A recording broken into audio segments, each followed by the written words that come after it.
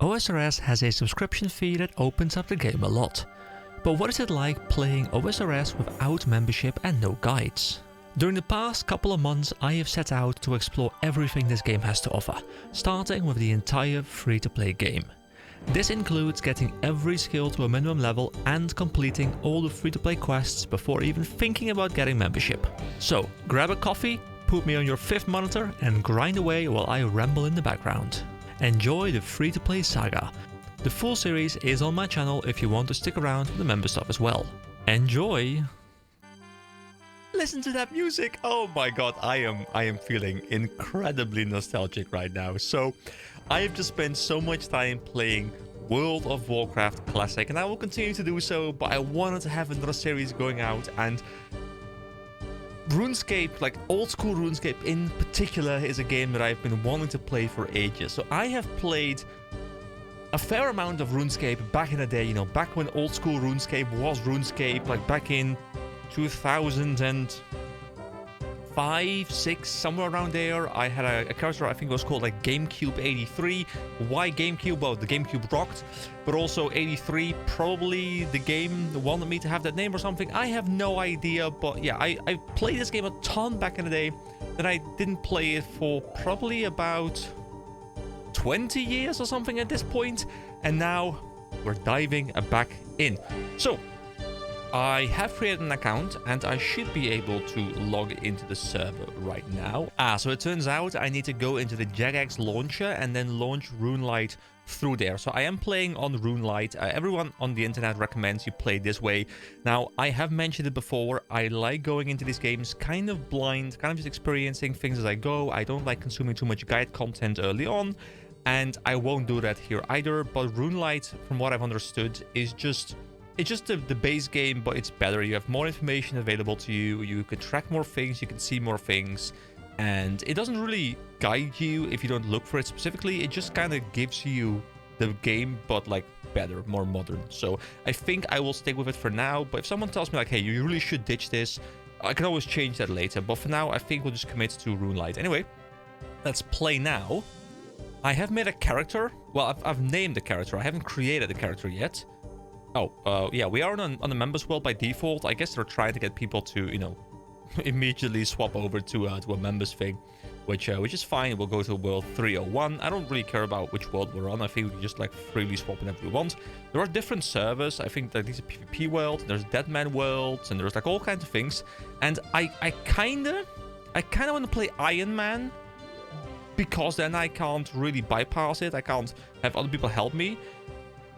But also, I'm like completely new to the game and I don't want to impose a challenge on myself that might be way too difficult. So what I'll do is I'll probably play semi-Iron Man, where I kind of impose some level of Iron Man rules on myself, where I want to try and make sure I do a lot of things myself. But, you know, I'm not stuck in Iron Man only, so I can, if for whatever reason I want to deviate from those rules, I can deviate from those rules. Anyway, we'll be free for now, but obviously, if I do get into the game properly, I'll probably swap over to a members server later. So, let's play. That's not rambling before we even get into the game. It's kind of my style. You know, if you haven't seen me before, my style is kind of rambly. And I will have to figure out where my webcam goes, because I think I'm going to be on top of like some stats and stuff. But we'll figure that out as soon as we create our character. So, I will just create something and I'll be back in a moment. Alright, we'll go for a bit of a rugged look. You know, we've got like the rugged head, like the stuff has been torn apart. We can see the arms, because obviously, you know, the sun's out, so the guns are out. You know, we got to flex those biceps and those triceps properly with the ragged pants. And yeah, I think the collar doesn't really matter too much, because I think we'll be replacing this by gear fairly soon. Anyway, here we go. I guess we're into the game. So use the arrow keys on your keyboard to rotate the camera. Okay. Oh my god, this looks so ancient. It's gonna be great. So scroll off your middle mouse button to zoom in and out. Okay. So yeah, my middle mouse button is a bit weird sometimes, where like it'll like I'll be scrolling down and it'll like pop back up, or like one tick and then it'll go back down or something. It's a little bit weird. So anyway, getting started.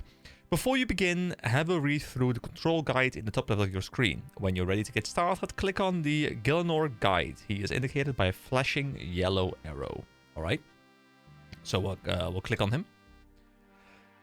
Greetings! I see you are a new arrival to the world of Gielinor. I think it's Gielinor, right? I think I pronounced that correctly. My job is to welcome all new visitors. So, welcome. Thank you. Okay, so click here to continue. It's specifically over here on the text itself, which I think is kind of good. You have already learned the first thing needed to succeed in this world, talking to other people.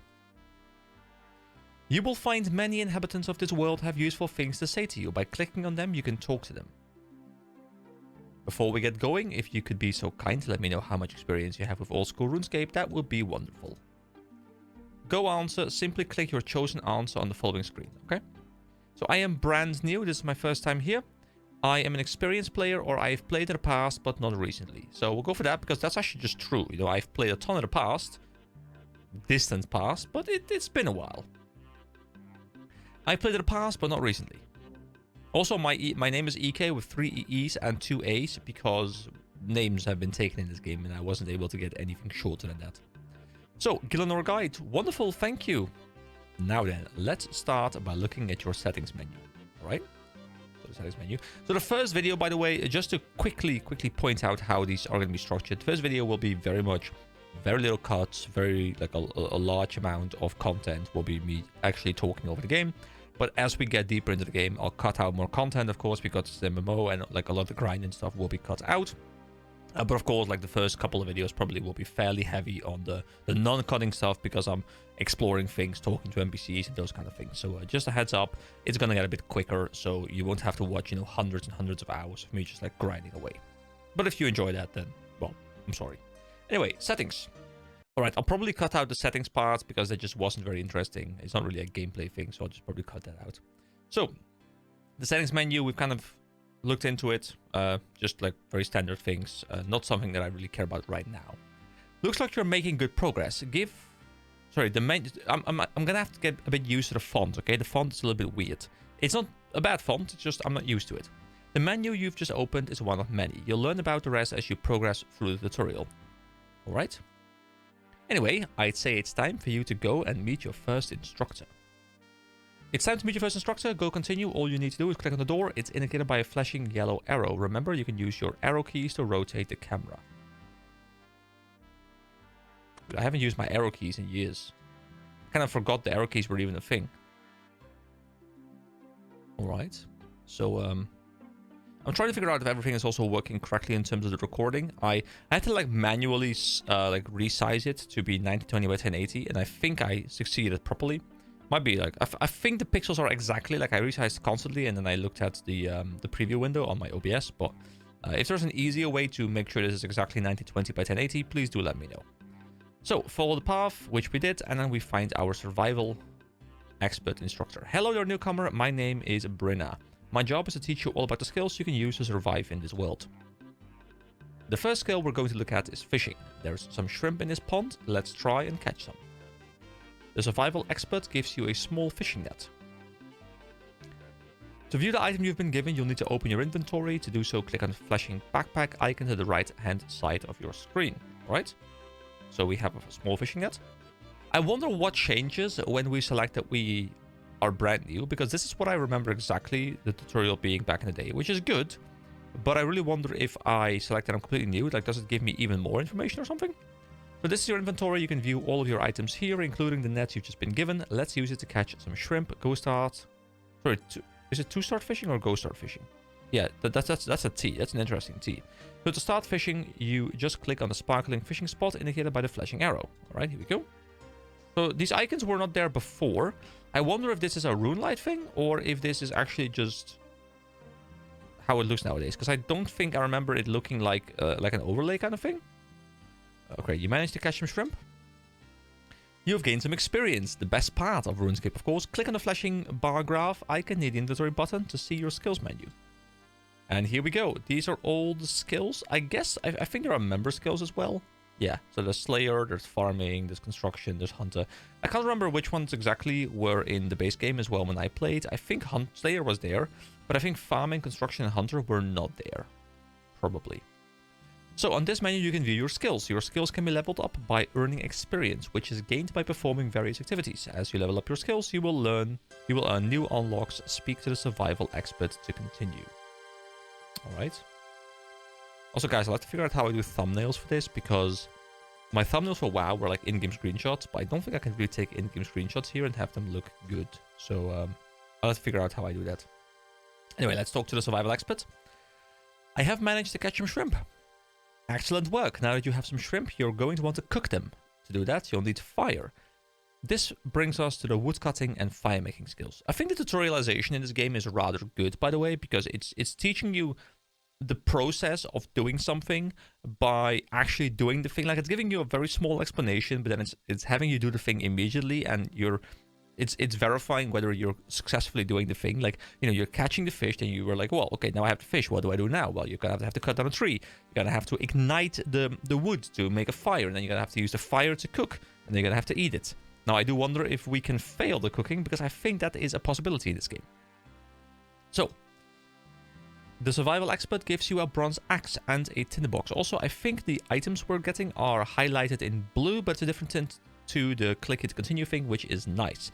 Kind of wish I could like hover it or something so I could see what it was, but obviously it's a bit of an older game, and that is not a thing here. It's time to cook your shrimp. However, you require a fire to do that, which means you need some logs. You can cut down trees using your woodcutting skill. All you need is an axe. Give it a go by clicking on one of the trees in the area. So, good thing is, I apparently don't need to have it in my hand. I just need to have it in my inventory. So I just click on the tree. Please wait. Your character is now attempting to cut down the tree. Sit back for a moment while he does all the hard work, which I like to see, because that means I can take a quick sip of a drink. And we did indeed manage to cut some logs. Now that you have some logs, it's time to light a fire. First, click on the tinderbox in your inventory. Then, with the tinderbox highlighted, click on the logs to use the tinderbox on them. So, click on the Hold on. So, first click on the tinderbox, okay? And then click on the tinderbox. Then with the tinderbox highlighted, click on the logs, okay? So that we combine the items, kind of, okay? It also says it's tracking my fire making up here. I think that is RuneLight doing the tracking. So we've got 40 experience so far. Next level in 83, remaining 43. Okay.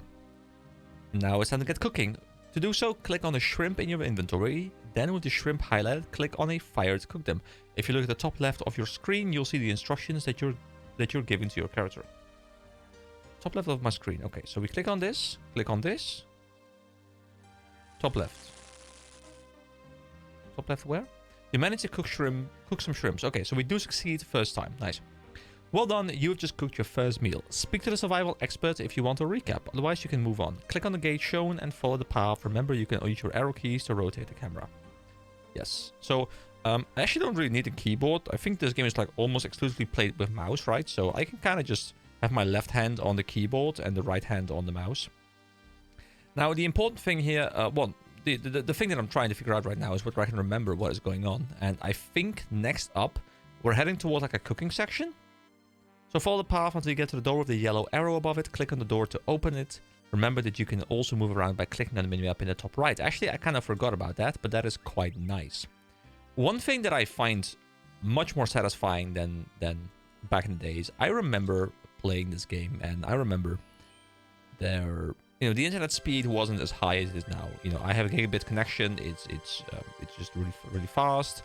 I can download like games in like a couple of minutes. Like everything is just so much faster. Most of you probably have fairly similar connections to what I have right now, but it's so much better. Because I remember back in the day that I would click right here, and it would be like a proper like 2-second delay or something before the input was actually registered. Because obviously, you know, it has to communicate with the server, it has to then process the thing, it has to send the feedback to me, and then the animation starts playing, which nowadays sounds like it's a very quick thing. But back in the day, you know, when I think we were talking about like just past. I think we didn't have dial-up connections anymore, but it definitely wasn't fast internet. So having the input being like near instant now is much better. Now there is still a bit of a delay, but I think that's literally just the way the game is coded. Like that's not internet, that's just the way the game is coded, which is fine because the delay is small enough where I don't really care. Plus it's not very fast-paced gameplay. So talk to the chef indicated. He will teach you the more advanced aspects of cooking, such as combining ingredients. All right, let's talk to the cook, the master chef. Welcome, newcomer. I am the master chef, Lev. It is here that I will teach you how to cook food truly fit for a king. I already know how to cook. Brianna taught me just now. You call that cooking? Some shrimp on an open log fire? Oh, no, no, no, no, no. I am going to teach you the fine art of cooking bread. Get the master chef... Sorry, the master chef gives you some flour and some water.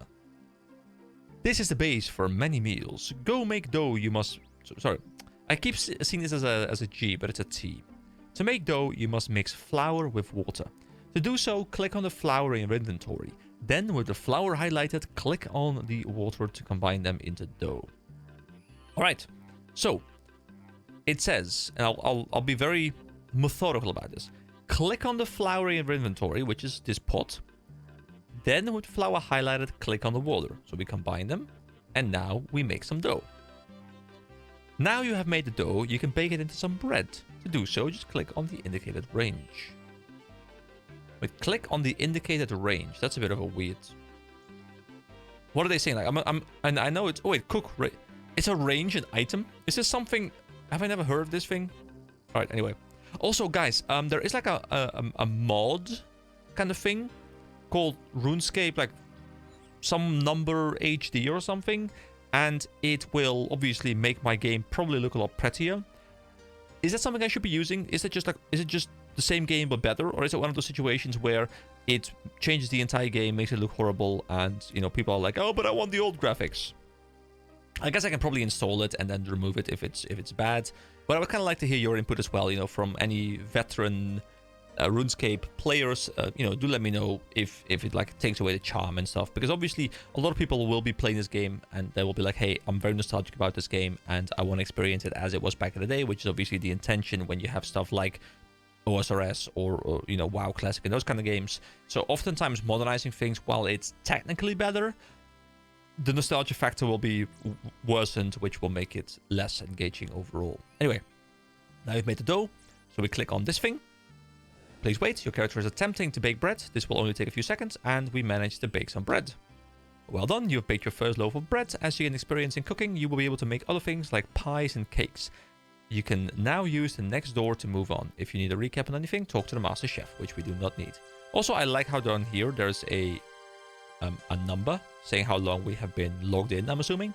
And we are going for 18 minutes, which also kind of helps me out because it lets me know how long I've been recording for.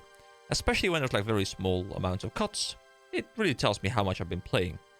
So, fancy a run. When navigating the world, you can either run or walk. Running is faster, but you can't run for as long as you'll run out of energy. You can use the flashing orb next to the minimap to toggle running. Why not try it as you head to the next section? I actually kind of forgot about the running thing. So, it says weight 7 kilograms and runtime remaining 131. Does that mean that depending on the weight in my inventory and potentially even the weight of my equipped items, I will be able to run less time? Because I'll be heavier? I'm assuming that's what it means, right? And I'll do a calculation based on my current weight. And I'm assuming I could probably... Wait, this is walking. And this is running. Alright, so follow the path. Actually, let me click on the map here. Let me actually properly start using the map. I do feel like the game looks a little bit small. As in, like, the actual playable space, like this part over here, is a rather small part of the actual game. I can probably fine-tune it in some ways. Guys, if you have any mods or anything like you think I should really install... as I've said, you know, I don't really want to have the game be played for me. I don't want to have the game be trivialized. I don't want to have quest helpers and those kind of things, at least not early on.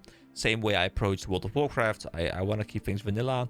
But if there are quality of life things, graphical enhancements, things where you think they just simply enhance my gameplay without taking anything away. Wow, that was a cut right there, and I just had like the most random like cough just like come up and like completely destroy me. There was like a minute break there where I was just coughing all over the place, and I don't know why. I've sort of recovered now.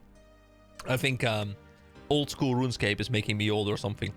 It's time to learn about quests. Just talk to the quest guide to get started. So, one reason why I have been wanting to play this game is because I keep hearing that RuneScape has the best quests ever. Like, people keep saying that, you know, RuneScape quests are, like, well-designed, they're engaging, they're, like, whole, like, standalone stories almost, and they are just, like, just overall incredibly well-designed. Now, I don't know if they're talking about RuneScape 3 questing, or if they're talking about Old School RuneScape questing, but back in the day, you know, I was one of those people, you know, I think most people are like this when they're kids, and a lot of people are still like this. I was one of those people, I was just kind of spamming through the dialogue, I was skilling, I was...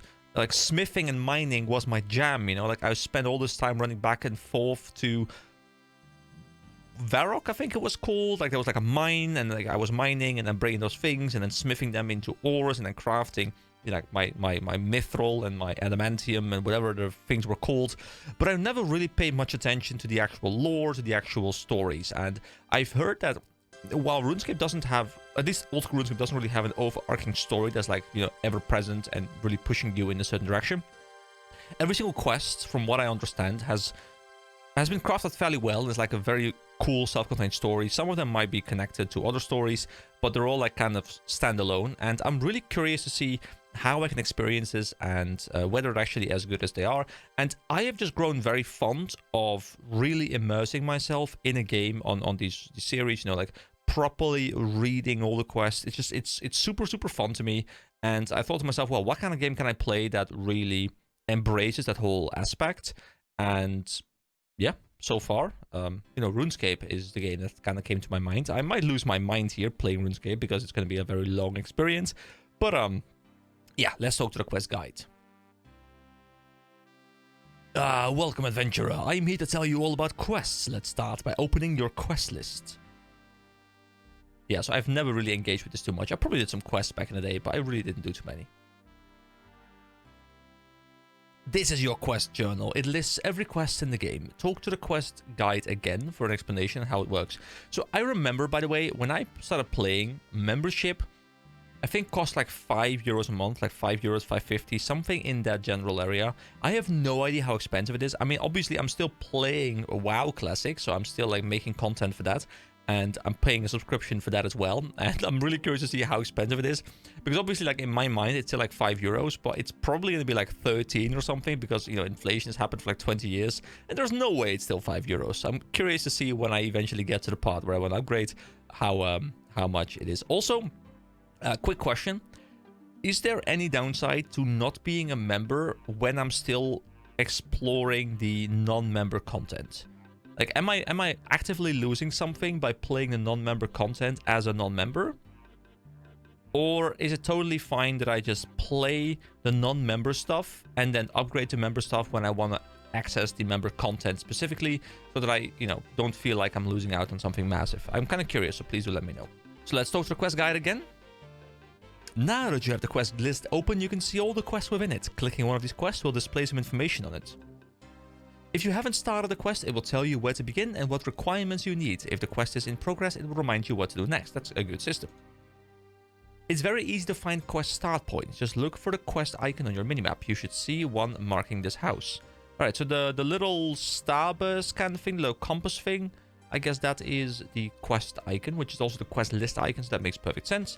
There's water over there, like a water station. I guess that's for making bread, like refilling the bucket or something.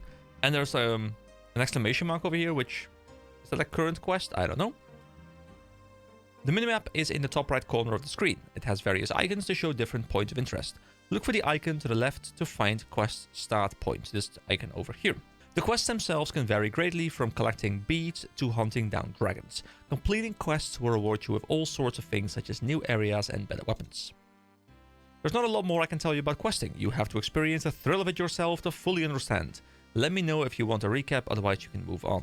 Alright, let's move on. It's time to enter some caves. Click on the ladder to go down to the next area. I think combat is upon us. And of course, combat is beautiful in this game. So, mining and smithing. Next, let's get you a weapon. Or, more to the point, you can make your first weapon yourself. Don't panic, the mining instructor will help you. Talk to him and he'll tell you all about it. So far, I think the introduction has been really, really good.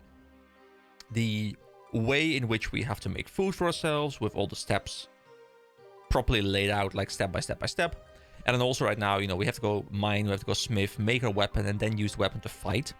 The one thing that I feel like kinda isn't the greatest is the way the quest stuff is done. I think it would have been good if we had picked up a quest here or something, because then we could have engaged with the system. Like, we wouldn't have just read about the system, we would have actually properly engaged with the system. But I can click, for example, on Cook's Assistant, which I think is like one of the first quests most people do. I remember the name. And I like how it says, I can start this quest by talking to the cook in Lumbridge Castle, show on map. Can I actually do that already? I can. Oh, wait, this map is different than I remember. So can I see which areas are member areas and which ones are not member areas? Ah, Caridian Desert. Oh yeah, I remember all this stuff, like the funky music over there. Oh, where's that island? Oh, Karamya. Oh, I remember going there, and I think there was like a lobster farm, right? Like, you used to go to like the edge over here somewhere, and you would lobster farm, and then you would sell those lobsters to people. Oh, my God, the world. Wait, don't remember the world being this big. I'm assuming the world is like much bigger nowadays, because from what I understand, the way this game updates is it still updates, but it just has a very like active polling system where it asks whether players want it, and only if the massive majority wants to update it, it gets updated, which I think is a good system for these kind of games, because you don't want to ruin the game by like reintroducing the RuneScape 3 things into it, because there's a reason why they've kind of like gone different ways. Hi there, you must be new around here. So what do I call you? Newcomer seems so impersonal, and if we're going to be working together, I'd rather call you by your name. You can call me EK. Yeah, that's how you spell it now, apparently. Okay then, EK, my name is Dezik, and I'm a miner by trade. Let's teach you how to mine. Mining is very simple. All you need is a pickaxe. The rocks around here contain tin and copper. Why don't you get started by mining some? Ooh, cool little side story. So, I remember back in the day, you know, when I was still playing RuneScape, and I was at my grandparents', and we were watching this show on TV. This, I think it was called Lotto Weekend Millionaires, I think the name was. And, you know, you have these questions, and people have to answer them. And, like, you know, obviously if you don't answer them correctly, then, you know, you drop out. But if you answer them correctly, like, you move up and up and up and up and up and make more money. And I remember there was a question at some point where it was like, hey, what ingredients are used in the creation process of copper? And nobody knew. And I was just sitting there, and I was just like, oh, sorry, not copper, bronze. I think it's bronze, right? So everyone was just sitting there like, I have no idea. And, you know, I'm like this 10-year-old kid or whatever, and I'm like, yeah, it's tin and copper. And they're all looking at me like, what? How do you know? And I'm like, I play RuneScape. That's how I know. And I think tin and copper, I think that's what makes it like it says here, and I think the first tier is bronze, right? And I might be misremembering, but back then I knew very clearly that tin and copper made bronze. And yeah, I still remember that to this day, because, you know, it gave me so many points, you know. Well, not really actually points, but it made me feel good. It made me feel really good. So the mining instructor gives you a bronze pickaxe, guys. You have seen nobody take this long to get through the entire starting area. I'm gonna have like an hour video of just me going through here, and you'll enjoy it. Okay, there we go. It's more like a stream at this point, guys. It's much less a playthrough. It's more like a stream. So go mine a rock. All you need to do is click on it. First up, try mining some tin. All right, here we go. So do we contest rocks with other people? Wait, there's so many people here. Are these? There's actually multiple people here. Okay. You managed to mine some tin. Alright, now that you have some tin ore, you need some copper. Go and mine a rock. All you need to do is click on it. So there is these, the copper rocks. Doesn't matter which one I click, like it says that one, but I guess it doesn't really matter, right? Alright, we get some copper as well. Smelting. You now have some tin ore and some copper ore. You can smelt these into a bronze bar. To do so, just click on the indicated furnace. Alright, click the furnace. You smelt the copper and tin together. So how does the game know what I want to put together? Like, if I had multiple different things in my inventory, will I get a selection screen? Or is it just pick like the most, like the first ones that appear in my inventory or something? So we've made a bronze bar. We speak to the mining instructor again, and he will show us how to make it into a weapon. I have a bronze bar. What now? And now that you've got a bar, you can smith it into a weapon. Go smith something. You need a hammer and an anvil. Sorry, to smith something. Once again, the G is just, it's messing me up. It's a T. There are some anvils just here that you can use. See if you can make a bronze dagger. Alright, we get a hammer. To smith, you'll need a hammer and enough metal bars to make the desired item, as well as a handy anvil. Go start the process, click on the anvil, or alternatively use the bar on it. Alright, so we can click all. What is this? Quantity, all. Alright, so we have a lot of different things we can make. They're all bronze things right now. So technically, I guess I could start making all of these things. Oh, you cannot make this on Tutorial Island. Okay. Okay, cool. So it says we need to make a dagger. I don't want to make the other things as well, but I guess I'll make a dagger. Congratulations, you made your first weapon. Now it's time to move on. Go through the gauge shown by the arrow. Remember, you may need to move the camera to see your surroundings. Speak to the mining instructor for a recap at any time. Alright, but I will equip. You'll be told how to equip items later. But I'm doing the thing! I'm equipping the item. I mean, it's so far, it's pays rather well. I think it's a good tutorial. So, combat. In this area, you will find out about melee and ranged combat. Speak to the guide and he will tell you all about it. Alright, hello Mr. Combat Instructor. Hi, my name is EK. Do I look like I care? To me, you're just another newcomer who thinks they're ready to fight. I am Vanaga, the greatest swordsman alive, and I'm here to teach you the basics of combat. Let's get started by teaching you how to wield a weapon. You now have access to a new interface. Click on the flashing icon of a man, the one to the right of your backpack icon. Here you go. This is your worn inventory. Here you can see what items you have equipped. In the bottom left corner, you will notice a flashing button with a shield and helmet on it. This button lets you view more details on what you have equipped. Click it now. Ah, all the bonuses. Was this there in the past? I don't remember this being there in the past. You can see what items you are wearing in the worn inventory to the left of the screen, with their combined statistics on the right. Let's add something. Click your dagger to equip it. There we go. We get some stab. Increases your chance of hitting successfully when you attack. You are now holding your dagger. Clothes, armor, weapons, and more are equipped like this. You can unequip items by clicking on them in the worn inventory. Speak to the combat instructor to continue. Alright, so we close this off.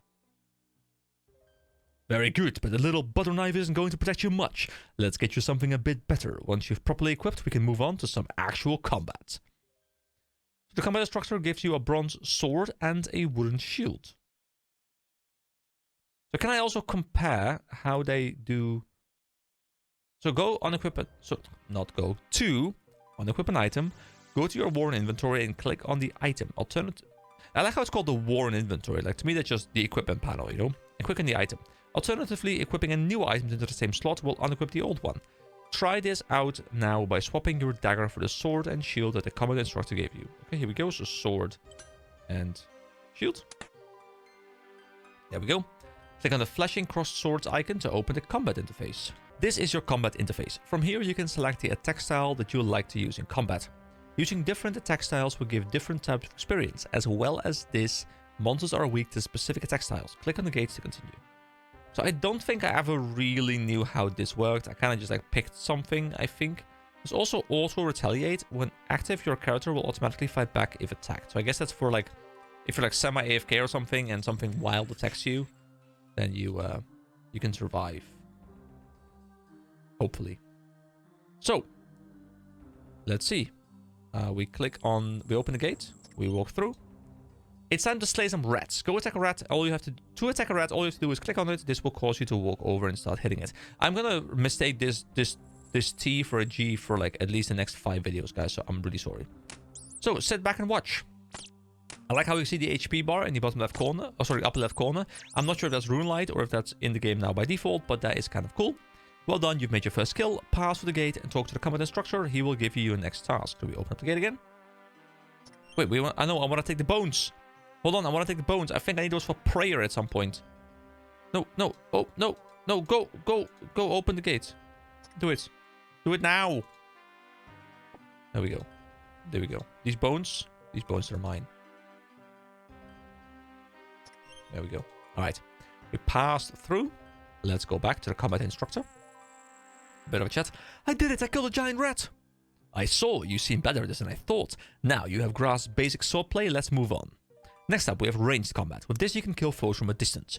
With ranged, you'll be able to attack the rats without entering the pit, meaning they won't be able to fight back. The combat instructor gives you a short bow and some bronze arrows. Alright, so we equip the short bow, I guess. You now have a bone. You have a bone? Well, I mean, to be fair, that's true. I have bones. You have a bow and some arrows. Before you can use them, you'll need to equip them. Once equipped with the ranging gear, try killing another rat. You don't need to enter the pen this time. Go attack the rat. To attack the rat, just click on it. Guys, I'm gonna keep messing this up. I'm sorry, but it's... That's a G. Okay, that's a G. So, short bow, bronze arrows. I can see the arrows in the upper left corner of the screen as well, so I can keep track of how many I have. That's kind of nice. So we click on the giant rat, and we start pew-pewing it. There we go. Beautiful. And now it's just moving on. So we have to click on the indicated ladder. Let me re-equip my sword and shield. It's like a lot of like weapon swapping in this game as well. You know, where you like actively swap between like ranged, like you open up with ranged, and then in the middle of combat you swap over to melee, stuff like that. So, banking. Follow the path and you will come to the front of the building. This is the Bank of Gillenor, where you can store all your most valued items. To open your bank, just click on the indicated booth. So, whoa, no, go here, into the building. Yes, thank you very much. And this is the bank.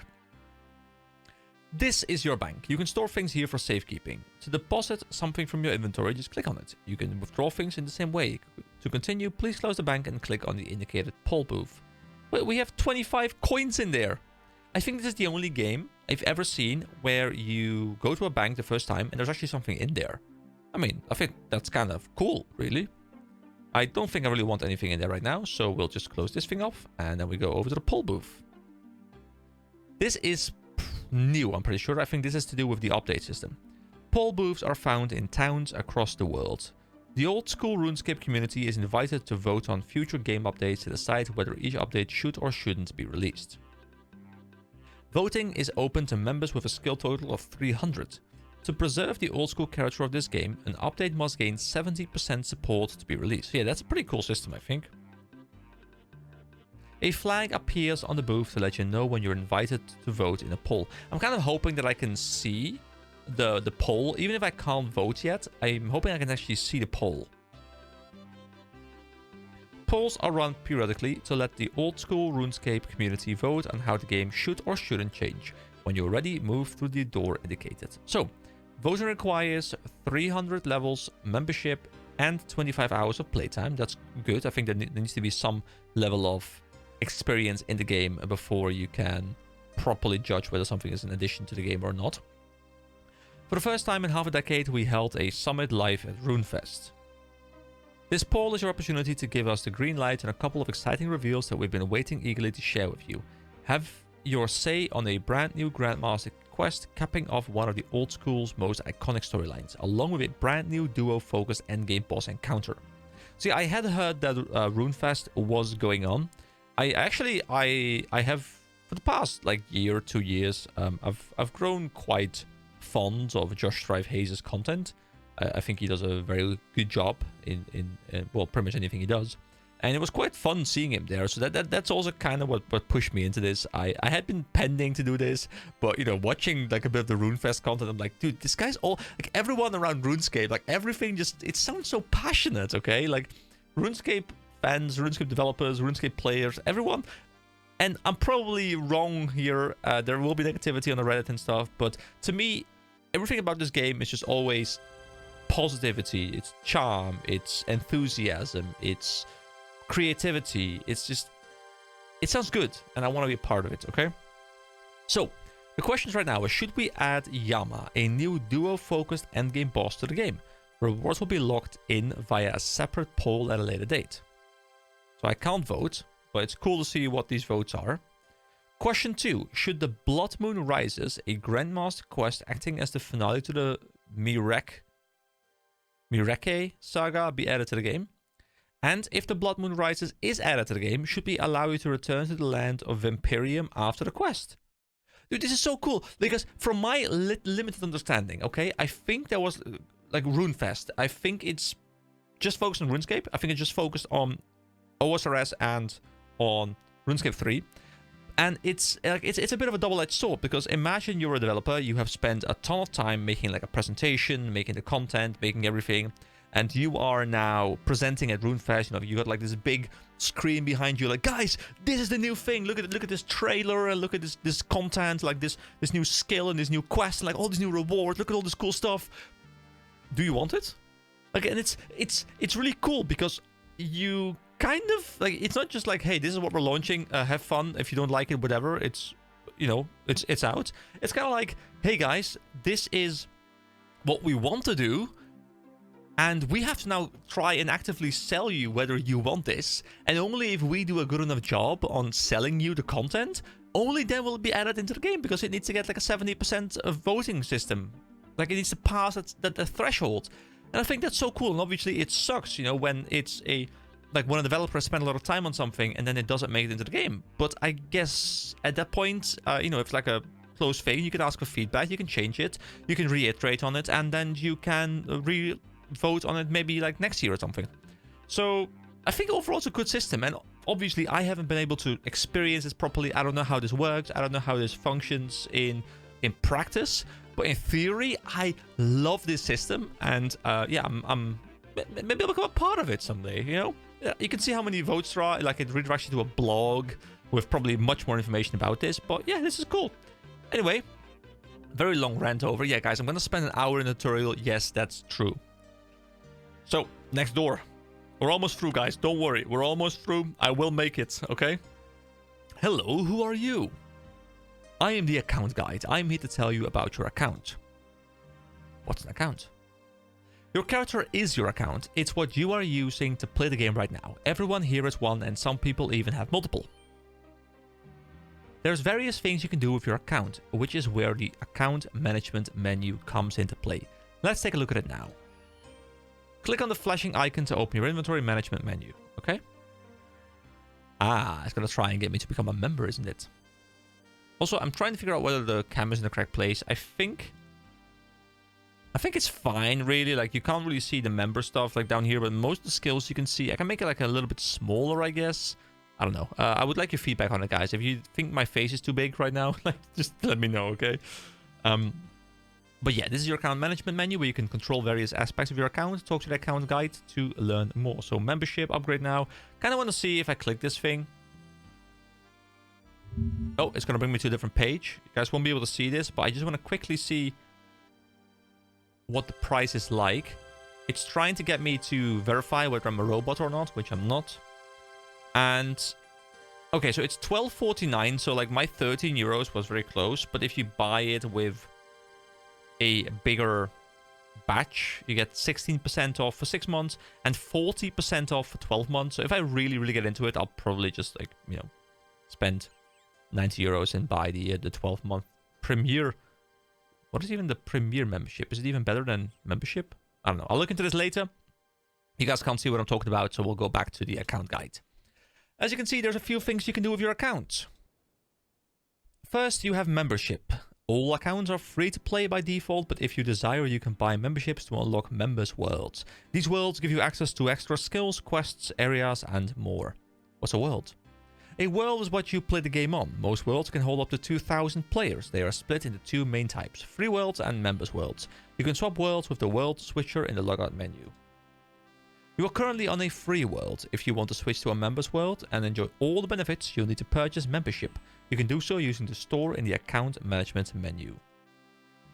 Bonds are another thing that you should know about. You can purchase bonds from the store in the account management menu. Once you have some bonds, you can redeem them for membership. But how does that work? But why would I use a bond instead of just buying membership normally? Unlike memberships, bonds can be traded with other players. You can purchase a bond and then sell it to another player for some gold. No, I don't like that. I don't like that, guys. If gold is a very big part of this game, which I don't know if it is, but if it is a big part of this game, and you can bypass it by purchasing bonds and then sell them to other players for gold, like, doesn't that create some sort of pay-to-win environment? I don't know if I don't know how big of a deal it is, but I don't like it in theory. So alternatively, you could use your gold to buy a bond from another player, which is kind of interesting to me because obviously I could save money that way, but they're probably very expensive for a new player like me.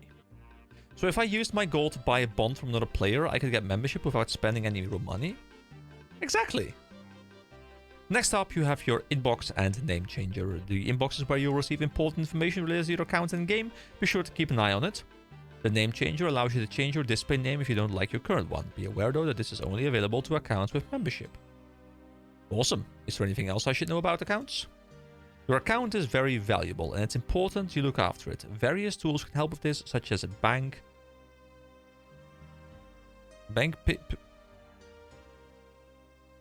what does it even say? Bank something. And two-factor authentication options. You'll find more information on account security on the customer support webpage, and you can blah, blah, blah, blah. This is like out-of-game stuff, not really interesting to you guys. Anyway, that's everything I have to tell you about accounts. Let me know if you need a recap. Otherwise, head on to the next instructor. Alright. As you can see, the bar at the bottom of the screen, we are getting somewhere, okay? I promise you, before this video is over, we will have made our way to the end of the tutorial. I think this is mage stuff, right? Like prayer and mage stuff. Follow the path to the chapel and enter it. Once inside, talk to the monk. He'll tell you all about prayer skills. Good day, brother. Hello, I am Brother Brace. I'm here to tell you about prayer. So, I remember leveling this, but it always felt like a bit of a weird system. Talk with Brother Brace and he'll tell you about prayers. This is your prayer list. Prayers can help a lot in combat. Click on the prayer you wish to use to activate it, and click it again to deactivate it. Active prayers will drain your prayer points, which you can recharge by finding an altar or other holy spot and praying there. As you noticed, most enemies will drop bones when defeated. Burying bones by clicking on them in your inventory will gain you prayer experience. I'm also the community manager officer around here, so it's my job to tell you about your friends and ignore lists. Alright, we got a friends list. These two lists can be very helpful for keeping track of your friends or for blocking people you don't like. You can swap between the two lists using the button and the top right corner of the menu. So like here. Ignorers and friends, okay? Speak with Brother Brace to learn more. Right, now I'll tell you a little bit about each list. You can add people to either list by clicking the add button, then typing their name into the box that appears. You remove people from the list in the same way. If you add someone to your ignore list, they will not be able to talk to you or send you any form of message to you. Your friends list shows the online status of your friends. Friends in red are offline, friends in green are online and on the same world, and friends in yellow are online but on a different world. Okay, thanks, I'll bear it in mind. You're almost finished on Tutorial Island. Pass through the door to find the path leading to your final instructor. Alright, let's go to the door. Let's go through the door. Let's go learn how to become a mage. I think follow the path to the wizard's house, where you'll be shown how to cast spells. When you get there, just talk with the magic instructor. Right, follow the path. We can follow the path. It's over here. Alright. Wait, there's an Iron Man tutor. Hello, EK. I am Paul, the Iron Man tutor. What can I do for you? Tell me about Iron Man. When you play as an Iron Man, you do everything for yourself. You don't trade with other players or take their items or accept their help. As an Iron Man, you choose to have these restrictions imposed on you so everyone knows you're doing it properly. If you think you have what it takes, you can choose to become a hardcore Iron Man. In addition to the standard restrictions, hardcore Iron Men only have one life. In the event of a dangerous death, your hardcore Iron Man status will be downgraded to that of a standard Iron Man, and your stats will be frozen on the hardcore Iron Man high scores. If you have some friends, you could stand alone. Wait, if you have some friends, you could stand alone. What? Together as Group Iron Man. Group Iron Man have the same restrictions as regular Iron Man, except you can trade your items with each other. That's kind of a cool system, really. Like, you can kind of create like a group.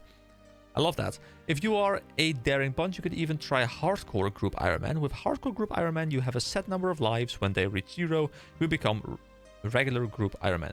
So does that mean that you have shared lives or among all of you? So like if one person dies like a certain amount of times, like all your lives are burned.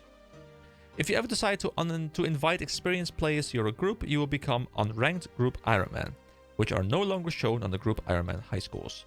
For the Ultimate Challenge, you can choose to become an Ultimate Iron Man, a game mode inspired by the player Iron No Bank. That's kind of cool, like they're actually referencing a player here. In addition to the standard restrictions, Ultimate Iron Man are blocked from using the bank and they drop all their items when they die.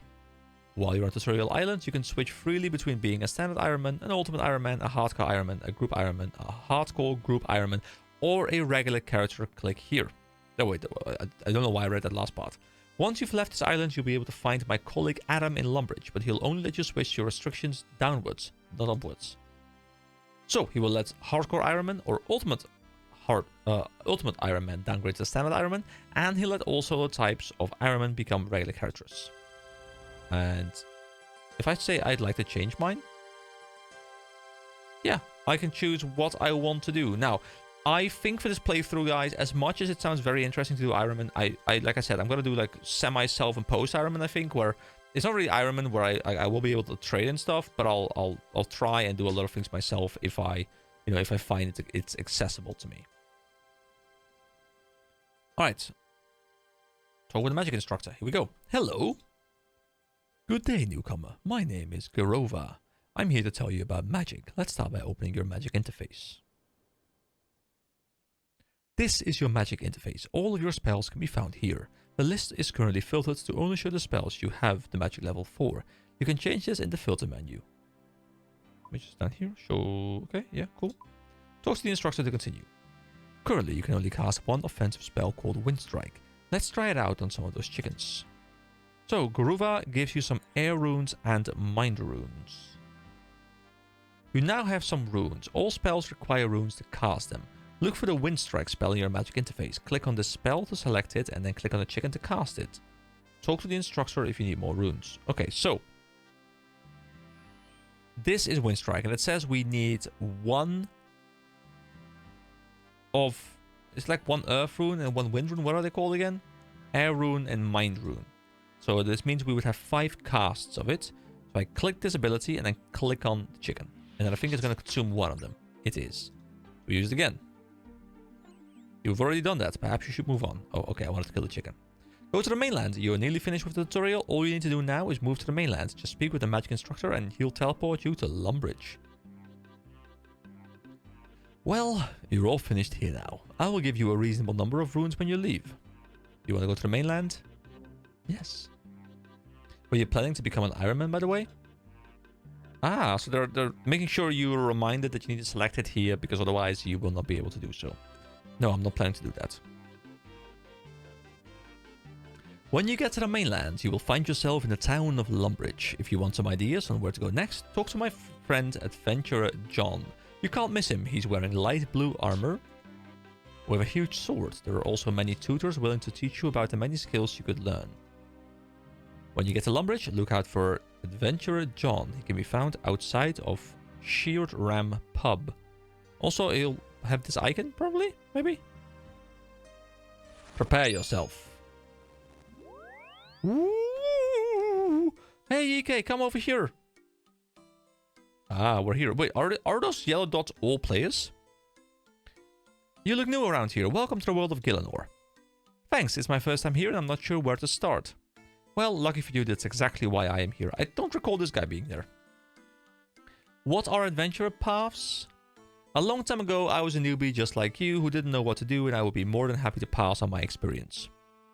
I've created some adventure paths which I recommend you start off with. An adventure path is a list of tasks which you can complete in any order. To help you get started on your adventure path, I'll also give you a starter kit with some useful items. Once you've completed an adventure path, come back to me and I'll give you a reward. Start by opening your quest panel and then selecting the flashing yellow star.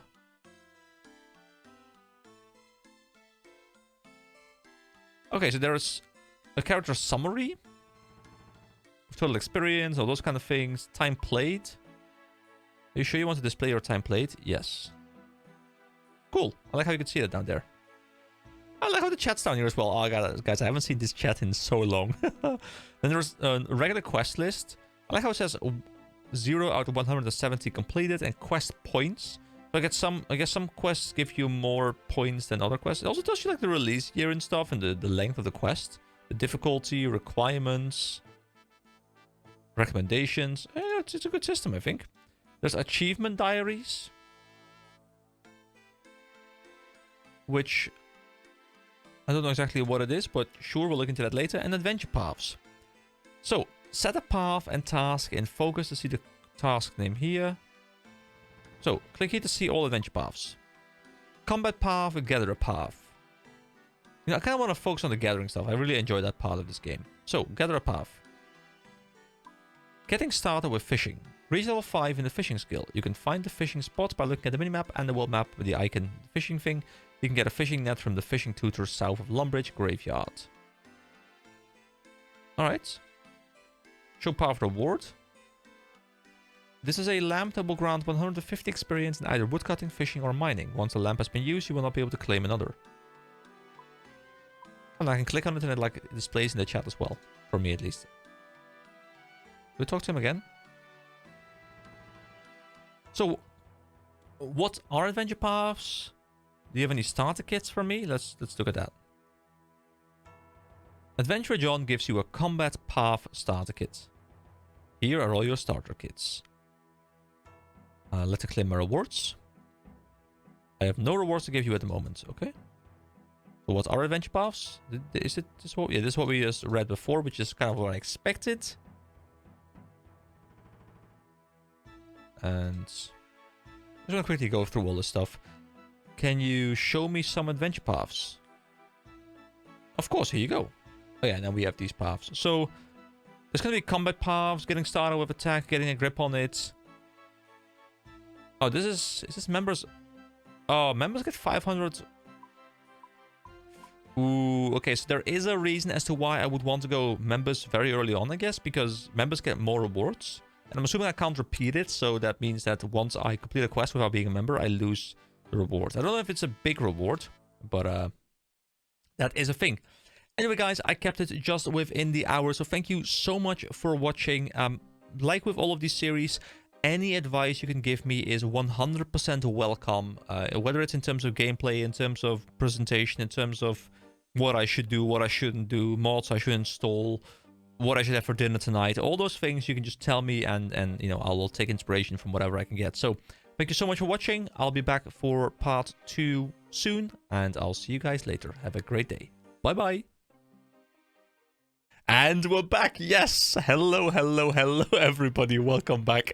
I just wrapped up a WoW Classic recording, and I was like, you know, I gotta pump some more RuneScape because I'm just really in that mood today. You know, where you just want to keep on going. Unfortunately, this is getting a bit late. I don't have as much time today, but you know, I'm excited. So let's get going. So last time, you know, we obviously had Tutorial Island. We had a lot of stuff going on. We're now into the game proper. We still have a fairly full inventory. Lots of stuff in here. I don't know if you can like expand your inventory in any way as well.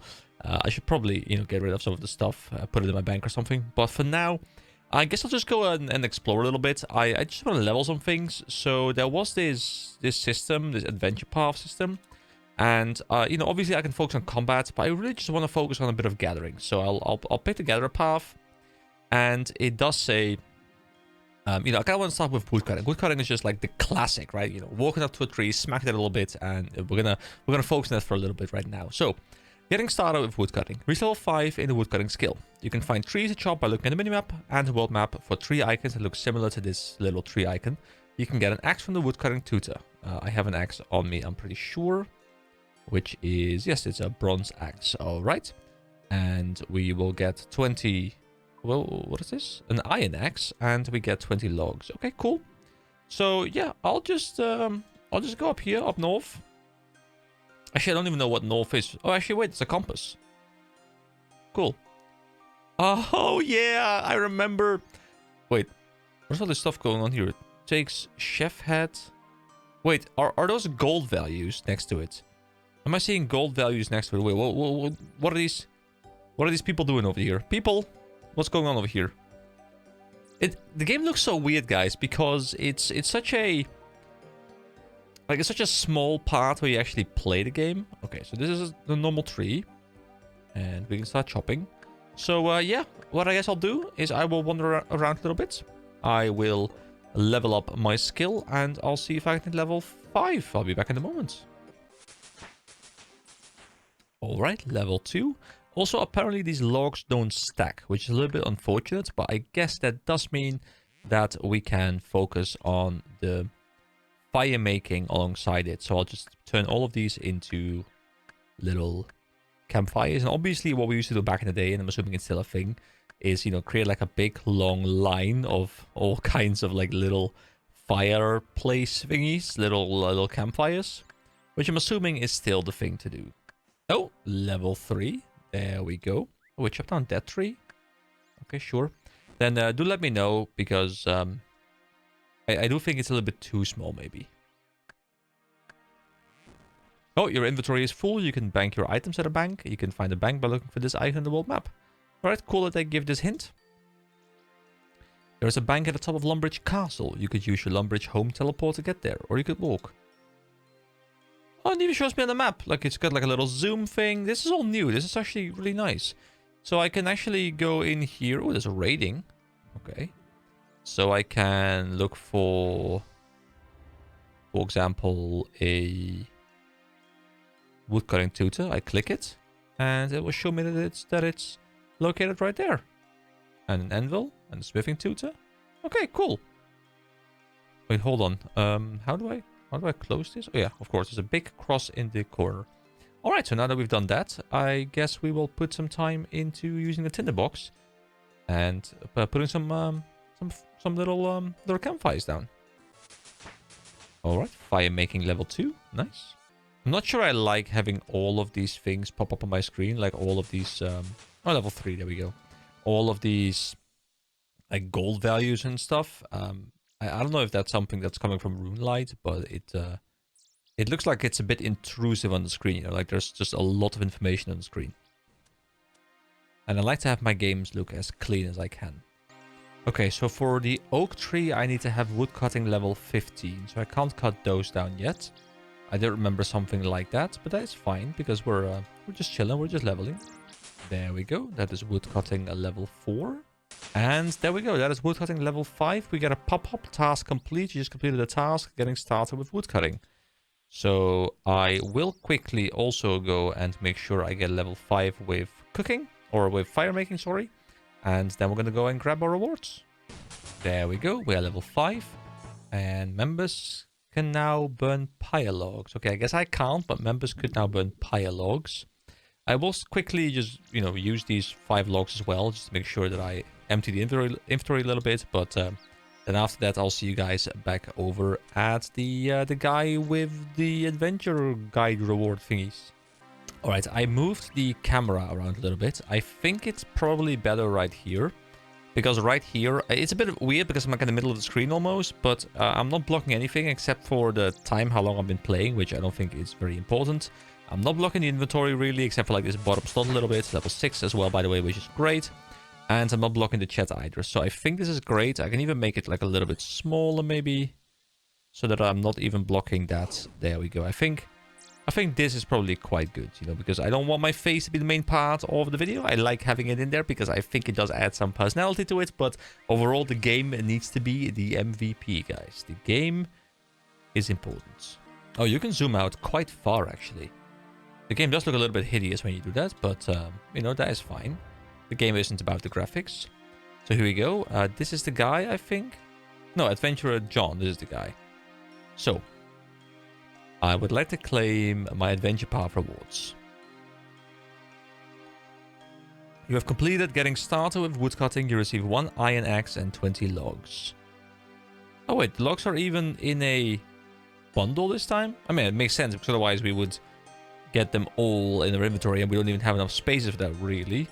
So can we also put them in like a pile? I'll have to look into that.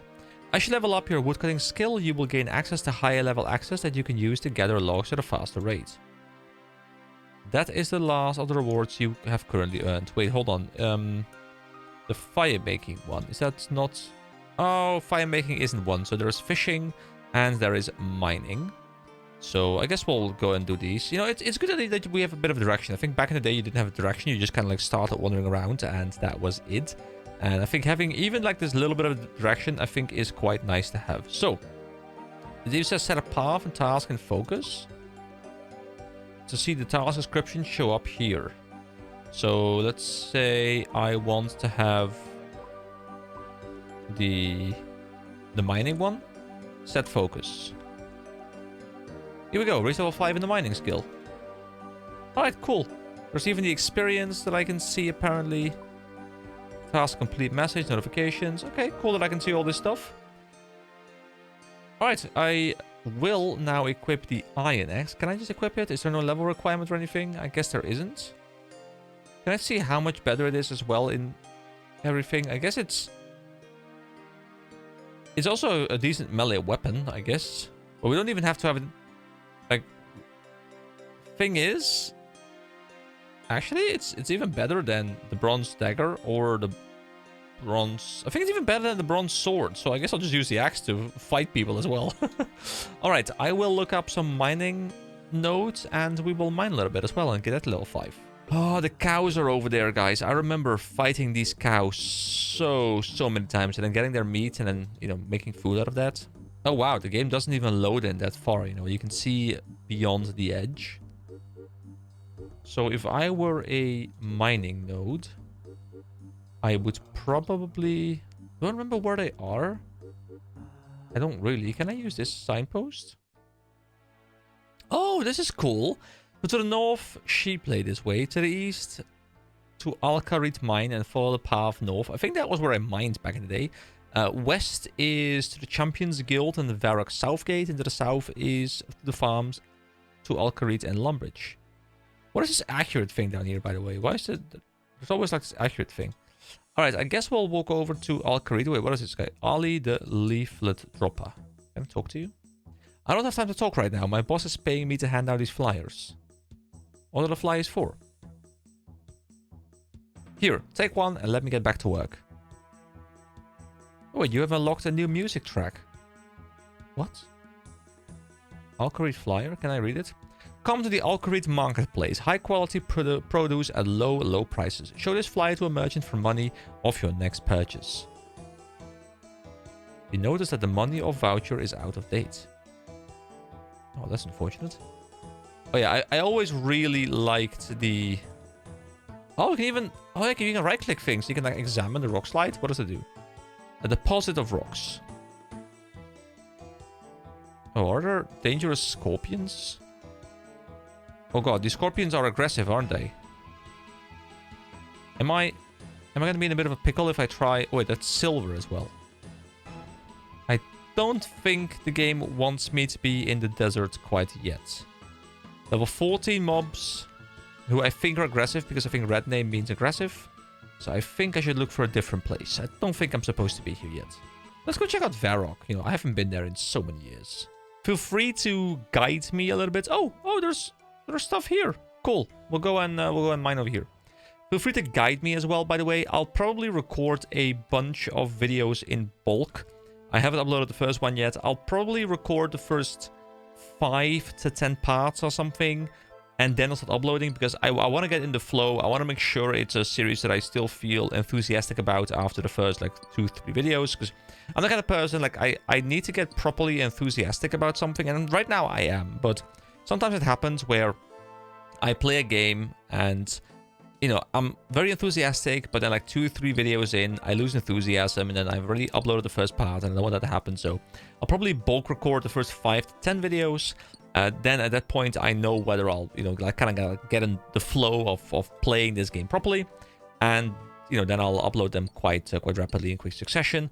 But still, even though the videos will be slightly behind the curve, feel free to give me any advice you want to give me, because I probably will have learned way less than you guys can teach me in the comments. So yeah, thank you for that. I will quickly go mine. The problem is right now that my inventory is rather full. I really gotta go empty some things. I think I should probably put some stuff in the bank. Like there's like bread and stuff, but I have full HP right now. So I'm gonna make sure I get one more tin, I get one more copper, and then I'll go smelt those things in Varrock, I guess. I'm assuming you can smelt in Varrock, right? I think there was a smelting. Or like an anvil. Guys, there's actually so many people around here. Like, I see so many people wandering around, and that's actually a great feeling. Now, Varrock, I do believe, is the main town. It is the big town, so people will obviously be here. But it still feels good to see all these people around. I think it's like such a popular game. It's actually good to see. All right, so let's go banking. This is your bank. No one else can touch it but you. The bank is used to store your items. You can click on an item in your inventory to move it into your bank. If you want to move everything from your inventory into the bank, you can use the deposit all button. The deposit worn button that will move all your worn items into the bank for you. So all of my currently equipped items, I'm assuming that means. Well, 5 out of 14. Alright, let's quickly go through this. If you want to deposit or withdraw more than one item at a time, you can right-click the item and select a quantity to withdraw. You can also change the amount of items moved by changing the quantity buttons. You can also withdraw items as a banknote. You withdraw an item as a banknote by changing the withdraw option to note. Wait, oh, is that this thing? Items that stack and untradeable items can't be withdrawn as banknotes. Banknotes are useful for when you need to transfer a large amount of goods around the game. You are able to sell them using the Grand Exchange to stores and to other players. Turn them back into items, deposit them into the bank, and withdraw them as an item. You can drag items around the bank to move them. There are 2 types of item movement, swap and insert. If you have swap selected when you drag an item into the other bank, into another and in the bank, then the items will swap position with each other. If you have insert selected when you drag an item into another, the item you are dragging will be moved onto the position of the other item. Items will then be shifted up or down based on the initial position of the dragged item. So much information here, guys. Is this all in-game or is this the RuneLite client doing stuff? Because the thing is, I don't really know what parts of the UI are the game itself and which part of the UI might actually be RuneLite. Here you can create or manage your bank tabs. If you have space, that will be tab with a plus icon on it. You can drag an item into it to create a bank tab. You can right click on a tab and select collapse to remove the bank tab and move the items in the bank tab to the main bank tab. You have a maximum of 9 custom tabs. Guys, this is so much quality of life. If you want to stop items moving around your bank when you withdraw an item, you can create a placeholder to keep an unusable copy in your bank. Simply right-click on an item in the bank and click on the placeholder option. Alternatively, you can toggle on the placeholder button to automatically create a placeholder when withdrawing an item. So you can actually have them have set positions in your bank. That's so cool. You can equip items while the bank is open. To do this, withdraw the armor and weapons you want, then right-click the item in the wear option. You can also eat and drink items in your inventory while the bank is open too by selecting the eat and drink option instead. Alternatively, you can access the equipment tab here and equip items in your inventory by left-clicking instead. Alright, lots of information. Some of the stuff I will probably forget, but at least I've seen it once and it's good to see. So I can have new tabs. And I could, for example, what I could do, so I could have like a tab for my gear, okay? So the gear that I'm not using. So I click it. Oh, it's even given. Oh, so it's all and then there. Okay.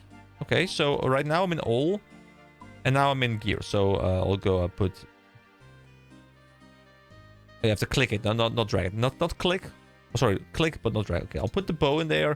I really care about the bow right now. Okay, so I want to deposit all bronze arrows, and let's for now put the. You know what? We'll go fishing later. The wooden shield I think I can actually equip wield. There we go. This is food. Can I drag it as well in my inventory, like the different spots? I can. So the buckets we'll put away from now. This pot we'll put away for now. I'll sort this later. You know, I'll just put it everywhere, and then I'll. This flyer probably won't really use too much, but I'll just put it in there. The logs we can put in here as well. Oh yeah, okay. Now I see it. Now it's going to become an item, right? Yeah, okay. So deposit all. And those. Okay, in the bank it does stack. Okay, that's good to see. So we can deposit all of this if we wanted to, and it will also stack. Yes, it will. So we will withdraw. Oh, you can withdraw all but one. And you can placeholder it. Okay, cool. Withdraw all. So we will go ahead and we will go and smelt these. These runes I will deposit for now. I know some of them I might need for a teleportation, but I'd rather walk right now. You know, it's fine. I'll grab them later because I want to just keep my inventory kind of clean. This starter kit we can open up in just a moment, and the bread I guess we can use as well. So I'll go back here. Now that you know the basics of using a bank, would you like to make your bank secure by setting up a bank pin? A bank pin is a 4-digit code you will need to use to gain access to your bank once every login. This means if your account is ever accessed by anyone that is not you, they will not be able to access your bank account, and it takes all of your items. You also get an extra 8 spaces to store your goods in the bank as well. Sure. Guys, hold on. Let me cut this. Alright, a pin has been set. And that means I can now leave this place. All right, let's see if we can find the smithing thing. Now, I think what I can do is I can open up the map. Yes. And guys, this game, I almost feel like I'm playing like some old Elder Scrolls game or something with like the old UI and stuff. So I need to find not shopping. Can I search as well? I can search. So I can search for Smith. Okay, not sure that worked. But it's fine. We will find it over here. There's game features. Clan. Altar. Dungeon. Raid. Anvil. Training. Anvil. So I click Anvil. And we are here, I think. And no, wait, actually, are we here? I guess we are here. Oh, yeah. Okay, and the anvil is... Oh, it's right here. Oh, that's quite close. Alright, the anvil is over here. You should select an item from your inventory and use it on the anvil. Okay, so click this. And... oh, wait. Do I just click one of them? And does it, like, automatically...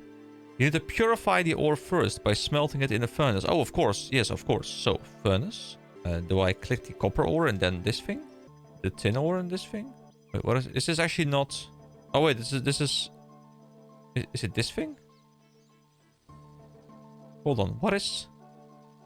This drill? Lathe? What is a lathe even? Isn't this like the smelting... Wait, this looks like it's a futuristic thing. Hold on. Hold on. Am I blind? Where... Can I smelt things? Is it not this thing? Let's actually open this thing as well, by the way. The combat starter kit. Oh my god, so much stuff. Wait, hold on. What? What?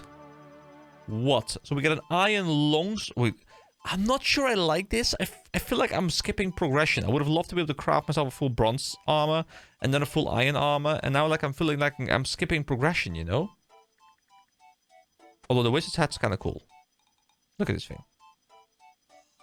All right, let's get the chain body armor, the leg plates, the helmets.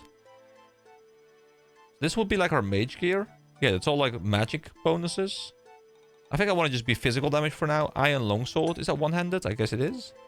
Do we have an iron shield as well? I guess we don't. With leather vambraces. Okay, cool. So I'll put all the magic stuff in the bank. But I have yet to figure out how I'm smithing, guys. I feel like I'm a complete idiot, but, you know, that's fine, because that's the fun part. Oh, there isn't a furnace.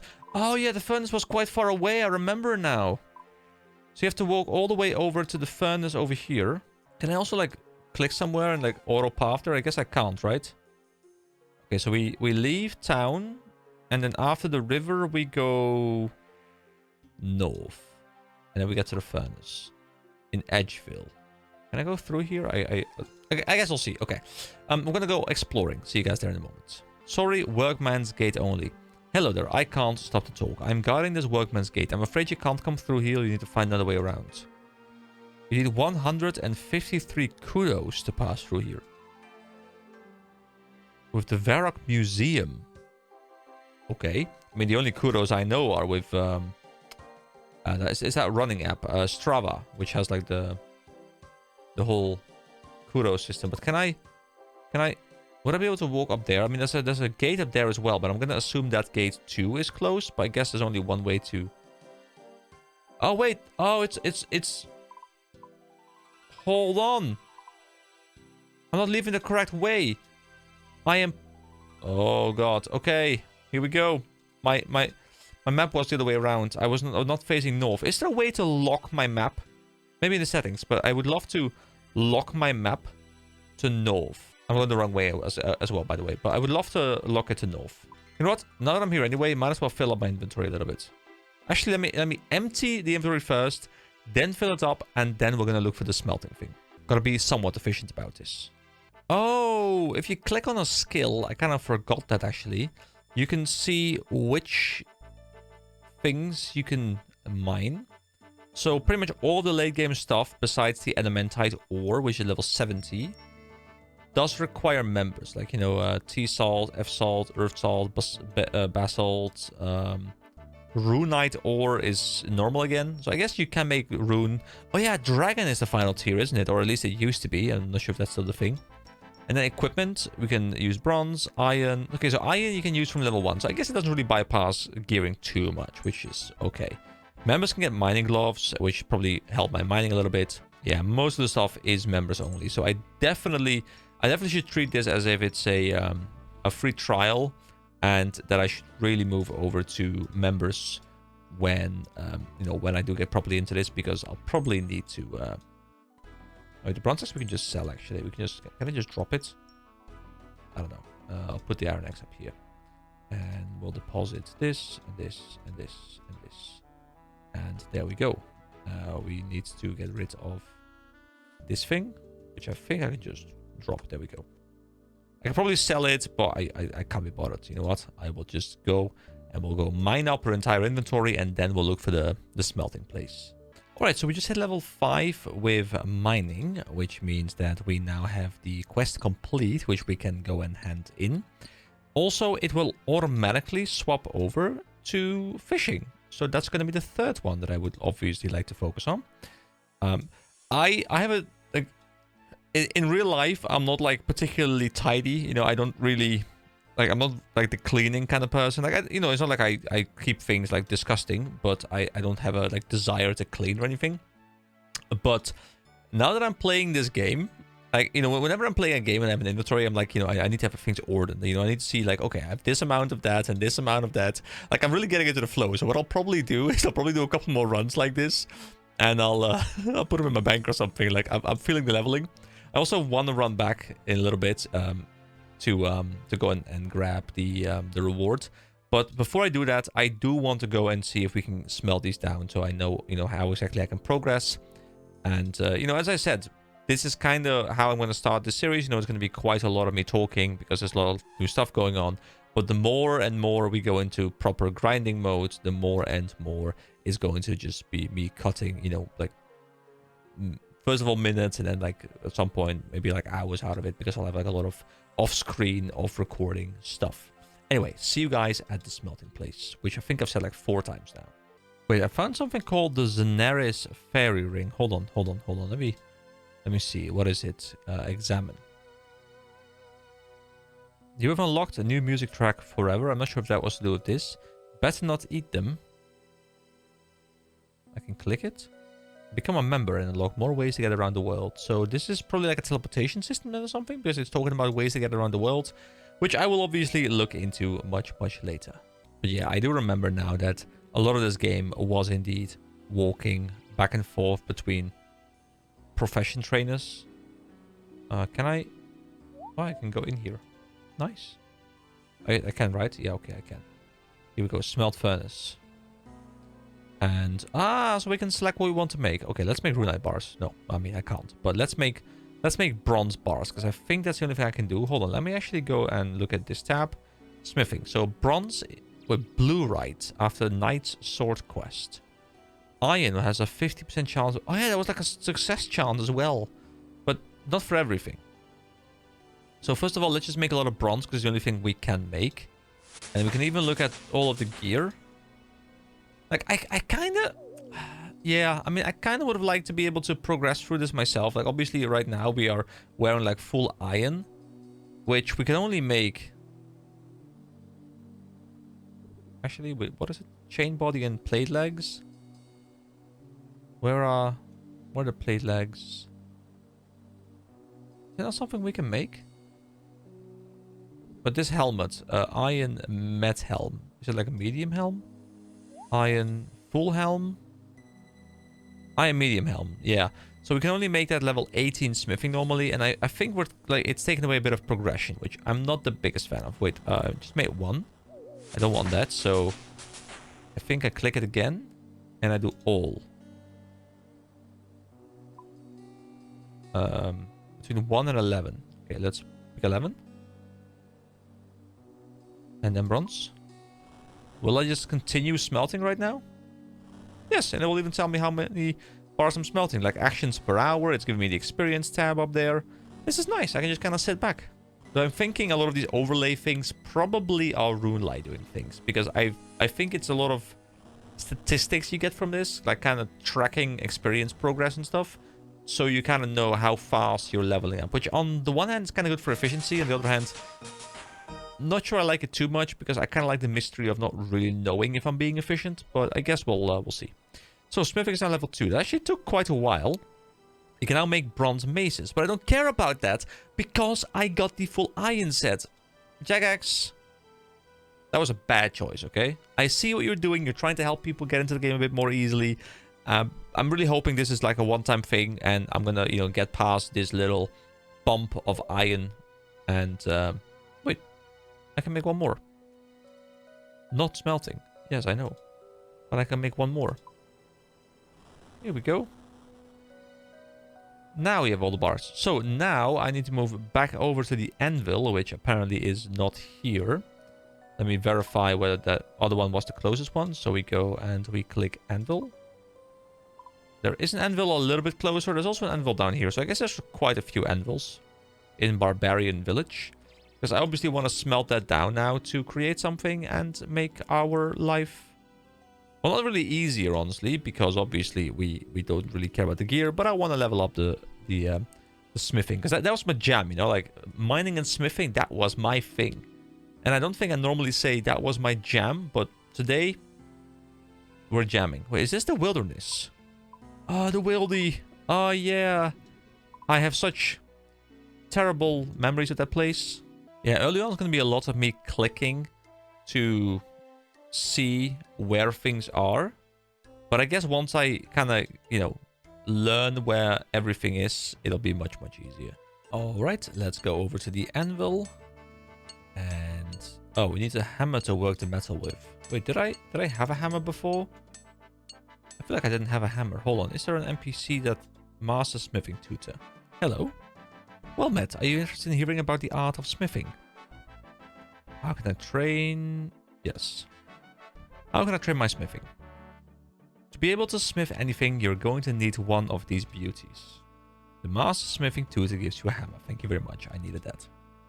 You're going to need to get your hand on some metal bars. You can do this by mining your own ores and smelting them at a furnace. There is a furnace located in Lumbridge, just north of the castle, opposite to the general store. If you're looking for some ore, there is a mine east of Varrock, where you can find some copper and tin ore. Don't forget to bring a pickaxe. When you have your bars, bring them to an anvil to open the smithing interface. If the item name is in black, this means you do not have the level to smith the item. If the name is in white, this means you have the level to smith the item. You will see the bars required to smith the item underneath the name of the item. If the number of bars is in orange, this means you do not have enough bars to smith the item. If it is in green, this means you have enough bars for the item. Thanks for the advice. Anything else? No, not for now. Not right now, thank you. I like how he has the same dialogue as I do.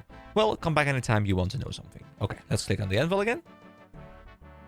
So we could, like, we have enough bars to make everything around here. But we... Oh, we need level... sorry, I didn't need to click it, really. But we can only make daggers and axes because those are the ones we have the level requirements for. Now, the thing I'm wondering is... Because I don't care about the actual gear, I am wondering whether they all give different levels of experience. Let's make one dagger,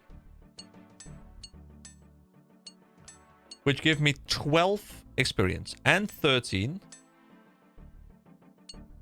Wait, hold on. So there's like 12 to 13. I guess we're like, I selected all or something. So it's 12 to 13-ish per dagger. Now let's go and make axes. 12, 13. Okay, so I guess it is practically the same.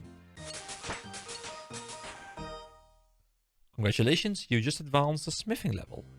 Now level 3. You can now make bronze. I love this pop-up, you know, like I used to get so excited back in the day, you know, like I level up and I'd be like, oh my god, I can make something new, and I'd be like, oh yeah, it was great. So I'm still kind of feeling that right now. You can now make bronze, medium helms, and members can make bronze crossbow bolts. I think it's a good thing that they're at least displaying what members can make. And obviously, it's a bit of a tactic to try and push people into the membership, but honestly, they should do that because it's a sub fee. There isn't much else to buy. I don't think there's even a cash shop really in this game. So pushing people to your paid service when you've been doing this very well for like 20 years now, I think that's totally fine. So I don't really mind it. And at least we get to see what we're missing out on. And obviously, it's a bit of a fear of missing out FOMO trick.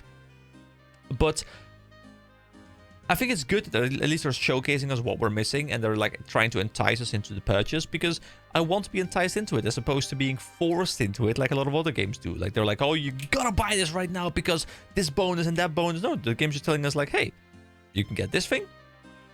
You don't need to, but you can get it. And I think that's really good. So that means that we can make medium helms. Do they give more experience? They still require the 1 bar. So is it like on a... I'm assuming the experience you're getting, because it's like 12 to 13 again. I'm assuming the experience you're getting is not for the item. It is per bar smelted. So like using a bronze bar gives you 12 to 13 experience per bar, no matter what you use it on. Which also makes me assume if you have something that requires 2 bars, you will simply get 24 to 26 experience per bar. Wonder if you can get 25 then as well, if there's like rounding things. But that's a different question. But I'm assuming that's how the experience system behind the game works. All right, so what do we do with all these things now? Well, actually, I'm not 100%. We could probably vendor them. But I want to see what the Grand Exchange has to offer me. Now, nobody probably wants these items, so there might not be a way to sell them. But we'll see how this works. I'm assuming the Grand Exchange is... Sorry, it's not here. It's here. So if I click like in there, but on the edge, I'm assuming my character will now find a way to path all the way around it, right? Yeah, so that's good. So I can really just click where I want to go, and my character will find a path towards it. That is good to see. So the Grand Exchange is over here. Wait, a new music track. The Trade Parade. Listen to this. Look at all these people! Oh, it's so good to see this game populated. Okay, the Grand Exchange cloak. So this was added kind of like when I had already stopped playing, I'm pretty sure. I love it. I remember all the like the little things you could put like colon something colon, and then like have a type like a wave or something, and you get like all these cool animations in chat. I love that. I never knew how to do it, you know, but people did it and I was like, oh my god, that's so cool. So welcome to the Grand Exchange. Would you like to trade now or exchange item sets? How do I use the Grand Exchange? My colleagues and I can let you set up trade offers. You can offer to sell items or buy items. When you want to sell something, you give us the items and tell us how much money you want for them. We'll look for someone who wants to buy those items at your price and will perform the trade. You can then collect the cash here or at any bank. When you want to buy something, you tell us what you want and give us the cash you're willing to spend on it. We'll look for someone who's willing to sell the items at your price and will perform the trade. You can then collect the items here or at any bank along with any leftover cash. Sometimes it takes a while to find a matching trade offer. If you change your mind, we'll let you cancel your trade offer and we'll return your unused items and cash. That's all the essential information you need to get started. Would you like to trade now or exchange item sets? I would like to set up a trade, please. Alright, so we have all of these things. Let's see. I can put in a bronze dagger. And I'm going to put all of them in there. And the price per item is 74 coins. No fee expected. I'm assuming it... so the actively traded price isn't 89. There's a 1% convenience fee, which I'm assuming... Yeah, the ground change charges a fee for selling most items. This is typically 1% of the amount paid for each item. Or 5 million coins, whichever is lower. Are there situations where you have 500 million coins in this game? I felt like it was like a low gold kind of game, but maybe I'm wrong. For very cheap items, a 1% fee rounds down to 0, so you don't pay any fee on them. When you offer items for sale, the menu shows how much money you receive once the fee is paid and how much this was calculated. However, you may receive more money than expected if the buyer is offering a higher price. When this happens, the fee is calculated off the amount they paid. A few items are completely exempt from these fees, such as bonds or various basic tools. No fee is charged when they are sold. Alright, so it's good to have a fee, of course, because I've seen a lot of people complain about fees in any game that has a marketplace system. It is simply a way to remove gold from the game. A lot of people don't seem to understand this, but like mobs are dropping gold infinitely. And if the money keeps coming into the game over and over and over again, without any way to remove gold from the game. That means that at some point the amount of gold in the game will become so ridiculous that prices will go up, known as inflation, which then means that, you know, at some point nobody can buy anything anymore because all the rich people have like millions of gold and there's no way to catch up to them, and like prices become ridiculous and everything just goes to complete shit. So you have to find ways to remove things from the game, or remove gold from the game. Obviously there's like vendors for this. There's like travel costs in our games, like fast travel costs in Guild Wars 2, for example, but also having a cut of the item on a trading post system is the way to do that, because that removes gold very efficiently from the game. So a lot of people seem to bitch about it. I think it's actually, like, if a game doesn't have it, that worries me, because that means that the inflation might become a bit rampant. Anyway, that's a bit of a random side tangent to go on. Price per item, I can do plus, minus. Let's be friendly, let's put it at 69, guys. All right, let's go. Actually, that's 68. This is 69. Confirm. So it's been put up. Wait, it's been sold already? Well, I guess someone else was waiting for it. So collect coins. All right. And we put up the axes. And we do... all? Confirm.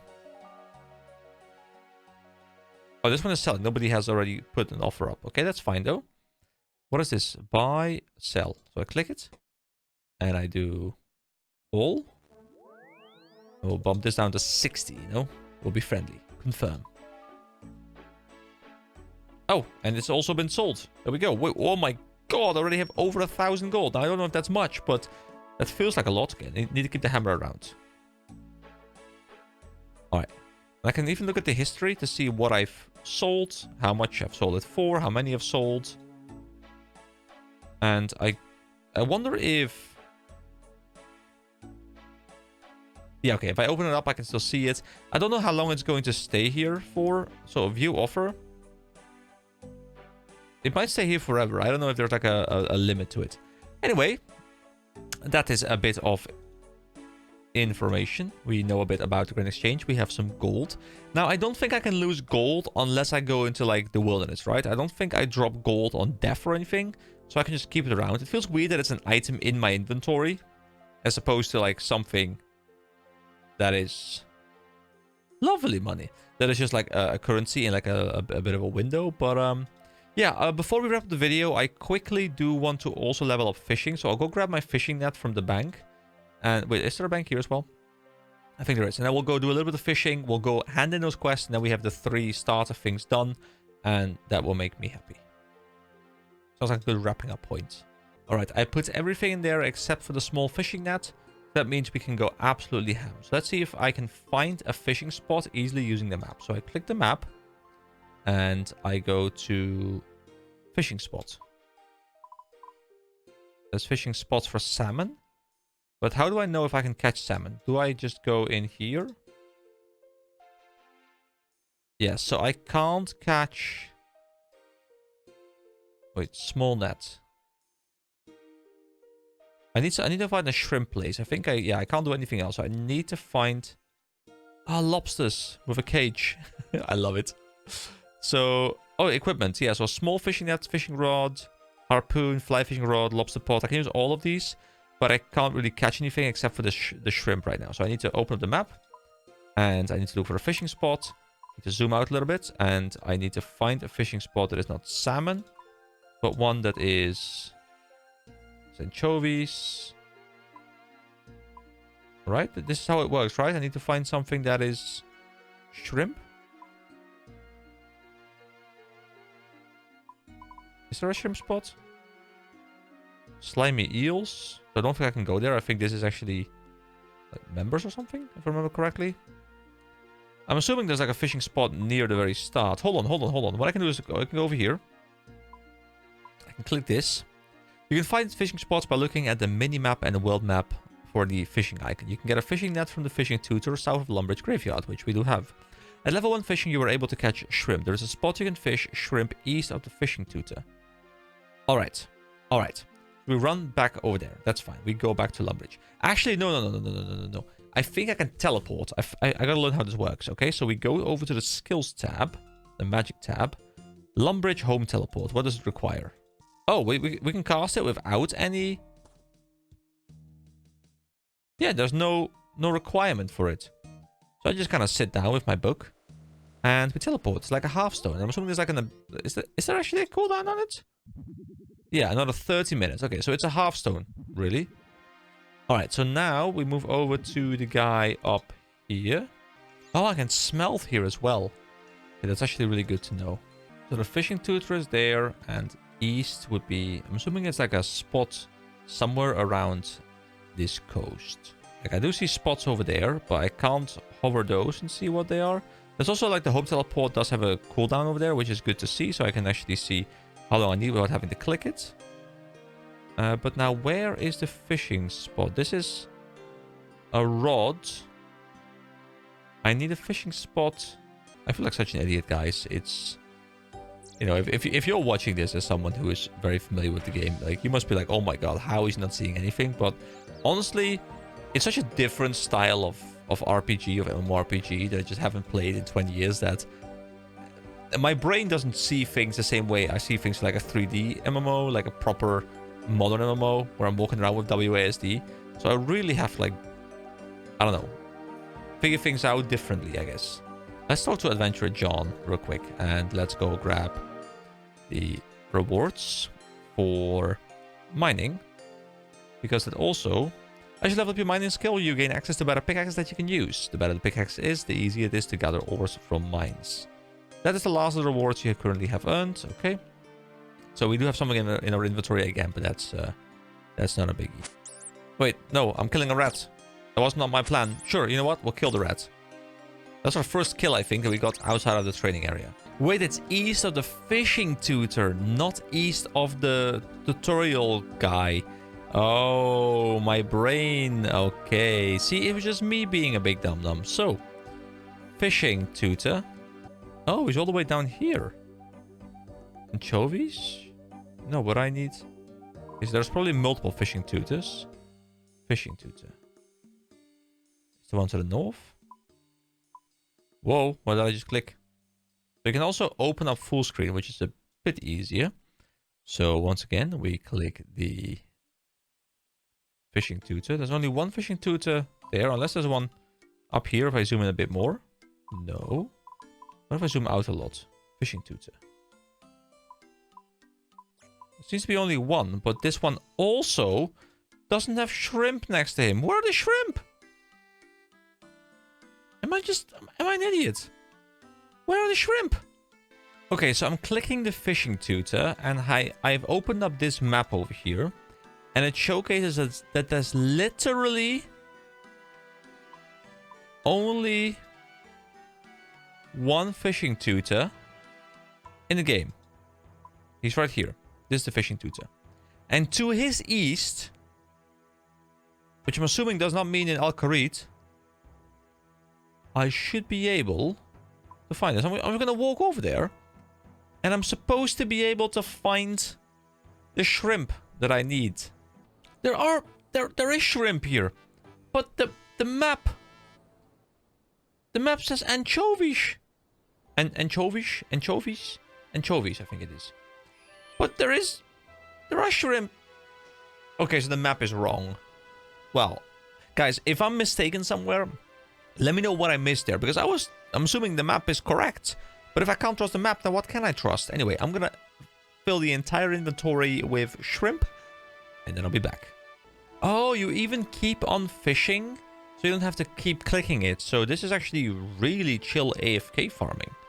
You know, you can just kind of... I can do this during work, you know? I can be working, and I can just be clicking this thing. I think there's even a mobile client for this, and normally I'm not a mobile gamer at all. I kind of despise mobile games in general. But I can see myself, you know, once I get into the grinding part of this game, where I just want to spend a couple hours leveling something without having any commentary going on, I could see myself playing a little bit on phone here or there, you know, like playing on my smartphone, just woodcutting away or something. I think that could work. So yeah, I'm curious to see how that works. But for now, there's too much to chat about, so there's not really any AFK time for me yet. So yeah, filling up the inventory. Be back in a moment. All right, there we go. We are now fishing a level 5. You can now try fishing for sardines. Members can now try fishing for karambwanji, whatever that might be. So I actually had to go over to a Lumbridge bank to pick up, well, not to pick up, to deposit the entire inventory full of shrimp, because this stuff doesn't level up too quickly. Fishing seems to be reasonably slow, but then again, it is kind of counteracted by the fact that you can of course do this semi-AFK, like, you know, I have to input something every so often when this like node disappears, then I can click another one. So I guess it's probably a fairly slow one, at least in comparison to like woodcutting and stuff, but at the same time it's less involved, that, you know, kind of compensates that. So I do want to quickly fill up the inventory before I leave here, because, you know, I'm doing it anyway. Actually, I'm saying that, but I wanna put some rewards there anyway, and I should really go to bed soon because it's getting quite late. So I'll put this in the bank. I'll be able to draw these later as a note, and then I can sell that note at the Grand Exchange, I'm pretty sure. But what I also want to do, of course, is I want to now go to the adventure guide guy, whatever it was called, and pick up the final one for today. All right, so we're back at Adventurer John. Once again, we would like to come to claim rewards, and you've completed getting started with fishing. You receive 1 fishing rod, which I didn't have yet, and 100 fishing bait. So you need bait for this. Okay, but that's fine. Adventurer John gives you 1 lamp of the gatherer. And I guess that's because I have done...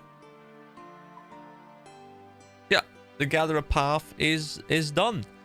And I guess there's probably... We might unlock more, I don't know. But there's also the combat path, which of course will be... Wait, what do we get here? A steel longsword. Alright, so next time we should probably start looking into this a little bit. I like how it's divided into sections like attack, strength, defense, ranged, magic. Which makes sense why there's so many of them. But yeah, we have this now. We can use the Lamp of the Gatherer. And we can gain 150 experience in... You know what? Let's throw it into mining, because mining is cool. Here we go. Bam. We're almost a level up in mining. Almost level 7. Here we go. Oh, wait, we were level 5, I guess. Level 6 now. You can now mine with steel pickaxes, which we don't have, but it's cool to be able to do that. Alright. I will put the things in my bank. I will wrap up the video right here. So thank you so much for watching. Next time, I guess we'll get a little bit more into the combat aspect of the game, because that's something we haven't really touched upon yet. And I'm looking forward already. So see you guys next time. Bye-bye. Hello everybody, my name is EK and welcome back to RuneScape. So it's been a little while since I went on vacation, but I'm back, and as you can see, I have changed a lot about the UI. I went over to YouTube, to Reddit, I just kind of scanned through what people were doing, and I wanted to make sure that I'm running something that makes my game look better, makes my game a bit more accessible, makes it a bit more fun, also makes it better to watch for you guys, but doesn't really take away anything gameplay-wise from RuneScape. Also, I had a great chat with a friend of mine who is a lot more experienced in this game than I am. And, you know, maybe he's going to make some appearances at some point down the line. But for now, I'm going to keep it very much focused on my adventures, of course. But as you can see, you know, I have everything looking a lot cleaner. I can actually see what's happening on my screen right now. You guys can see what's happening on my screen. I'm running the HD mob. Guy saying, fuck you over here. Will that get my video less views? Maybe. I was saying ugly. Apparently, he's very, very much... not in love with this goblin, so he says bitch ass or a bitch cass goblin. Don't know what's going on over there, but yeah, I talked to this friend of mine and he gave me a lot of information. I changed some settings around, make things a little bit better to look at. There's a whole bunch of cool things, lots of things as well in the menus, in the settings menu that I probably would care about a lot if I chef's hat. I don't want to loot the chef's hat yet. You know what? I think that's something I'll need later, but I don't want to loot it yet. What I want to do is go over to the cows, because I have a distinct memory of the cows.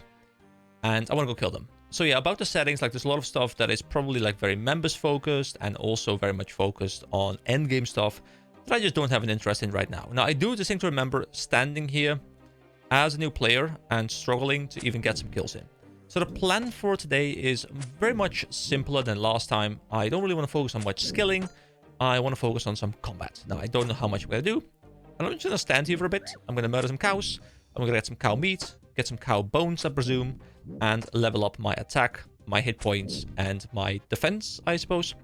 And I think you can also level strength, but I think you need to change your like battle stance, whatever it was called, like chop, slash, block. So this is attack experience, strength experience, shared experience, and defense experience.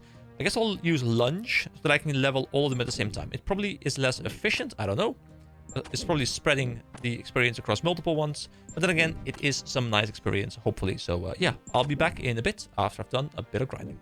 Oh, I do hope, by the way, that I don't ruin your viewing experience by having these mods active. I know there is going to be some people who are more purists. Also, why is this thing completely white? Was it always completely white, or is that like a mod or something bugging out? But yeah, I know there are also going to be some purist people who are like, hey, you know, you should really keep the graphics exactly as they were. And I was thinking about doing that, but, you know, looking at the difference between this and the previous video, I know. I can't look at it. I'm sorry. If that was what you're looking for, my apologies. But I promise I won't be, you know, loading up mod after mod after mod.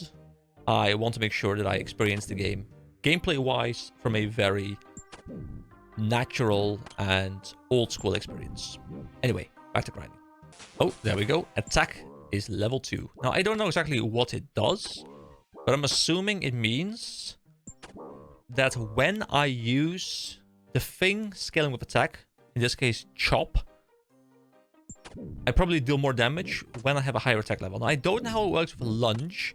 If you know, because it's shared experience, so it might also take the damage modifier from all the stats, but I don't know how that works. But someone in the comments can definitely tell me, right? Thank you. Appreciate it. Oh, there we go. I leveled up my strength as well as my defense, level 2. And that means my combat level is now 4. There we go. Oh, will I survive this? Well, we can win this encounter. We can beat this cow. This cow's got nothing on me. So I'll have to find a way to regenerate my HP. I think I can just make a fire, cook the raw beef into proper beef. Wait, is this thing hitting me? Wait, is someone in me? Yeah, there's someone in me. Okay. You know, never in my life have I asked, is someone in me? But there we go. That is a question I've asked today. So I think I can just cut one tree and... Oh, I don't have a tinderbox, so I can't make a fire, right? Because my tinderbox is in the bank because I wanted to have as much inventory space as possible. Is there a way to get more inventory space as well, by the way? I don't think there is, or at least I don't remember there being. But I feel like my inventory fills up extremely fast, so I have to be very selective with what I want. There's a lot of people here, by the way. I think there's a lot of... Well, I just miss club penguins, what someone says, which is... I feel like even older. Oh, I don't want to hit... No, no. Actually, can I fight this guy? Will he murder me? I accidentally attacked him, but I think we're fine. Okay. Yeah. We seem to be good. Okay, cool. Oh, he dropped 15 gold. Cool. No, don't hit him. Don't hit him. Just keep on walking. Okay, so I think I need to go to my bank. And can I just... I think I can bury these bones, right? So they give me experience, I think. Oh yeah, it says up here, prayer experience. So I don't know if I need to do this, but I want to empty the inventory a little bit. This is fairly quick, though. It's a very short animation, so that's nice. And there we go. All the bones are gone. So the cow hides, I'll put in my bank, because I don't know exactly what I need them for. Probably some sort of like leather crafting or something, but I can't remember. So, yeah, I'm ordering them. I know, guys. I know. Why? I don't know, but hey, they're ordered. So now I'll go pick up the tinderbox, and I'll go make myself a bit of fire, and then I'll make myself a bit of food, I guess. And then I can eat that so we can grind a bit longer. You know, I love the idea of all these skills working together synergistically, because it really makes you want to level up one thing and another thing, and then because you want to level up something, you know, you need another thing to make it worth your time. And like the skills, I think they work quite well together. Now, I don't know how that's gonna work as we move into endgame, because what quite often happens in these kind of games is like you think like, oh, this looks so cool, like if this works with this and this works with this, like that's such a cool experience, and then in reality you're like, yeah, but you don't need any of that. You know, it sometimes it happens, but I'm hopeful that it's still, you know, really nice. So I can just deposit all of this money, and I'll deposit all of these cow hides. I guess, can I like mass move them as well? I guess I can't, right? I mean, do I need to move them? No. Do I want to move them? Yes. So now they're up here. And we make sure we get the tinderbox and the iron axe. And I think that's all I need. So we go back out and we now go make some fire, go make some food. Are there always this many people here, by the way? It feels extremely busy. Are these just like high-level players welcoming lower-level players? Because I feel like every time I come here, there's like weird drop parties or something going on. Now, I'm torn between, hey, this is a cool thing and there's a lot of people here, and oh my god, I'm overwhelmed and I might get scammed by people. So I don't know exactly which one to expect, but at least it's good to see that there's people here. Okay, we have wood. We make a fire. And then on the fire, we put the raw beef. How many would you like to cook? All. Click. Cooking level 2. There we go. Oh, it stops making them? Is it because I leveled up? All. Make. Does it make them all now? Is it just because I leveled up that it stopped doing that? I guess that's it. Yeah, now it keeps going. But I am burning quite a lot of them. One was successful. You accidentally burned the meat. Hey, can you please learn to cook, sir? Is there a point to me keeping these around? I think they weren't worth a lot, right? So I can just... I think I can just drop all the burned meat, right? I don't know if this is true, but I don't want to run back and forth. I think this is correct. So where can I see my hit points right now? Is there an easy way to see it? It's up here, right? 7. So 7 out of 10. So I'm fairly healthy. But when I drop back to low HP, I can just make a fire again, and we can do that again. Okay, I'll go back to grinding now. There we go. Attack is now level 3. Nice. Oh, here we go. So to craft armor out of animal hides, you'll typically first need to take the hides to a tanner to get them tanned, then combine them with a needle and thread, which can be acquired from certain crafting shops in the world. So I guess I can just stock up all of these cow hides, because I'm assuming they're the lowest tier that I will need. And then I can go follow this instruction and maybe craft something. I don't know what I craft out of it, but sure, we can try that. Oh god, I'm 1 HP. Hold on. Do I kill this? I got very unlucky with my hits. I'm dead. Okay. What happens when you die? I can't remember. Wait. This is so cool. I wanted to see what happens when I die. Like, I could have eaten something. Hold on. Wait, do I lose all my... What? Some of your dropped items are being held in the gravestone near where you died. You have unlocked a new music track. Rest in peace. Hello, Death. So, mortal, you have died, as all mortals do. As you have suffered the loss of some items on this occasion, I have brought you here to explain for you how that works. I lost items? Can I get them back? Let me explain. Across most of the land of Gielinor, when you die, some of the items you're carrying are dropped. A gravestone appears in the ground near where you died. You can go there and retrieve your items by clicking on it. Your gravestone will be marked with an arrow to help you spot it. A grave icon appears on the world map too, if your grave is in a mapped area. Gravestones charge a small fee to return especially valuable items, but most things are returned free of charge. Conveniently, a gravestone can take its fee straight from your bank. I mean, that would be nice, because otherwise you'd have to get a way to get gold, like go to the bank, get gold, and bring that to the tombstone. A gravestone does not last forever. After about 15 minutes, a gravestone will collapse. Is it about 15 minutes or 15 minutes? Anything in it will be sent here to me. I will look after such items without a time limit. However, I do charge more for my service. It will be cheaper to retrieve them from the gravestone directly if you can reach it in time. How do I pay a gravestone fee? Cash is always acceptable. Also, a gravestone can take it directly from your bank in case you didn't have enough with you. Besides that, take a look at my coffer here. You can bring your unwanted possessions and sacrifice them into my coffer. I'll count their value against any future gravestone fees you're charged. Oh, so you can like store things in there? So that you pay in advance for future stuff? Death's coffer won't accept items worth less than 10,000 coins per item. Death doesn't want cheap junk, but more valuable items can be sacrificed to pay down future reclamation fees. How long do I have to return to my gravestone? I'm assuming this is not going to go off my timer, right? There's not like there's a grave timer here, I think, or like a grave thingy.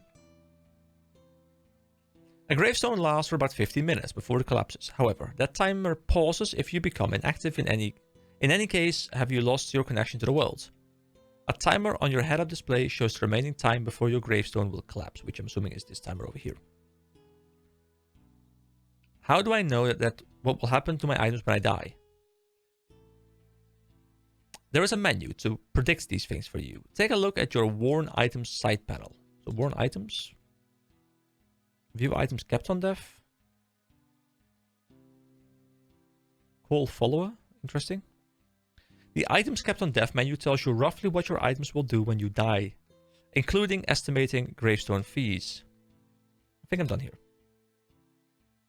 Very well. Once you pass through my portal, you will have 15 minutes to reach your gravestone.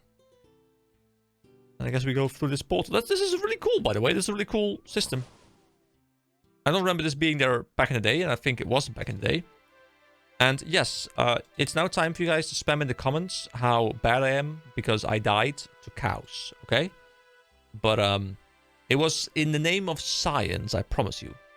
But if I click the items kept on death, why do we keep those items specifically?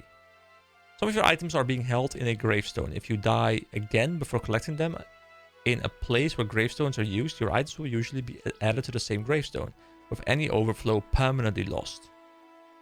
Protect item prayer. PK skull. Kill by player. Wilderness beyond level 20. Guide risk value. These are checked.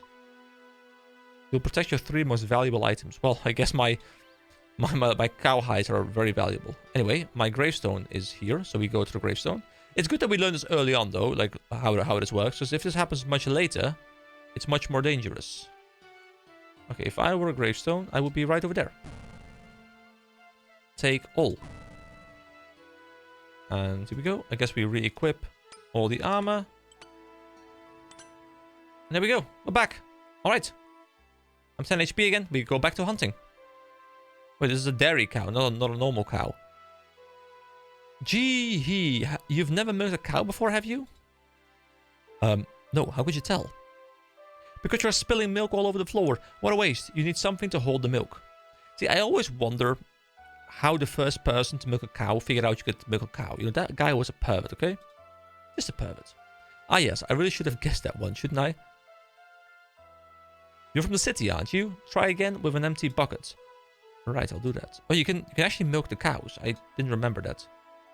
But that's not what I'm here for. I am here to slaughter cows, to get the meat, to get my meat factory going. There we go. Defense level 3. And also strength level 3. So I guess they level up simultaneously. They need the exact same amount of experience. As long as I keep the balanced thing going on, we can keep leveling them at the same time. Which means we are also combat level 5. I don't know if that means anything. I think it's just an indicator as to what level we are. I don't think it adds anything, but I mean, it's cool. There we go. Hit points are level 11. I like leveling up hit points because it simply means you get 1 more HP to work with, which is always nice to have. I guess it's a fairly slow skill to level.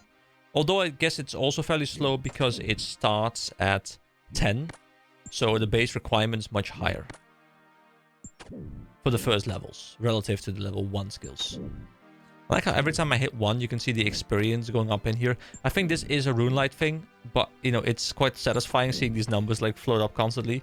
Because you're leveling 4 things at once, so, like, you see 4 numbers just go in there. Sometimes it's 1, sometimes it's 2, but it's nice. There we go. Attack level 4. And because of all the bones, prayer is level 2 as well now. Oh, and that means combat level 6. So I guess prayer is also a part of the combat level. Didn't know that, but cool. And fire making level 7. And cooking level 3. And that is cooking level 4. Cooking seems to be fairly chill to level. I don't know if that holds true in the later levels, but I quite enjoy it. Also, the success rate was a lot better. So I'm assuming the success rate goes up quite quickly as you gain levels, especially early on, because levels come in quite fast. Can I also drop by doing this? Nope, I need to right click and then drop. Alright, cool, now I have more meat. And there we go, strength and defense level 4. I think I'm gonna stick around here until I hit level 5 on all 3 of attack, strength, and defense. Because I think at that point I can go back to that adventurer guide guy and I can claim what I want. Or like I can claim the rewards. Okay, I'm hitting 2 on occasion, so you know, not just 1 anymore. I'm hitting a little bit higher now. Makes my kills a little bit quicker. I don't know if that means I also get more experience. Well, I guess it does, because when I hit 2, I got 3 in all skills. One while I'm hitting 1.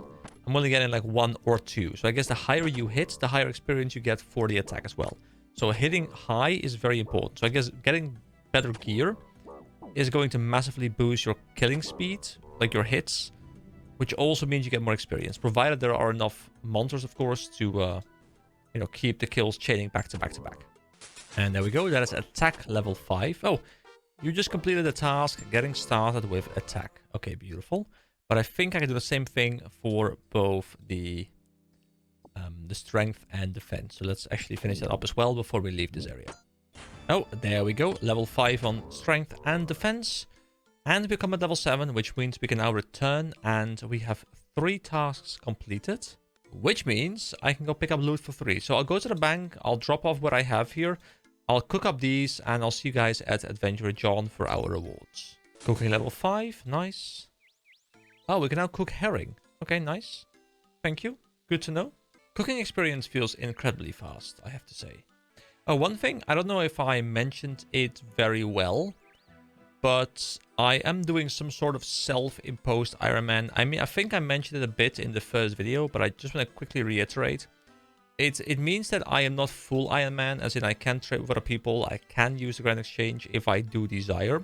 However, the plan is to not use it too much. I mean, I do want to use it because obviously it's part of the game, you know, like I want to be able to use it. But I do like the idea of having a lot of resources I get myself, like, you know, quest stuff that I need.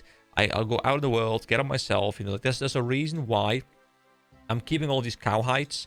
I could probably sell these cow hides or something if I wanted to, but I'm keeping them all because I'm thinking, well, if I'm doing like self-imposed Iron Man, at some point I'll probably need the cow hides and I'll have a whole bunch here, which is why I'm keeping all of this stuff as well. Like all the cooked meat, I don't know if I need it, and it probably doesn't go bad, right? I don't know how that works, but you know, I have 9 cooked meat in here right now. I don't know if there's a cap. I guess there is probably a cap.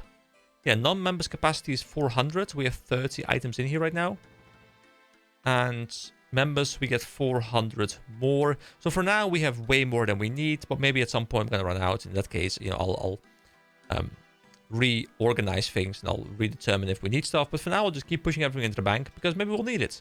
And I don't need money right now because I am not intending on buying stuff from the Grand Exchange too much. So I'm hoping I can kind of keep up with that and really have a fun, like, blind, but also like kind of Iron Man-ish experience without hard locking myself into Iron Man, because I don't want to be in a situation where I need something desperately and like this one little thing that I could just bypass is gatekeeping me from really enjoying the game. I want to be able to enjoy the game to its fullest, so if there's ever a reason why I want to bypass it, at least I will have the option to do so. Because it still needs to be fun, right? You know, it's a game, it needs to be fun. It doesn't need to be a job, it needs to be fun. Anyway, Adventurer John, I am here to claim my rewards. And here we go. You have completed getting started with attack. You receive 1 steel longsword. You have completed getting started with strength. You receive 5 trout, 1 leather boots, and 1 leather gloves.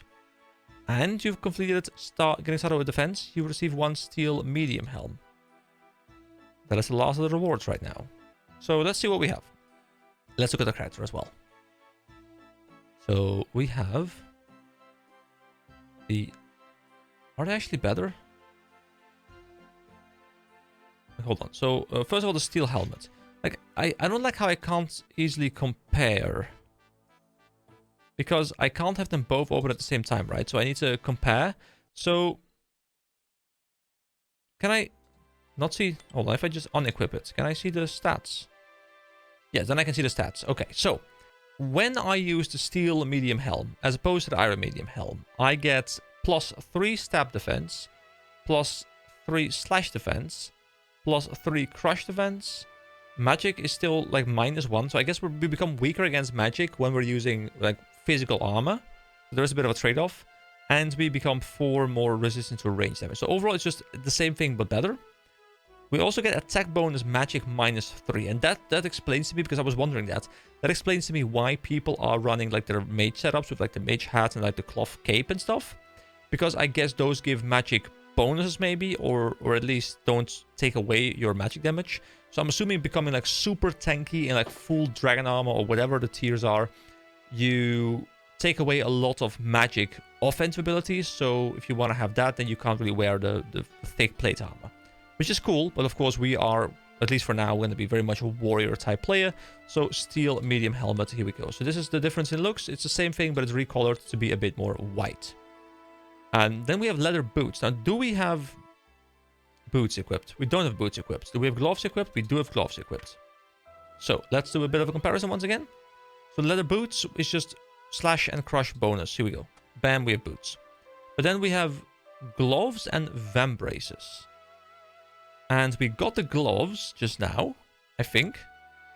But the vambraces, slash +1, slash +2, crush +2, crush +1, stab +2. And it's more attack. The leather vambraces are simply better.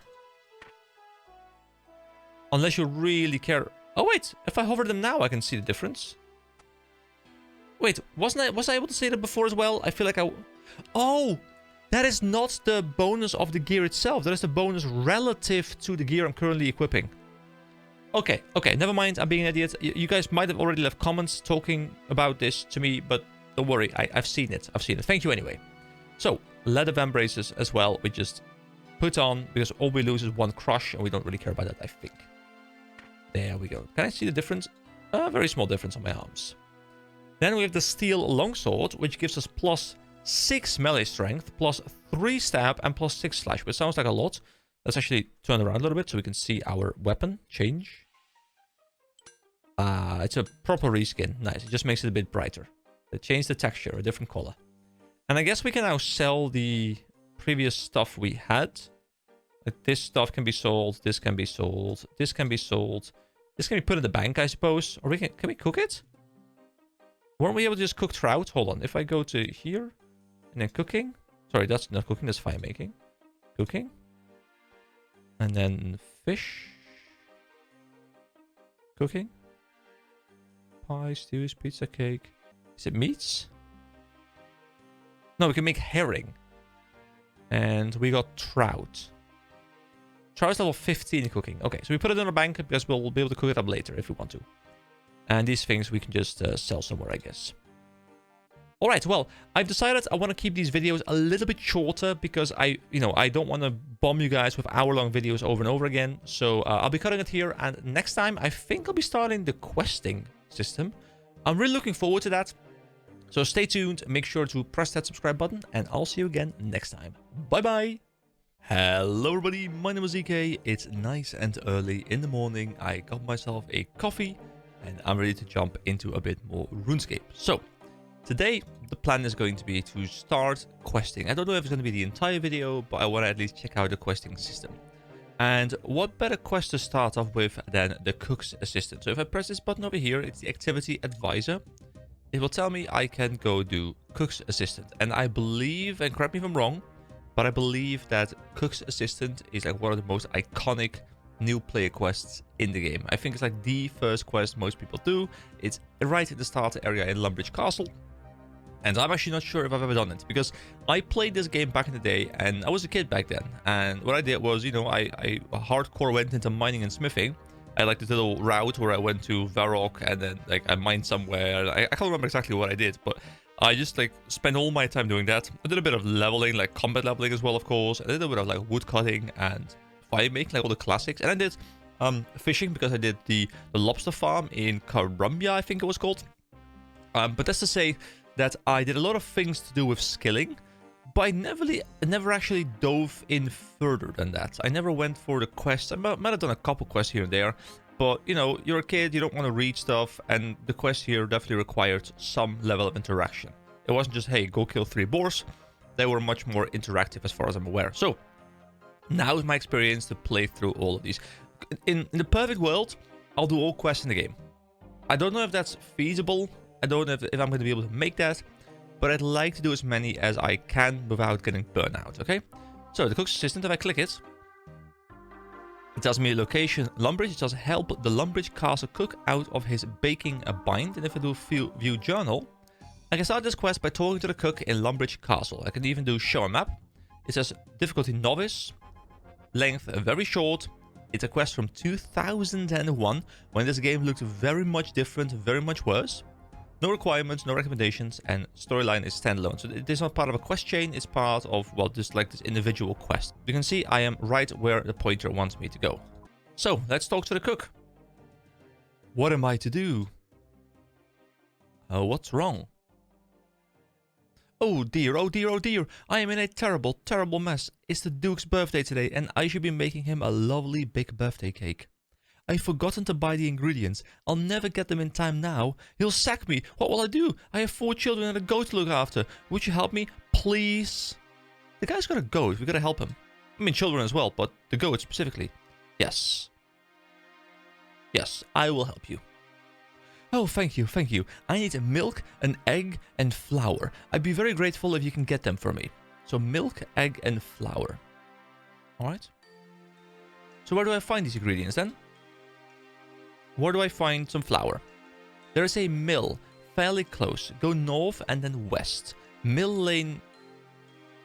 Is it Mill Lane Mill? It's just off the road to Draenor. I don't think I've been in Draenor, but sure, we'll find our way. I usually get my flour from there.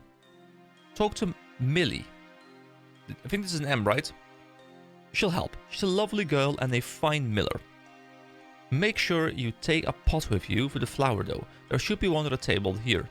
Okay, that's a good quest design where I need an item and the game provides the item to me. I don't need to go and get it elsewhere. I think that's good game design overall. So let's pick up the pot. Actually, no, that's a bowl. But I guess I'll need the bowl as well, probably. So is that for the milk? Do I put the milk in the bowl? How about the milk?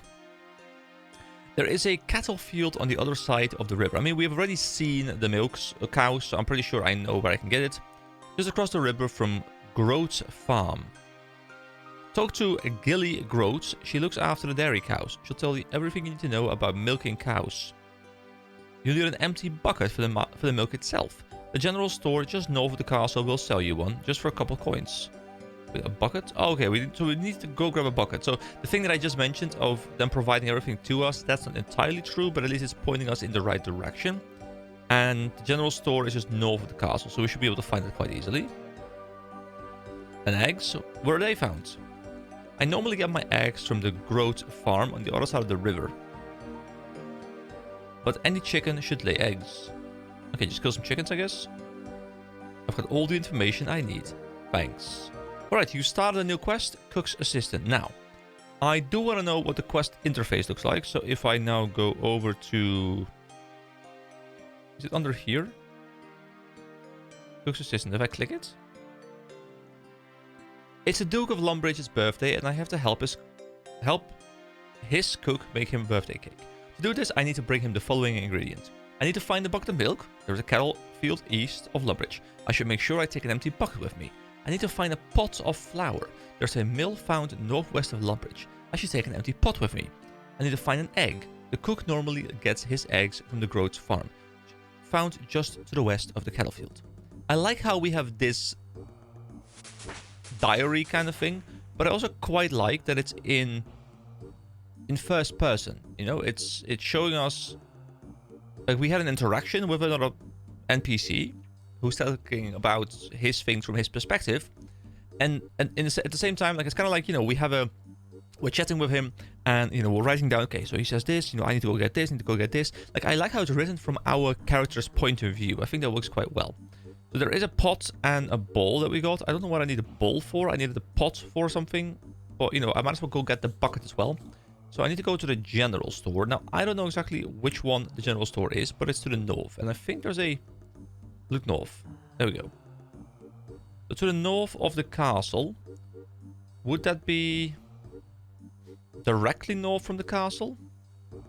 Oh, I guess this is still like part of the castle, right? Oh, that's the general store, I think. Like the little bowl, bucket, whatever kind of thing.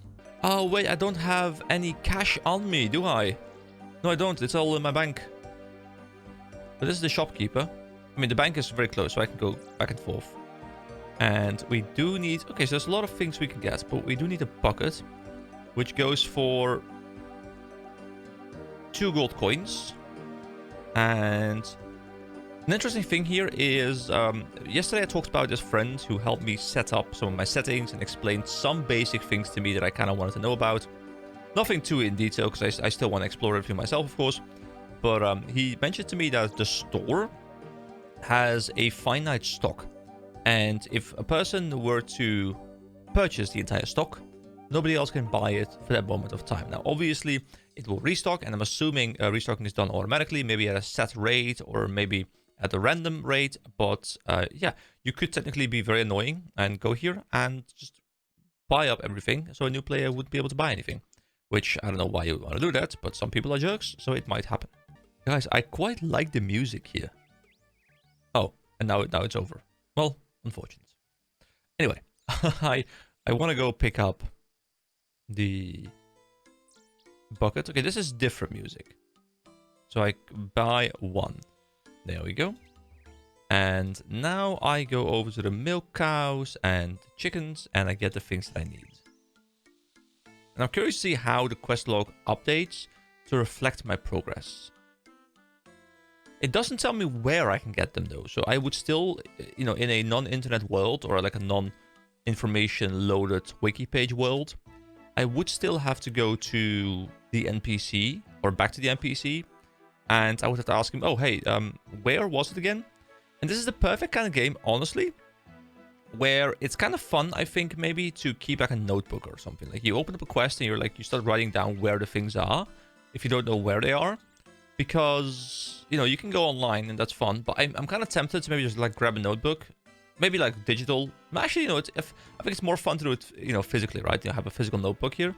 And, you know, actually just write down the quest things where I need to go. Because I think it doesn't show you in-game. And I kind of like that whole exploration vibe. It's kind of fun. So, Gilly Groats, we were sent to you.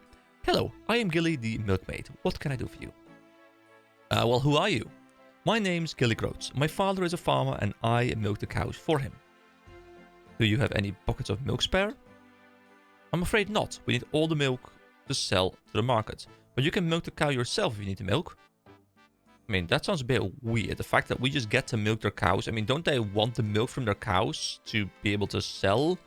Because otherwise they'll have empty buckets. I do like how she, as her character portrait, or character model, actually has milk in the buckets. Oh, if you see me weirdly scrolling, by the way, my scroll wheel is fucked. It's been fucked for a while. I can sometimes fix it by like doing like a weird like pressing on the mouse wheel thing. But this DevEdit Pro V3 has not been my best friend. It's just been like, it's been great mouse, but the scroll wheel has died on me way too early. But I don't want to replace it because these things are expensive. You want to get the nice ones, which I do like. They're overpriced. I'm well aware of that. But yeah, if you see me like randomly scrolling in and out sometimes when I'm like doing this, like that, then it's not me on purpose. That's just my mouse being an idiot. Anyway, thanks. We talk to her again. Can you tell me how to milk a cow?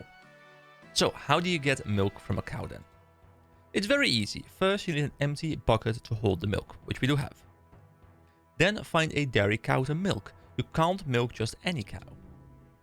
How do I find a dairy cow? They are easy to spot. They are dark brown and white, unlike beef cows, which are light brown and white. So, those are... Is that brown? Brown? I mean, it's brown and white, I guess. I don't really see a big difference, but it's fine. I can hover it and it just says dairy cow. We also tether them to a post to stop them wandering around all over the place. That's much easier to see. There are a couple very near in this field. Yeah, I'm standing right next to one. Then just milk the cow and your bucket will fill with tasty, nutritious milk. It's interesting to me how... Which steal? Do cow well? How they're just expecting my character to know how to milk something, but sure. So we can examine it, and it says fit for milking. And we can steal the cow well.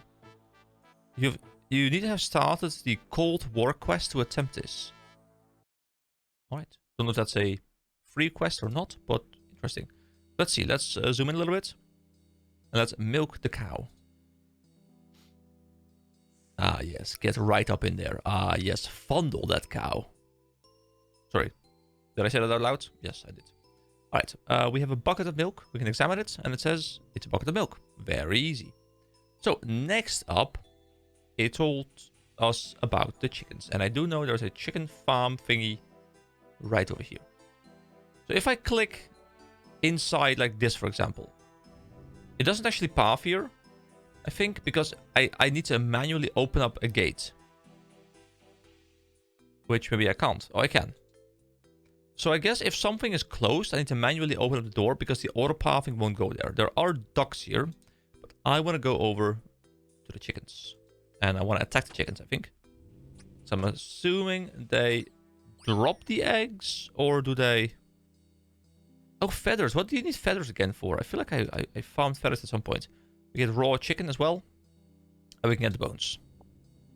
Okay, I'm gonna need to find a way to structure my inventory a little bit, because I feel like picking up all these things just fills my inventory extremely quickly. Are there eggs here? There's eggs here.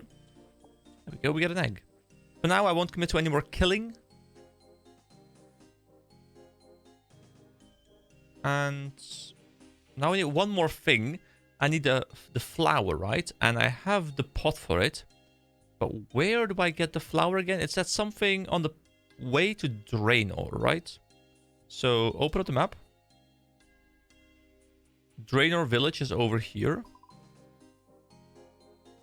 Dairy churn, water source, quest sheep shearer, general store, farming patch. I need to find... Oh, there's something here. HAM hideout. Oh, there's a whole, like, sub-map here. Okay, cool. Oh, did they need to close the entire map down? So, something on the way to Draenor. This one I'm not entirely sure about on the top of my head, so I'll have to do a little bit of looking. Yeah, my quest log says I need to find a pot of flour. There's a mill found northwest of Lumbridge. Okay, northwest. Lumbridge is here. Northwest. Is this the mill? It's a windmill. Is this it? Can you get flour from these fields or something? Alright, I'll just walk over there and we'll see what we can find. We found Fred the farmer, who may not have anything to do with what we want to do, but he does have a bit of dialogue. What are you doing on my land? You're not the one who keeps leaving my gates open and letting out all my sheep, are you? I'm looking for a quest. You're after a quest, you say? Actually, I could do with a little bit of help. Okay, this is actually interesting, and I will return for this to do this quest later. But I do want to try and keep these quests self-contained, both as a way for me to just enjoy the singular quest at a time, so I can really focus on one quest. But oh, there's wheat here. Wait, do we need wheat? No, we need a dough, right? I'll figure it in a moment. Can we pick this as well without anything? But also, I like to keep the video completely standalone, you know, so I can make like a video per quest. Provided the quests are simple enough. I'm going to assume there's going to be quests... Oh, okay, they're both... Okay, this is annoying. Well, not annoying, but it's like it's more tricky that they're individual slots. But it makes sense because otherwise you could just stack them like infinitely, I guess. So... I want to try and keep them one per video. I am well aware that there might be some quests at some point that, you know, span very long periods of time and might need prerequisites that I don't have. And that will not be one video, but for the early quests, you know, the starter quests, I will try and see if I can make them one video. Anyway, let me find this wheat thing, and I'll be... Oh, sorry, this flour thing, and I'll be back in a moment. I think I need to make it myself, don't I? Oh, your flour bin is already empty. You need to place wheat in the hopper upstairs first, okay? So I go upstairs. I have wheat. Put it in here, I guess. No, wait, that's not... It's a crate. A sack full of animal feed. Oh, I can go even further up. And that's a hopper. There we go. Fill hopper. You put grain in the hopper. You should now pull the lever nearby to operate the hopper. This lever? Operate hopper controls? You operate the hopper. The grain slides down the chute. Okay. And that means I can climb down twice. What is this millstone thing? Is it like the thing that just like grinds it? These huge stone discs grind grain to make flour. Okay, I'm correct. And we climb down again. And now there's an empty flour bin once again. You fill a pot with the last of the flour in the bin. Okay, so we have the pot of flour, we have the egg, and we have the milk. So I guess now I run back to Lumbridge and we hand in this quest. I don't know if it's like the full quest chain. It would be cool if we get to make it ourselves as well, but I don't know how it's going to work. So I'll see you guys at the cook. Oh, also, I uploaded the first part of this series yesterday evening. I was going to record at least like 5 to 10 videos, but I felt so enthusiastic after last night. I'm so into this game right now that I'm comfortable uploading because, you know, I'm not sure if I'm going to make it like a, you know, similar length series to my WoW series, because that one was extremely long with already like 157 parts. Some of them being like well over an hour long. I'm confident enough to say that I'm going to at least play this game a fair amount. It might not be, you know, I might not complete the game or anything. I might not go extremely taking over my life kind of way. But I'm comfortable saying that I'll spend a good amount of time playing this game to get something out of it for my own fun as well as for my channel. So, yeah, if you're seeing this video right now, lots more to come because I'm feeling enthusiastic. Anyway, we are back over at the cook. Is there a way I can improve my running as well, by the way, besides just the weight? I guess the weight is the main thing, but I don't know if I can like level something. I'm assuming there's like gear that can help me run better or something. So, the cook. Here's a bucket of milk. Here's a pot of flour. And here is a fresh egg. You brought me everything I need. I am saved. Thank you. So, do I get to go to the Duke's party? I'm afraid not. Only the big cheeses get to dine with the Duke. Well, maybe one day. I'll be important enough to sit on the Duke's table. Foreshadowing, will be at some point be sitting with the Duke? Maybe, but I won't be holding my breath. Congratulations, you have completed Cook's Assistant. So you are awarded 1 quest point. I don't know what these quest points are for exactly, but sure, thank you. Always nice to have some points. And 300 cooking experience. So I don't know if that's a lot, but you know, I'm not really doing it for the experience right now. I'm doing it for the, well, the experience of doing it. Hey, cooking level 7. You can now prepare guppies. Members can now cook baked potatoes. Alright. So here we go. We are level 7. That's not too bad. So what does it look like? If I look at like meat, for example. We can already make normal meat. Well, normal meat. We can make, you know, like beef. We can make chicken. I feel like, you know, when you say meat, like beef is the standard. And then, you know, chicken isn't meat. Chicken is chicken, you know. But beef is meat, you know, in my mind. So, oh, you can make rabbits as members. Anchovies, sardines. We can make herrings.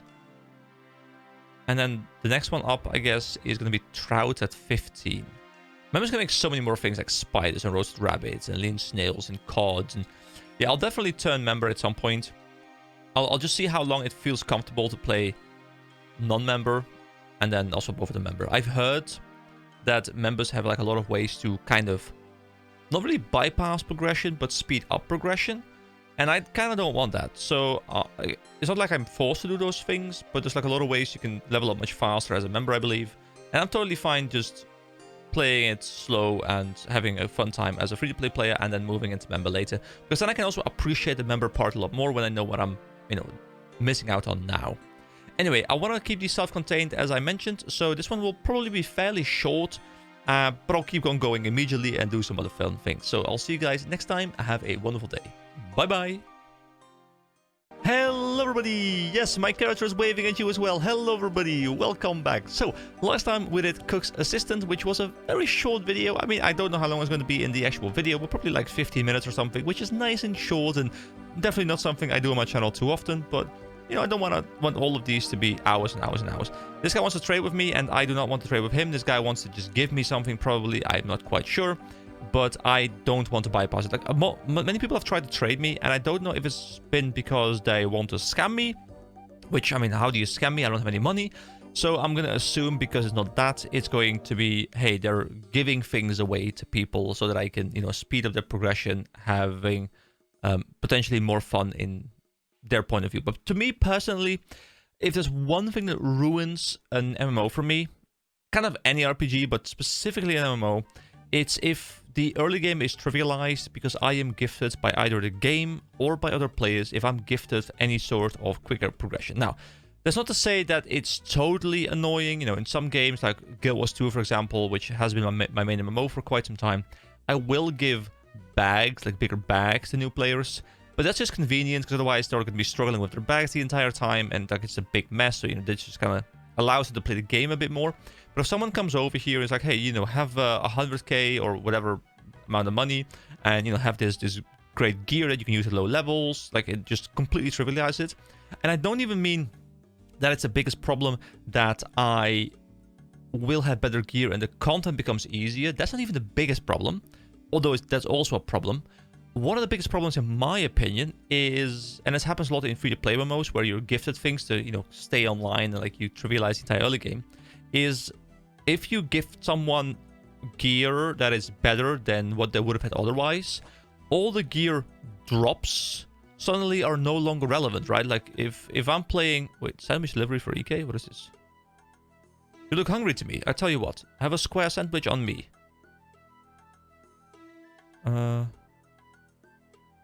This is like a chocolate bar. Let's get the chocolate bar. Hey, I didn't say you could have that. Oh, we can't? Okay, this guy looks cool with the disco hair. But yeah, and it doesn't really work that well, I think, in RuneScape comparison. But if let's just use RuneScape terms. If my normal gear that I'm dropping from mobs would be like a bronze sword, and, you know, I'm looking for that cool iron sword that drops, I'm like, oh, cool, it drops. But someone has given me a mithril sword, like level 1. I know I can't use it, but just for the example, then every single drop I get for like the next 30 hours is no longer relevant, because no upgrade will ever come in, because I've been gifted something that's already way too strong. So I much prefer taking things slow and actually enjoying every single upgrade, as opposed to being given an upgrade to bypass the feeling of progression. And a lot of free-to-play games do this, where they give you like really, really OP starter gear because they realize that they've designed their game terribly and nobody will stick around through the leveling process. And that if they don't give people super OP stuff, they'll leave within the next 10 minutes. And they want to scam you out of your money by having you buy cash shop things that nobody cares about. You know, those kind of games ruin their own game even more, but I could see why they do it. But any good game shouldn't do it and shouldn't need to do it, because the game can stand on its own merits. And I think RuneScape is definitely in that ballpark. But that's just to say, you know, it's a very long way of saying I don't want to take any trades, I don't want to take any items from anyone, and I want to be able to enjoy the game at my own pace and play this, as I mentioned, like self-imposed semi-Iron Man playstyle. Anyway, that's a very long rant about the trading thing. But yeah, hello, welcome. This video might be slightly longer, I have no idea. But what I want to go do, I still have my inventory quite full, but it's fine.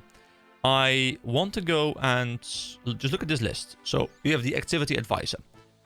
And there's a couple of quests I want to do. And personally, I would just love to go do all of them. And I'll do them top down, okay? So we'll start with X marks the spot. And it says, learn about clue scrolls and current. I have no idea what they are really. I'm assuming it's like a treasure hunting thing, where it's going to tell me where I need to go and I need to find the treasure. And use like a shovel or something to shovel it up. So let me see if that is correct. So I need to go to Lumbridge. Where in Lumbridge? Well, I can start this quest by talking to Vios in the Sheared Ram pub in Lumbridge. Difficulty is novice. Storyline is current number 1. So it is part of a longer quest chain, which is kind of fun, I guess. It's very short and it is from 2019. So it's a fairly recent quest. Now, personally, I was thinking like, hey, do I want to try and do quests a bit more like by release date and like the older quests first and then the newer quests to see how they've changed their development ways? But honestly, that's too much of a hassle for someone who doesn't even know what the quests are, and I guess I'll just do them whenever the game recommends them to me, so I just play them as anyone else would play them as well. So I go to the pub, which is just up north here, and I can even keep the map open, which is quite chill.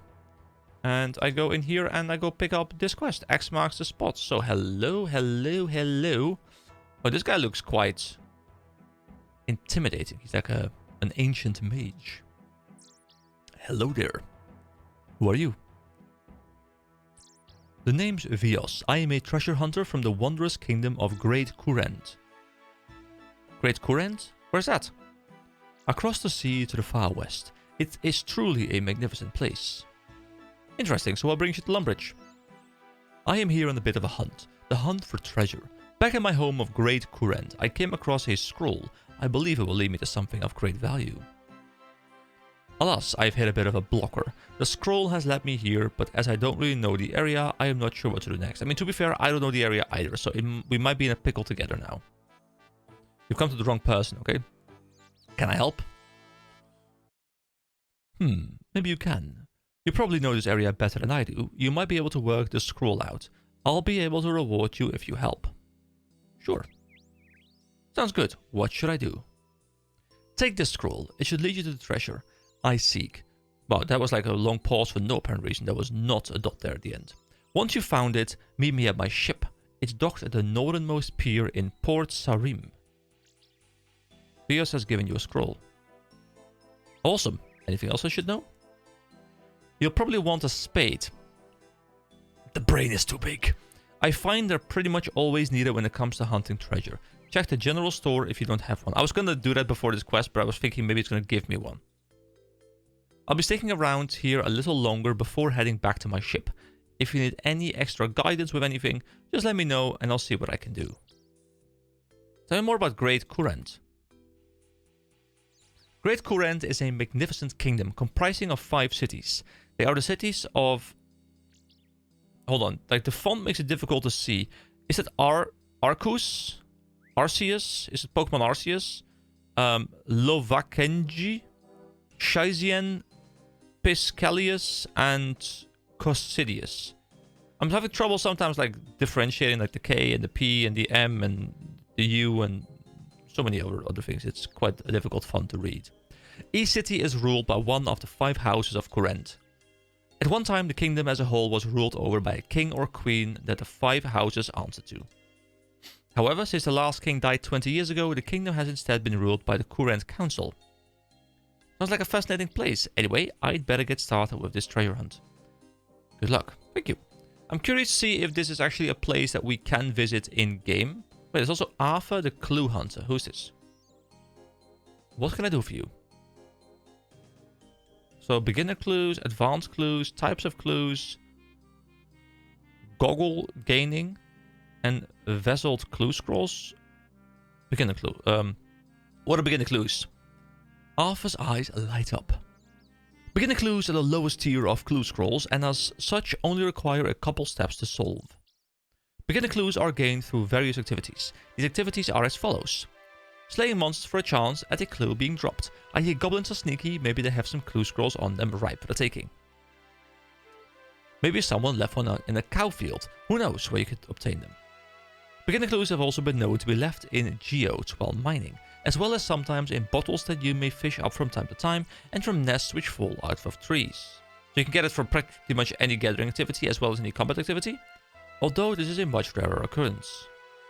Unlike more advanced clues, you should not expect to get very valuable items from completing a beginner clue.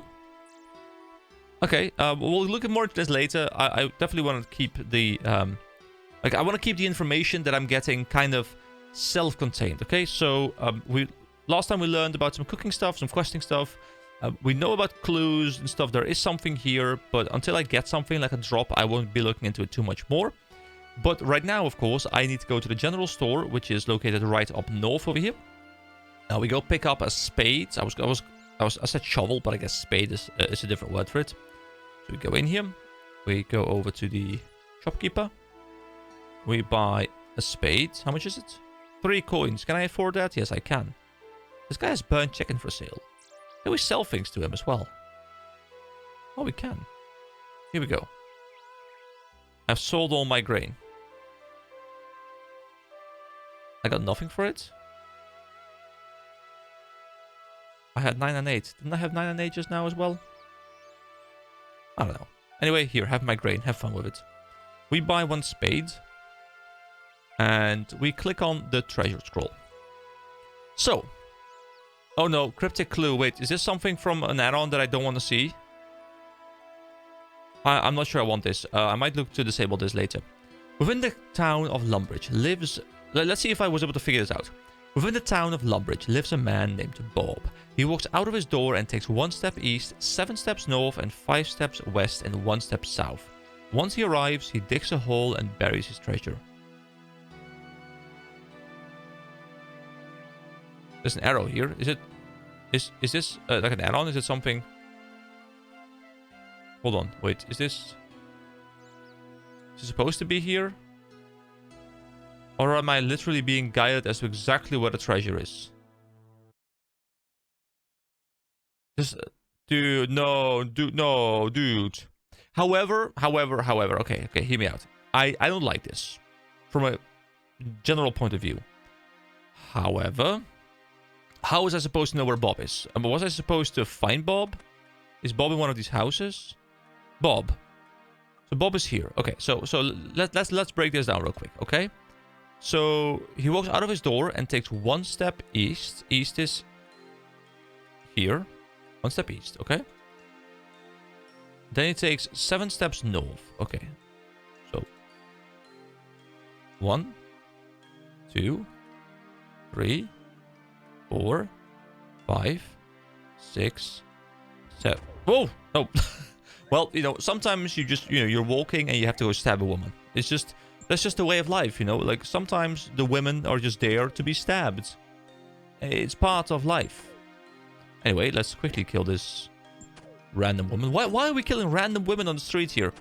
What has this woman done to us? Also, she has coins, so let me take that. And let me just bury her bones in honor of her. Anyway, we were somewhere around, I think we were on this tile. And then the map said 5 steps west, so 1. Is there an easier way to determine the amount of steps, by the way, that I'm walking? 2, 3, 4, 5. I guess I was probably on a different tile, like one more over there, because I think the last one is to go steps south. Like I would end up here. I wouldn't even be able to go there, so I would end up here probably. So I was probably 1 to the east too far, and then walk here. So at least I'll be able to figure out the clue myself. But I think I do want to disable this. So is there? I know you guys can't see this, by the way, but clue scroll. Yes, I looked for clue and disable. There we go. It's been disabled. Now, does that mean I won't ever turn it back on? I don't know. Maybe. But for now, I want to engage the brain and not the overlay. So, you dig up a treasure scroll.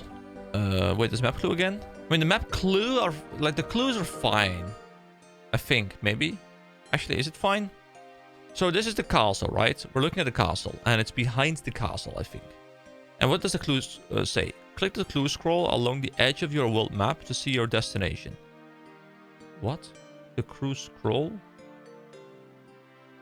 Travel to the destination and dig on the marked tile. Behind Lumbridge Castle, just outside the kitchen door. I don't like how it's giving me all the information. See, I disabled... Wait, it's re-enabled itself automatically. Wait, can I just like uninstall clue scroll? I don't know if I can. I disabled it. Let's hope it stays away. Let's hope it stays away. So, can I keep it open as well while we're running? No, I can't. Okay, so is it... It's outside, right? So I like how there's multiple steps to this quest as well, by the way. Wait, oh, what are we doing? Like, is it... Hold on. No, it's... This is the castle. It's around this corner. It's like over... It's like over here, right? Like, right here? Maybe like slightly more towards this area? Is this it? No? Is this it? No? Here? There we go. You dig up a mysterious orb. You can examine it. An orb that I found while hunting treasure for Vios. What if I feel it? The orb is cold. It's a very cold orb. So let's go over to the quest lists. Can I sort by active? I guess I can't. It's always the same order, isn't it? Oh, so these are the free quests. And these are the member quests. Oh, and there's also mini quests. Yeah, there's a lot of stuff to do, but not as much to do for us as a free-to-play player for now. So, X marks the spot. So, we completed. I spoke to Vios in the Sheared Ram pub in Lumbridge. He told me that he was a traveler from a far land to the west known as Great Courant, and that he had come to Lumbridge in search of treasure. He asked me to help me find his treasure. Vios gave me a treasure scroll, which I used to help me find a second treasure scroll. Using the second treasure scroll, I managed to find a mysterious orb. I should see if I can use the orb to find the treasure. If I get stuck, Vios might be able to give me some extra guidance. Oh, so that is... I thought this was the treasure, but I guess it isn't. Can I use it? Use mysterious orb. Guess I can't. I can feel it. So, I don't know what I need to do with it. So, the orb is cold. That much we know. Also, the orb was... Yeah, an orb that I found while treasure hunting. But it doesn't say what we do with the thing. So let's go back to Vios and maybe he can talk to us a bit more about this. Let's talk about my quest. How's the treasure hunt going? I could do with some extra help. You show the orb to Vios. Interesting. These are quite rare. They work using temperature. The closer you are to the treasure, the hotter the orb. Ah, okay. So, feel. The orb is cold, but colder than last time. Okay. So, I need to be going not north at least. What if I go south a little bit? And then use it? Colder still. Does that mean it's... Hold on. Wait, where am I running? I'm trying to path outside... Where's my character gonna be pathing towards? Can I leave through here? Oh, there's a back door. Okay. Are we closer now? The orb is warm and warmer than last time. Okay, we're quite close. What are these? Giant rats? Oh, they're actually called giant rats as well. Warmer than last time. Okay, we keep on going. Oh, there's muggers. We have to be careful. Warmer than last time. Okay, we keep on going.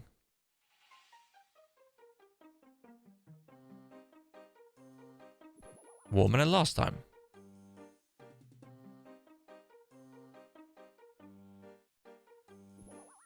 The orb is hot and warmer than last time. Unknown land. Hello? Hello, people. There's a quest here, I think. It's called... There's members only quest called Lost City. Oh, the orb is warm but colder than last time. Okay, so we need to go back a little bit. We were around here. Okay, so it's somewhere around here. Are we supposed to dig? Am I supposed to just dig randomly here? Because that would be an interesting setup. Oh no, I don't want to chop down trees. Still hot. It's getting better and better. I don't know what I'm looking for, by the way. Am I supposed to dig like in all these random places? The orb is hot at the same temperature as last time.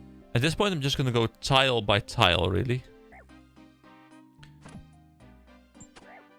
Oh god, these jail guards are super strong. I shouldn't be here. Oh my god, these guys are attacking me randomly. Am I dropping aggro? Okay, I think I am. So now it said the orb is very hot. Still very hot. Yeah, I made it to a town. Is this Draenor? It's just called... Oh yeah, it is the Draenor village market. Okay, cool. So it's quite far away. It's very hot, but colder than last time. Guys, this is a very long journey. But I'm committed now to making it work, okay? I'm committed to making it work the old school way. Because we're playing Old School Runescape. The orb is visibly shaking and burns to the touch. This must be the spot. Okay, man. That was a journey. That was a journey. I spent quite a lot of time. I probably cut a lot of it out because it was just like a lot of me just clicking.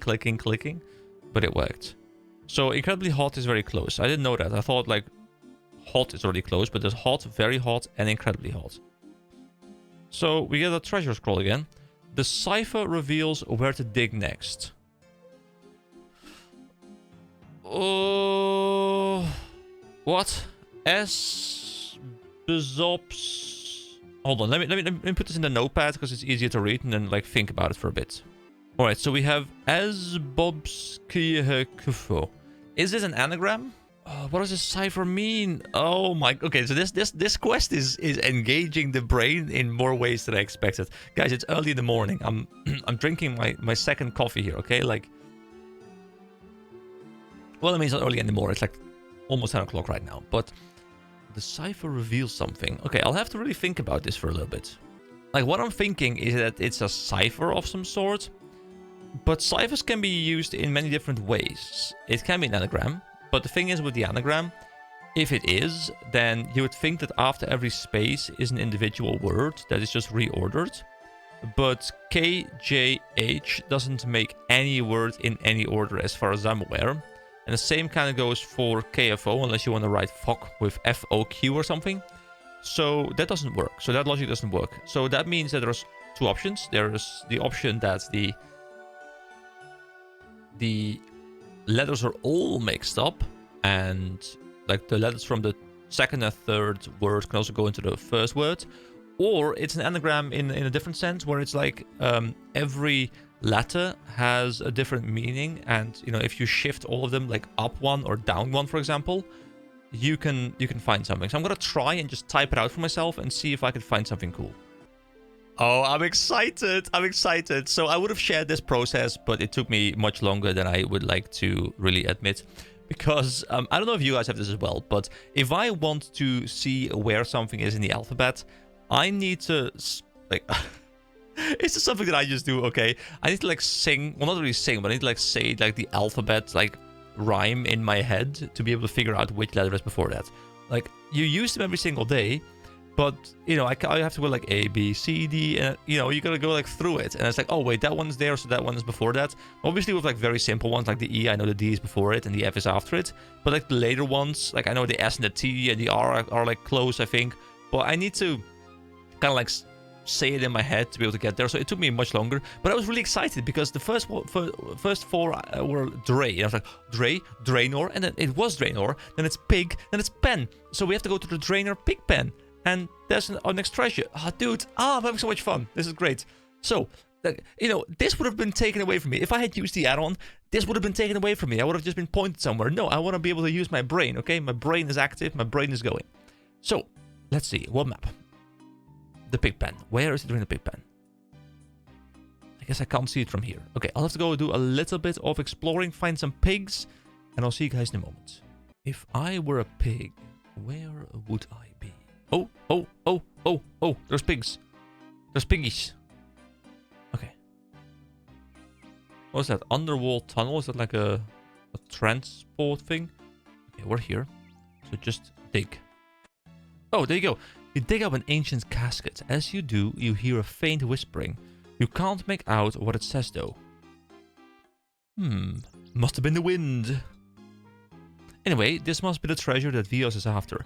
I should take it to him. If I remember right, he is docked at the northernmost pier in Port Sarim. So that's a place we haven't been to yet, so let's explore. Is Port Sarim in our Al-Khari Desert? Port... I mean, port should be next to water, of course. If I were a Port Sarim... I mean, not this far away, right? I mean, I'm assuming it's kind of close. Can I search for it? Port Sarim. There we go. We can search for it. And he was at the northernmost one, so he's going to be up there. All right, let's go there. Guys, this was fun. Actually, let's we can open it. Do we want to open it? Let's open it. I don't think Vios will want me to open this treasure. I should take it to him. If I remember right, he's docked at the northernmost pier in Port Sarim. Okay, we can use it. Okay, that's just like combining and examine. An ancient casket. This must be what Vios is looking for. Okay, let's go and find the guy Vios so we can give it back to him. Wait, can I go? Whoa. Can I go through this? Oh, become a member. Okay, so we plebs, you know, we non-member plebs, we have to walk all the way around.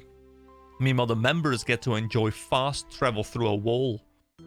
Well then, I guess it serves me right for being a poor pleb right now. It's the song! Listen!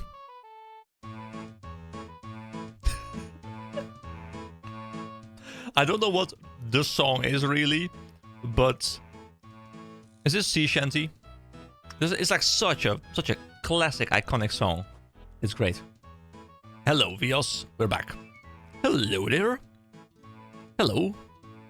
How's the treasure hunt going? I found the treasure. Excellent. I'll take it off your hands now.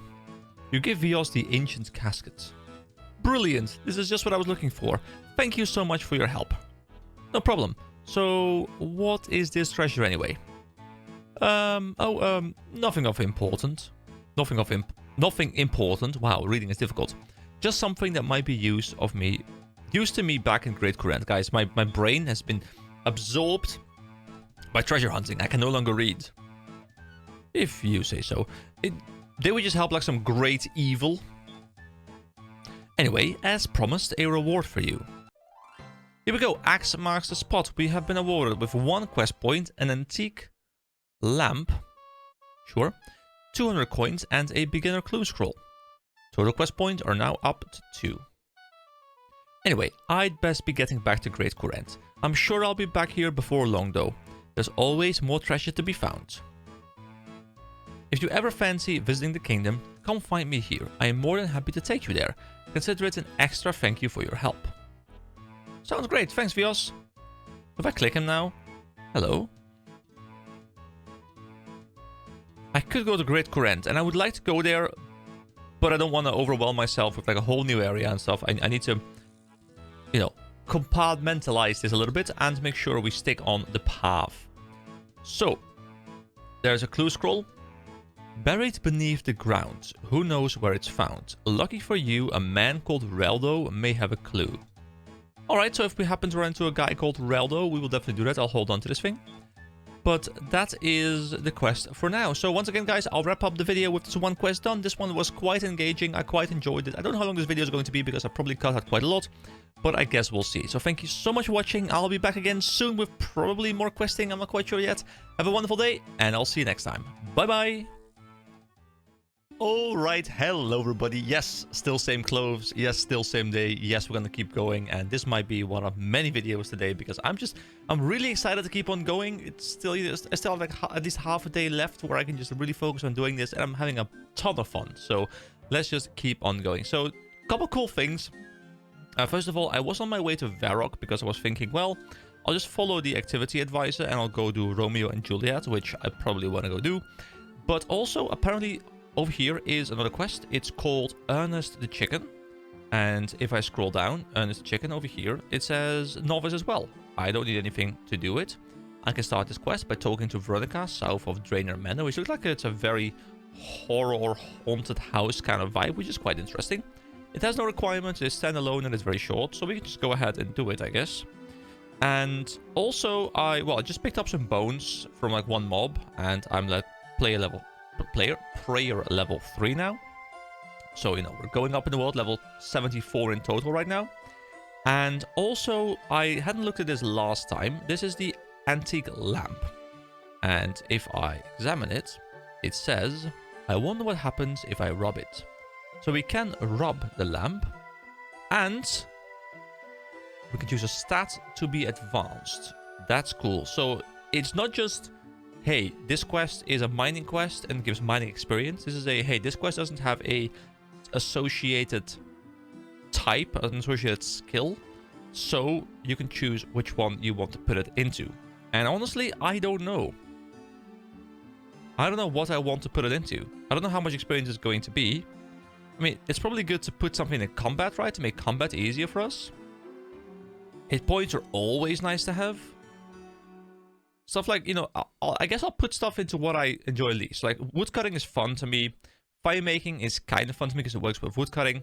Cooking is fun, kind of fun. Fishing is not the fastest right now. It doesn't feel that fast, but you can combine it with the fire making a little bit, I guess.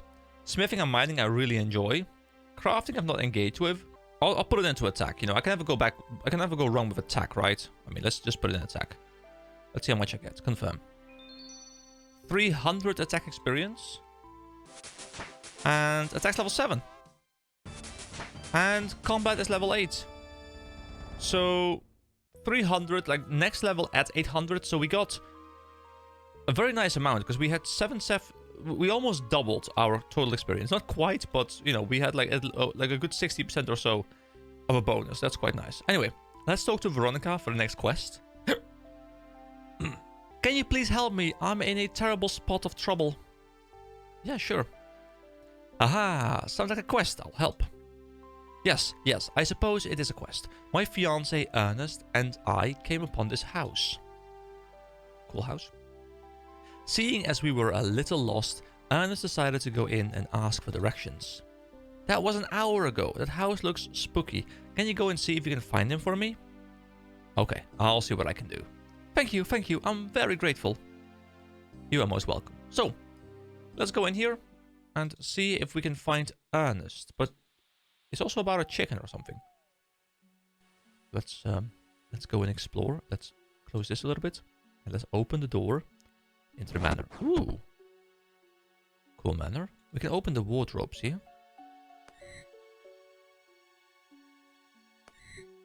I don't know if anything can be in these things, but the door slams shut behind you. Can we not open it? Oh, the door won't open. Haha. We are locked into a haunted house. That's remarkably interesting. Alright, let's see. What do we have? I'm a bit torn on how I want to play. Like, I like seeing a lot like this, but you know, this kind of like removes all level of immersion. So I kind of like playing a bit more like this, maybe. I also don't want to play like this, I think, but it's much easier to play. This is too low. So I guess I'll play something like this. I think this kind of works, but I'm kind of torn because I also want to have the immersion, you know? Alright, let's explore downstairs first. Let's see, what's going on in this place? Anything to do in this room? The wardrobe. Let's just keep opening them up. Maybe at some point there's going to be something in there, like a jump scare. It's a torch. Oh, didn't mean to press that button. There's a cooking range. Another wardrobe. Gotta open them all up. Here we go. Loop. Alright guys, this is me playing a horror game, okay? I hope you're ready for the horror reactions. You know, I've got my reactions phases ready. You know, it's for the thumbnail, okay? It's for the thumbnail. No, actually, I don't do thumbnails like that. But if I did, my reaction phases would be ready. I'm sure of it. You search the crate, but find nothing. I like how this game... Like, I'm kind of playing this game a little bit like it's like a point-and-click adventure game. Which is a type that I always kind of felt was boring back in the day, but I might actually enjoy nowadays. Ooh, a level 22 skeleton. I don't want to open up that door. We can examine him. Could do with gaining a few pounds. I mean, that's mean. Okay, that's mean. You know, the guy's trying his best. We can go either upstairs or downstairs. Let's go into the cellar in a bit. There's also a door. This is the back door. Wait, did the chair... Is this chair moving? The chair is moving. I thought like the chair blocked me there for a moment. Does it follow me now? Do I have a chair following me? Why is there a chair following me? That's remarkably interesting. Oh. Ooh. Yeah, these are the hits. Okay. Let's see. Open coffin. The coffin is sealed shut. Okay, so we can't open the coffin. Nothing else in here. Dude, the music in this game is great. EK says, Eek! No, EK. You know, I like how Eek is even like... Add one more letter to my name. Actually, no, that is the full spelling. You know, that happens when there's too many players playing your game. You know, I went for EK with one E and one A. Didn't work. Added an E. Didn't work. Added an A. Didn't work. Added an E. Didn't work. Added an A. Didn't work. Added yet another E. And then it worked, you know? Persistence. Persistence is the key to winning. And winning is important. Wait, can I go there? Is there a door? Did this kind of just go through here? There's a lever there. Wait, is this a room with no doors? I mean, there's a... Oh! Do we have to climb down into it? Hold on, where... Okay, the main staircase is here. So I want to go here, up the main staircase, and maybe then I can climb down into that room for whatever reason. Let's climb this staircase. There's going to be a very small amount of cutting in this video, I can tell already, because it's quite like engaging. Okay, so there is a top floor. What is on the top floor? Let's... What is this? A level 19 ghost. Okay, well, we got to stay away from those, I think. There's another ghost and a bathtub.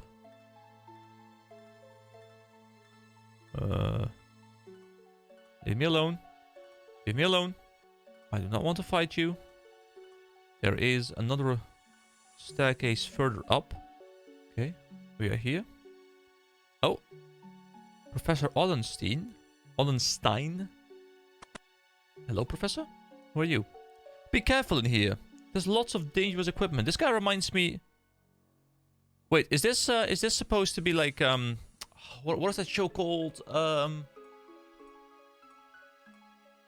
forgetting, but like the crazy scientist guy and like the kid.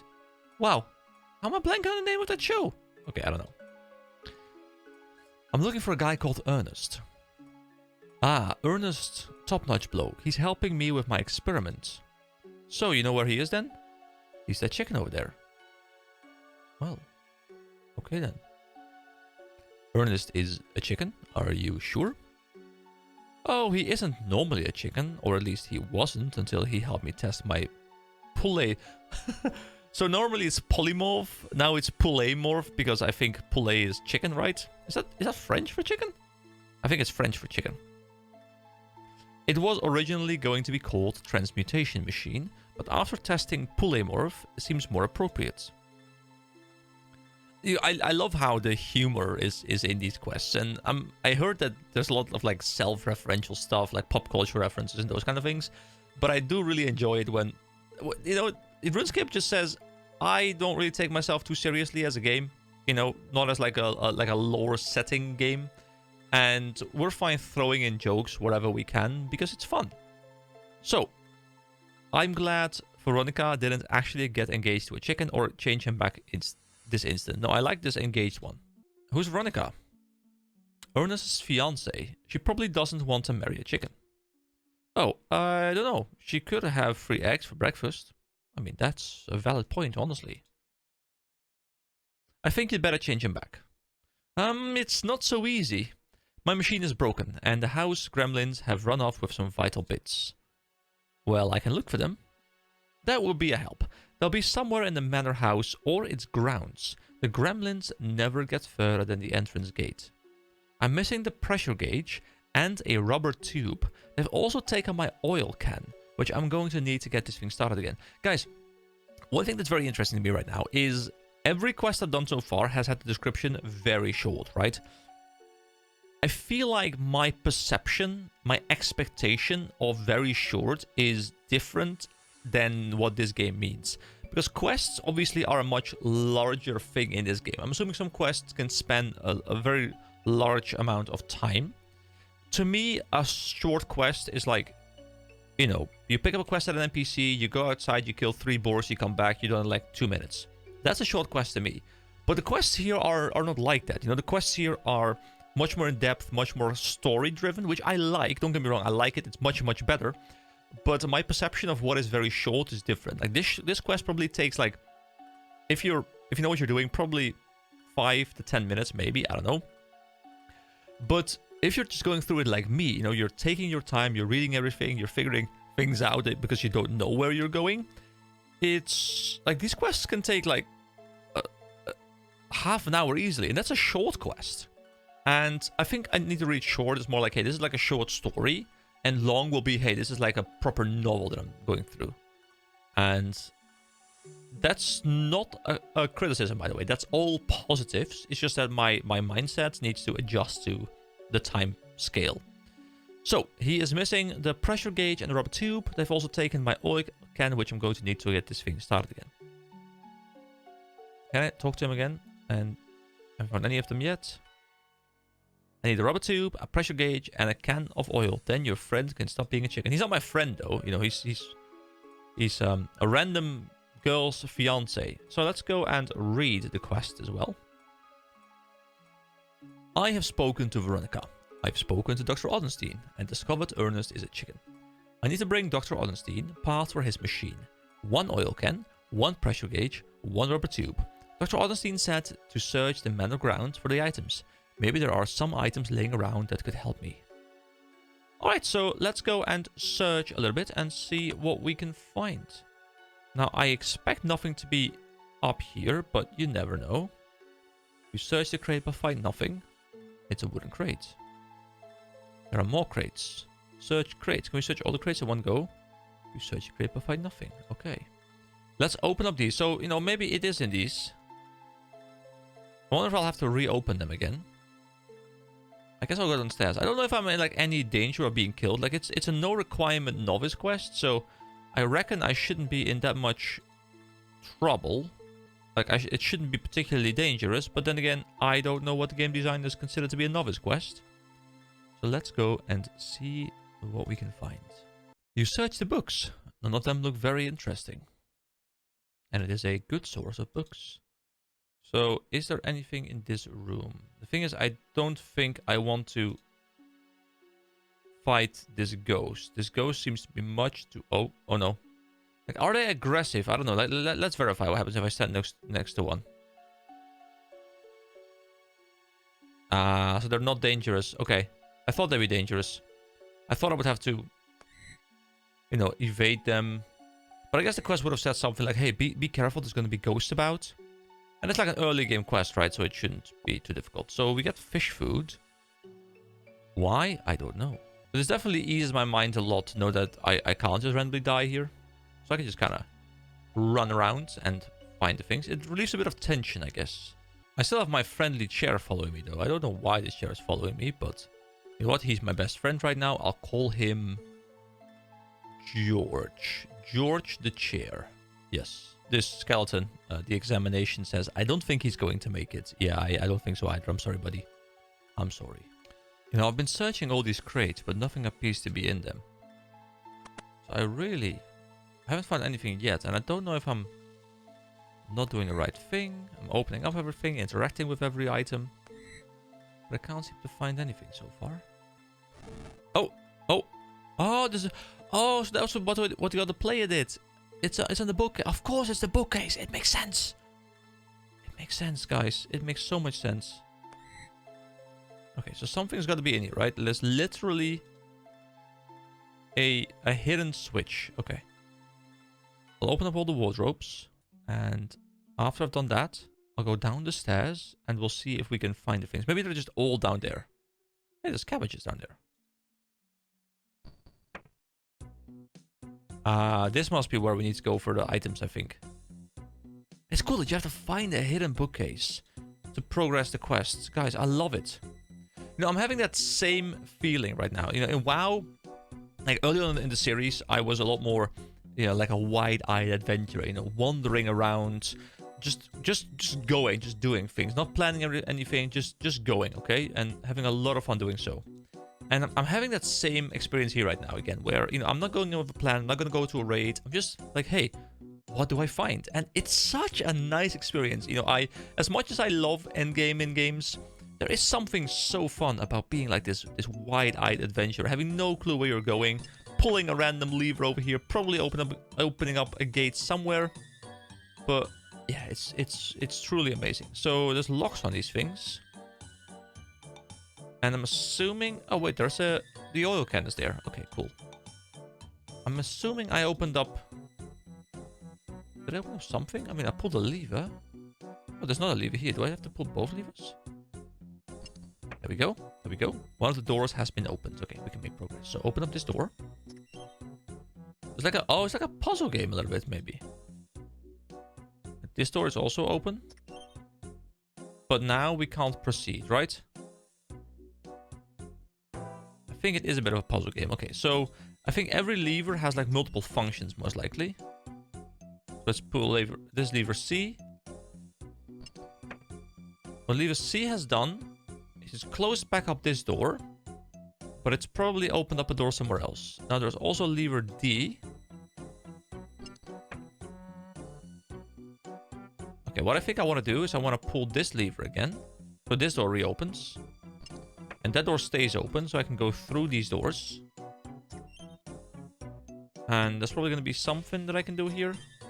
Nothing in this room? No? Okay, so I'm probably going to have to reach those two levers, because there's nothing I can do in this room. And... oh wait, I can exit through here now. Oh, so one of them had this door open. And now I can close this door. Which... I think that must have been lever B, or lever A, sorry. No, I think this door just closed up. Oh, we're out of stamina. That's a bit annoying. Oh no, this is fine, this is fine. But this door is still open. There's so much puzzling, so much world interaction, you know. The game might not look incredibly amazing. The game might not be like full third-person glorious graphics. But I am more immersed than I'm in most games. And that's just amazing. Oh, here we go, here we go. We pulled lever B. This door. So we pulled, just to keep you guys up to date, we pulled that lever over there. Which still has this one open. We can no longer access this first room, but we don't need to access that first room. We can now access this door, which leads us into this door, which leads us into the next two levers. So I pull one of the levers. And the way back has now opened up, but I can't access that door yet. What does this lever do? Does that open up? I still can't access the oil can. I can move back through here now. Do I want that? What does this one do? Does this one maybe open up the far end door? No. What does that one do? I mean, I can't go anywhere when this one is pulled right now, so I'll shut that one again. What if I pulled this lever? What does it do? Okay, that has opened up that door. And we can now go through here, through there, but we can't actually go back through here. Okay, so hold on. So I go through here. So I am in this room right now, and the final door is open. That's the most important thing, okay? That door needs to remain open. It's still open. And I think I've done it. I think I can just go out right now. And yeah, the door is still open. There we go. We have the first piece. Now, I don't know where the other pieces are, because I was assuming they're all here. But, you know, we'll go do a bit more exploring and we'll find them. But the fact that you have to go and do... like, you gotta find, like, a hidden thing. Like a bookcase. And then, like, because of that, you can go to a different room. And because of that, you can then go into a puzzle room. And the puzzle room then, you know, has one of the items. Oh, it's so cool. Guys, is this like the peak quest design? Or am I only, like, in the lower tier right now? Because I'm already having a blast. If the quests get much better than this, then... guys, we have a problem. I don't have a life anymore. I'm a RuneScape player now. I'm honestly having like a ton of fun. This lever probably opens up the door, so I can leave. Yeah, my character even walks automatically, so that, you know, I can actually use the door. Okay, so we have to find two more pieces. One of them might be in the cellar we were at before, because maybe it only spawns after we talk to Dr. Somethingstein. So I'll go back into the cellar. Let's go, chair buddy. We are best friends. Is it in the coffin now? Open up the coffin again. Coffin is sealed shut still, unfortunately. Okay. So I guess there probably isn't anything in this room. There's a friend of mine, a skeleton. He doesn't make it. No, he doesn't make it. Nothing else. Okay, we'll continue looking. Could something maybe be outside the manor? I mean, I'm thinking it's probably inside the manor, but... is it just the regular outside? Yeah, it is just regular outside. I thought maybe if it was like a... oh, what is this? Contraption. Oh my god, this is a hanging pole. People were hung from this thing. Is it called a hanging pole? I think it is, right? That's quite dark. I'm looking for like a separate like entrance, like a rear entrance or something, where I can move back into the place. If that is even a thing. I guess there's nothing here really. Oh, you dig through the compost and you find a small key. Oh, a slightly smelly key used in the Ernest the Chicken quest. So we went through the compost And we found a key. Oh, that's so cool. Guys, I'm just clicking random things and I'm making progress to stuff. This is extremely enjoyable. Okay, so we can probably use this key to open up some kind of locked door. Unless we can also use it to open up the coffin. But normally coffins aren't shut with keys. But then again, I am not a RuneScape coffin maker, so I'm not sure exactly how that works. So normally we can't leave, but we can leave through the back door. Okay, that's very interesting. Okay, let's go down here once more. Can we open up the coffin now? No, it's still sealed shut. Unless we can, like, go into the inventory and maybe manually use the key on the coffin. Nothing interesting happens. Okay. I mean, I can't recall a door that was actually shut, right? So I'm not sure where I'm supposed to use the key. Unless I'm supposed to use it outside somewhere to open up like a side house or something. Like a little outhouse. But I don't think I've seen anything like that. So I'm not 100% sure. Wait, there are two like quest icons on the map. What are these? Are these just transitions? I like how when I'm in here, I can see over there where the coffin is. So like it's a shared map, and it makes sense that it's a shared map, of course, because it's both on the same level. But it's kind of funny that I can just look over there and see the other room, and also see outside. See, the thing is, I have like slightly enhanced draw distance here because of like the HD mod, which in the open world works really well. But I feel like here it does take away some mystique, because I think, let me go into the settings real quick and do the HD thing. I think normally it's like this, which is a lot more mysterious, right? Which in these kind of areas is actually, like, I'm actually taking something away from me, because right now, like, I can see much less. So I think in some areas maybe I should reduce it, but overall in the open world, this feels much better, because you can really just see a little bit more. But in dungeons, I'm kind of ruining things for myself a little bit, which I'm very well aware of. So maybe if I do dungeon in the future, maybe I'll just turn it down if I remember to do so. But I'm a little bit at a loss as to where I need to go. It's probably very simple. You know, we have this funny thing now where I think most people who watch this series, same went for my WoW series, and the same will go for all the future series where I'm covering like existing games. I think most people watching this will be watching it because they want to re-experience and like their favorite game, one of their favorite games, or their nostalgia through the eyes of someone who hasn't experienced it yet, so they could like relive it through my eyes, which is kind of what I'm aiming this series at anyway. So like it makes sense to me. But I also imagine, because people know the game very well, they'll be like, oh my god, this dude is so stupid, like why doesn't he see X and Y? And to that I can say two things. First of all, yes, I'm rather stupid, but also I'm not an expert, you know, you're the expert. So I'm sorry. I want to play the piano. Can I play the piano? I was always forced to play this as a child. Well, I wasn't. I don't even know how to play the piano. I mean, I know how it works in general, but I can't play a musical instrument, guys. I've never learned to play a musical instrument. I played like a little bit in school, and I enjoyed it. It's not like I didn't enjoy it. It was really fun. But I never took the time to properly learn one. Oh, take the shears! Hey, wait! Didn't we need that for the quest? Wait, is it just on the floor? Wait, have I just... a bucket?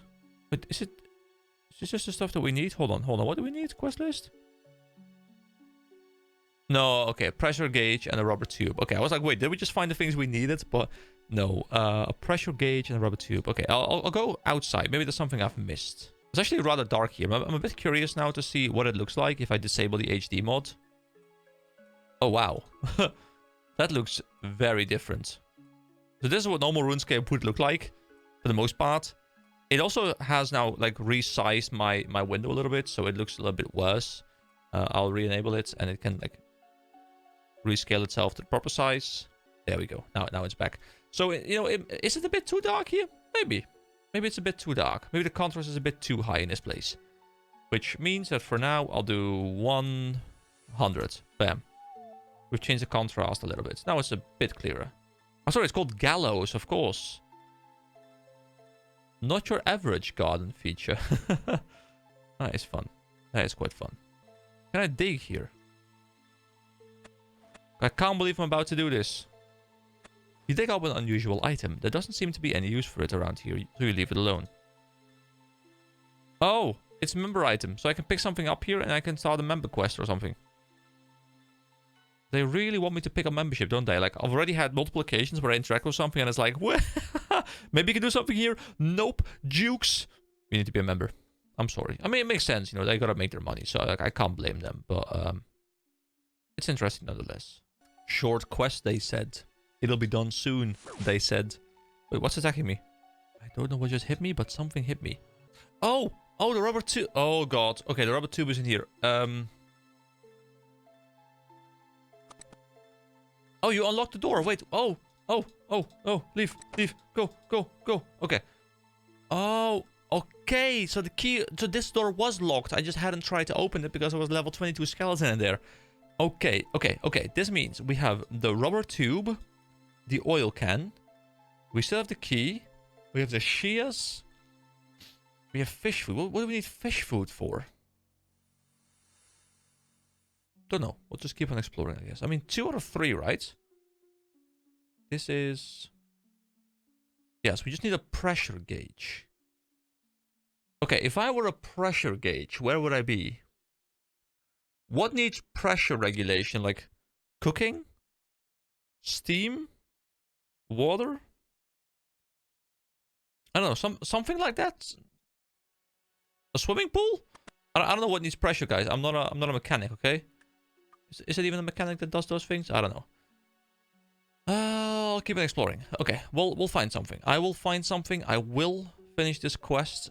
I promise. Wait, what is this? Captain Arnav just popped up next to me. Ah, hello there, lady. I've just dug up an old treasure chest of mine. Problem is, these old hands of mine aren't as useful as they used to be, and the lock on that chest is a little bit too fiddly for old Captain Arnav. Could you help me out? Yes, I'll help you unlock your chest. Sure, I'm in a haunted house right now. I don't know why you're here, but hello. There are 3 columns. What you need to do for me is to match up each picture with the word underneath the column and then unlock the chest. So ring. Okay, wait. What? Ring? Ring? A bowl? Why is it moving? Bowl? Coins? Oh. So ring, bowl, coins? What is this? Ah, well done, matey. That's the right combination. Here, have a little something for helping me out. We get 1 gold ring. Examine. A valuable ring. I can wear it. I don't know what it does for me, but I am wearing a gold ring. Can I see the gold ring? Hold on, let me. Oh, is that the ring on my? No, that's. Hold on, let me. Is that the thing? No, it's not. That's just my arm. Okay. I was like, that's a giant ring. If that's a ring. Anything in the kitchen? I feel like it should be something in the kitchen, right? Anything here? Oh wait, poison? Rat poison? Oh, here we go. Hit points level 12. Nice. Cool. Alright, we have poison now. But what do I need poison for? Do I need like kill the rats or something? Because it was next to a rat circling it. Oh, a fountain. Wait. Fountain, water, pressure gauge. Search fountain.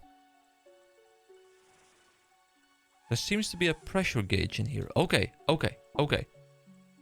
And a lot of piranhas. I can't get the gauge out. Okay, so if I put my hands in here, I can't take it out because they hit me, right? So I put the fish food in there so they're distracted, and then we pour the fish food into the fountain. We're gonna start eating the food. Now they seem hungrier than ever. So if I do this again, I think I'll just get myself hit again, right? And a lot of piranhas. Oh, wait, wait! I put the poison in. I can't? Wait, hold on, hold on, hold on. Do I poison the food? Do I poison the food, put the food in, and kill the piranhas with the poisoned food? Can I combine these 2 items? I need to get more food, which I think I found next to the backdoor exit. Okay, I'll go there. I'll see if there's more food. Oh, a tree attacks me. Hello, tree. Why are you doing this? Why are you so mean to me? I'm just a lone adventurer. Okay, okay. Let me see if I can find more food. All right, guys. We have a plan. We have a plan of approach. I'm excited. I also wonder if there's going to be something to do with the coffin at some point. Maybe it's for a different quest, but that coffin is kind of cool. Oh, I just cooked some chicken. I forgot I even had chicken, but I clicked this thing by accident, and now I have chicken. Thank you. Oh, fish food. Right here. Right here, fish food. There we go, easy peasy. So this is one of those quests. Hold on, actually, before I rant again. Fish food plus poison. Poison fish food. Yes. My brain is big. My brain is enormous. So this is one of those quests where doing it blind, like I'm doing right now, takes a while. You know, I've been recording for, let me see, 53 minutes. Now the video probably won't be 53 minutes. I'll cut out some searching, but it will still be quite a while. But it's one of those quests where knowledge is key, right? So for me, it took me probably about an hour, everything, including when I, walk back and stuff. But if you know exactly what you're doing, this quest probably takes like 5 minutes tops, right? Because you just go in here, you run up to the NPC, you run downstairs, you go into the skeleton room, you grab the key. Sorry, you grab the rubber tube. You do this little loop where you get the two things, you bring them over to the fountain. I'm assuming I'm doing the correct thing, like I can't imagine anything else. If this isn't the thing, that I don't know anymore.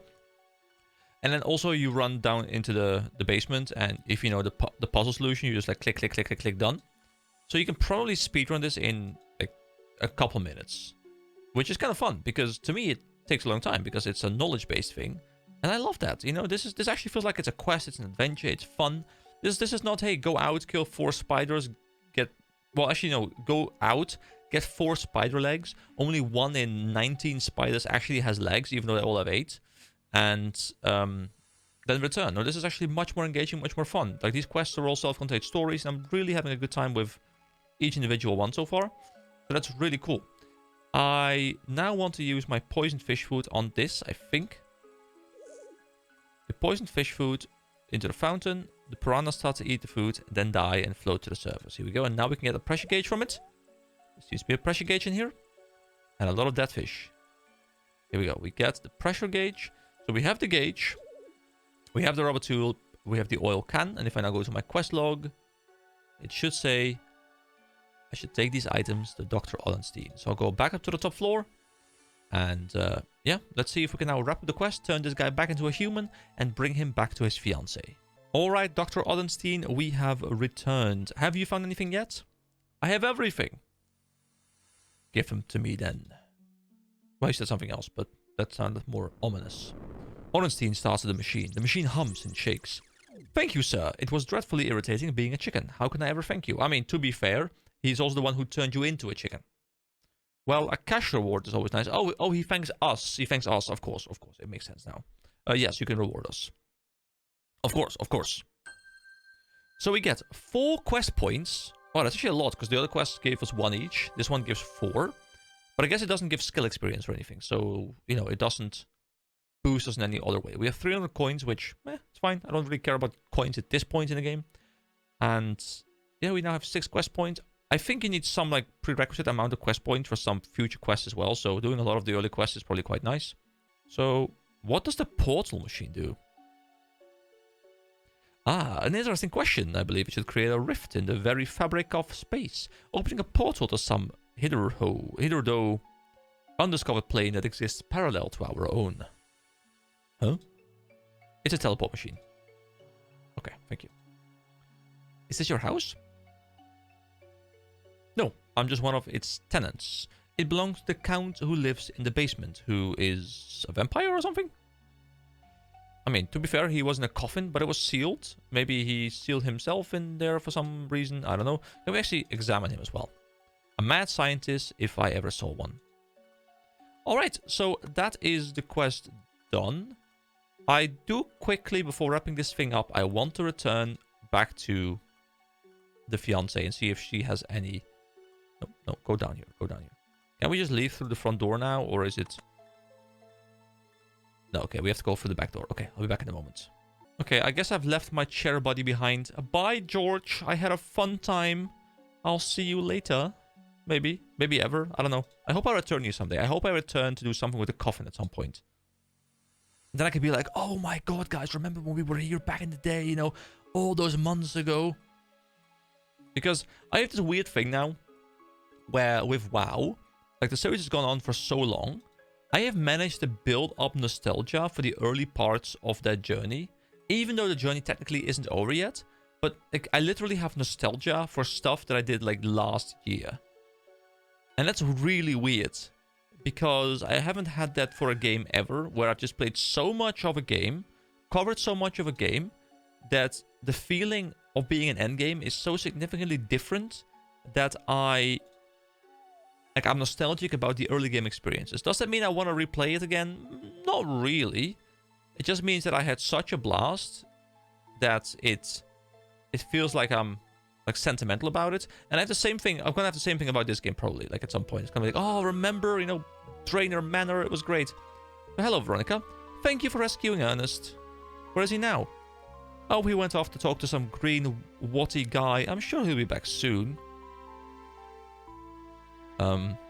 Is he gonna be like kidnapped by a frog or something? I don't know. Some guy. So we have a lot of quests to go, but hey, that's 3 quests done. Next video, I think, like, I'll probably, I kind of want to do a little bit of skilling as well. Like, I want to do the questing, but I also want to do the skilling. There's so much stuff I want to do, guys, so I'll probably keep on going today. Thank you so much for joining me once again. We'll be back very soon, and I hope you all have a wonderful day. Bye-bye. All right. We are back once again. Thank you for joining me for more RuneScape. So, I do want to continue questing, but I just did 3 quests back to back, and while I'm really enjoying those, I do want to make sure that we do mix things up on occasion. So right now, I kind of just feel like doing a bit of mindless woodcutting. So, the start of this video, literally, is just going to be me. I'll cut these things down. I'm close to a bank. I'll put them in my bank, and I'll just cut until I don't feel like cutting trees anymore. So, see you guys when I level up or something else cool happens. Well, there we go, level 6. That was extremely fast. It was 2 trees in. And there we go, that is level 7. And level 8. These levels are coming in extremely fast. And level 9. My god, I've been recording for about 3.5 minutes. And I've gained, what, 3 levels? Including the intro? That's been very quick. I mean, I guess I might as well just level fire making alongside it. Just, you know, burn all these logs. So that I can keep that up to level as well. So I can just stay here forever, really. Like, isn't this the most iconic sight in all of RuneScape? Just this whole line of things. Look at, like, this whole line. Oh, level 8. There's this whole line of little campfires. I feel like if anyone shows me, like, a screenshot of, like, the most iconic RuneScape thing, it's just this line, right? It's a good thing your character actually moves away from the thing every time it's created, so you can just keep doing the clicking thing. Because otherwise you would have to create it, walk away manually, and then use it. There we go. Level 9. It's super fast. Like, both of these skills are really fast. I remember leveling these very easily. I don't know if these are also some of the easiest skills to max, or if they start out really fast, and then at some point they slow down massively. But so far, these are definitely some of the most chill skills to level. And level 10 is here. Beautiful. My line is developing very well, although some of them are already going out. I guess some of them stay longer than other ones. Also, I don't know if there's a point to take the ashes. What can I do with these ashes? I can pick them up. Ashes. Examine. A heap of ashes. Grant exchange value 88. What is HA value? I think this is some add-on doing this, but this is kind of nice to have. But yeah, I don't know if I care about it. Like, it's gonna fill up my inventory. I don't think they stack in one spot. If they do, I would pick them all up.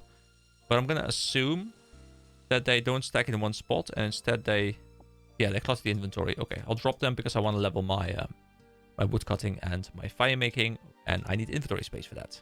And level 11 is in. I think the entire start of this video is just me saying, hey, level up, hey, level up, hey, level up. We're doing a proper compilation today. And level 12 is in. I think I've gotten like 4 or 5 levels with just this one inventory full of logs. I do wonder as well what I can create with higher levels of fire making. So let's take a quick look at it in just a moment. Once this final one has been ignited, here we go. So if I click fire making, So fire making is a skill that allows you to make fires. To do so, simply use a tinderbox on a set of logs and you'll attempt to light them on fire. Higher fire making levels will allow you to burn logs that grant more experience, as well as allowing you to burn them quicker. So if I do burning, I can burn normal logs. So I guess as members you can have achy logs, pyre logs. We can get oak logs at level 15, but we also need level 15 wood cutting for that. So then we can switch over to to oak logs or oak trees. There is going to be oak pyre logs. Then there's willow trees. Oh yeah, I remember the willow trees. Maple trees. Yew logs.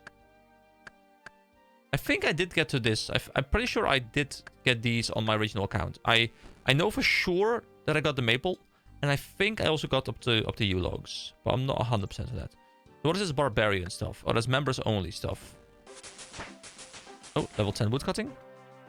Oh, sorry. Oh, I just skipped something. I don't know what I just... Okay, hold on. I guess we can click woodcutting. Was it like some new axe or something? Level 10. No. Forestry. Not sure. Other.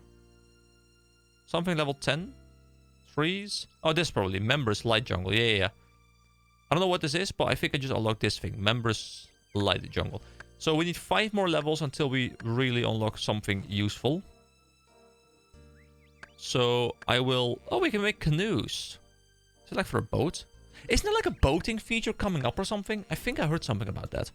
So yeah, I'll just keep doing this. I'll keep making like a compilation. Wait, what is this? An imp? Cool. I'll kill this imp actually. I don't know why, but this imp is looking at me funny, and this imp needs to die. Oh, also, between recordings, I killed one mob because I clicked on him by accident and leveled up to level 8 attack. So, you know, you guys missed that. Oh, the imp's teleporting around. It's not a big deal, but I do want to keep all the level ups in, preferably, so you guys have a full understanding of my entire journey. Fiendish ashes.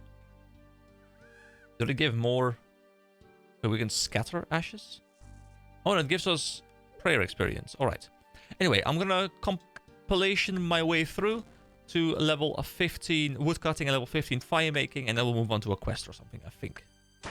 Level 11 woodcutting. Oh, you can now chop with a black axe, and members can now chop with a black felling axe. Now, I would go to the bank or to a shop and pick out the black axe. Actually, I will go do that. You know what? Do I need to do it? No. Is it efficient? Maybe not. But do I want to grab the black axe because I just can? Yes. Let's go to a general store and pick up a black axe. Why not? We gotta experience the entire game. Oh, you can't buy it here. You can only buy like beginner stuff. So I need to find like a woodcutting guy, I think. I was mistaken. So is it just like a tree icon? Probably, right? Oh, you can even see that there's 9 copper ore here, 6 tin ore, and 4 iron ore. You can even see how many there are. And there's level 13 fence. I don't know what that's for. Here you can find copper, tin, iron, silver, coal, mithril, and adamantite. That's cool. You can see all these things. Really makes it a lot easier. Oh, the woodcutting tutor is in Lumbridge. And I don't think there is another woodcutting tutor close by, because there's nothing blinking in this area. So I guess the tutors are spread all around the world. There's a tutor over there. A crafting tutor. A combat tutor. A smithing... The smithing tutor is here, okay. Or there's 2 of them, I guess. If I zoom out even further, can I even? I can't. Woodcutting. I think that's the only one. Okay. Well, I guess I'll just level up to 15 using the old one, and I'll pick the other one up later. Back to the compilation. Level 12 woodcutting. You can now make and paddle a log canoe. Don't know how I do that, but it's good to know that I can. We'll definitely explore that at some point in the future. Just as a quick reminder as well, while I am right now recording a whole bunch of them in bulk, and I'll probably try and have like a lot of videos ready to go so that I can kind of not stress about upload frequency, so I can go back into a bit of a schedule. If you do have something to recommend to me, like, hey, you should go check this out, you haven't seen me do it on the video yet, you know, it may be that I've already done it because I'll be recording these in advance, but don't hesitate to give me any advice. I'd rather... Oh, was that like an instant one? A level 13 fire making. Like, I'd rather get some advice, and like half the time it's like, well, thank you, but I've already done that. I'd rather have that than have no advice coming in. So please do leave any comments where you're like, hey, you should go do this, check out this quest, check out this skill. Like, to do some of this. Anything really, it's welcome. And if I've already done it, I'll just tell you like, hey, it's coming up in a future video. But any help is truly appreciated. Because I think for me, the thing that makes these series so fun to do is that I get to experience them blind. I get to document my entire journey. I get to watch back my journey if I do want to. Like, you know, so... And I know I said I was going to go for a bit of a compilation here, but I do want to talk about something. Do you guys sometimes have that moment where, you know, you've been playing a game for years and you're like, oh, how was it, you know, back in the day? Like, how was I as a noob? How was I level 14? Like, how did I experience this? Because quite often you'll think fondly back to these memories, but you won't actually remember them very detailed. Wow, this is just like instant. Holy shit. That's so fast. But like, you won't remember very detailed how you felt, what your exact responses were, and you'll have rose in the glasses thinking back to it. Well, I can actually just literally, like, you know, I'm doing this for a while sometimes, you know, like I'll open up like a random part, like an early part, and I'll be like, hey, what did I say back then? What were my expectations? What were my thoughts on certain systems, and have they since changed? And I was almost thinking about doing like a reaction video, like figuring out some, like trying to find some points I made that may or may not have been entirely true and responding to my own content. But I don't, like, responding to your own content, like, it feels a bit weird. But it was like a fun thing that I was having in my mind. You can now burn oak log at level 15 and light abyssal lantern with oak logs. Okay, great. But we don't have the ability to, well, cut them yet. So I'll have to hit level 15 as well.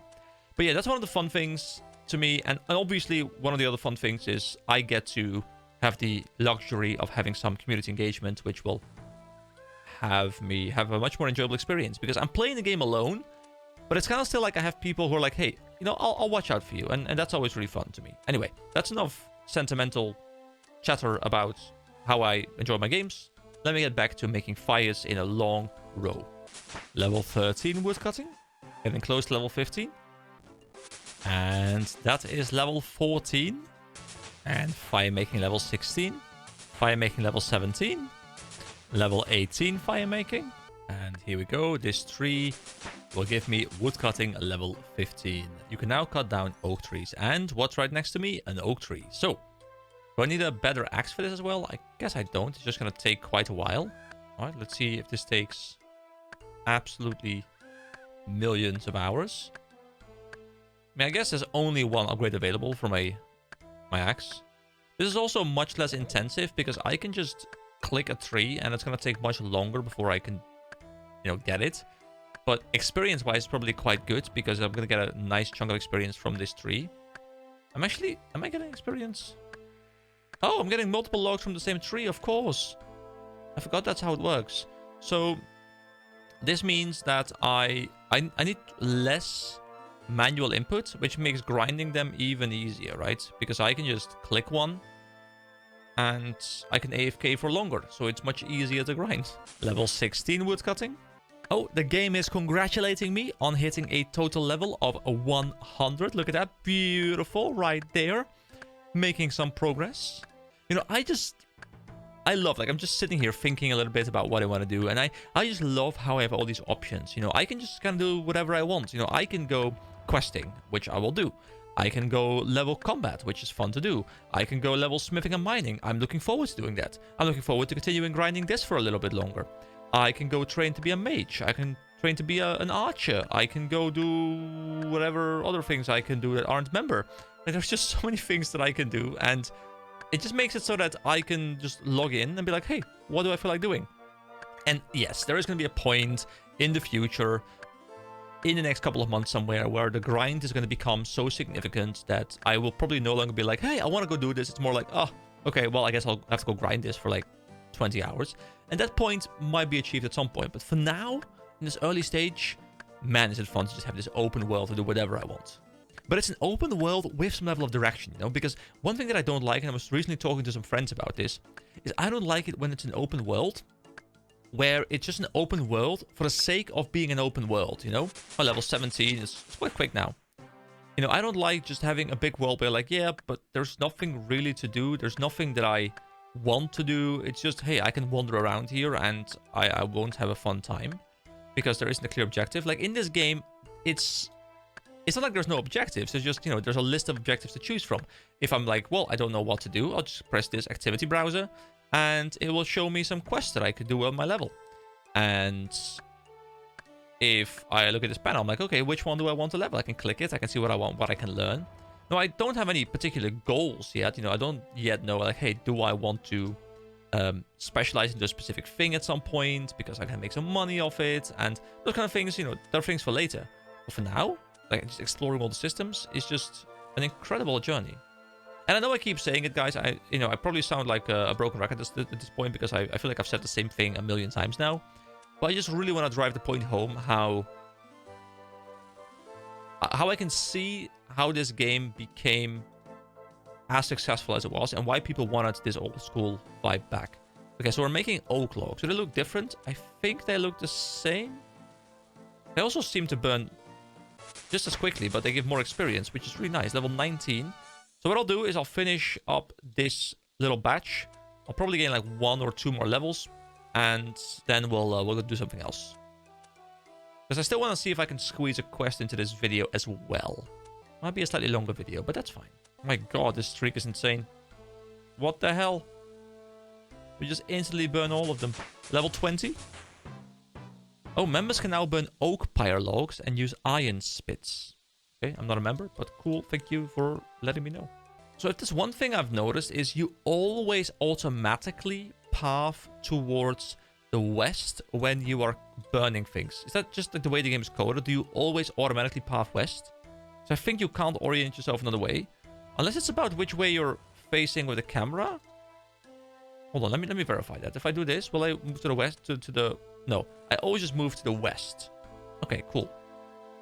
So then I can prepare myself to know, like, I need to choose a path, but there's nothing in my way. So, like, this path would not be great, but moving one step over here, this path would be quite nice. Level 21.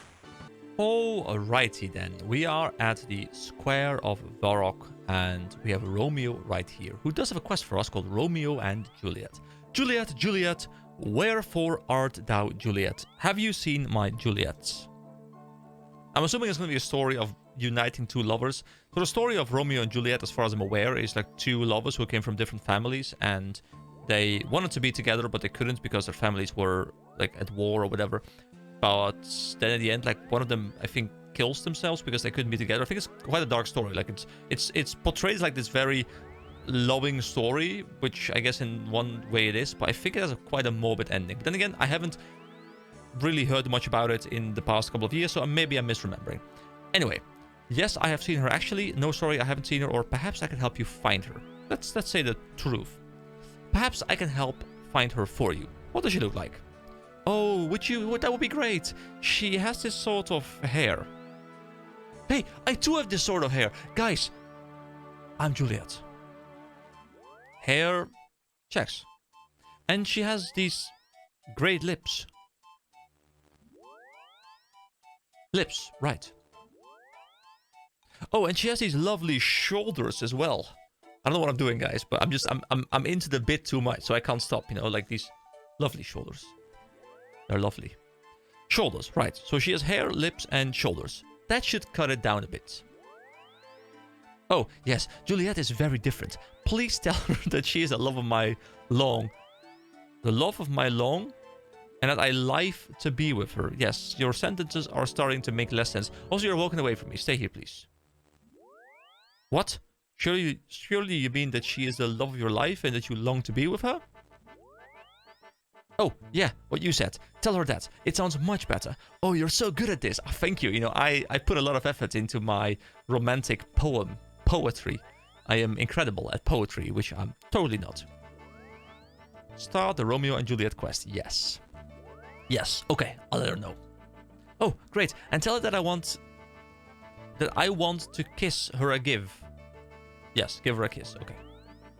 You mean you want to give her a kiss? Oh, you're good. You are good. I see. I've picked a true professional. Yes, that's true. I'm a true romantic, you know. So where can I find Juliet? Why do you ask? Well, because you want me to find her? So that I can try and find her for you? Ah, yes, quite right. Let me think now. She may still be locked away at her father's house on the west side of Varrock. It says at the cest side, I feel, but okay, sure. Oh, I remember how she loved it when I would sing up to her balcony. She would reward me with her own personal items. That kind of sounds like she's like, go away from me, and like throw shit at him, like go away, like you know, you throw a shoe at a cat or something, which I would never do, you know. I like cats, but I know the stereotype, you know, the joke of like throwing a shoe at a cat, you know. What, she just gave you her stuff? Well, not exactly give, more like throw with considerable force. She's always a kiddler, that Juliet. I mean, this guy is more like a stalker, you know, and she's like, no, get a restraining order. Is there anything else you can tell me about Juliet? Oh, there's so much to tell. She is my true love. We intend to spend together forever. I can tell you so much about her. Does she have eyes, maybe? So much I can tell you. Yes. So much to tell. Why, where do I start? Yes, please go on. Don't let me interrupt.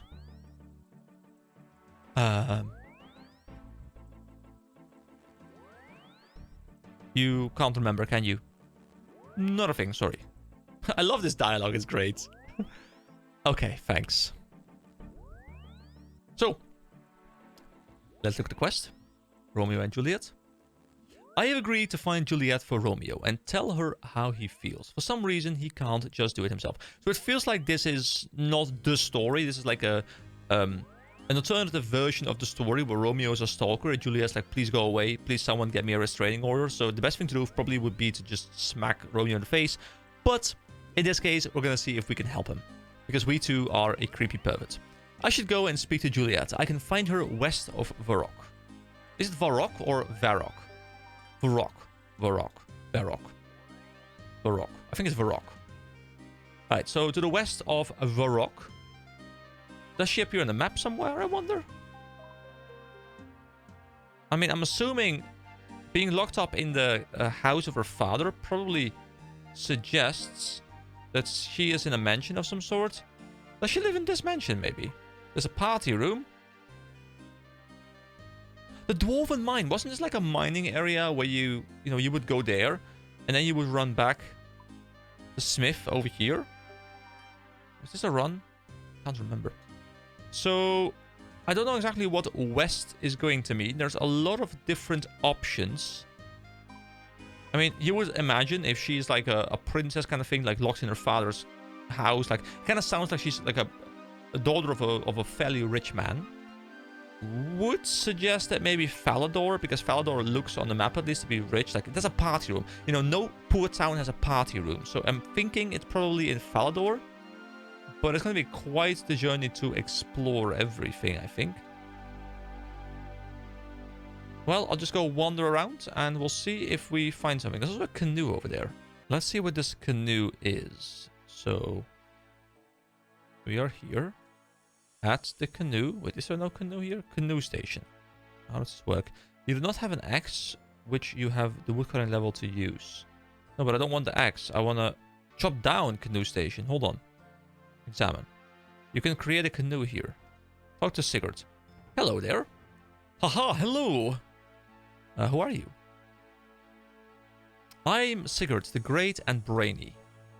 Why did I call you the Great and Brainy? Because I invented the log canoe. The log canoe? Yash! Me and my cousins were having a great party by the river when we decided to have a game of Smack the Tree. I mean, I just did that on quite some trees myself as well. So we share a similar approach. Smack the Tree. It's a game where you take it in turns, smacking a tree. First one to uproot the tree wins. Anyway, I won the game with flying tackle. The tree came loose and down the riverbank it went. Or down the riverbank I went, still holding the tree. I woke up a few hours later and found myself several miles down the river. And that's how I invented the log canoe. So you invented the log canoe by falling into a river and hugging a tree? Well, I refined the design from the original, you know? I cut all the branches off to make it more comfortable. I could tell you how to, if you like. Yeah, sure. Can you teach me about canoes? It's really quite simple. Just walk down to that tree on the bank and chop it down. Then take your axe to it and shape it to how you like. You can make a log canoe like mine. It'll get you one stop down the river. There's some snooty fella down near the Champions Guild who reckons his canoes are better than mine. He's never said it to my face though. Okay, so we'll definitely check it out later, but I don't have an axe on me right now because I just put it in the bank. I wanted to make the inventory as empty as possible, which I have just done. So we'll have to return here at some point later when I do have it on me. Yeah, that would be where I would live had I been Juliet. And since we all know that my actual name is Juliet, I live there. It's an impressive looking town though. You can pickpocket the guards. I don't want to pickpocket the guards. They seem remarkably strong. I do not want to mess with them.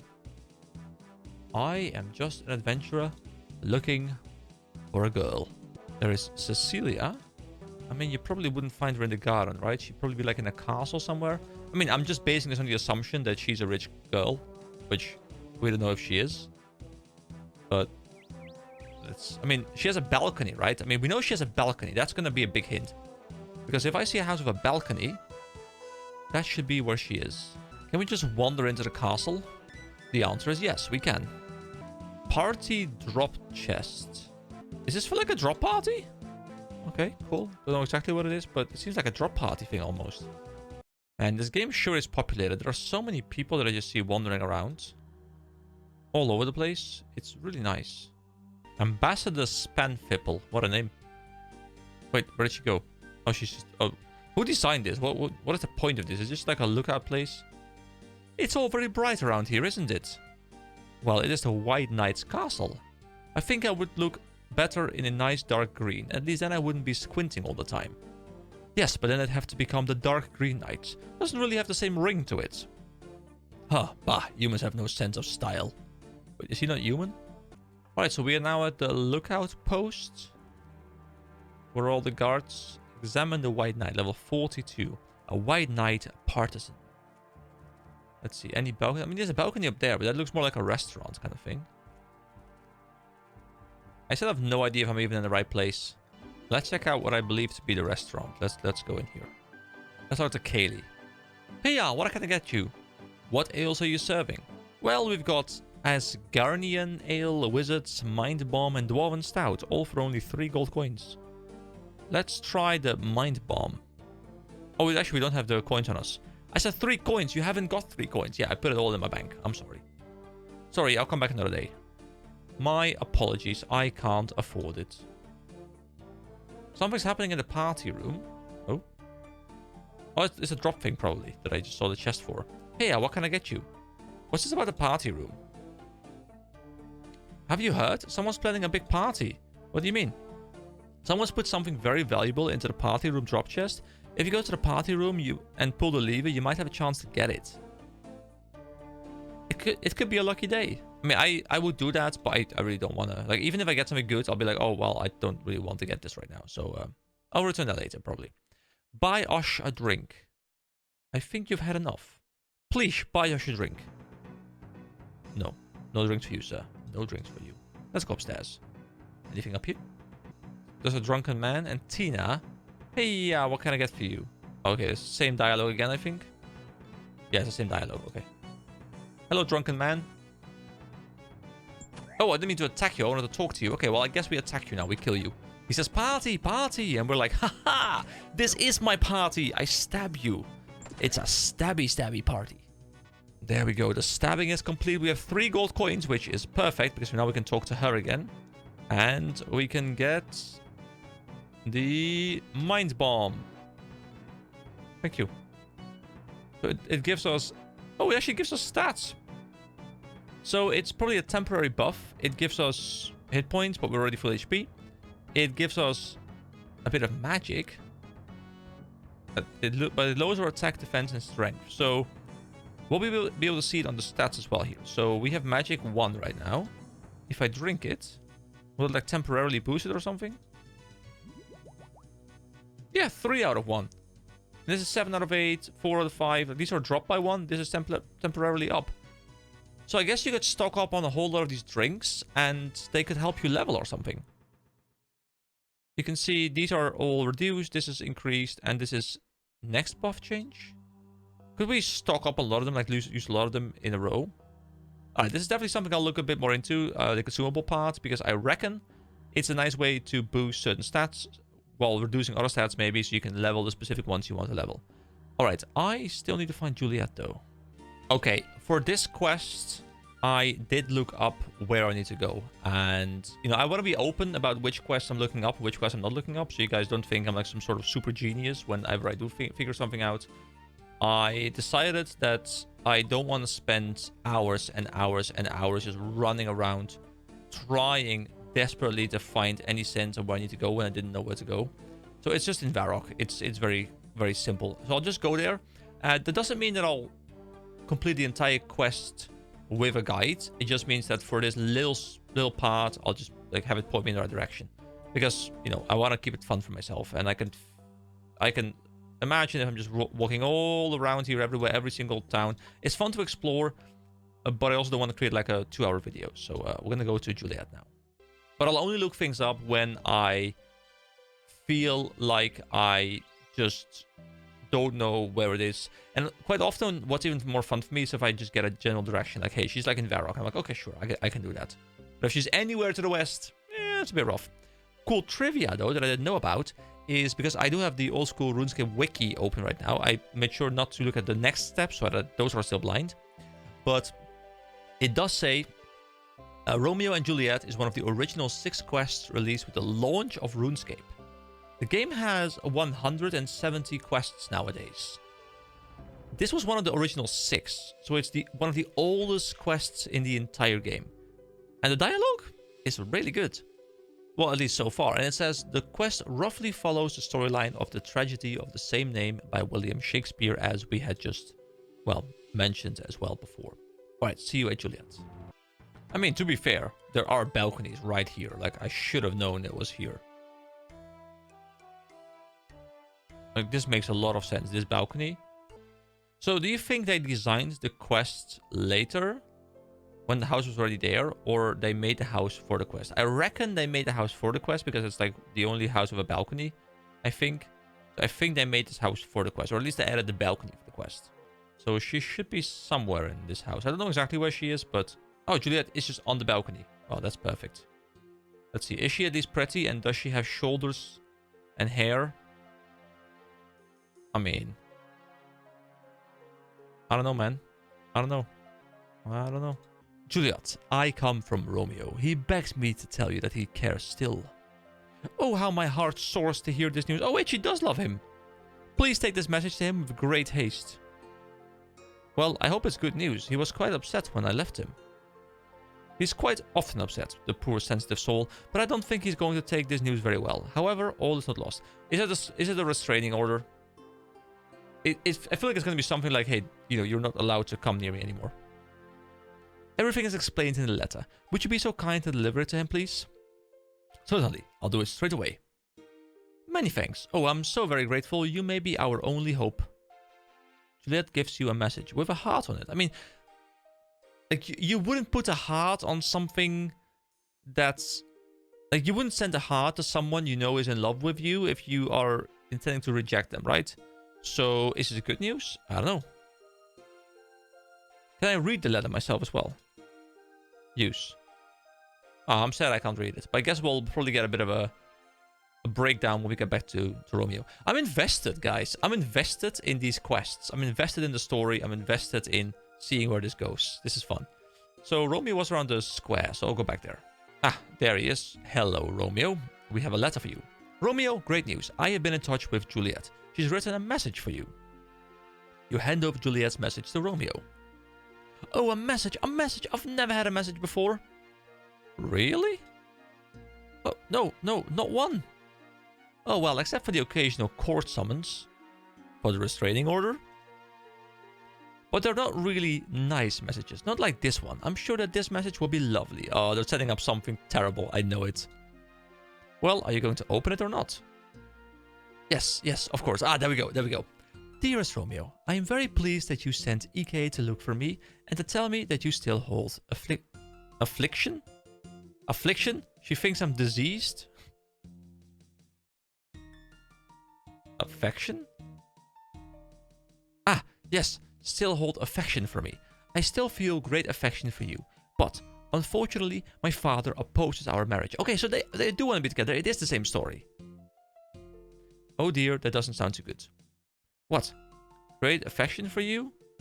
Father opposes our marriage and will kill you if he sees you again? That's getting a bit rough. I have to be honest, it's not getting any better. Our only hope is that Father Lawrence, our longtime confidant, can help us in some way. Romeo folds the message away. Well, that was it then. We haven't got a chance. What about Father Lawrence? Our love is over. The great romance, the life of my love. Or you could speak to Father Lawrence. Oh, my aching, breaking heart. How useless the situation is now. We have no one to turn to. Father Lawrence. This is... like, it's bad, but it's great, you know? Like, it's terrible storytelling, but it's done on purpose, and that makes it great. Also, he's still just wandering around as I'm talking to him.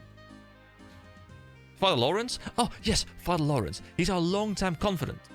The message just said that, Romeo. Dude, if I were Juliet, I'd be like, get out of my way, bitch. Like, dude, you are far beyond my level of intelligence. You are dumb.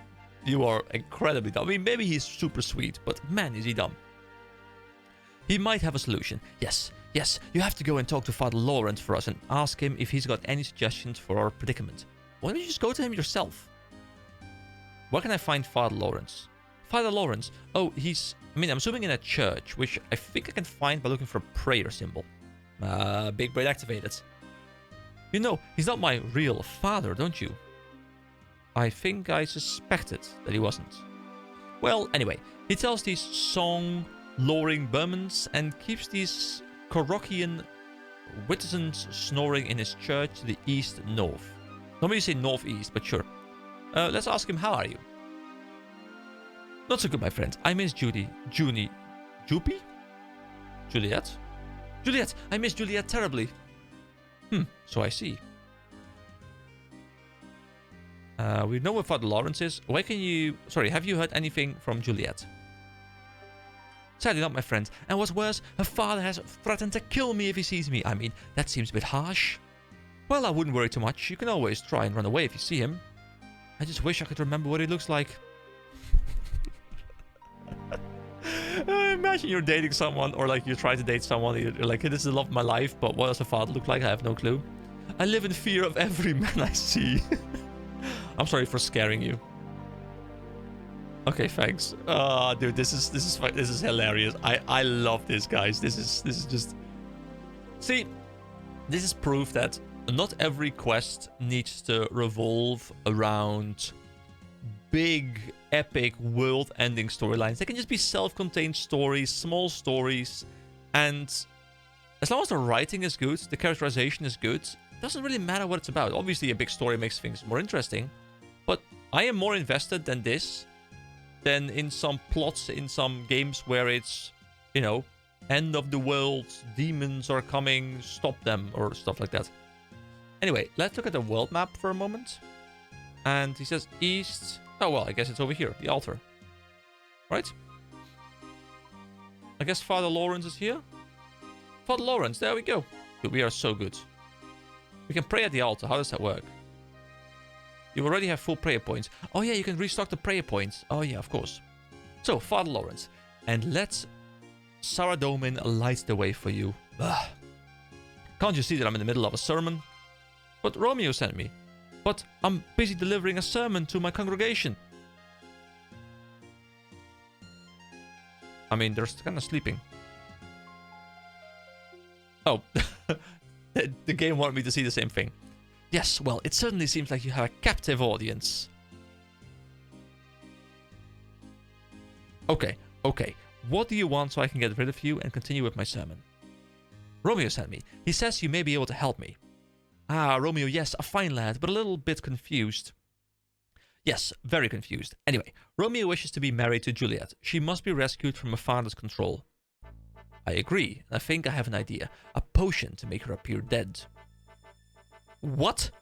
So your solution to solving this problem is let her father think that her daughter died. Okay, I see nothing wrong with that plan. It's perfect. Dead. Sounds a bit creepy to me, but please continue. The potion will only make Juliet appear dead. Then she'll be taken to the crypt. Crypt, again. Very creepy. You must have some strange hobbies.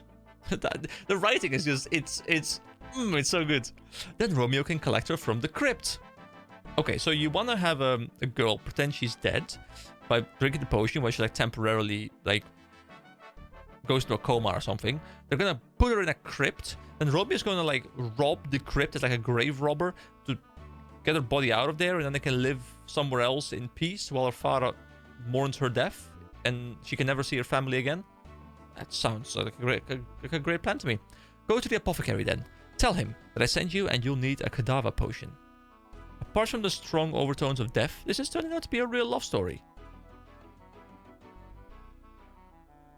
You know, when people told me that the quests were good, I see what I mean now. Like, this is really engaging. Okay, so let's actually look up the quest, because we haven't read it in a bit.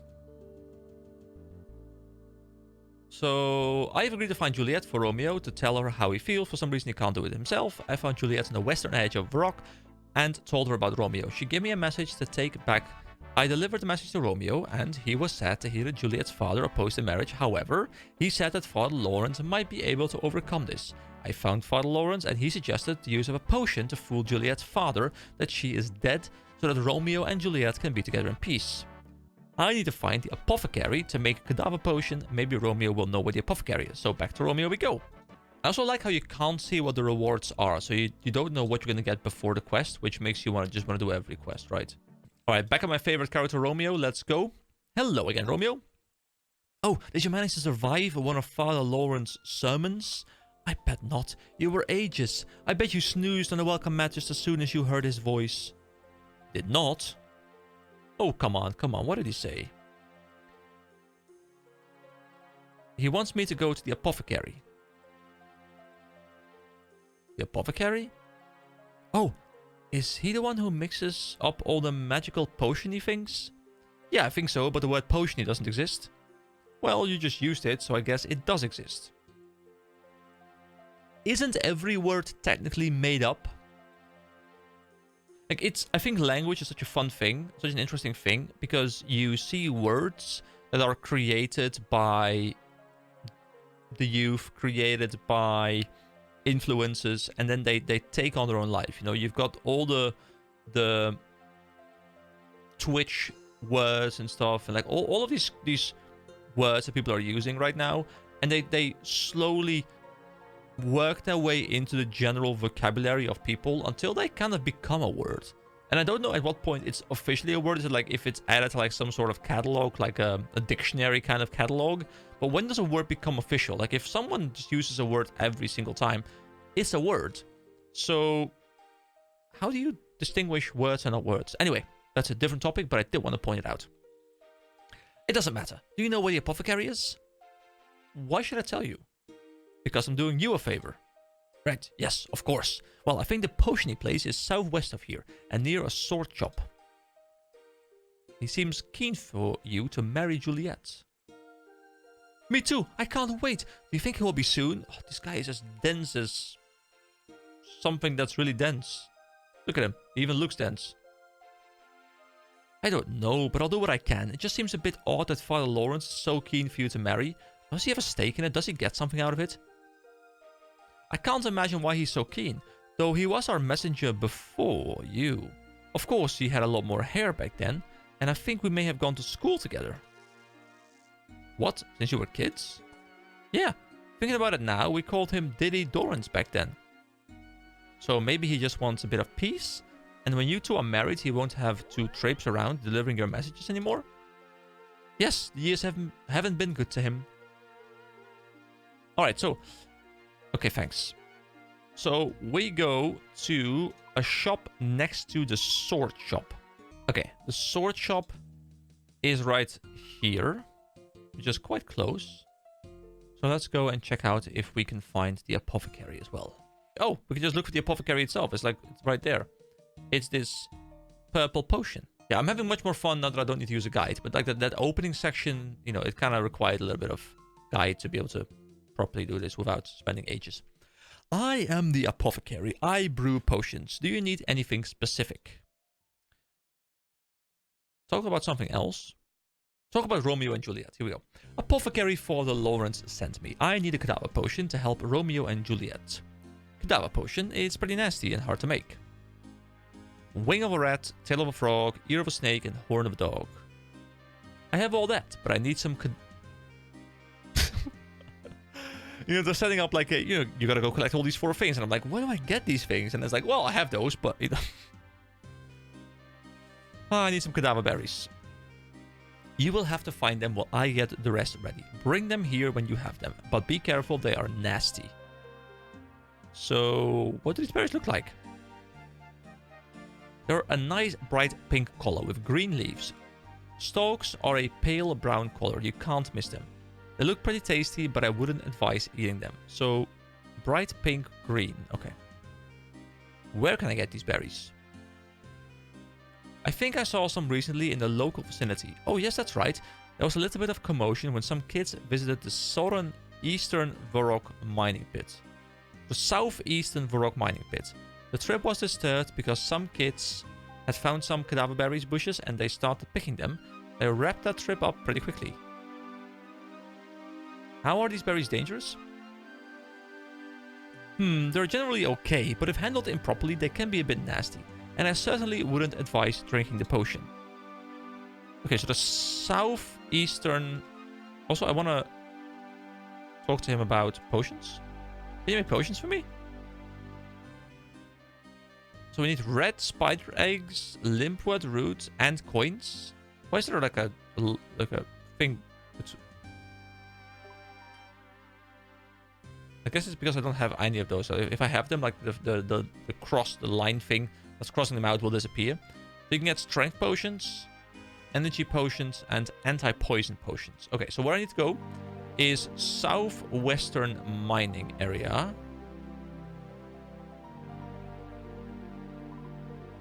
Which must be this place right here. So we can just go down out of town here and go over to the mining area and see if we can find some cadaver berries. Alright, we are at the mining area. Oh, what? Mysterious old man. Hey, okay, would you like to come and solve a maze for me? You know what? Sorry, I'm busy. It sounds interesting. You've been playing for a while. Consider taking a break from your screen. I've only been playing for 4 hours, guys. I don't know what you're on about. Yeah, I mean, I would love to go do this maze thing. I don't know what it is, but I don't want to make this video extremely long. So I want to wrap up this quest before I move on to anything else. So there should be something with bright purple. Wait, was it southeast maybe? Because there's also a mining area over there. Because I can't find anything here, but I'm starting to think maybe I'm misremembering and maybe it was southeast. Hold on, what does the quest log say? Does it say anything? It says, I will have to find... Oh, I guess Oh, I'm in combat. A guy is trying to mug me. You know what muggers do? They mug you. He's like, oh, let's mug him. Hope someone caught that reference. Hey, we got a knife from him. Which we can't use on anything right now, but it's cool. But yeah, I'll go to the eastern one because maybe I'm just misremembering. Maybe it didn't say southwest, maybe it said southeast. What the hell is this? What? Who's this guy attacking me? I can't even click him. What's this? What's happening here? Leave me alone. How am I dying? What's going on? Who is this? What kind of dangerous area did I just walk past? Do I just... Is this...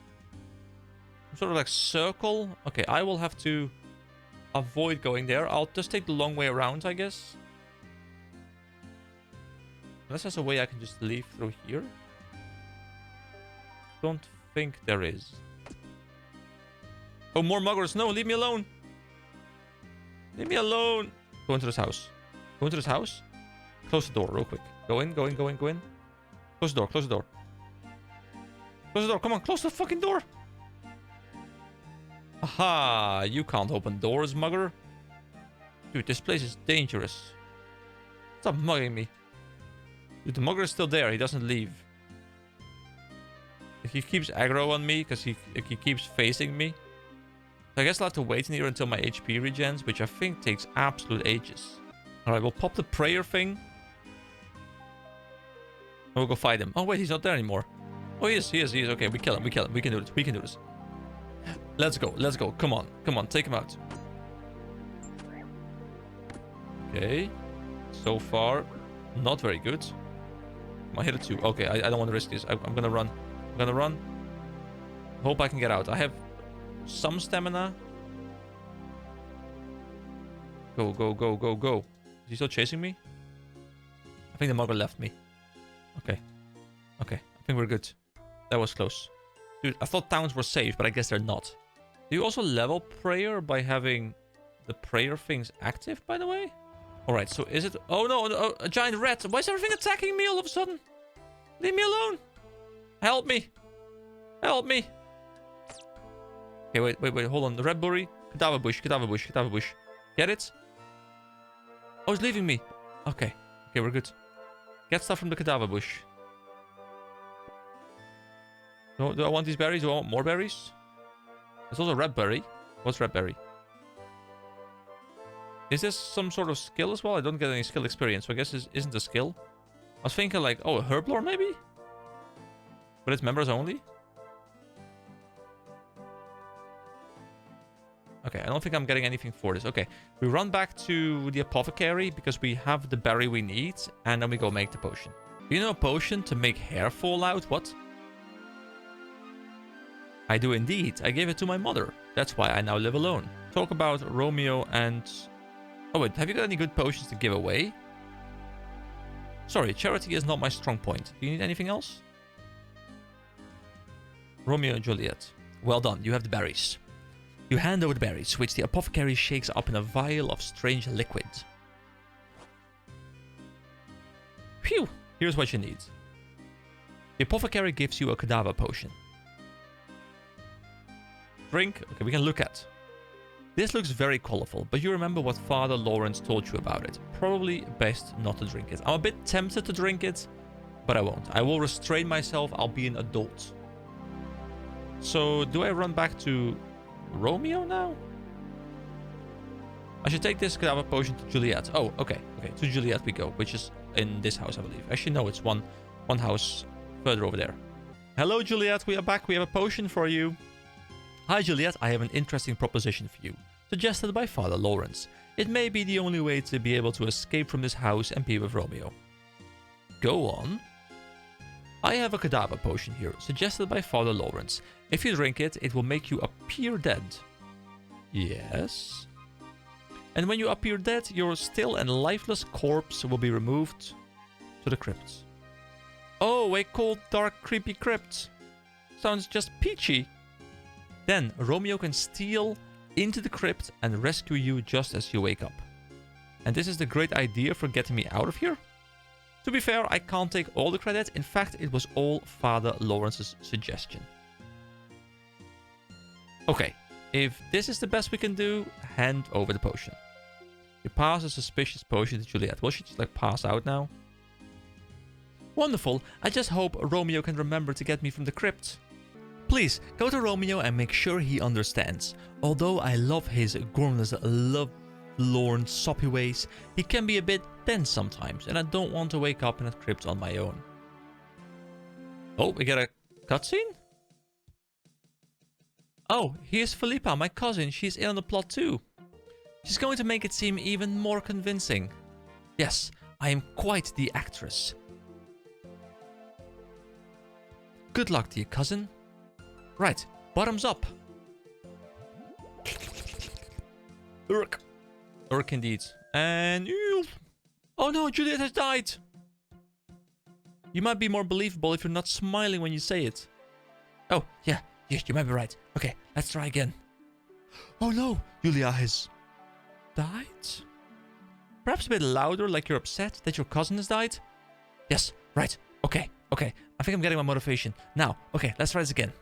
Oh no, Juliet has died. Oh, no, Juliet, my poor dead cousin. Yes, that's my delivery of yelling because I don't want to annoy my neighbors. What's all that screaming? Oh no, my poor daughter, what has become of you? Poor Juliet made preparations for her body to be placed in the crypt. I like how like she dies and the first it's like, oh, okay, let's get the you know, the business done. You know, sort of like, oh no, my cousin dies. Like, no, to the crypt, let's go. There's no mourning here. We're all business around here. So that is done. Now I have to find Romeo and tell him what's happened. Okay, let's go back to Romeo. Dude, if this is a short quest, what the hell are long quests in this game? Are they like day-long quests where I just have to do many steps? I mean, once again, it's not that I mind this. This is much more fun than the short quests, but my definition of short will have to change. Romeo, I have some news for you. Romeo, come here. Romeo, it's all set. Juliet has drunk the potion and has been taken down into the crypt. Now, you just need to pop along and collect her. Alright, the potion. Great. What potion would that be then? The cadaver potion? You know, the one which will make her appear dead? She's in the crypt. Pop along and claim your true love. But I'm scared. Will you come with me?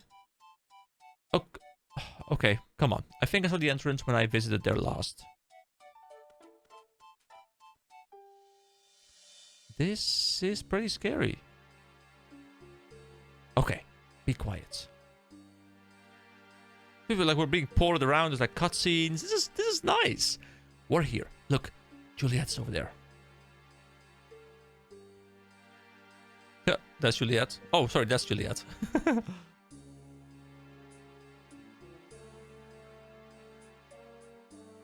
Now, you go over to her, and I'll go and wait over here. Okay then.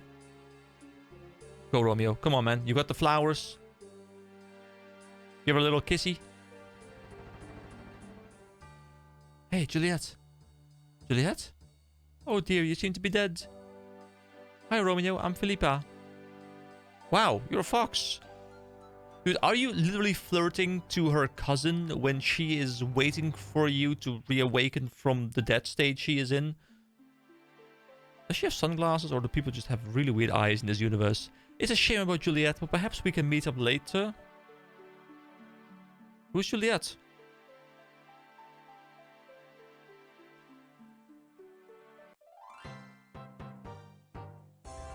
So we've been rewarded with 5 quest points. Alright, really nice. So, did we just do all that work for Romeo to be like, oh, I don't know, I don't even know who Juliet is, you know, I'll just go away with Philippa. I'll get the cousin instead, you know, the one that's alive. Wow, what a story. What a story. I mean, I knew there was like gonna be like a meme ending or something, because like the way it's set up is just kind of like that, but I did not expect him to walk off with the cousin, really. Although, to be fair, when the cousin was introduced, I was like, why are they introducing a random character at this point? What's the purpose of this character? So I guess that kind of made sense. I heard Juliet had died. Terrible business. Her cousin and I are getting on well, though. Thanks for your help. I mean, she's alive. She's temporarily dead. Oh my god. Oh my god.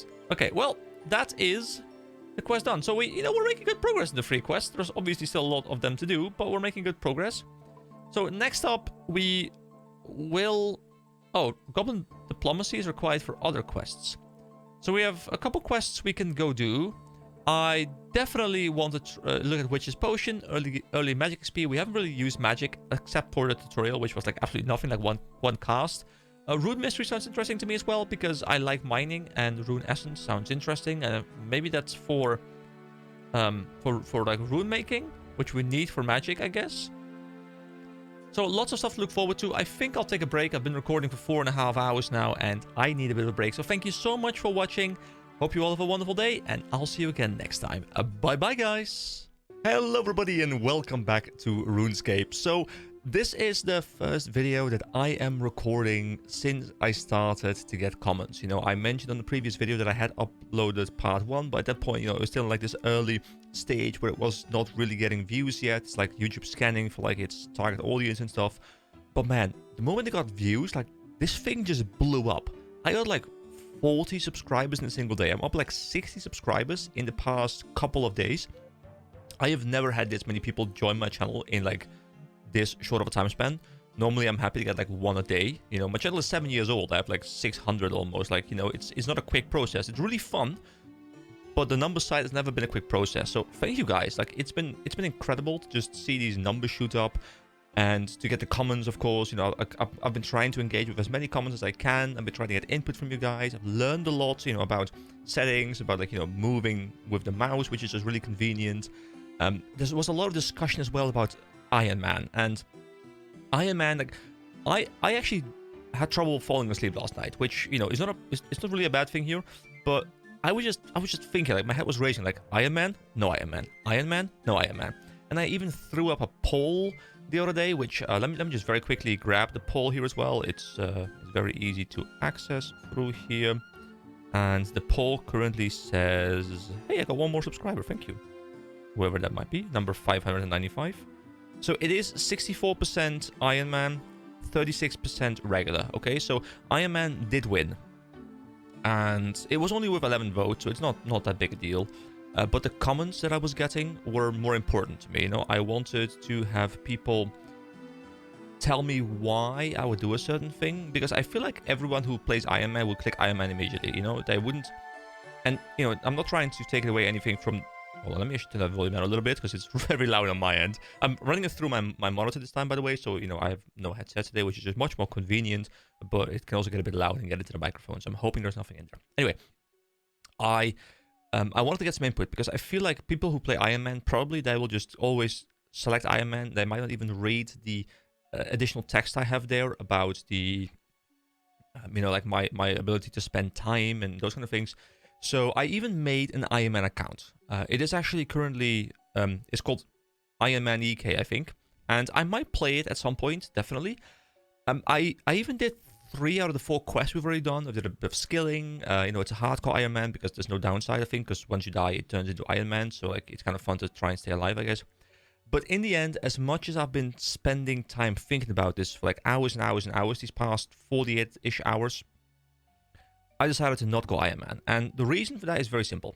It is that I just don't have time to dedicate to long grinds. You know, if I were in high school right now, I didn't have, you know, a girlfriend, I didn't have work, I didn't have, you know, household obligations, I didn't have the gym, I didn't have having to edit through all of this, you know, having to do the comments, having to do the thumbnails, having to, like, I have a, I'm not saying that I have a harsh life or anything, like I have a pretty good life, but it's, you know, it's time consuming. I just have a lot of things that I want to divide my attention between, and I still want to have some time left over to like watch Netflix or whatever. So I'm just thinking ahead, and as much as I think Iron Man might actually be more fun, like I might actually have more fun in Iron Man if I'm just doing it for the playing the game point of view. But I'm thinking ahead, you know, I'm trying to get daily videos out as much as I can, and right now it's rather easy. I slap on the recording, I play a quest, I you know, edit it like in between work or something, I upload it. It's not that big a deal. I can do it. But I know at some point, especially with Iron Man, we're going to get to a point in the game where there's going to be, you know, a requirement that I grind like 50 hours before I have anything interesting to share with you guys, because I need like level up this thing, I level up that thing, I level up that thing, I level up that thing, and get like this amount of ore and this amount of wood. And I need to do all those things, and I need to keep the schedule up if I want to keep the schedule up. Obviously, I can deviate from the schedule and, you know, go back to like once a week or something, but I like having these daily videos as much as I can. So in the end, I've decided to go for the middle way. I've decided to go for a Bronzeman mode. Now, I don't know exactly how it works yet. I will have to do a little bit more research into it. But I have activated it. It does show that I can, you know, once I get a new item, which like it scanned my inventory, I guess. It scanned my equipped items, so it showed me like pop-ups for all of the gear I'm wearing. But if I'm now going to get a new drop, which potentially, because it's probably not going to scan stuff from that I already had, you know? Like, it's probably going to scan stuff only that I you know, that I get from this point onward or have in my inventory right now. So let me just quickly chop down actually, I can't chop down a tree because I don't have an axe on me right now, so it's going to be very difficult to do that. But yeah, Bronzeman mode is going to mean that I need to unlock my items, so I will still need to progress my character to a point where I can get the items myself. But at that point, I'm able to purchase them off the auction house if I do want to. Now, that doesn't mean that I'm going to just like bypass a bit of content. You guys have seen, you know, my like one of the comments recently in the poll was my response to the John, like Adventure with John's gifting of items. I'm not a big fan of that. I don't like bypassing systems. I like engaging with systems, but I also don't want to lock myself into a 50-hour grind session to make a little bit of progress when I could spend that time trying to, make fun content, trying to edit the video, trying to do all kinds of things that I just get more enjoyment out of, I think, at this point in my life. So that's the decision that I've made. I'm going to go Bronzeman.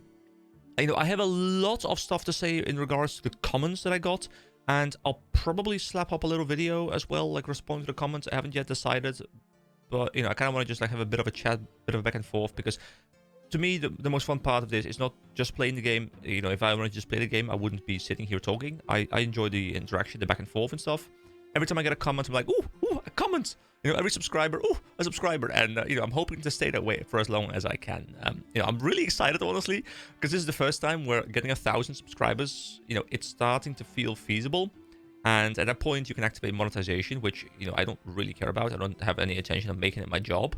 But I am interested just to see, how it feels to, even if it's like a cent here and there, like the trickling in of money, like, it's going to give me like an additional purpose on top of just the enjoyment purpose, which I've had for like the past 7 years, which might be a lot of fun. So anyone who's just subscribed to the past couple of days, welcome. Anyone actually, I'm a bit curious, anyone here who has joined me on my WoW journey who's actually here right now?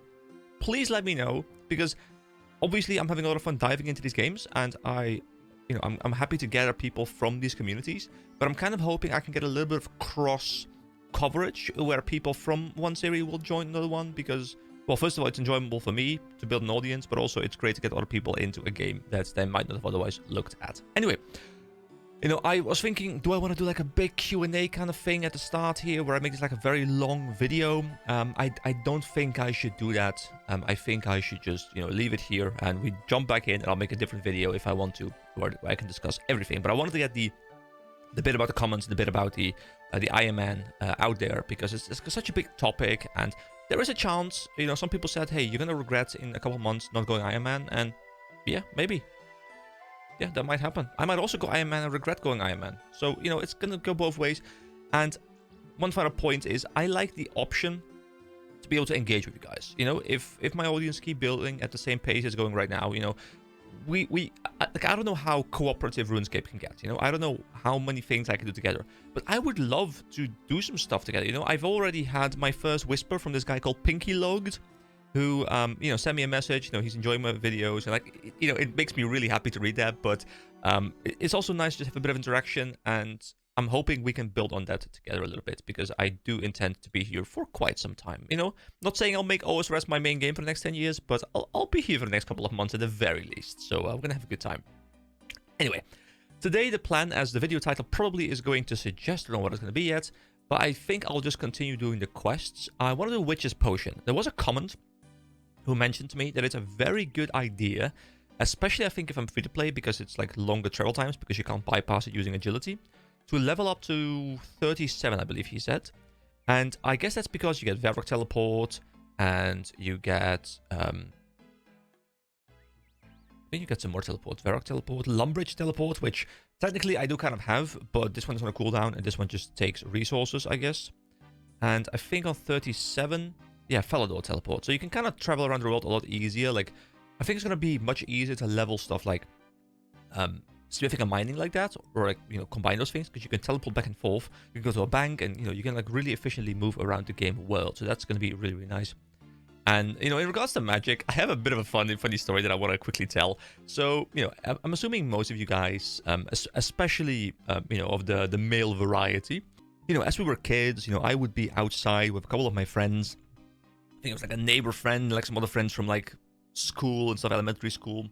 And what we did, was we wandered around with these sticks in our hands. Like, obviously, you're like 6, 7, 8. I have no idea what age I was, but the age where you still play outside, you're not stuck to a screen, and you just kind of like reenact games, right? Like, that's what you do. Like, and like a lot of our like progression, obviously, like it was all made up, but as a kid, that's really fun. But like a lot of our progression was based on RuneScape, because I distinctly remember, like, we would like get bronze armor and get iron armor, and and we would like learn wind abilities. Like, oh, up with the wind abilities. Like, I think a lot of our passion, a lot of our foundation to play outside like that was based on RuneScape's progression and skill system, which, thinking back, is kind of funny. And I guess RuneScape was my first MMO. I didn't really think about it that way back then, but yeah, that's what got me into MMOs. And I played a whole lot of other ones, but it just stuck with me that getting like the water ability. You would have like this stick, and you throw a water ability. Like, I don't even know what we did, but I'm assuming most people did something like that. And it's kind of funny thinking back, because I just imagine like seeing little kids outside like fireball. Like, it just sounds super cringe. But as a kid, nothing is cringe. Anyway, I'm gonna go do Witch's Potion. For that, we have to. This is gonna be a long video, I can tell, because I just feel really rambly, really enthusiastic, because I'm really happy right now. So I can start this quest by talking to Hetty at her home in Rimington. It's a novice quest, standalone once again, very short, and 2001, which probably means that Witch's Potion is also one of the 6 original starter quests. So if we show on map, we have not actually been to Rimington, which is a cool place to go and explore then. So we just follow this path over here until we get a bit of a... We got a Ring of the Elements air altar. We didn't go down, and we make our way to Rimington, and then we can go and do our quest. So what's that? Hold on, what's that? This path? It was this path, right? This path, yes. So you may be wondering, why are you a Draenor? Well, I had to get screenshots. I had to get thumbnails, because I hadn't gotten them for the first videos, so I had to like go back to all the places and make some thumbnails. Anyway, I'll see you guys either at Rimington, or if something cool happens to me on the road. I keep wanting to use my hotkeys to open up things, like, use M to open up the map, or use, oh wait, oh, hold on. There are 2 highwaymen. They are approaching. They are coming for me. They want my loot. Leave me alone. But yeah, I keep wanting to open up things with shortcuts, while these shortcuts obviously don't exist, or at least I don't think they exist. Maybe I can set them up in some way. Like, maybe there's a plugin for it or something. I'm trying to go through the plugins, by the way. I disabled some of the member ones that I know I don't need, but there's a very large list of them. It's a home portal. House advertisement. Oh, wait, you can get your own house in this game, can't you? So I think I need to go over to this lady here. Witch's Potion, yes. Oh, I should go grab, because I think it's a magic quest. So what I want to do is I want to be, in the magic spirit. So what I think I should do is I should go over to a bank, and I should grab my magic gear. Hold on, we gotta go over to this door, by the way. I'm really enjoying the slower pace of this game, by the way. I think as a kid, I wouldn't have enjoyed this too... Oh, hold on, I just closed the door in front of myself. I think as a kid, I wouldn't have enjoyed it too much. So, someone also was mentioning, like, remove the roofs, which I can do, but I like standing here and seeing all the roofs. It's cool. Like, it makes them actually look like houses instead of just walls. It makes it look like I'm playing RuneScape, not The Sims. But and then when you move closer, the roofs are removed. So I think it's fine. If it's like really obtrusive for you guys to see all the roofs constantly, then let me know. But I feel like it's fine. Obviously right there, it was like going in and out a little bit, so it wasn't optimal, but I think overall it adds more immersion that I have the roofs. But yeah, I'm enjoying the slower pace of game. I've noticed that the older I get, the more I start enjoying classic RPGs. When I was, like, I'm 30 now, and when I was like late teens, 20-ish, I gravitated more and more slowly towards more fast-paced RPGs. I would go play Guild Wars 2, I would go play Black Desert, I would go play Blade and Soul, I would go play pretty much anything in that vein. More like action combat, and I still really enjoy action combat when it's done well, because the boss encounters can be really, really fun. But from a progression perspective, I'm starting to enjoy classic RPGs more and more. So I think we talked to Hetty, right? What could you want with an old woman like me? I'm in search of a quest, but let's first say I've heard that you are a witch. Yes, it does seem to be getting fairly common knowledge. I fear I may get a visit from the witch hunters of Falador before long. Okay, so the witch hunters are like outcasts, and there's witch hunters in Falador. Goodbye. Okay, let's actually talk to her now and get the quest. I'm in search of a quest. Maybe I can think of something for you. Would you like to become more proficient in the dark arts? Yes, can I go and be Harry Potter for a bit and, go to my dark arts class? Although I do expect a new teacher every single year. Otherwise, it doesn't feel right. Start a witch's potion quest. Yes. Yes. Help me become one with my darker side. Oh, question by the way. I'm a bit curious. You know, in most games, I am used to people telling me, hey, I just like spam click through my quests. I don't read my quests. I'm just there for the rewards. And it makes sense because in most games, the quests are not well written. They are not coherent. They are not like longer storylines. They don't have a lot of lore. They're just, hey, I need bear meat. Please go kill bears. And they will have like a little bit of information about it, and I'll still read it, but in a lot of games I can understand skipping. But in this game, the dialogue is really good. Do people also skip a lot here, or is this one of the few games where people actually read the dialogue a lot? Okay, I'm going to make a potion to help bring out your darker self. Ooh. You will need certain ingredients. What do I need? You need an eye of newt, a rat's tail, an onion, oh, and a piece of burnt meat. Oh, burnt meat specifically, so I'm gonna have to go out and burn the meat. Does that mean that if I leveled cooking a little bit too much, that this is more challenging because it's harder to burn meat? I guess I can get higher tier meat or something and burn that. Great, I'll go and get them. Wait, hold on. That was it? Wait, hold on. Witch's potion. I spoke to Hetty in her house at Remington. Hetty told me she could increase my magic power if I can bring her certain ingredients for a potion. Hetty needs me to bring her the following. See, if you wouldn't look at this, you wouldn't know where to get it. But an onion, I could probably find one at a farm. A rat's tail, I could get one from a spawn rat. A piece of burnt meat, I could thoroughly cook a piece of raw beef. And an eye of newt, maybe the magic shop in Port Sarim would tell me this. See, it's enough information where it's like, hey, you have a bit of direction, but it doesn't tell you, you know, you need to go exactly here. And, you know, it would be kind of cool if this is wrong. You know, if I go to the eye of newt and I go to the magic shop and the magic shop tells me, well, we don't have it, but in this place has it. And you go there and it's like, well, we actually don't have it, but, you know, you can get one yourself by going here. And, you know, those kind of things are fun, like when they, you know, it's not very clear where you have to go from the very start. So Port Sarim is fairly close, right? It's just right over there. So let's actually start by just going over to Port Sarim. And we go to the magic shop, which is... This is the magic shop. It's the black house. Is it always the black house, by the way? Let's see. Are there black houses here?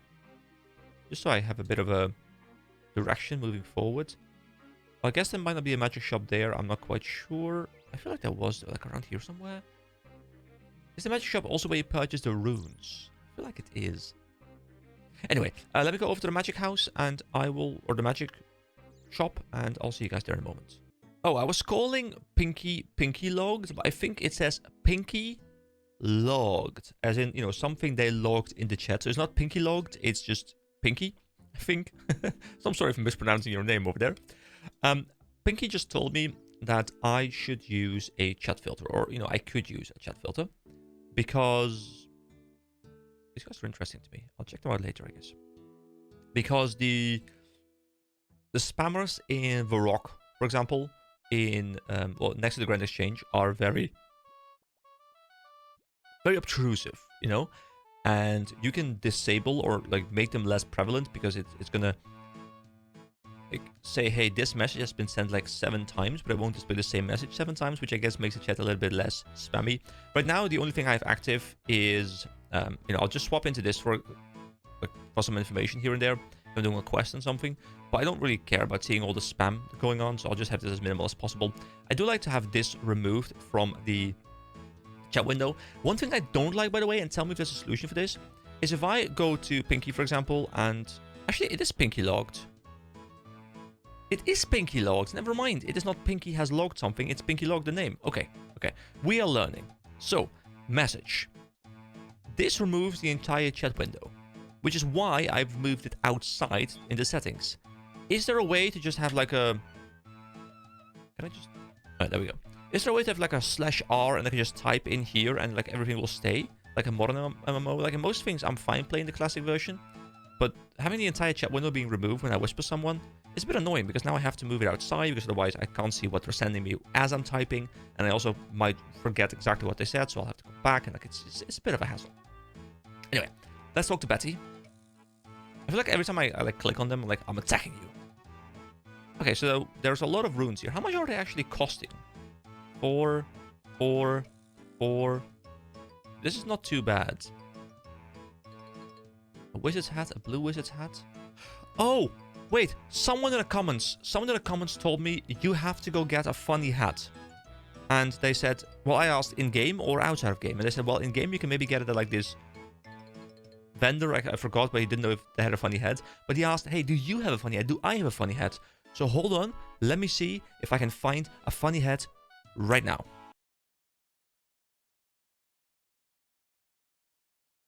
I am really sorry. I don't know where it is. I have this pink cowboy hat that I got for like a party at some point. It's like a bit of a joke. And I know I have it, but it's not wherever I can find it. So my apologies. If I happen to run into it, I will deliver on it. Don't worry about that. But unfortunately, no funny hat today. I am sorry. Anyway, let us talk to Etsy, because obviously we're here for more than just funny hats. We are here because we want an Eye of Newt, which costs 3 gold coins. Now the problem is that I currently don't have anything on me. So what I will go and do is I will... Palador's over there. I'll just teleport over to Lumbridge. I'll grab my wizard's gear. I'll grab a bit of gold and I'll move back here. See you guys in a moment. Oh, by the way, just for a little bit of context, I do like providing context as to what videos are uploaded at the point of... Wait, God wants to transform you. Bible chat. What? Go with your Bible chat. I don't need Bible chat. But yeah, I like to keep you guys informed as to where I am in terms of the uploading, when I'm recording something. So literally 40 minutes ago is when part 3 went up. I have set everything up, including part 7, which is the most recent one that I've uploaded, or sorry, that I've edited. So everything is like fully edited. I'm ready to go. It's going to launch on the 19th. So this one will then launch on the 21st. And I'm going to try, if I can, which is always a bit of a problem, but I'm going to try and stay at least a week or so ahead of where the upload schedule is going to take me. So that if I, happen to get sick or whatever, I don't suddenly stop uploading. Oh, look, item unlocked. Look, so if I take stuff out of my... Oh, wait, it's going to actually check my bank as well. It's going through all the items in my bank right now. Okay, cool. So what I want, of course, is the wizard's armor. I have 1,000 gold coins. Don't want to take everything. I want to just take a little bit. And the staff. And then, I guess, we also want some runes. Now, let's see which runes I'm going to need in the near future. So if I go to my magic, I'm going to need Wind Strike, which I can cast. Confuse, I don't know if I... Okay, 5% attack reduction, I guess, is kind of nice, but I don't know if it's going to be actually useful. I think you might be better off just casting more damage, especially because it's a fairly high requirement. Crossbow bolt enchantment, I don't care about right now. Water Strike can be nice. I guess we'll just be spamming Wind Strike for a little bit, so I'll just at least pick up the wind and the... What are those? They are wind and mind runes. So you know what? I'll just withdraw them all. Oh, hold on. Let me check the system. So I can use the placeholder thing. I think it's like a button so that I can activate placeholders. Always set placeholders. Here we go. I click this button. Now I withdraw all of these, and I withdraw all of these. Oh, this is so nice. So I can have set spots and have to like keep shuffling them around. Dude, I love this. This is actually really good. Plus, these item unlock pop-ups are really fun. It's really fun to get these item unlock pop-ups. Now, oh, wait, you can go bottom floor immediately. I was constantly climbing down, like, one stair by one stair, but I guess I don't need to. Right, so, we look a bit different today. And let's head over back to the magic shop and purchase the Eye of... So I forgot the name, so it's now the Eye of... Also, I will have to go check it out, but I think I have something enabled now where when I go to the Grand Exchange, it will make sure I can't buy the items that I, haven't yet unlocked. Also, because we're going to need burnt meat, I'm going to need to make a fire. To make a fire, I'm going to need an axe. So I'm going to grab my axe as well, because otherwise we're at the mercy of a cooking station, and I don't know where those are. Oh, we just randomly smacked a rat. Wait, hold on. I wasn't intending on doing that. I just clicked one by accident, and now we have one. Great. We got the rat tail, which I think is what we needed for the quest, right? Yeah, a rat tail. I have a rat tails with me. A rat tails? Yes. A rat tails. actually what I should do is I should talk to the woodsman tutor. And he says, can you teach me the basics of wood cutting and fire making, please? What is that cape you're wearing? Is this the fire making or the wood cutting skill cape? I guess it is, right? When you get 99, I think you get a cape for every single one. This is his skill cape of wood cutting. Wearing one increases your chance of finding birds' nests. Only a person who has achieved the highest possible level in the skill can wear one. Alright, let's ask him to teach us. Of course, look for this icon on your minimap to find areas of trees. Oh. As you're already here, have an axe so that you can chop the trees around me. When you see a likely looking tree, appreciate its beauty and then simply click on it to chop it down. I do appreciate how we first have to appreciate the beauty and then we chop it down, okay? You know, we don't just chop down trees randomly. When you have a full inventory of logs, you have a choice. You can take it to the bank, there's one on the roof of the castle in Lumbridge, or you can burn them. To find the bank, look for the symbol on your minimap. After climbing the stairs of the Lumbridge Castle to the top, there are banks all over the world with this symbol. Ah, you've lost your tinderbox, have you? Here, have another one. Click on your tinderbox, then click on one of the logs. Okay, this is going to allow us to, yeah. But I think, wasn't I able to purchase? Hold on, am I misremembering? I thought we were able to purchase like a black axe or something from this guy. Black axe. I feel like I remember seeing that somewhere, or did I just make it up? Where do I get a black axe? Or do I have to hold on, do I have to make my own black axe? I don't see black as an option though. There is bronze, iron, steel, mithril, elementite, adamant, all those things. I thought black, like I remember black being a tier. I distinctly remember black, but I don't know where I can get black. And I don't want to look it up because I like doing it's the exploratory way. So for now, we'll just stick with this bronze axe. Actually, no. I'm going to go drop it. I'm going to pick up the iron axe and then we'll leave. Guys, I am not being very fast today. I'm just very glad the bank is very close. I mean, aren't we already wearing full black? Truthfully. Okay, so the shrimp are considered to be meat, but I don't know how many I'll need in order to get a burnt one. So I'll just grab 10 of them and I'll cook them all down. Actually, you know what I'll do? I'll withdraw all of them and then put one back because I need a log. Hello? Can I put one back, please? Can I not put one back? Hello? Deposit one. Oh, it's depositing from the top. Oh, I didn't see that. Whoops. Anyway, this should be fine. I'm gonna go and grab wood. Gonna make a fire. Gonna become a pyromancer. And then at that point, we will see if we can have one of them fail. And if anything, we're leveling our cooking, which is nice. Ah, yeah, we have unlocked logs. Nice. Cooking level 8, nice. And members can now make pineapple punches. Nice. There we go, we have burnt shrimp, which I think should be what we need. Can I keep cooking while I click this? I think I can't because I stopped. Okay. So, a piece of burnt meat. Oh, raw beef. Okay, specifically beef. But the reason why I thought this would work is because this is also in the meat tab in the cooking panel. But I guess it isn't. So I'll just finish off these and then we'll go and do something else. You know, I gotta get some beef from the cows or something. You can now... Sorry, members can now make spicy sauce. Members can make so much more in this game. It's clear to me how big the difference free-to-play is to members. And I will grab members in due time. But I think I'll work my way through a lot of the free-to-play quests and then we'll go members. Because I don't want to feel like the free-to-play quests are no longer relevant. Which I want them to be relevant, you know? I'm enjoying my time here. Really, one more and then my fire went out. Okay, guess I can make a new fire. This was like the perfect kind of game, by the way, as well, to stream. If your goal... Oh, level 10. There we go. Nice. You can now cook red berry pies. Oh, red berries. Wait, didn't we get red berries from the bush next to the mining area at Varrock? I think we got the purple things. Then we got red berries as well. So that's interesting. So I think this is like the perfect game to play when you're streaming, when your goal is not to be focusing on just the game. So you can just like be grinding in the background when your goal is just be, you know, chatting to people. I think this is the perfect kind of game because it's very low input, very low brain power for the most part. And you can just kind of chat away. Like you can play it with one hand even.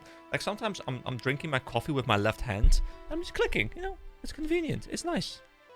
Oh, someone literally just commented. So I had to immediately go and check it out on part 3. Your attack level is used to determine how likely you are to hit your target in melee combat. A higher attack level will give you a better chance to hit, so it's an accuracy determinator. Determinator? Don't think that's a word. Additionally, a higher attack level will allow you to wield more powerful weapons. A weapon with a higher attack bonus will give you more accuracy in combat. You can select the attack style from the combat options side panel. Different enemies are weaker or stronger against different attack styles, so choose carefully. So, there's also armor with an attack requirement, apparently. Interesting. And I don't know what salamanders are, but they're like a combination of attack, ranged, and magic, apparently. I mean, I know what salamanders are in general, but I just don't know what salamanders are in the context of this game. And of course, the weapons, you know, this is always so fun to me, like going through this list and leveling up. Now, there's obviously a lot of member stuff in here, but I'm going to look forward to going through the tiers. You know, I would love to move over to, like, you know, mithril, adamant, those kind of things. I don't have, like, really fun memories of those. But I do want to grab them myself. I'd rather not purchase them off an auction house or something. So I will go a level smithing and mining at some point soon, so I can make my own gear, because that's much more fun. Which, to be fair, is kind of like playing Iron Man, right? But now I have the option to swap away from it whenever I do want to. Which, you know,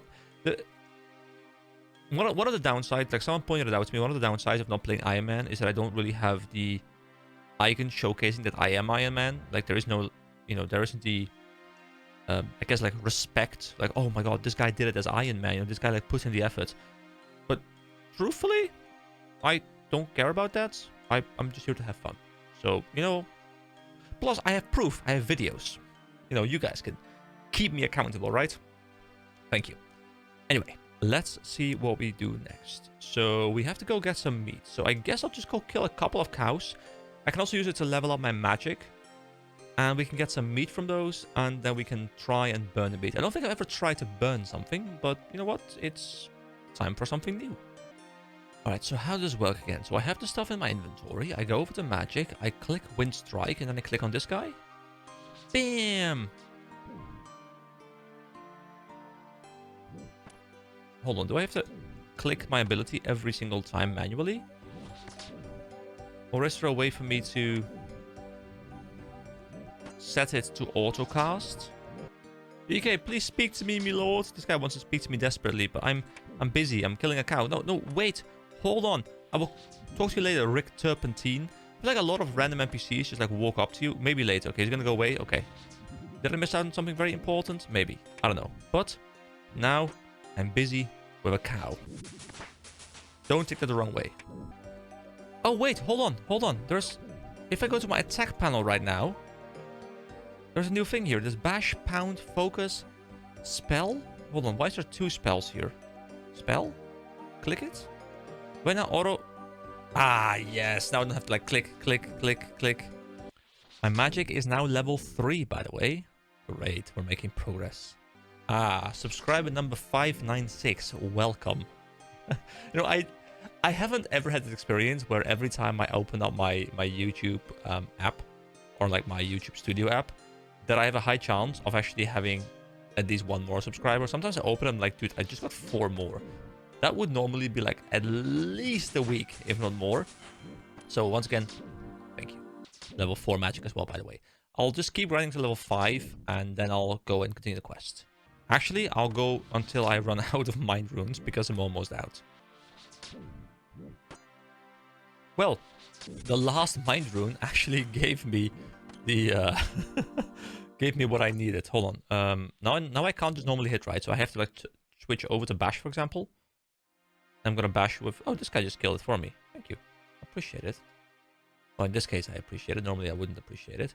Alright, so we should have enough beef to hopefully get at least 1 burned, right? Honestly, if I had the time, I could probably play this game all day. Like, unfortunately, I do have things to do today, so I can't stay here all day, but I want to. Ah, there we go. Burned meat. Beautiful. We got it. Also, level 11 cooking. Nice. Members can now make chili con carne and spit roast bird meat. Is spit roasting a specific way of cooking? Alright, I have a piece of burnt meat with me. So, we can get an Eye of Newt, which we can just buy on our way over there. And we should find an onion. Now, I do know there's a farm. I mean, to be fair, there's farms like everywhere, I think. Can I also see where the onions are? I mean, I'm assuming there's onions like somewhere on these fields. Is this an onion field? You know what? I'm gonna guess that this is an onion field. Okay, I'm gonna go over there and I'm gonna onion my way to victory. Don't know what that means, but it's something I'm gonna do. Oh, hey, Mitoy. Hope you're still enjoying the game. Great videos.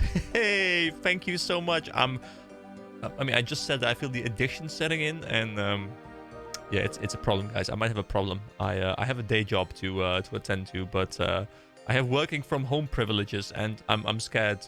I'm scared that abuse might start. Actually, no. I know I do sometimes do some editing during work. Like I want to record during work because I need to be able to respond in. Like I work in a service job where I am an insurance advisor. So if people call me regarding their insurance, they have questions and stuff, I need to be able to answer them. But if it's like very, very chill, if there's like nobody out there and I have like 5 to 10 minutes of doing nothing really, then I will definitely just like slap on like a little bit of editing here and there. And I've actually made my way through like whole videos on like a day, which obviously it's not insane progress, but the fact that I can do that during work hours on occasion is just really, really chill. Just like slap in like 5 minutes here, 5 minutes there, and that way slowly I'll be efficient and I can run. Like it's almost like I'm being paid to edit. It's great. Anyway, I need to find, what was it? An onion, right? Yes, I need to find an onion. Are there onions here? There's potatoes. There's wheat. Wheat. I feel like I just said something that reminds me of that that Family Guy joke where it's like Cool Whip, not Cool Whip, but Cool Whip. Like wheat. All right, let's see if I can find an onion, guys. If you were an onion, where would you be? I guess maybe there isn't an onion farm here. I'll have to go to some different farm. All right then, we'll keep on exploring. Can I search for onion? No, I can't. Okay. Would it ever be that easy? I mean, to be fair, maybe it's in this list because there are stuff, like there are things for trees and stuff, but I guess there isn't one for the different farming ones. Okay, so I'll have to find onions. Hey, there's a jail over there. Is it like a PK kind of thing? You can be put in jail, or is it just for aesthetics? I'm assuming, given it's RuneScape, it probably has a purpose. Alright, so if they're not around Draenor, maybe they're more like in this direction. Wait, hold on, I'm not going in this direction, I'm going the opposite direction. So maybe around here, around the river? Yes. Yes, onions grow around rivers, right? Yes. I definitely choose to believe that that's true. I know nothing of farming, guys. I know of farming in games, but I know nothing of farming actual crops and stuff. Okay, so here are just more cows. Here are sheep. Up here, maybe? Although that looks like it's like the same stuff that's down here, which I can't remember what it was, but it wasn't what I needed. Yeah, these are the potatoes. Mash them, boil them, put them in a stew. I think that's the quote. So I've actually been watching The Lord of the Rings recently again. I know I've seen the movies like 6-7 times or something, but last time I really looked at them was, like 10 plus years ago, because I used to be like addicted to those movies. I would watch them over and over again, like every year, like once or twice probably. But I hadn't seen them in a very long time. But my girlfriend hasn't actually ever seen them, or hadn't. And we just made it past the 2 towers. And my god, there's just so many memes, so many things. They're taking the hobbits to Isengard, the potato stuff, second breakfast, having to tell someone that Aragorn stopped his toe actually when he kicked the helmet at the Fangorn forest, and like there's just it's like, Legolas, what do your elf eyes see? Like there's memes everywhere, and I'm watching the movie. I'm like, dude, it's still an incredible movie. It's still, in my opinion, the best movie ever made. But my god, is it meme to death right now, and I'm here for it. It's beautiful. But yeah, those movies, I was curious to see, whether they're gonna hold up, because obviously, often you see something as a kid and you're like, well, I mean, it's probably still good, but is it as good? Yes, it's as good. It might be better. Like those movies, perfection. Okay, I seem to be blind, but I think someone has taken the entire stock of onions or something, because I just don't see them. Could these be onions, maybe? Because that's a different aesthetic than this, that. Might be this thing over here. Maybe South Falador Farm. I choose to believe that is exactly where they are. They're hiding from me, but I will find them. I just know someone right now is watching this and screaming like, dude, you've already passed the onions 3 times. Please open your eyes. And to that I say, no. Alright, we are approaching the spot where there might or might not be onions. It's... No, it's cabbages! Alright, guys. Not the cabbages. Alright, maybe there's onions there too, somewhere else. Somewhere. There must be onions somewhere. Maybe behind the house there's onions. Those onions over there? Maybe the onions are just very close to Remington because we have to go there anyway. I guess I'll just stop by Port Sarim's magic shop real quick because I do need to purchase the eye thing from there anyway. Alright, Betty, I'm back. So we need an Eye of Newt, which costs 300. You buy packs as well here, by the way. But can we also buy a singular Eye of Newt? Do I want the entire pack? Oh, there's an Eye of Newt over here. Of course. Of course. It looks like it's a cup, you know, like a little cuppy cup. So let me purchase one of these. Bam. Item unlocked, Eye of Newt. Also, I guess we should probably pick up some more of these runes, right? So, one thing, by the way, I don't know how much I want to engage with vendors. I think engaging with vendors for these kind of things, like the runes and stuff, that's fine. I mean, I don't know if I can craft them myself. I feel like I can, but I'm fine picking them up right now because I don't have the option yet. Which, obviously, you know, if I was playing Iron Man, I probably couldn't do this, which is, like, why I don't want to go extreme hardcore grinding, because I was just thinking to myself, if I need to grind them myself, like, you know, I don't know if that's true, but if I need to, in Iron Man, grind to the runes myself, and that takes, like, 200 hours of just literally grinding the runes to then only use them to level up the magic, like, I'm not sure how I feel about that. Like, I don't feel like I'm gonna enjoy that long term. I might enjoy it early game a lot, but you know, I'm gonna purchase some of these, but if I can actually make them myself, hold on, can I? Is there a rune crafting thing? I feel like there was, right? Runecraft. Here we go, it is something. So Runecraft is a skill that allows you to convert essences into runes, which you can use to cast spells. To create runes, you'll first need some essences and a talisman of the rune you want to make. You can use the talisman to both locate and access the runic altar. Oh, hold on. So let me finish this. Which is where the runes are crafted. Higher runecraft levels will allow you to craft more kinds of runes. At higher levels, you'll also be able to make multiple runes per essence. We can make air runes, mind runes, water runes, earth runes, all these runes. Lots more runes. You know, it's funny how the free-to-play stuff stops at body runes at level 20. And then it goes all the way up to level 95 with wrath runes for members. Like, it's so much more. There's rune pouches, which I guess can hold stuff, infusing stuff. Lots of stuff that I just don't really care about at this point, but sounds interesting to me nonetheless. But I've been seeing these things, the air altars. I'm assuming these are used to create air runes. Like, you'll have to bring a talisman and like some empty runes or something, and you can infuse them with air at the air altar. Something like that is what I'm guessing. We'll engage with that later. For now, I'll just pick some up from the vendor here, because I do want to be able to just cast my skills a little bit. So I was running out of mind runes. Let me pick up... How much are they? 3... So that's not too bad. We can buy... Let's buy 150. And then also make sure we have enough air runes. We can just kind of really cast for a little bit. See, this is where I'm fine bypassing the Iron Man stuff. When it's like basic resources. But I won't be... You know, if I'm like smithing, I'll want to get the stuff myself, you know? But for this stuff, I think I'm fine with this. I don't know if it's breaking like any Bronzeman rules. I think it doesn't. I think it's mostly I can't use the auction house and I can't get items I haven't yet gotten in any other way, right?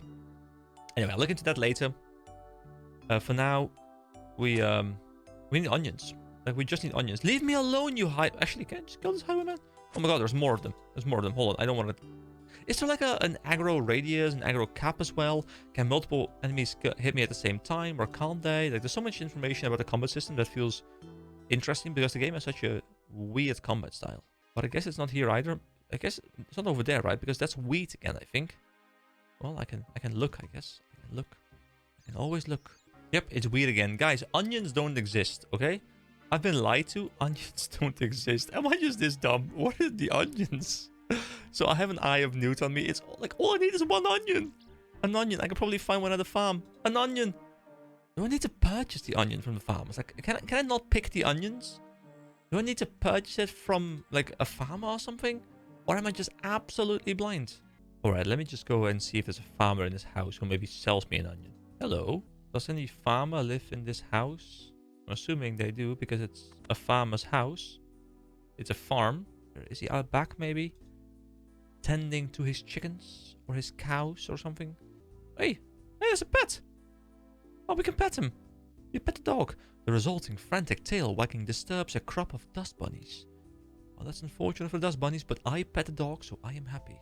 We can rake the allotment, rake the flower patch. Could it be these things? Can I do something with this? What is an allotment here? I mean, at this point, I'm kind of at a loss, so do I just... I need to be in a member's world to do that. Okay, so it's like this is like the farming thing, isn't it? Like the... What is it? Which one is it? I think there's a farmer one. This one? Farming. Allotments. I mean, you can get onions. You get onions from allotments, but I guess I get them some other way, you know? At this point, do I just become a member just so I can level that? Just so I can get an onion? Because apparently onions don't exist anywhere else. My god, where are the onions?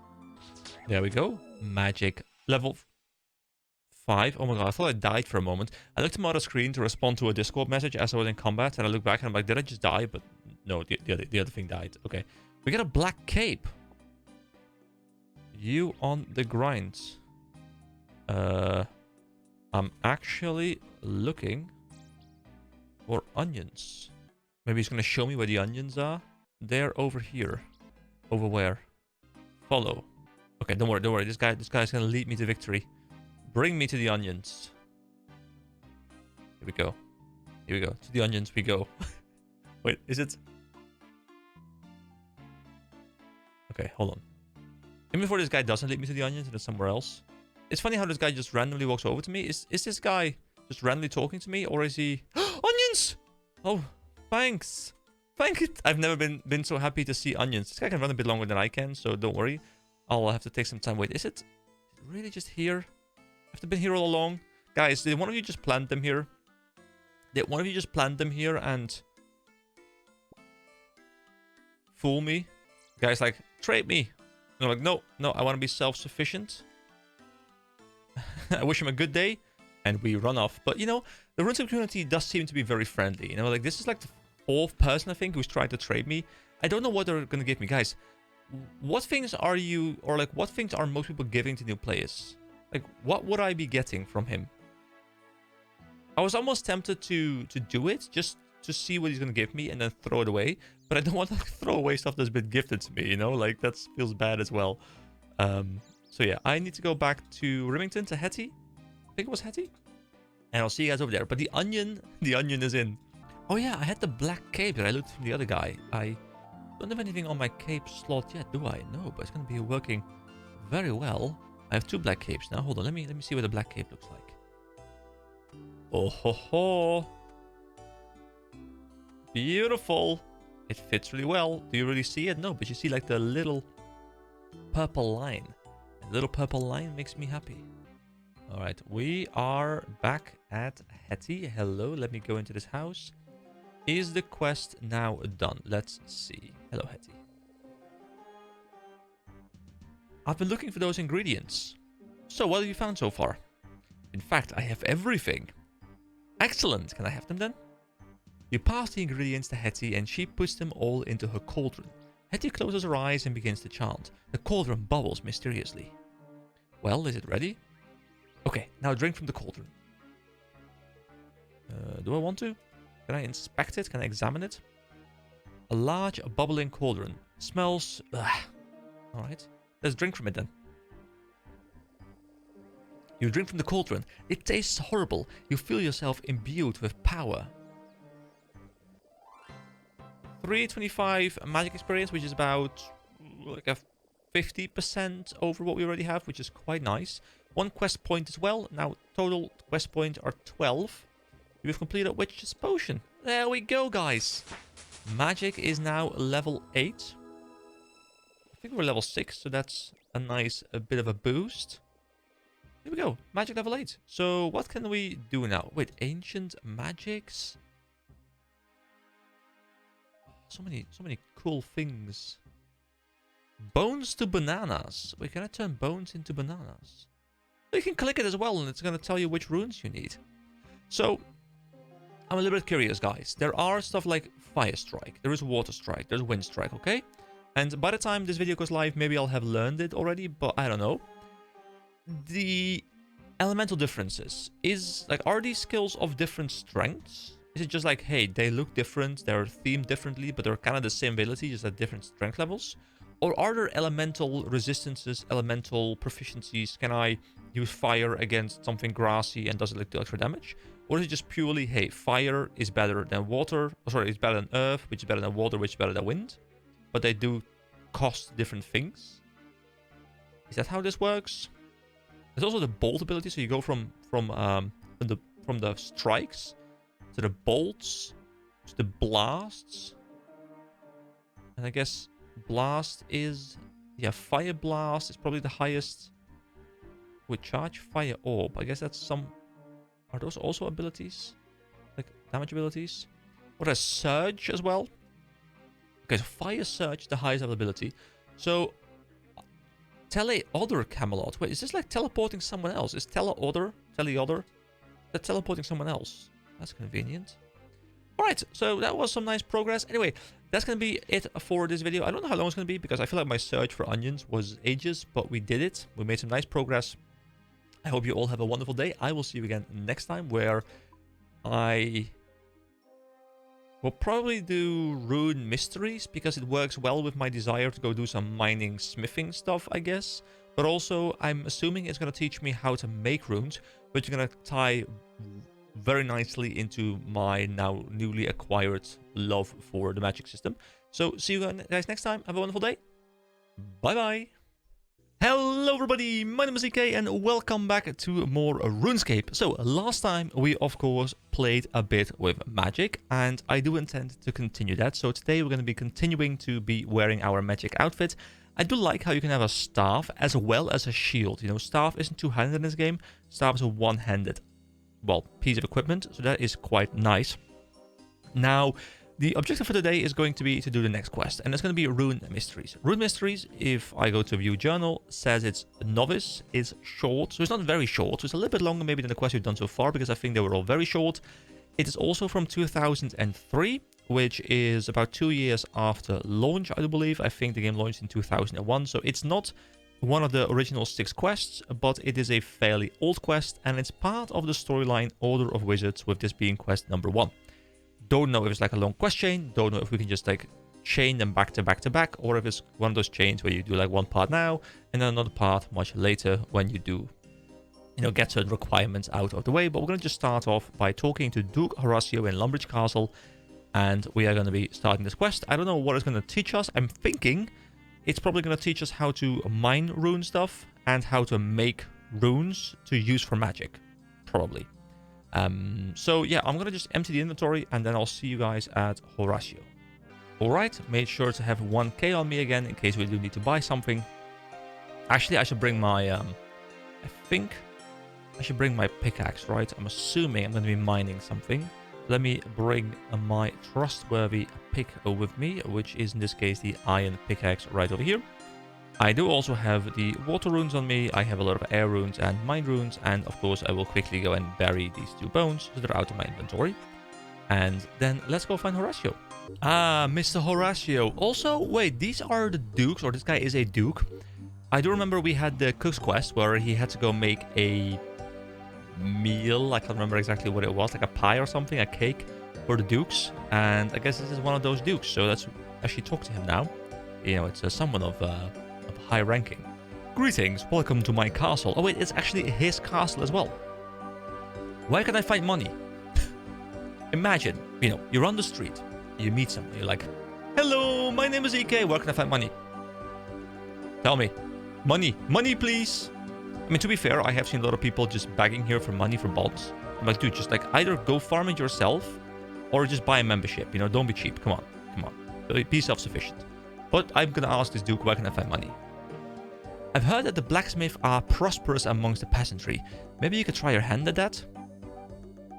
I actually hear the opposite. I hear in my comments that smithing is one of the least updated crafting professions or crafting skills, and thus has been power crapped and has less value than a lot of the other ones. So I feel like it's actually one of the least effective ones to make money. But once again, I am not an expert, so maybe I'm wrong. Anyway, does he have a quest for me? Have you any quests for me? Well, I wouldn't describe it as a quest, but there is something I could use some help with. What is it? We were recently sorting through some of the things stored down in the cellar, and we found this old talisman. The Duke shows you a talisman. That's a wind talisman, is it not? The Order of the Wizards over at the Wizard's Tower have been on the hunt for a magical artifact recently. I wonder if this might be just the kind of thing they're after. I was going to say looking for and after, so I think it turned into laughter. Would you be willing to take it to them for me? Sure. No problem. Thank you very much. You'll find the Wizard's Tower southwest of here, across the bridge from Draenor Village. When you arrive, look for Cedridor. He is the Archmage of the Wizards there. The Duke hands you the talisman. Item unlocked. There we go. We have a talisman, and if I look at my inventory, I can examine it. A mysterious power emanates from the talisman. Alright, I mean, I can very cheaply buy this, but you know what? Let's just completely ignore that, and let's bring this ancient, powerful artifacts over to the Wizards Guild. Which, what was the Wizards Guild? Something like that. Anyway, let's also quickly read the quest over here, of course, because I do want to make sure we keep doing that. I spoke to the Duke Horatio in Lumbridge Castle. He told me that he'd found a strange talisman in the castle, which might be of use to the Order of Wizards at the Wizard's Tower. See, if I hear Wizard's Tower, I don't know if any of you guys have also played Guild Wars 1 and or 2, but if I hear the Wizard's Tower, I just think of the floating thing above Kassex, which is now a part of one of the expansions. Really cool place, but that's just immediately where my brain goes. He asked me to take it there and give it to a wizard called Cedridor. Cedridor. I can find the Wizard's Tower southwest of Lumbridge, across the bridge from Draenor. So if I look at the map, Draenor is over here. There's a bridge. Is this? Oh, the Wizard's Tower. Oh, we're gonna have to cross this cool looking long bridge. And there we can see the bridge in the distance. The bridge that is going to lead us over to the Wizard's Tower. I am excited to see what it looks like. I'm assuming it's a big tower that we can climb. But, you know, exploring is so fun in these old games. Like, such large, well-established worlds. With lots of time to become polished. There is also something on the door, like a symbol or something. Like a warding symbol, it almost feels like. See, whenever I see one of those things now, those fountains, I think of the piranhas at the Draenor mansion. Alright, so there's a lot of people here, but I can't talk to any of them. There is Professor Onglewhip. Do you live here too? Oh no, I come from the gnome store. The gnome, my gnome from WoW Classic, must have been in contact with him. Wait, are there gnomes in this world? I guess there are. I've been sent here by King Narnode to learn about the human magics. So where's this gnome stronghold? It's in the northwest of the continent, a long way away. You should visit us there sometime. The food is great and the company is delightful. I'll try and make time for it. Sounds like a nice place. Well, it's full of gnomes. How much nicer could it be? I mean, it really depends on your view of gnomes. I know gnomes are not always loved. I feel like most smaller races in most games are not particularly the most loved. But, you know what? I'm an Asura player in Guild Wars 2. And I am a gnome player in WoW, apparently. So, let's climb up the staircase. I'm looking for a wizard of some sort. There's also Rick. Rick, tell me something about this place. Hey there. Hello. Who are you? My name is Rick. I am a wizard student. I used to study magical farming, but I don't like it anymore. Why don't you like it anymore? It is a bit embarrassing, but I got my head swapped with a pumpkin. Luckily, an adventurer came along and helped me get it back in place. See, this is great world building, because this kind of... like, there probably wasn't a quest for this. Maybe there is a quest for this. But it's giving the impression that other adventurers are out there doing things. They help this guy, and thus we are now seeing him. And it's kind of creating this like coherent world where it feels like stuff is happening outside of you as well, which is great. That is indeed unlucky. So, what are you doing here? I'm a student here at the tower. I don't know what I'll do now. Maybe I'll go back to Ardun? Ardukne? Arduokne? I'm gonna go with Ardun. Or maybe I'll pick up a new magical field to study. What kind of magical fields are we talking about? Anything but...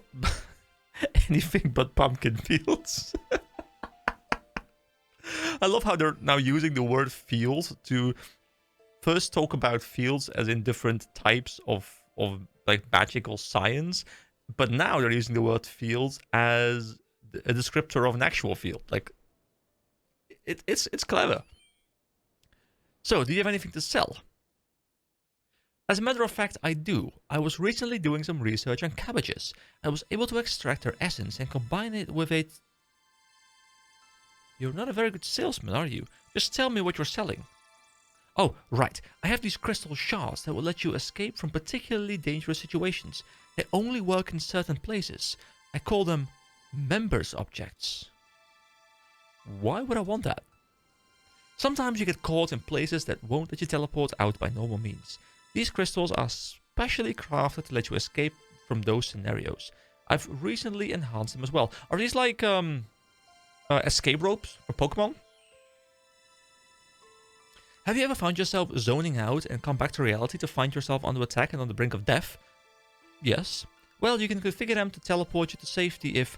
Wait, really? You can teleport if you're like 1 HP, trigger it, gone. That's great for permadeath. It does mean they are likely to trigger in combat, although I'm working on that, but they should let you run through a dangerous area as long as you don't stop in the middle. They also now work in any place a Ring of Life would. I don't know what a Ring of Life is, but sure. Talking about Rings of Life, they can also act just like one if you configure them to be so. So would you like to buy one? They cost 75,000 gold each. No way, that's too expensive.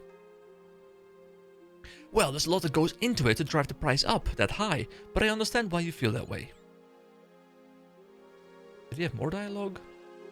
Members objects. Alright, you know what? That's enough about members objects for now. We have a wizard Jalaras to talk to. I'm sorry, but I can't do that right now. Oh, member thing. Okay.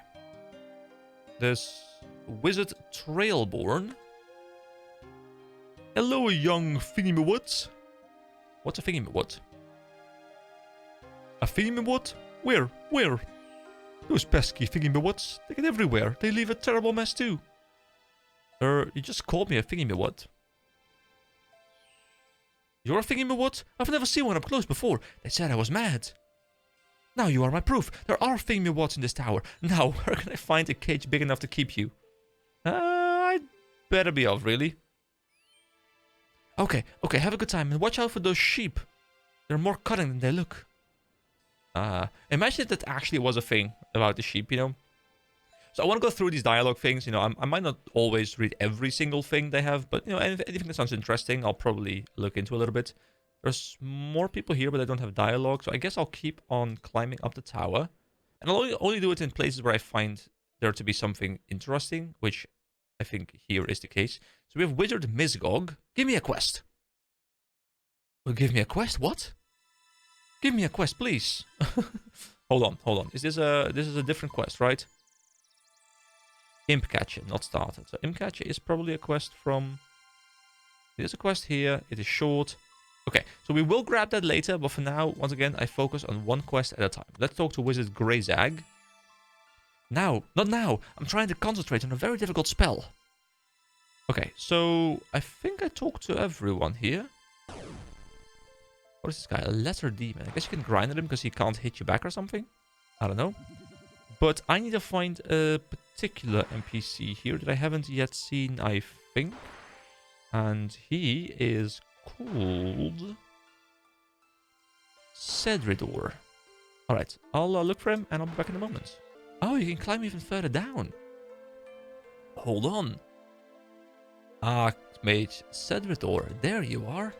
Alright, Cedridor, let's have a bit of a chat. Welcome, adventurer, to the world-renowned Wizard Tower, home of the Order of Wizards. We are the oldest and most prestigious group of wizards around. Now, how may I help you? Are you Cedridor? Cedridor? What is it you want with him? I mean, it is him, but he doesn't want to reveal his identity to me? The Duke of Lumbridge sent me to find him. I have this talisman he found. He said Cedrador would be interested in it. Did he now? Well, hand it over then, and we'll see what all the hubbub is about. No, I will only give it to Cedrador. Well, good news, for I am Cedrador. Now, hand it over and let me have a proper look at it. Do we trust this guy? I mean, his nameplate says Cedrador, but to be fair, if I was in a situation and didn't have a nameplate, I'd be like, yeah, but you might not be the person that I think you are. Okay, here you are. You know what? We'll believe him. Okay, we'll believe him. You hand the talisman to Cedrador. Doesn't seem to be anything too special. Just a normal air talisman by the looks of things. Still looks can be deceiving. Let me take a closer look. Cedrador murmurs some sort of incantation, and the talisman glows slightly. How interesting. It would appear I spoke too soon. There's more to this talisman than meets the eye. In fact, it may well be the last piece of the puzzle. Puzzle? Indeed. The lost legacy of the first tower. This talisman may in fact be key to finding the Forgotten Essence Mine. First tower? Forgotten Essence Mine? What are you on about? My apologies, adventurer. Allow me to fill you in. I like how you can say, actually, I'm not interested, but I am very much interested, so go ahead. As you are likely aware, when we cast spells, we do so using the power of runes. Yes, we learned that in the last video. It's perfect pacing here. Perfect pacing. These runes are crafted from a highly unique material and then imbued with magical power from various runic altars. Different altars create different runes with different magical effects. The process of imbuing runes is called runecrafting. Legend has it that this was once a common art, but the secrets of how to do it were lost until just under 200 years ago. The rediscovery of runecrafting had such a large impact on the world that it marked the dawn of the Fifth Age. It also resulted in the birth of our tower and the construction of the birth of our order and the construction of the first wizard's tower. It also says first wizard's tower. Oh, if it was the first tower, I'm guessing it doesn't exist anymore. What happened? It was burned down by traitorous members of our own order. They followed the evil god of chaos, Zamorak, and they wished to claim our magical discoveries in his name. When the tower burned down, much was lost, including an important incantation, a spell that could be used to teleport to a hidden essence mine. The essence mine you mentioned earlier, I assume? Precisely. Rune essence is the material used to make runes, but it is incredibly rare. That essence mine was the only place it could be found that our order knew of. Since the incantation was lost, we have struggled to maintain our stocks of rune essence. There are seemingly those out there that will know where to find some. While they have been willing to sell essence to us, they have refused to share knowledge on how to find it ourselves. Kind of funny how I just purchased like a couple hundred runes for like 3 gold each, when supposedly the runes themselves are very rare. But, you know, it's fine. I'm starting to see why this is important. So you think this talisman can help you rediscover that incantation? I do. All magic leaves traces, and from what I can tell, this talisman was used heavily during the time of the first tower. See, I'm watching, or I just watched, as I mentioned in the last video, I just watched the Two Towers, the Lord of the Rings second movie, and you know, every time I hear like the first tower, I'm like, ooh, the first tower out of the two. It would have been taken to the essence mine many times, and the magical energies there will have left an imprint on it. To think that it was hidden in Lumbridge all this time. So what happens now? It is critical I share this discovery with my associate, Aubrey, as soon as possible. He's not much of a wizard, but he's an expert on runecrafting, and his insight will be essential. Would you be willing to visit him for me? I would go myself, but I wish to study this talisman some more. Yes, certainly. He runs a rune shop in the southeast of Varrock. Please take this package of research notes to him. If all goes well, the secrets of the Essence Mine may soon be ours once more. So, Cedrador hands you a package. I like how we actually unlock the package as an item as well. Best of luck, EK. I don't remember telling you my name. How do you know it? Really now? I am the Archmage, you know? I mean, I guess that makes sense. Also, why is there a chicken? Bloop! And bloop! Hey, I guess we're about to level up our magic. There we go. Magic, level 9. Beautiful. Alright, I'll go to Varrock. And then we can see if we can find the thing we need in the rune shop. So the quest now says I delivered the strange talisman to Cedrador in the basement of the Wizard's Tower. He believes it might be key to discovering a teleportation incantation to the lost rune essence mine. He asked me to help confirm this by delivering a package to Aubrey, an expert on rune crafting. I can find him in his rune shop in the southeast of Varrock.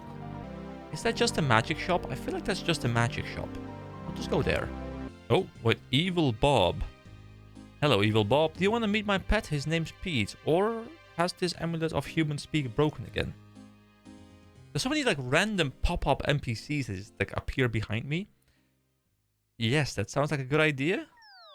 Oh shit, oh we're following him. Oh no. Oh no, oh. What? So you've been captured too, Prison Pete? Captured? Yes, Evil Bob captured me and stuck me in this prison.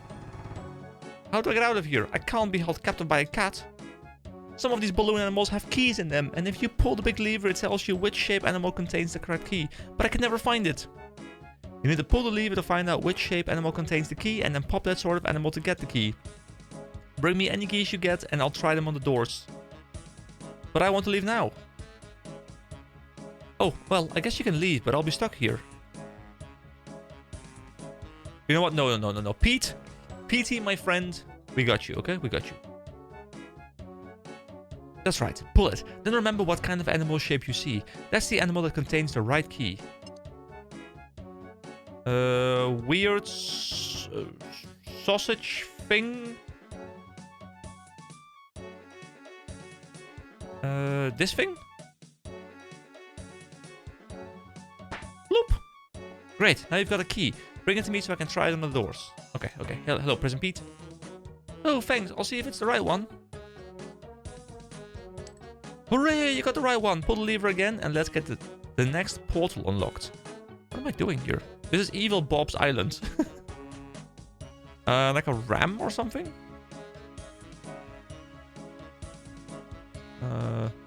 That one? Right over there, I think. Bloop. Alright, another key. Go back to him again. How many keys do I have to bring to him? Oh, that's like 3 force fields, I think. Alright, another one. Here we go.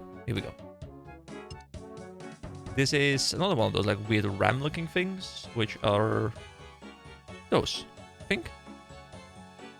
Bloop. Alright.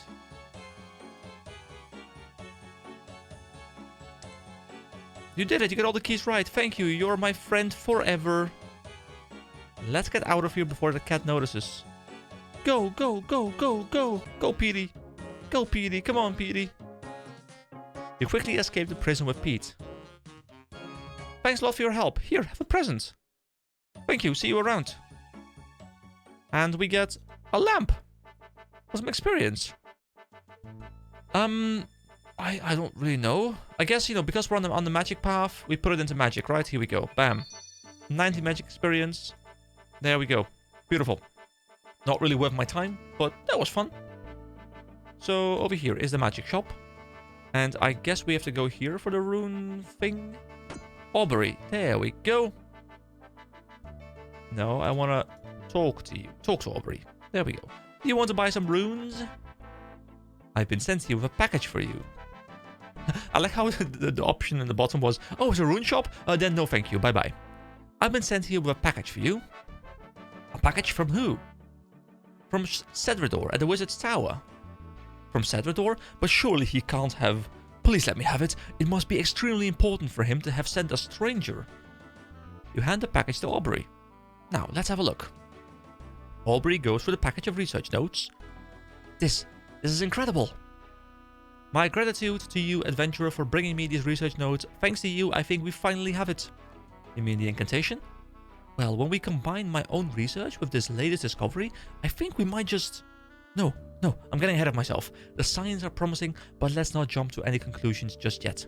Here, take these notes back to Cedrador. They should hopefully give him everything he needs. Aubrey hands you some research notes. Can I look at them? Use. No. Can I examine? They seem to be written in some kind of code. Alright. See you guys back at Cedrador. Oh, this mugger last time he hunted me down. Now I'm hunting him down. Look at it. I'm gonna murder you. Oh, 5, yes. Yes, murder this mugger. Murder him. Get him. Get him. Come on. Kill him. You can do it.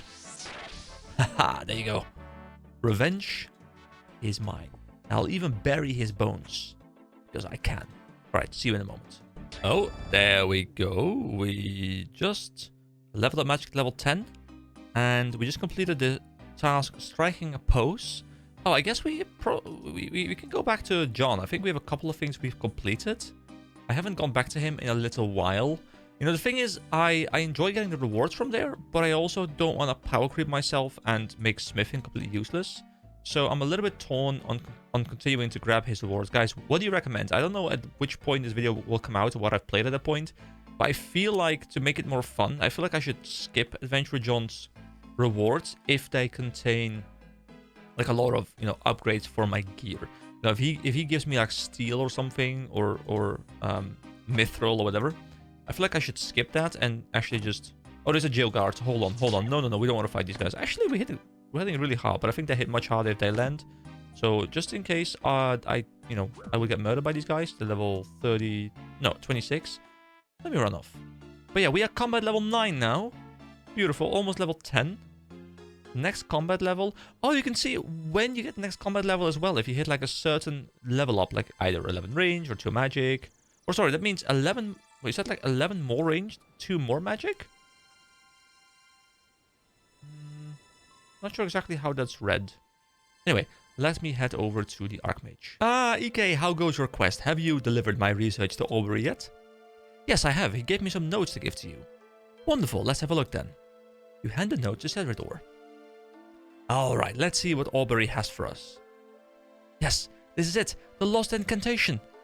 So you'll be able to access that Essence Mine now? That's right. Because of you, our order finally has a proper source of rune essence again. Thank you, friend. If you ever want to access the Essence Mine yourself, just let me know. It's the least I can do. I will also share the incantation with others, including Aubrey when I do. I'll let them know that you are to be given unlimited access to the mine. Oh, and you can have this air talisman back as well. I have no further need of it. I'm sure you will find it useful. In case you didn't know, the talisman can be used to craft air runes. Just take it with you to the air altar south of Falador along with some rune essence. Don't worry, if you can't find the altar, the talisman can guide you there. You may find talismans for other altars as well while adventuring. They'll let you craft other types of rune. Great, thanks. My pleasure. There we go. Congratulations, you have completed Rune Mysteries. You are awarded 1 quest point, an air talisman, rune essence, mine access, and we now are at 13 quest points. Look at this list, by the way, guys. I'm enjoying this. Like the fact that slowly I'm filling out this list, it's really fun. Can you tell me about the Old Wizard's Tower? I think we've pretty much read through this. No, for years, the first part was kind of like stuff we already read, but here he says, for years the tower was the hub of magical research. Wizards of all races and religions were welcomed into our order. Alas, that openness is what ultimately led to disaster. The wizards who served Zamorak, the evil god of chaos, tried to claim our magical discoveries in his name. They failed, but in retaliation, they burned the entire tower to the ground. Years of work destroyed. The tower was soon rebuilt, of course, but even now we are still trying to regain knowledge that was lost. That's why I spend my time down here. In fact, this basement is all that is left of the old tower, and I believe there are still some secrets to discover here. Of course, one secret I am no longer looking for is the teleportation incantation to the Rune Essence Mine. We have you to thank for that. So can you teleport me to the Rune Essence Mine? Here we go, let's see what this is like. Oh, that's a really interesting looking place. I'm a bit curious now. Let me make sure my recording doesn't get all wonky. But I'm a bit curious if I go to the 1.7 mod. Actually, this place has changed very little. It's just literally an HD pack for the same place. There we go. We are still here. So, where are the things? Mine Rune Essence. There's Rune Essence down there. Okay. Can I mine it already? Do I need to unlock a certain level? Here we go. You swing your pick at the rock. Do I get Rune Essence now? Here we go. Rune Essence. Alright. You know what? As a part of this video, because it's going to be a bit longer maybe, but as a part of this video, I do want to check out this little system with the talisman as well. let me fill up my my bag with these rune essences. We'll go to the air altar thing, and we'll see how that works. So I feel like it's part of it, you know? Also, it's beautiful how I can just stand here, hitting level 7, by the way, and this thing just seems to not end. So I can just chill here and keep getting experience, keep filling my inventory. All this has so far come from 1 rune essence. Are they infinite? Because that is a very low effort thing. Just walk here, click on it, fill the entire inventory, teleport back or something.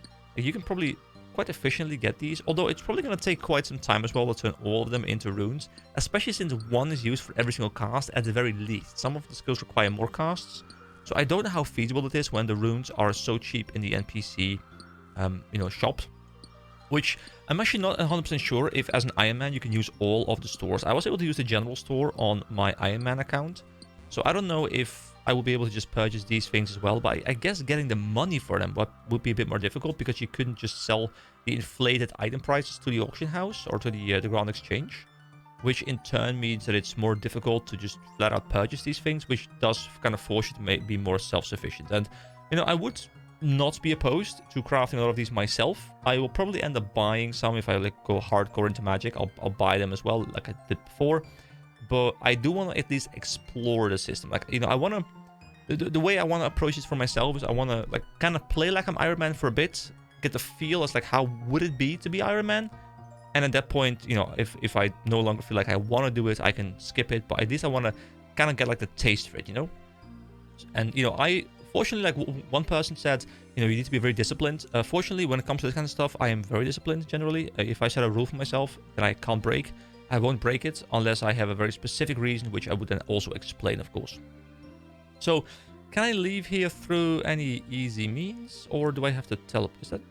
There's a portal there. Where does this portal take me? Let me just sprint over there to the portal as I sip some coffee. There we go. There we go. Over to the portal. Ah, we're back here. Okay, very cool.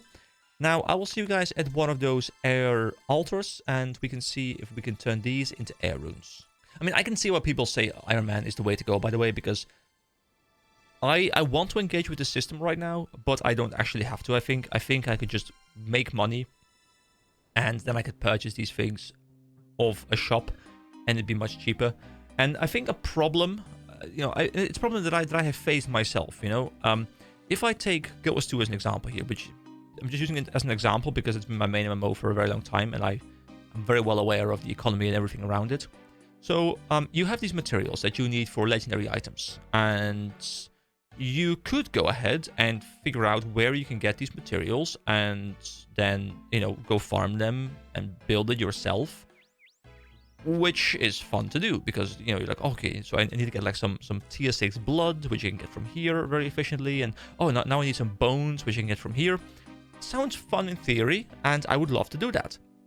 But unfortunately, the most optimal way is not where can I find the item, but where can I farm the most gold, then I just purchase the items. Which means that everyone's just funneled into the most efficient kinds of content, because it's faster than farming the items directly. And I guess the same thing probably is going to happen to me in RuneScape, where at some point I'm like, yeah, I could just go do this all myself, but buying them is cheaper. And I think that's why people recommend Iron Man. And once again, like I said in the last video, I think I do agree.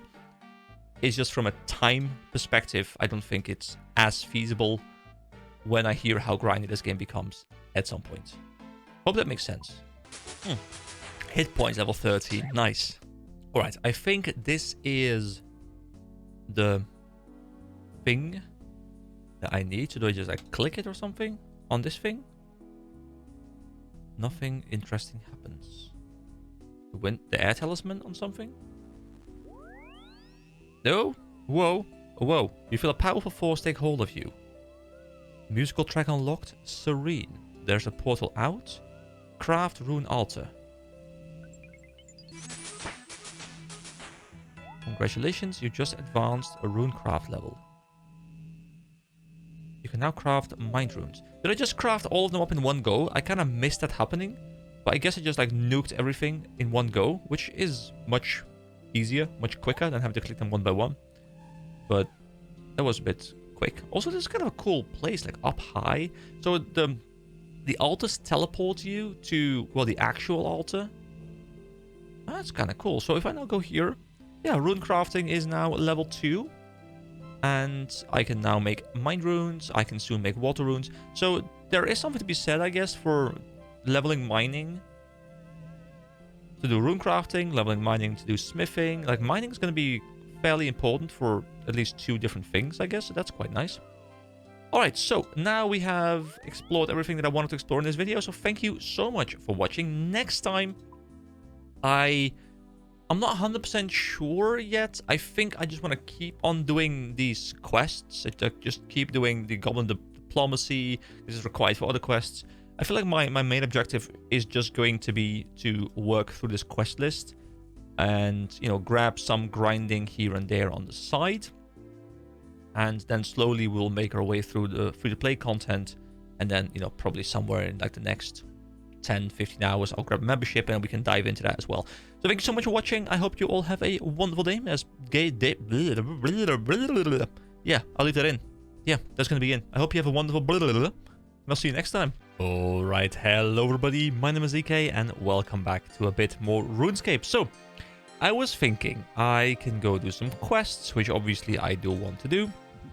But we've just been questing and questing and questing a little bit.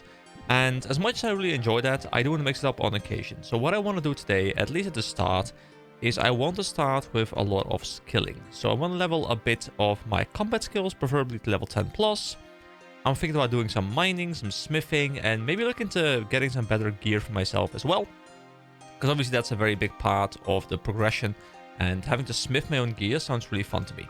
I have been told by the comments that the best way to level is to level strength first. And the reason for that is that, as I guessed, or as I saw, I guess, the strength determines your hits. It says so here, your strength level determines your max hit in combat. Whenever you hit your opponent, you will deal a random amount of damage up to your max hit.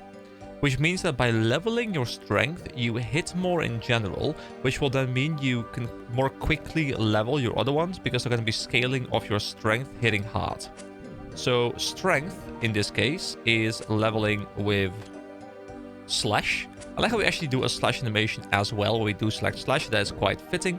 So yeah, I'm just going to go grind this for a bit. I think I'll just... There we go, level 6. I think I'll just go a bit ham on this, grind this until level 10. And then swap over to attack and swap over to defense, I guess, to be able to level them all to level 10 at least.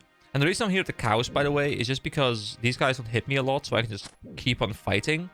And I think it's really smart, because other mobs will hit me and there'll be more downtime. I'll have to prepare food and stuff, which is not a problem. But I think this is just much easier, so I can just heal up between the fights. And even if I do need to cook something, they drop meat. So I can use that meat to just cook and heal myself up, which I guess is why everyone's at the cows, right? There we go. Level 7 strength. Strength 8. Oh, the game has also congratulated me for reaching a total level of 125. So I'm assuming every 25 levels, I'm gonna get a bit of a congratulations message, which is nice. It's friendly. Thank you, game. Strength level 9. Oh, that was my first 3 hit, I think. Nice. Prayer level 4 as well. You can now use the prayer burst of strength. Hold on, what is... Oh, combat level 11 as well. What is burst of strength? Let me go into my prayer tab. And... Burst of strength. Increases your strength by 5%. So this was defense. This is 5% more strength, which does drain 1 point per 36 seconds. So I think it's quite hard to upkeep prayer in the early levels. But I guess, you know, if you have like 40 points, or, you know, more if you have like high level prayer, then upkeeping it becomes a lot easier. But for now, like, I feel like, you know, I can have it on for like 2 minutes, and then I have to run back. So I guess I only start caring about it later, but I do want to level it, because I will care about it at some point. And at that point, I will need to have the points to be able to use them. Alright, anyway, back to grinding. Oh, speaking of grinding, I'm about... There we go. Strength is now level 10. You can now wield black warhammers. Wait, warhammers? Are those things? Can't remember those. The warhammers. Okay, interesting. I am going to level attack, and I might level defense. I guess I'll see. But first, let's level attack to level 10. Oh, hit points, level 14 as well. Great.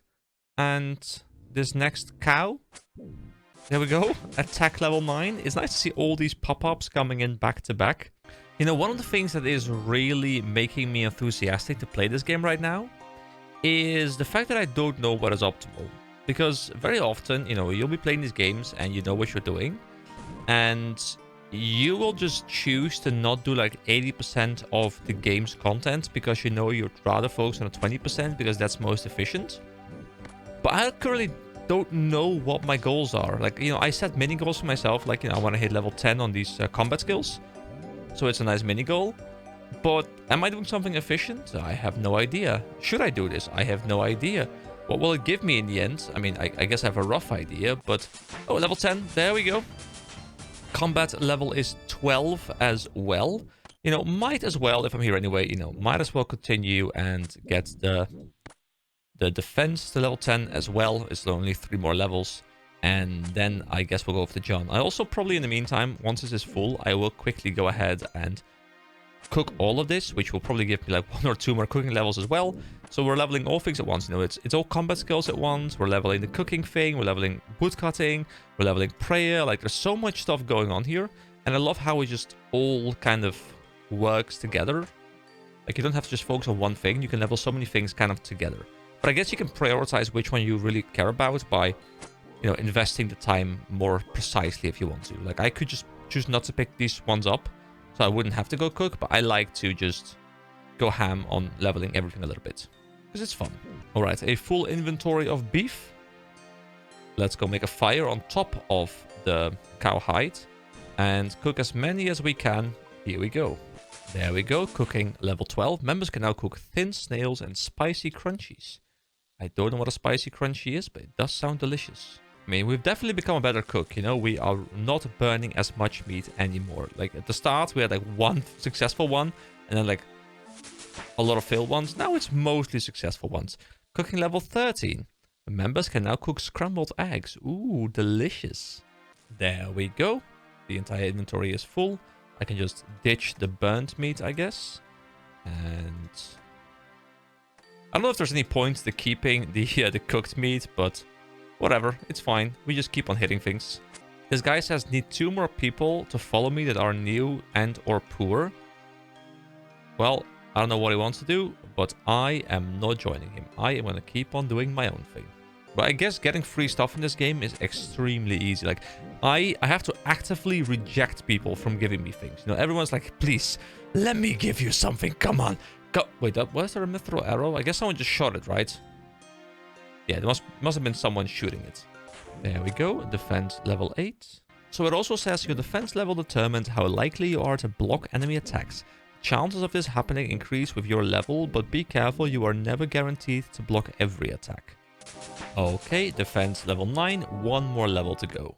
So it seems black armor can only be gotten from vendors, I think. But I kind of like the idea that maybe John gives it to me. I haven't actually checked it, and I guess I could, but I'm going to head there anyway in like 2 minutes. Because I don't really like getting the rewards from him, but the black stuff kind of feels like it's this intermediary thing which I can't craft myself anyway. So it'd be nice if I get some black gear. So I can rock black gear, and then I can maybe make the next tier myself. Which I guess in this case would be like steel if I don't think I'm wearing full steel yet, right? I'm wearing like partial steel. Yeah, this is iron. Oh, it's a black cape, I guess, but I don't think that's like part of the black gear. We do have a steel medium helm. Okay, here we go. So we just leveled to 10. Our combat level is level 13. We'll finish off this one mob. Then I will empty the inventory, and I'll see you guys at Adventurer John. Alright, let's see which adventure paths we have completed. I think it's a fair amount of them. So, what can I do for you? Well, we are here to claim some adventure path rewards. You have completed getting a grip on it. You receive 1 black longsword. So I'm kind of happy about that, as I talked about. You have completed building muscle. You receive 5 trout and 1 strength potion. You completed sticks and stones. You receive 1 steel chain body. And you completed getting started with magic. You receive 50 mind runes and 75 water runes and 1 staff of air. You've completed striking a pose. You receive 250 mind runes and 250 air runes and 1 staff of earth. Damn, that's a ton of rewards. But you know what? I feel like the rewards aren't so insane that they bypass progression. Like, these are just going to allow me to level magic a bit more freely. This one, I wouldn't be able to craft myself anyway, so I guess I would have been able to buy it off a store, but I think this is, like, more rewarding than buying it off a store, right? Like, this is at least earning it in some way. So let's see, I get 4 more stab, 4 more slash. So slash goes up. Wait, now I have chop and lunge. Wait, is it some different kind of... Hold on. Stab and stab. Which one's... Is... Which one is stab? I'm not sure how that works, really. Hold on, let me go to my worn equipment right now, and my equipment stats. So I have stab slash crush. Stab slash crush. Wait, target specific, undead and slayer. I guess it's to do with the slayer thing. The slayer, like, skill. So it's stab slash crush. So I guess this is slash, stab, crush. One. I feel like these are... Yeah, this is stab. Okay, controlled stab. Oh, okay. So I guess the way it... So they're both slashing attacks. Wait, does this mean that the slash and the chop are both slashing attacks, and thus they are being boosted by my slash modifier? Increases your chance of hitting successfully when you attack. Wait, so it's hitting successfully. Does that mean it's just an accuracy modifier, or is it also like a damage modifier? I'm also assuming damage, but the way it's written, it feels like it's accuracy. And this is increases your max hit when ranging. Increases your max hit from melee. Okay, interesting. Anyway, we now have a cool looking black sword. Once again, just a reskin, but hey, it is fine. We also get the steel chain body, which gives us a lot more defensive stuff. There we go. Once again, cool recolor. We're just a bit brighter now, but, you know, at least it makes our sword pop a bit more, you know? Like, brighter colored armor means the sword pops more, I guess, in contrast. So what exactly are these staves? So we have a staff of earth and we have a staff of air. They are almost identical. They have very small differences. But I think I only care about the magic part. And they have the same plus 11 magic. So I think they're roughly identical in terms of their stats. But now I'm wondering, guys, and this is some place where I truly don't know how this works. I don't think it's explained anywhere. I could go to the wiki, and I will, you know, use the wiki, but only if I can't in the end figure it out. But, you know, I like to try and figure things out myself if I can. So the staff of earth, my guess would be, and staff with air, like the same way. I'm assuming it means that when I wear this staff, and it looks kind of cool, by the way, I kind of like it. I'm assuming when I use these, I guess the staff of earth is technically slightly stronger, even if it's just the physical, like, hitting, which you don't really care about, I think, but it is stronger. I feel like it might impact Wind Strike and Earth Strike. Is that a thing? Is it a thing, guys?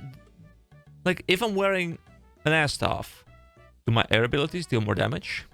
Also, what does it mean? It says Earth Strike, it requires 300 mind, 250 air, but then it requires a little star too.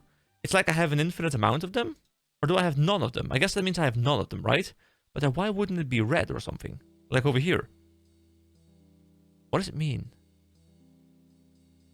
Jewelry enchantment. View the various jewelry enchantment spell. Jewelry level 1 enchant. For use on sapphire and opal jewelry. Is it like permanent enchanting of stuff? That's interesting. Alright, anyway. We have them unlocked. I don't know what to do with them yet. I guess by the time this video comes out, I probably will have made a lot more progress.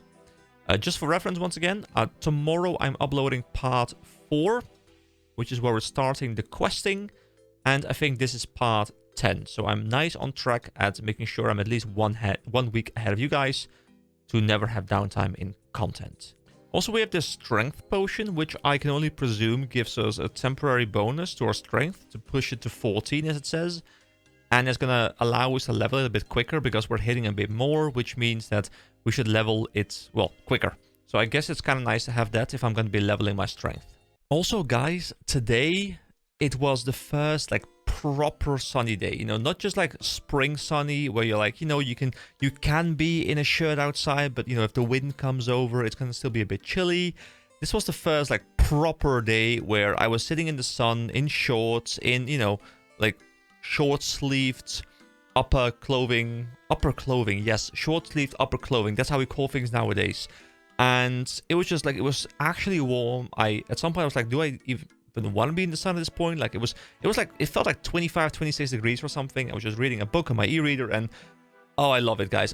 There's something so fun about that start of the spring, you know, like moving into early summer where you're still happy stuff is warm and you're not dying because the warmth is too much. But like that early, like those first rays of sunshine, yeah, I had a very pleasant day today. I had to work, but fortunately I had the ability to, I had to do some like administrative work, which I can do outside, not for like very long because the laptop doesn't, you know, work for hours and hours and hours of the charger. But yeah, I had some time to spend in the sun outside, and then after work I decided to continue sitting there, and yeah, I had a very, very good day. I hope you guys are having good weather wherever you may live as well.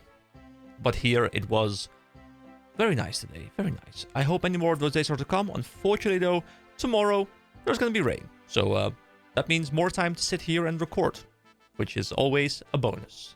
Alright, on to my next objective. Let's do a bit of mining, get a nice stock, and do some smithing, and also get those skills up to at least level 10 if I can. I always like standing in these kind of areas where there's one to your left, one to your right, so you can, oh, level 8 as well, so you can just swap back and forth between them, because these respawn extremely quickly. I feel like back in the day they didn't. I feel like I had to like run around a lot more and there was a lot more respawn timer on them, but maybe they changed that, guys, because I feel like I wasn't just able to stand in one spot. But maybe I'm wrong, maybe I'm misremembering, like a lot of things. Guys, these unicorns always struck me as so out of place. A horse with a horn. Like, why are there unicorns here? I don't know why, but for some reason they always struck me as extremely out of place. Avaster, EK, Captain Arnav. Hello? I know something you should... Something? Hold on. Hello? Ah, hello there, laddie. I just dug up an old treasure chest of mine. Oh, wait. It's this the... Yes, I'll help you unlock your chest. Okay. It's the thing again with the... So, bowl... And... Wait, that's not bowl. Is it just like... Jumping back and forth on occasion? I just want to have the ball, okay? Stay at the ball. Thank you. Then the ring. And then the coins are these. And unlock. There we go. And we get one more gold ring. But we already have a gold ring. Do I care about this gold ring? I can examine it. It's not very expensive. You know what? I don't know if I care about this. Honestly, guys, maybe I care about it. But, you know, I want to have space. I want to have space for ore, guys. So go away with your ring. Maybe it's useful. Maybe it's not. It's on the floor right now. But I need to mine. There we go. Level 9. One more level to go. Oh, and yesterday I talked about having like 596 subscribers or something like that. And now I'm at 603, guys. It's just, it keeps going up. Thank you. I guess I should probably put everything in my bank and then equip the pickaxe. Because by equipping the pickaxe, I remove it from my inventory and I have more spaces to be running back and forth. I'm assuming there's not a bonus to having it equipped while you're mining, right? There isn't like a, you mine better when you're wielding the pickaxe as opposed to just being in your inventory. Don't think there is anything like that. But if there is, let me know. Alright, I'm gonna go deposit this and I'll be back for another round. Alright, the inventory is empty again and this is perfect. This is tin and copper next to each other in this little thing. There we go, level 10. Members can now mine size 1 stars. Wait, you can stars? Interesting. Alright, so yeah, I can just swing back and forth between these two and then run back to Varrock again. This is chill. I know I said it before, but I'm a little bit sad that I've been gifted this much gear. Now, like, throwing the gear away also feels kind of bad. You know, like, because it is a gear that I got and it's gear that I've been using. So, like, downgrading my gear on purpose doesn't feel that great. But I kind of wish that I would be excited to go and smith in a bit. Like, I'm excited to go smithing because, like, I have nostalgia for it. But I would love to think, hey, I can make, like, higher tier bronze stuff, which I can use. And, oh my god, you know, if I level, like, a bit more tonight, then I can, you know, I can make iron. And I can get an iron longsword or something. Or, like, an iron dagger or whatever. And, like, I want to be excited to get iron. But I think I'm almost full iron already. And I'm moving on to steel right now. And steel's, like, early 30s into, like, early 40s. Into late 40s even. Like, I would have to get to, like, 48 to be able to upgrade my gear with smithing. Oh, you can now mine with black pickaxes. Now, how do I get upgraded axes and pickaxes and stuff as well, by the way? Because I was looking into smithing, and I guess you can't make it here, right? Because I'm trying to figure out, like, can I make, like, a bronze pickaxe here? And unless I'm completely blind, you can make axes. So, you know, something cool to look forward to might be the steel axe at level 31, if I don't have it at that point. But I'll probably have it at that point. But I don't see any way to make pickaxes. So I'll have to find some other way to, like, do I buy them? See, the thing is, I don't want to buy them off the auction house, right? You know, I want to be able to get them in-game somewhere. Preferably not a vendor, but preferably some, like, self-crafting method. But I'll have to find out if there's a way like that. Alright, there we go. Mining is level 12. Another inventory full of ores.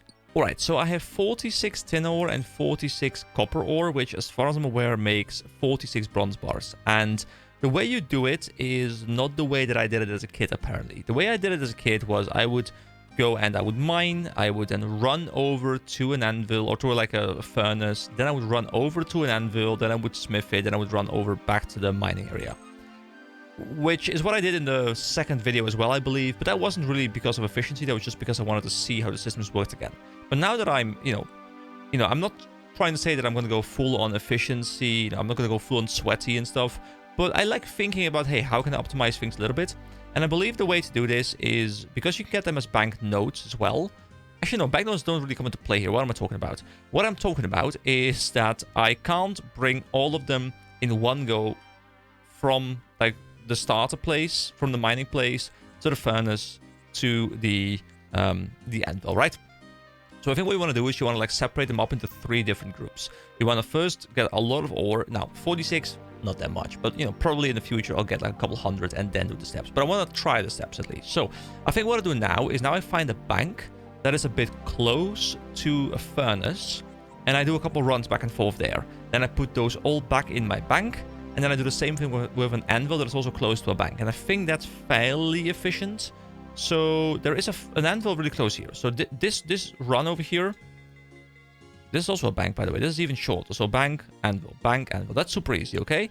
But what I need to find is I need to find a bank that is close to a furnace.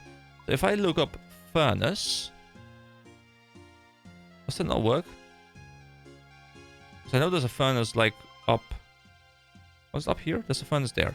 If I search for furnace, I guess that doesn't work. But I mean, to be fair, there is a bank right there. Bank furnace, bank furnace. Okay, so the run that I've designed for myself. Let me know, guys, if this is in any way optimal.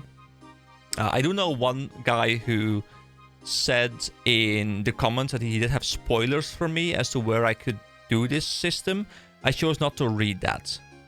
I did read the rest of the comments, but I was like, you know what? I'll come back later to the comment and see if I'm right.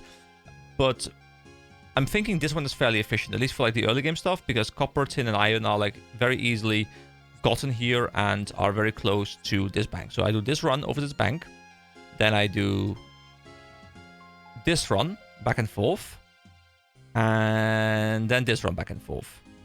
And if I do that with, like, hundreds and hundreds of ores, I think I can make some pretty good progress. Anyway, I'm gonna go and do this run now, which I guess is quite quick. You know, I like designing the farm routes. You know, like, it's fun to try and figure out, hey, what is a good farming route? And I think this one is pretty decent. Now, I'm sure there's ways to make this more optimal, but yeah, I will let you guys be the judge of that. All right, so we're at the bank. How many can I put in here? Like, something like 16? No, I think it's 14. Right? And if I do this, and then take 14. Now it's full. Yeah, okay. So you can take 28 items in total, 14 per type.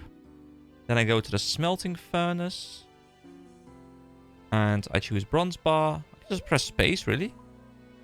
Cool. But I just make one, I think. Or am I making... No, I'm making many. Alright.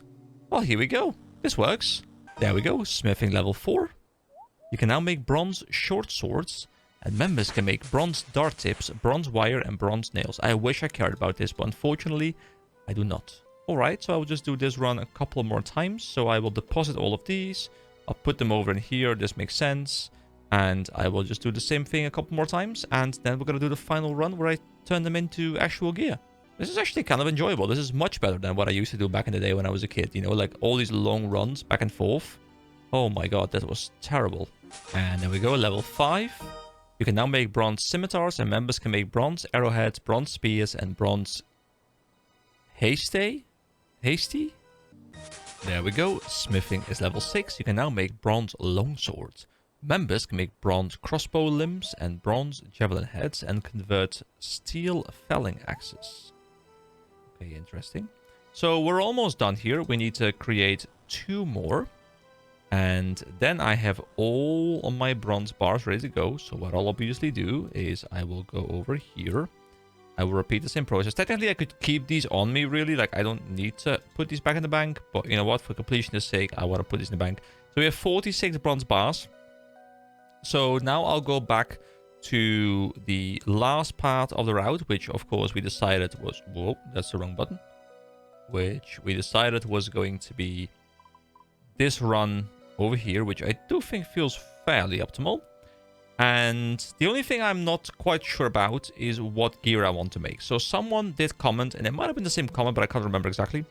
But someone did comment that, you know, it doesn't matter what you use the bars on for experience purposes, because the experience is determined by the bars you're using. The only upside is if you use something that requires more bars, the crafting speed of the item doesn't change. So the example he gave me, as far as I understood, is if you choose to craft 25 items all costing 1 bar, it's going to take 25 actions that all take the exact same length. But if you're crafting 5 items that take 5 bars each, the experience will be the same because it's determined by the amount of bars, but also you will be done 5 times as fast because it only requires 5 actions, and once again, they do remain the same length. So I guess in that sense, you would want to create items that are as high in bar cost as possible. But on the other hand, there is, of course, the little bit where you might want to look at the value of the item and see for how much it sells on the auction house. But I really, at this point in the game, I don't think I really make enough money off of bronze gear to be looking at the the prices and figuring out how expensive everything is. Because even if there's a big difference, I think it's going to be a marginal difference because I'm going to be moving past those like gold levels pretty soon anyway, I'm assuming. So I don't think I should care too much about it. But I guess I can take a little bit of a look if it's easy to spot the differences. Maybe I can just examine the items at the anvil and it can tell me the values because of the add-on thing. So let me take 14 of these. Wait, oh, it's actually... Oh, withdraw 14 is actually an option. Is it because I've been using it a fair amount? What is edit tags, by the way? Bronze bar tags. Append number for variation tag. Wait, if I say like 3. I'm not sure what that actually means. But because I've been using axe 14 a couple times, does it now like put 14 in here? No, dude, if that's the case, that's genius. That's absolute genius. Oh, I need a hammer as well, don't I? Wait, why am I putting 14 here, by the way? I can put way more in here. Wait, I don't need 14. I need 13 more. And a hammer, of course. So my hammer should be in this thing somewhere. My hammer. And I can grab 13 more. I guess I could do all as well, because I think it's going to fill it up till I can't fill up anymore, and then just cancel the request to send them to my inventory. All right, these ones are busy. We'll take this one. Here we go. So I can do... No, I can't examine them from here. Okay. So, yeah, I don't think I care enough about the differences. So we'll just make a lot of... What? Let me make the classic skimmies, guys. Let's make some skimmies, okay? Here we go. Item unlocked. Actually, should I just craft every item at least once? I think I should, because it's gonna unlock the items on my account, right? So, you know, we have a dagger, I think. Did we make a dagger? I'll just make a dagger. Here we go, 1 dagger. I should really choose 1 as well. And then next, I'll just go through all of them. And a sword. And a mace. Look at all these unlocks. Beautiful. Smithing level 7. You can now make bronze full helms, and members can make bronze throwing knives. Beautiful. We have a scimitar. The warhammer we can't make yet because we need 9. But we can make a longsword. Which means that I guess I'll just continue making longswords and we'll be good. Actually, I guess... Oh, these are member things. Yeah, these are all member things. Okay, the nails are member things as well. Okay, interesting. But we can make medium helms. And we can also make a full helm. There we go. See, I would love to just be wearing this right now, you know? Like, oh, you know, I upgraded my gear. I'm almost tempted to downgrade my gear. Do I? No, I won't. Because then the adventure genre rewards will no longer feel fun to get. Because at that point, I won't be using them anymore. But I'm a bit torn between 2 playstyles right now. And I will commit to what adventure John gives me. But, yeah.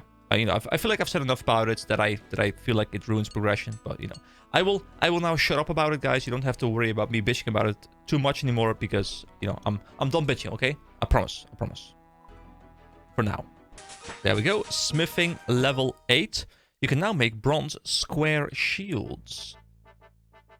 Wait, actually, aren't we using a bronze shield? Hold on. That's a bronze shield, isn't it? Sorry, this is a wooden shield. Wait, hold the phone. Are you guys holding your phone? I'm watching you.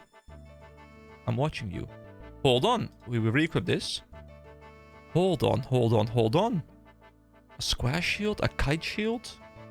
Hold on, let's make a square shield. Hold on. I'm excited. Oh, no, just one is fine.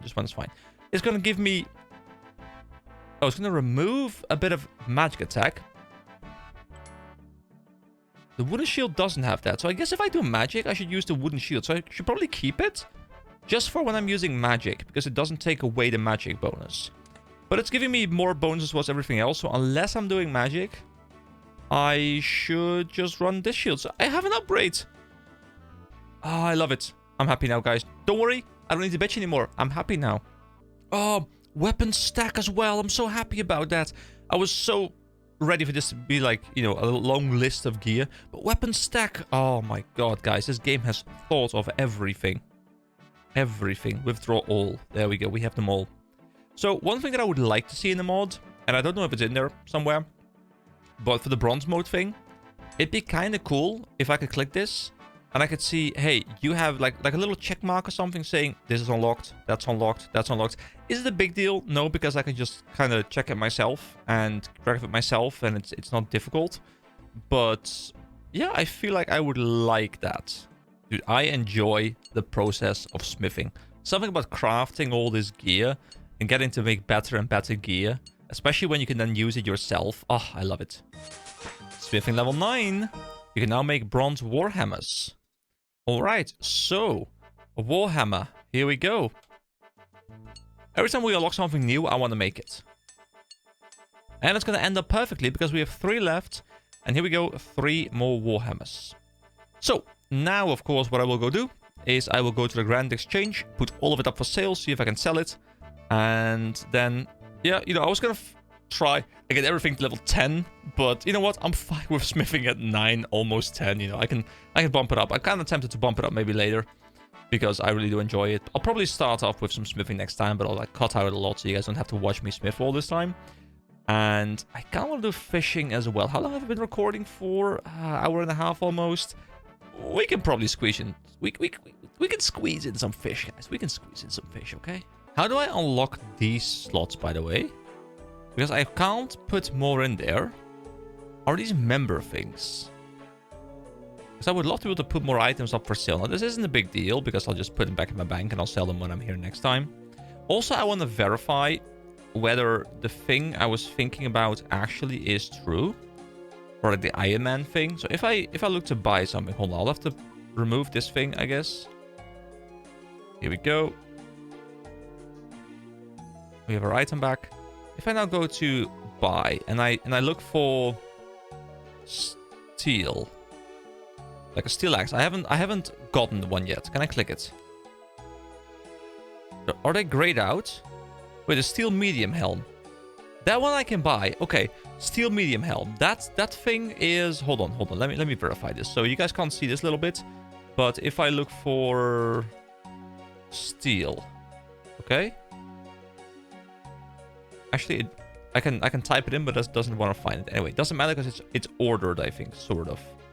Is it ordered? No, it's not ordered. Anyway, doesn't matter. I can see steel has 3 items. So if I look again in the search panel for steel, the ones I should be able to buy are the longsword.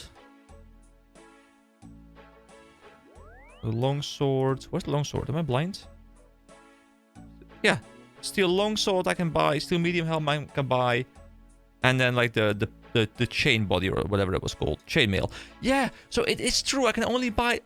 This works great because now I can buy things off the auction house or off the Grand Exchange. I keep calling it the auction house, but you know it's called the Grand Exchange. I should get used to that. And you know I can't accidentally buy the wrong stuff that I haven't yet unlocked. Dude, I love this. I love this. Okay, let me put this thing back up for sale. There we go. Bam. And now let me look into fishing a little bit.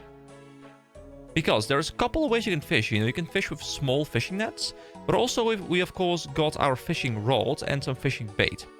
So if I go over to the fishing tab right now, so if I go to small net, which I'm assuming is what we have, small fishing net, we can only catch shrimp with that because the next one we haven't yet unlocked. So I could go back to shrimp and I'm fine with that, but I kind of want to try something else. So there's also rod.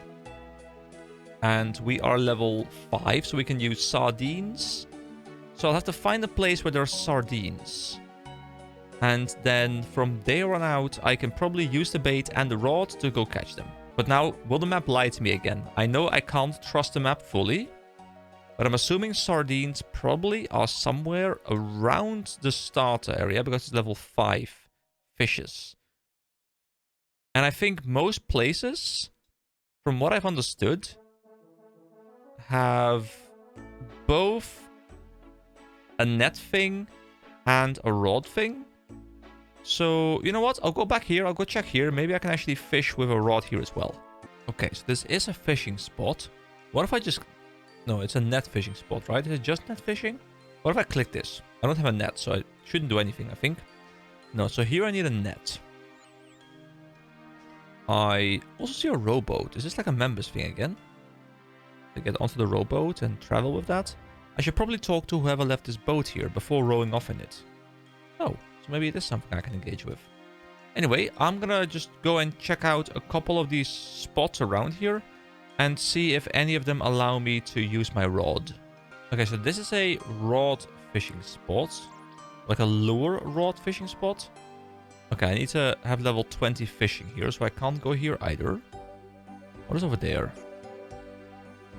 Oh, besides the duck that I'm apparently going to be smacking now. No, I didn't actually want to kill the duck, but you know what? Duck, you were in the wrong place at the wrong time. He says, quack? Okay, this is level 20 as well, so I need some other place now. Oh, I right-click and it says bait fishing spot. Oh, so I have to right-click. Okay. Well, that might have been at the very start as well. But I ended up all the way over here. Around Remington. Why? Don't know. Just kind of exploring until I just saw that I could right-click them. I mean, I knew I could right-click them, but I thought I'd be inspecting, you know, the small net stuff. Anyway, it's fine. I will spend some time here catching some more raw sardines. Hope there's a bank somewhat close, though, because this is not an optimal place, I think. Is there a bank here? There isn't a bank here. Oh, no. I have to walk all the way up there, or... Actually, maybe there's like... Maybe they're over here as well, somewhere. The bank is very far away. Anyway, I'll worry about that later. First, let me catch as many fish as I can. Okay, there we go. Fishing level 6. Beautiful. We do have to spend bait now, but, you know, you only use one bait per fish, so it's really not that bad, I guess. And fishing level 7. You can now try fishing for guppies. Oh, guppy. So small fishing net after below ice mountain. So that means we'll actually have to go and do a quest first. Below ice mountain. Hold on, let me see. I hope we keep fishing. I think we are. I can start this quest by talking to Willow on the path south of Ice Mountain. A 2021 quest. We require 16 quest points. We have 10, I think. It also is going to cross out the things we have. So we can't... I mean, we can probably do it very soon because we need 16 quest points. We have 13, so like 1 or 2 more quests, depending on how many quest points they give. Will give us that, but we also need combat level 15. Or like I guess the requirements are hard locked. And the recommendations are like, hey, we recommend you have this, but you don't actually need it. So... yeah, we'll leave that for a bit later. There are a couple of quests that are recommended here by the activity advisor as well, which I do want to look into a bit. There's Goblin Diplomacy, which sounds interesting. The Restless Ghost sounds kind of interesting. I mean, to be fair, I kind of enjoyed the idea of doing all of them, really. So, I'm going to go through all of them. But yeah, I'll figure out which one to do. I think next video, we will definitely be doing a quest again. You know, I wanted to have a bit of a different video today where I kind of just... focus a lot on skilling, learning how they work, leveling them up a little bit, and I'll probably do these kind of videos on occasion between stuff. Obviously, I won't be able to go as ham on all of the skills because, you know, they will start slowing down massively. And I might, I'm not entirely sure about this yet, I might also start grinding a little bit off screen, just to have like a bit of a catch up, like, hey, I got like 4 levels in mining, and, you know, I can now do these kind of things because, you know, it's going to require a lot of just having the recording on at all times, just be, you know, consistently looking at what I'm leveling up. And to be fair, you guys don't really have to hear me say, hey, we're level 10 now. Although I guess it's kind of fun to keep them in. So, you know, if I can keep them in, I'll keep them in. But I think at some point pretty soon, I will swap over to also doing AFK. Well, not AFK, sorry, off screen, off recording, grinding. And you guys will just hear me have like a bit of a, you know, at the start of the video, I'll just tell you like, hey, I leveled up from this level to this level. So you guys know what I'm leveling without having to actually see the leveling process. Because, you know, who really cares, right? Speaking of leveling up, there we go. Fishing level 8. 2 more levels to go, but I think I'll just keep on going until I have the full inventory. And then I'll cook up the fish. And I think at that point, I'll wrap up the video. Oh, also, we've been congratulated with a total level of 150, which is fun to see because I'm pretty sure it was part of this video where I got 125. So we've gained at least 25 levels across the board. Now, some of them were a lot easier to get than others, of course, but it's nice to see that we've made quite some solid progress in this video. I mean, we've been going for an hour and 45 minutes, so we better. All right, let's make a little fire over here. And let's start cooking some sardines. So here we go. All of them. And here we go. This is a burnt fish. And this is a sardine. Beautiful. And there we go. Cooking level 14. Members can now brew cider and make worm crunchies. And cooking level 15. You can now cook trout. Members can cook soupy fish and prail bats. All right. Let's see. Can we get one more level? I mean, we'll have to have a very good success rate, I think, to get another level. But I think it is possible. I mean, to be fair, this is looking kind of promising. It's looking really promising. Dude, leveling cooking is fun. Like, I'm enjoying leveling cooking because it's pretty fast. And you're kind of like just sitting here like looking like, hey, success, yes. And if you fail, it feels like not too bad, I guess, but doesn't feel optimal. Level 16. Members can now spit roast rabbit meat, cook jungle spiders, and make chocolate chip crunchies. Guys, members can make so much. All right, let's chop down this tree. We need one more log to be able to cook these last 2. Oh, hey, look. Woodcutting level 18 as well. Guys, we're making such progress. It is beautiful. It is just beautiful. All right, here we go. Let's cook the last 2. And there we go. They were both successful. We drop all the burnt fish. And that is done as well. So, that is going to be it for today, guys. We had a pretty successful leveling experience here. We leveled up attack, strength, defense, hit points. We leveled up a little bit of prayer. We leveled up the wood cutting ones. We leveled up cooking, fishing, smithing, mining. We just kind of leveled up almost every single possible ability right now. So that feels really good. Thank you so much for watching. I will be back in 2 days, guys. Just a sort of quick reminder, these videos are going out every other day, you know, and in between those videos, there's the Maple Stories series, which is, I'm well aware, is probably the least important series. It's getting a lot less viewers, and, you know, obviously this game is a bit more deep, you know, there's more to this game. So this is definitely like the main series going on right now. But Maple Story is filling out the content. So if you're looking for something to watch, you know, there is still those like short Maple Story videos coming out every other day as well. So I'm just alternating them for the foreseeable future. And yeah, I hope to see you guys again next time. Have a wonderful day. And I don't know how I'm going to finish this sentence, but bye-bye. Good morning, everybody. My name is EK. I've got myself a nice cup of coffee, and I'm ready for a bit more RuneScape today. So, look at my levels. I may or may not, after shutting down the recording last night, have gotten a bit enthusiastic about playing a bit more and wanting to do a bit more mining. So I was level 13 mining when you last saw me. Now I'm 23. You will find 111 copper ore, 111 tin ore, and 28 iron ore. So I decided to just switch over to iron at some point, because I'm thinking after I use all of this up, I'll be able to smelt iron, and at that point, you know, we don't really need the bronze stuff anymore, which I guess is nice to have. Also, something that I was thinking about is I really want to upgrade my gathering gear, so specifically my axe and my pickaxe. And I was looking around a little bit in these shops and stuff, and I don't think you can buy it at a general vendor. You can buy it, of course, at the Grand Exchange, but, well, first of all, we can't because of Bronzeman, but also I wouldn't even want to. But I was looking at the map, and actually I will need to quickly bring my money with me. I don't know how much money I'll need, so I'll just take everything. And we'll see how expensive this stuff is. So we'll just take my 3.5k, withdraw all. There we go.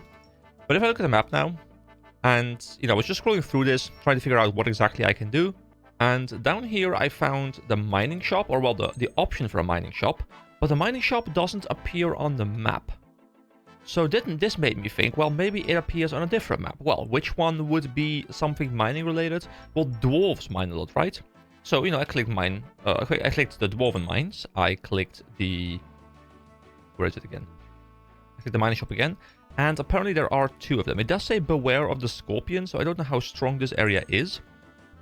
But this does mean, if I go back here, that we need to go to the dwarven mines in order to buy a better pickaxe, which I really want to do because I think there was black, and I think we can already...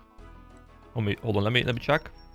Yeah, we can use mithril already. So, you know, we're still sticking with iron right now. We've skipped steel, we've skipped black, and now we can move over to mithril. So I should really swap over to a better one because I'm wasting a lot of time by using my my iron pickaxe for all this time. So, if I look at the map once again, I did notice that over here, we saw this last time, or like, well, in the Romeo and Juliet quest, I remember seeing this, the dwarven mines. I don't know if there are multiple ways to enter, but I'm thinking we have to go in there.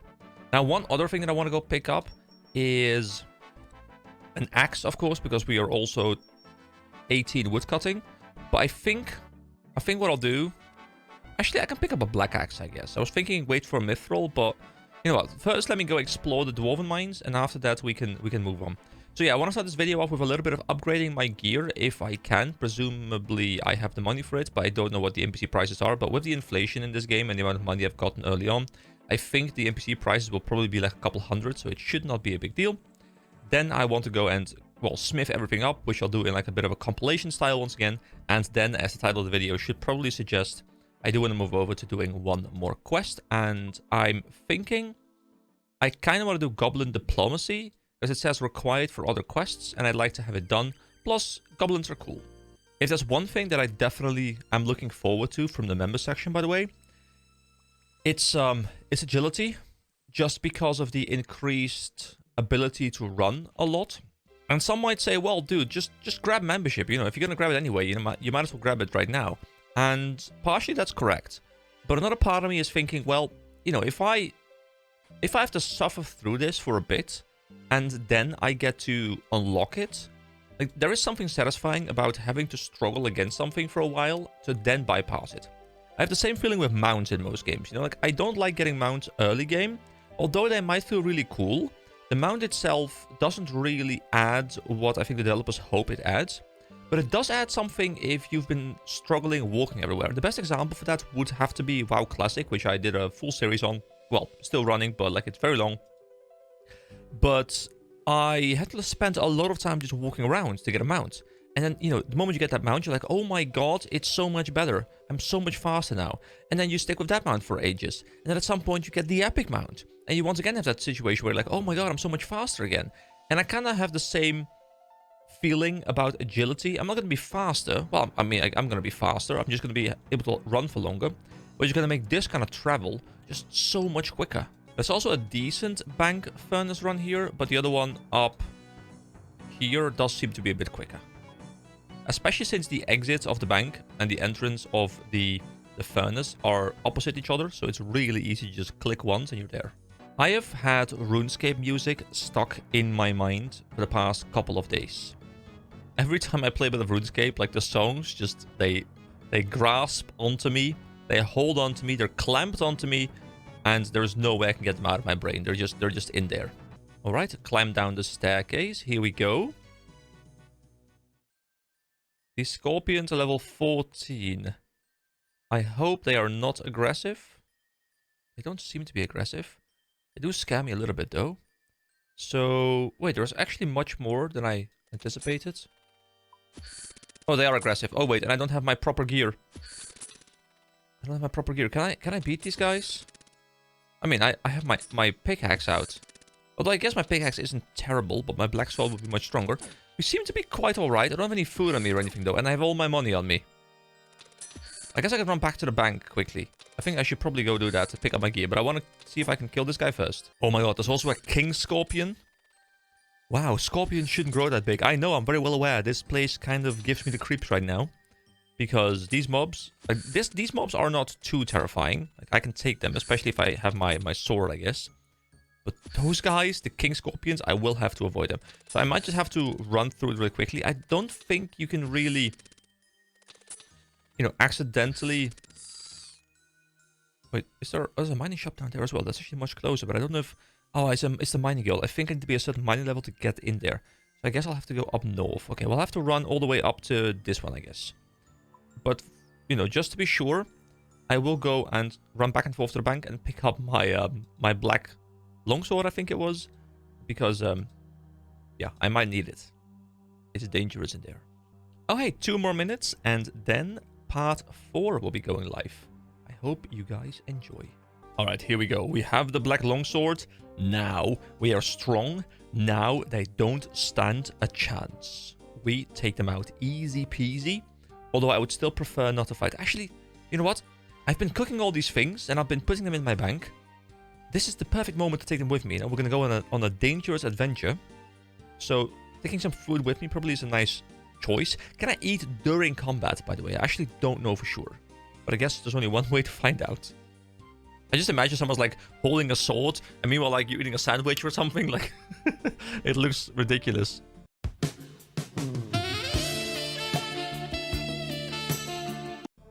There's also the strength potion, which I guess I could take if things prove difficult. Take it with me, you know? It might be interesting. Oh, by the way, you guys have been doing a tremendous job liking the videos as well. Like, they've been getting so much traction, so many views, so many watch hours, nice click-through rate, lots of likes, lots of comments. And because of all the interaction, you know, the videos are doing quite well. You know, they're still consistently getting views, and they're still consistently climbing up, which makes me really happy, because one of the worst things that you can have is if you launch a video, and...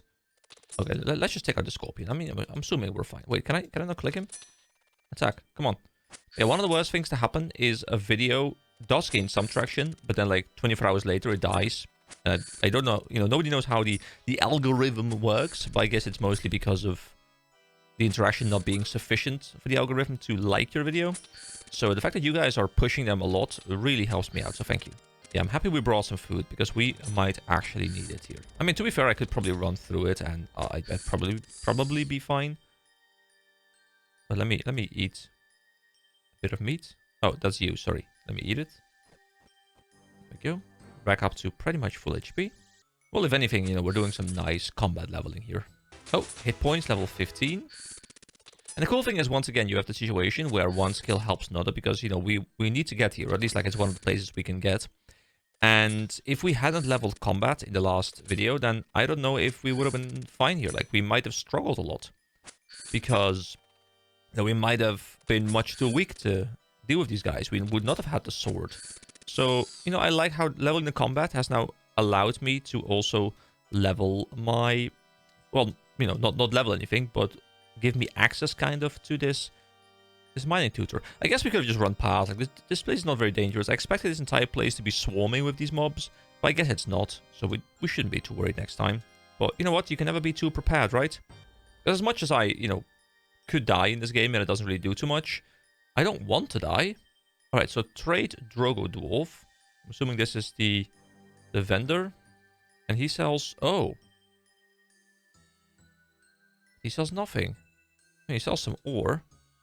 I guess I could just pick up all the ore. Dude, you could just bypass a lot of the grind by just picking up these ores. To be fair, though, you would have to put them into individual spots, so it's really not that great.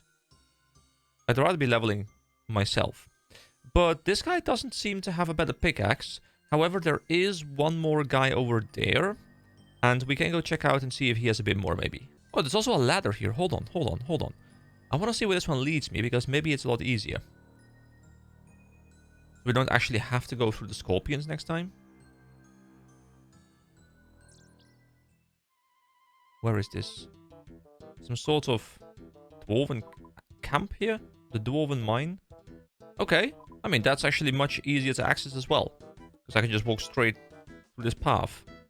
Okay, beautiful. So we just go back down. And let's go check out the other vendor. Okay, so there's Nermov here. Ah, this is where we need to be. Let's see. The mithril pickaxe goes for 1.3k. So, provided the axe is the same price, we should be able to pick up both of them. So, you know, I would have... Wait, so I still can't pick up black here. Where do you get black gear, guys? I was assuming I would pick it up from a vendor, but you can't craft it yourself. You can't buy it from this shop, at least. Does that mean you have to drop it or something from dwarves or whatever? Anyway, I guess I'll pick up the mithril pickaxe here. So the adamant one would be 3.2k. But we can't use that for quite a while, I believe. I mean, we are 23, not 21. But I think it's like 30 plus. Yeah, 31, 41. And then I guess there's also a gilded pickaxe, which I guess is like a better rune pickaxe or something. Anyway, the rest is all member stuff. So for now, obviously, I will pick up the mithril pickaxe. Oh, wait. Currently costs... Wait, the prices are changing. I mean, I don't really care about the 26 gold, but there we go. We have a mithril pickaxe. And I kind of want to pick up the steel one as well, guys. I know it's inefficient, but I want to pick up one of them for the item unlock, okay? You know, it's 500 gold coins, and, you know, maybe it's going to bite me in the ass at some points, but I feel like I want to fill out the list, guys. It's fun to fill out the list. That's one of the bonuses of the system with Bronzeman. I can see which items I've seen, and, you know, I like filling out the list. Now, unfortunately, there isn't, I think, a grid where I see all the non-unlocked items and, like, slowly fills in the unlocked items. Like, it's an actual, like, filling in grid, and I see, like, X amount out of, or, like, X out of Y unlocked. But I can see the amount unlocked and you know, just a list of items themselves. If there is a way to turn it into even more of like a grid where I can actually see things filling in, it will be even better. So if that's an option, please do let me know. But yeah, I'm going to head out here. I'm going to go over to the axe guy now. And the axe guy is a lot easier, by the way, because if I look up the forestry shop, which I'm assuming is where I need to go, I think it was in... Hold on. I think it was here. Oh, I thought there was one in Lumbridge. Isn't there one in Lumbridge? I thought I saw one in Lumbridge. Actually, it shouldn't be the forestry shop. Like, it should be the axe shop, right? Hold on. What is a forestry shop, then? I don't know. Yeah, the axe shop is in Lumbridge. I just teleport back to Lumbridge, and we can go to the axe shop. Whoa, that music. Hope you guys liked this approach, by the way, because I was thinking last night a little bit about how I want to do this. And I think I kind of like the, you know, we're going to do a quest today, but first let me recap what I've done off screen, so I can still grind off screen. need to have the recording on permanently. And you guys are still kept in the loop. I think I kind of like this this structure. Wait, is Bob the vendor for it? Bob is the vendor for it. Cool. So we want... Oh wait, these are battle axes. Oh no, hold on. Bronze axe, iron axe, steel axe. What are the other axes? Do I need to go to like a higher end shop? Is this like too low of an end shop? Oh, there's one in Port Sarim. I mean, I was kind of close to that. To be fair, I wasn't actually that close to that. So I guess I should go to Port Sarim. Unless there's one maybe in... Oh, there isn't one in Varrock. There's one up here in the White Wolf Mountain, whatever that is, but I have no idea. I feel like a lot of these areas, like outside, I think these are probably all member areas. Also, I'm really curious to see what snow is going to look like in the RuneScape engine, because it's a bit of a weird graphical style, of course. Is there one maybe here? I guess not, right? Because there like barely are any trees right there. Okay, I will go over to Port Sarim and check out that axe shop. But first, because I'm here anyway, do I have the cash for that? No, I don't have the cash to pick up both the items, so I'll leave the steel one here. Is it a thing, by the way? I was thinking last night when I was doing a little bit of the grinding. I was thinking, do you drop, or like, do you take off all your clothing if you go for just mining runs when you know there's no danger? Because all your gear weighs something, right? Like if I go over to my equipment, like all my gear weighs something. Can I select total weight? Yeah, total weight. If I take all of this stuff off, like I become lighter, right? So that means I spend less stamina or whatever you call it. And I can run for longer, which makes my running back and forth more efficient. I didn't do it last time, but I feel like that is a thing, right? Dude, my video, my part 4, it's been live for 11 minutes. You guys have given me 3 likes. What is this? Is this what it feels like to be a proper YouTuber, guys? Have I finally achieved it? Have my goals been met? Thank you so much. Alrighty then. Sea Shanty is playing and we are in the next shop. Let's see if this guy sells battle axes. Hello, Brian. Do you have a mithril axe for me? Actually, I can't use mithril yet. Okay. So, there's a decision to be made here. I can pick up black, and black would be nice because I think I'm running iron right now. However, we are only 3 levels away from the mithril axe, and I'm totally fine grinding with the iron axe until we get the mithril axe. I think I'm going to skim black here. However, do I want that? No, you know what? I'll run back and forth later, guys. I know it's inefficient, but I enjoy the idea of progressing through them, because that's really fun. So I would kind of like to rock the steel battle. Sorry, wait, these are battle axes. Hold on, wait, no, these are battle axes. I need. Oh no, I've been bamboozled once again. Okay, well, I don't know exactly where I'm going to be getting this. I will do it off recording, and I'll update you guys in the start of the next video, most likely. What I want to do now is I want to just do a little bit more mining, just because I got a new pickaxe and I want to try it. And I'm going to go up here to the eastern side of the rock. I'm going to do like 2-3 runs maybe, just like farm away a little bit. Then I'm going to take all of that and we're going to do like a bit of a smithing montage. Because I can't make this video too much longer because there's also like an entire quest to be done. And I don't want to have 2 videos with no quests. So I'll just mine, montage, quest. Here we go. Okay, so I have this friend. I'll edit his name on the screen. It's Super Sander. He's a friend of mine, and he's I inspired him to also make some RuneScape content because he he used to play back in the day as well, and I think he saw my video and he was like, yeah, I feel the nostalgia as well. I gotta hop in back too. So he's creating his own series. So if you want to check him out, I will link him on this. I will put something on the screen, and if I remember, I'll even put something in the comments. And if I don't put it, in the description. If I don't put it in the description, I'm sure he will remind me to do so. So thank you already. But yeah, go check it out. It's kind of a similar thing, I think, to what I'm doing right here. It's very nostalgia heavy, very blind. So yeah, check him out. Have a good time. But I sent him a message like, hey, am I in the video? And he's like, yes, you are. Am I as well? Yes, you are. Hello. Oh, this is a bit unfortunate. I wanted to use the mithril pickaxe, but I can't actually wear it because my attack needs to be 20 and it's 10. So I can use it to mine, but that means it's going to have to take up a spot, which means it's less efficient. So actually what I'll do for now, I'll put the mithril in here, and I'll grab the steel pickaxe. It's not as good, but I think I can wear steel, right? I can wear steel. Okay, so I have one more slot available to me, which, you know, is not worth it really, but at least I'll have a reason to rock the steel pickaxe for a little bit. Yeah, it feels a lot faster already, and this isn't even with the higher tier pickaxe yet. I mean, there's still black, and there's still mithril above it. So, yeah, I was definitely wasting a bit of time yesterday trying to mine iron ore with an iron pickaxe, because, you know, obviously, like, I'm trying to break iron with iron, you know? That's not how it's meant to be. I need to break things with a stronger material. But yeah, there is a bit of a chance that I might go a little bit ham on the mining and the smithing part, because I quite enjoy it. So you might see this happen more often, where I just pop in and have like a lot of levels gained, because it's really fun. And it's chill to do, you know, while you're kind of semi-doing other things as well. All right, let me make myself shut up. Not make this video super long. Bye-bye. 24. All right, mining 25.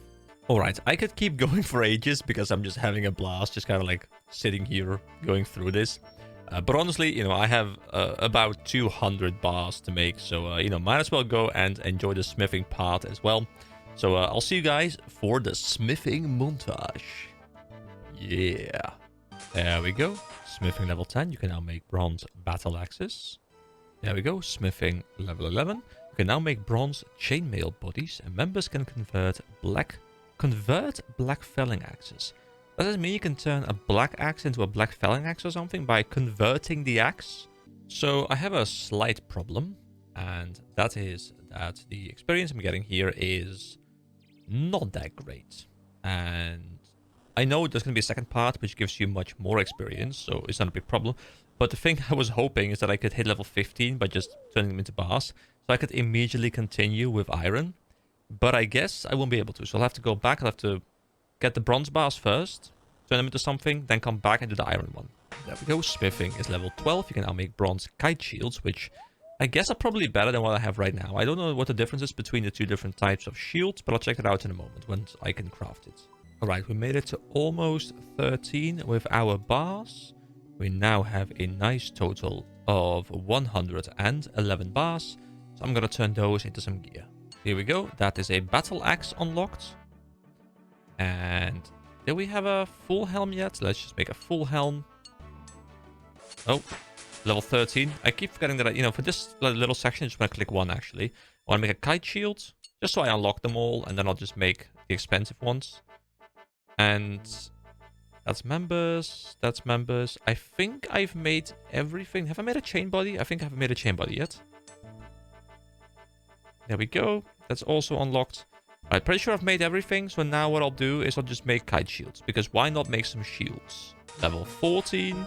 You can now make bronze two-handed swords, and there is more information available from the smithing apprentice tutor in Lumbridge. Oh. We'll have to go check that out at some point, but probably next video then. And then I forget and never do it, which is something that I tend to do. And smithing level 15. You can now smelt iron ore and make iron daggers. Yeah, boy, we can go for the next tier, which we will, of course, do once I'm done here. And level 16, you can now make bronze plate legs. Oh, so it's interesting how even after you unlock iron, there are still some tiers in bronze to unlock, which I like. There's a little bit of overlap there. So you can make bronze plate legs, bronze plate skirts, and iron axes. Oh, wait. You can make axes? Oh, wait, of course, axes you can make here. Oh, I want to make my own axes. That's actually much more fun. So I guess you can't make them... You can't make the pickaxes, but you can make the axes. Is that how this works? Alright, so let's make a two-handed sword. Had I made one before? I'm actually not 100%. No, I hadn't. I can also now make plate legs, which I haven't made yet. I can make a plate skirt, which I haven't made yet. The only downside to making all this stuff is that I'll have to actually spend some time putting it up on the Grand Exchange. But I'm a bit curious to see what the vendor prices are, because if the vendor prices aren't much lower, I'll just dump them there. Like, I'll put the shields up for sale because I have like a whole batch of them. And the way I approach this, and let me know if this is very much wrong, but the way I approach this right now, especially with this early level gear, is I make one of each to make sure that I have them unlocked for my Bronzeman thing, which is kind of fitting because I'm making bronze gear, and then I'll dump the rest into one of the three bar recipe things, and you know, I'll just dump them on the Grand Exchange. So we have only one more thing to unlock, which is the plate body, And then after that, we can go to iron. It's fun. I'm excited. I don't know. It's weird because it's just iron gear, but it's a new tab, and I'm excited to unlock it. And I remember how extremely excited I was to unlock this when I was a kid. So like I'm reliving that right now, and it's beautiful. Level 17, you can now make iron maces, and members can make iron spits. Cool. And I am out of a bronze, and these might be the last bronze things we ever craft. I don't know if we need them for like ammunition or something like that, but I probably won't be crafting much more bronze gear. So say goodbye to bronze, and let's go smelt some iron. Let's do a short intro with a bit of skilling, he said. It won't take much time, he said. It's only been an hour and 7 minutes so far. But hey, I look at it this way. My videos will be very long, but you guys are probably skilling as you're listening to these videos. Yes, I see you, Bobby. You are mining right now, just like me. Good job. And, you need long videos. So maybe I should make them like 4 hours long. So you can just, do like a 10th of a level during my one video. And I'll help you out. I'll be here with you. Don't worry. I'm here for you. Let's go, Bobby. You can do this. Get that level tonight. Sleep is irrelevant. You need that level. It's very important. Yes, your wife may leave you, but it's fine. You got that level. It's all good. I believe in you. Imagine having a wife as an MMO player. So with these bars, I believe there is a chance to fail. Yeah, iron has a 50% chance of success. Is that because, like, is it to counteract the fact that it requires just a single bar? So they have to balance it in a way. Let's just start making iron. I have no idea how many of them will succeed, how many of them fail. So let's see. The ore is too impure and you fail to refine it. So I guess we'll see if we can fill half our inventory or not. I guess we'll become better at making them maybe as well. But I don't know if the success rate is based on our level or if it's not. Anyway, I'll see you guys once I've crafted up all of this inventory. Well, the game wasn't wrong. 50% chance of success, and I've literally filled exactly half my inventory. So, spot on, game. Spot on. Smithing is level 18. You can now make bronze plate bodies and iron medium helms, and members can make iron crossbow bolts.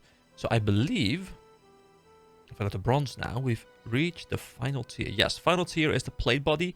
So now we can make one of those. Actually, I want to make one of those, but I need to, you know what, I'll probably quickly make that one off recording somewhere, because it just requires me to go get a little bit of bronze, but I don't have the bronze anymore. Should I have saved that? Maybe I should have saved that. I didn't think ahead about that, but it's fine. We can go unlock that later.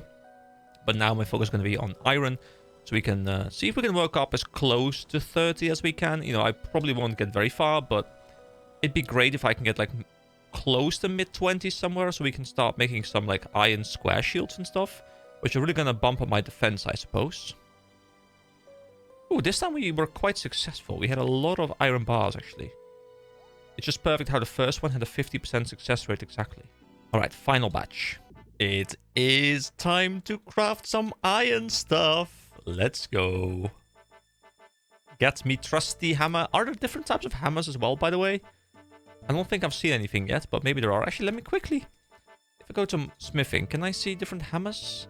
Once you have your bars, grab a hammer and take them to the anvil. Bigger items will need more bars to make. I don't think there are different hammers. So there aren't... I mean, to be fair, what does the hammer really do besides being a little tool? I guess there really isn't anything to upgrade on the hammer. Someone in chat, anyone interested in 19,000 runite ore? I'm like, what have you been doing? Well, same thing I've been doing, but just for much, much longer. Here we go. Let's make an iron dagger. Whoa, whoa, whoa. I said an iron dagger. Okay, hold on. Let me click one again. An iron axe as well. Let's unlock everything. Actually, we already had that. A medium helm we might have already had as well, but it's fine. There we go. Actually, we didn't. I guess we had a full helm at some point. And a mace. And now we just make some more stuff until we unlock a new tier.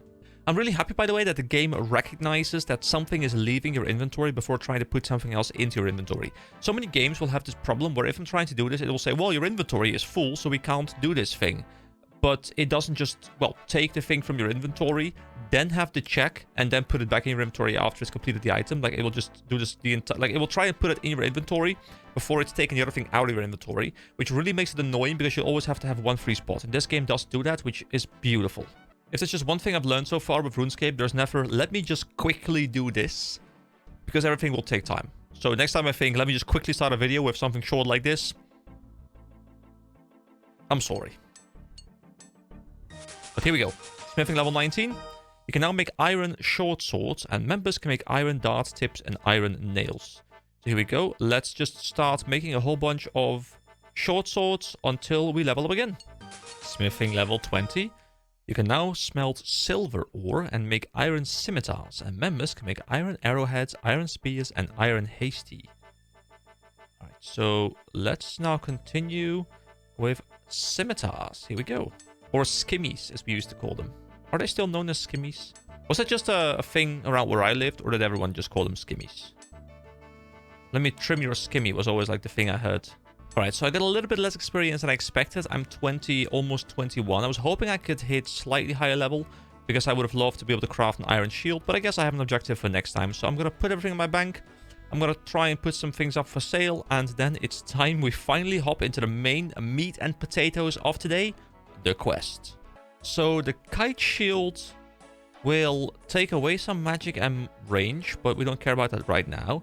But it will give me more slash defense, more crush defense, slightly less magic defense, but more range defense. I think I care more about those stats. So here we go. From the bronze something shield, what was it called?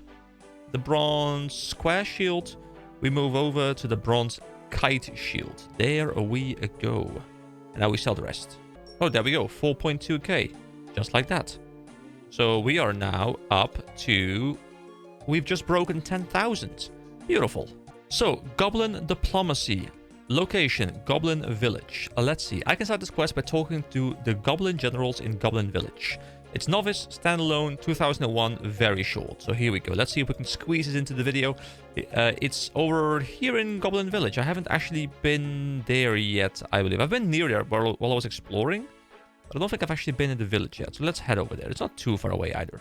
Yeah, as I expected, this town over here, Taverley, I need to become a member, and it says, and unlock a map over 3 times bigger. So I think everything kind of like outside... I think this might be member as well. I feel like I remember this. I guess that's like a very clear edge. Like, I think this is all free to play. This is free to play. I think this part is free to play, like Karamia, because I know I went there and I was never a member. But I think all of this stuff is member. Like, I guess the wilderness probably isn't. Maybe like parts of it. I'm assuming the rest out of here is also just member. Do they still expand the world map, by the way? I know they add new features and stuff. And I'm assuming they also expand the world map. But I'm assuming it's also, like, a lot of it will probably be in these, like, sub-maps. Which is fine with me, but I do quite like it when they expand the main map in games. Because it feels more connected. As opposed to having, you know, separate maps. Because they, as much as it's fun and it's technically not different, like, it doesn't feel connected. Oh, yeah. Listen to the music. Okay, so they said... Oh, wait, that's the wrong one. Wait, that's the Restless Ghost. Hold on, I clicked the wrong one. This one. Here we go. View journal. So I talked to Goblin Generals. Oh, there were some guys in this house. This is like the main house, I guess. So maybe they're in here. General... General Wardface. Oh, and Wardface and bent nose. Wait, does he have a bent nose? Hold on, can I see your nose, please? I mean, he has a mohawk. Let me talk to the mohawk guy. Hello, General. Green armor best. No red. No red every time. Go away, human. We busy. Oh. Whoops. I clicked the wrong thing. No, I wanted... Did I just lock him out? There we go. Hello, Wardface. Red armor best. No, it has to be green. Go away, human. We busy. That's my goblin voice. I hope you like it. Why are you arguing about the color of your armor? We decided to celebrate Goblin New Century by changing color of our armor. Brown got boring after a bit. We won't change. I don't know if this is going to hurt my voice at some point, but I'm now committed to making them have voices, okay? Problem is, we can't agree on new color. We think maybe we use old Goblin tribe colors, but Bednose from rubbish Thorabushun tribe made me from much better Garagushun tribe. Garagorshun tribe. Torobushum tribe color is red. Way better than silly green of Garagorshun tribe. Shut up. I feel like I'm combining like a bit of like a Smeagol voice with something else. So, what's the Goblin New Century? Goblin Century mark year of battle on Plain of Mud. That's when Big High War God give Goblin commandments. Big High War God? Big High War God is God for goblins. He take us and make us strong, not stupid like humans. Me bet Big High War God would pick red armor. Shut up. Big High War God would hate you. Wouldn't you prefer peace? Goblins not so good at peace. Maybe peace be okay though, as long as it peace wearing green armor. But green too much like skin, nearly make you look naked. I mean, to be fair, that is fair. This one looks more like there's actually something on them, because it doesn't blend in as much. Do you want me to pick a color for you? Yes, as long as you pick green. I love this game. No, you have to pick red. What about a different color? What about pink? That would mean me wrong, but at least Whatface not right. Well, Batno's never been right in his life. Still, maybe new color good, but we'll have to see armor before decide. Human, you bring us armor in new color. Yes. I can do that. What color we try? Orange armor might be good. I mean, orange is very similar to red. Yes, bring us orange armor. How am I meant to get orange armor? Well, first you get goblin armor, and then you dye it orange. Even humans should be able to work that out. So where do I get goblin armor? Guys, I'm doing this voice so much now that I'm like my normal speech wants to like go into like the higher register of the goblin voice. I really wonder how this is gonna sound in the editing, because I normally don't do voices for things, but you know what? I gotta step up my game. These quests are so good, I need to step up my game as well. There are some spare armor around village somewhere. You can take that. It's in crates somewhere. Can't remember which crates now. So where do I get the dye? You go north of here into wilderness. There you will find many ways to dye.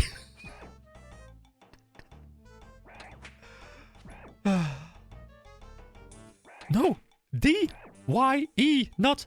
Oh, wait, that is my voice. Wait, hold. No. D-Y-E, not D-I-E.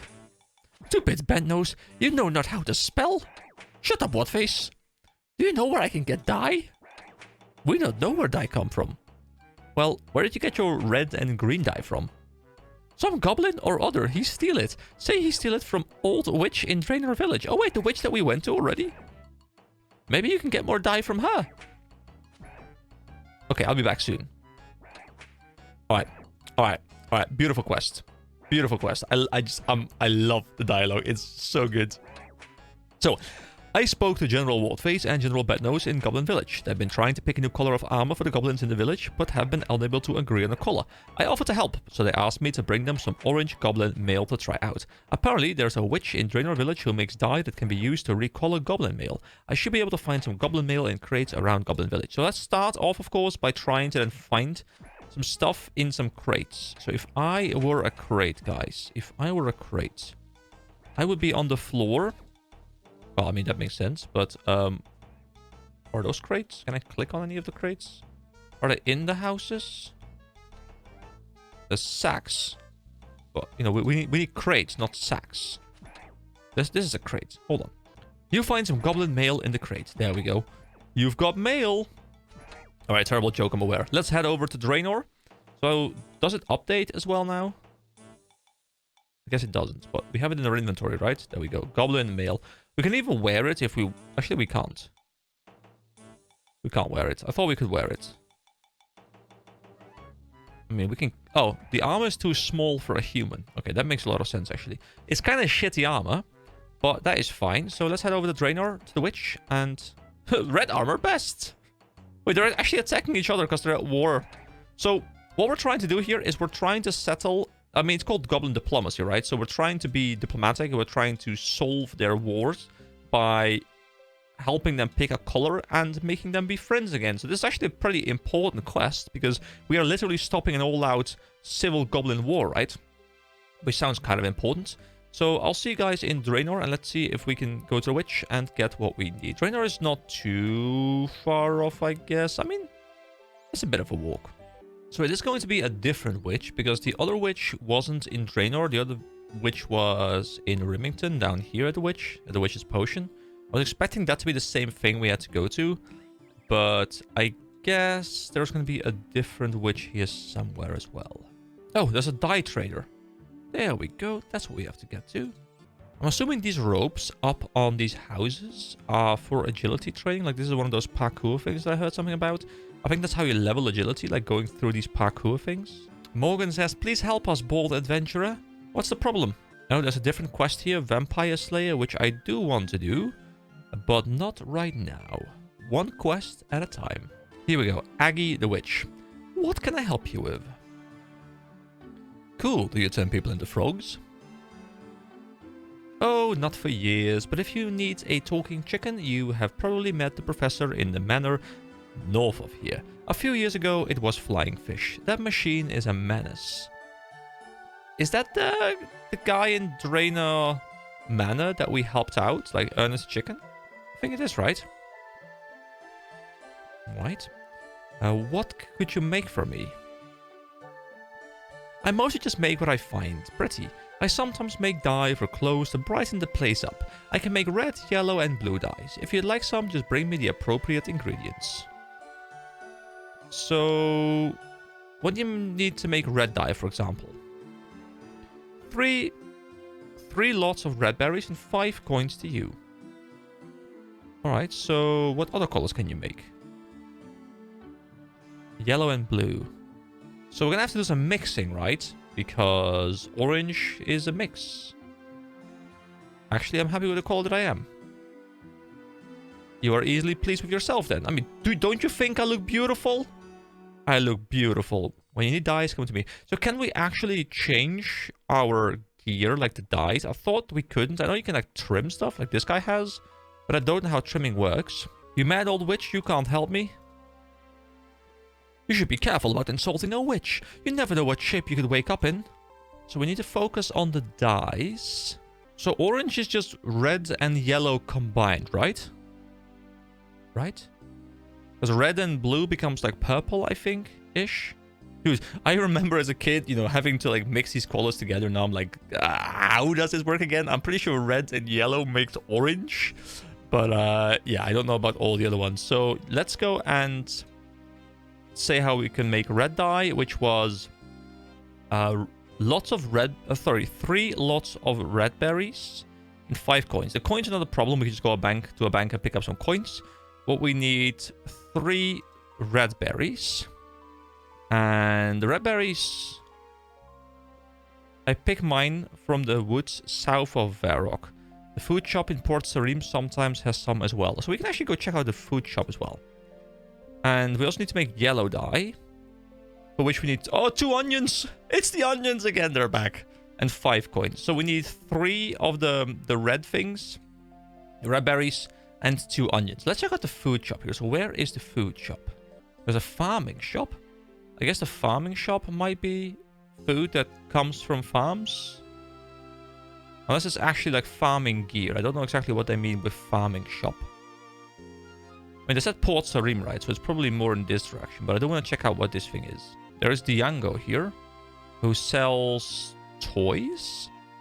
Are these things to put in your own house once you've gotten yourself your house? Which I don't have yet, so I guess I can't really do anything with it. But that's kind of interesting. You know what? I'll just go get them myself. Because that is part of the Bronzeman experience. If I remember where I can get the friggin' onions. But hey, I can always look at my own video, I guess. Oh my god, those onions, guys. I was so tempted to name the video something onions. Like, because damn those onions, man. Damn those onions. I think I lost years of my life with those onions. I think it was down here. I think this house... That house right over there. I think that is... onions. Onions, yes, I remember. There we go. We get the onions. I am so happy with these onions. Ah, thank you. Thank you, onions. I need 2 onions, right? Let me just grab 3. Just in case. And now the red berries are in the forest south of Varrock. I'm pretty sure I saw them during that one quest for the potion for Juliet. So I think I know roughly where they are, like around the mining spot where I was just mining a ton last night. I think if I were doing these quests with a guide next to me, I would not get as much enjoyment out of them, like not even close. I truly think the figuring them out part, like reading the dialogue, searching for things, I think that's like 80% of the fun for me. Like, the dialogue is hilarious, which is like the other 20%, but like actually having to figure out where things are, explore, look at the world map, those kind of things, I think they, first of all, they're really making this a lot more fun for me, but also they're really making me remember where things are, because I have to actively think about it instead of passively just looking at a map and clicking somewhere. Like I'm starting to remember a lot of things about like where things are, which NPCs need to talk to for certain things, the paths, the world map, like all of it just, it's starting to click more and more and more with each day that I play, which I think is reinforced with the fact that I have to just actively think about a lot of things, which makes it a lot of fun for me, and I hope you guys share the same sentiment. So there are the cadaver bushes, and I think around the cadaver bush, yeah, there we go, there's a red berry bush. So we just have to get 3 of those, I think, like 3 packets of the red berries, and then we can go back to the dye trader. We can get both dyes. We also have to get some gold real quick, and then I guess we can mix them ourselves manually by just like interacting with the items, maybe. Oh, you can pick from the same bush multiple times, I guess. Okay, so there's no more berries on that bush, but there are berries on this bush, so we have 3 of them. Here we go. Now I'll go through the rock just to be able to get my cash, and then we go back over to the dye trader. You know, with all these NPCs wandering around, like NPCs standing around, them actively moving through their houses as opposed to standing still in place, like, the world feels so alive in this game. You know, there's so much movement going on. It feels lived in. You know, it feels like I'm entering a place where people actively live. Now, unfortunately, I'm aware that a lot of the get a job bum. Okay, is this guy like begging for money or something? Man, just stop it. But yeah, it feels like such a lived-in place. Like, even like beggars on the street, you know, like that's a part of big towns. You know, there are beggars on the streets on occasion, so that's even fitting, I suppose. But yeah, it's something about this game world. It feels lived in, and I think that's a really big testament to how this game was designed. And I think it's going to be even better on Member World when there's more players and less bots taking up the place. There's more chatter going around probably, and yeah, just overall, I feel like I can see what philosophies they had trying to make this game world, and I think they succeeded in a lot of their aspects. Like just this like little house on the side, like, you know, a little staircase, there's an NPC wandering around, there's some like clothes hanging from the lines over there, trees surrounding them, you know, players could be like clicking the trees around them, taking the trees down. Like, it just feels like someone actually lives here in this game world, and not just like a sterile, you know, it doesn't feel as much like you're playing a game, you know, like you're playing the world. Does it make sense? Because I feel like some games, you just very clearly play the UI. Like, you very clearly are just clicking through menus. And obviously this game has a lot of UI, like a lot of menus and stuff, like a lot of skilling, and it's a very important part. But I still feel like there actually is game as well, you know? Like, I'm actually looking at the game, I'm playing, not looking at the UI as much, I'm just looking at like where I'm walking. And it feels immersive. I hope I explained that well. I feel like it didn't really come across as I intended it to, but I hope you guys see what I mean. Oh, if you want me to do more voices during the quests, let me know. I have no idea if they add something or if they're actively cringy. You guys are like, please stop. So let me know if you enjoy me like doing a little bit of voice acting, because I do enjoy doing it, but I always feel like, oh, you know, it does sound terrible, probably terrible. But it's kind of enjoyable in a way, I guess. Like, it's kind of fun to do. You guys aren't even ready for my woman voice. You know, when I have to voice a lady. That voice is terrible. I promise you. I've been here once, and I already know exactly which door I have to go into, which is just... It's nice. In a lot of games, I won't remember. But this game, because I'm, like, walking a lot, I know which door has the witch in it. So, hello, Aggie. Can you make dyes for me? So, first, let's make a red dye.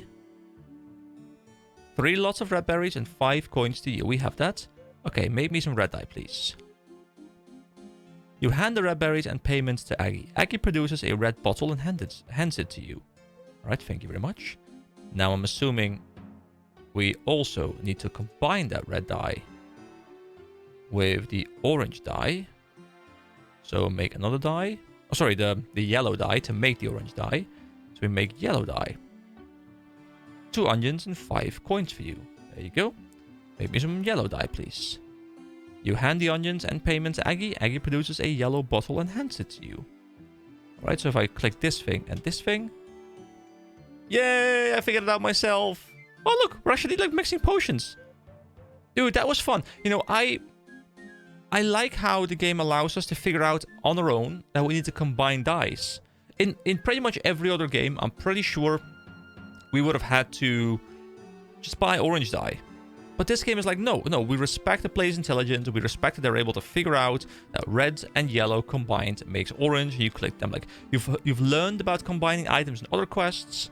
And that knowledge now transfers over to this quest. And, well, I guess, you know, if you did this quest first, and the other quest would have you, learn about combining. Like the fish food and the poison as well, like as a prime example.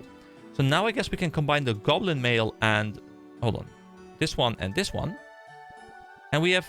orange goblin mail. There we go. And now we go back over to the goblin village, which is all the way up north over there. And we hand it in. And I don't know if this is the end of the quest or if there's more. But this was an enjoyable little adventure. So I ate the onion. And it says, it's always sad to see a grown man cry. You know, I guess that's what happens when you eat a raw onion, right? So Mitoy, who's one of my viewers as well, has just recommended to me that I should really do the Knight's Sword, which is this quest over here.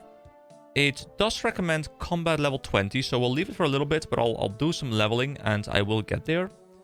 And it's something we get from the Squire in the courtyard of the White Knight's Castle, which I'm pretty sure is the very bright town where I expected rich people live. So I'll definitely remember to do that one as well. But, you know, I'll probably do most of these before going member. Maybe all, but there's one quest over here called Dragon Slayer, I believe. So that says recommendations, combat level 45 and 33 magic. So we might go member before we do this one, but I'm not 100% sure yet. I guess I'll see after doing all the other ones and just kind of see where I end up at that point. Let's talk to Wardface this time. I guess they share dialogue, right? All goblins should wear red armor. Almost forgot to do the voice, but there we go. Not red. Red armor make you look fat. Everything makes you look fat. Shut up. Fatty. Shut up. Shut up. Even as human thinks you look fat. Don't you, human?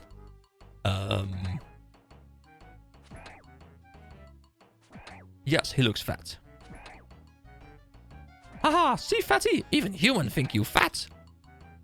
Me not care what human think. Human ugly.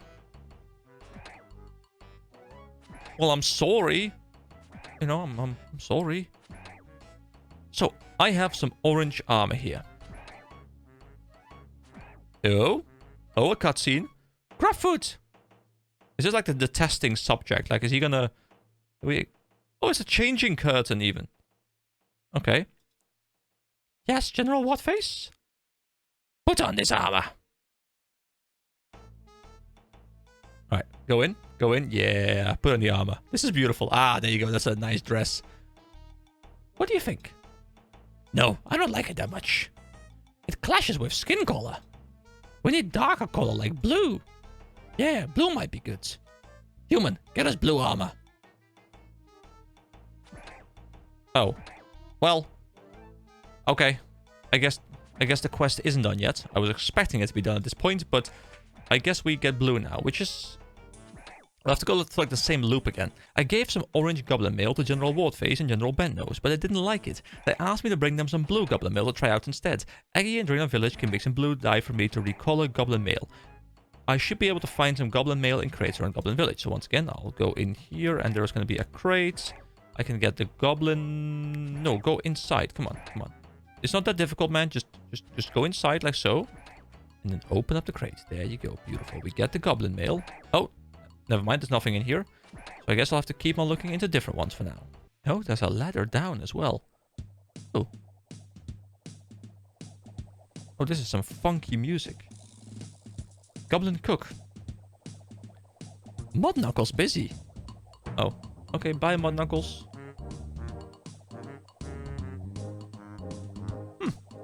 Not a bad song. Not a bad song at all. You know, I guess if you came in prepared, you would just have the blue armor ready to go. Like, you would literally just come here with all the stuff you needed. Like the red berries and the onions and whatever you need for blue. And just pick up everything in one go and like click, click, click, click, click, and you're done. I'm assuming you can pick up 2 pieces of goblin armor on your first run through, but I'm not sure, of course, about that. There really aren't many crates for me to search. Oh, there's a cave. Hold on, this is a cave entrance. I didn't know that. Can I go in here? Are there more crates in here? I can go in here. Oh, what is this? This is the first snowy area. Alright, is there anything here that I can do? Wait, a sled? Hold on, can I do something with this? I have a sled? Right sled. What? What? You pick up a sled, there seems to be more available should you ever lose it. Wait, what? Enter slope. Yes. Whee! Look at me. I look like a little kid.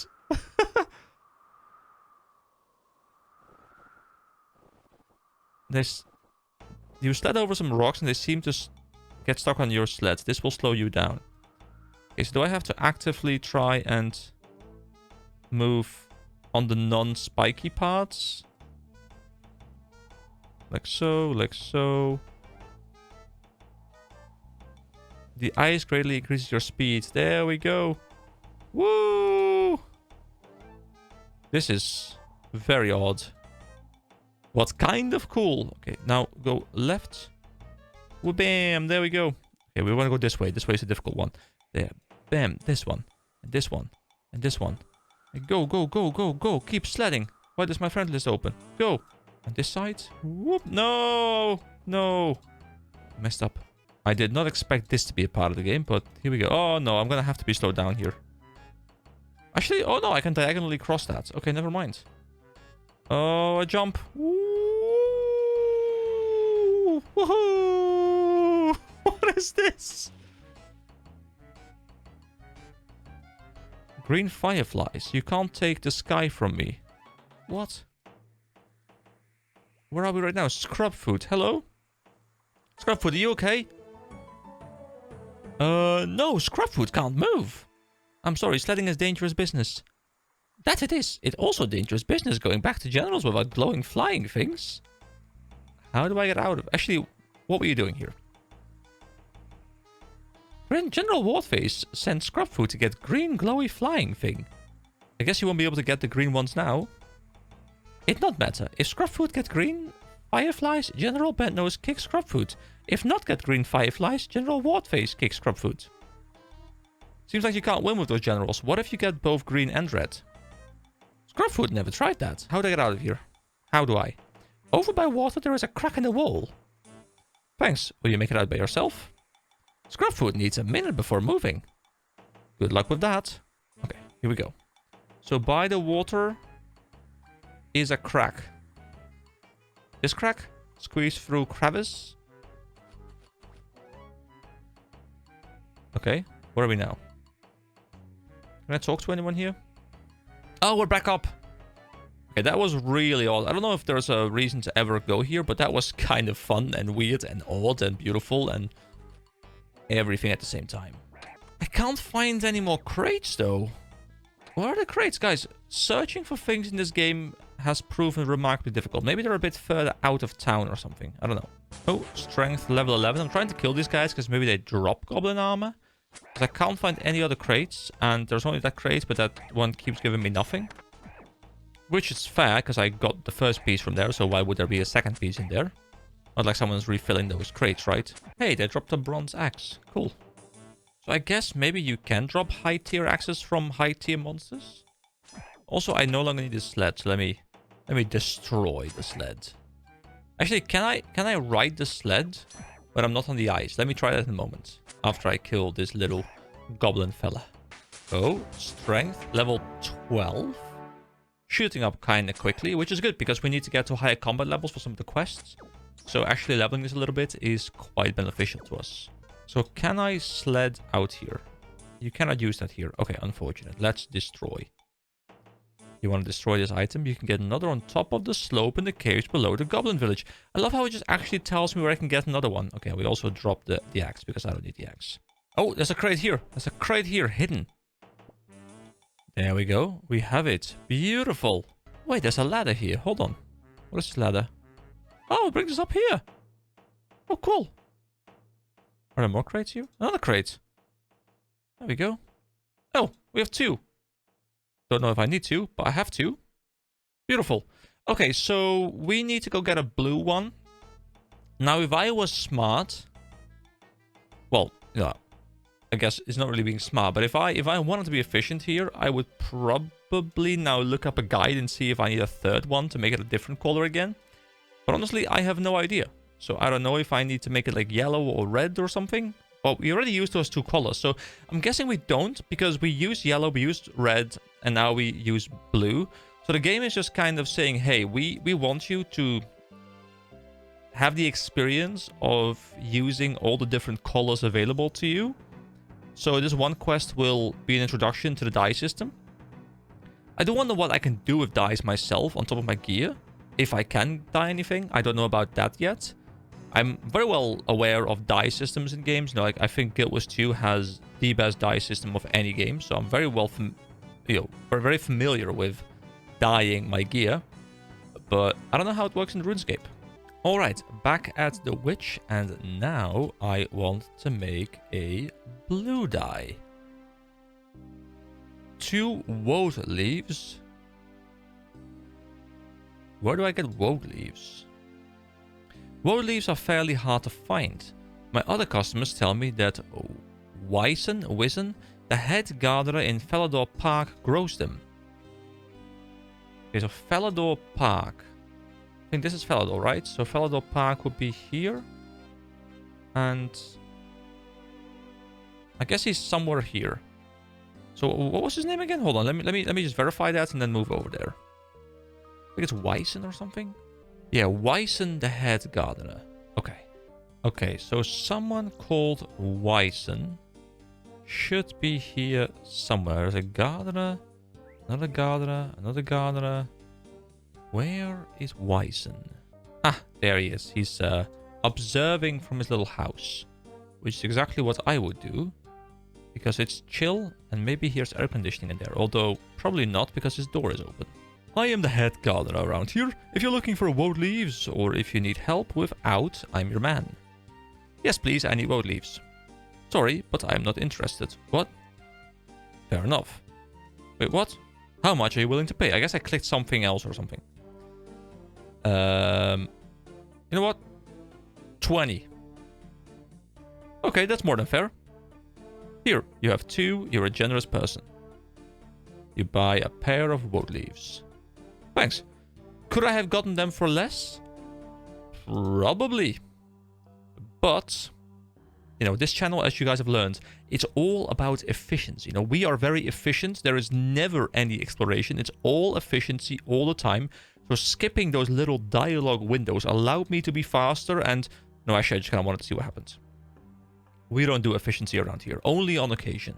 Okay, so back to the dye trader, make it blue, head back over to the goblin village and see if they now finally appreciate my effort as I turn this thing blue. Dubba-dee, dubba-die. Someone said cool outfits. I mean, I too think I have a very cool outfit. You too. Oh, I didn't mean to put the ads there. I think we have the same outfit. But I think he's dyed some stuff because he does have different colors. So I should really look into dyeing things. And I kind of want to see if I can make some cool look for myself. Because, you know, we need to be a bit more unique. Alright, back over at the witch. Let's see if we can now make a blue dye. Hello, Aggie. Allow me to make a dye, please. So we go blue. I have the ingredients. Okay, maybe 1 blue dye, please. Here we go. You hand the woad leaves and payment to Aggie. Aggie produces a blue bottle and hands it to you. There we go. This looks really cool. I like the blue dye. I don't know why, but like it looks extremely blue, you know? So we turn it into a blue goblin male. And I will leave this one normal for now. I was kind of tempted to like turn it into one of the colors because I could probably recolor it and just guess if I have the right one. But I don't want to... Ooh. I just thought of an ending. I don't know if this is true, but the game is... like, the game has kind of been setting up a lot of stories where we do a lot of things, and in the end, it's kind of like, whatever, right? Like, you know, it's kind of jokey. What if the color they want is no color? Like, in the end, they'll be like, why are we doing colors? Let's just do no color. That'd be funny. All right. Let's see if my brain is big or if I'm just making up stupid shit right now.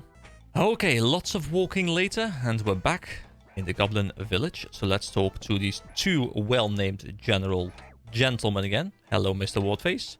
I tell all goblins in village to wear green armor now. They not listen to you. I already tell them wear red armor. They listen to me, not you. They know me bigger general. Me bigger general, they listen to me. Human, what color armor are they wearing out there? Half of them are wearing... oh, that's me. Hold on. Half of them are wearing red and half of them are green. Shut up, human. They're wearing green armor, really. Human lying because he's scared of you. Human scared of me, not you? Then think me bigger general. What? Me mean... Shut up, me bigger general. Alright, I have some blue armor here. Alright, let's go. We go into another one of these. Grabfoot! Yes, General Whatface? Put on this armor! Alright, here we go.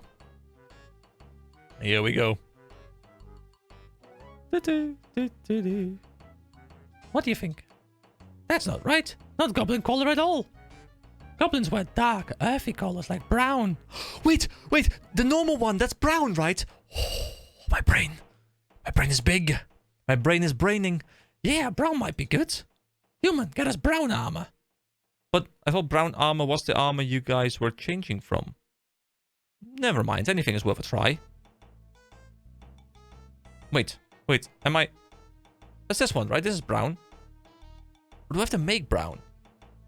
Is there a way to make brown with those colors? So like blue... Does anything there make brown? I don't know. Oh, goblins, you wear red armor. Not red. Red armor makes you look fat. We had this before. Make you look fat. Here we go. No, he doesn't look fat this time. Shut up, human. What face fat and human stupid. Shut up, bad nose. I have some brown armor here. Yes, okay, great. So we don't have to make it ourselves. Here we go. Another one. Grabfoot! I like how he still has the one from the previous one on. Yes, General Whatface? Put on this armor. Put on this armor. Go. Do it. Like slowly this goblin's turning demonic. There we go. I mean, that's more white, isn't it? What do you think? That color quite nice. Me can see myself wearing that. It's a deal then. Brown armor it is. Thank you for sorting our argument out, human. You have reward now. Thanks, I think. Alright, there we go. Congratulations, you have completed Goblin Diplomacy. These quests, you know, they're saying they're short, but guys, these are not particularly short. I spent well over an hour on this. Now, obviously, I wasn't the fastest. I spent a lot of time searching for things, and I definitely wasn't optimal, but, you know, it was a cool quest. You know, the wandering around, it's starting to become a little bit tedious. You know, it's not that I'm not enjoying myself, but, you know, like the walking back and forth, especially with the low stamina I have, I can see why some people were like, hey, you go and grab member for agility just so you have some running speed.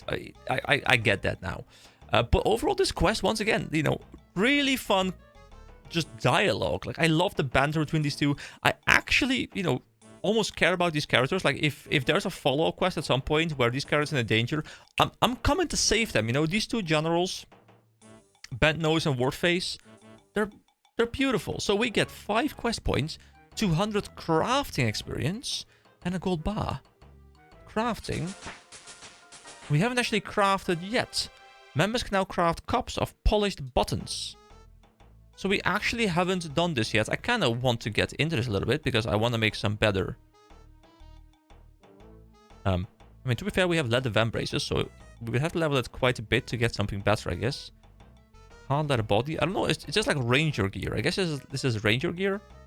Or like ranged gear. Anyway, that is 7 quests down now. There's slowly more and more green in this list. We have 18 quest points. There was a quest, I think, where we needed like 15 or something. So we can do that one as well now. Next time, I haven't yet decided what I want to do. I think I'll do another quest. I'll probably do a little bit more off-screen grinding into some of the skills if I do feel like it later today. And then, yeah, next time we're going to do another quest again. And I'm pretty sure we'll just work our way through all of these free-to-play quests, as many as we can do before moving on to member. So thank you so much for watching. As per usual, I hope you guys all have a wonderful day, and I will see you next time. Bye-bye! Hello everybody, my name is EK, and welcome back to more RuneScape. So it's quite late at night, and I'm not going to go for a full video right now. So the intention is to just get this little preamble part out of the way. You may notice once again, I am back here at the furnace because once again, you know, I did a bit more mining. It's beautiful because, you know, I watch the League of Legends pro scene quite a bit, and it's very easy just kind of do mining as I'm watching those games. So I picked up a total of 5 copper and tin ore because I want to make the 1 plate body armor, which is the final thing we haven't yet made, and then 313 iron ore. So yeah, I'm gonna just grab all of the iron ore and I'm going to be smelting it, and I'll cut back in if we do get some level ups, which we should get a couple of. And then let's just montage this down so we can get into the proper meat and potatoes, as they say, of the video, which I will probably record somewhere soon, but not today. Smithing level 21, you can now make iron longswords, and members can make iron javelin heads and convert mithril felling axes. There is more information available from the smithing tutor in Verak, which I still have to go to. Although last time I think they were talking about some NPC in Lumbridge. There we go. Smithing level 22. You can now make iron full helms, and members can make iron throwing knives. We continue. And level 23. You can now make iron square shields, which I'm quite excited about. And members can make iron crossbow limbs. Alright, we have 155 iron bars and 5 bronze bars, so I will just take all of this with me. The bronze bars we will of course turn into the bronze plate armor over here. So here we go. Oh, I forgot. There we go. I keep forgetting the hammer. Every time I do this, I'm like, oh yeah, of course, the hammer. Let me bring the hammer out. There we go. And let's go over to one of these and start off. Oh, you automatically go to iron. Wait, do I have to use the bronze bar on it? Yeah, and then you access the bronze ones. Okay. So let's make 1 plate body, just so that that one is also unlocked. There we go. Everything bronze has now been done. And now, of course, we're just going to go and make a lot of iron stuff. I think all of this stuff we already had. So I'm just going to make the highest cost ones. Actually, wait, we unlocked some new stuff. Hold on, so I got 21, I got 22, 23, right? So what has been unlocked? 22 unlocks the iron full helms, and then 23 is the square shields. So I make, oh, that's the wrong guy. So I make a full helm and a square shield. There we go. Now we're 24, which allow us to make iron warhammers. So let's just spam warhammers until we can make the next one. This part of the smithing process just gives so much more experience. Like, it just feels so much quicker. The other one feels a little bit slow, I guess. This one feels really fast, which is good. Like, it feels very backloaded, but it is very enjoyable because it's also the most fun part of smithing, you know, like actually creating things. Also, we can of course wear this shield, and this shield gives us actually more attack bonuses on magic and range, because I guess it's the square one and not the one we're using right now, the non-square one. I forgot the name. And also just a lot more defense. So here we go. We look a lot more cohesive now because we're a lot more synced up in colors now. Beautiful. Level 25, you can now make iron battle axes. So here we go. Let's actually just make 1 battle axe. And then continue warhammers, because it's easier to sell a lot of them if I have a lot of the same item. So back to warhammers we go. Can someone tell me, by the way, why people are even buying these off the Grand Exchange? Like, I'm putting them up for sale and I'm selling most of the items. But for what reason are people actually buying the bronze stuff, the iron stuff? Like, can you like disenchant them or something, like salvage them, and do you like get stuff from them? Is that the reason they're doing this? Because I wouldn't be able to give you a proper reason, because I feel like they're just worthless, but maybe I'm not seeing something that is required to level some other skill or something. 26, there we go. You can now make iron chainmail bodies, and members can make oil lantern frames. So I'd be very happy about iron chainmail bodies, but obviously I am wearing the steel chain body. We have to push a bit further to be able to actually improve that. Unfortunate. But I will make one, of course. Just because we have then unlocked it. If we haven't yet. I guess we had one previously. I think we got one from John before. With level 5 reward. Which only now we can make. Quite some hours in. I'm like 22 hours in right now. And now we can finally make the item we were getting for reaching level 5. Yeah, feels bad. Oh wait, sorry. I said I would stop bitching about it. So I'll stop for now. I'll be back. Level 27, you can now make iron kite shields, which I'm quite excited about because that also is an upgrade for me. So we can make a kite shield. Let's just make one of them. And once again, the attack bonus from magic and range is going to go down. So it's not optimal if you want to level those things. But slash, crush, and range is better once again. So here we go. Let's look at ourselves as we do with every gear upgrade. And let's grab the iron kite shield. Beautiful. It's like it's trimmed, you know? It is beautiful. Anyway, let's continue with more Warhammers. Literally the last possible thing I had, the last bar gave me level 28. And I guess 28 doesn't give me a new thing to craft, which is quite rare because most levels do give me something. It's true. Oh, so I can... Wait, do I only see something if there's also a non-member unlock? Well, one more level and we get iron two-handed swords. And what I'm quite excited about is we're about to reach steel. And once we reach steel, then we might actually... Yeah, steel medium helm is right here. So if I can get my way up to 37, it's steel full helms. Those are better for me. Obviously, once again, you know, our shield will keep increasing as long as we don't get a better shield.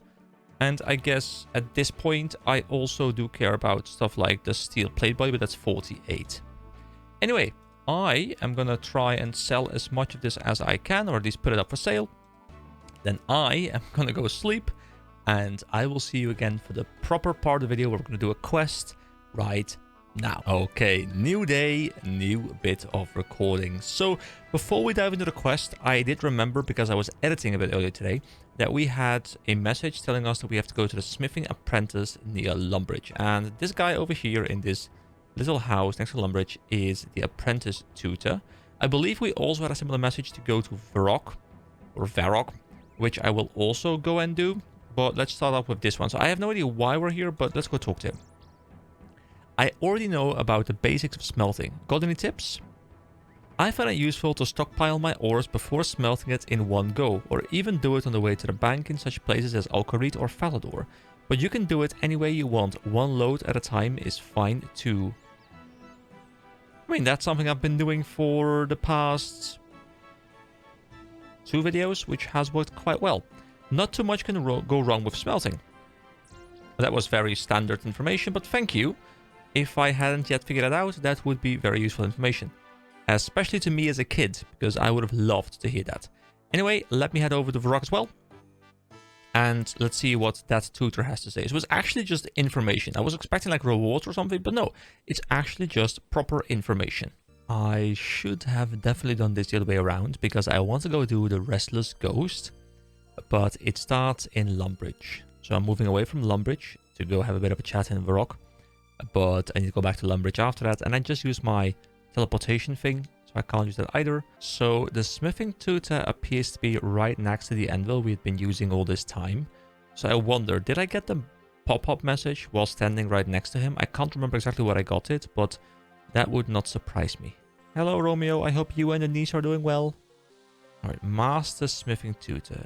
Is this where we're supposed to go? Master? Really? Hello? Well met. Are you interested in hearing about the art of smithing? So how can I train my smithing? To be able to smith anything, you're going to need one of these beauties. Oh, we have a hammer now. Okay, but you might find it beneficial to keep a nice stack of bars in your bank before you start smithing, unless you like to jump from task to task, of course. If you want to smith something that you may not have the level for, you could try gaining some temporary knowledge in smithing from a boost. You can buy a Dwarven Stout at the Rising Sun Inn in Falador. Oh, that's interesting actually. So, of course, you can use the consumables. So the Dwarven Stout gives smithing. I remember there was like a Mind Blast or something that gave like magic. So I guess I should really look into those things because they're going to come in really handy.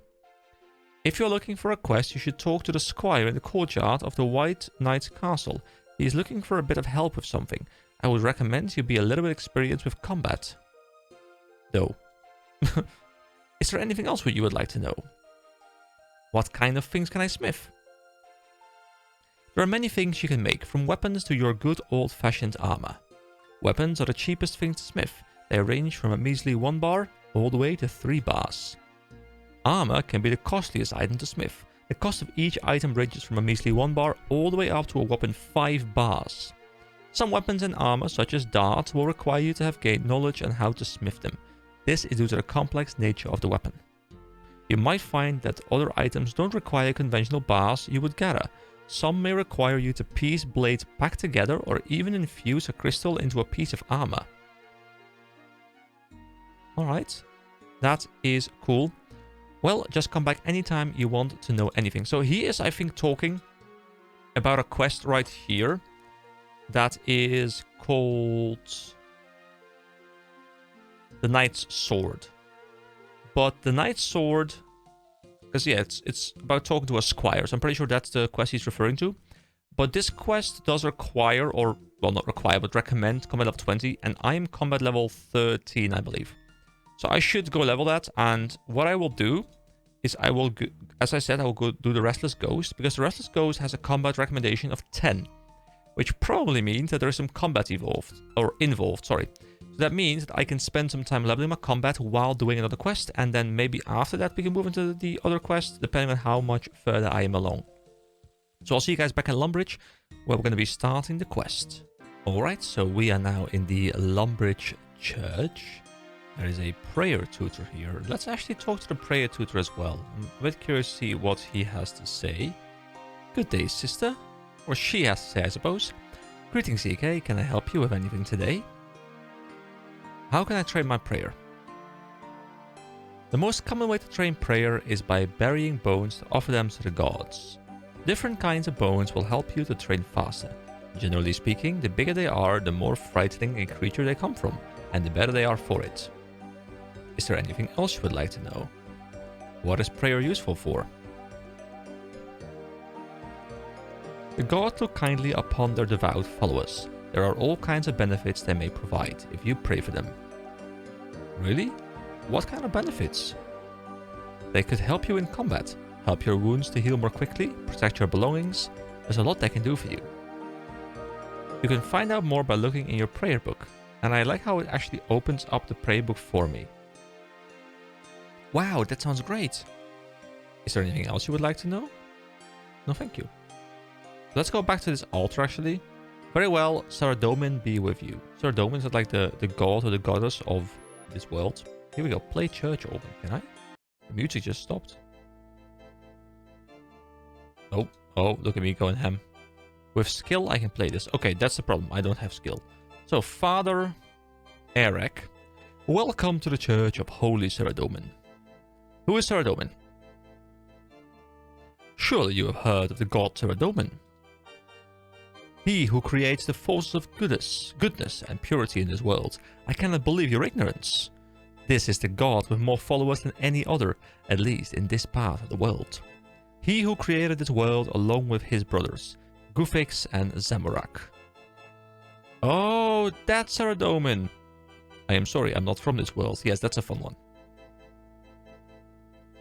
And he does not know what to say. That's strange. I thought things not from this world were all, you know, slime and tentacles. So you don't understand. This is an online game.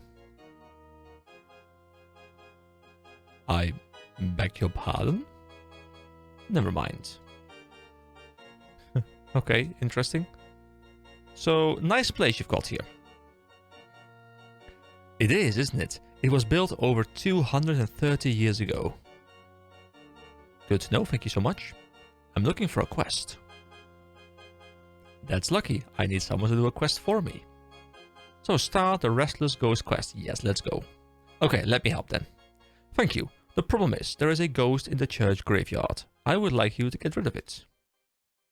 If you need any help, my friend, Father Urni, is an expert on ghosts. I believe he is currently living as a hermit in Lumbridge Swamp. He has a little shack in the far west of the swamps. Exit the graveyard through the south gate to reach the swamp. I'm sure if you told him that I sent you, he'd be willing to help. My name is Father Eric, by the way. Pleased to meet you. Likewise. Take care traveling through the swamps. I have heard they can be quite dangerous. I will, thanks. Alright. We've actually never really gone into the swamps properly. I mean, we were there for a little bit to go and fish. But we didn't really step into the swamp, right? We kind of just like walked past the swamp. So now that I'm here, let's actually go into the swamp. So what kind of enemies are here? Oh, big frog. Let's attack the big frog. Here we go. Let's smack it a little bit. Well, we are not killing particularly quickly, but we're also taking no damage. What? Okay, then never mind. We don't take damage too often, so we're not in that much danger. I guess that must be the shack that we are supposed to go towards. And there we go. Strength level 13. Combat level 14. Beautiful. Let's go into this shack. Oh, we can't actually go into this one. There is a build inconspicuous hole thing. Ah, that's members too. Alright, so is this not the shack that we're supposed to go to? Is there a different shack somewhere? Let's read the quest as well. So Father Eric asked me to help him deal with the ghost in the graveyard next to the church. I should find Father Ernie, who is an expert on ghosts. He lives in a shack in the far west of Lumbridge Swamp. So, far west would be... Oh, it must be that house over there. This house. Okay, let's go there. We can also make the water runes here. There's caves here as well. Oh, I like the design of this shack because it's got all these overgrown plants on the sides, which kind of showcase that he didn't really want to take care of it. There's no maintenance done, which is fine. But it kind of makes the house look different, which I like. I'm assuming... Yeah, Father Ernie. There's also 3 or like 2 more people here as well. Go away, I'm meditating.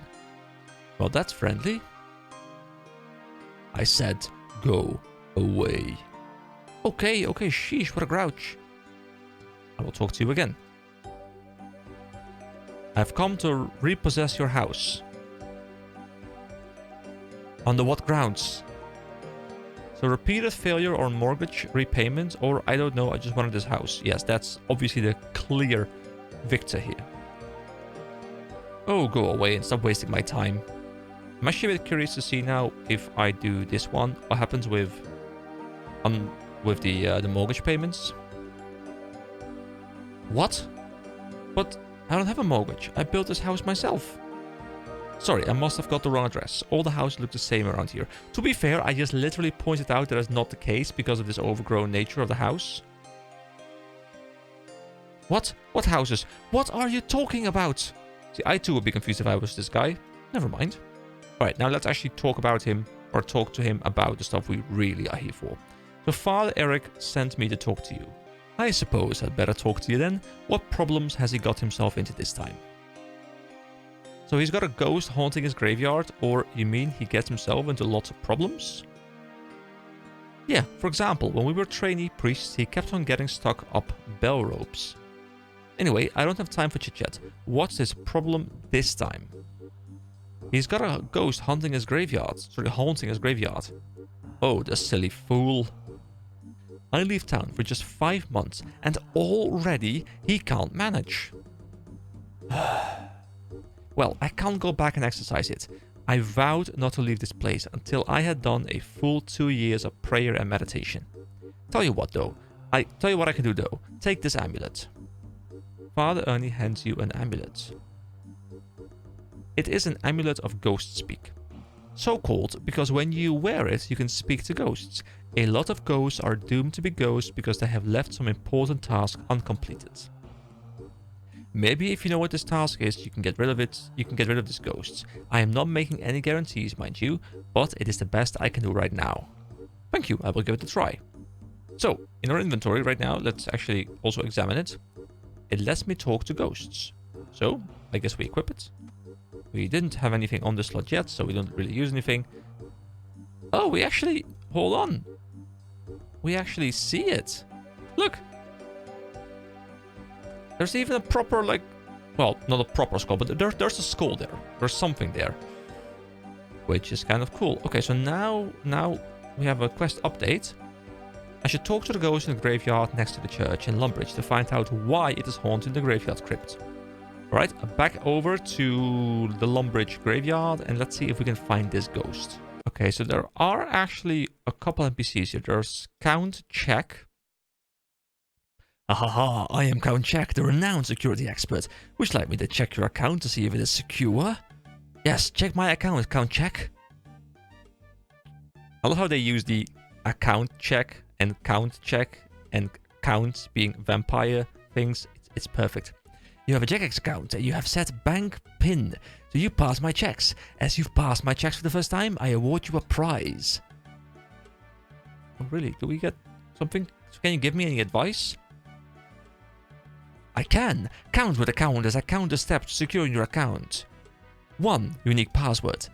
Never use the same password for different accounts or on different websites. If it got leaked, all of your accounts would become vulnerable at once. 2. Step verification. The writing is just so good. 2-step verification for your email account.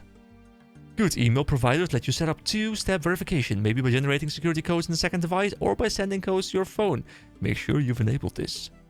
3. Use a Jagex account. I can see you're already doing this. What's that got to do with 3? Look, I got something for 1, 2, and 4, and I like counting, okay? Don't interrupt my flow. 4! Digit bank PIN. I can see you have set one. Haha, such fun it is to be count. So where can I learn more about security? The stronghold of security in Barbarian Village. I see you have not visited it. Would you like to? I can send you straight there, but only once. No, not right now. So, may I check your account for you? So, who are you? As you may see, I am a vampire from Mauritania. Mauritania. I left there when I heard the terrible news, and now I choose to spend my days warning others of the perils that lay in wait for them. The perils? Yes, be warned. The travelers of these lands face dangers from the outside. Accounts can be stolen, and when that happens, one can lose everything one has worked for. I've left my vampiric ways behind me, and now I spend my days letting everyone know of this terrible danger. In return for my dedication, I have been blessed with the ability to check if adventurers are ready to defend themselves against these account thieves. Dude, I'll see you another time. That is actually like it's such incredible like in-game writing to recommend things out of game, but I feel like this game has better world building than most games because it doesn't take itself too seriously, but like it takes the non-serious stuff serious. Does that make sense? Like it writes in a way that doesn't take itself seriously, but it commits to it and like it makes it part of its world, and I think it actually works really well. So Nigel, welcome to the Deadman Reward Store. Feel free to peruse our stocks. This panel will show further information about an item when selected from the left-hand menu. Once selected, you may then choose to purchase the item using the buttons below. So Armageddon Weapon, Armageddon Cape, Armageddon Teleport, Armageddon Rug. Cost 12,000 Deadman points. Log into a member server to use this object. Don't know what those things are. Anyway, I am here to find a ghost, and this is... Oh, enter Death's Domain, but you can enter Death's Domain through here? Oh.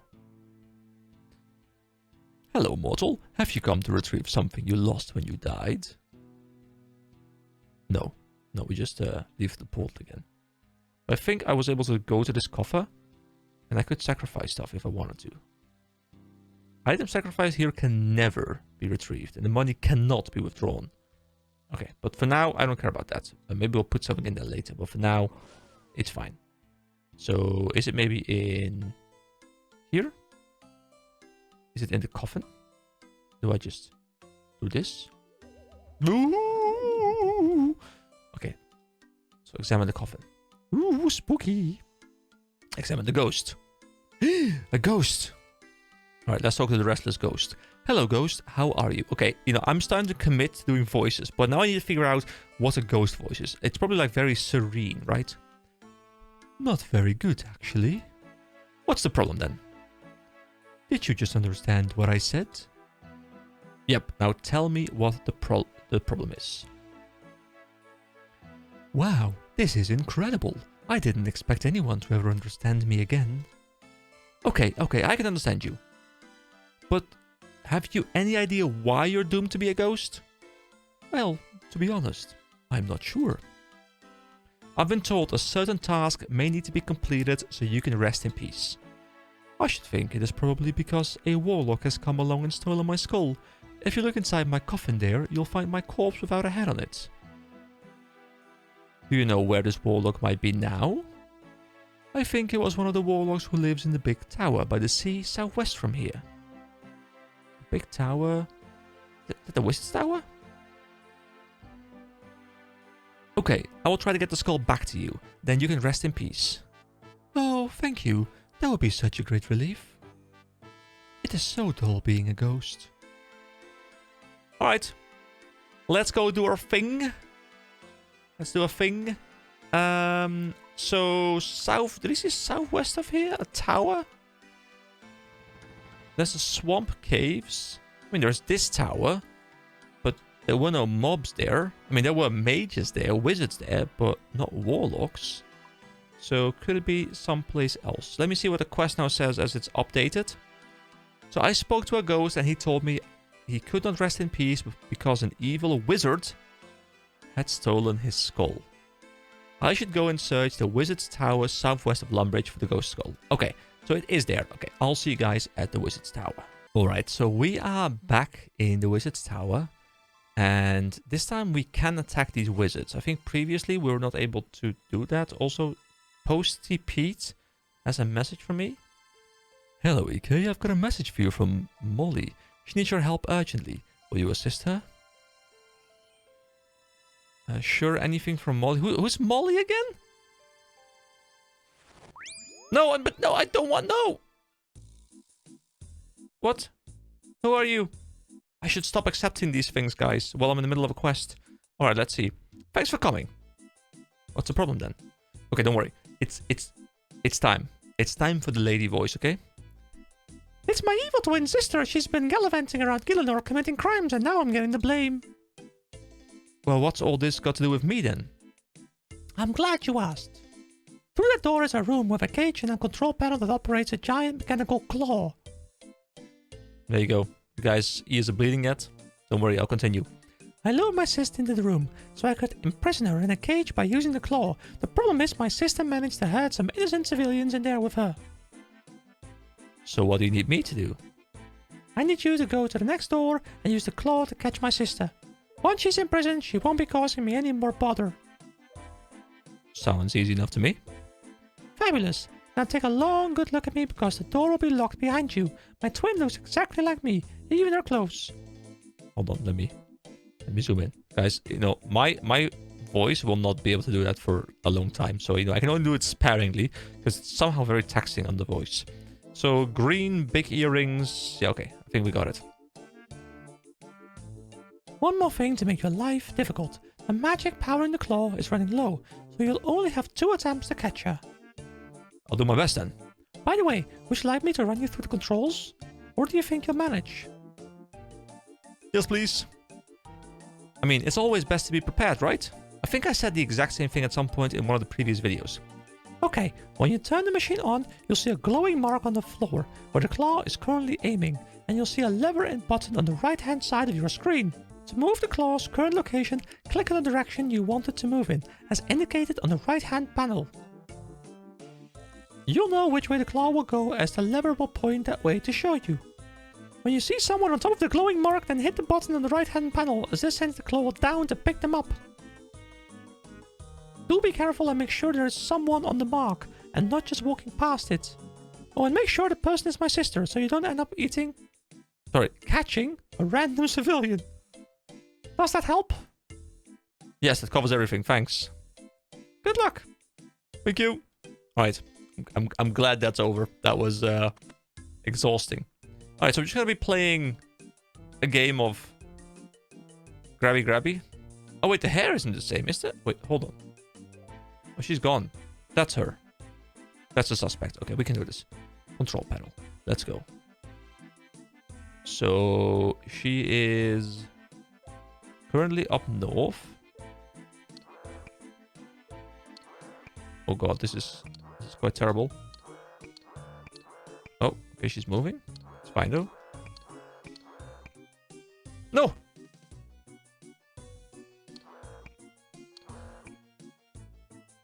Wasn't that I think I pressed the grab button. I mean, I'm glad I didn't, I guess.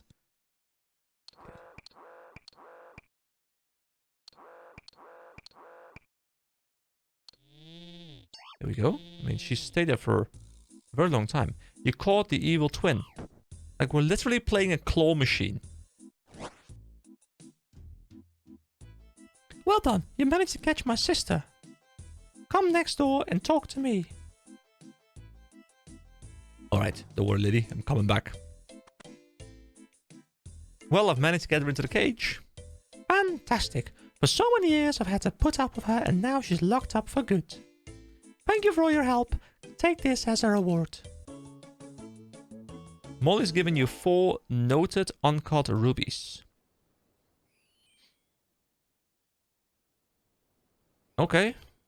I mean, they seem rather expensive. I'll put them in the bank. I mean, I got some uncut emeralds, I believe. Don't know what I need them for, but I have them. So yeah, as I was saying, when I got here first, I was not able to attack these wizards. I guess you can only attack these wizards when you're on the quest to find the evil wizard. So let's just start hunting down some wizards and... Oh, they actually cast a fireball on me. So the fact that I'm using... Wait. Hold on. This is difficult. This is actually... Wait, hold on. What? Wait, hold on. Oh my god, what? Do I swap over to wizardry as well? To be able to fight them wizard versus wizard, so I have some more resistances?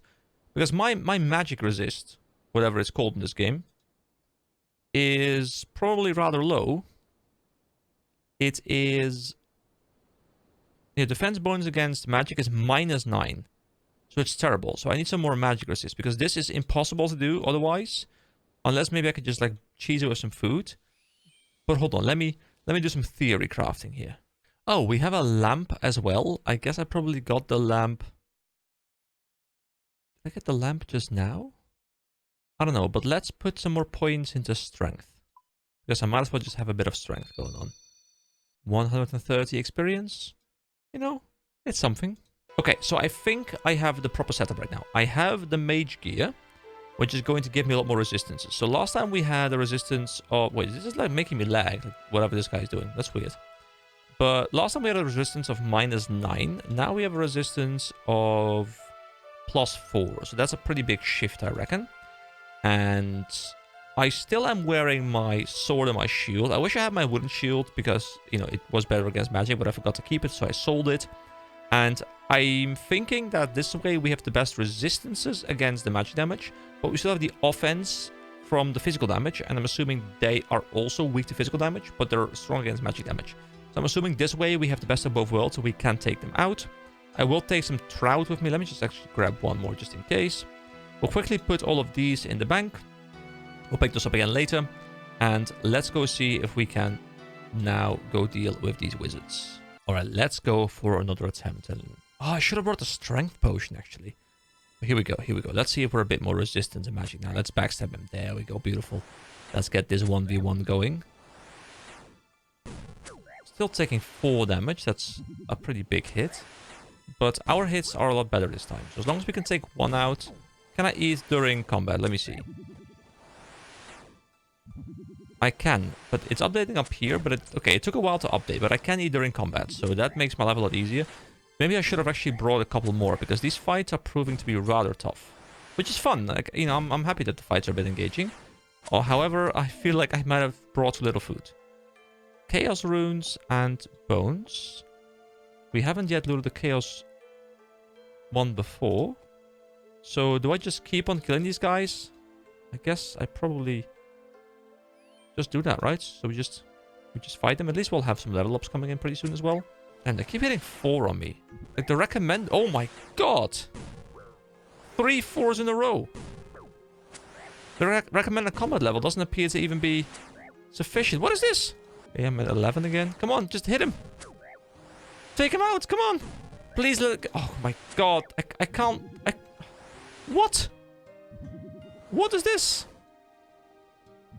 Stop hitting me. I'm 4 HP. Okay, so this quest is remarkably challenging, but that's fine. That's fine. That's fun. Because now what I'll do is I will spend a bit of time grinding, I guess. Wasn't there also a bank up here? There was a bank up here. I could have just not gone all the way over there. I could have just gone up here. There's a bank up there. So what I'll do is I'll grab my regular gear because these mobs, once again, will do physical damage. And I will just go and level up my combat a little bit. And then we are going to take our sweet, sweet revenge. Oh, no, no, no, no, no, no, no, no.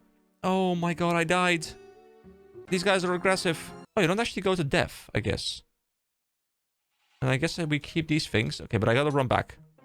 Gotta run back for my gear. All right. Let's run back over there. It shouldn't be too challenging, like it's right next to the bank, really.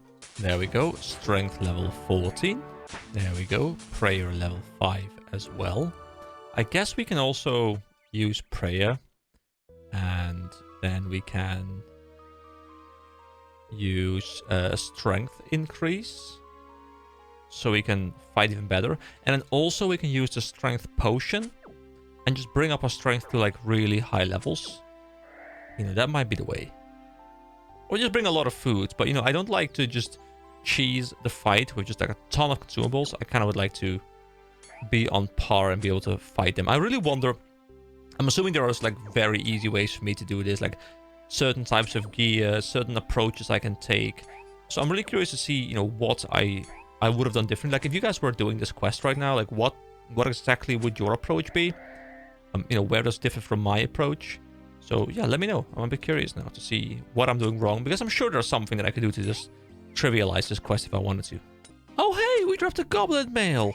So I guess we could have just been farming here as well, instead of trying to desperately find a crate. Okay, that's cool. I mean, the drop rate doesn't seem to be too high, even though they're all wearing goblin mail, but that's good to know for some eventual playthrough. Although I guess at that point I know where the crates are, so, you know, it's no longer a problem. Ah, there we go. Strength is level 15. Which I think also might mean... Wasn't there an adventure path for 15? If I go to my adventure paths, show paths... Oh, I guess I'll have to fight... Oh, sorry, wait until this fight is over. And now I can go over to the adventure paths. And...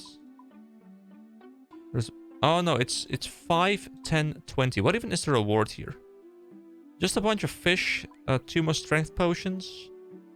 If you were a member, you get an amulet of strength, which I'm assuming gives like a permanent bonus or something. Oh, we've got a mithril longsword for attack level 20 as well.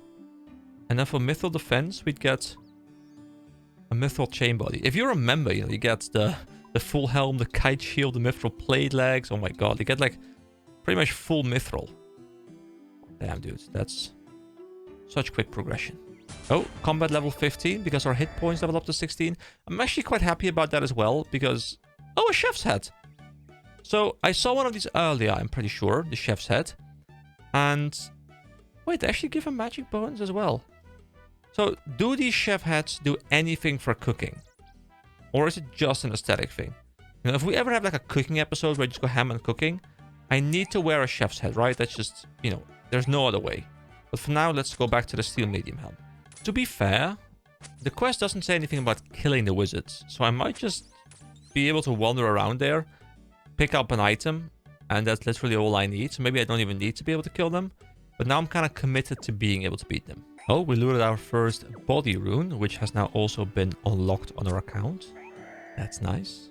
And strength level 16. Alright, I reckon we should be in a pretty decent spot now. We got 3 levels on strength, I think. I think we were level 13 before, now we're 16. We got 1 point in the hit point as well.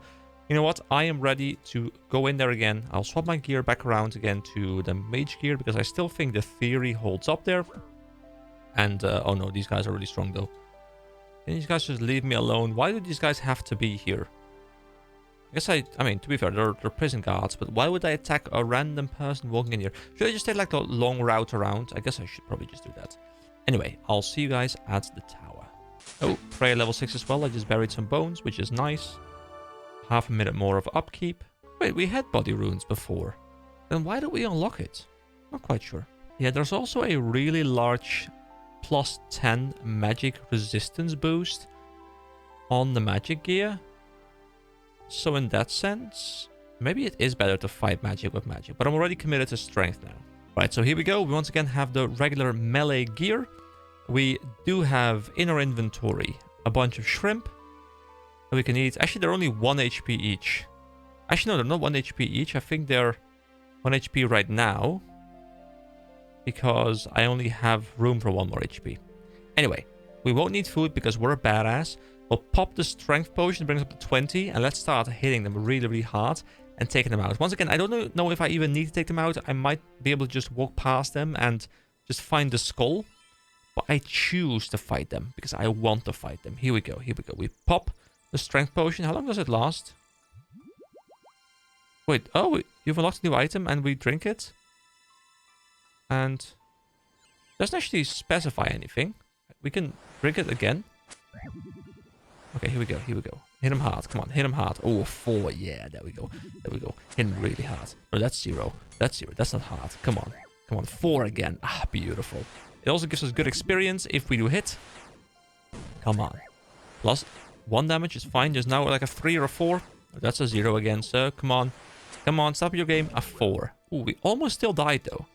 I feel like we don't even need to take them out, but at least we can prove now that we're fine. These things give 3 hit points each, which is not a ton. Let's eat 2 more. And unless they attack us now, let's just not attack them anymore. Now, we've proven that we have the ability to beat them. But I need to find a skull. I'm expecting it to be on the top level, because the bottom level was about the crystal mine stuff. There's a Rick, Jalarast. Oh, there's a skull over there. Wait. Oh, the skull's over everywhere, really? You can open up a closed chest. Will the guy attack me? Could it be in here? You search the chest but find nothing. Okay, unfortunate. So I'm assuming somewhere in this place I will be able... Whoa, look at the door. I will be able to find... I mean, there are skulls. Leather boots? Wait, are those better than what I have? I guess I have leather boots, so they're the same. I mean, maybe I have to attack these guys and... You know what? Let's attack them again. Let's do it again. Because the buff is running out. And I kind of want to see... Because maybe they just drop it. Because there's a combat requirement or a combat recommendation. And if we don't have to fight them, then why is the recommendation there? So I choose to believe we need to take out a couple more. Here we go. That guy is dead as well. A water talisman. Oh! Oh, a talisman. We can now make water runes. Okay, that's really cool. Eat some more shrimp. I'm happy I prepared all this food a bit earlier, though. That is really convenient. Let's go... Let's go in here real quick. Anything here? No. Maybe up the stairs once more. I can talk to this guy. This is the guy with the thingy woods. Teach me to be a mighty and powerful wizard. Wizard, eh? You don't want any truck with that sword? They're not to be trusted. That's what I've heard anyways. Aren't you a wizard? How dare you? Of course I'm a wizard. Now don't be so cheeky or I'll turn you into a frog. Okay, so it doesn't appear to be anywhere here. So unless it's in the bookcases, but there's a large selection of books, the majority of which look fairly old. Some very strange names. You pick one at random. Fire, earth, and water. What's it all about? The avatar, maybe? Interesting. Yeah, so I reckon it is a drop from these guys, probably. So we just pop the strength potion again. So we can drink it 4 times. And we just go and attack a wizard again. My god, we're actually still losing the fight. What? Come on, stop hitting zeros. Okay, here we go. We hit a 4. Now quickly. Eat a whole bunch. Eat a whole bunch. One more, and then we go again. That's a 2. Okay, as long as we don't hit zeros now. Okay, there we go. There we go. We kill. Oh, it didn't activate the prayer thing. Hold on. I can make it even stronger, okay? So we're full HP again. Activate the strength boost. And here we go. Here we go. Now we are ultimate fighting machine, DK. Come on, let's go. Come on. No, stop getting hit by 4s and start hitting something yourself. No, dudes. Dudes, come on. Hit harder. Hit harder, come on. Dude, okay. Okay, this quest is by far the most difficult quest I've done so far, provided combat is required. What is this thing, by the way? Cogni equals unity. Alright, I'm gonna go pick up my gear again. Although maybe I still don't have to actually kill them, but I feel like I've explored everything else. Actually, I haven't checked the basement yet, so let me actually go get my gear and then check the basement, because obviously there's still a whole basement to be checked. Okay, my gear is back. Let's go down in here. There's a skeleton over there. I can search the altar. Oh, there we go. We got a skull. Oh, wait, there's a skeleton. Wait, hold on. Can we fight this guy? I mean, he's physical damage, which we seem to be a lot stronger against, but still we don't have our current strength or like melee combat gear on. Let me also use the prayer burst of strength. Can I see it being active somewhere as well? If I turn it off and on. I guess I don't really see it anywhere. It's fine though. Can we win this fight? I mean, I think we just run away from this guy like we have what we want, but now I kind of want to kill this guy as well. I feel like if we had a regular gear, like this would be very easy to kill. So I guess the entire quest, provided this is the end of the quest, which I'm obviously not sure about. But, oh, okay, I think... Yeah, I'm gonna just run away. I don't want to risk it. I don't want to have to run back again here, okay? So, well, I'll run back. But yeah, I think the quest didn't actually require combat. I guess the combat recommendation is because this guy is going to attack you out of the blue once you pick up the item, and that is what you need it for. And I kind of expected it at some point where, you know, they weren't dropping anything, because usually it will say, like, you know, it is in possession of the wizards, go kill them. Like, the game would have been more clear about it.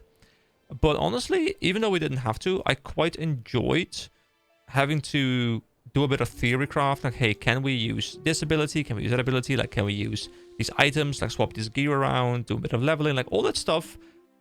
Because I feel like as much as I didn't need it right now, I think learning how to approach combat is probably going to help me in the long term, as I will have to take those things into account later. At least that's what I'm hoping, because, you know, I want the game to become as engaging as possible, and I want to think about the game, because that's fun. Anyway, I'll see you guys back at the Ghost.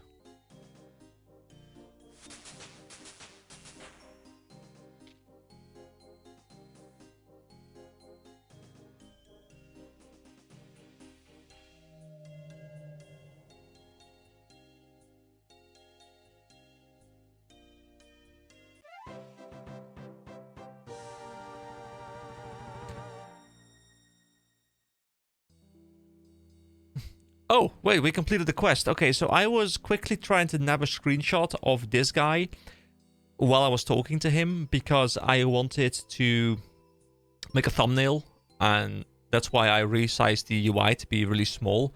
You know, normally I have it at this level just so you guys can actually see everything that's happening on the screen, but I guess I kind of just skipped something. So all I did was I used the coffin, summoned the guy, he said thank you, and then, you know, he disappeared and the quest was gone. So I guess we solved his unfinished business, and the quest has been completed. But I'm a bit sad that I guess it probably was still in the video, but I don't know exactly what you guys saw, because I was like busy trying to like snap a screenshot. Anyway, you have completed the Restless Ghost. You were awarded 1 quest point.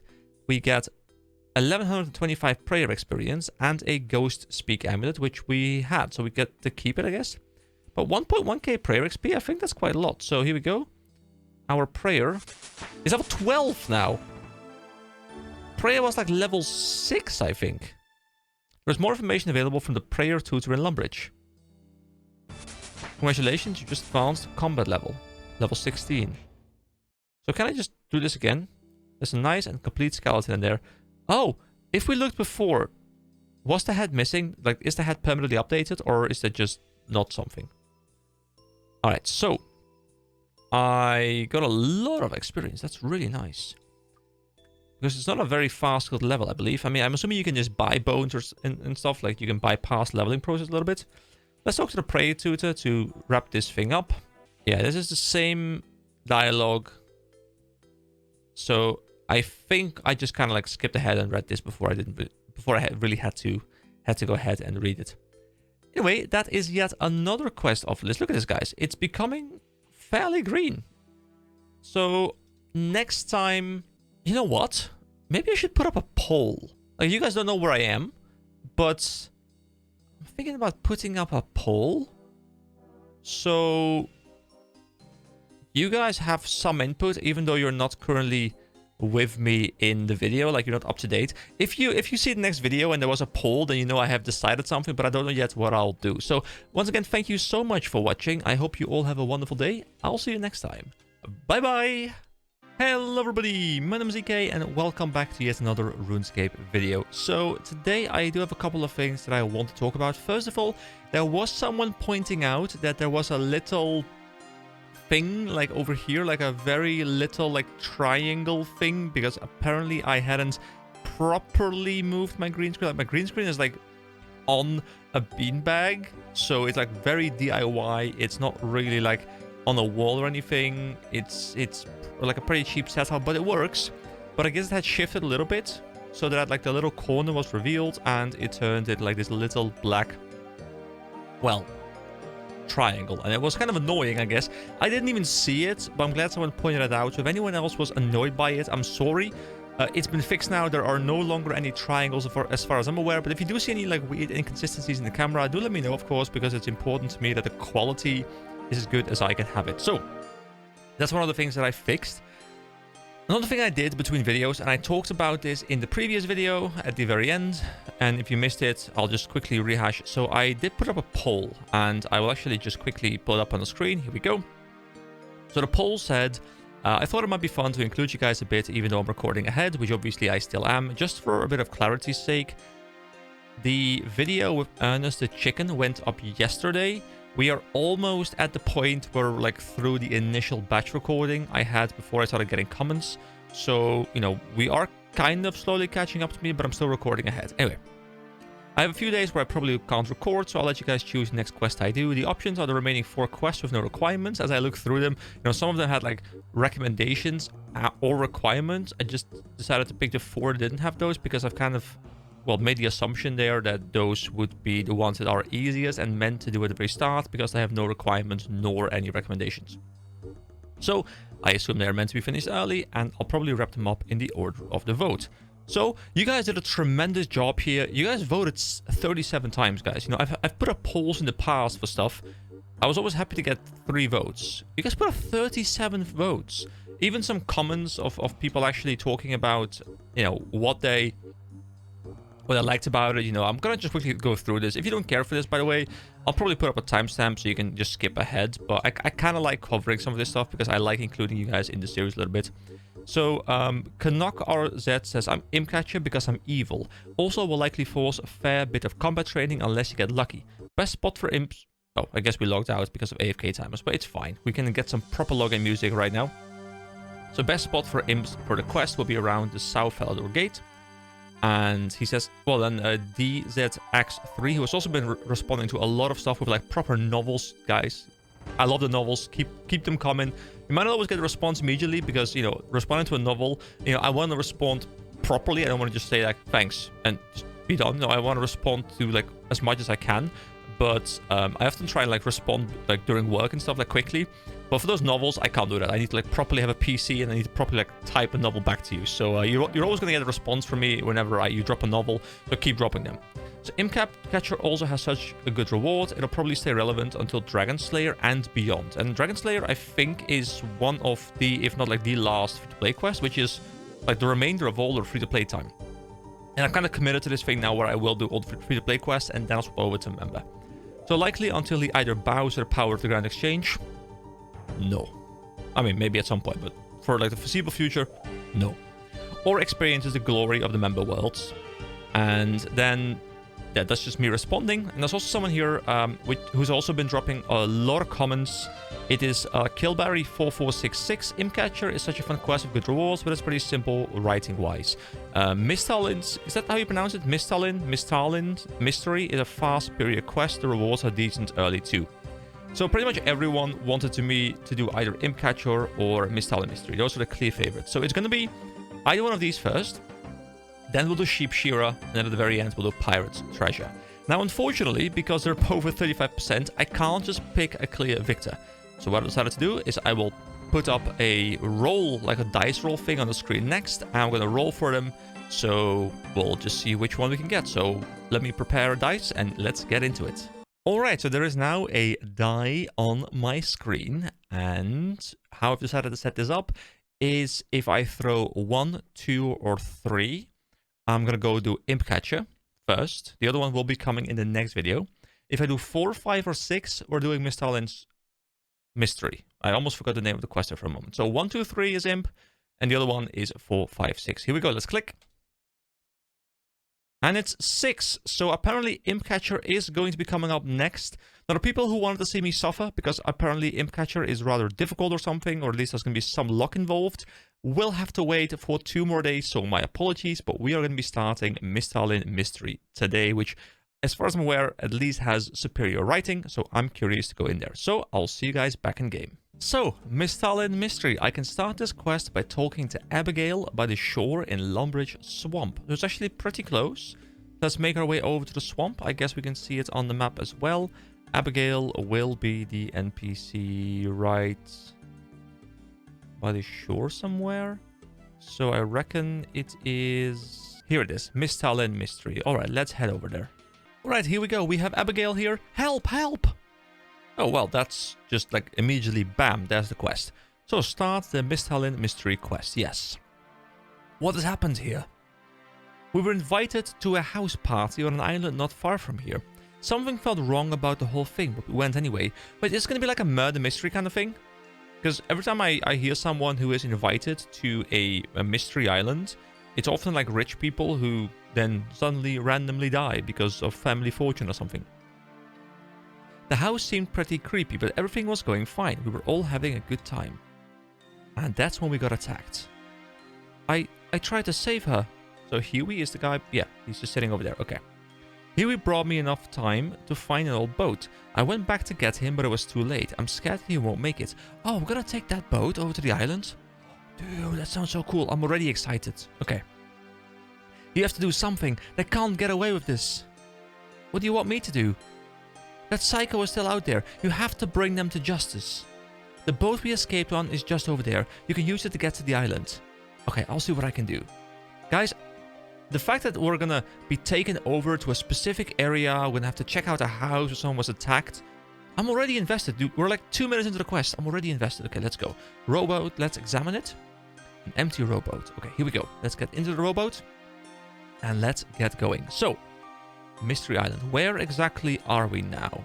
I feel as though we might not actually be on a playable map. We might be in a different instance kind of area.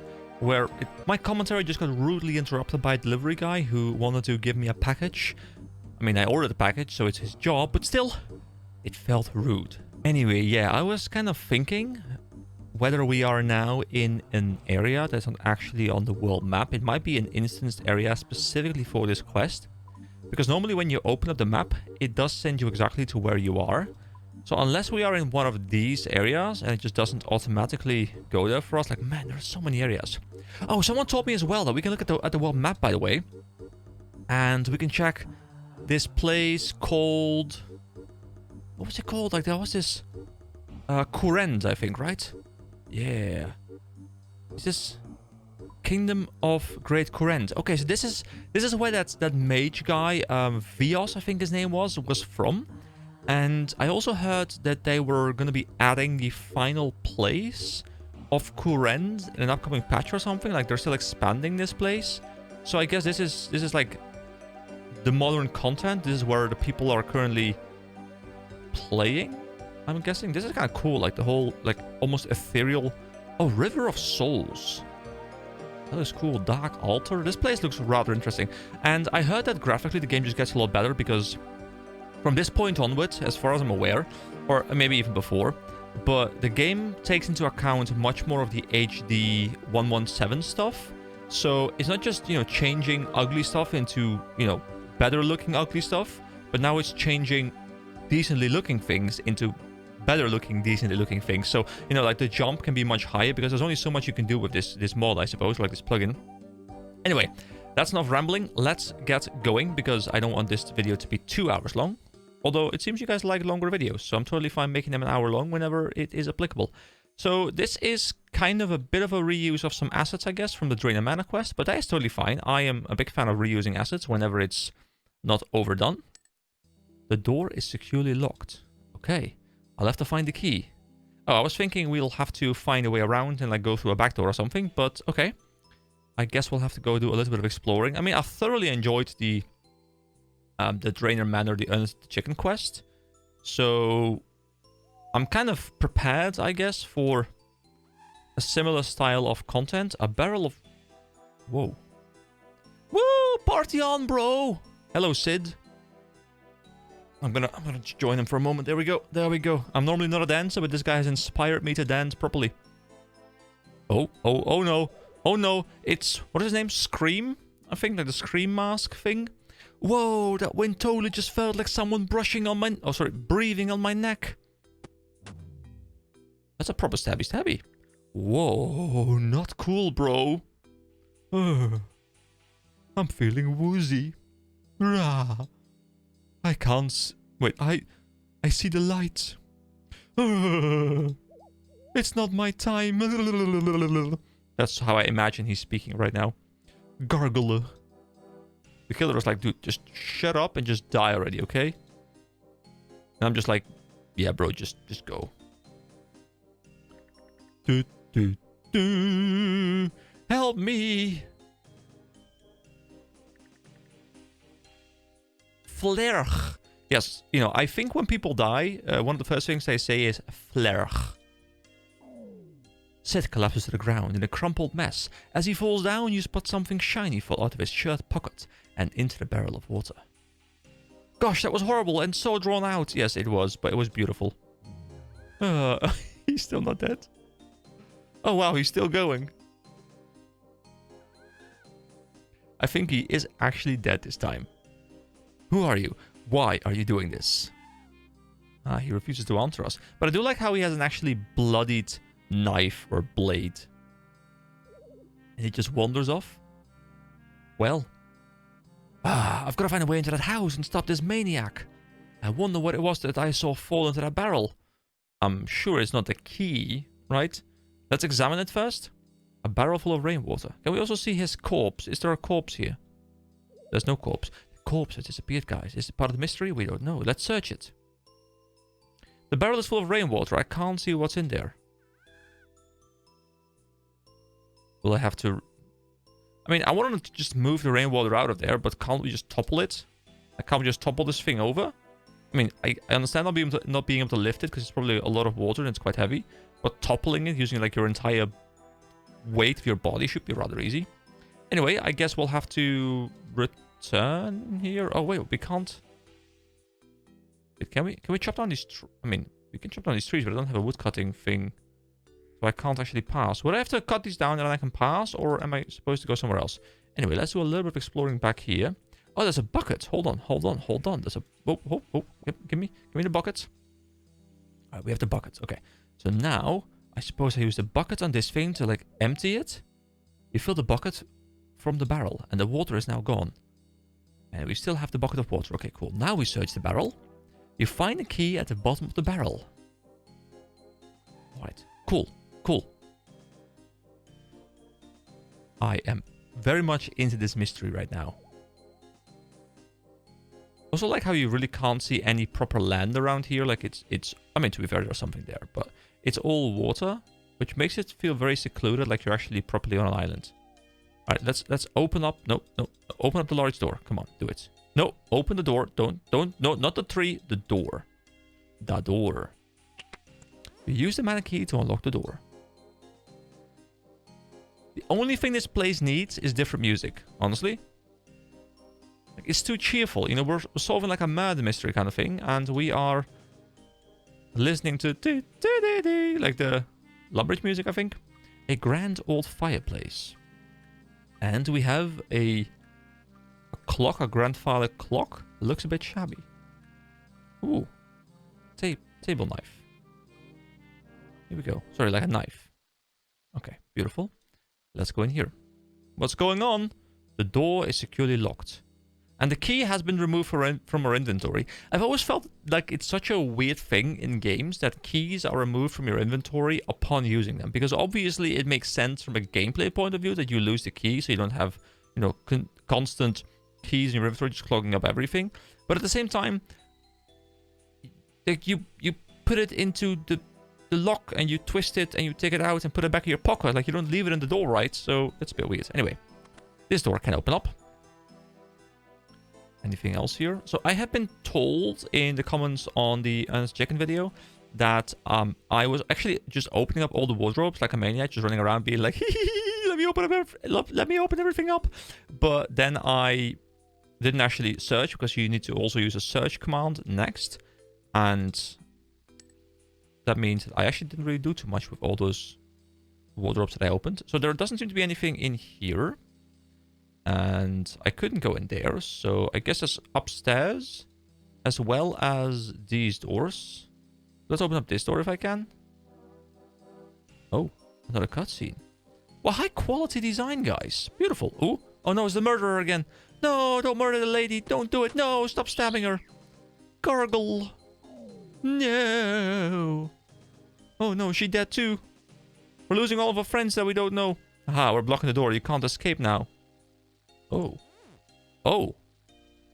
What's this? A note? I guess I should read it. Wait, where do we find a note? Randomly on the floor? Thank you. You take a copy of the note. Okay. Read. Isn't murder just a work of art? Beautiful, yet haunting, like the blade of a knife, as we wander through the valley of death. I was hoping I was being smart and I could, you know, find something at the bottom, but I guess I'm not smart. Okay, unfortunate. Door is securely locked. Okay, so I would like to go in here because then I can go through this wardrobe and potentially, I wonder what's inside. I can potentially move through here as well. Unless he has magical wardrobe transportation abilities. Is this like the, what is the movie called? Like with the wardrobe and the lion and stuff and, you know, like the Narnia thing. Is it just Narnia? Oh, the stairs don't look so safe. Okay, hold on. But does that mean that I literally can't go anywhere right now? Because I... Wait, what is on the floor there? I can't go into this door. I can't go into this door. I can't go into this door. And I can't go into that door, can I? Okay, so I'll have to find something else. Give me a moment to figure something out, guys. So I've also been told that everything on the map that is red is an interactable item, which makes it a lot easier. I don't have to like hover over everything. So if I just wander here, I can see which items are actually interactable. And it appears that unfortunately, there really isn't anything. Is it something with the note? Something with the knife? Is it murder just a work of art? Something about a painting, maybe? Beautiful yet haunting, like the blade of a knife, and we found a knife? Something with a knife and art? Or am I thinking too deep right now? Wait, the game has given me water, right? So what if I use water on the fireplace? I don't know why I would want to, you know, shut down the fireplace, but... you know, the game didn't give me water for no reason, right? Otherwise I would have taken the water out of my inventory. So this is maybe something. So we put this on the fireplace and now it opens something up. No, nothing interesting happens. Okay. Do we use the knives to like pry open a door or something? I feel like I need to do something with the knife and like the paintings. You know, I can examine the paintings and it says a view of mountains. There's a view of mountains there as well. Can I use the knife on the painting? Nothing. Nothing. I don't know if I'm just being really dumb right now, but I'm really trying to figure out, like, the note has something about... No, that doesn't work. A tree in autumn. Okay, let's check out the quest. Maybe there's something in here. I have spoken to Abigail. She and her friend were attacked on an island just off the coast of Lumbridge Swamp. I found the island where Abigail and her friends were attacked. I witnessed the killer claim the first victim, Sid, around the west of the manor. I witnessed the killer claim their second victim, Tayton, in the library. I must investigate the manor and find a way to stop the killer. First, I must find a way out of this place. Maybe there's something outside the manor, like outside the actual fence. I mean, probably not, right? But I'm starting to lose any other clues. This is most likely one of those situations where I'm going to be checking this in post, and, you know, at that point I will know how to solve this, and I'll be just screaming at myself like, dude, how don't you see it? It's so easy. But at this point, it is not yet easy. Okay, at least I know for sure there's nothing out here. So it does have to be in the house. There needs to be something that I can do with the knife, the bucket of water, and the note. I still feel like, you know, it says murder, art, blade of a knife, as we wander through the valley of death. So what I'm thinking is an art piece that is about a valley, and we need to use our blade on it to, like, cut something out of the painting or something. I'm not sure if that's too deep, but that's what I'm getting. But I've tried it on every single painting, I'm pretty sure. A gloomy looking valley, like, this must be the thing, right? So once again, we use knife. Wait, this time it did work, but I checked this one before. I went through all of these. Oh, maybe I misclicked or something. Maybe, like, I clicked on the wall and, like, it selected something behind the wall. Oh my god, you know. So I was right. Okay, cool. You slash open the painting, revealing a hidden storage compartment. With a key or something? So we search the painting now. You find a key hidden inside the slashed painting. Okay, so, no, I don't think it was me being really stupid. I think, honestly, I just messed something up mechanically, so I threw off thinking what I had already done. So, let's see. Ruby key. A key crafted from ruby, used in the Mistalin mystery quest. And I'm assuming the ruby door corresponds to the colors on the doorknobs. So we need like an emerald key or something for that. And we need... What even is this door? This is not any color, is it? Unless it's like black or something. Over there we need some odd, like, pink looking thing. I'm not quite sure exactly what the gem for that is. But I'm assuming we can open up these doors now. Yes, use the ruby key to unlock the door. Can I just walk through the door now? Yes, okay, great. So, let's continue exploring. Here we go. So we got some sacks, some crates. I should probably search them, right? I don't know if I have to, but I mean... Okay, let's just move forward for a moment.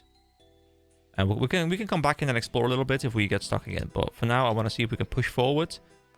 So this time, you know, the wardrobe we open up, and then we can search it. There's a skeleton there. Is this a joke to people, you know, people having skeletons in their closet, like as the saying goes, you know, like, you know, hiding something, like everyone has a skeleton in the closet, like, you know, everyone's hiding something that they don't want other people to know. And there's this door, but I guess we can't open it yet because we need like a diamond key or something because it's a white door. Okay, but at least we've unlocked some new stuff. I will go and explore. I mean, there's tinderboxes here, so I guess we'll have to make a fire or something because otherwise, why would the game be gifting us a tinderbox? There's a barrel here as well. Danger explosive. Make a fire next to the barrel. Open up the outside.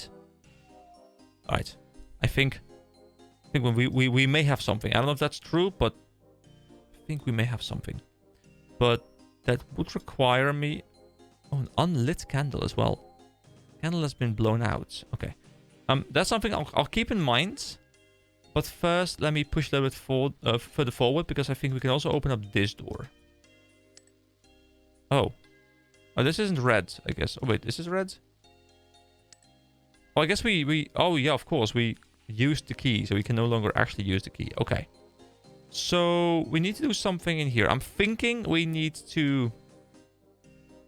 make a fire here, but I don't have an axe to cut down the trees, which I would need. And normally the game does supply stuff like an axe if you need it for the quest, right? I think.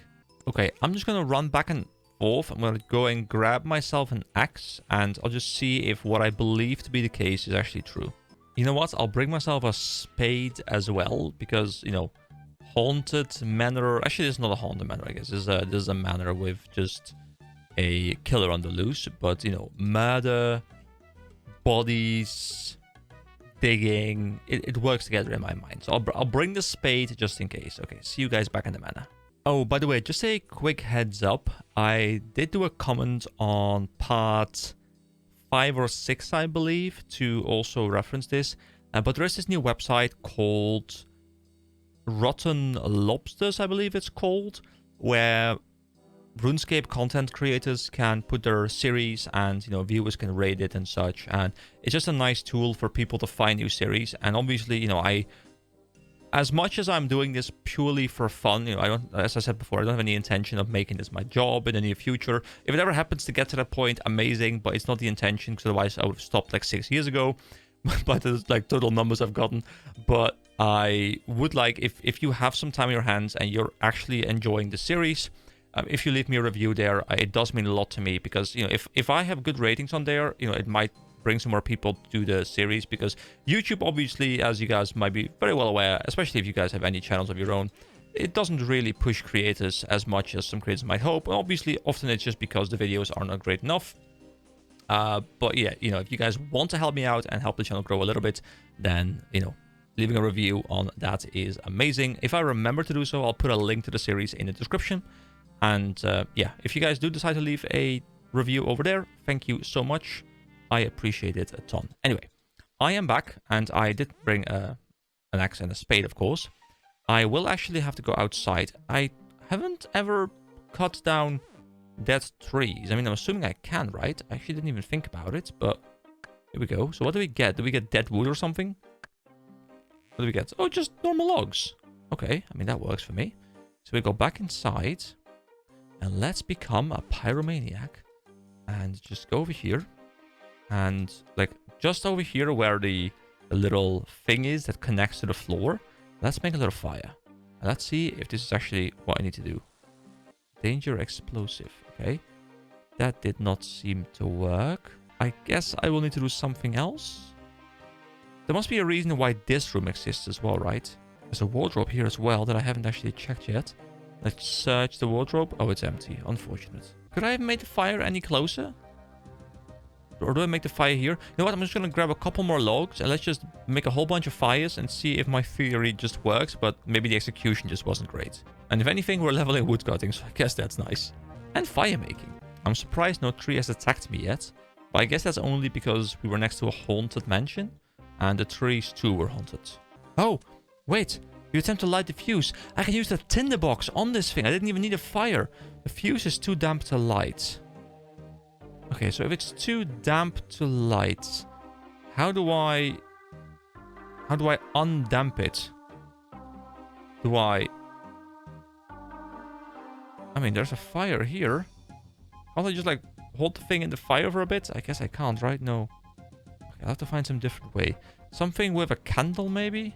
I guess I can't pick up these chandelier things. Can I pick up fire here?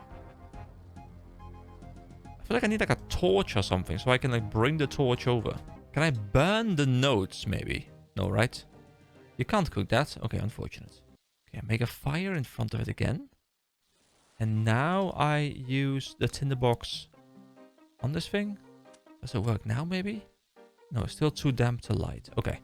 So I'll have to find a way to undamp it. Is that even a word? Probably not, but you know, I like it. It's undampening. I'm looking at like all sources of warmth, like a fireplace and all sort of things, but I can't seem to interact with any of those. So I'm not quite sure what the game wants me to do here. Can I throw logs into a fireplace? No, I can't. Can I throw logs onto the fuse? Onto the barrel? Doesn't seem to work. Okay. Unfortunate. Okay. Is there anything in any of these crates maybe that I can use? So what is the purpose of this room? I mean, there must be a purpose to this room, right? There must be something that I can do in here. Wait, the skeleton is gone. There was a skeleton. Wait, wasn't there a skeleton in here, or was that a different room? No, there was a skeleton in here, right? That's interesting. Can I use the knife on the barrel in some way? Can I, like, cut a bit off or something?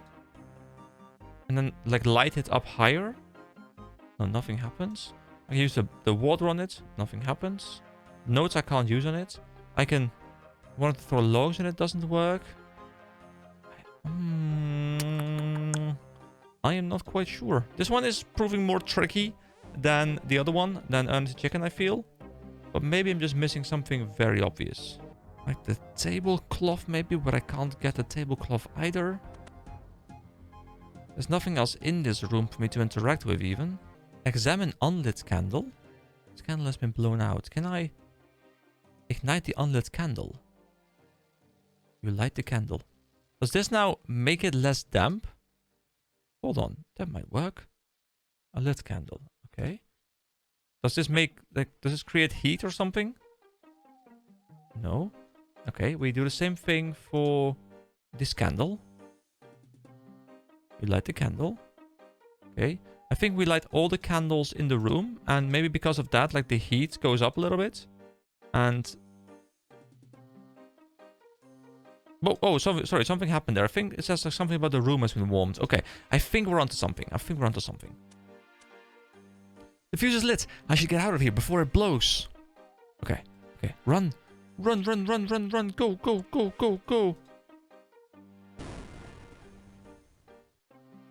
What has happened now? Let's go here. Let's go see. So the barrel. The remains of a barrel. What have we achieved doing this? I still... oh, climb damaged wall. Okay, here we go. Proper climbing animation. There we go. Okay, great. I'm really happy because, you know, I was getting to the point where I was thinking, like, do I need to grab a guide? I don't really want to, but do I need to grab a guide just for this little bit? But I'm happy I didn't have to. Okay, it's remarkably dark here, but I guess it's going to be just around this corner and then we'll be fine. Oh, I can actually move back into the house here. Wait, this is too dark, right? Yeah, I think this is too dark. Hold on, let me brighten you guys'... actually, no, it's fine again. Now that we're in here, it's fine again. Alright, so we can play the piano again. This is no time to be playing around. I mean, playing a game. I'm having a good time. I can open up this door, maybe? Nope, that is securely locked, okay. That is 2 puzzles out of the way. Sort of. Is this door openable? Nope, securely locked. Alright, so I know now that I can technically do this. Oh, I guess in this room it doesn't matter anymore, so they don't allow me to do that. Okay, it's fine though. There's a painting. Examining spooky picture. Disturbingly, its eyes look everywhere in the room except at you. Don't you dare do that. I'll cut you open. Okay. Can I burn it? At this point, I just click everything on everything and just hope something cool happens. That is a player. Alright, so what do I do in this room? I mean, to be fair, I guess I could maybe... let me just make sure I can't move anywhere else from here so that I know this room is the only option I have.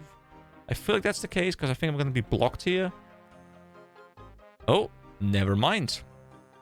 Please stop this. Just let me go. We're going to play a game. Do you like to play games? Ah, we're in Seoul now. No. Yes. Whatever you say, just don't hurt me.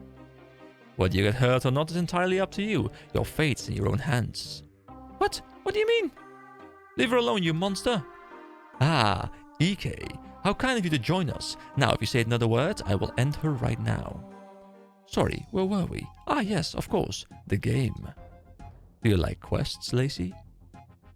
Sure, I like quests. Do you like scary quests? Uh-huh. What's your favorite scary quest? I don't know. You have to have a favorite. The one with that vampire in it who lives in a big house. Good. And now for that game I spoke about. Is that a different quest? Because I feel like there was a quest we could pick up in... was it Draenor about a vampire, I think? I'm going to ask you one question. Get it wrong and you die. But get it right and you live. Oh, Gothics, please, no. Please don't. I don't want to die. Then think hard about your answer. you like vampires, so this should be easy for you. The question is, who is the vampire that resides in South Mistalin?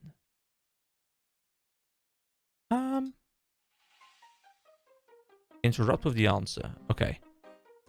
So, I don't know what Mistalin is, but I know Count Czech is in the Lumbridge graveyard area. I know Count Draenor, or I'm assuming Count Draenor, is the guy who lives under Draenor Manor.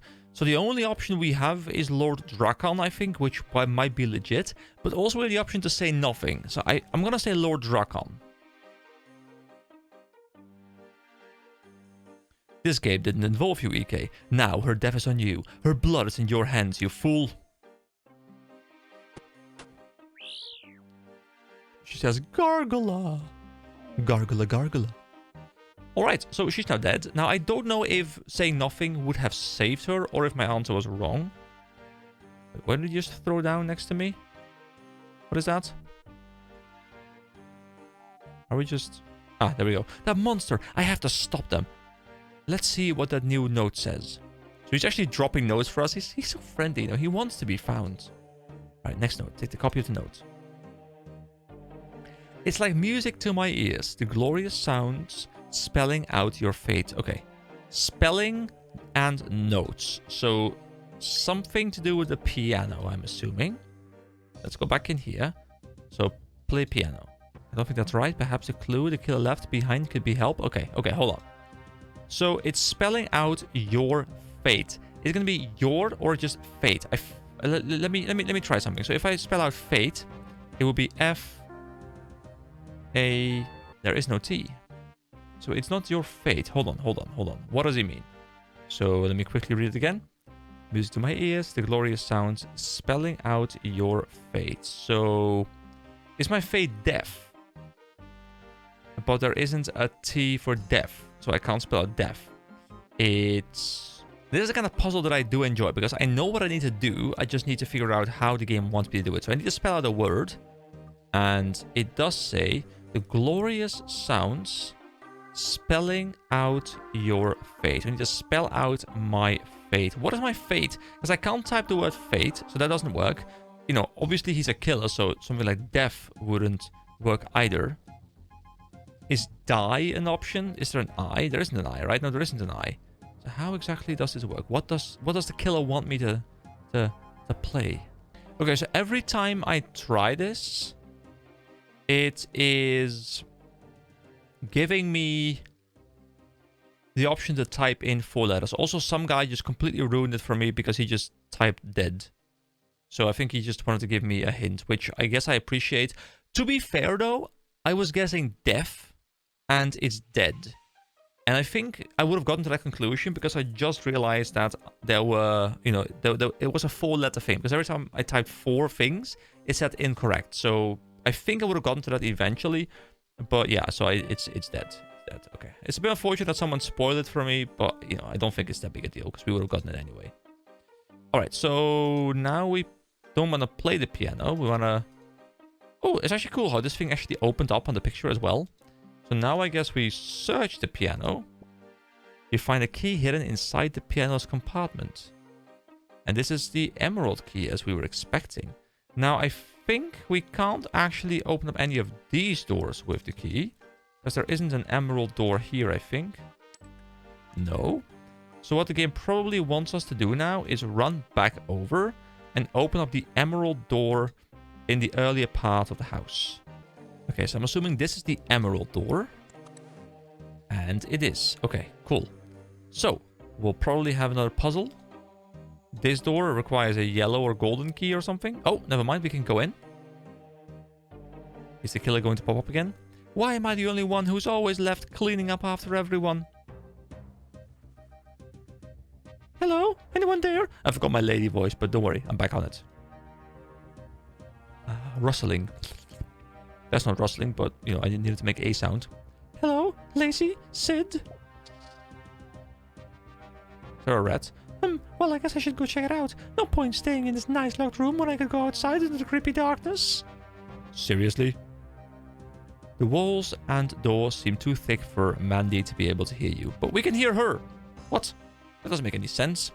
Because we have the bassy voice of a man, and how do we hear her and she doesn't hear us? Do we have super hearing? Are we a superhero? Oh, and I don't think there's any need to take this big shiny weapon with me in order to defend myself. Nothing bad ever happens when people go out. Go check out noises in the dark outside of houses. You've got to be kidding. Okay, well, here I go. Yes, she is incredibly smart. Hello? Anyone out there? Yoo-hoo! See, I knew nothing would happen. Must have just been a squirrel or something running about.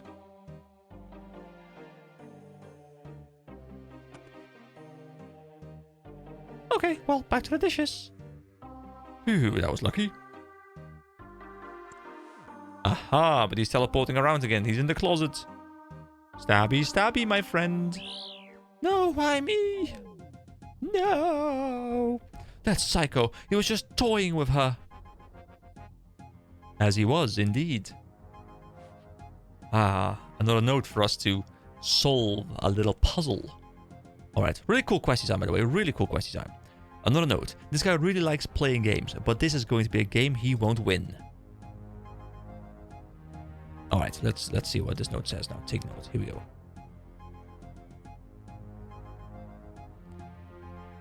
Hear at first these words. Each murder you witness helplessly from start to end, as you fail to solve the final letters of this quiz. A razor sharp like a gemstone is the blade of my knife.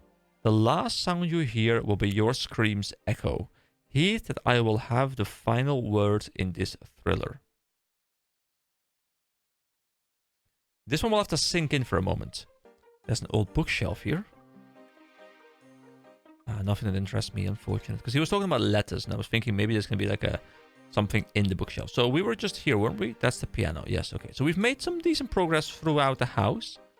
But we have yet to find the murderer. So we'll have to solve whatever puzzle this is. Okay, so let me try and break this down. So hear at first these words. So something about hearing words. I feel like this is just like an intro. I don't think this actually means something, but I might be wrong. So each murder you witness helplessly from start to end. So he's what, this thing just like twisted or something. Cool. So we see everything from start to end. So something about chronologically seeing things? Not sure. As you fail to solve the final letters of this quiz. So I feel like maybe the word, like the final letters is in, like, means something like specifically a letter. And I was thinking maybe we go back to the piano with this thing and type quiz or something because it's a four-letter word. But I don't think we can type quiz there because there's no Q. Okay, razor sharp like a gemstone is the blade of my knife. Now we don't have a gemstone right now. We do have keys, but we used them already. We have a knife, but I'm not sure what to use it on. The last sound you hear will be your scream's echo. Something with sound again. Heed that I will have the final word in this thriller. I feel like I'm supposed to get something from it, but I'm struggling finding exactly what he wants me to do. We also have some updates here in the quest log. I witnessed the killer claim the third victim, Lacey, around the back of the manor. And I witnessed the killer claim their fourth victim, Mandy, in the kitchen. I must investigate the manor and find a way to stop the killer. But I don't know what to do here, because I'm feeling rather stuck. I'm trying to figure it out the best I can. I'm trying to interact with literally every single thing I can possibly interact with, but I don't really see it, really. You know, esoteric artifacts. You know, I'm like clicking everything, like use a knife on the portrait, burn the portrait, use a knife on a note, use a knife on a log. Wait, oh, what? Knife on log is a member skill, apparently. Okay, cool. Is that like to make arrows or something? Or fletching, or whatever it was called? I also went into all of these different rooms again a couple times. The stairs still don't look safe. Can I, like, burn down the stairs? Cut down the stairs? Would cut down the stairs? I am not entirely sure what to do here. At this point, I'm just kind of staring at the text, hoping something clicks. You know, I'm thinking the final letters of this quiz. So, are there things like capitalized that I need to, like, grab the first letters of words? Or the final letters of this quiz? So he's talking about the final letters of this quiz and the final word in this thriller. So the final letters of this quiz is a Z. And then the final word in this thriller is thriller. So I'm staring at this thing, trying to figure out if there's some logic to, like, the letters, because maybe the actual contents don't mean as much, because they keep talking about letters, about a final word. So the first letters of each sentence do create half. And isn't a half a fireplace? But how does that help me? Even if that does... I think it means fireplace. Let me double check that. Yeah, a half is actually a fireplace. Okay. But how does it help me? How does the fireplace help me? So, the last ones, maybe because it's also talking about the last thing. So, it's SDZEOR. It's something about the gemstones, maybe. But what about the gemstones? I mean... So we have different types of gemstones. We've got, like, rubies and sapphires and... How does that help me? Emeralds. Okay, I know it's not really in the spirit of this thing, but I'm gonna look up, just for this little section, I'm gonna look up a guide, because I have to go in about 20 minutes, and I want to finish this entire thing. So I'm hoping it's not too long anymore, and I can just, like, bypass this. I'm sorry if this is ruining things for you guys a little bit, but... I feel like I could probably solve this if I spend another hour just staring at this and hopefully finding something, some logic to this, but it does feel very vague. So let me just quickly grab a guide just for this little section, and then we can move on. Okay, so it says, the riddle refers to the unlit fireplaces in the eastern room. Go out the southeast room, the damaged wall room, and then enter the north door. Use the knife on the unlit fireplace to reveal a panel of switches inside the hidden compartment. What? The correct solution corresponds to the final letter of each sentence. Therefore, to open the compartment, click the following order. Oh my god, that's so convoluted. I mean, it's cool. Don't get me wrong, guys. It's really cool, and I'm almost sad that I am bypassing this a little bit. And, you know, I know it's not really in the spirit of this series, but I will grab a guide if I get, like, really stuck. Especially if it's on, like, a quiz kind of thing. Yeah, there is a... Is this the unlit fireplace? Did they want me to use a knife on this fireplace? Oh, okay. So I guess what I was supposed to learn is that half means fireplace. I was supposed to figure out that there was going to be one of the fireplaces that was empty. And then I would have discovered this, and it says you use your knife to pry open a loose brick in the fireplace, revealing a secret panel. And now we search it again. You find a panel of switches inside the hidden compartment. Each switch is crafted from a different gemstone. And now we would have had to open up this node, which I can't do at the same time. So let me actually grab a quick notepad. Yeah, so it would be sapphire, it would be diamond, it would be... What is the Z? Hold on, let me look at the guide. Zenite? I've never even heard of Zenite. Then emerald, onyx, ruby. Okay, yeah. I'm not too opposed to having grabbed the guide here. It's a bit rough. I'm sorry, guys. Once again, you know, I don't really like grabbing guides, but I also want to be clear about...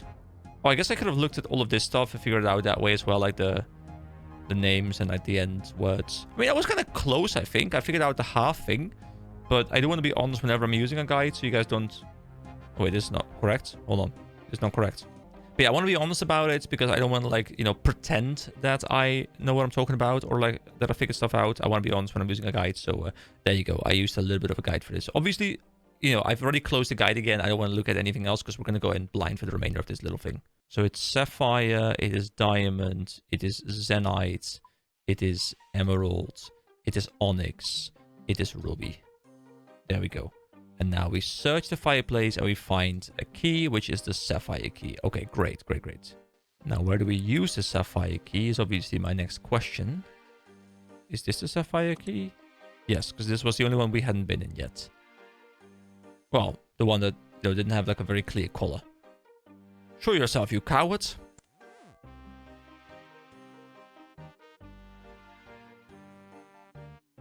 So, we meet at last. I have to say, I'm impressed you worked out my riddles. Well, I mean, honestly, I worked out most of it by myself, but I had some outside help.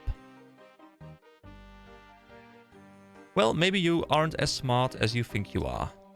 Oh, really? All the dead bodies suggest otherwise. And what did you do to stop them? Nothing. People think you are some big hero, but you're not. All you adventurers are the same. Nothing but opportunists. What are you going on about? Well, I did have this big speech planned out, but quite frankly, I don't think you are worth the effort for it.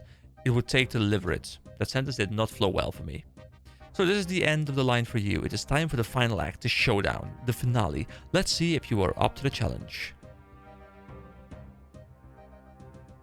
What am I supposed to do here? Let's see.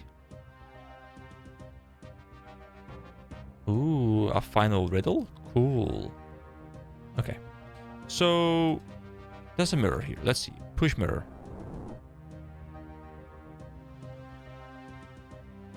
There's a checkers board on the floor. Oh. Okay, I think... Can I get it?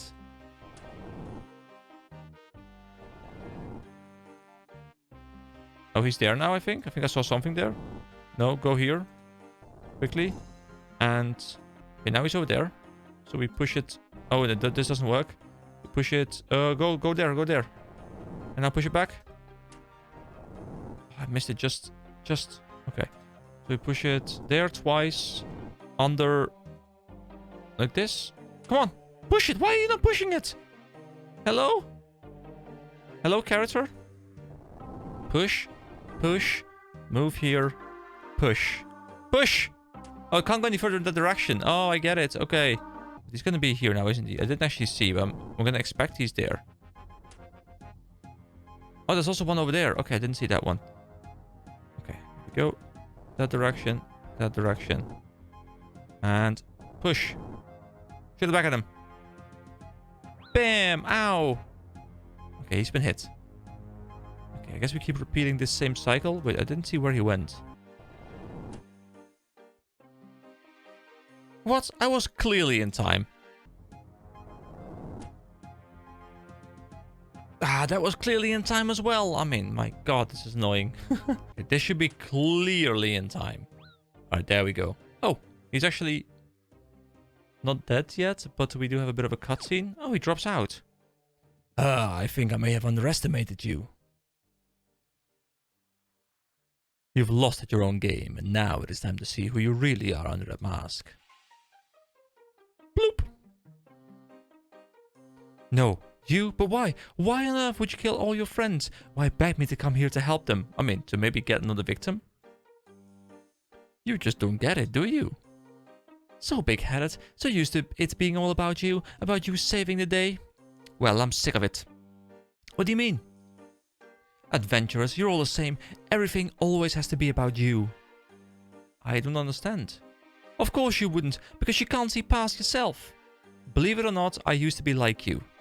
I'd hear about some damsel in distress and go help, to have my moment, for me to be the hero, just for once. But you and every other darned adventurer, every time I get there to help, it's too late. Crisis solved, disaster averted, reward claimed every time you and those other adventurers steal my moment. But not this time. This time it's all about me. I am the star of the show. Me, me, me, me, me. Well, not any longer. The show is over and there will be no curtain call. Oh, but there's always a curtain call. Ha ha ha. Ha ha ha ha ha ha ha ha. What? How? There was not a killer? Of course, every good show needs a good supporting actor. Now, take off your mask, darling. Take a bow. You have earned it. Of course, my love. Is the other guy who is sitting there? You? But how? You were almost dead when I saw you. I saw your wound. No, what you watched was what you wanted to watch. A masterful performance, if I do say so myself. But what's in this for you? Everyone loves the limelight, and who better to share it with than my beloved Abigail? But your friends, they didn't deserve to die. Perhaps not, but neither did I deserve to be cast back into the shadows when I deserved the spotlight. Yes, well, we deserved the spotlight. And now I have my starring role. Our starring role. He's like, guys, you know, I'm part of this, okay? Please involve me. Please involve me. Gilnor will forever remember this night and what I have done here. No, what we have done. Quiet, Huey. This is my moment. No, this is supposed to be our moment. It isn't just all about you either. We were in this together. Stop ruining this, Huey. I have worked so hard for this, and I'm not going to let you take it away from me. So she's being a bit hypocritical here, and he's pointing it out quite well. Well, I'm not going to be pushed aside either. We were both in this as equals. We were never equals. How could you possibly compare to me? You egotistical, selfish... Stabby, stabby! No, my love! No! No, no, what have I done? It wasn't supposed to be like this, but you just couldn't let me have my moment. Why, Huey, why? I loved you. No, she's crying. This could be my chance to take advantage of the situation. Stabby, stabby! It would be wiser to use the killer's knife rather than my own weapon. I agree, let's whip the knife. And slash her with it. Oh, the killer's knife. Okay, of course, of course. Here we go. Let's equip the killer's knife. Oh, now we have a proper knife. Look at this, look at this. Now we are the murderer. Oh, we even wield it like this. Oh, that's really cool. Okay, let's stab her. There we go. Beautiful. Well, thanks, Saradomin, that's over. I should get out of here. I mean, we learned about Saradomin last time, so that's beautiful. Talk to Abigail. I don't think she wants to talk to me right now. I mean, we just kind of stabbed her in the chest or something. And Huey is not in a very talkative mood. Do we just leave now? But there are multiple doors unchecked, are there not? You'll never escape me. You dare try to ruin my moment? Huey is dead because of you. No, he's dead because of you. Now it is time for you to join him. Hey, an adventurer. You're not killing anyone else. Hello, Mandy. She has a cool looking sword. Can we get that at some point? Oh, that's a trail effect. No, this can't be. Oh, that was close. Mandy, how are you alive? I watched you get stabbed through the heart. I did get stabbed, but I was born with a rare condition called dextrocardia. Going back to the lady voice from Mandy. Dextro what? Wait, that's my voice. Dextrocardia. It means that my heart is on the right side of my chest, not the left like most people. So when the killer thought they stabbed you in the heart, they actually missed? Well, missed the heart, yes. I did get stabbed though, and I'm actually feeling pretty woozy. Oh, right. You should go sort yourself out. I will wait outside the house after seeing this stab wound. You should come talk to me there. Alright, let's go out the house. So there are still doors unopened, like this door over here. It's just still securely locked. I was expecting us to go in here as well. Alright, there's like a staircase as well. I guess we might leave this place unexplored, which is also kind of cool, like leaving some rooms unexplored so there's a mystery left. Oh, hi, EK. Hi, Mandy. How are you feeling now? Much, much better, thanks. And lucky to be alive. Thanks to you in no small part. Well, we saved the day as a team, so thank you too. Here, I found these in the wardrobe and I was seeing to my wounds. I don't want them, so please take them. So, we get 1 quest point, 600 crafting experience. We almost are level up. 1 experience remaining.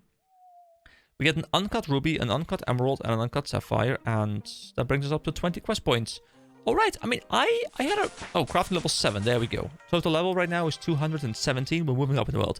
So I had a really fun time with this quest. This quest really felt like it was a bit of a similar quest as the chicken quest in Draenor Manor. It was very much around solving riddles, trying to find your way into rooms, interacting with items, and I really did enjoy that. I'm a little bit disappointed in myself almost that I didn't do this completely guideless, and you know, it does feel kind of bad. So I'm hoping it doesn't ruin the experience for you guys, because I want this to be very guide free, but I also don't want to smash my head against the wall for an hour if it feels like I just don't know what it's like. If it's combat, I'm fine with that, you know, because I'm like, you're learning combat patterns, you're learning encounter patterns. I think that's fine. But if I'm seeing a riddle and I just can't figure it out, you know, I'm probably gonna give it a good amount of time to try to figure it out myself. And if I can't, I will probably look up a guide if this happens in the future. But I'll try my best to solve them before looking up a guide. I don't want to just like click, click, click, click, click, be done. So yeah, let me know in the comments if you guys like really mind this, because I obviously cater this to what you guys enjoy as well. Anyway, that is everything for today's video. Next time, I am going to be doing the Imp Catcher quest, of course, as that one was also near the top of the poll as the, well, technically as the shared number 1. So next time we will be doing that quest, which is, I think, a much more difficult quest in terms of the combat. So I'm really curious to see what we're about to run into, but we'll see that one next time. So thank you so much for joining me, guys. Have a wonderful day, and I'll see you tomorrow. No, well, actually not tomorrow. I'll see you in 2 days. Bye-bye. No. Hello everybody, my name is AK and welcome back once again to a bit more RuneScape. So as I promised last time, we are going to be doing the Imp Catcher quest today. There was the poll with the tied first place for Mistral and Mystery and Imp Catcher, and then if you missed the last video, we did do the Mistral and Mystery because of a dice roll that determined the outcome of the poll. I'll probably do that more often. I hope you guys enjoyed that. I think I'll do that more often. We'll probably have a bit of a poll or something like it to determine at least like the first member quest, maybe. Like maybe if you guys suggest some member quests in the comments of this video, you know, just looking ahead, like, hey, which quests would you recommend I do the moment I become a member? And keep in mind, when I become a member is most likely once all of these quests are done. So just to, you know, have a bit of an idea as to when I would become a member. But yeah, if you guys leave some recommendations as to which quests I can do, upvote them, and then like I'll pick the couple of ones that are upvoted, throw them in a poll, and then we can have the decider in the poll, because I think that's much easier, because not everyone might check out the comments. So yeah, just leave some, and we can do that more often, because I think I quite enjoy doing that. You know, I'll of course wrap up these, and you know, by the time you guys reach this video, I'll probably be through a lot of these, so there's not really any point to voting too much. But yeah, do keep that in mind. Also, you know, as I'm just wandering over here towards the Wizard Tower to start the Imp Catcher quest, I wanted to just quickly talk about something. And, you know, it's that I got a review on the Rotten Lobsters thing, which I don't really mind, but it did, you know, make me curious. You know, it's a review that said, you know, 0 effort, 0 editing, you know, just goes through and records himself play, which technically is true. You know, I don't do as much editing. Like, I'm cutting, but I'm not doing, like, any fancy editing, nothing like that, because it's not a style I enjoy, and I'm really curious to hear. I mean, you guys are watching my series now. You guys have been going through a couple episodes. You guys know what my style is like. You know, it's a bit ranty, it's a bit rambly, it's a bit, you know, just kind of chill, laid back. I'm sitting here talking to you guys, having a good time. Hope you guys are just like having a good time as well. I'm kind of treating it a bit like second monitor content, where you don't really need to be watching me, because there's no like jump cuts. You just have me on the second monitor, tune in whenever something cool happens, while you're like skilling away or doing some other things. And I'm a bit curious.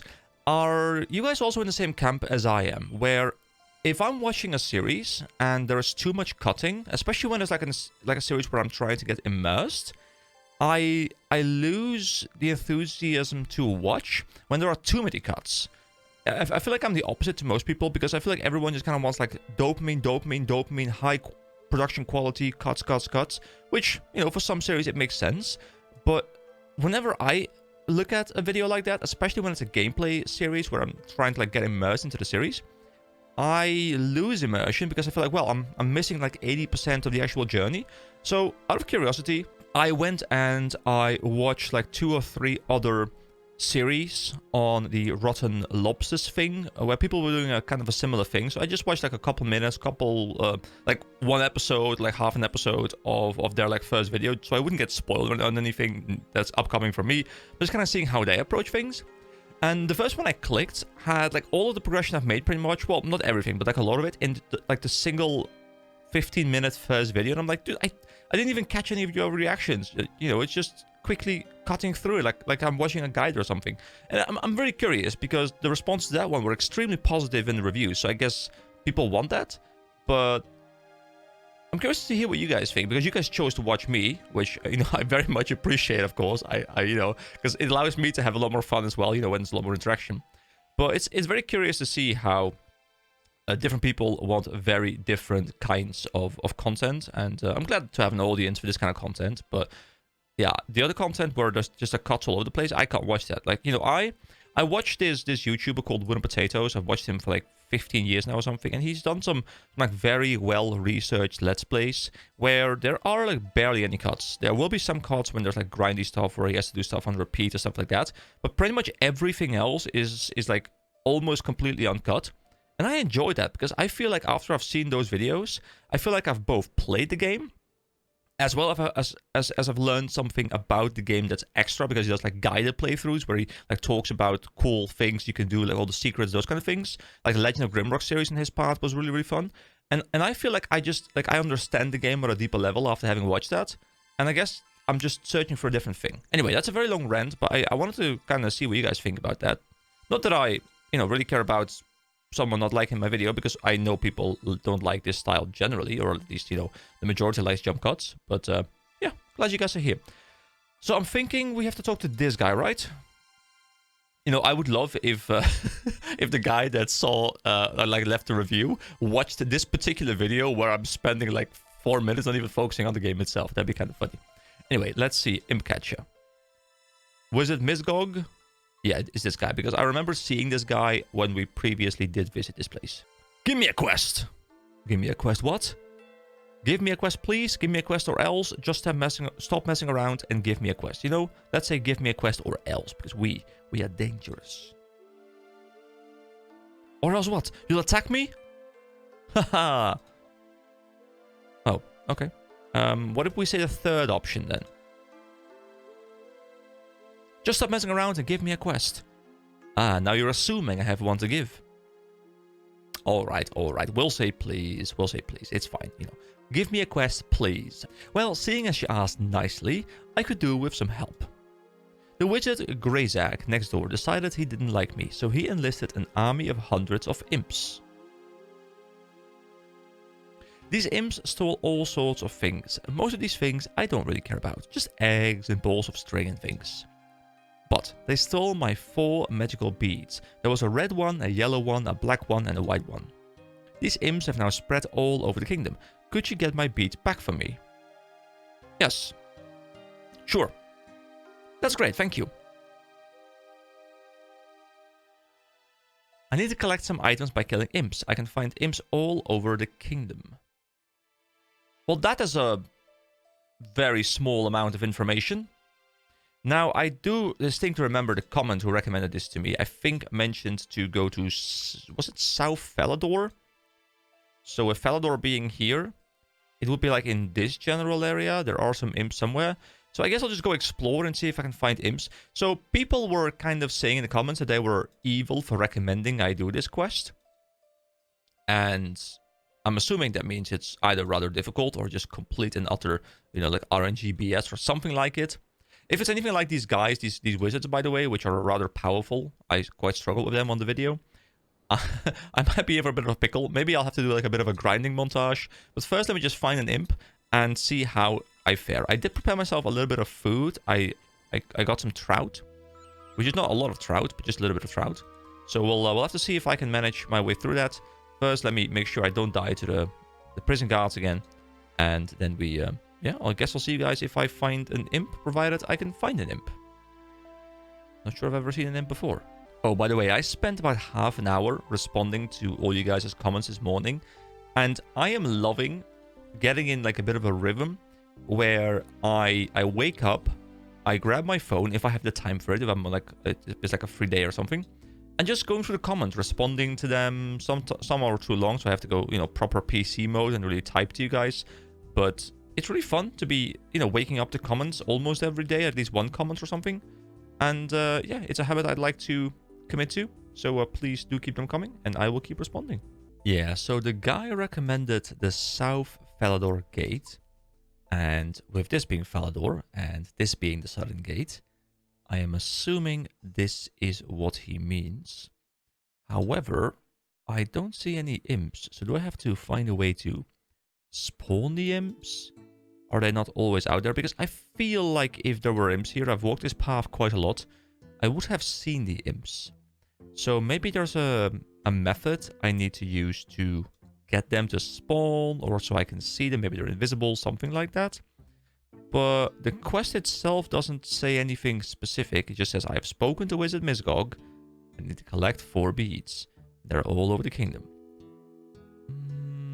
Well, I guess we'll do some more wandering around and see if we can find them. Oh, by the way, cool little thing from my real life. I bought like a proper barbecue the other day. You know, I've always done a charcoal barbecue, which has worked very well. But I like the idea of being able to barbecue. Oh, wait, is that an imp? That is an imp. Oh, so they do spawn here. But other people are also killing them, so maybe they're like highly contested or something? Okay, anyway, let me continue my barbecue story. So, I've always done barbecuing with charcoal, which, you know, has this delicious charcoal flavor on the meat, especially like burgers and stuff. I really do enjoy the charcoal flavor. Oh, an imp there, but it's already under attack, I believe. Is it? Can I hit it? Oh, go, hit it. Wait, did I hit it first? I think I did. Fiendish ashes, they're also different than normal ashes, I guess. Okay, so yeah, the barbecue, I like the charcoal flavor, but the thing I don't really like about the barbecue or with the charcoal is, you know, I like the idea of coming home from a day of work, thinking, well, you know, it's nice weather outside, let me turn on the barbecue. And normally you can't really do that with a charcoal barbecue. Well, you can, but it takes like a proper hour or something, like half an hour to an hour, depending on how big your charcoal barbecue is to get going. So it might be, you know, it's going to take a while, and sometimes you just want to make your food right away. So I bought a gas barbecue. And it's one of those like proper solid ones. I'll probably put a picture up on the screen somewhere. And I used it for the first time yesterday. And like, it's so amazing. Like, it's just like using a pan, but you just turn it on. And, you know, like 2 minutes later, it's properly warm, even like in the thing where all the heat is contained in the barbecue itself. And because, you know, there is an exit at the bottom, of course, but, you know, the hot air goes up, so it's like getting the oxygen from the bottom, so but it doesn't leave because it's like stuck in like the top capsule kind of thing.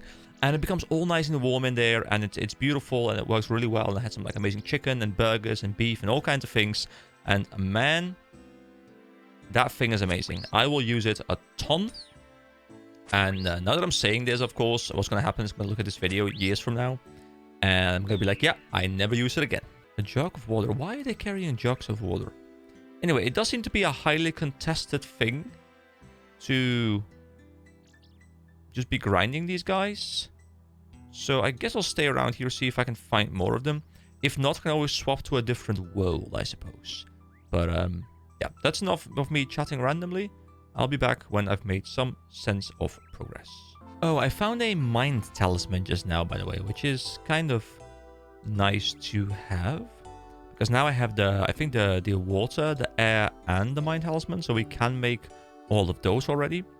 So I'm not sure if this quest is literally just me standing here waiting for imps to spawn, contesting with other people to try and get the kill, and then with mediocre RNG trying to get the drop, because this feels very standard MMO, like classic MMO, which is normally fine, but I'm expecting higher standards of RuneScape quest design.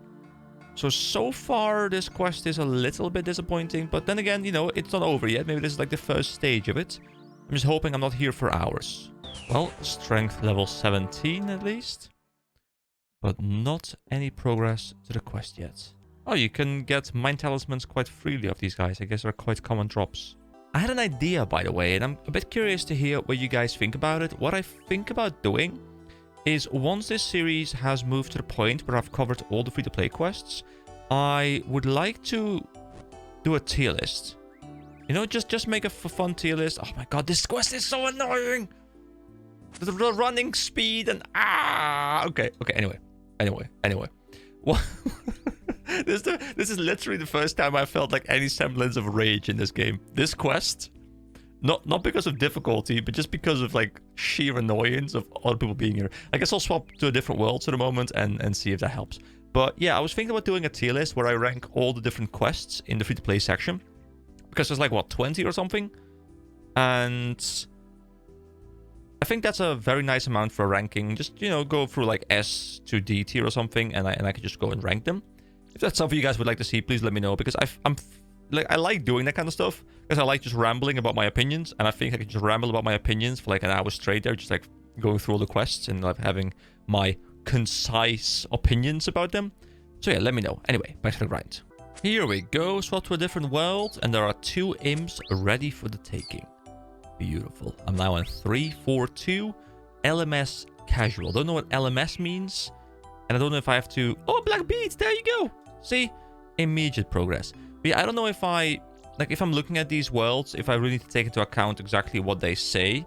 You know, the like some of them are like casual, some say like speed running, some say other things. I guess they're important to like guide people in the right direction, but I don't think it's a problem if I join these servers without knowing what they are, or, you know, following their intention, right? So I'll just stick here for a bit and hope I can get my beads here. But hey, 1 of the 4 beads is now in. Oh, and I guess the timer down here does reset. Oh, a blue wizard hat. Hey, that's a different colored wizard hat. Cool. Cool. Is it also different than the black one in terms of stats? I guess I'll compare later. But yeah, it also resets your timer down here. I was expecting it to be like an online timer, but I guess it resets the moment you change to a different world, because it like counts you as logging in again or something. Also, as a quick reminder, if any of you guys feel like, you know, having a bit of a chat in game, you know, you are more than welcome to just send me a message. You know, the name is very simple. It's EK with 3 E's and 2 A's, because, you know, a lot of them were already taken. So feel free to send me a message in game if you do want to have a bit of a chat, but just make sure you don't, you know, spoil things. I don't want to be guided too much, but if you have some advice for me or something you just want to say, like just have a bit of a chat, feel free to add me, and yeah, I'll add you back. We can have a bit of a chat. Should be fun. Especially when I'm waiting for this kind of stuff. Like, I'm more than happy to just have a bit of a chat. Plus, you can be in the video, so that when I eventually make it super, super big, you're in there. I'm also curious to see what the combat requirement is for, because someone said, I believe, that I need to have high combat level, and I might have to do combat grinding to be able to do this quest. These mobs are level 2, and they've not hit me once, I believe. So it can't have been a reference to this, right? It must have been a reference to something else. So... Oh, there we go. Bronze bolts, the first time. So maybe there's going to be another thing after this. Now, I do know there's the big demon guy locked up next to the quest giver, pretty much. So maybe we have to engage with that guy in some way, which does require a bit of grinding montage, maybe. But hey, you know, we're grinding here anyway, so it's good. We unlocked clay. Don't know what I need clay for, but it's been unlocked. Oh, there we go. The red bead is in as well. There we go. Combat level 17. Because my strength is level 18. Dude, now there's some annoying mage contesting me. And I can see mage being quite good here, because they can aggro from long range. It brings back memories in games where I had to get the first tag, like grinding for hours. Playing a melee spec is always a pain in the ass. But hey, you know what? I'm committed. Come on, get it. First hit. There we go. Beautiful. Easy peasy. Get on my level. Which, to be specific, is level 17.35 right now. Hit point level 17 as well. Beautiful. Here we go. A second black bead. So you can loot the same one multiple times, which is fine. Can I give it to other people as well? Would I be able to just buy these, by the way? Yeah, I would be able to just buy these. I mean, to be fair, I can't buy these because of Bronzeman rules. But if I were playing this, you know, the regular way, I could just buy them off the Grand Exchange with my cash. There we go. Prayer level 13 as well. You can now use the Prayer Superhuman Strength. Let's take a look at that. Superhuman Strength. Oh, we haven't actually looked at all of these because we leveled up a lot in the Restless Ghost quest. So Clarity of Thought increases your attack by 5%. There is Sharp Eye, level 8. It says increases your ranging by 5%. Then there is Mystic Will, increases your magical attack and defense by 5%. So that could have been very nice for those wizards. Then there is Rock Skin, increases your defense by 10%. But these all drain 1 point per 36 seconds. Meanwhile, this one drains... Oh, are these all like... Oh no, I thought it was like just going to be different tiers. So these are 1 point per 6 seconds. So that drains your resources extremely fast. Go, kill that one. And then here there's superhuman strength, increase your strength by 10%, 1 point per 6 seconds. So from my understanding here, this one is better if you just want to have something on for like a long duration. This one is amazing for spikes if you just need like a lot of damage for a short period of time. But it will of course take you a lot more time. Wait, where am I running to? Where is... Hello? Where am I going? Hello? It's in the house! It's all the way here. But hey, it's a yellow bead, so don't mind if I do. So we require one more bead. We just need the white bead now. So let's hope we can drop that soon as well. And I forget what I was talking about. Oh yeah, so the higher tier ones are more for like short bursts, I guess. Although I guess there are ways you can like min-max by like turning these off and on like very quickly. And using your prayer points very efficiently. But I'm not at that level yet. I'm at a level where I barely even turn them on. How important is prayer? I'm assuming it's quite important in the end game, right? For like raids and stuff. Oh, we have a genie. I don't think I've seen this guy before. Ah, so you are there, Master EK. I'm so glad you summoned me. Please take this lamp and make your wish. Wait, this one is literally just a lamp of experience. That's beautiful. That is absolutely beautiful. So one that I've enjoyed less than the others so far. I think fishing is near the bottom for me. It's not a pain in my ass, but it's a little bit boring, like you just kind of click on something for once and then just kind of wait, which is great if you're watching something on the second monitor, but from like an active grinding perspective, I don't like fishing too much so far. So here we go, fishing experience, we got 80 more, fishing is level 9, there we go, little fishing boost. I'm looking forward to fishing lobsters on Karamia, not because it's good, because maybe it's good, maybe it's not good, I have no idea. But I have such nostalgia for it, so I really want to go fish lobsters on Karamia. I think you have to like pay for a boat trip as well, right? Like you pay for a boat trip and then you're taken to the island. And then you just farm lobsters for 17 hours straight. Or I just hit strength level 19. Now that I don't have as many people contesting me, just this one guy, it's a pretty relaxing quest, kind of just chipping away at this. Leveling my prayer a little bit as well with the Fiendish Ashes. And just kind of... Oh, there's actually a couple of them here. Yeah, just kind of chopping away here. Leveling my strength to 20 preferably. I don't know what this imp is doing with raw chicken, but do be careful because salmonella is a bitch as far as I've heard. I love how this exact tile over here transitions to music. So when you're like walking in and out of town, you keep swapping the different music, and I kind of like the Falador music. It's kind of nice and upbeat. This one's a bit more relaxing, I guess, but they're both kind of nice tracks. I mean, the entirety of the soundtrack is quite nice, I have to admit. This thing is just like, pulling me all the way out. This guy's baiting me into some sort of trap, I feel. Oh, there we go. There we go. The white bead. Beautiful. So, go to my quest, Imp Catcher. I've collected all the missing beads. I need to return them to Wizard Misgog. So I'll see you guys over there. It's kind of cool, though, from a story perspective, how he does say in his dialogue that there are hundreds of imp that have been created by this other wizard who was kind of trolling him. And we have to fight a ton of them to get them back. Like, it makes sense that there is not going to be the first 4 that we fight that have the beads. We have to fight them a bit more because there's an entire army we have to work through.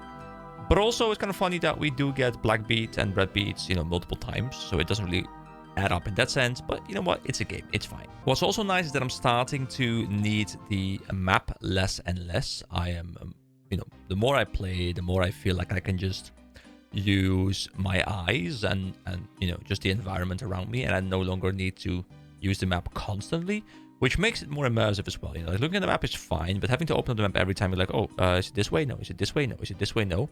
It's quite nice. I'm expecting there to be more to this quest, purely because someone recommended to me that not recommended to me, but someone mentioned to me that I needed a higher combat level. So I'm going to assume there's something to do with that big demon up there or something. I mean, it's got to have a purpose, right? No, leave me alone, prison guard. Stop harassing me. I am not a prisoner. I am not a prisoner. Just leave me alone, prison guard. Come on, don't be mean. Okay, thank you. Thank you for listening. Thank you for coming to my TED Talk. All right, here we go. Back at Misgog. So how are you doing finding my beads? I've got all 4 beads. It was hard work, I can tell you. Give them here and I'll check that they really are my beads before I give you your reward. You'll like it. It's an amulet of accuracy. You give 4 colored beads to Wizard Misgog. Oh, and he puts them in something? Oh, it is done. But then, why did I need a high combat level for this? This was like ridiculously easy. I mean, it was evil in the sense that it was a bit annoying because people are contesting your kills, and switching to a different world definitely helped me out a little bit there. I was contesting with one other person, which is fine. But why did I need that? Why did I need... What? I'm a bit bamboozled right now because I was expecting it to be like a hard fight or something like that, but this was a very easy quest in terms of its actual difficulty. Maybe they were expecting me, the person who said that, maybe they were expecting to be much lower combat level or something, and I was at that point in the series not high combat level yet. I don't know. Anyway, we've completed the Imcatch quest, which I guess was quite fast today.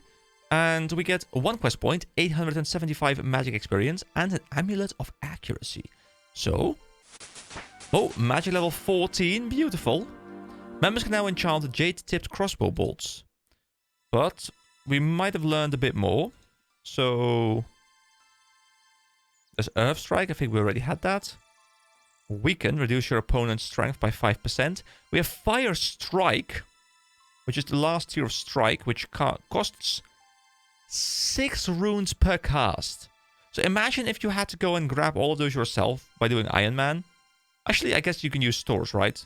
But they're only like limited as well. And I just read in a comment today that they do restock at a set pace. There's bones to bananas, which... Is that just great for grinding? You know, you can pick up the bones so you can turn them into bananas so you can eat those so you can keep grinding a bit longer. Then we have Wind Bolt coming up. Curse coming up. Bind coming up. Low level Alchemy coming up. Converts an item into gold. Oh, is that what the like high alchemy value thing is for? Is that it? Water Bolt, Varrock Teleport. This one is very important. Varrock Teleport. 25. Because if we have Rock Teleport, we can combine that with a Lumbridge Home Teleport, and we can move a bit more efficiently between those two. And how long have I been recording for? I feel like this has been a fairly short quest. I've been recording for only... I've been recording for 45 minutes, and there's going to be a lot of cutting. So you know what? I'll add a little bit to this as a bit of a bonus. Hope you guys are happy, but I do want to keep going. There won't be a quest right now because I want to keep the quest self-contained, like no 2 quests per 1 video.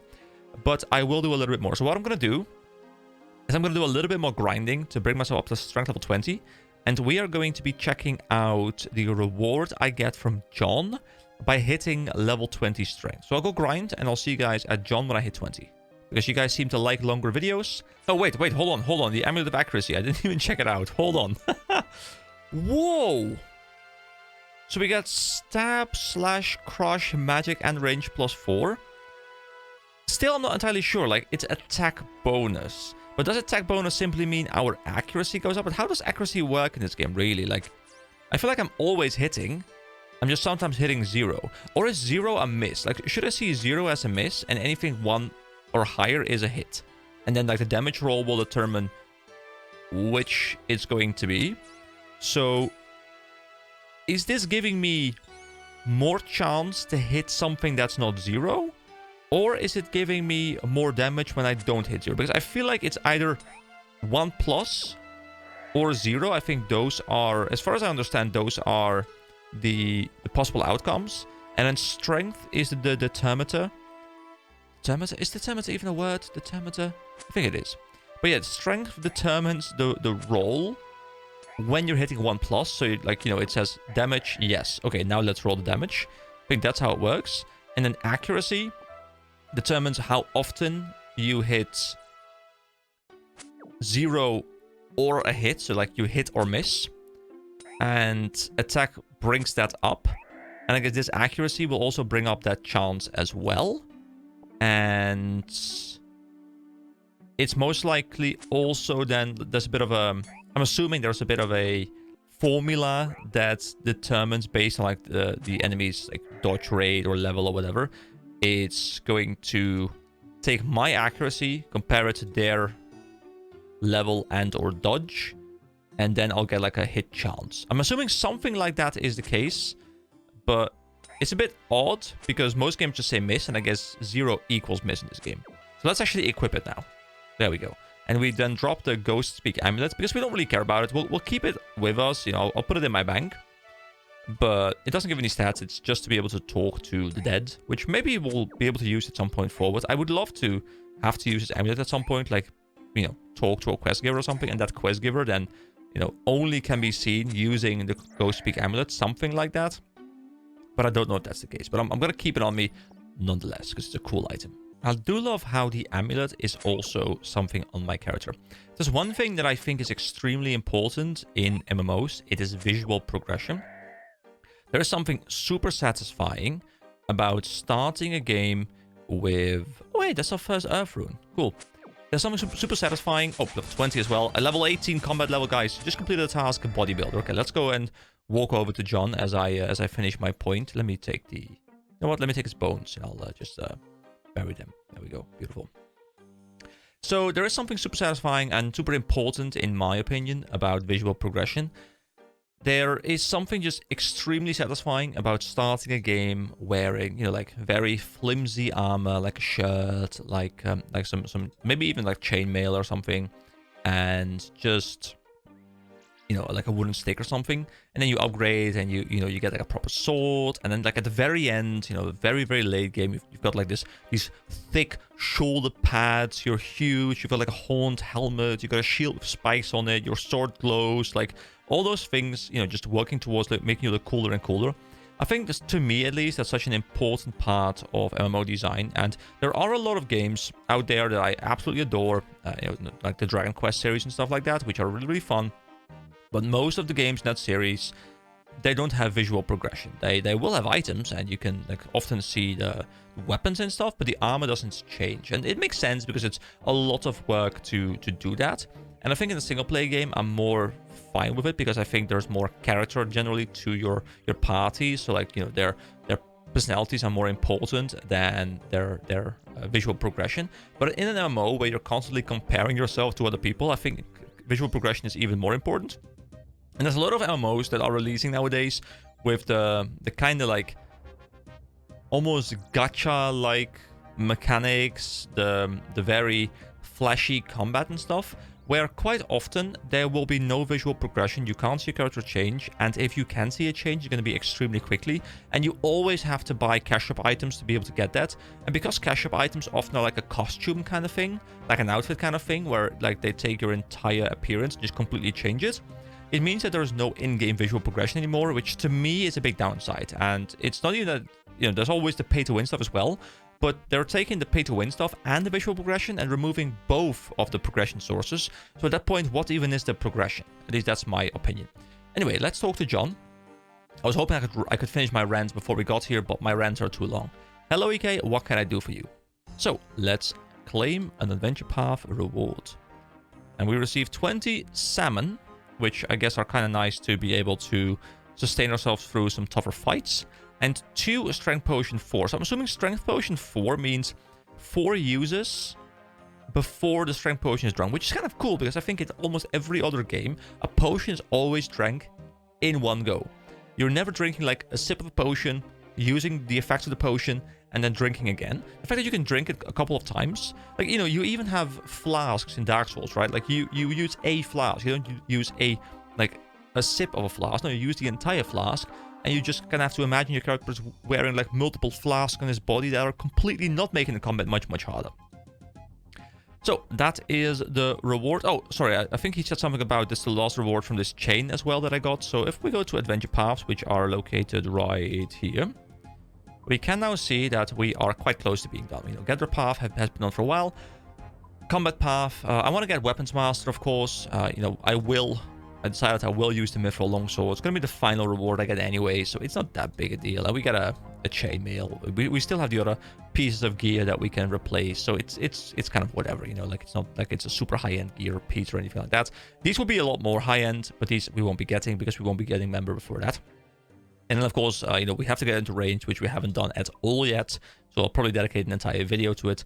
If there's like a quest where ranging feels very appropriate, I might combine like a grinding montage of ranged with the quest. That would be kind of nice. But I don't know if there's a quest that has that, but I guess we'll see in due time. And of course, we also got to do some magic stuff at some point in the future. So next up, I will do one of the other 2 quests. I will have to take a look at the poll. The poll is pretty much done right now. There haven't been any votes coming in the past 24 hours, so the vote is done. And I will be doing the 3rd and 4th from that list. And they were like the pirate treasure quest thing. Yeah, there was Sheep Shearer and there was Pirate Treasure. I think Sheep Shearer is the top one right now, and then Pirate Treasure will be the last one we do, and at that point we have done all of the ones that don't require any more, well, don't have any requirements or recommendations, and then we'll just move on to whatever other things sound fun to us. So yeah, next 2 videos will be those 2 quests. Once again, thank you so much for joining me. I'll probably stay around, just record another one straight away, so I'll see you guys in 2 days. Have a wonderful day. Bye bye. Hello everybody, my name is EK, and today we're gonna shear some sheep.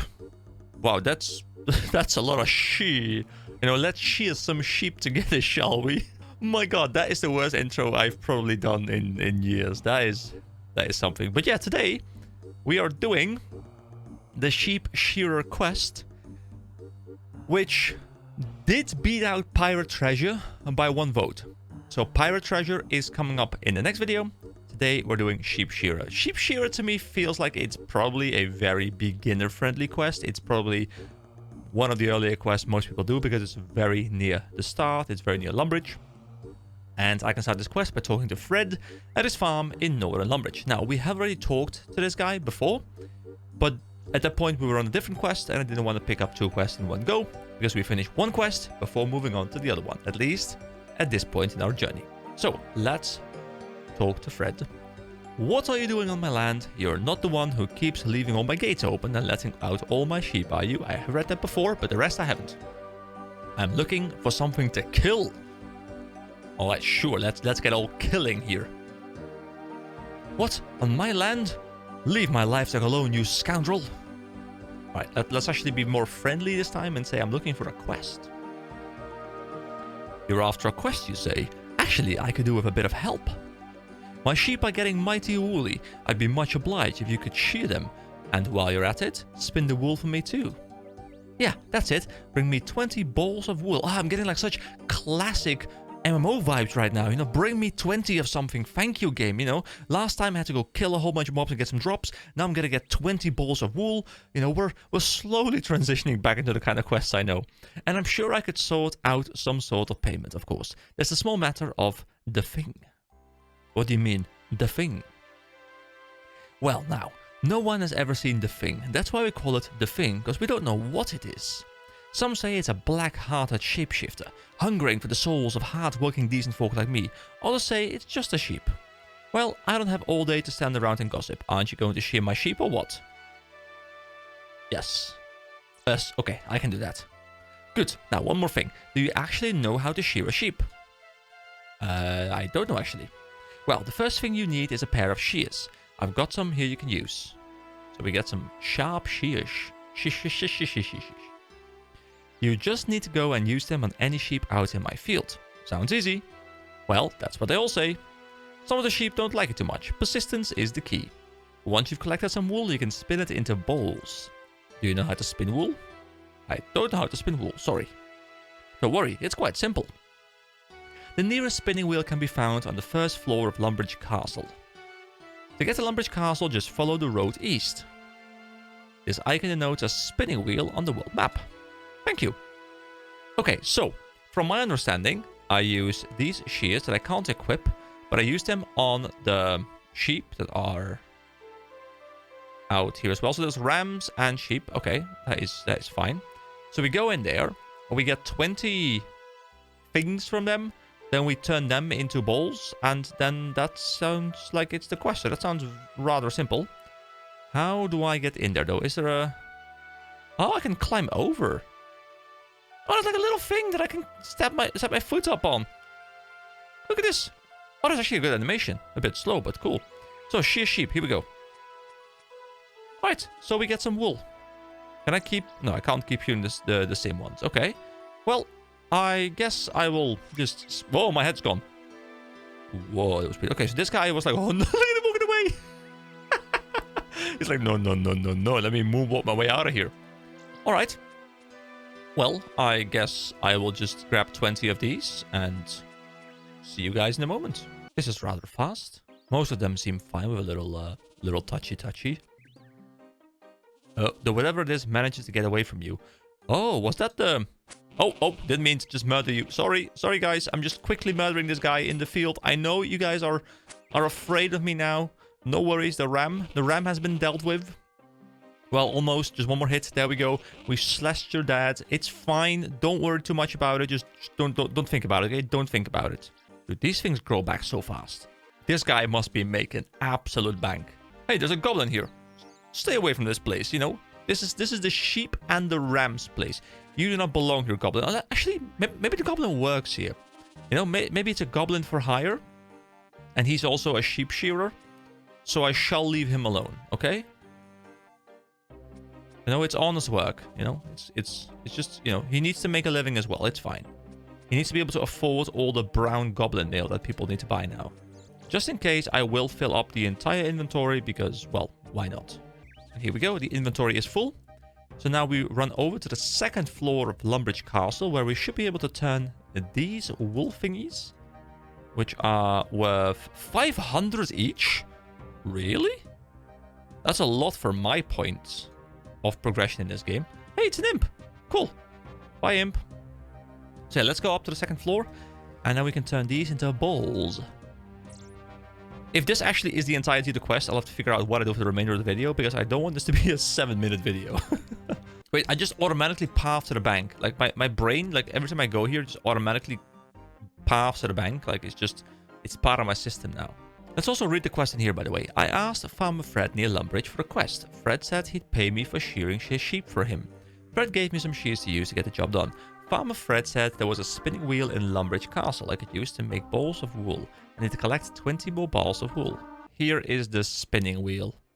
So let's examine it first. Used for spinning thread. Alright. So we want to make balls of wool. We can make golden wool, bowstrings, and rope. Does this level any particular skill as well? So let's make this. I actually have no idea. Oh, this is crafting! Cool. Crafting level 8. You can now craft bowls and gold amulets. This is the first time we're actually crafting this. That's nice. Alright, let's just make a whole bunch of bowls. There we go, 26 bowls in our inventory. Now let's actually once again examine them. And now they've dropped in price as I was expecting to 66. So I'm assuming people are buying these because they're using them to either level their crafting, or maybe they're buying them to turn them into something. So I guess the raw material in this case is worth more than the finished product because people want the raw material for their own purposes. Alright, back to the sheep shearer guy. It's a nice quest though, because I'm assuming this might already be it. Like, I think it's a very short quest indeed. And the good thing about this quest is, just like most of the other quests, is it is teaching us something about a certain skill, something like a tutorial. And I think having quests with rewards being tutorials, it's such a good system because people are motivated to do those because they want the rewards, plus they want to fill out the entire list, of course. But also, it just makes sure that people engage with all the systems, and I think it's probably the best tutorial system I have seen in any game ever. At least from MMO perspectives. Alright, let's talk to Fred the farmer again. What are you doing on my land? Well, I need to talk to you about shearing these sheep. Fred, I've seen the thing. So, you actually saw it? Run for the hills, ZK. Grab as many chickens as you can. We have to... Fred. Flee! Oh, woe is me. The shapeshifter is coming. We're all... Fred! Doomed! What? It's not a shapeshifter of any kind or any kind of monster. Well, then what is it?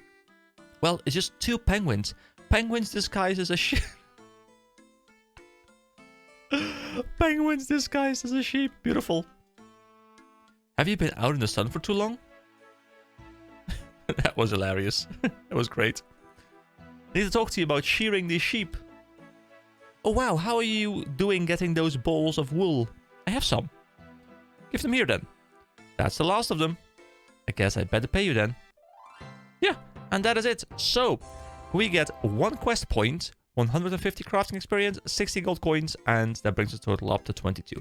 This is definitely the most simple quest I've done so far, but crafting is now level 9, and we can now craft leather cowls. Alright, so for this one, I'll make a bit of an exception. I'm assuming most quests later on are going to be at least a bit longer, like at least short, if not longer than short, like medium or something. So for this one particular video, I will do 2 quests in one video. I'm going to do Pirate's Treasure as well. It's also very short. It's also released year 2001. I'm expecting it's a rather short quest as well, and we can probably squeeze them both in here. Plus, it allows me to title the video Shearing Pirates. And I think that sounds quite funny. So I'm going to go head over to Port Sarim, which is of course over here. And let's go do Pirate's Treasure as well. Look at this thing becoming very green though, you know, like the end is slowly getting into sight, but I still feel like for this particular quest right here, Dragon Slayer 1, I'm gonna need to do some solid grinding, especially like a lot of magic, and I don't know what for exactly, but difficulty experienced as well, so I'm gonna have to do some proper grinding for that, so we'll have to have a proper grinding montage video for that. Ooh, fun thing. Okay, I have an idea. I'm gonna do a grinding montage video at some point in the future, probably to prepare myself for that quest. Maybe it's gonna be earlier, maybe it's gonna be at that quest, but at some point we're gonna have to have like a very big montage of just me grinding away magic, strength, attack, defense, hit points, maybe range, like just go absolutely ham on leveling those kind of things. And what I'll do is for every like this video gets, I will do 1 push-up and I'll put it like on the video. So I'll put like a little, don't know, like little square of the video or something, where I'm gonna just be doing push-ups as we're grinding during the montage. I think that could be cool because I'm grinding combat level IRL sort of and combat level in-game. So like this video, and I will do a push-up for every single one in as few sets as I can, depending of course on how many I get. I haven't done push-ups in quite some time, so it should be kind of fun. So this is a red beard Frank. Does he have a red beard indeed? He does have a red beard indeed, so that is beautiful. Hello, good sir. Arr, matey. I'm in search of treasure. Wait, do you have anything for trade? Nothing at the moment, but then again, the customs agents are on the warpath right now. Alright then, matey. I'm in search of treasure. I should just say arr to him. Arr.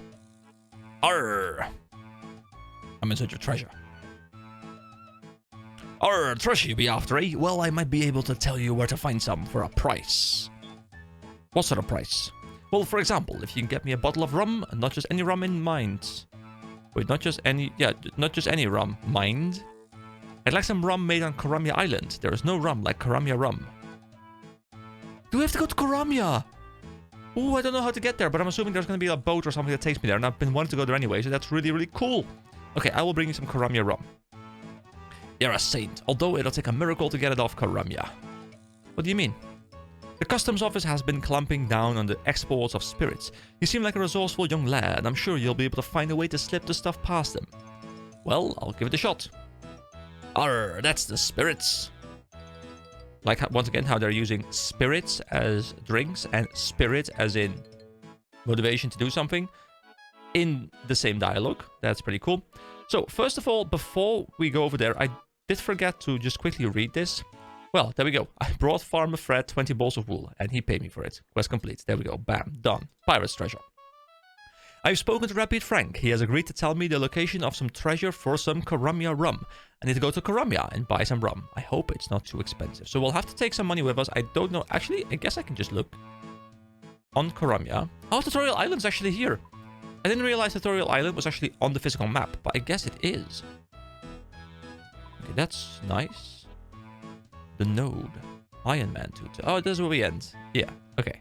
Cool. Cool. So, Karamia is located right here. It's much bigger than Tutorial Island, of course. And in Karamia, I don't know if some stuff is members only or if all of it is accessible to me. There is Shiloh Village, which does have a bank. It also does have a furnace, so I guess you can do some nice things there. There's also mining nodes. Wait, 7 gem rocks. Very interesting. So, I guess I'll just bring some money with me just in case. I might also need some money to like pay for a boat trip or something. So let's go to the bank, pick up like, I don't know, like 1K or something from the bank, and then just move over and see if we can find a Crandor, Pest Patrol, charter ship to Karamia. There it is. Okay, we pick up some money just in case, and then we meet here again at ship to Karamia, and then we get going. I'm excited to go to Karamia, guys. You know what? I thought I was in tune with the music, but I guess I'm not. Alright, so this is the boat to Karamia. We can talk to one of these, Seaman Loris. The trip to Karamia will cost you 30 coins. Yes, please. Oh, you still to Karamia? Ah, there we go. Port Sarim to Karamia. Beautiful. The ship arrives at Karamia. Here we go. Jungle Island. Oh, look at this. Like proper... Wait, how do I... Yeah, okay, I click it. There we go. We are down the gangplank. This is the customs officer. Can I help you? Does Karamia have unusual customs then? I'm not that sort of customs officer. Oh, okay. Well, sure. So, we are on Karamia. Now, I don't remember too much about this place. I feel like there's like... Wasn't there like bananas? Yeah, banana trees. Yeah, banana trees. Haha, I remember those. And also, of course, there is the lobster farm, which I think was only doable over here. So I think you just spent like a lot of time. I think you need a cage for those as well. And I guess there's this place here, a Zembo. Can I go in? I like how there's these picnic tables as well. Oh, it's just open. Hello. Are you selling... Was it Karamian rum or something? Beer, Karamian rum. I think this is what I needed. 30 coins. Here we go. Buy one. Is this what I need? So, I have spoken to Rapid Frank. He has agreed to tell me the location of some treasure for some Karamia rum. I have the rum, and now I need to find a way to get the rum off Karamia. This might be tricky, as the customs officers are searching people for it. I should look around and see if there's a way to smuggle the rum off the island. Why have I become a smuggler? Can't I just pay the customs fee, guys? I'm rich, you know? Let's actually pick a banana tree. I forgot how it works. And is it wood cutting, or how does it work? So we could just pick a whole bunch of bananas here. And we could then eat the bananas if we wanted to. Now, I don't really need them right now, so I will quickly just once again drop them. But I guess we could get a whole lot of bananas from here. Also, where on the island did we start? Oh, this is like the proper Karamia like island. And this is a different subsection of the Karamia island. This is... Is this where you did the lobster farming? I feel like you did it. Ah, there it is. Yeah, lobsters. Ah, I remember these. But the bank is rather far away if there isn't a bank here, which it doesn't appear like there is. So that brings me to the assumption that you're best off farming them, taking the boat back, depositing them maybe here, taking the boat here again. Like, it's going to be a little bit expensive because you're spending money constantly going back and forth, but I don't think those prices are too bad. All right, so we have to look here and see if there's a way to... Wait, can you jump? Using agility? Oh, that's cool. That's a really nice way to bypass things. Agility arena. This might be stuff that's only for members. Okay, let's just do a quick bit of exploration and see if we can find a way to get our thing off the island. I love the aesthetics here, though. It's great. Hello, I am Lufus. I run the banana plantation here. That customs officer is annoying, isn't he? Or she, I guess, in this case. Well, I know her pretty well. She doesn't cause me any trouble anymore. She doesn't even search my export crates anymore. She knows they only contain bananas. Ah, let's set up a bit of a deal, good sir. Really? How interesting. Whereabouts do you send these to? There is a little shop over in Port Sarim that buys them up by the crate. I believe it is run by a man called Wyden. Well, I guess we have to go back to Wyden now. Do we though? I want to put it...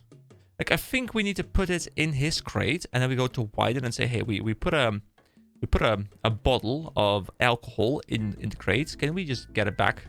Because we don't obey the law. So where would I put it then? I'm assuming I have to put it... Because I can't travel back, right? Because if I want to travel back, then I... have the Kremlin rum on me, and they would check me, so I can't do that. But let me see what happens if I do try and go back with the rum. Can I help you? Can I journey on the ship? You need to be searched before you can board. Search away, I have nothing to hide. You're not putting your hands on my things. Aha, trying to smuggle rum, are we? It's for personal use? Oh, and they actually take my rum as well. Okay. Well, I guess I'll go buy a new bit of rum. And then we'll have to find a way to put the bottle into the banana plantation guy's boxes somewhere. It's probably somewhere around the plantation, right? That would make sense. Here we go. One more rum. Oh, wait. I have an idea. I think we can work for him. And he's going to ask us to put the bananas in somewhere. And then we smuggle it in. Here we go. I think this is the plan. Okay? We talk to him. We say, could you offer me employment on your plantation? Yes, I can sort something out. There's a crate ready to be loaded onto the ship. You wouldn't believe the demand for bananas from Wyden's shop over in Port Sarim. I think this is the 3rd crate I've shipped him this month. If you could fill it up with bananas, I'll pay you 30 gold. I don't need the gold, but thank you anyway. So there's a crate somewhere here, so I guess we just get a whole bunch of bananas and then put it in a crate that is... Is that a crate? Inconspicuous crate? Wait, that's something to build. Well, let's first just grab some bananas. Alright, that's an entire inventory full of bananas. I'm assuming if I click this thing, it's going to do the member pop-up thing again. There we go, that's the member pop-up. But I reckon I just go back to him now, and I can somehow put the bananas in one of the bins. And then I sneak in the Kremlin rum, and then we go back to Wyden and we pick it up.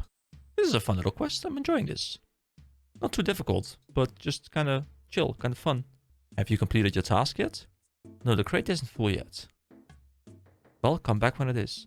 Wait, where is the crate? It's a crate near the ship, right? Is it this crate over here? Fill crate. There we go. You fill the crate with bananas. Fill crate. Do I just use this on the... You stash the rum in the crate. There we go. Beautiful. Beautiful. Okay. Now we'll go back to him and we tell him the crate is full. Where is he? Oh, there he is. He's hiding in the corner. He's staring at his own wall. Okay, have fun over there, sir. I filled the crate with bananas. Here's your payment. Alright. So now can we... Yeah. Okay, now we just travel back. I mean, we're allowed to bring bananas, right? I don't think I even want the bananas, but how much are they worth? Okay, there's not even a price on them. But now, I guess, we can travel back from Karamia. And I journey on the ship. And... So we say why? Because Asgarnia has banned the import of intoxicating spirits. Well, search away. Well, you've got some odd stuff, but it's all legal. Now you need to pay a boarding charge of 30 coins. Okay. Here we go. We sail our way back across the seas. Alright, the ship arrives at Port Sarim. Let's also check out the quest log, see what we have achieved. Oh, let's first click this thing. So I have taken employment on the banana plantation, as the customs officer might not notice the rum if it's covered in bananas. I have hidden my rum in the crate. I should fill it with bananas and speak to Lufus to have it shipped over. I have spoken to Lufus and the crate has been shipped to a Wyden's store in Port Sarim, north of the jail. Now all I have to do is get it. So, guys, what I'm imagining now, it feels really bad, okay? Because what happens if they do check this crate and it does turn out that the customs officer is like, dude, this banana guy has been smuggling illegal substances across the water. Maybe he's going to lose all trading connections. You know, the entire economy of Karamia is going to crumble down because it's all built around this guy selling his own bananas. Like, we might have just ruined the guy's life by smuggling a bottle. But don't worry, because it's all for a treasure map, and that makes it fine. So, let's see, where is Wyden? I mean, it's a guy buying bananas, so I'm assuming it's either a cooking guy or maybe like a pub, but it's set north from the prison. And the prison... Is there even a prison here? I thought there was only a prison over here. Oh, that's the prison. That building over there is the prison. Okay. And in here, we have Wyden. There we go. Beautiful. Hello, Wyden. And I guess we don't want to shop. I want to talk to him. Welcome to my food store. Would you like to buy anything? Can I get a job here? Well, you're keen. I'll give you that. Okay, I'll give you a go. Have you got your own white apron? No, I haven't. Well, you can't work here unless you have a white apron. Health and safety regulations, you understand? Where can I get one of those? Well, I get all of mine over at the clothing shop in Varrock. They sell them cheap there. Oh, and I'm sure that I've seen a spare one over in Garant's fish store somewhere. It's the little place just north of here. Okay, that's actually much easier. So just north of here, the fish store. This is a fishing shop, so it's just this little place. And we can get an apron here instead of having to go all the way over to Varrock's clothing store, which is going to be much, much easier. Do we just steal it from this guy? Hello, I'm here to steal a white apron. Hello? Can I get your apron? Let me talk to him. Welcome, you can buy fishing equipment at my store. We'll also buy anything you catch off you. Not interested. I'm just here for a white apron, okay? Thank you. I feel like there's always crates everywhere, but there's never anything in the crates in this game. But it keeps giving me the option to search all of the crates, so... Don't know. Maybe someday there will be something in them. Wait, there's a manhole we can climb down into? Hold on, let me check out the manhole. That's where all the men go, right? Oh, never mind. Member stuff. Let's sell all my bananas. Oh, he doesn't want it. Okay, that's unfortunate. Oh, there's a white apron right there. I see it. I got it. We've stolen it. Okay, but now let's equip it. Look at us being all fancy. He doesn't notice, right? Bye, sir. Thank you for providing me with an apron. You have multiple more hanging there, so it's all good, sir. Don't worry, I'll return it. I just needed to do a quick job of criminal activities next to the jail. It's quite rude, right? To just be doing criminal activities right next to the jail. But sure, it's fine. Let's talk to him again. And let's say we do indeed want to work here. We have a white apron. Yes, I have one right here. Wow, you are so well prepared. You're hired. Go through the back and tidy up for me, please. Okay, don't worry. Don't worry. I just hope I don't have to work a full shift, you know? I'm just here for the one drink. Go in through the back. Oh, I guess he meant go through the back and not go in through the back. I guess I misread that. He probably wants me to just open up some little thing. Yeah, there we go. I don't know why I just ran around. See, we could have just taken this white apron. Well, okay then. So here we go. That's a banana. This is a crate. And do you want to take the raw chicken? Yes. Here we go. Raw chicken. No, actually, just... There we go. We don't want it. Is there something in this crate? This is a banana crate. There are a lot of bananas in this crate. Do you want to take a banana? No, but we have the rum. That's what we wanted. I quit. Can I talk to him again and say, hey, sir, sorry, but I'm quit. Is it nice and tidy around the back now? Yes, are you going to pay me yet? No, not yet. Oh, in that case, I quit. You know what? I'll even throw the apron on the ground. There we go. Out of pure aggression. But now, if I go back to my quest list, I have the Crummy Rum. I should take it to Red Beard Frank. So let's go back over to Frank, who is located right over here somewhere. Or is he inside this time? Nope, he still is just standing over there or waiting for his rum. He is desperate, you know, desperately waiting for his rum. Hello, sir. Or matey, have you brought some rum for your old mate Frank? Yes, I've got some. Now, a deal's a deal. I'll tell you about the treasure I used to serve under a pirate captain called One-Eyed Hector. Hector were very successful and became very rich, but about a year ago we were boarded by the customs and excise agents. Hector were killed along with many of my crew. I were one of the few to escape, and I escaped with this. Frank happily takes the rum and hands you a key. This be Hector's key. I believe it opens his chest in the old room in the Blue Moon Inn in Varrock. With any luck, his treasure will be in there. So why didn't you ever go get it? I'm not allowed in the Blue Moon Inn, apparently. I'm a drunken troublemaker. Alright, well, let's go over there. So, once again, let's read this update. I have given the rum to Rapid Frank. He has told me that his treasure is hidden in the chest in the upstairs room of the Blue Moon Inn in Varrock. I have a key that can be used to unlock the chest that holds the treasure. The chest is located in Hector's old room at the Blue Moon Inn in Varrock. So, let's head over to Varrock and see if we can find the Blue Moon Inn and claim our treasure. So, if I were a Blue Moon Inn. Also, listen to this song. Oh yeah. So, there is a pub here. I don't know if that's an inn. And I don't know if it said something about a specific part of Varrock. Did they say something about like north or... Nope. Alright, so I'll just go check out everything that has a pub thing. And then that might be where I need to go. I think this might be the place because it has a blue thing. Examine sign.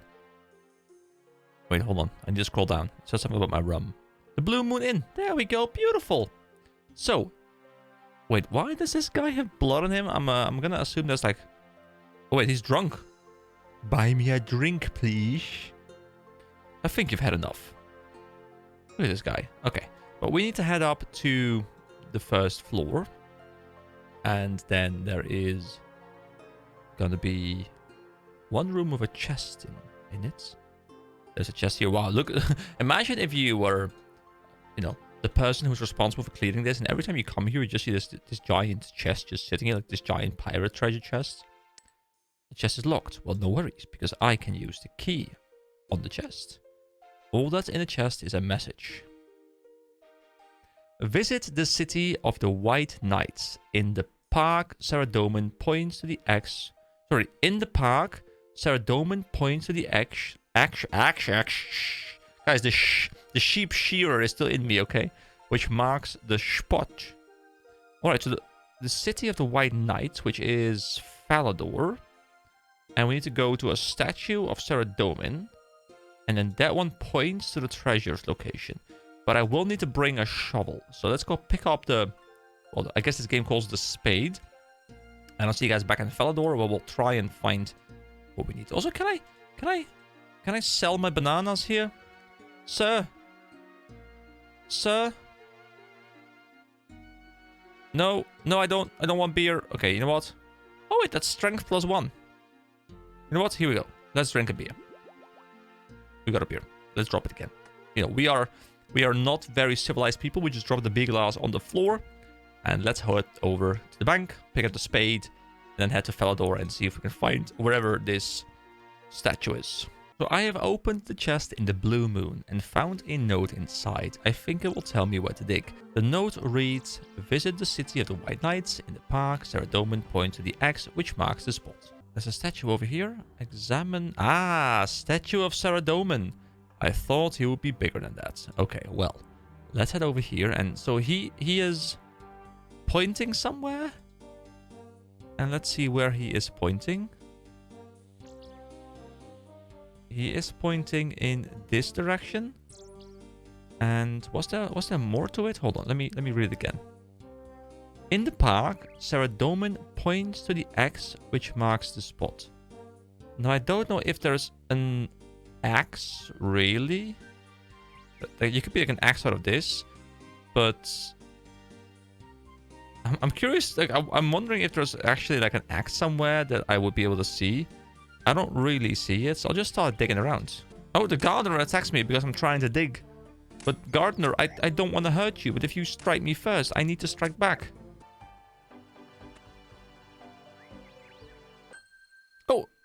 Oh, there we go. There we go.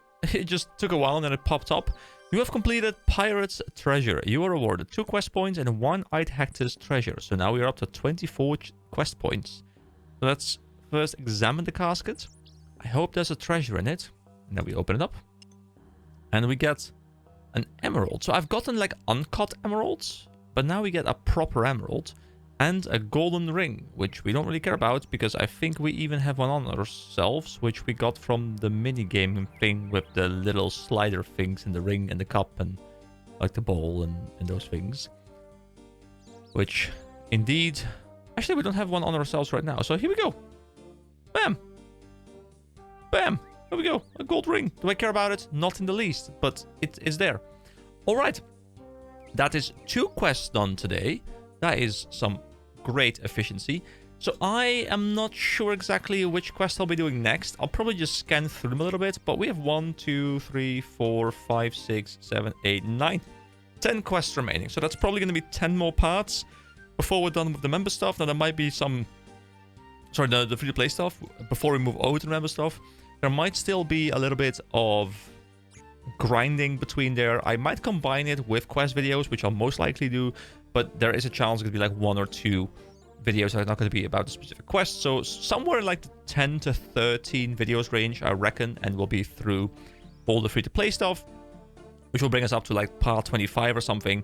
And from that point forward, I'll be grabbing membership and we can move into those. So yeah, I'll see which one I want to do next. But for now, thank you so much for watching. I hope you enjoyed me shearing the sheep, guys. And I'll see you next time. Bye-bye. Hello everybody, my name is EK and welcome back to more RuneScape. And my brain is really getting used to saying hello everybody, welcome back, it's time for more RuneScape or something similar to that. You know, in the first couple of videos my brain wanted to say welcome to WoW because I've just been playing WoW Classic so much and I still gotta record some WoW Classic, really, like I want to continue that series, but I've been obsessed with playing this game. It's a bit of a problem, guys. Like all of my gaming time really has gone into playing RuneScape. I am currently a total of a day and 4 hours, so 28 hours into this game. It feels like 4 hours, and I'm having a ton of fun still. So let's just hop into the video straight away, and let's talk to this guy, Nurmov. Because I've been wanting to... Actually, let me show you. I've been leveling a little bit more mining, a little bit more smithing. I'll keep doing that off screen. I will level mining probably till like 40-ish. I'll stack up like a couple hundred more iron ore that I'll montage it together with the start of a video again, I guess, and then we will, you know, be able to do steel later. But for now, I want to upgrade my pick because I have been playing with the, what is it, the steel pickaxe? Which one did I have? Hold on, let me verify. It's in my inventory. Here we go. Sorry, the mithril pickaxe. So it's not too bad. But the mithril one is 21, and I've been able to use the adamant pick for a couple levels now, and I can almost use the rune pick as well. And I guess the rune pick probably is the best pick I can get. There is the gilded pickaxe, and I'm not quite sure exactly what that is, so I will look into that, I suppose. But for now, I'll just pick up the adamant one, and then we can save up for the rune one, because the rune one actually is fairly expensive for my current gold level. I was thinking I'll bring 10k and I'll just buy, you know, a good amount of stuff, but, you know, we don't really have the money for this because this is 32,000 gold or coins. But the adamant one is only 3.2k. So we can pick up one of these. So we have an adamant pickaxe. In my mind, adamant was always the coolest. And that is probably because I never got further than adamant equipment. I'm pretty sure I was wearing full adamant when I quit back in the day. And adamant is like, what, 60-ish? Actually, adamant is only 30. I think my combat level was somewhere around 80, I think. But I don't think I ever got to full rune, and I don't know why. Maybe rune was just super expensive back in the day. Also, back in the day, when I played, as far as I remember, the Grand Exchange didn't yet exist. So I wasn't able to just purchase my gear off there. And I think I was making all my gear myself. Yeah, I think that was the problem. I was wearing adamant, because I was like 70 smithing, I think, like maybe early 80s smithing. So I was able to make adamant stuff, which is why I think I was full adamant. But I never made it to rune because I never made it high enough to be able to craft rune. I'm pretty sure that was the case. It feels weird though, because like rune is the highest tier in my mind. But I feel like if you go to member stuff, like it's the highest craftable gear. But there's probably a ton of other gear you can get. A ton of just like quest gear or bossing gear or raid gear, those kind of things. That probably just completely blows rune out of the water. So I guess, you know, correct me if I'm wrong, but I'm starting to get the feeling that rune is pretty much the... It's the highest tier you get as a casual player. Like, well, maybe not casual because it's like a fairly high level, but I feel like in my mind, as far as I can tell with all the information I've gotten so far, it's like rune is like the final tier someone gets before going try hard. And then, you know, after rune, I guess that's when you go try hard. That's when you get to bossing and raiding and like the actual like more difficult stuff that isn't just a time sink. I might be wrong with that, but that's kind of how I feel like stuff is happening. Also, am I in the wrong spot? Because what I want to do today, I was here anyway, and I saw that I can talk to Willow over here, who is going to give me the quest below Ice Mountain. And the good thing is that it's also at the top of my quest list, so I could just, you know, kind of work top down. And of course, we'll skip Dragon Slayer 1 for a while until we can do that at the very end, most likely. So below Ice Mountain, I can start this quest by talking to Willow on the path south of Ice Mountain. It's a novice quest, so it's a bit more difficult. We needed some level of mining, level 10. We have that by a very large margin. It's a 2021 quest, so it came in during the beautiful COVID years. And that means it's probably going to be a bit different because it's a bit more modern. And we require 16 quest points, which we have gotten with 24. So it's a little bit more of an advanced quest relative to the other stuff we've done. And also the quest length is short. And short, you know, in my mind still should mean very short. But very short has been extremely long. well, not extremely long, but like in my mind, it like short is just like 5 minutes, and I've said this a couple times before, but I'm kind of getting used to the fact that like very short is like 15 to 30 maybe. Short is really more like, hey, this is like a playing session, like a 30 to 60 minute quest, especially if you don't know what you're doing, which is my situation. So let's talk to Willow. Hello there, what are you doing all the way out here? Just looking around. Oh, did you lose something? No, I found something. A door. A door. I see doors all the time. What makes this one so special? It's buried beneath a ton of rocks. Could be the entrance to some ancient ruins. Wow, ancient ruins? Are you an archaeologist or something? Archaeologist? Me? Of course I am. I am the greatest archaeologist of our time. The name's Willow. Have you not heard of me? I mean, I've heard of the willow trees, but that is something else. I'm afraid I haven't. Are you looking for a way into the ruins? You bet I am. But I don't think there's any other way in. Oh dear. Do you have another plan to get in? Potentially, but I won't be able to do it on my own. Nor can I leave the area. If I'm not here to guard the entrance, some other archaeologist might come along and steal the glory from me. So someone also told me that I can press spacebar to move on, and that actually does work. So that's kind of convenient. I can just like have my hand on the spacebar, and I don't have to like click this thing. It's not a big deal, but spacebar obviously is much easier because it doesn't require aiming, you know? Maybe you could give me a hand. There could be untold riches inside the ruins. So start the below Ice Mountain quest. What happens if I press spacebar now? Okay, so when there's a choice to be made, spacebar does nothing. That's good, because otherwise you might accidentally select something you don't want to select. So let's say yes. Chance to uncover ancient ruins doesn't happen every day. Of course I'll help. I'm Mike, by the way. How do you plan to get in? The entrance is covered in rocks and rubble. I don't think mining them will work.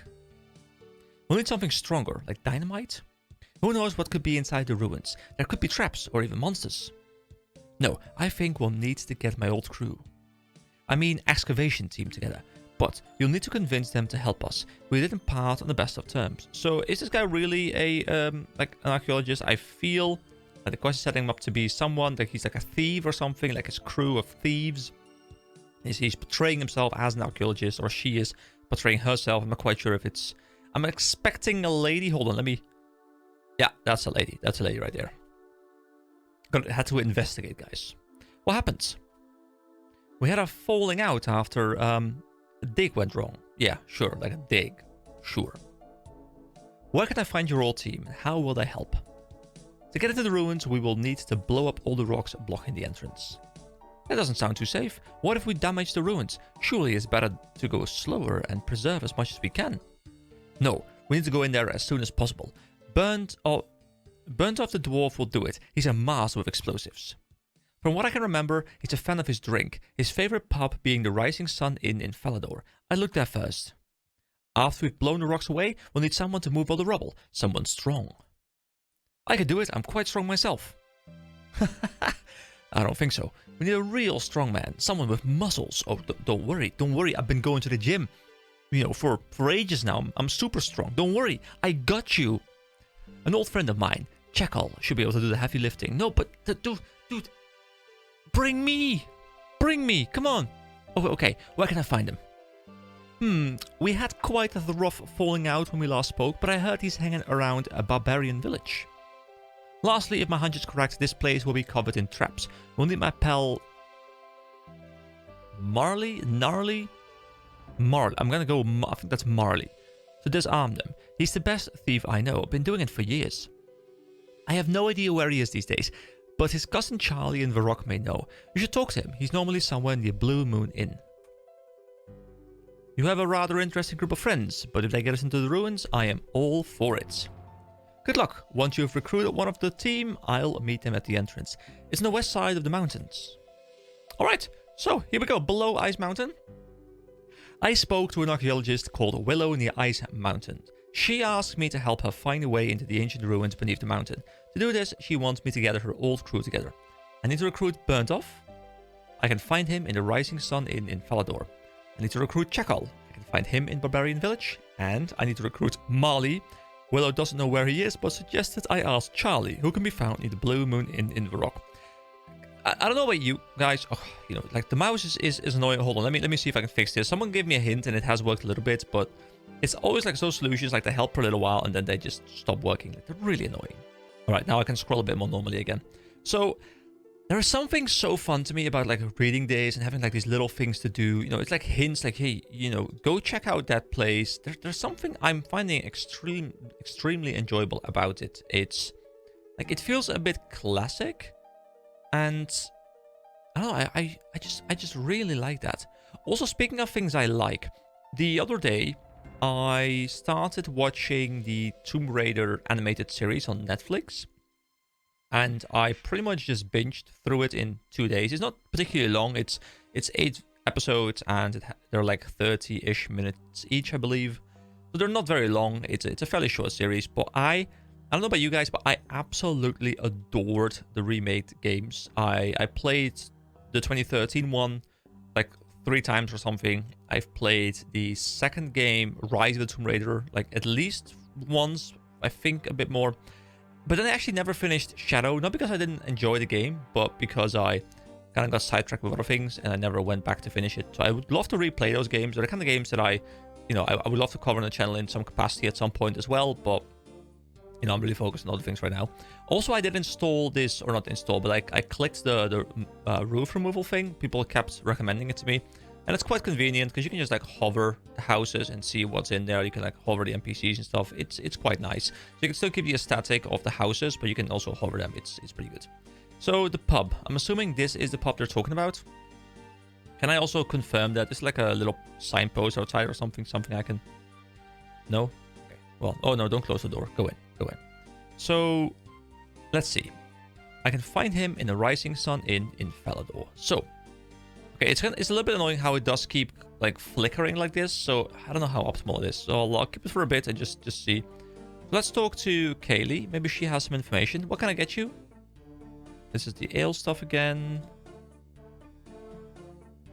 I don't feel like any of those. Can I?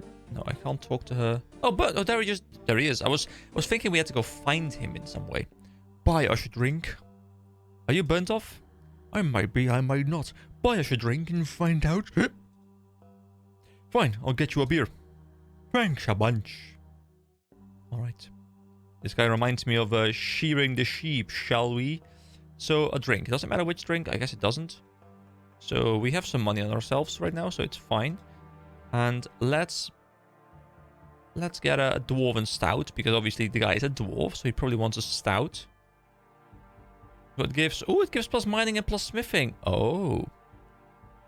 So this could be really nice if we want to smith something just above our level, and we're too lazy to grind. Where's my beer? Here you go. You give burnt off the drink. Ah, you've got fine taste. I love dwarven stout. Doing a hiccup while you don't have hiccups is a bit weird, but I'm committed to the act, okay? So are you burnt off? Yes, I am. What can this dwarf do for you? Willow sent me. She needs your help with a job. Willow? Now that's a name I drink to forget. What do you mean?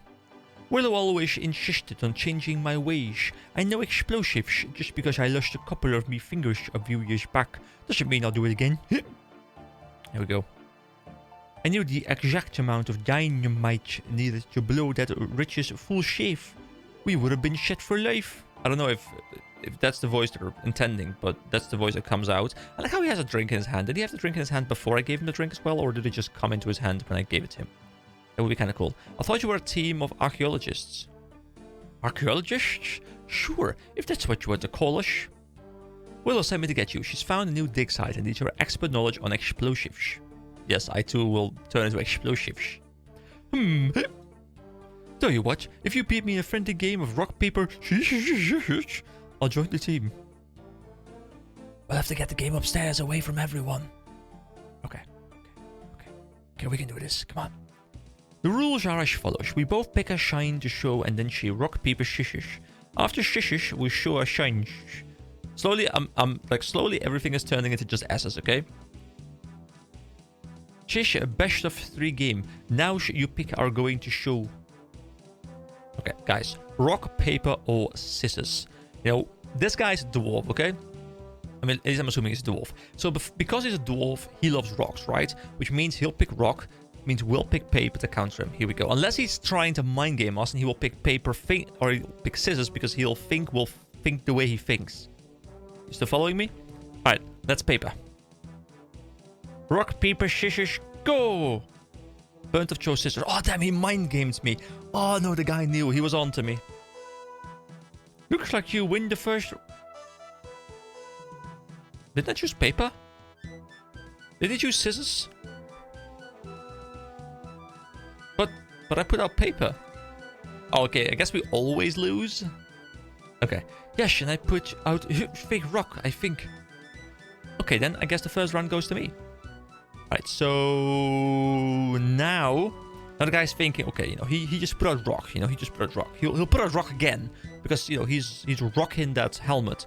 So he's gonna paper, I'm gonna scissors. Here we go. Burnt of choice paper. Ah, easy peasy. Easy peasy, I'm the best. I won. That's 2 rounds to me, so you have to help. Hold it right there. I think I won that round. But scissors beats paper. Yeah, that is correct, but you chose rock, so I win. Whatever, let's play the last round. Alright. Now we actually play rock. Burnt of choice paper. Oh no. Well, it looks like I win. Sure, I don't have to help you out. You quickly change your sign to scissors. Are you sure, Burnt Off? I clearly beat you. Check my hand again. Merlin, be it. You did. A deal is a deal. I shall help you out. But I think I'll need one more drink before I hit the road. Gina, bring me another beer, please. Sure thing, Burnt Off. I'll be right there. Girl voice had to come out at least once. Oh, there she comes. Here you go. Thanks, Gina. So many voices to do now. It's time for me to become a proper voice actor. That was interesting, but that's Burnt Off recruited. On to the next person. Alright. The next person, guys. Let's go to the quest again. So we have Burnt Off. Now we can go to Barbarian Village and we can get Chekhal. Something tells me we'll have to battle Chekhal, you know? Because there's a combat level involved. So something, you know, we'll have to like prove our power, prove our prowess. And we'll have to fight him a little bit, like, you know, just slap him around a couple times with our sword. Maybe some fist-to-fist combat. So let's talk to Chekhal, who does appear to indeed be a fairly muscular man. Look at him. Hello there, I am EK, and I'm looking for a man named Chekhal. Oh, he's flexing. He's doing the double... Actually, that's not the double bicep pose, but that's also a pretty good pose. That will be me, sir. What can I do for you? I was told to come find you. Willow has found a new Stop right there, sir. You can call me... You can tell Willow she can do the heavy lifting herself. And why is that? Willow does not appreciate the amount of work that goes into building my physique. I would not help her lift a shrimp. I take great pride in these muscles, and it hurts me to the core. And it hurts me to the core to hear such insults. I like how they're using the word core, which is obviously also kind of like, you know, your ab musculature. I'm thinking they probably thought about that. The guy even did leg day. Look at him. The guy has calves. Dude, this guy didn't skip leg day. I'm so proud of you. But we need your help. She's found a new archaeological dig site and needs you to help clear the entrance. Archaeological dig site? Why is Willow interested in starting a dig site? She said that... She said there could be some ancient ruins, even an untouched hoard of gold and treasure. Ah, that makes sense. Ah, you poor lad. What do you mean? Nothing. Look, I will help you. But first you must prove your strength to me. I was expecting this to happen. Here we go. How can I do that? I would ask you to train with my old friend and trainer Atlas, one of the strongest barbarians I know. You can find him in the hall north of here. If you can survive his rigorous training program, I shall offer you my help. And how do you know he'll train me? Tell him I sent you and he will train you. Alright then, I'll go speak to Atlas. Farewell. Alright, so to the north of here would indeed be over here. There's... Is this the hall? Is there a big hall? Ah, that must be the hall. Yes, long hall door. Hello, Atlas. Atlas, there you are. There you are. Let me talk to you. What do you want, little man? I've just come to talk to you. Chekhal said you could train me. He said you're the strongest barbarian he knows.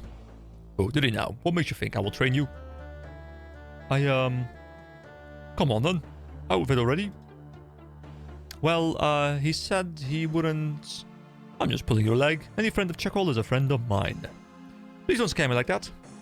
It's a force of habit. It comes with the barbarian lifestyle. But to apologize, I'll give you a free lesson. Oh really? How much would this usually cost? Around 25,000 coins per session. That's a lot of money. No price is too much for a good workout. Are you ready to start your training session? Yes.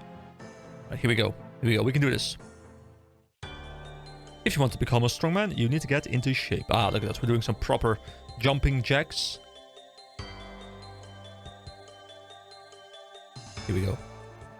Whoa, what? It's not all about strength. You need to get some cardio in too. Ah, yes, let's run. Go, go. Ah, training montage moment. Here we go. Ah, yeah. I'm feeling it, guys.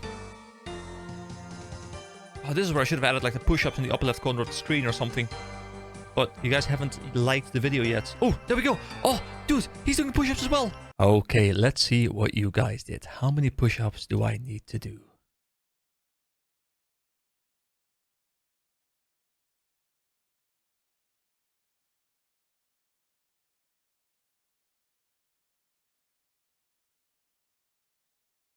All right. Dude, this is so cool. Yeah, let's go. 3, 4, 5, 6. There we go. Keep pushing, my man. Keep pushing. There we go. He's even on his fist. That's quite rough for the fists. It is a bit tough to be a strong man. Show me what you've got. Come on. It's like a fucking Rocky montage. It's really cool.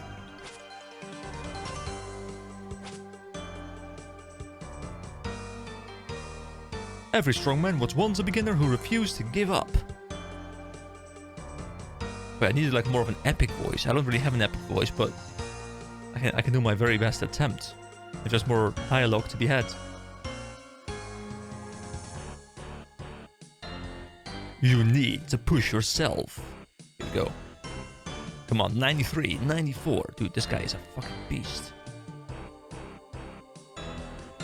I love this. This is actually great. 100s. Always strive to be the best that you can be. That is the strongman way. Ah, yes, let's do some jogging through the rock. Dude, this is so cool. This is what? I didn't expect to have a full-on cutscene of my character just like running through town. Here we go. Don't know where I'm walking to, but I'm going on an adventure, guys. Never give up. That's the spirit of this video. Hell yeah. I'm very proud of you. You've shown grit, determination, and an iron will. You are a true strongman at heart. That was exhausting. I've never worked so hard in my life. And for that, I am proud. Now, show us what you're made of and flex those muscles. Alright, don't worry. Don't worry. Here we go. Here we go. Come on. Come on, we can do this. Yeah. You have unlocked the flex emote. My work is done. Return to Checkle and show him your newfound muscles.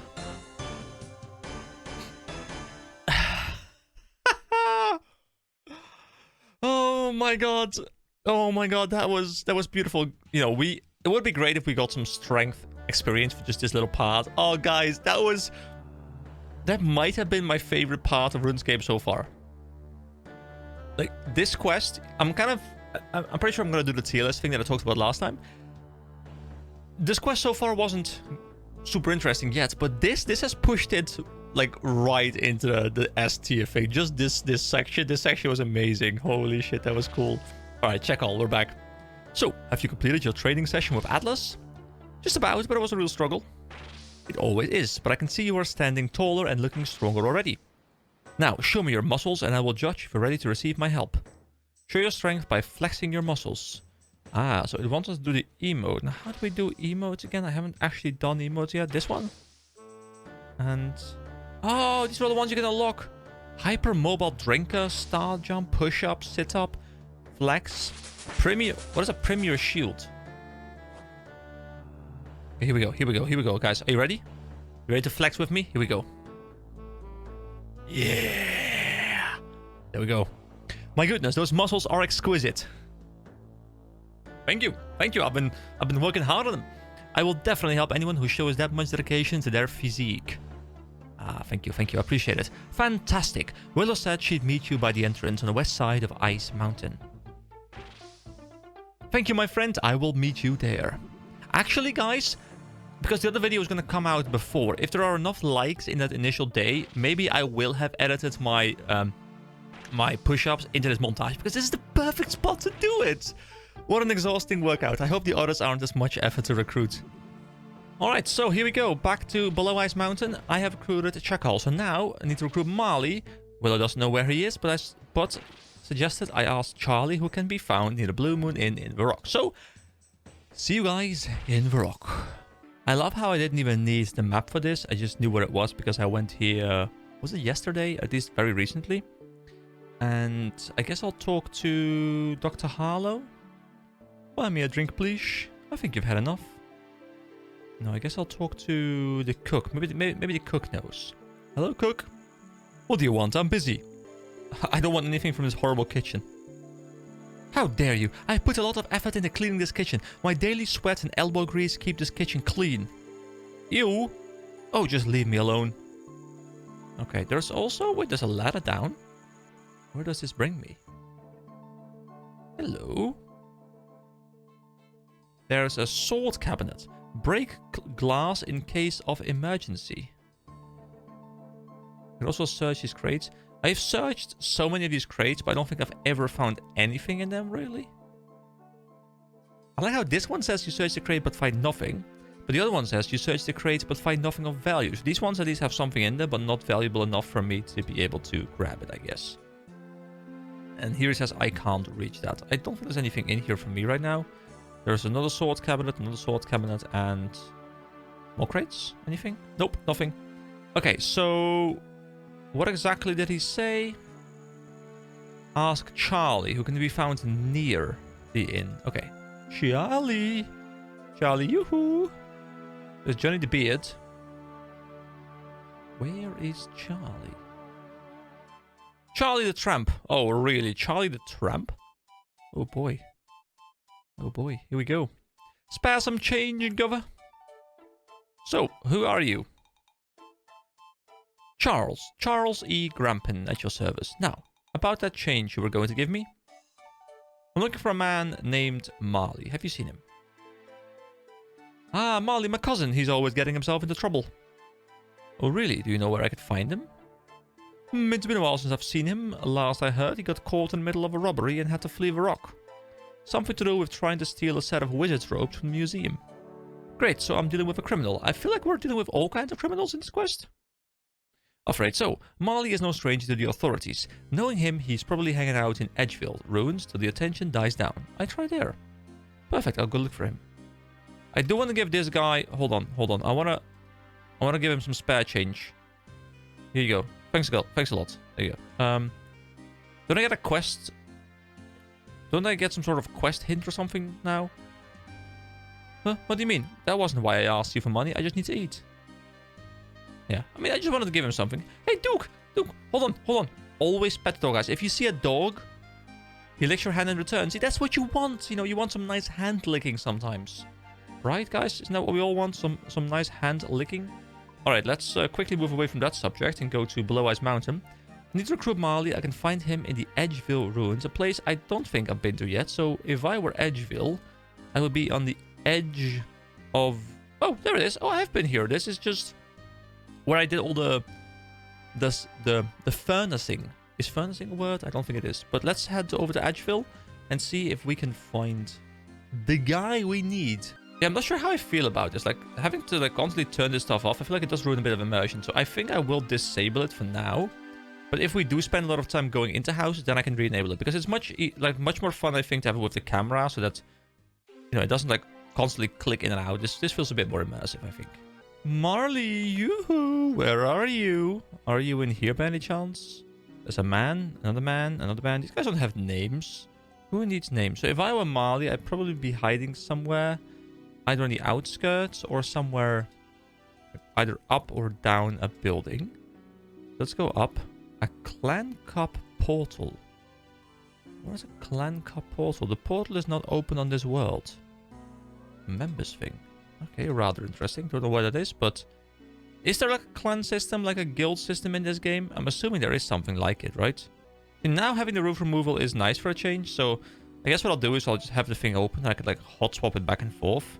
Because now it's easy to use it to search for Marley. Okay, Marley's gonna be in here, right?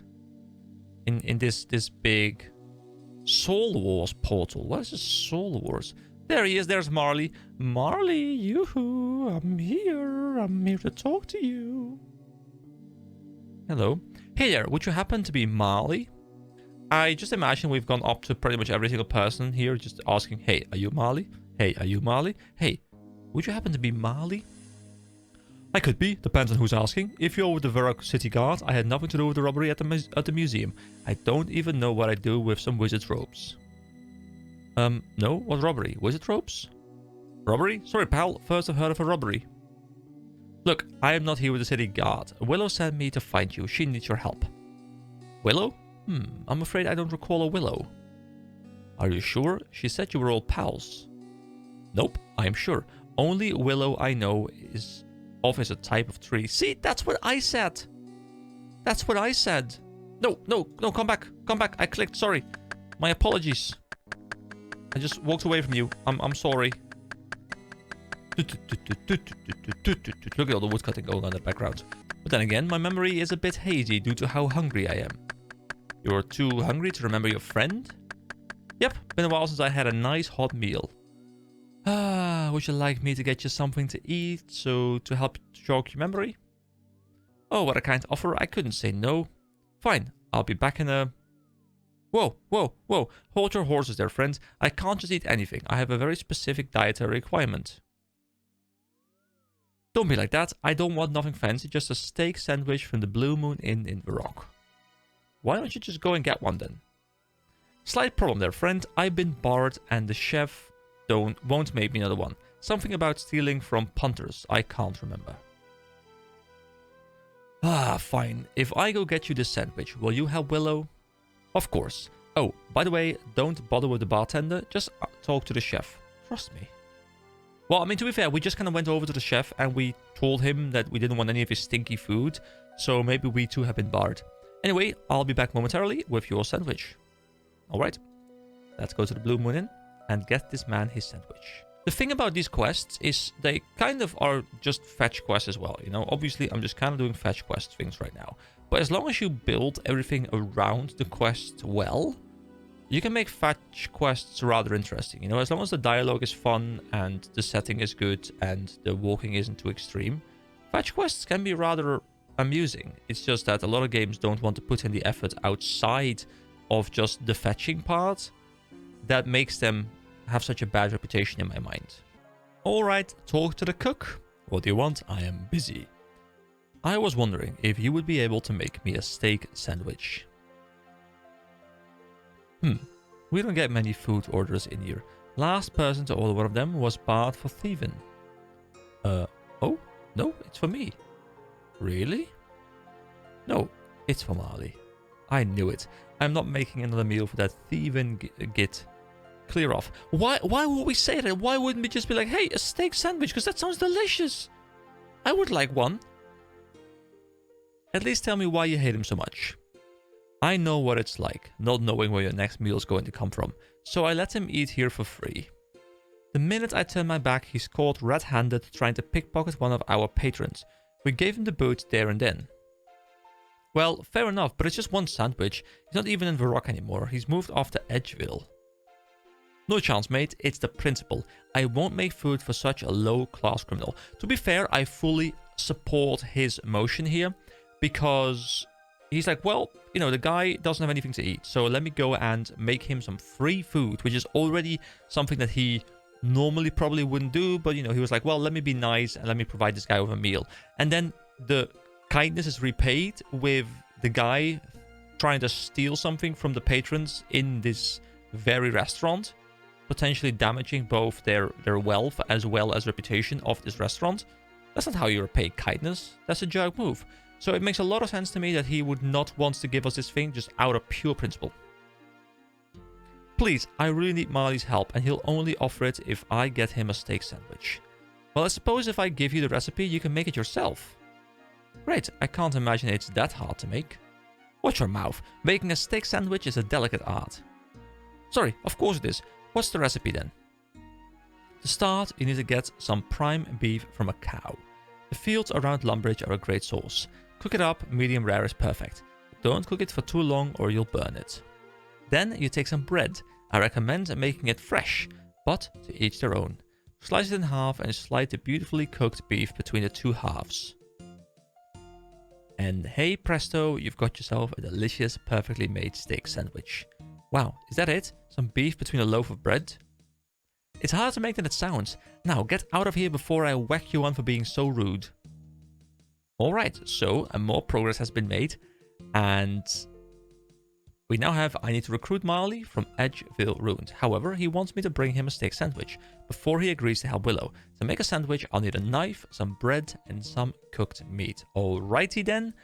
I am pretty sure I actually have all of those in my bank because I made them earlier. So I think we can just very easily make this thing. Here we go. We have 1 cooked meat. We have 1 bread. And then we needed a knife. Now, I don't think we have a knifey. No knifey here. So I guess we can probably pick those up at the general store. Hello, do you sell knives? A chisel, but not a knife. Well, there are some cooking ranges around here, and I reckon the guys next to the cooking range will sell that as well. And there's actually a cooking range right here. So does this guy maybe sell... Actually, this is a sword shop, isn't it? This is a sword shop. Wow, you can buy all the way up to adamant longswords here. They are so cheap, at least, you know, relative to my current level of money. Oh, I just kind of burned my meat deliberately. Didn't know that was possible, but I've learned something new, I guess. But I wasn't able to buy a knife here. Isn't it like a cooking supplies thing? Cooking supplies? Maybe a cooking tutor. Maybe that's what we need. Oh, the cooking tutor is all the way over in Lumbridge. But maybe that guy has a knife for us. You know what? We'll just check it out. We'll teleport to Lumbridge. And we will go check out the cooking tutor. Someone must possess a knife in this world. Hello, Bob. Do you have a knife for me? Nope, because this is the wrong shop. That's the axe shop. The cooking tutor. This guy, you have a knife for me. Hello. Hello there. Are you interested in hearing all about cooking? So, how can I train my cooking? The simplest thing to cook is raw meat or fish. Shrimp can be caught south of here to the east of Lumbridge Swamp. You could also ask a fishing tutor for a net if you have not got one. Alternatively, you could acquire some raw beef or chicken. You can bring cows and chickens north of here. Go over the bridge and then follow the path north. You can't miss them. When you have a full inventory of meat or fish, find a range, look for this icon on your minimap. Please, someone provide me with a knife. Just a knife. It shouldn't be that difficult, should it? I just want to buy cooking supplies. Come on, man. Oh, oh, oh. The Lumbridge General Store does sell a nice knife. Here we go. It's mine. Now I will go pick up another bit of meat from the bank, and then we will move. Well, actually, we can probably then create our thing ourselves, right? So, 1 second. I'm assuming we use a knife on the bread. You need some cooked meat to make a sandwich. Oh, I thought we'd have to cut it first and then apply the cooked version or the cut version to the meat. But I guess we just do everything in one go. Here we go. 1 more cooked meat. Then we use the knife on the bread. And we have a steak sandwich. There we go. We put the knife back in here. And we now go over back to the guy. Give him his sandwich. And then I guess we can go back over to Willow. Oh, wait, there's something here. I guess we'll do this before we talk to him for the sandwich. You want to play a game of pinball, EK? Yes, pinball is fun. Okay, how does this work? You poke 10 flashing pillars, right? You not poke other pillars, right? Okay, you play now. What? This one is flashing, right? Wait, what? How is it? Aren't they all flashing? The score has been reset. Hold on, what?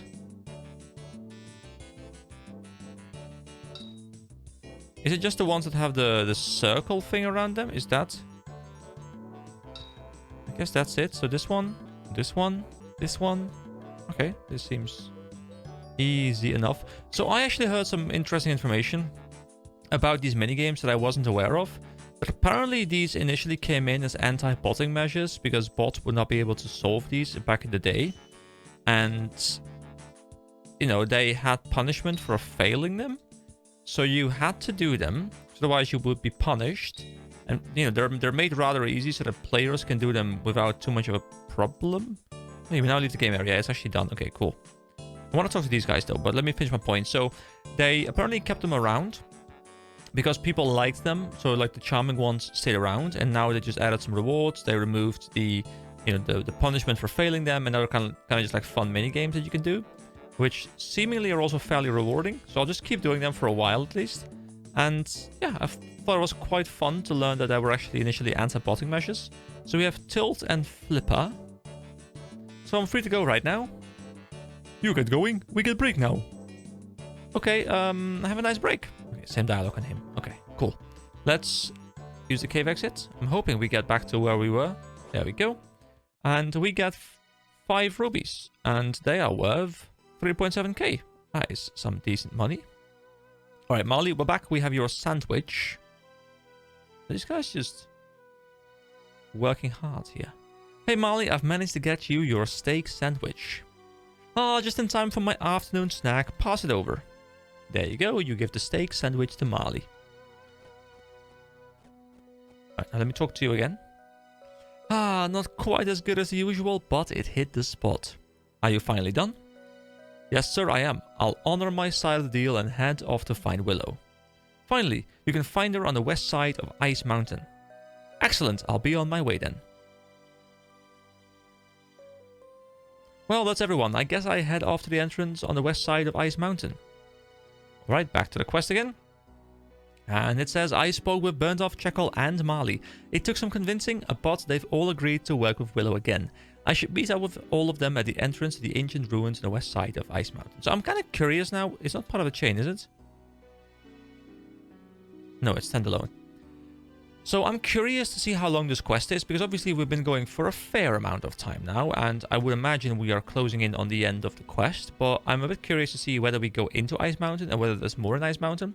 And also if Ice Mountain is something a bit like the Runecraft mine thing that I unlocked, where I, you know, unlock a new playable area that I then need for a specific skill. I'm hoping we get to unlock something cool, like maybe like a mining area or something where we can kind of efficiently get certain nodes, something like that. So yeah, I'm really curious to see how this progresses from this point forward. So I'll see you guys over back at Willow. Alright, here we go. We have Checkle, we have Marley, we have Willow, and we have Burnt Off all over here at the entrance to this pretty cool looking cave. Let's have a bit of a chat. Can we talk to the other guys as well? Can we talk to Checkle, for example? Mr. Muscle? Do you think you'll be able to handle all these rocks? Should not be a problem. The challenge is easy for a strong man. I wish I could help. Do not worry, my friend. If you stay dedicated and keep working every day, you'll be able to achieve anything you dream of. Thanks, Checkle. I will. Guys, word to live by. One last thing. Be careful when we go inside. You never know what will happen. What about you, Marley? Hello again, Marley. Ah, my new favorite chef. Have you got another sandwich for me? No. Whoa, all right there, calm down, was only a joke.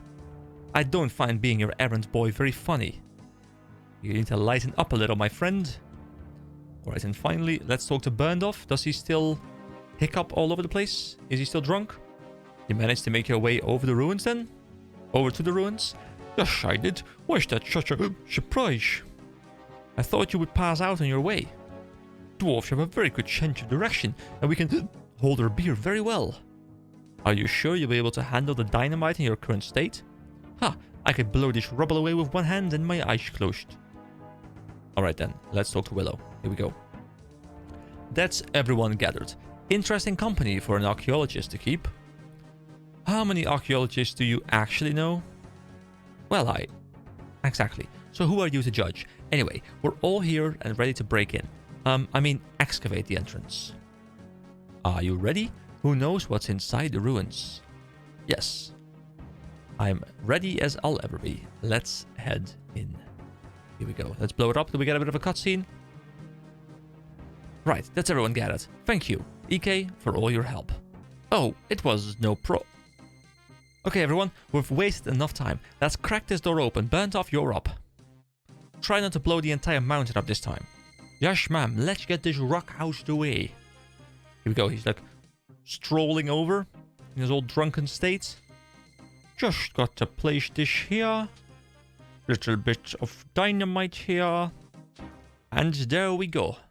Now we light the fuse. What are you doing standing there? What do you mean?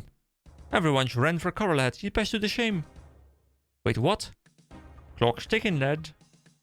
Ah! Yeah, that's me yelling. Shh, shh, kaboom! Don't blow up the entire mountain, please. I'd like to go in there. I want to know what's in there. Blooming egg burnt off. That was a tad too explosive, I think. My ears are still ringing. Quit your moaning. It did the job, didn't it? He's right. The rock's been broken up. Checkall, it's your turn. Of course, madam. I will get to work. I mean, to be fair, you could just climb over this. Really, it's not a big deal. Like, step on this thing, that thing, this thing. Go over. But here we go. Checkall, show us your muscles. Bam! There we go. There we go. One by one. Big muscles. Checkall sets to work clearing out the rubble. The work is done, Willow. My apologies if it took too long. Don't be sorry, Checkall. You gotta put those muscles to use somehow. Oh, see, this sounds derogatory. You know, like, you know, you gotta put those muscles to use somehow, because otherwise they'd be useless, right? No, man. You know, I respect you for being ripped as fuck. Alright, Marley, in you go. Let us know if you find anything. Right, in I go. Wish me luck, EK. Try not to die. I want to join him. Oh, we get to see him. Right, let's see what hidden surprises you have in store for me. Is he like the trap expert or something? That would have been nasty. Is that it? I thought this place would be better protected. Now to disarm it. Maybe this will work? That got it. Alright guys, it's safe to come in, I think. Alright, let's head in. Let's go. Wow, this place is amazing. I can't believe this was hidden away. I wonder how long it's been left untouched for. You're impressed? There's nothing here but dust and fallen rocks. You don't find it exciting? As an archaeologist, I thought you guys would be thrilled at this discovery. Thrilled? What's that to be excited about? I don't see any gold, diamonds, rare gems, or piles of lost treasure. It's not about the money though, right? We've potentially discovered the long-lost ruins of an ancient civilization. Of course it's about the money. It's always been about the money, you fool. I don't understand. We're not a team of archaeologists, you idiot. We're grave robbers looking for their next score. This entire time, you've just been using me to help break into these ruins in hopes of finding someone else's treasures? Yep, and you were surprisingly easy to convince. I'll admit, you have been a tremendous help, PK. But your usefulness has come to an end, I'm afraid. I can't simply let you leave. Why not? I can't risk you running to the authorities and telling them about our little gang. We're wanted in quite a few large cities across Gillinor. I'm afraid this is the end of the road for you, EK. This ruin is about to become your tomb. Whoops. What was that noise? Wasn't me. Oh, what's happening? Oh, Willow 2 thinks the exact same thing. It feels like the quaking has finally stopped. Oh, but some sort of golem. Holy Zamorak, what's that thing? Checkall, take it down. I'm a muscle man, not a fighter. I think we should get out of here, Willow. You're right, Marley. Burnt off, we're leaving. I can't believe they ran so quickly. I suppose I should take care of this thing. Alright, here we go. The first, like, proper quest boss fight. Not that it's going to be too difficult, I reckon. Oh, actually, an ancient... Wait, what? Whoa, whoa, whoa, wait, what? Wait, what? Wait, what? Wait, what?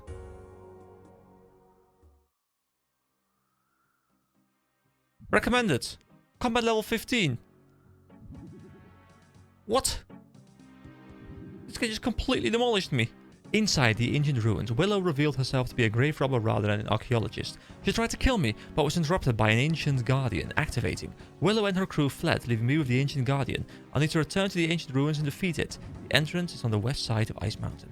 So guys, how am I supposed to defeat this guy? A dangerous foe lurks within the ruins. Are you sure you wish to enter? Yes. Let me just take a bit of a peek. Oh, he just immediately aggroes me. Examine him? Like how strong is he? How strong is he? Will he just hit me for 5 again, or was it just like a very lucky hit or something? Okay, he seems to be impervious to my attacks, really. I don't think I can really hit him.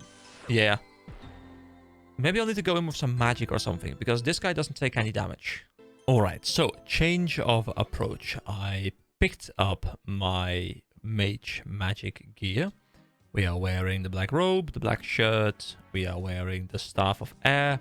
Still the iron kite shield and the blue wizard hat, because, you know, I wanted to grab the blue one because that's the new one and it looks kind of funny. So what I was thinking, and I don't know if it holds any truth, but I picked up the air staff because I'm going to be casting the wind strike, and I'm going to assume that there is a reason as to why there's an air staff and a fire staff and an earth staff and those kind of things. I'm going to assume that it is going to boost the damage of an air ability when I'm using the air staff. That would make some sense to me. Also, what I've done is I've picked up a bit of salmon, so we can eat something during the fight. It's going to recover 9 hit points, which is quite a fair amount. And then we have the Wizard's Mind Bomb. I picked up 2. And it's going to give us +2 magic, so even more damage. So let's hope we can take it out using this. So I'm going to pop the Wizard's Mind Bomb. And I'm going to head in over here and see if I can properly damage him now. Alright, here we go. Let's start hitting him. That's 1. 1. Okay, I mean, this is... Oh, this is actually okay. This is more than okay. Oh, that's not more than okay. Hold on. Woo! Did I eat something? So I was just reading a comment, by the way, as I was picking this stuff up. Someone told me that I can't attack mobs by like left-clicking them if they're higher level than me to prevent accidentally aggroing high-level mobs, and I can turn that off. I'm hitting 8. Oh my god, I'm hitting so much. Oh, whoa. Eat. Here we go. Quickly attack him again. Let's eat another one just to be sure. And we attack him a couple more times and we should be done. Guys, I'm happy because, you know, I had to use my brain a little bit and I had to figure out a way to deal with this guy. And this was really cool. This really made me happy to think of a strat and have it work. That's really fun. That monster showed up at the perfect time. I would have been toast if Willow and her gang had their chance to attack. I mean, to be fair, I feel like I've had a better chance of just killing them instead of killing this guy, but sure. Speaking of which, maybe they left something behind I can salvage some kind of reward from. Looks like Willow left a bag behind. Maybe there's something in it I could take. You rummage through Willow's bag. You find a pile of coins. Those will do nicely. What was that noise? Please don't be another rock monster. What the? Bless my beard. Wait, did we help him out by killing that guardian thing? You have completed Below Ice Mountain. You are awarded 1 quest point, 2,000 coins, access to the ruins of Comdozal. Alright. No further experience, but that is fine. I can investigate this a little bit more. You've already looted Willow's bag. It's now empty. Carelessly dropped on the floor. So there is more stuff to explore now. Oh, wow! Did we just unlock this entire area by completing this quest? No, I don't know what's in this area. I don't know if we care about this area. There's a mining area. There's an anvil. Is there also a furnace here? Alright, a lot of stuff to potentially explore. Let's talk to Romarno. Wow, honestly, I didn't expect to see a dwarf in these ruins. I can't believe it. Yeah, exactly. It's been so long since I've heard another person's voice. How did you find me? To be honest, it was all a bit of an accident. What do you mean? There was a gang of, well, I thought were archaeologists, but it turned out they were grave robbers. I helped them clear the entrance to these ruins, and we worked our way inside, only to wake up a monster. They ran off and left me to defeat it. That wasn't a monster. Well, it looked menacing enough. That was one of the guardians of this once great city. City? Yes, Comdozal, of the Imkando dwarves.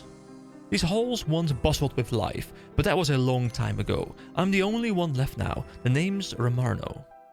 Well, Romarno, I'm EK, and you have me at a loss for words. I'd never even imagined there would be a whole city down here. Not much of a city anymore, I suppose. I guess I didn't help with that. Sorry about breaking into your home and killing your guardian. We have plenty more, no real harm done. That said, I do think I might have a way for you to make up for it. There'll likely be something in it for you as well. My workshop is just north of here. Meet me there and we'll talk further. Romarno departs for his workshop. You know what? I was going to end the video here, but let's do a little bit of quick exploring. So his workshop is up north. What is this? There's all kinds of mining stuff. All right, Romarno is right here. Let's talk to him. Hello again. Ike, you made it. So, tell me about this proposal of yours. Kamdazal is a shadow of what it once was. We Imkano dwarves were the finest artisans in the world, but now I am all that remains. Today, you'll only find echoes of the once great city. But that which was once great can still be great again. We Imkano dwarves know better than most. There is hope for the future of Kamdazal, but I need help. Guys, I feel like my reading today is just bad, okay? Like, I'm messing so many sentences up. What do you need? We have a sacred forge. You will find none other like it in all the world. Some of the greatest weapons of legend started life here. The forge could be the key to Kamdazal's future, but it's going out. If it does, I fear it will never be lit again. I can no longer gather the fuel it needs, but perhaps you can. Fuel? A baronite. You'll only find it in these ruins. If you can gather some for me, I can use it to keep the forge lit. In return, I'll let you take what you want from our great vault. I no longer have use for anything in the vault. Besides, material possessions mean nothing compared to the fire of the sacred forge. So I find baronite in the ruins and bring it to you? Doesn't sound too difficult. Where should I start? Anywhere you like. The ruins are filled with baronite, so anything you do here should yield some. If you need more information on specific things you can do, just let me know. So, what happened to the other Imkano dwarves? It's a tough tale to tell. Even though it's been many years since the last of my kin died out, the memory is still fresh. You don't have to tell me if the memory is too much. No, I will. The legacy of my kin must live on. As you can see around you, Kamdazal was once a great city, alive with the hum of activity. We dug deep into the mountain and reaped the rewards. Our methods would often differ from other dwarves, whereas they just used traditional smithing techniques, we would combine them with magic as well. Alas, that was ultimately our undoing. We learned of a horde of barbarians pillaging across the lands, hunting down and killing anyone who dared use magic. We underestimated them. We believed our weapons would be enough to keep us safe. We were wrong. The barbarians brought ruin upon Kamdazal. Most of my kind died as the city collapsed around them. Only a few of us survived until the end. Now, only I remain. The world has changed a lot, Romarno. Magic is practiced freely. Those barbarians failed to wipe it from Gielinor. I'm glad I didn't win, I suppose, but it doesn't change much for me. I am still the last Imkano dwarf. I'm sorry, Romarno. I will do my best to help ensure the legacy of your kin lives on. Thank you, Ike. That gives me some hope. If you have any more questions, do not hesitate to ask. So, what can I do here? As you can see, Kamdazal isn't the city it once was. That said, there are still a few things around here that might interest you. There's the Golem Workshop, the Baronite Mine, and the Offering Altar. So tell me more about the workshop. You'll find it to the east. It was once the forefront of our technological advances. Sadly, it was also one of the major factors that led to our doom. What were you doing there? Kamdazal was built upon the ruins of an older civilization. Little trace of them remained by the time we arrived. However, when we built the city, ancient golems were discovered. These golems were very crude. They were mostly made from clay of all things. We used our advanced smithing knowledge to improve their form. Eventually, we were able to get them working again. We kept pushing with the golems. Many of them we imbued with magical energies. We started with mind and body energy, but eventually moved on to chaos as well. Alas, the influence of chaos had grave results. We lost control of many. Those that became corrupt had to be locked away, but by then it was already too late. The barbarians had learned of our experimentation and were determined to destroy all traces of it. Ironically, locking them away meant the golems were among the few things to survive the barbarians. If you fancy a bit of combat, you might want to go take a look.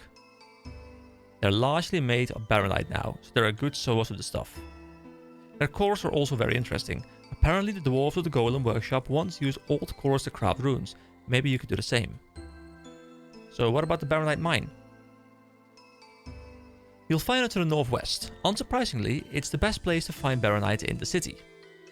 At one time, our miners would work all through the day there to get the baronite needed to power the sacred forge. That was a long time ago. If you're lucky, you might find other things while mining there. We were not the first to build a home beneath this mountain. Sometimes traces of an older civilization can be found. What kind of traces? You might find some ancient relics encased within baronite. If you do, you can use the anvils here to crack open the deposits. The relics are of no interest to me. Maybe some of your race would find them interesting. So what about the offering altar? You'll find it to the southwest. It's not something that ever interested me, but most of my kind were followers of Bronzeman, the god of order and wisdom. Many of my kin would visit the altar to make offerings in his name. First, they'd catch some fish from nearby reservoir. Next, they'd ritually prepare them at tables by the altar. Finally, they'd use the altar to offer the fish. There's plenty of baronite to be found within the reservoir, so it might be worth checking out. Be warned though, worshipping God never did my kind any good. Let's talk about something else. Is there anything else to talk about here? Very well. Can I use the forge? I'm afraid not. The sacred forge is like none other in existence. Only an enchanted dwarf could use it correctly. What makes it so special? Truth be told, I don't fully know. It's far older than I am. It was supposedly built in the earliest days of the city. What I do know is that it's been imbued with powerful magic. Some said that of the gods themselves. The forge powers the entire city, or what's left of it at least. I've been doing my best to keep it lit over the years. It's not a job I'm capable of anymore though. That's why I'm hoping you can help. Bring me any baronite you find. In return, I can channel enough power from the forge into the city or even open the Great Vault.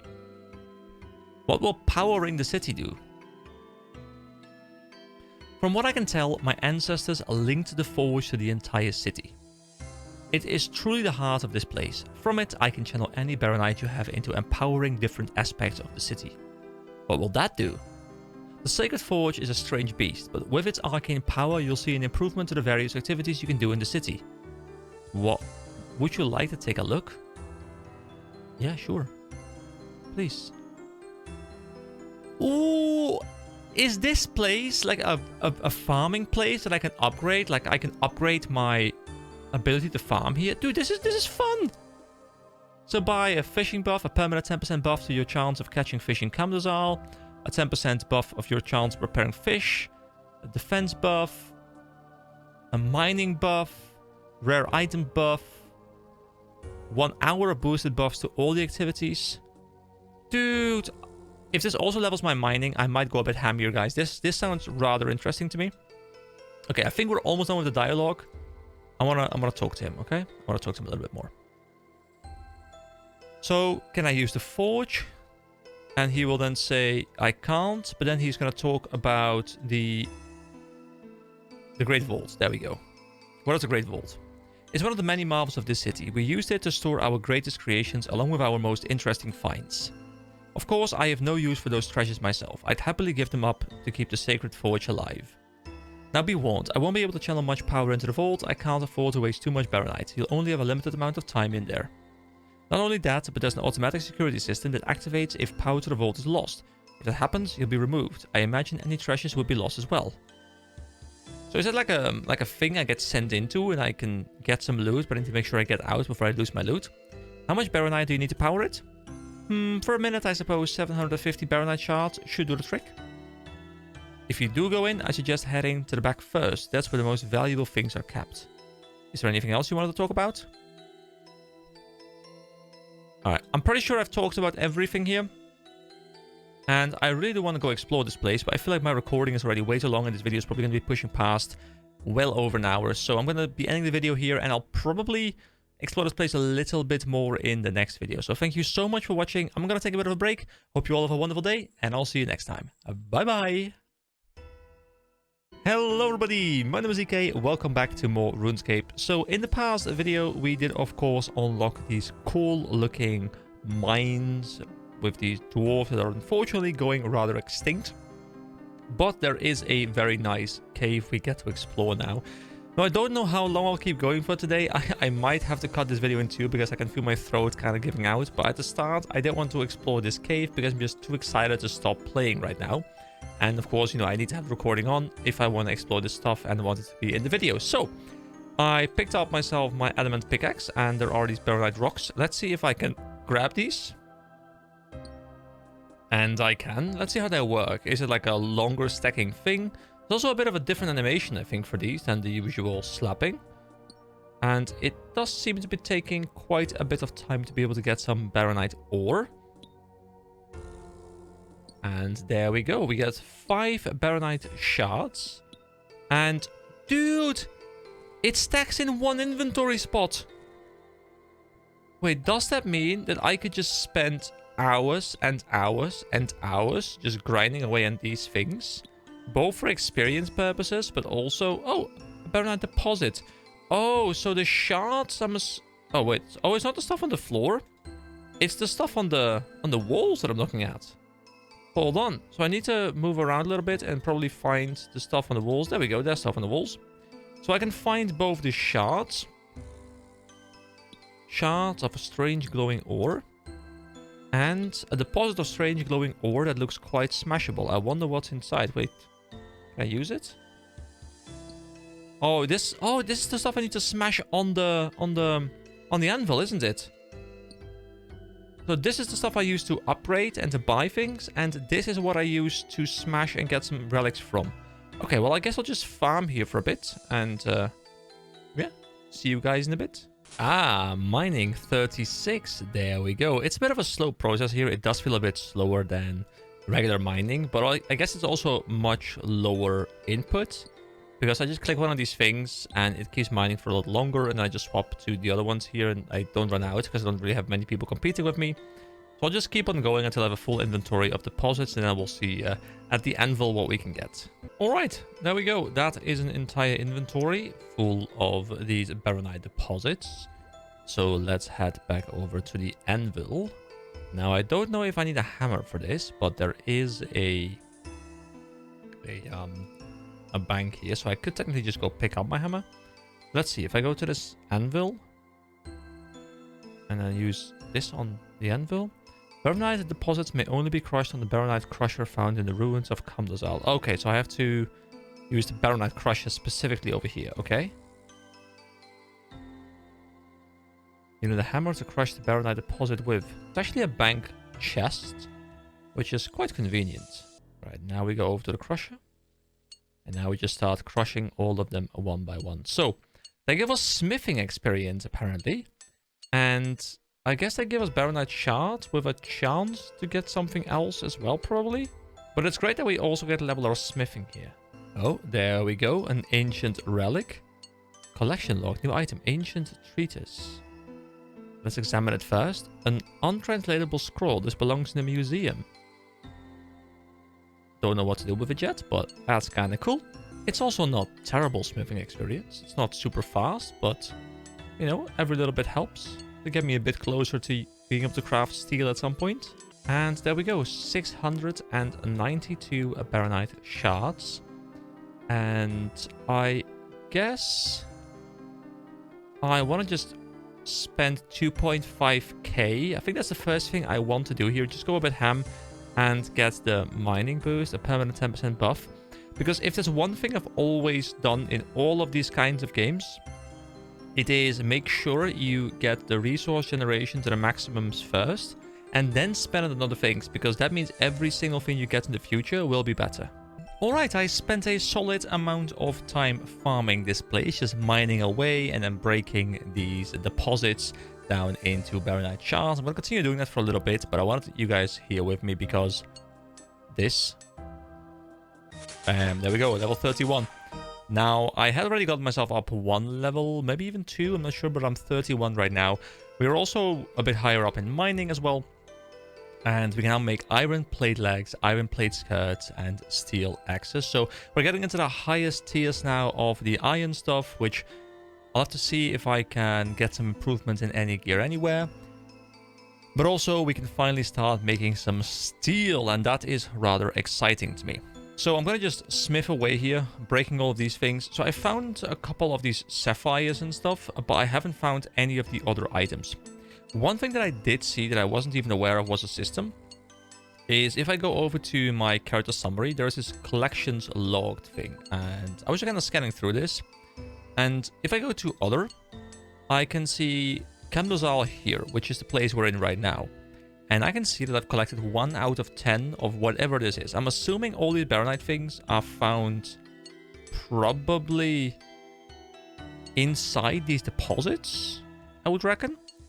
So we can probably find more of these. And I don't know exactly what finding them does for us, but I'm assuming there's going to be something. Also, one thing I wanted to point out is while I was grinding away, 3 people actually approached me in game. And, you know, I had a lovely little chat with them.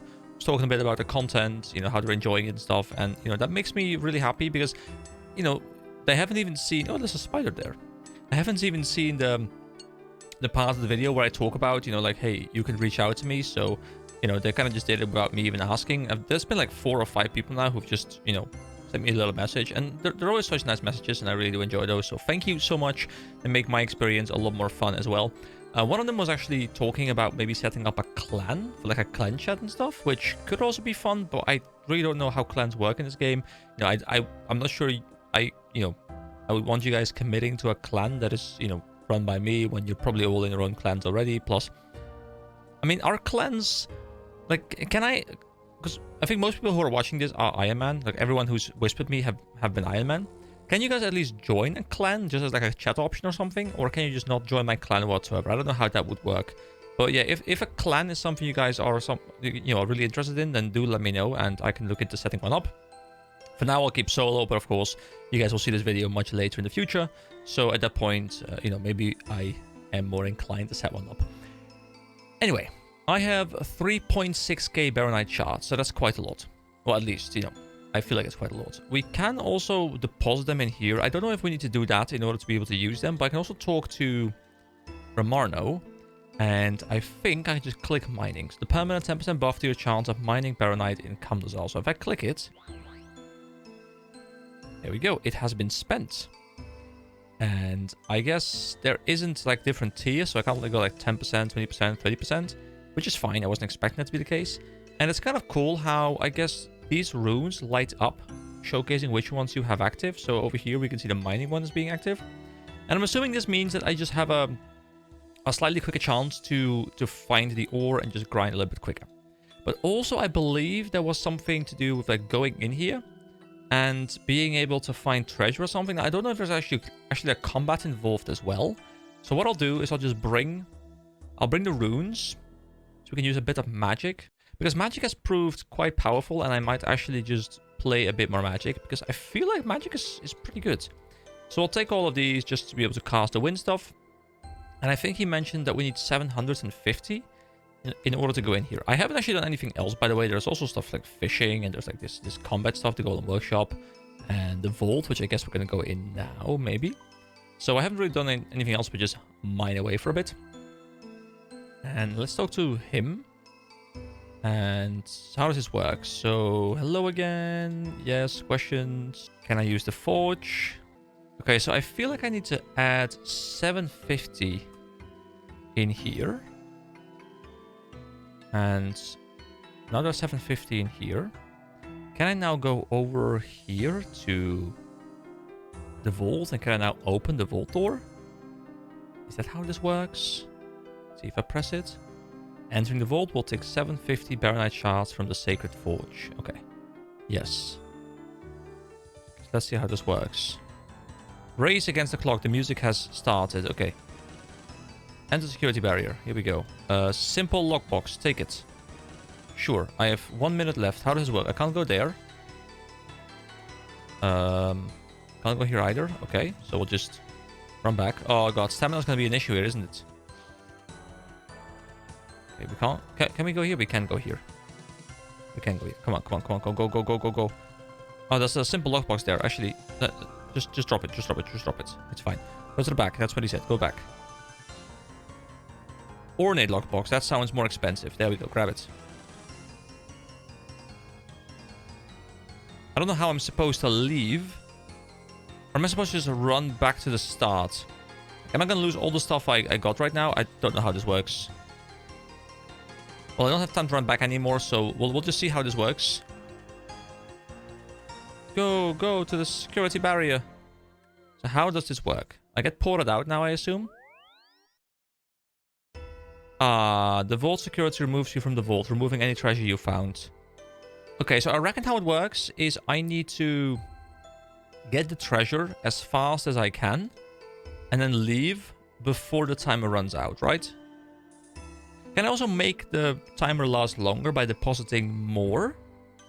I guess not, right? Probably not. Anyway, that's a little bit I wanted to explore. I'm not going to go too deep into the system yet. You know, I want to probably do this a little bit off screen. I'm going to just do a bit of grinding and stuff here, and I'll just get some more upgrades going. I'll keep you guys updated as to which upgrades I'm getting. It's a bit sad that I lose 750. So what I'll do for now is I will just put this stuff into the Sacred Forge. Now, I don't know if I put my 362 in there, whether that can also count towards getting... Yeah, I guess we can probably use these plus what's in your inventory to be able to buy these things. But for now, this is quite nice. So, yeah, my mining is almost 40. My smithing is 31.5. So we're moving up in the world where we can craft steel a little bit now. And I'm, of course, looking forward to a couple of different things. You know, like, if I look at my gear right now...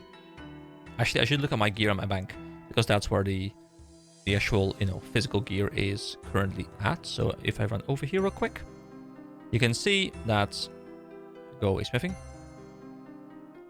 You can see that I'm running a steel medium helm, a steel chain body, and iron plate legs. So that's iron. And, you know, obviously I want to upgrade that as soon as I can. Now, the steel chain body is going to be replaced when I get the mithril chain body from the rewards. So that one is not going to be a great upgrade.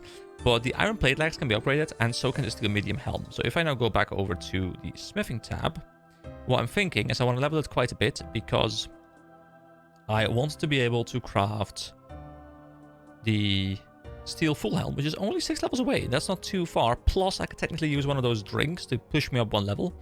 I can also make some shields, so I can make some square shields, for example, at 38, also not too far away. We can make a steel plate body at 48, which is a bit further away. The steel plate legs at 46, which are also a bit further away. But there's quite a lot of stuff that we can grab. And at that point, we can also move into mithril. So I think I still want to keep pushing a lot of time off screen into leveling these things. So for the remainder of today's video, I think I do want to go do a quest, but I haven't yet decided which. So let me quickly go look through them and see if I can find one that's very short, so that the video doesn't become extremely long and we can dedicate the next video to an entire quest again. Well, there we go. The first one I clicked, Black Knight's Fortress. It is very short. It's from 2001, so it's one of the release quests probably. It says I can start this quest by talking to Sir Amik Vars in a White Knight Castle, which I reckon is somewhere in Falador. It requires 12 quest points, and we have 25, and it recommends combat level 15, which we've just passed because we're level 17. And I would like to play a bit more mage, so it's probably a combat heavy quest, which is great because that's what I want to do. So, I'll see you guys in Falador at the quest NPC. Actually, if I click this, even when I'm in here, can I see it? I can. Alright, I'll see you guys there. Alright, here we go. Sir Amik Vars. And there's also Sir Boris, the little... Is that a corgi? That is a corgi, isn't it? Alright, here we go. We pet the dog and he smiles at us. Beautiful, that's the best thing today. I am the leader of the White Knights of Falador. Why do you seek my audience? I seek a quest. Well, I need some spy work doing, but it's quite dangerous. It will involve going into the Black Knight's Fortress. Oh, so there's White Knight and Black Knight. Alright, very simple. So, I go and cower in a corner at the first sign of danger. Well, I suppose spy work does involve a little hiding in corners.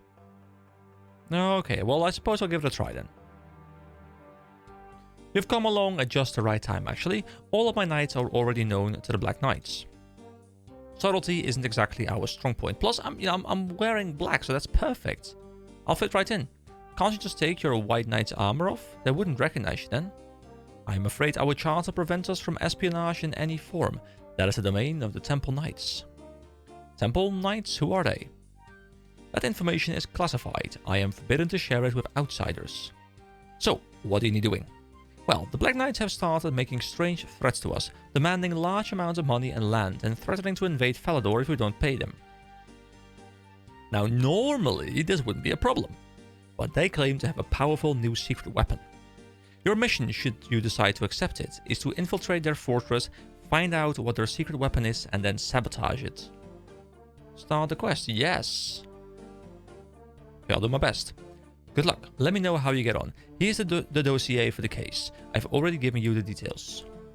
Alright, let me open up the dossier. Infiltrate fortress, sabotage secret weapon, self-destruct in... Oh, that was useful. Thank you very much. I appreciate the effort. So, let's go to the quest journal. Sir Amek Varus has asked me to investigate the Black Knight's fortress, which is located on the northern side of Ice Mountain. I should go investigate. So, we just did a quest at Ice Mountain. We run back, and I assume... There we go. Black Knight Fortress. I'll see you guys there.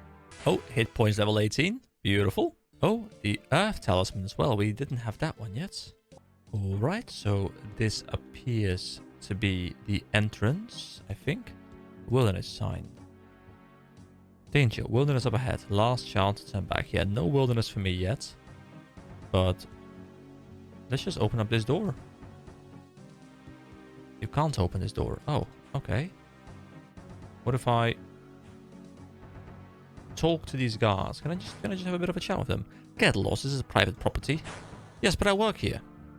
I might be new here, but I can tell that's not true. You're not even wearing proper uniform. Oh, please let me in. Go away, you're getting annoying. So they talked about a uniform of some sort. So what is this uniform? Well, you can see me wearing it. It's an iron chain body and a medium bronze helm. Oh. I wonder if I can make that or get it in some local towns. What was that you modded? I modded nothing. Nothing important. Nothing. Don't worry about it. I guess you can stand up there and just farm these things endlessly and not take any damage, which is a good trick to farm. But I guess this means we need to go craft some things, which we could do ourselves. But, you know, I would like to at least use the Grand Exchange on occasion. And since they are both things that we've already gotten. Is the update in here? I need to disguise myself to gain entry to the Black Knight's fortress. Maybe I could do this by copying what the fortress guards wear. Okay, so a bronze medium helm and an iron chain vest, right? I think that was it. Okay, I'll go to the Grand Exchange and... whoops, this is not the right path. And we're actually going to spend some money and buy something for the first time ever. Oh, magic level 15. I decided to just go and try and kill this guy. Oh, you can now cast Bones Go Bananas. Wait, this bear is scared of me. Black Bear, why are you scared? Is it me or does magic feel rather powerful? I mean, obviously there's a resource tied to it, but I feel so much stronger when I'm playing mage than when I'm playing melee. Oh, we unlocked fur. Bear fur, to be specific. That will make warm clothing. Okay. Oh, we have some money waiting as well from the Mind Talismans and the Red Beads and the Black Beads. Let's collect everything. There we go. 6.7k right into my hands. Now, let's say we want to buy something and we search for bronze medium. Bronze medium helm. I click it and confirm. Is someone selling them? I'm assuming someone will be selling them rather soon, right? I mean, these things are sold frequently, I hope. And we also want an... Oh, we have the last search as well. Okay, and we want iron chain body. Wait, setup offer? Bronze? No. What? No, I need a new one. I have to buy items. And I would like to buy iron chain. Iron chain body. There we go. And we confirm as well. So... I don't know how long this is going to take. But I'll just do some bank sorting as I wait. Guess while I wait, I'll just go do some magic leveling because I want to level magic anyway. So I brought some salmon just in case. And I guess I should be able to just kill some goblins here. They should be rather easy. Got my runes. I'll pop one of these mind bombs as well to give me a little bit more magic. And let's get to grinding. Wait, this guy can't reach me? Is he just stuck in this thing? Can't he just path around? Oh, there we go. Defense level 11. Oh, and magic level 16. And magic level 17. You can now cast Wind Bolt. Oh, wait. So there is Wind Strike and there is Wind... Where's wind bolt? Wind bolt is over here. But I require some different runes for that. But that sounds interesting to me. So I need chaos runes for it. And I guess I can go to the magic shop and pick those up. Oh, my bronze medium helm has been bought. So only one remaining now. A mugger, a mugger. We must kill this mugger. Here we go. You guys told me it's a rite of passage to get murdered by these guys. Well, I must enact my revenge again. Oh, I don't have mind runes. Yeah, of course, I didn't buy. I put the other runes away. Never mind, I'll return in a moment. You'll be the test subject of my skill. Chaos runes are 90 coins each. What? Okay, so they're much more expensive to cast. Alright, I just bought 100. I don't really care about my gold as much at this point yet, because I want to just try those skills. But I'm not sure how much I'll be using them in the future because they're rather expensive. But here we go. Oh, much bigger bolt. Let's see how much damage I do. 7. There we go. Oh, of course I should have it auto-cast that ability. And here we go. Bam! I looted a rope. What can it be used for? Examine. A coil of rope. Okay, not sure what it can be used for, but I have it, and that's important. I guess at some point when I have way more money coming in, these runes will cost absolutely nothing anymore in the grand scheme of things. Right now they're fairly expensive. Like, it's not that they're unobtainable for me. Like, I can still buy them, but it's pretty expensive. So I'll just put them in my bank, and I'll grab them if I need them. I wanted to test the skill, and I wanted to pick up a fair amount if I wanted to use them. But for now, I'll just put them back in my bank, and we'll do leveling with the other ones, the much cheaper ones, the mind runes. Oh, we looted our first nature rune. Hadn't seen that one before. And magic level 18. Oh, there is now information available from the magic tutor in Lumbridge. And hit points level 19. Beautiful. Oh, and defense level 12. What? And combat level 19. Wow, that was... You know what? People say you need fast-paced games to get the dopamine rush nowadays. No, that was it. That was 4 level up pop-ups, just like bam, bam, bam, bam, back to back to back, and it was glorious. Here we go. Let's go get another level up. Bam, prayer level 14 as well. I haven't really used prayer. I feel like even as a kid, I never really used prayer. I have no idea how important it is, but I think I mentioned it before that I feel like it's more like a high-level thing where I'm leveling it just for the sake of leveling it, but I don't really know how much use I'll get out of it. Oh, defense level 13. You know, I'm looking forward to getting my defense up to level 20 as well, because obviously then I can also wear the mithril, and I can get the mithril chain vest. And, I'm kind of hoping that I can get to mithril smithing around the same time I can get to, level 20, mithril wearing. Oh, a red cape. Oh. Hold on. It's the same quality, I guess, but it's a different color. And I like that. Here we go. Does it look great? Not really. But as a kid, my favorite colors always used to be black and red combined because, it's super edgy. Like, if I were playing a racing game, like I played a lot of Need for Speed Underground 2, I believe it was called. And I always made this black sports car with like these like really thick red flames on it because that was the coolest shit ever as a kid. Also, even more people have reached out to me. Like, my friends list is growing massively. I'm just kind of chatting away as I'm grinding here, and it's a really lovely experience. There we go. I hit level 20, and that gave me Bringer of Chaos, which is also going to give me another reward. And I think it was another staff. So while I'm waiting for the purchase to come in, you know what? I will just quickly go and grab that. Oh, also my total level is now 250. Well, 251 apparently.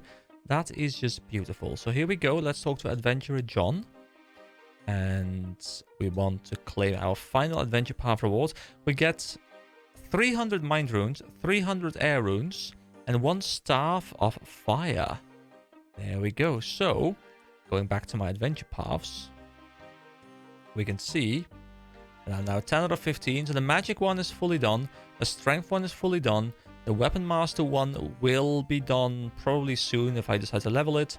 Defense kind of goes the same way. And then, of course, there is still the, the range stuff that's level 1.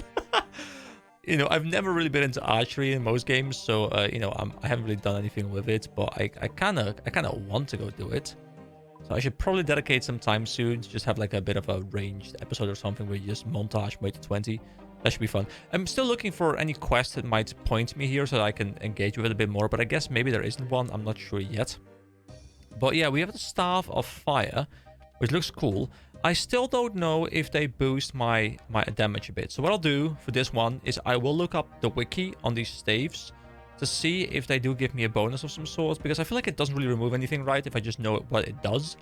And, you know, I can spec accordingly. But I love the idea of this red fire staff. You know, it's cool. I always love fire magic. You know, everyone loves fire magic because it's cool and it's edgy. And actually, it's not cool. It's hot. Oh, wow. Wow, wow, wow, wow, wow. Okay, now I know what it does. So, the staff you have gives unlimited amounts of the rune associated with it. So, that is why if I do this thing... Like, if I wear this staff and I look here, it's infinite times the fire one, because I'm skipping the fire one. Of course, that makes so much sense. Oh, boy. Okay, I mean, you know, someone will be commenting this on the video where I asked the question, which I think is going to be in the next upcoming video. Today, part 8 launched, and part 9 will be going live in 2 days, of course. So, someone's going to respond to me, you know, where I think I asked that question. But now I know. So I can go Fire Strike now. Because I don't really care about the Wind Runes and the Mind Runes. Those are very cheap. And the Fire ones I don't have to care about anymore either. And that means I can cast Fire Strike. Beautiful. So it'd be great if there's like a Chaos Staff or something. So the bolts become cheaper.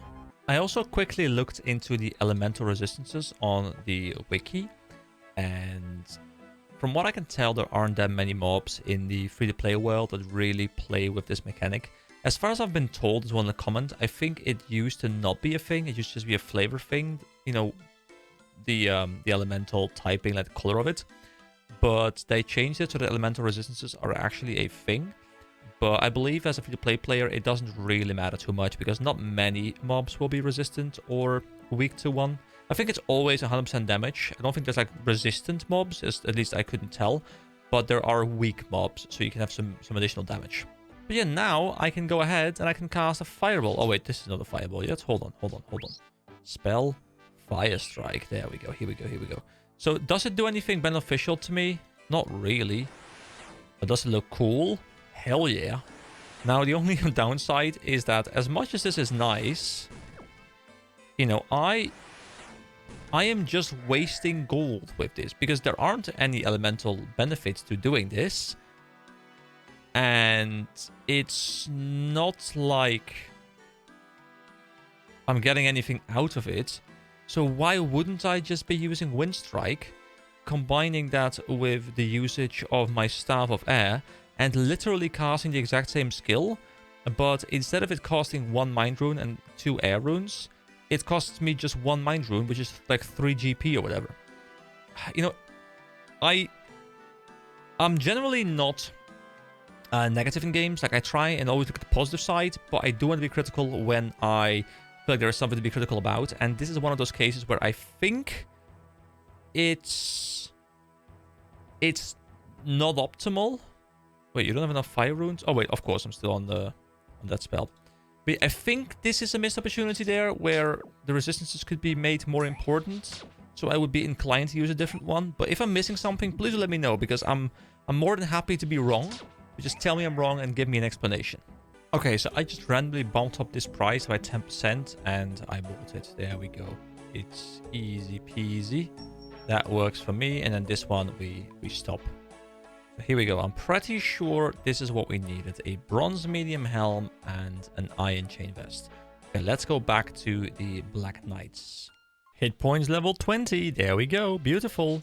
Alright, let's see if I can now make my way in here. So if I talk to one of these fortress guards once again. Hey, get back on duty. Can I just open the door? I can. Alright, so we are now in the fortress of the Black Knight. Now I don't know what it is that we're looking to do here exactly. We're spying on them, trying to figure out something about a weapon. Now if I were hiding a weapon, I will be hiding it in the basement. We can't climb in here, but I guess... Well, actually, I guess we can climb up, down, down. There we go. That's where I would hide it. Oh, another person. Saying hi to me. Guys, it's so lovely. That's like the 5th person today. Oh, that's great. Thank you so much. Let me respond to him. All right, let's continue our exploration. Listen to this music as well, by the way. It's called Nightmare, but with a K, you know, Knightmare. Which obviously is not how you pronounce it, but that's how I will pronounce it right now. We can't go in here. Okay, can we talk to these guys? They're back on duty. Okay, so we can't really have any engagement with them, but that's fine. I wouldn't go in there if I were you. Those Black Knights are in an important meeting. They said they'd kill anyone who went in there. I don't care, I'm going anyway. Oh no. Oh no. I was joking. I didn't mean to actually go in here. Wait, how? Oh, level 33? Okay, hold on. Climb the ladder. Come on. Oh god, they're aggressive onto me. I made a mistake. I think I made a mistake. I'm in enemy territory, but... Wait, push wall? Oh. Oh, wait, did I make a mistake? Or am I just an absolute genius? Here we go. Boxes? I will keep searching them until at some point I find something. What is this? A hole. You can see a cauldron directly below. A cauldron, huh? Interesting. Any documents or anything that I can read? I guess not. Okay, let's push the wall again. Are they still aggressive onto me, though? If I climb back down, will I get murdered? I will. Get me out of here. Get me out of here. Come on, go. Close the door. Okay, I think we're fine. Oh, push this wall. Yes. Let's go up first. Up again. We must go upper. Alright, we are uppest. Hello? No, climb the staircase. Go. Okay, let's have a nice bit of salmon. There we go. We have got a nice vantage point. We can just kind of like look around right now. Nothing to see. We go back down.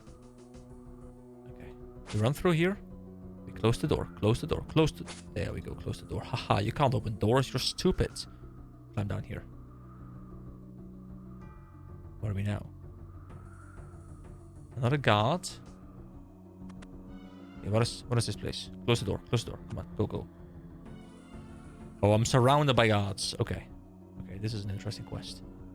Okay, we go down. We go down the ladder. We run past him. Go. We don't care about him. We go up this staircase. What are we doing here? We can look at... Is that Falador? No, that's not Falador. That's Ice Mountain. That is... not Falador. That is close to... Yeah. What is this place even called? The monastery. Okay. I don't know exactly what we're looking to get here, or where we're looking to go exactly. But we just keep investigating. See if I can find something I haven't gone to yet. Go.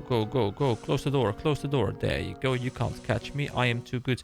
So it probably is some sort of hidden wall that we can shove.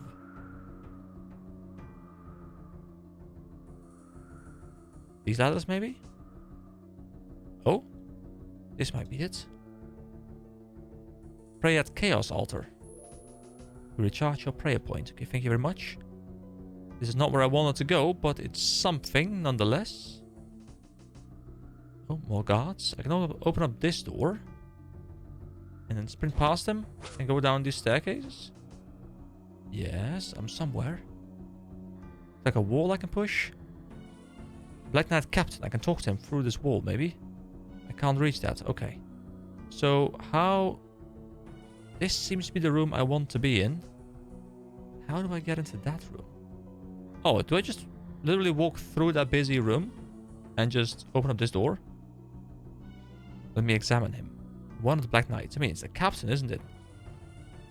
It's also Greldo, an ugly green creature. Hey, it's just a goblin, man. Don't be so mean to him. What is that axe? I feel like I'm supposed to push something from the top floor onto that thing. And like it's gonna drop onto that and break it. I don't know why, but that feels like what I should do. Glad I brought some salmon, though. The salmon comes in quite handy. Nope, there's like a guy, like a genie following me. Okay, sure. He's gonna give me a lamp. And I can put some points into... Let's put some more into smithing, because I want to keep leveling my smithing a lot. Here we go. Bam.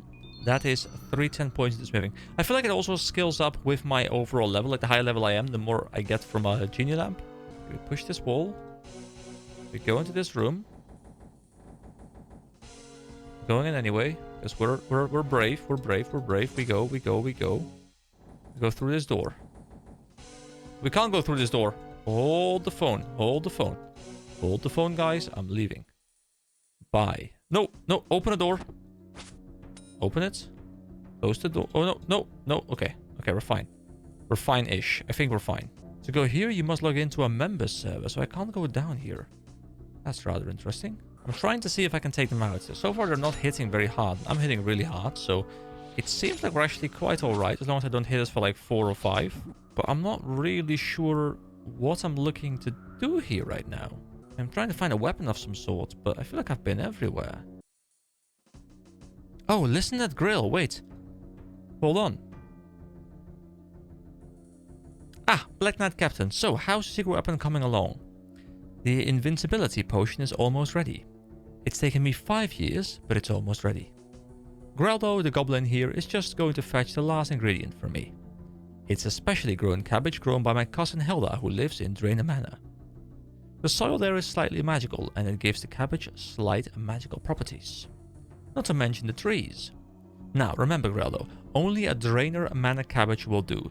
Don't get lazy and bring any old cabbage. That would wreck the potion. I don't even know what that word is. Engiracy? Engiracy? It's really hard to read this font, guys. Yeah, Mithreth. Okay, so he's going to try and get a cabbage, and we have to give him the wrong cabbage, I guess, in some way. Let's actually look at the quest as well. I eavesdropped on a witch and the Black Knight Captain and discovered that their invincibility potion can be destroyed with a normal cabbage. Alright, so we leave this place and we go and find the cabbage, shall we? If I can still remember the way out, though. So we go here, here, up this ladder, I believe. Then we sprint down... Wasn't there a ladder over here as well somewhere? I guess not. Is it this one then? No, this one we just went into. Then it's this one. Yes. Then through this door. Up this one. And then we go down twice. Down. Down. Push the wall. Can we actually leave through the front door, I wonder?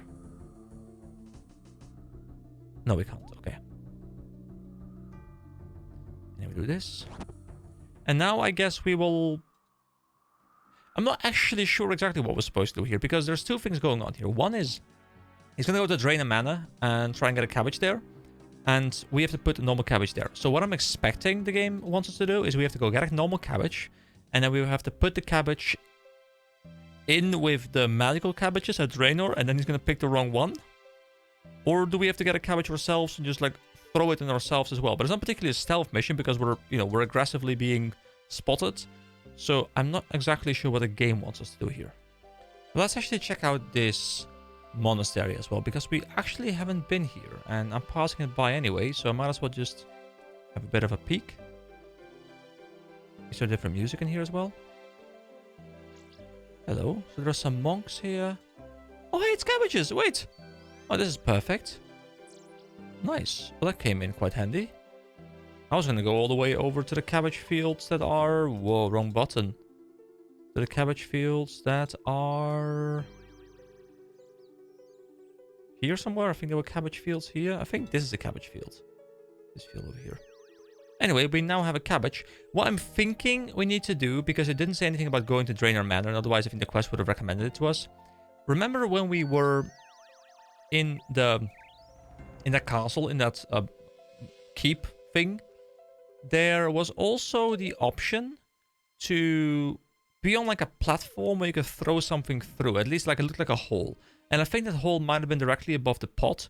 So I think what the game wants us to do is throw something through that hole. Like use the cabbage on the hole. And then, just throw it through. Now I don't know if we can also go here, by the way, like through this path. It feels like it's a bit small. But maybe it's possible. I think it is. Yeah, that's much, much quicker. Because I just went all the way around like so. Leave me alone. Leave me alone. Although I can't remember exactly how I get there, but I guess I'll be able to find it. Pretty sure I went through this door. And then I climbed up here. And then I think there was a door, like a wall over here. And then I think I can get... Oh, wait, there it is already. Okay, that was really easy to find. And am I correct? Can I throw something through that? Oh, I'm right. Great. Whee! There goes the cabbage. We're cabbaging.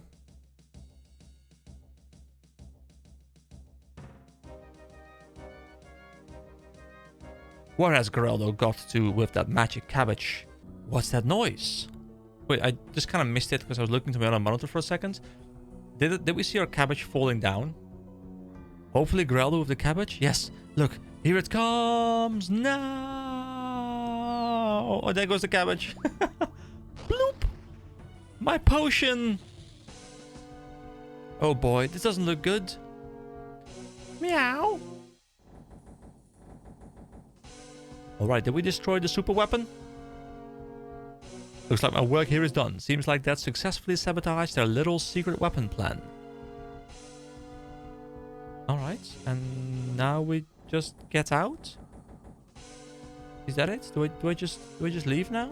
Hold on, let me actually look at the quest. Now that I have sabotaged the witch's potion, I can claim my reward from Sir Amikvarus in Falador Castle. Alright, I'll make my way out of here and I'll see you guys back in Falador Castle. Okay, we're back in Falador, and let's see. Where is our dear friend?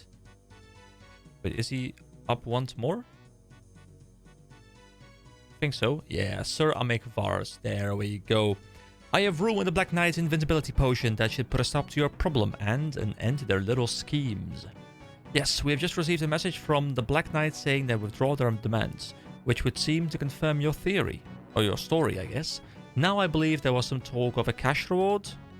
Absolutely right. Please accept this reward. We get 2.5k. And that is it. So in terms of rewards, not too amazing. But the quest was kind of fun. It was interesting having to infiltrate something. I was kind of expecting that to be like a sneaking section or something. But I guess, you know, spying also just means running in there and killing a couple knights and then running for my life, which is totally fine. So 3 more quest points and 2.5k. Of course, we care a lot about the quest points and we care about wrapping up these lists. So look at this.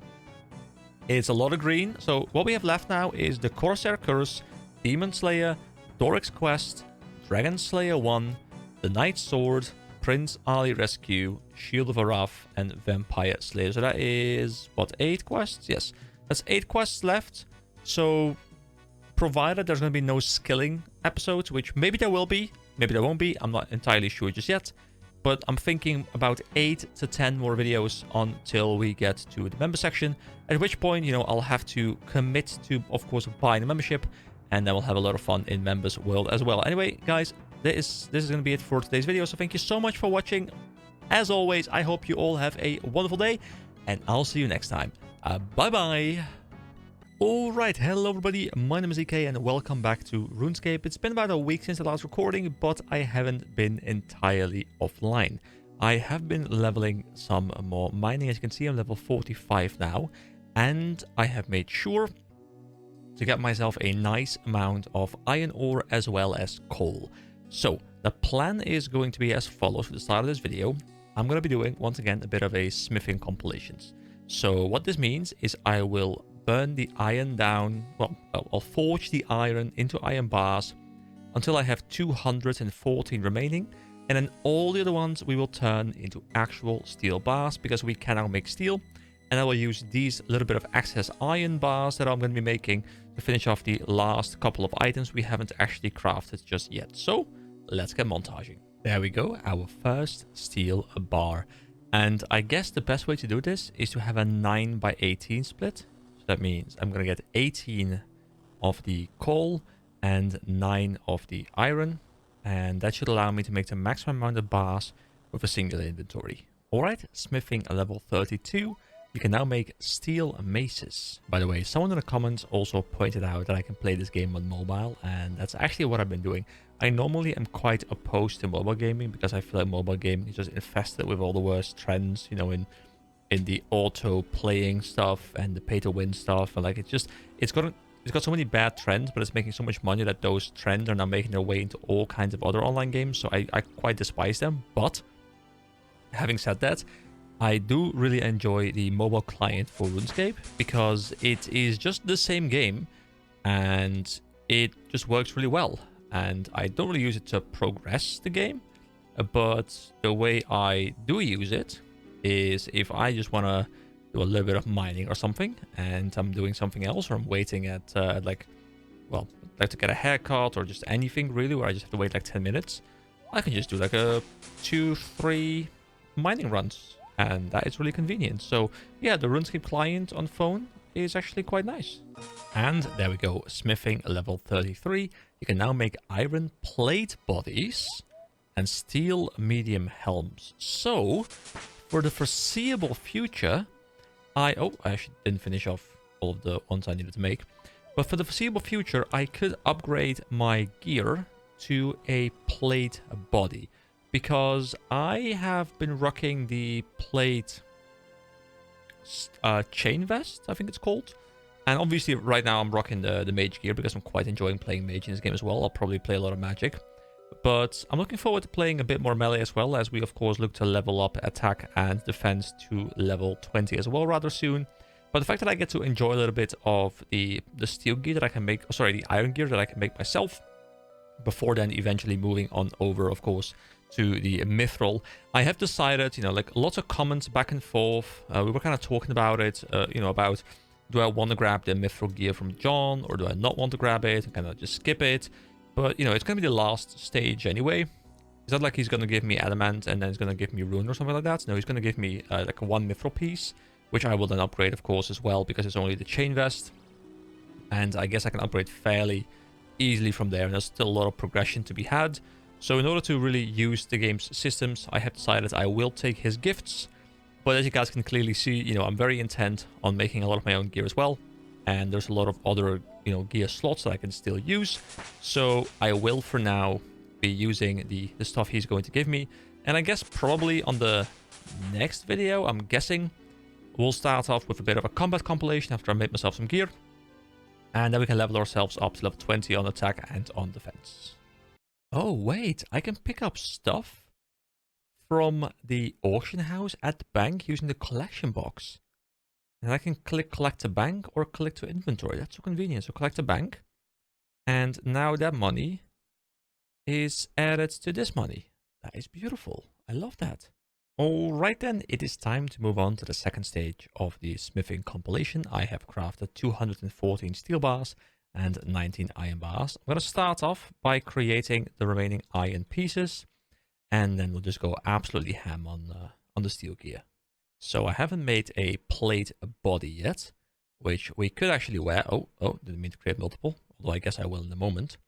I also believe we haven't made a two-handed sword yet.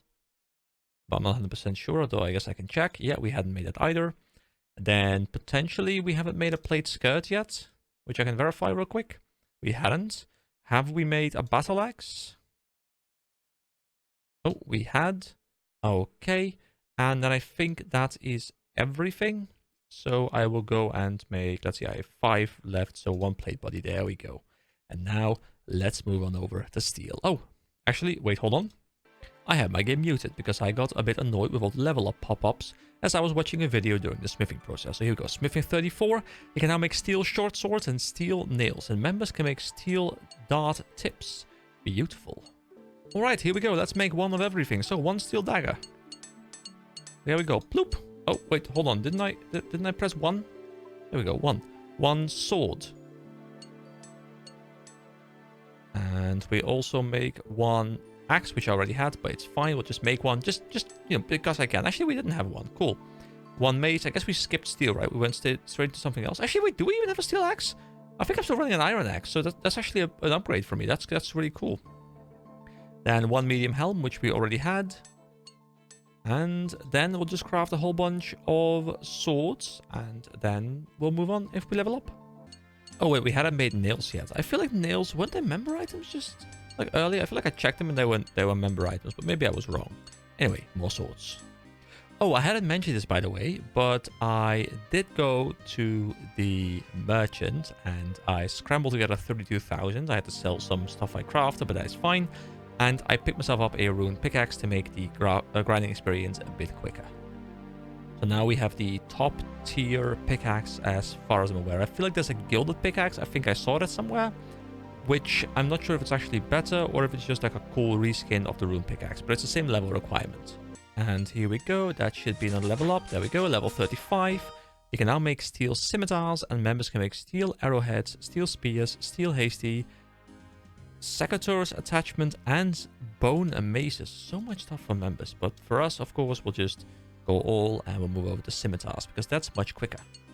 Oh, guys, I just realized something. I am not sure if this is correct, but there was a comment earlier, like 2-3 days ago, something like that, that told me about ways to level magic, and you can level magic by teleporting back and forth using the teleportation skills with all the runes. Like, it's the most efficient way. You don't have to do combat.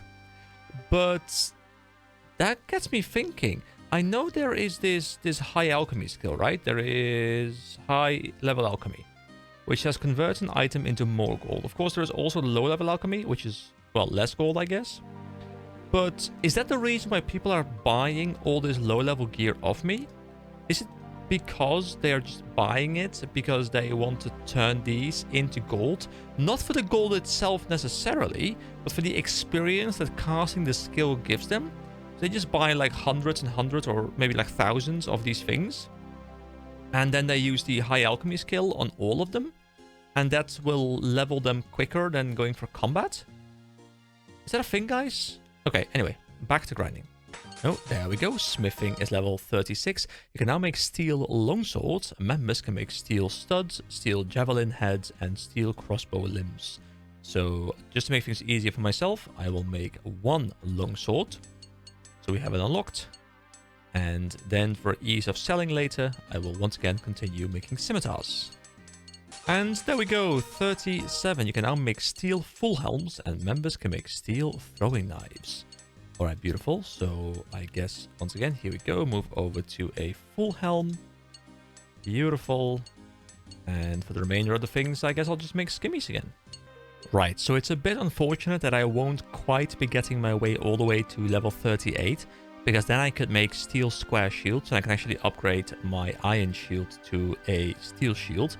But I guess there is the option to use that dwarven lager, beer, pint, whatever thing it was.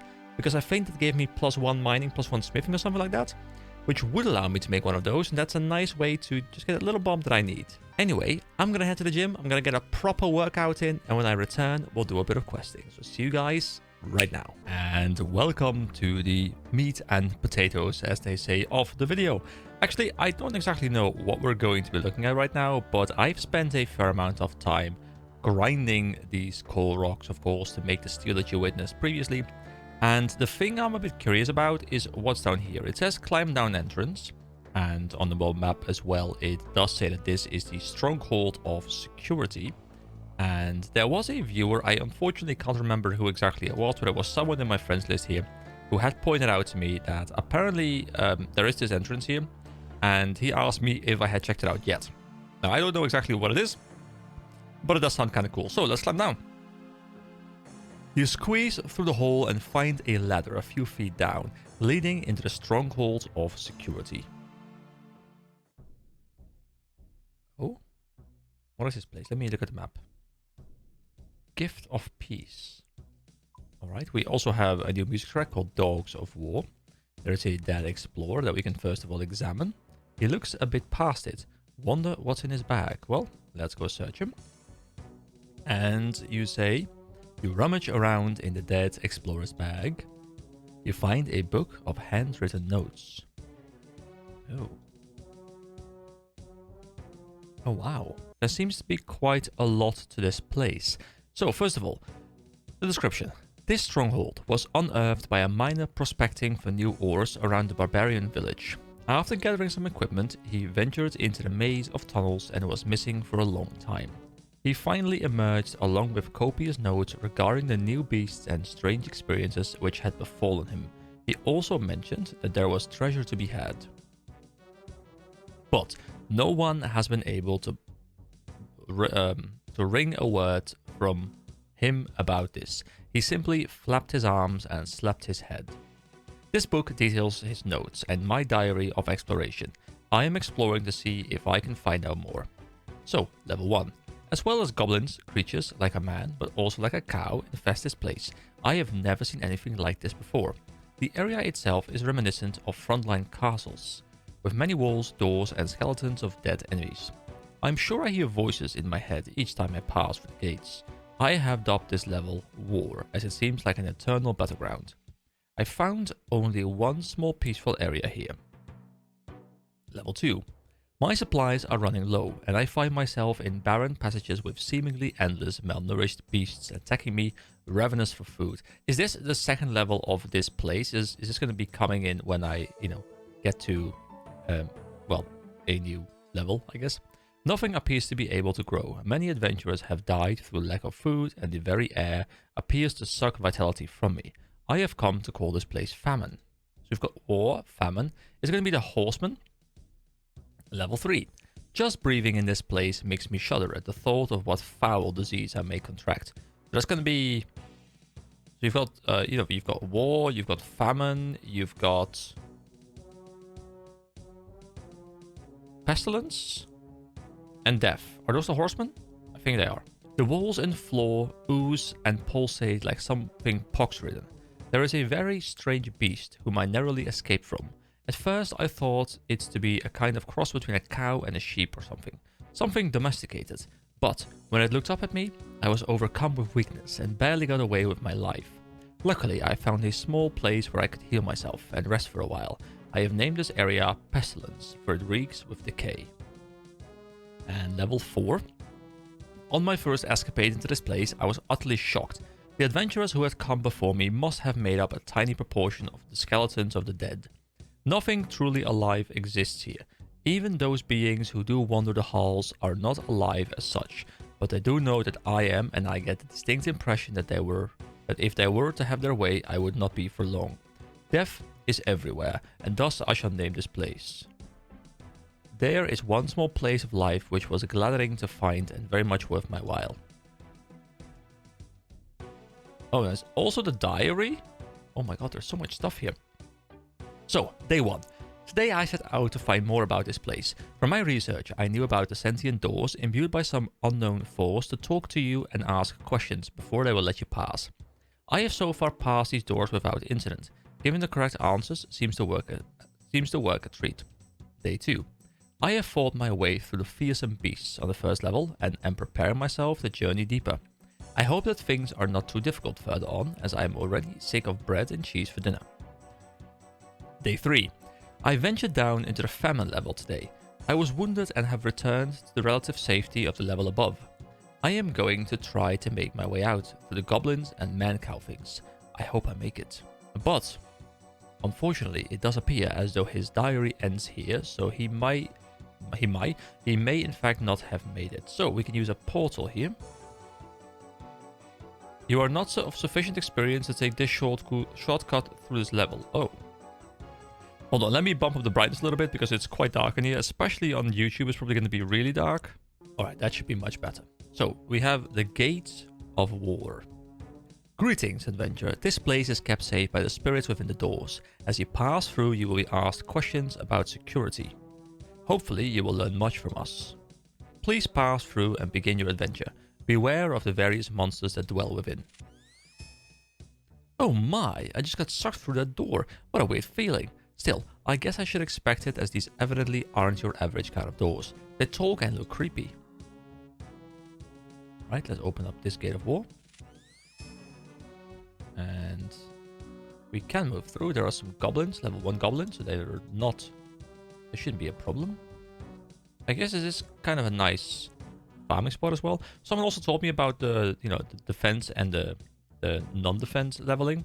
I kind of like the idea of leveling without leveling defense right now, just because then I can get my magic to a higher level quicker, and I can get a bit quicker to getting the teleportation skills. But these guys are hitting remarkably hard. I guess it's because previously as I was fighting these guys, I didn't have the mage gear on. And thus, I was a lot more resistant to physical damage. Also, is it me or is my shirt a little bit weird on the camera? I feel like it's having trouble because there's like all of these like little tiny stripes on it. I feel like it's having trouble to really capture it properly. Anyway, open Gate of War. Open other Gate of War. To pass, you must answer me this. Will Jagex prevent me from saying my pin in game? Probably not. Correct. Jagex will not block your pin, so don't type it. Anyone asking you to say your pin is trying to trick you. Alright, thank you. I feel like I'm at work right now and I'm taking like a cybersecurity training, which I had recently, like, you know, how do you recognize scam and stuff, or like, not scam, phishing, those kind of things. And they're always extremely easy, but I can see, you know, if you're not familiar with the online world as much, then maybe it's useful, but to me, they're always kind of crap and don't really do anything.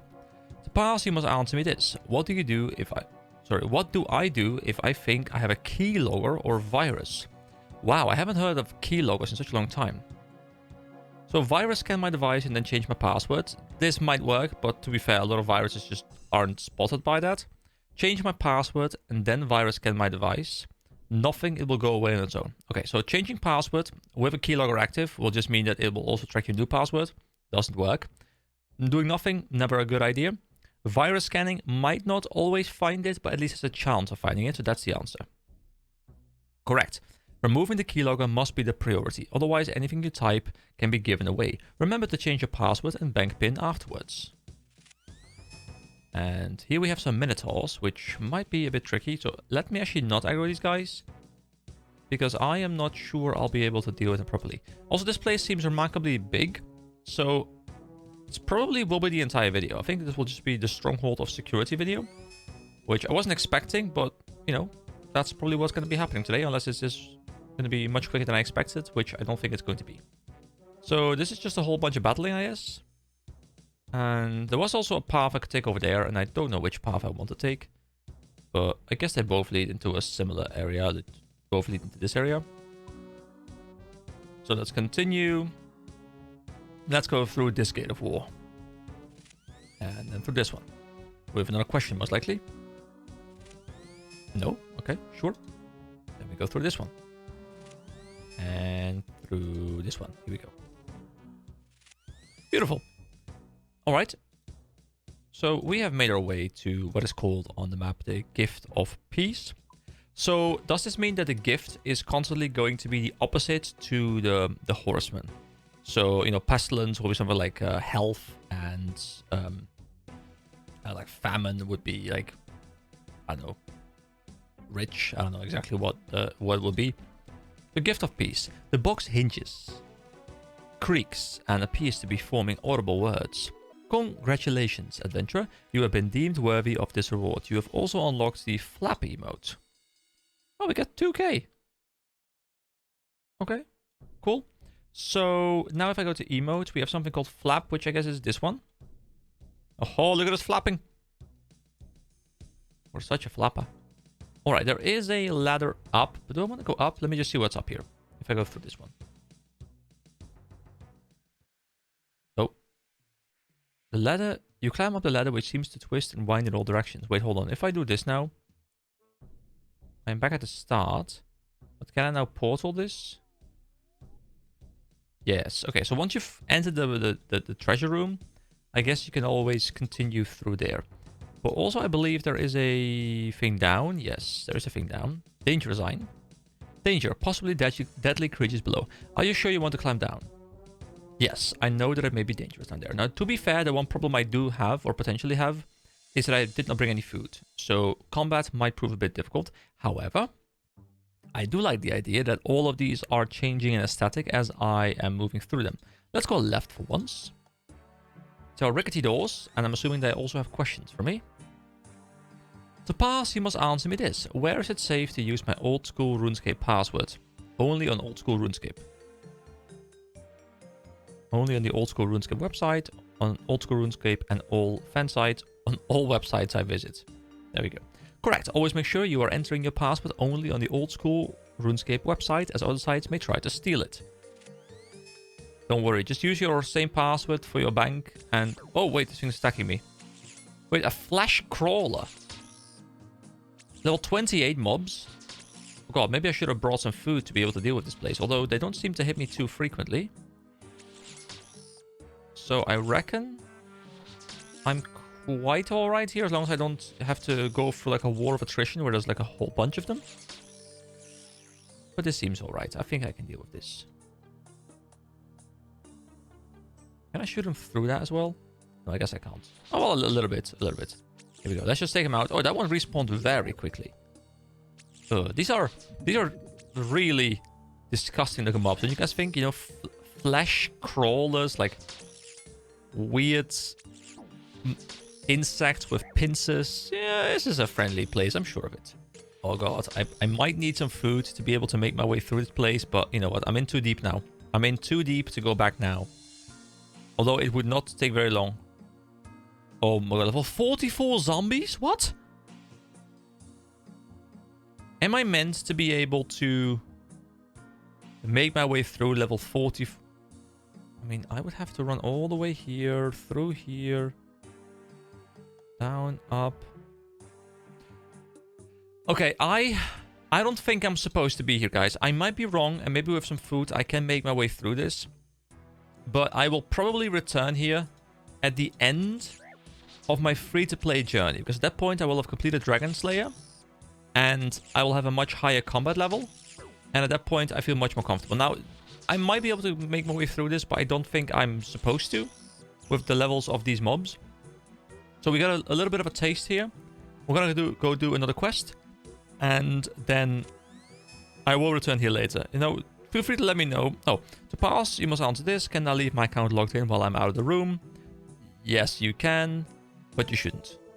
Correct. This is the safest, both in terms of security and keeping your items. Leaving your character logged in can also allow someone to steal your items or entire account. All right, let's head out of here. So, yeah, let me know, because I might have been able to do this. I'm curious to see what you guys have to say. You know, maybe it's something that I should be doing right now, but I'm personally fine to just leave this for later. So then what are we going to do instead? Well, I was thinking I can work top down. I can just kind of do whatever I want. And none of these quests were recommended to me by people, but, well, none of these quests outside of the Knight's Sword.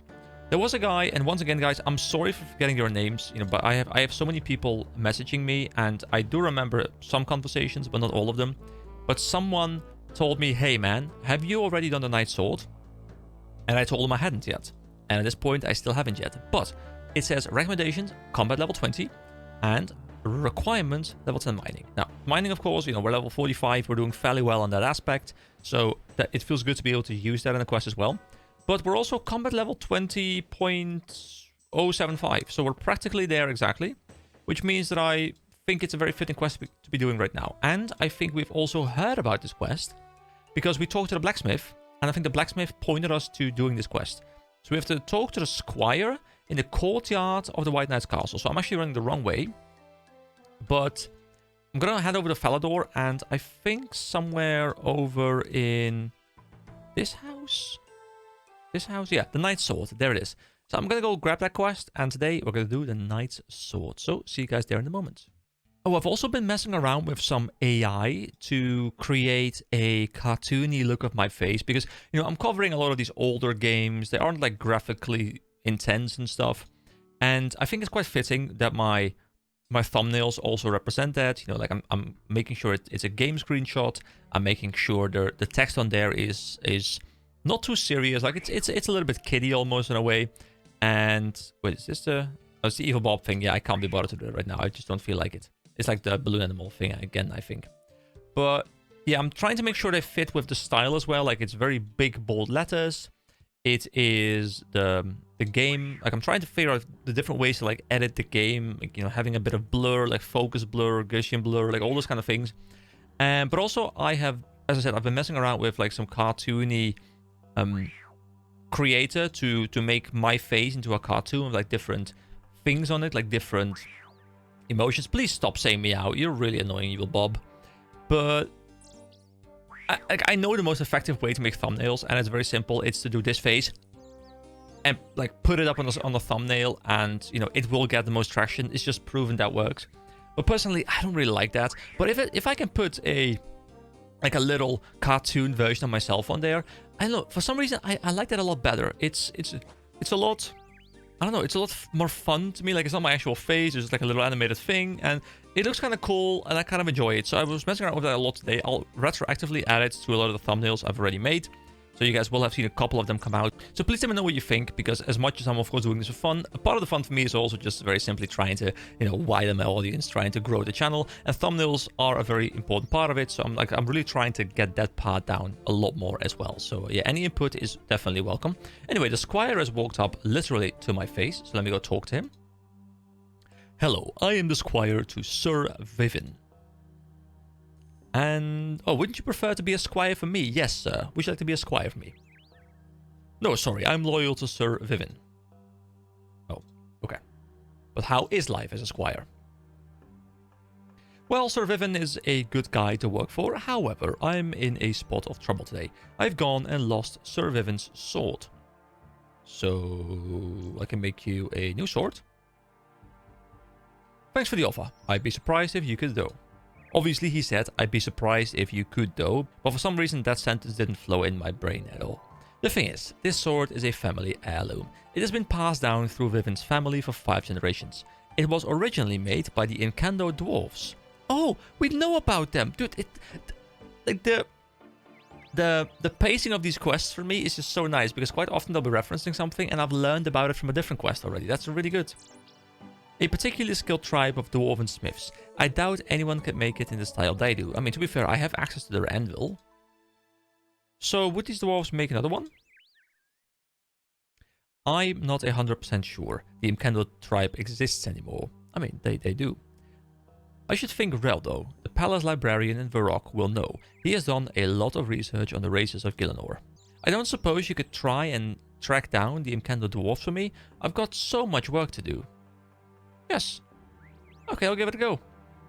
Thank you very much. As I say, the best place to start would be with Reldo in the Varrock library. Okay, so, the Knight's Sword. I told the squire I would help him to replace the sword he had lost. It could only be made by an Incando dwarf. The squire suggests I speak to Reldo in the Varrock Palace library for information about the Incando dwarves. Guys, this is one of those quests where it would be so cool if by doing things out of order, I could now take a different course of action through this quest, and I could go to the Incando dwarves themselves immediately, and you know, they would just make it for me and I'd be done, or like something like that where I could be quicker. So even though the chance of that being a thing is probably next to 0, because I'm assuming those kind of things don't happen, I am gonna head over to Kamdazal, and I will talk to the smith there, because maybe, just maybe it's a thing.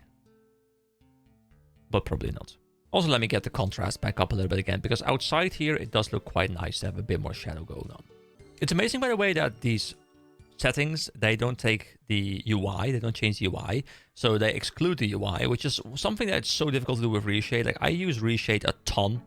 I use it for Guild Wars 2, I use it for WoW, I use it for most of the games I play, but it's always annoying because if you want to exclude the UI, you have to make a UI mask, and you know, the UI mask does work, but only for static objects. So if you have like an inventory that you open and close constantly, then you know it doesn't work, because then it would always remove the thing that would be where your inventory is when it's not open. So it's just a whole pain in my ass. But having something that actually excludes the UI from being impacted, it is such a blessing. Anyway, let's talk to Ramarno. Okay, I went through the dialogue real quick. It doesn't appear as though I can do something, which is, to be fair, what I expected, but it would have been rather cool. So instead, we will go to the Varrock library, and I'll see you guys there. For a little bit of context as to where I am in the timeline right now, today is the 26th of April 2025, and tomorrow will be the upload for part 11, so Goblin Diplomacy, which I'm actually really looking forward to uploading, because I had so much fun doing the voices, and I really hope you guys' response to that is as nice as I had fun recording it. So I'm really looking forward to tomorrow. But yeah, today is the day where part 10 from MapleStory went up. You know, the funny thing is, I don't think I've ever actually been in the palace. Now, I think I was in the palace in the cutscene. I'm pretty sure I ran up here for the training montage, but I don't think I've actually ever been in here. So I'm looking for the library. Now, there are some bookcases here. I don't know what's... Oh, that's a library right there. That's a library right there. There are many books, and I think I was looking for Reldo. Is that correct? Is it Reldo? Reldo, yes. Reldo is over here. Hello, good sir.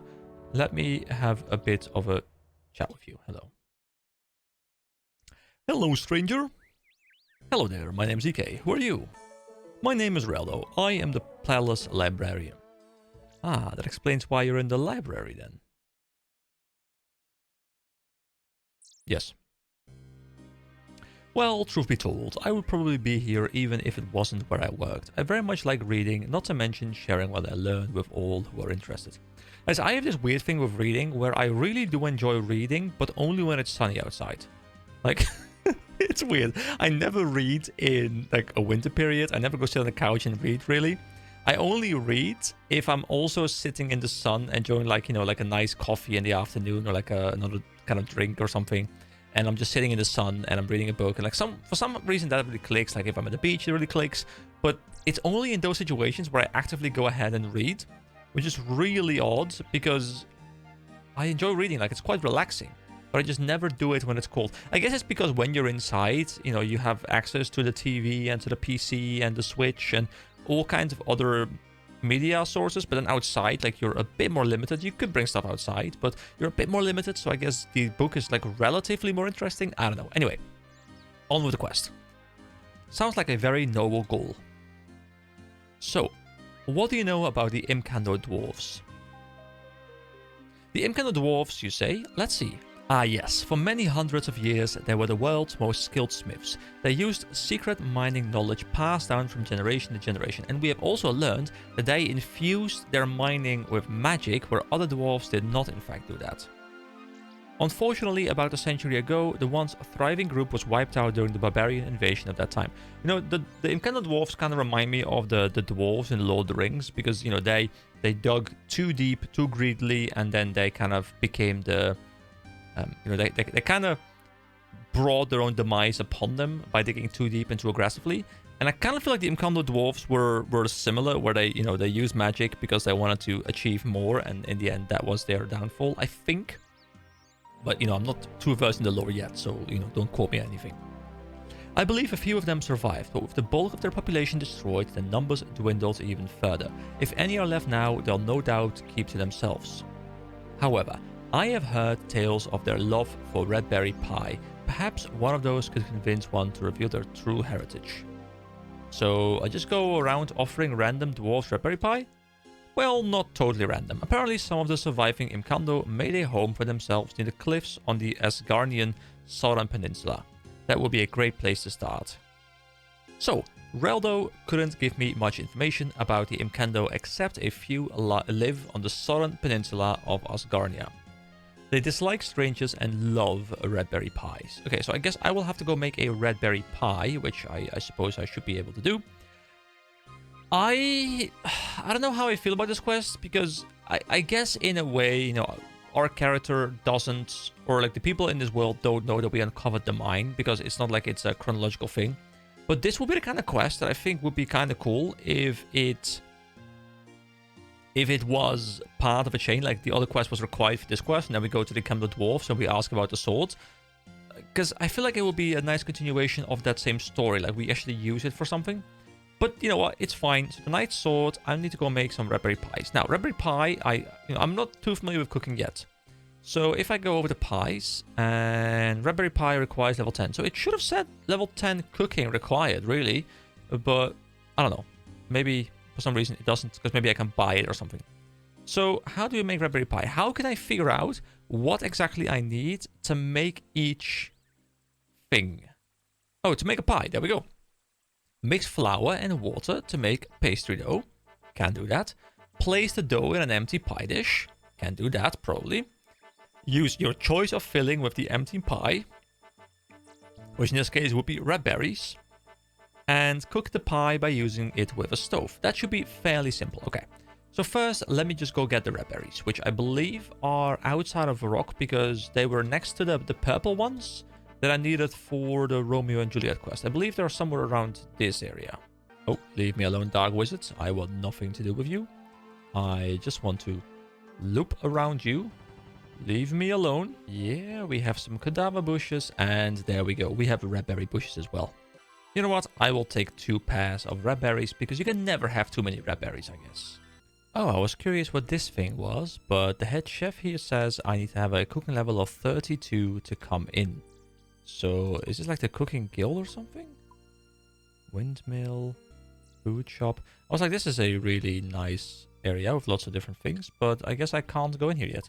So I'll have to return here later when we are 32 plus, and then we can use this place efficiently to grind, I guess. But for now, we'll have to find some different spots, but that's fine. Okay, so I guess I can use the bucket on the fountain here to grab myself some water. There we go, the water is in. Okay, so I need to go make some flour next. And I think I can make flour by getting the wheat, turning that into flour, mixing that then with the water, and I can make that into a dough. That dough I can then put into a pot or like a bowl, and that bowl I can then add the red berries to. And then I can cook the thing. That makes sense. In my head, at least. All right, here's some wheat. Let me, just in case, pick a couple of these. Now I need some place to turn this into the flour, which I know is down here. I think I need like those windmill things, right? I know there was one here, the windmill. So is that every windmill? You know what? I'll just run over to this one. It's fine. I can go for a bit of a walk. Okay, if I remember correctly from the first quest we ever did, where we had to go cook, like the cook's assistant, I believe it was called. I think I go up twice, climb up. Then I fill the hopper. Yes. Can I fill the hopper even more? Nope. Then I climb down. Then I climb down again. And then down here I can empty it. And now... Oh, wait, hold on. Never mind. I missed something. Because instead of doing that, I also need to pull the lever that's over here, the hopper controls.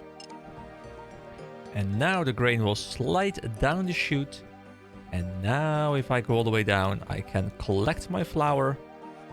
And I can combine the flour with the water. And I can make... Oh, which sort of dough would you like to make? What? Pizza, pastry, bread. Okay, I'm pretty sure we need to make pastry. I didn't realize there were different kinds of stuff. Can I put this in like in that thing? Okay, I gotta put it in somewhere. So hold on, we once again go back to the cooking thing. We got the pies. So place the dough in an empty pie dish. So I have to find a specific pie container. And where would I get that? Like some sort of cooking supplies store, I guess? Is there a cooking supply store? I would imagine it's somewhere here. Like there's literally a cook here. So I'll just go there. Okay, we seem to have made our way into his basement. There are some spiders crawling around, so I'm not quite sure how I feel about cooking in this place. But let's see, there's a bucket. We get Harmony 2 as a music track as well. So we have a bucket. We have not too much more, honestly. Kill the spider, here we go. Blast it. There we go, beautiful. I just need to find... There's a knife? Hey, if I wanted a knife, there's a knife here. I remember searching for the knife for quite a while. Okay, so I'll have to find a place. Maybe the general store has something for me, because, you know, the general store in Lumbridge has been rather convenient. So I'll go check that out, because I need to find a place where they sell something that I can put the pie into. And it's probably very easy if you know what you're looking for, but I'm not quite sure exactly. A cake tin. I mean, that's gotta be it, right? Cake tin. Yeah, I mean, that's gotta be it. Like a pie, a cake, those are the same thing, right? So we put the pastry into the tin.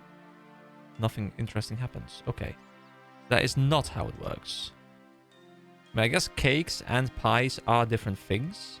Wait, I'm checking out random things here, and I see under crafting there's pottery, and under pottery there is pie dish. So you can make it yourself.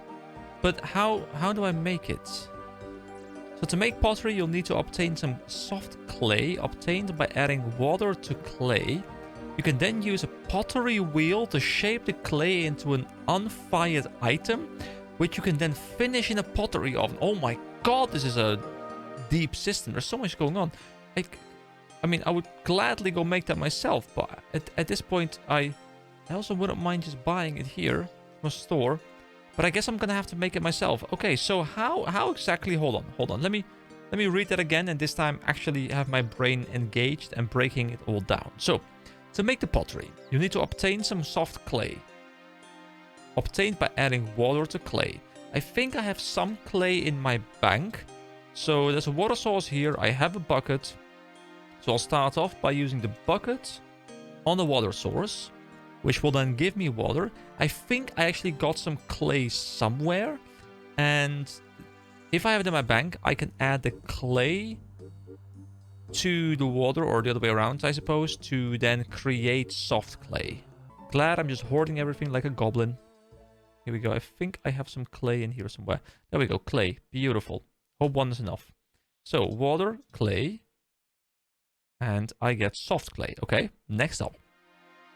You can then use a pottery wheel to shape the clay into an unfired item. So if I were a pottery wheel, I would probably be on the floor under us, because there was also stuff to spin the wool around here. And it wouldn't surprise me if they've put the pottery thing here as well somewhere, maybe? Let's utilize the map again. So pottery wheel. If I use pottery, does it not exist? Is it not a thing? Pottery. No, apparently not. Wheel? No, okay.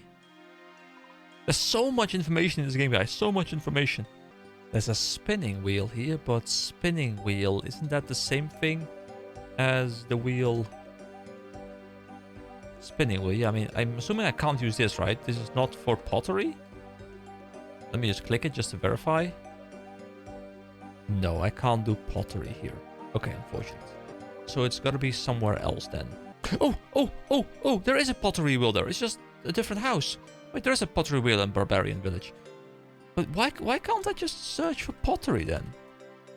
I guess it doesn't work. Okay, I was just going through all the towns right now, and I guess I'm lucky that I found it.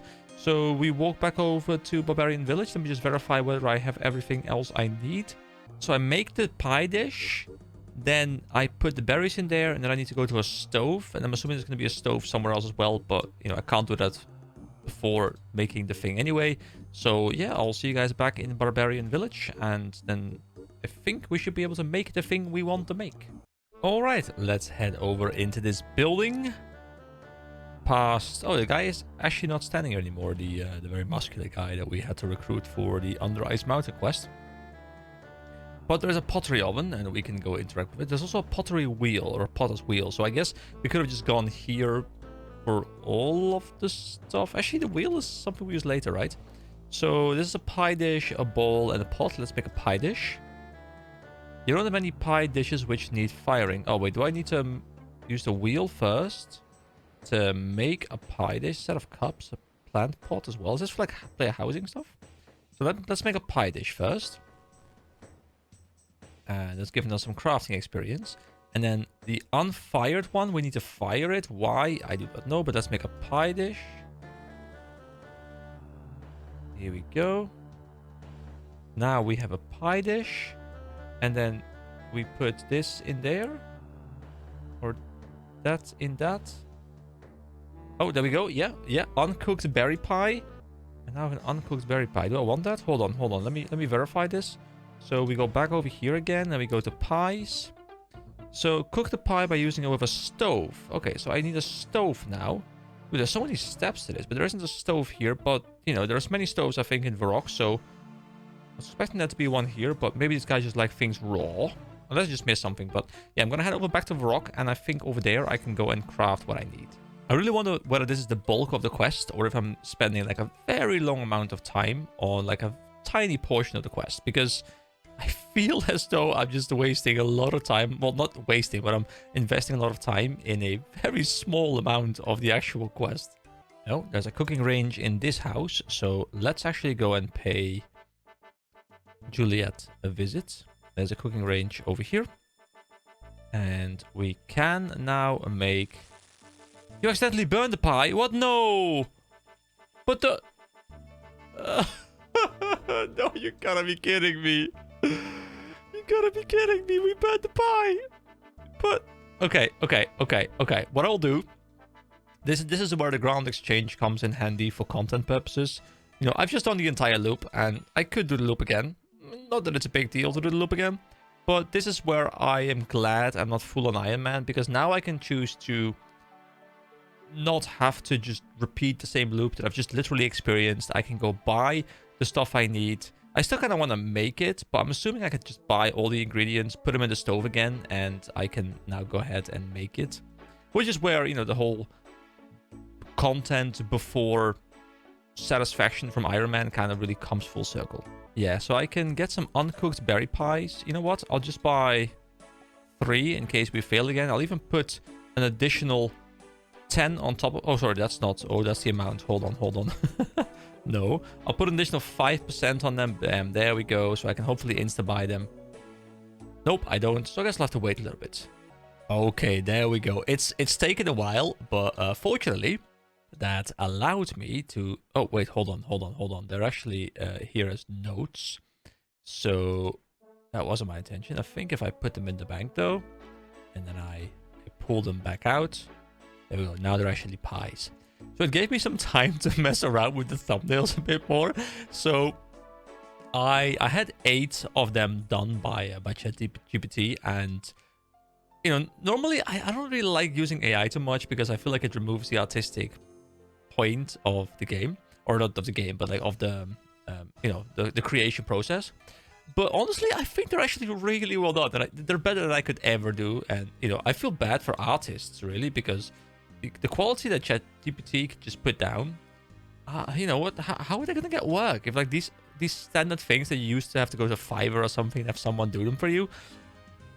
It's actually like, I feel like it's almost too good, you know. And I'm not even an expert at using ChatGPT. Like I could probably give many more prompts that are much better. Unfortunately, there's a limit as to how many I can do a day.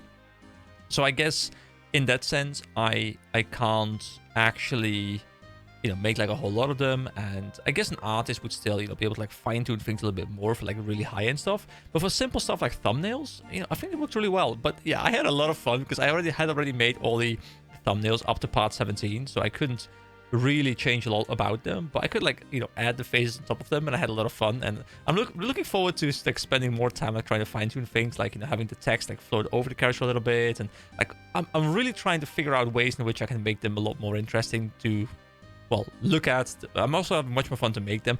Like back in the day, I would just have like one image and I would just put like part 1, bam, done, upload.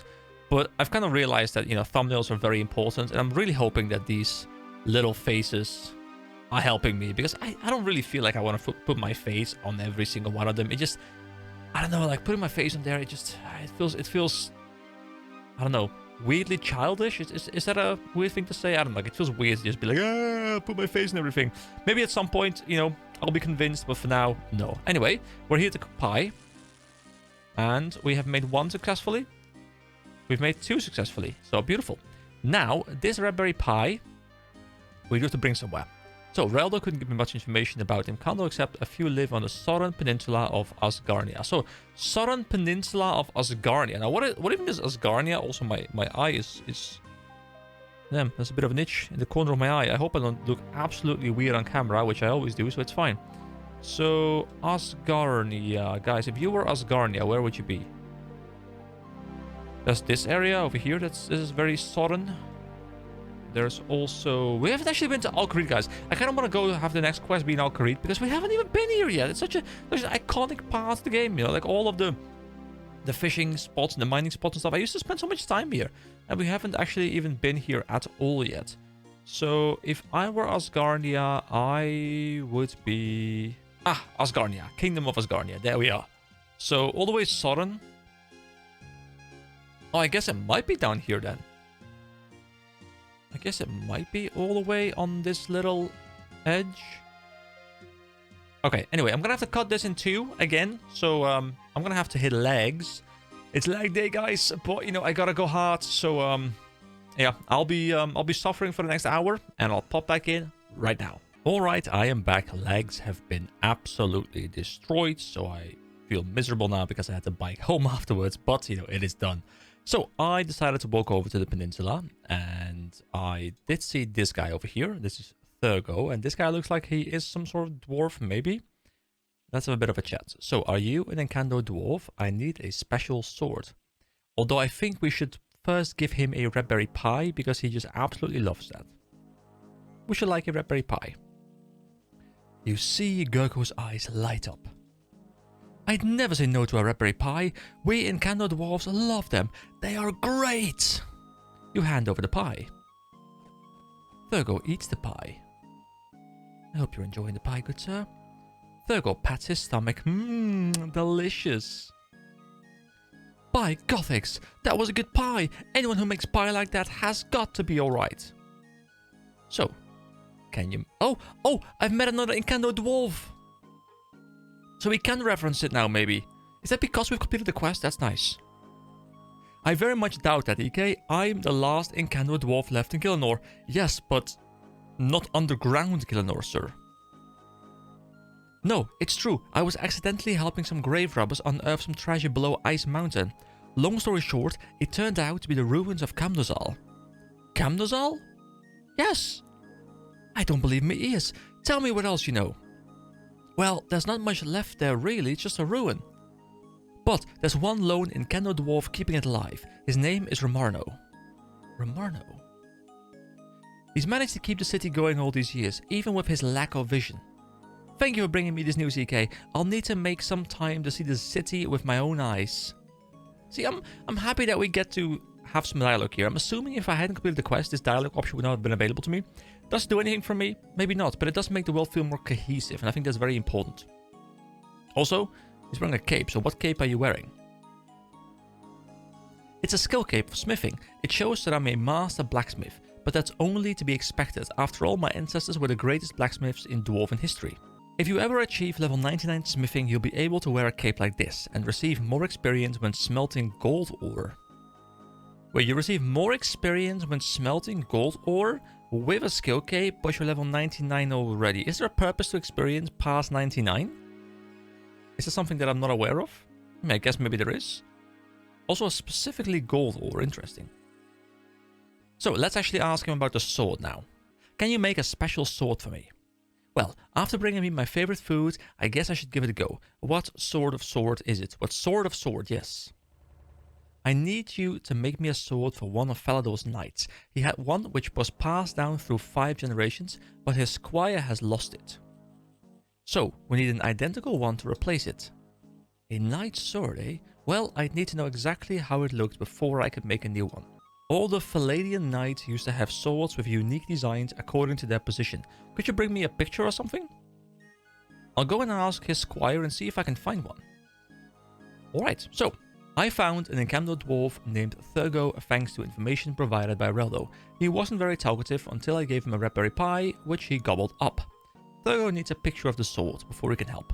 I should probably ask the squire about obtaining one. Alright, see you guys back over there.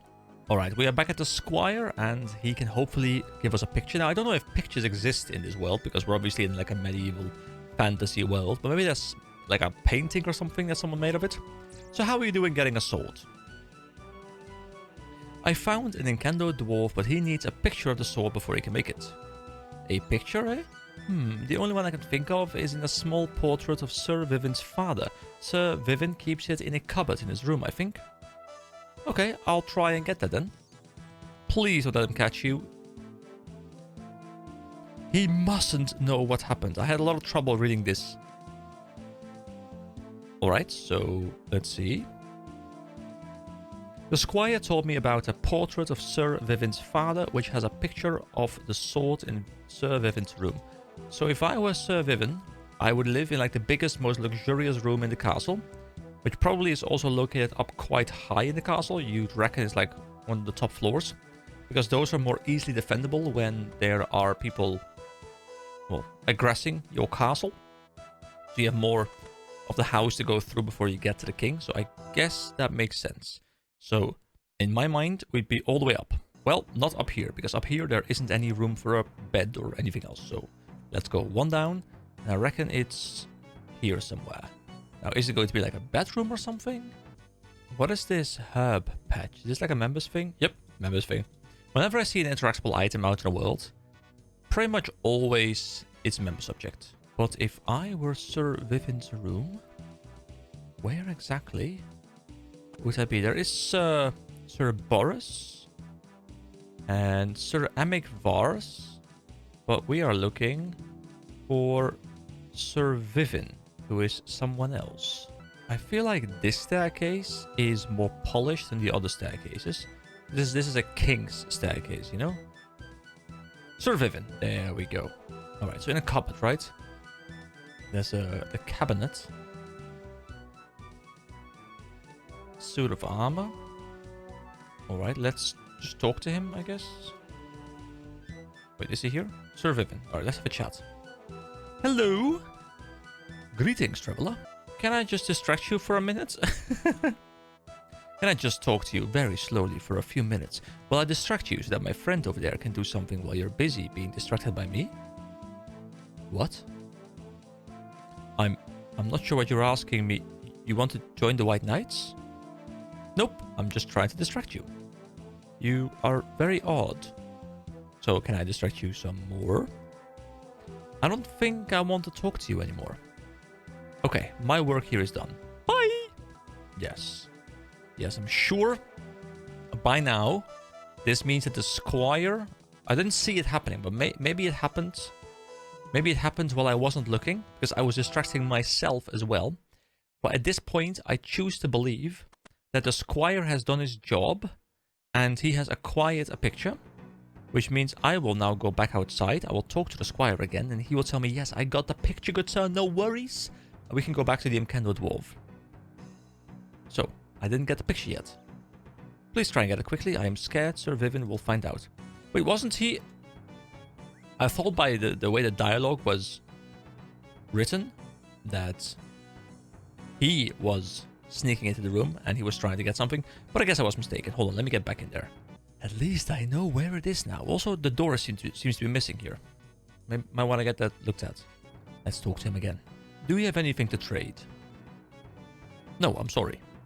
Okay. Unfortunate. Don't worry. We have a third dialogue option. Why are there so many knights in this city?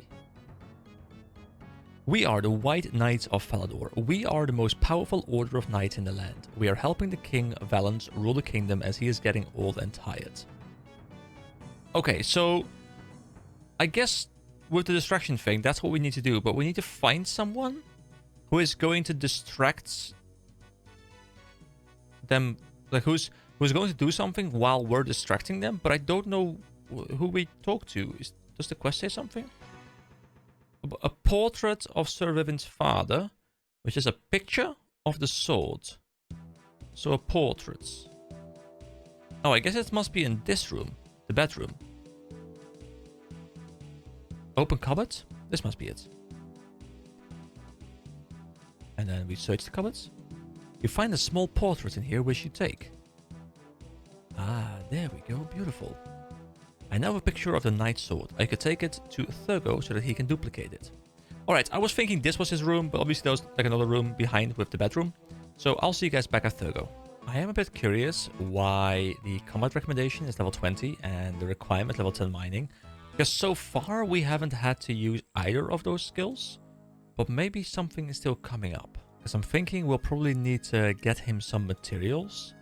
And we probably need iron or something.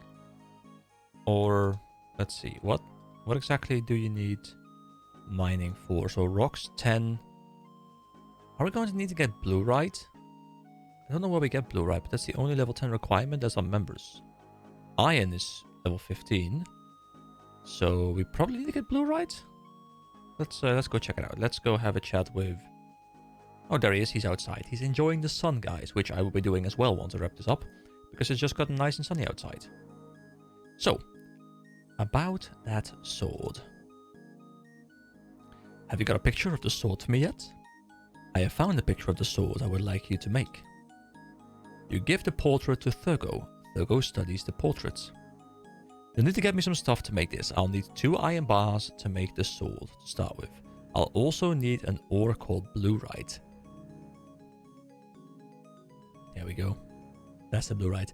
Bluerite is useless for making actual weapons, except crossbows, but I'll need some as decoration for the hilt. It is a fairly rare ore. The only place I know to get it is under this cliff here, but it is guarded by a very powerful ice giant. There we go. Combat requirement or combat recommendation and the smithing requirement, or sorry, mining requirement, both in one go. There they are. Most of the rocks in that cliff are pretty useless and don't contain much of anything, but there's definitely some bluerite in there. You need a little bit of mining experience to be able to find it. Okay, I'll go find them then. And I think I forgot, yes, because I was being dumb. And I completely forgot to go and bring my pickaxe, which obviously I knew was going to be required, considering there was a mining requirement. So that was just my bad. But he said something about under the rocks. According to Thurgo, to make a replica sword, he will need 2 iron bars, which we can easily make, and some bluerite ore. Bluerite ore can only be found deep in the caves below Thurgo's house. I should prepare myself to fend off ice giants. Alright, so I'm assuming there's going to be like a way down. There we go. Climb down trapdoor. I will probably climb out real quick and go get the pickaxe, unless somehow there's like a pickaxe waiting for me in there, which I find highly unlikely. So I'll go in here. And apparently... Oh, there's an ice cave over there. Guess we'll have to go explore this place. But there isn't a pickaxe indeed. It seems to be a fairly sizable map. Skeletal wyverns, hobgoblins, pirate smugglers, ice giants, something else that's just an upper level as well. That's rather interesting. So this is the Asgarnia Ice Cave. Anyway, I will be right back with the pickaxe. Alright, let's go ahead and explore this cave system. There's a tunnel here. I'm not sure if I can go in. The tunnel is very dark and dangerous. You need an agility level of 60 to try this. Okay, so that is a members thing. I reckon we can probably... Oh, that's a nice little path. We can walk down here. There are some muggers, which I don't really care about too much. And I'm gonna assume the bluerite isn't too deep into this cave. But since we heard something about ice... Oh, hello. Level 23 pirate, you really think you want to... Oh my god, what? That was a big hit. Oh, I should have brought some food. Oh no. Actually, to be fair, I have a red berry pie. I have a pie, but it's not a lot. Okay, this might become a bit tricky. But maybe I can just about make it happen. So we go here. And I think this is the area where it says ice giants. Yes, so this, I'm assuming, is also where the bluerite is located. So there aren't... Oh, there's the ice giant. What level are they? Level 50? Level 50? Level 50. Okay. If I were bluerite... I mean, this is blue stuff at the bottom there. But I'm a little bit scared to wander in here. Because those guys are remarkably powerful. So, bluerite ore can only be found deep in the caves below Thurgo's house. I should prepare myself to fend off ice giants. Should I really prepare myself to fend off level 53 ice giants? Oh, hello, mysterious old man. Would you like to come and solve a maze for me? Sure. I like exploring mazes. Here we go. Reach the maze center as fast as possible. The faster you are, the better your reward. Okay. I can't go there, so I guess I'll keep on... No, can't go there either. There's doors.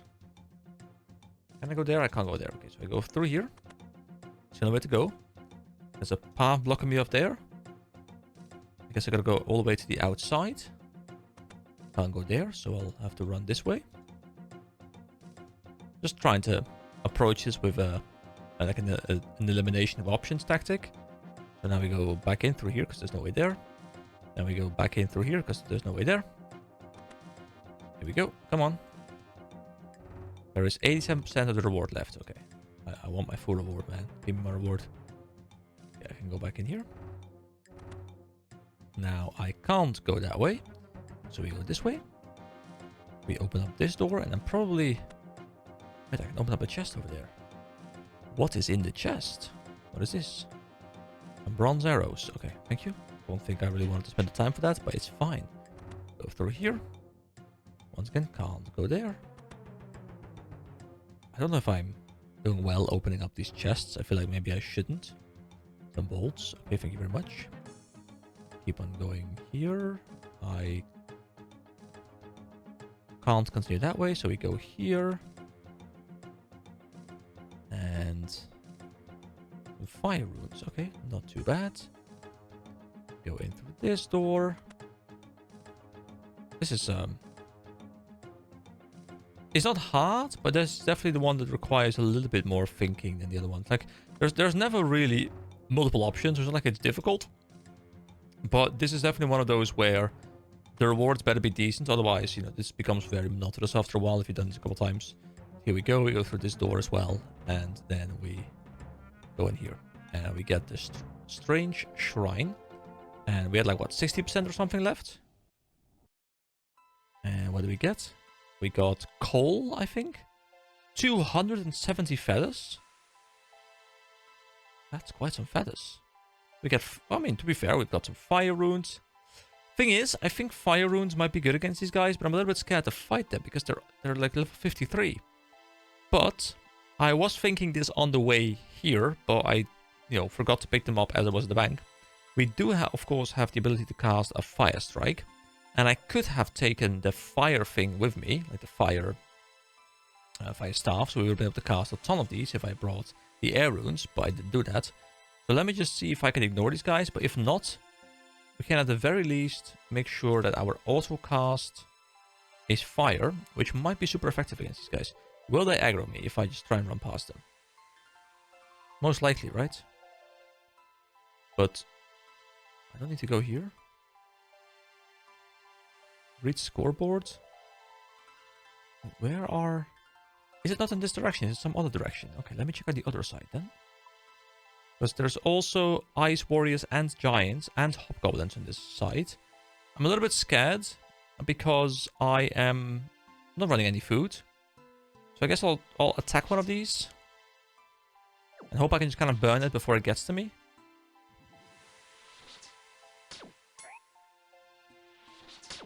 My defenses are a bit low with this gear. Although, so far, he's not really hitting me that hard.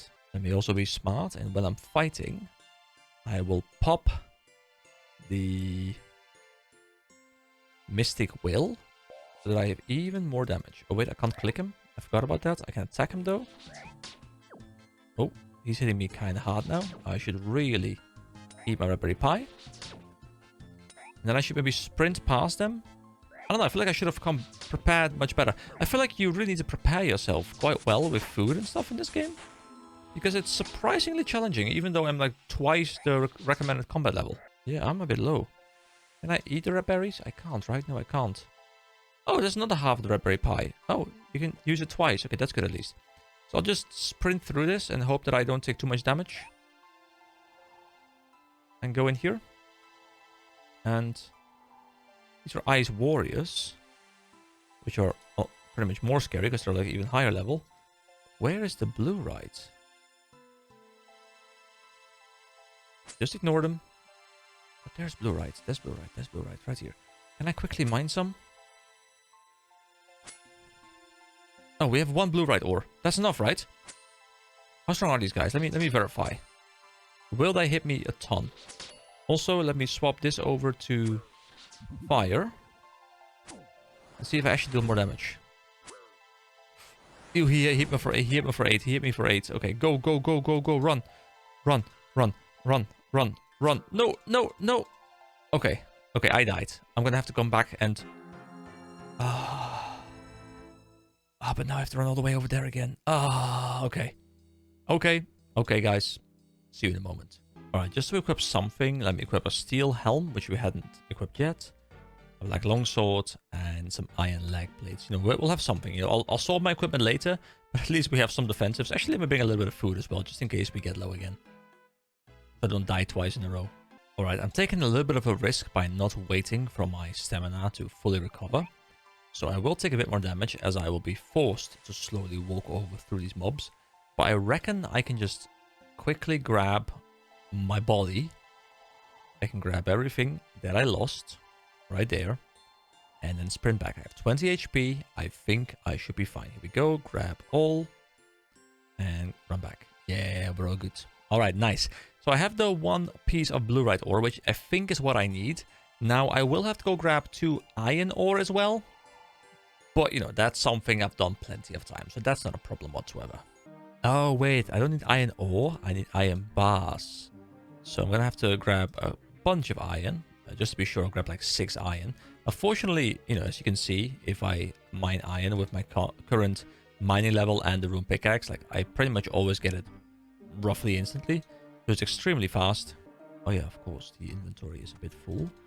Well, I think we're fine. So I have 1, 2, 3, 4, 5, 6, I think. All right, I reckon we're fine. And I think over at his place, no, there's just an anvil. There isn't a furnace. Is there a furnace anywhere close to me? Nope, I guess I just run over to the furnace in Falador, which isn't too far away, honestly. And then I run back over to the dwarf. And then back to Falador again. More walking. Okay, we're at the furnace. Let's hope we can make 2, as we need 2. Failure. Failure. Success. Success. There we go. We got the 2 we need. Here we go, 3. Oh, we actually went 4. You know, it's fine. I have more than I need, and that is perfect. Let's head back over to the dwarf and give him the stuff he needs. Alrighty then, we're back here. Hello, Thurgo. Let's have another chat, shall we? So, can you make that replacement sword now? How are you doing finding those sword materials? Well, I have them right here. Ah, I have them right here. Me and my character, you know, we are completely in sync. You give the blue-rite ore and the iron bars to Thurgo. Thurgo makes you a sword. See, this guy doesn't even need an anvil. This guy doesn't need to smelt anything. This guy just like, bloop, he just makes it. He is just, you know, that is the 99 smithing in him. He is so damn good at this. Thank you very much. Just remember to call in with more pie sometime. We'll definitely, most likely not do that. So, the quest now says, Thurgo has now smithed me a replica of Sir Vivian's sword. I should return it to the squire for my reward. So, one last trip over to Falador, I reckon. And then, the quest will most likely be done. You know, it's set short. I think I've only spent between 2 and 3 hours on this quest. You know, it's been short. Right? But hey, efficiency is often the enemy of fun. And that enemy has been completely vanquished in my series so far. Alrighty then, Mr. Squire, we are back. I have retrieved your sword for you. Thank you, thank you, thank you. I was seriously worried I would have to own up to Sir Vivian. We give the sword to the Squire. And there we go. We get... Ooh, that makes me happy. We get 1 quest point, which is... Yeah, it's a quest point. It's fine. It's fun to have, I guess. But... 12,725 smithing experience? That is beautiful! Level 40! That makes me so happy. You can now smelt gold ore and make steel battle axes. Guys, we were like 37, I think, right? Because we were just a level under the shield, which is 38. So we went from 37. You can now make steel square shields, steel warhammers, steel battle axes. Next time we can make steel chain bodies. Steel kite shields are coming up pretty soon now because we're almost 42. Oh, guys, this quest, well, honestly, I have to say, I don't think it has been the most engaging quest so far. You know, so far there hasn't been a quest where I disliked it, but I don't think this quest is at the top for me. But the reward here probably is my favorite reward so far. Besides maybe the accuracy thing, which was also really nice. Just because I love smithing, and getting like 3 full levels of smithing feels incredible. I just imagine if you hadn't leveled smithing whatsoever, like you got like 10 levels or something, you could just nuke through levels on smithing real quick. But yeah, this is going to bring me quite close to Mithril now, because, well, not close yet, but, you know, Mithril is 50, so we're only 9 and a little bit remaining. There's like 3 crafts or something, and I'm level 41.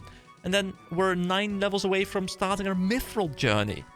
I kind of want to go Mithril, see if I can push Mithril before maybe going on to the member section, almost. Because I love the idea of having like this kind of like early game, like steel and under stuff done. And I'm rocking Mithril, and I can work my way to Adamant and stuff. I don't know, but this makes me really, really happy. So, yeah, thank you for whoever recommended that quest to me. So, we now have a total of 7 quests remaining. I don't know exactly which quest I will go do next, so I'll just kind of scan through it. Of course, there is always the one quest lurking, Dragon Slayer 1, which will definitely be the last quest, which is also medium length. It's going to be quite a long one. That one's going to be the last one, that one's for sure, but the other 6 quests, of course, I don't know yet. So I'm going to do a little bit of looking into them, seeing which one sounds fun and which one sounds most doable right now. So thank you so much for watching. I hope you all have a wonderful day. Bye-bye. Hello everybody, my name is EK, welcome back to my RuneScape, and I am going to drink some nice coffee out of my Ember mug. I had a bit of a meme going on back when I was doing a lot of World of Warcraft about a year ago or something, where I kept talking about this mug, kind of as if I was sponsored, but I'm not sponsored, so sponsor me, okay? Thank you. This mug, amazing, quite expensive, but amazing. I love my Ember mug. Anyway, guys, hello, welcome. I don't know why I felt like saying that, but that was just something that I kept doing during the WoW series, and I had to bring it back. So, I've done a little bit between the 2 recordings. I have actually leveled my attack to level 20. I wanted to do defense as well, but I decided to keep that for later. And I want to go talk to John now. I was thinking very hard, and I was discussing it in the comments as well, you know, whether I do want to grab the Mithril gear or not. And in the end, I decided I do want to do it. And the only reason for that is that Mithril isn't like super high tier anyway. Plus, it's only 2 gear slots. You know, I'm going to be getting my longsword, and I'm going to be getting my chain vest. So even if I still at some point go to like a plate body, that's still better, I'm assuming. So it's not really removing a lot of progression, just a little bit. But at least I get a reward for doing a certain thing, which I guess is like a nice mini goal. So I'll just take the stuff that the game gives me. So this means I am going to be grabbing the reward from this guy. And he's going to give me 1 Mithril longsword, which is our first piece of Mithril gear that we can actually wear. Now, obviously, we had a Mithril pickaxe for a while, even Adamant and even Rune at this point, but we haven't yet worn any Mithril. So here we go, a big moment. Oh, also, I did something cool. There was this thing, this Rune plugin, which I wasn't aware of, which I should have been aware of a lot earlier, because it really is going to help me out making thumbnails, where I can actually zoom in and out a lot more. Now, the out I don't really care too much about, but the thing is, I was able to like scroll down to like this, then I had to zoom in, like this was my thumbnail. Like, it was kind of hard to make thumbnails, but now I can zoom in like way better, and I can make much more precise choices in my thumbnails. So I'm hoping I can step up my game there as well. Also, I really hope you guys enjoy like the faces. Like, I just went back and edited all of them. I really enjoyed doing that. Anyway, you know, I'm getting myself sidetracked here. Let's actually grab the Mithril longsword. Once again, it is just a reskin. You know, the game isn't graphically advanced in the sense that your gear changes a lot. You know, they just made models for the longsword, for the scimitar, and for the battle axe, and those kind of things, and just recolor them, which I don't mind too much. You know, like it's iconic, right? So that's our first piece of Mithril gear. It is a lot better. We get +6 melee strength, +2 stab, and +2 slash. One of the reasons why I didn't level defense much further yet is because I wanted to do leveling with the Mithril sword. So yeah, that's something nice to do. So today I was thinking a lot about which quests I want to do, and mostly I just kind of did it by which quest sounds interesting, which quest do I think I'll have most fun with, and I'm really looking forward to doing Vampire Slayer. Now, Vampire Slayer says combat recommendation level 20, so there is going to be some level of combat most likely. Also, why is there a bunny on skis? What was that? Anyway, this quest says it's intermediate difficulty. I can start this quest by talking to Morgan at his home in Draenor Village.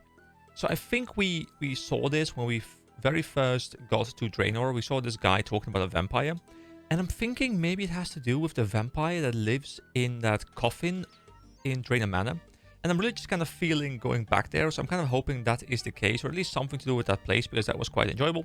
So today we're going to be doing Vampire Slayer. Now, obviously, you guys always know which quest we're doing before I know what I'm doing, because the title of the video spoils it. So I'll see you guys back in Draenor. Alright, we are at Morgan. Please help us, bold adventurer. What's the problem?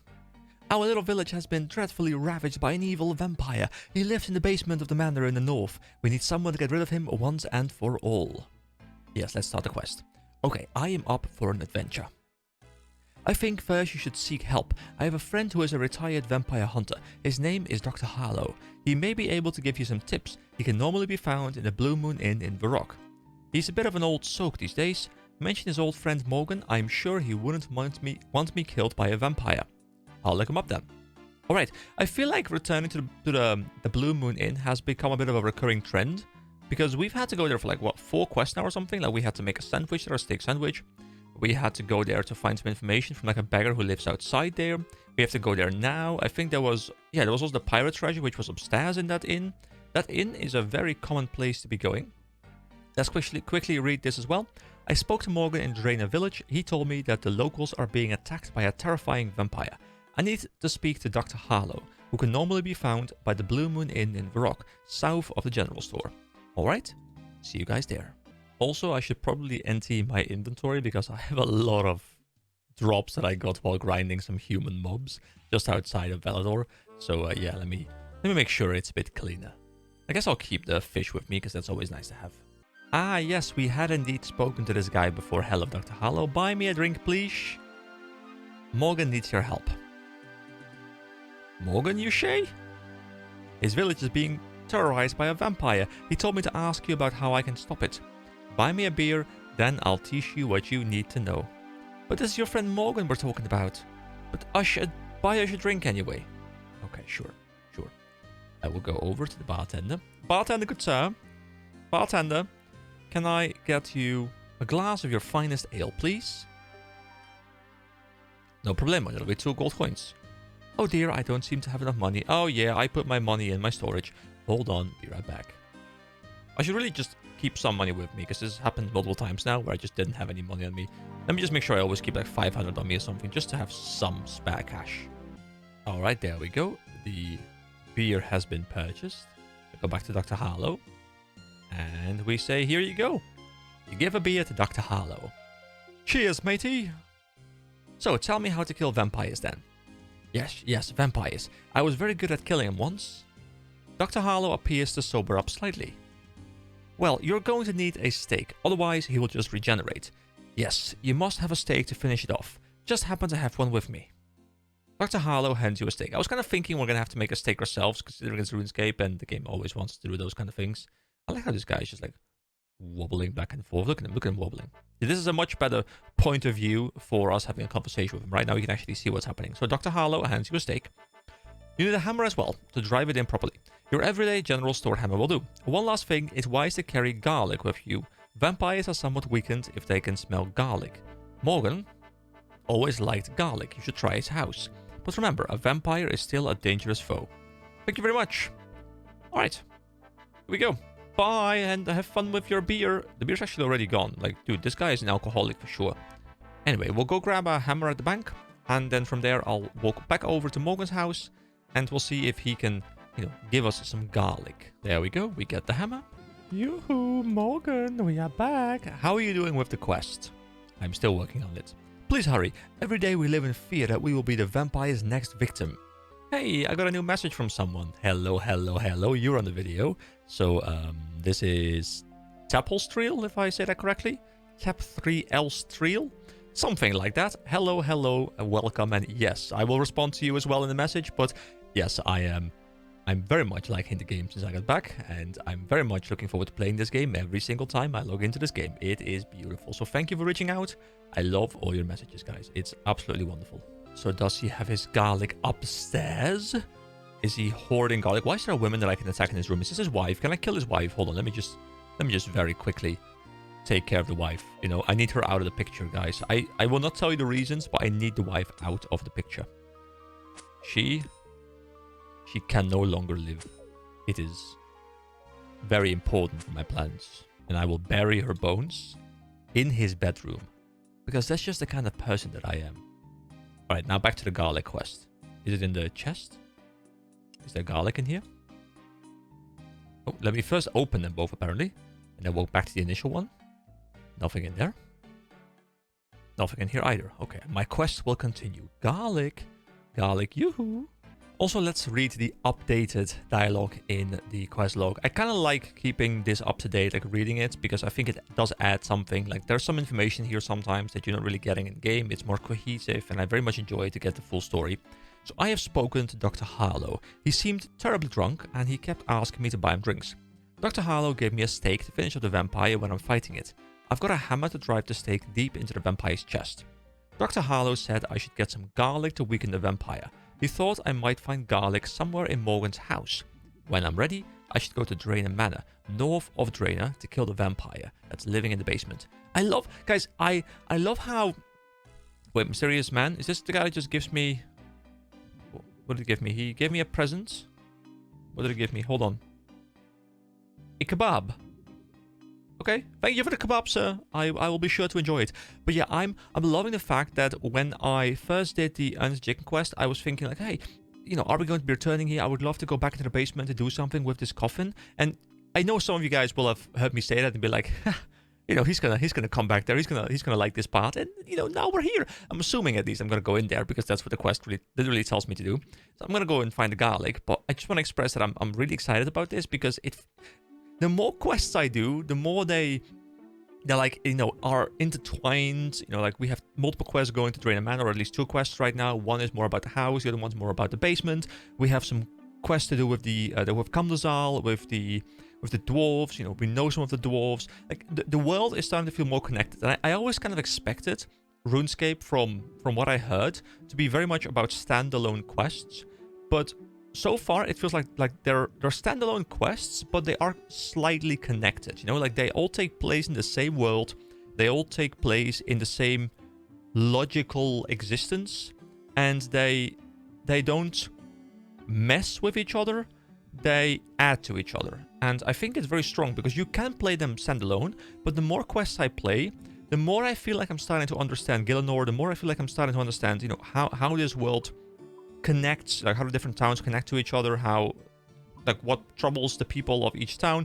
And to me, that just starts feeling more and more immersive the more I play. And I'm really happy that I'm sticking to free to play before moving on to the member stuff, because I'm liking the idea that I really get to enjoy all of this stuff, like really get to grip with it, really get to enjoy it. And then once I'm done with that, then we move over to member stuff. But you know, we kind of say like, hey, okay, we've like map completed the first part of the game. So I want to ask you guys a quick question as well on that similar topic. I will probably, by the time you guys will be watching this video, I probably will have moved over to member, or I'll be very close to it. It kind of depends on how much I record in bulk in the upcoming weeks.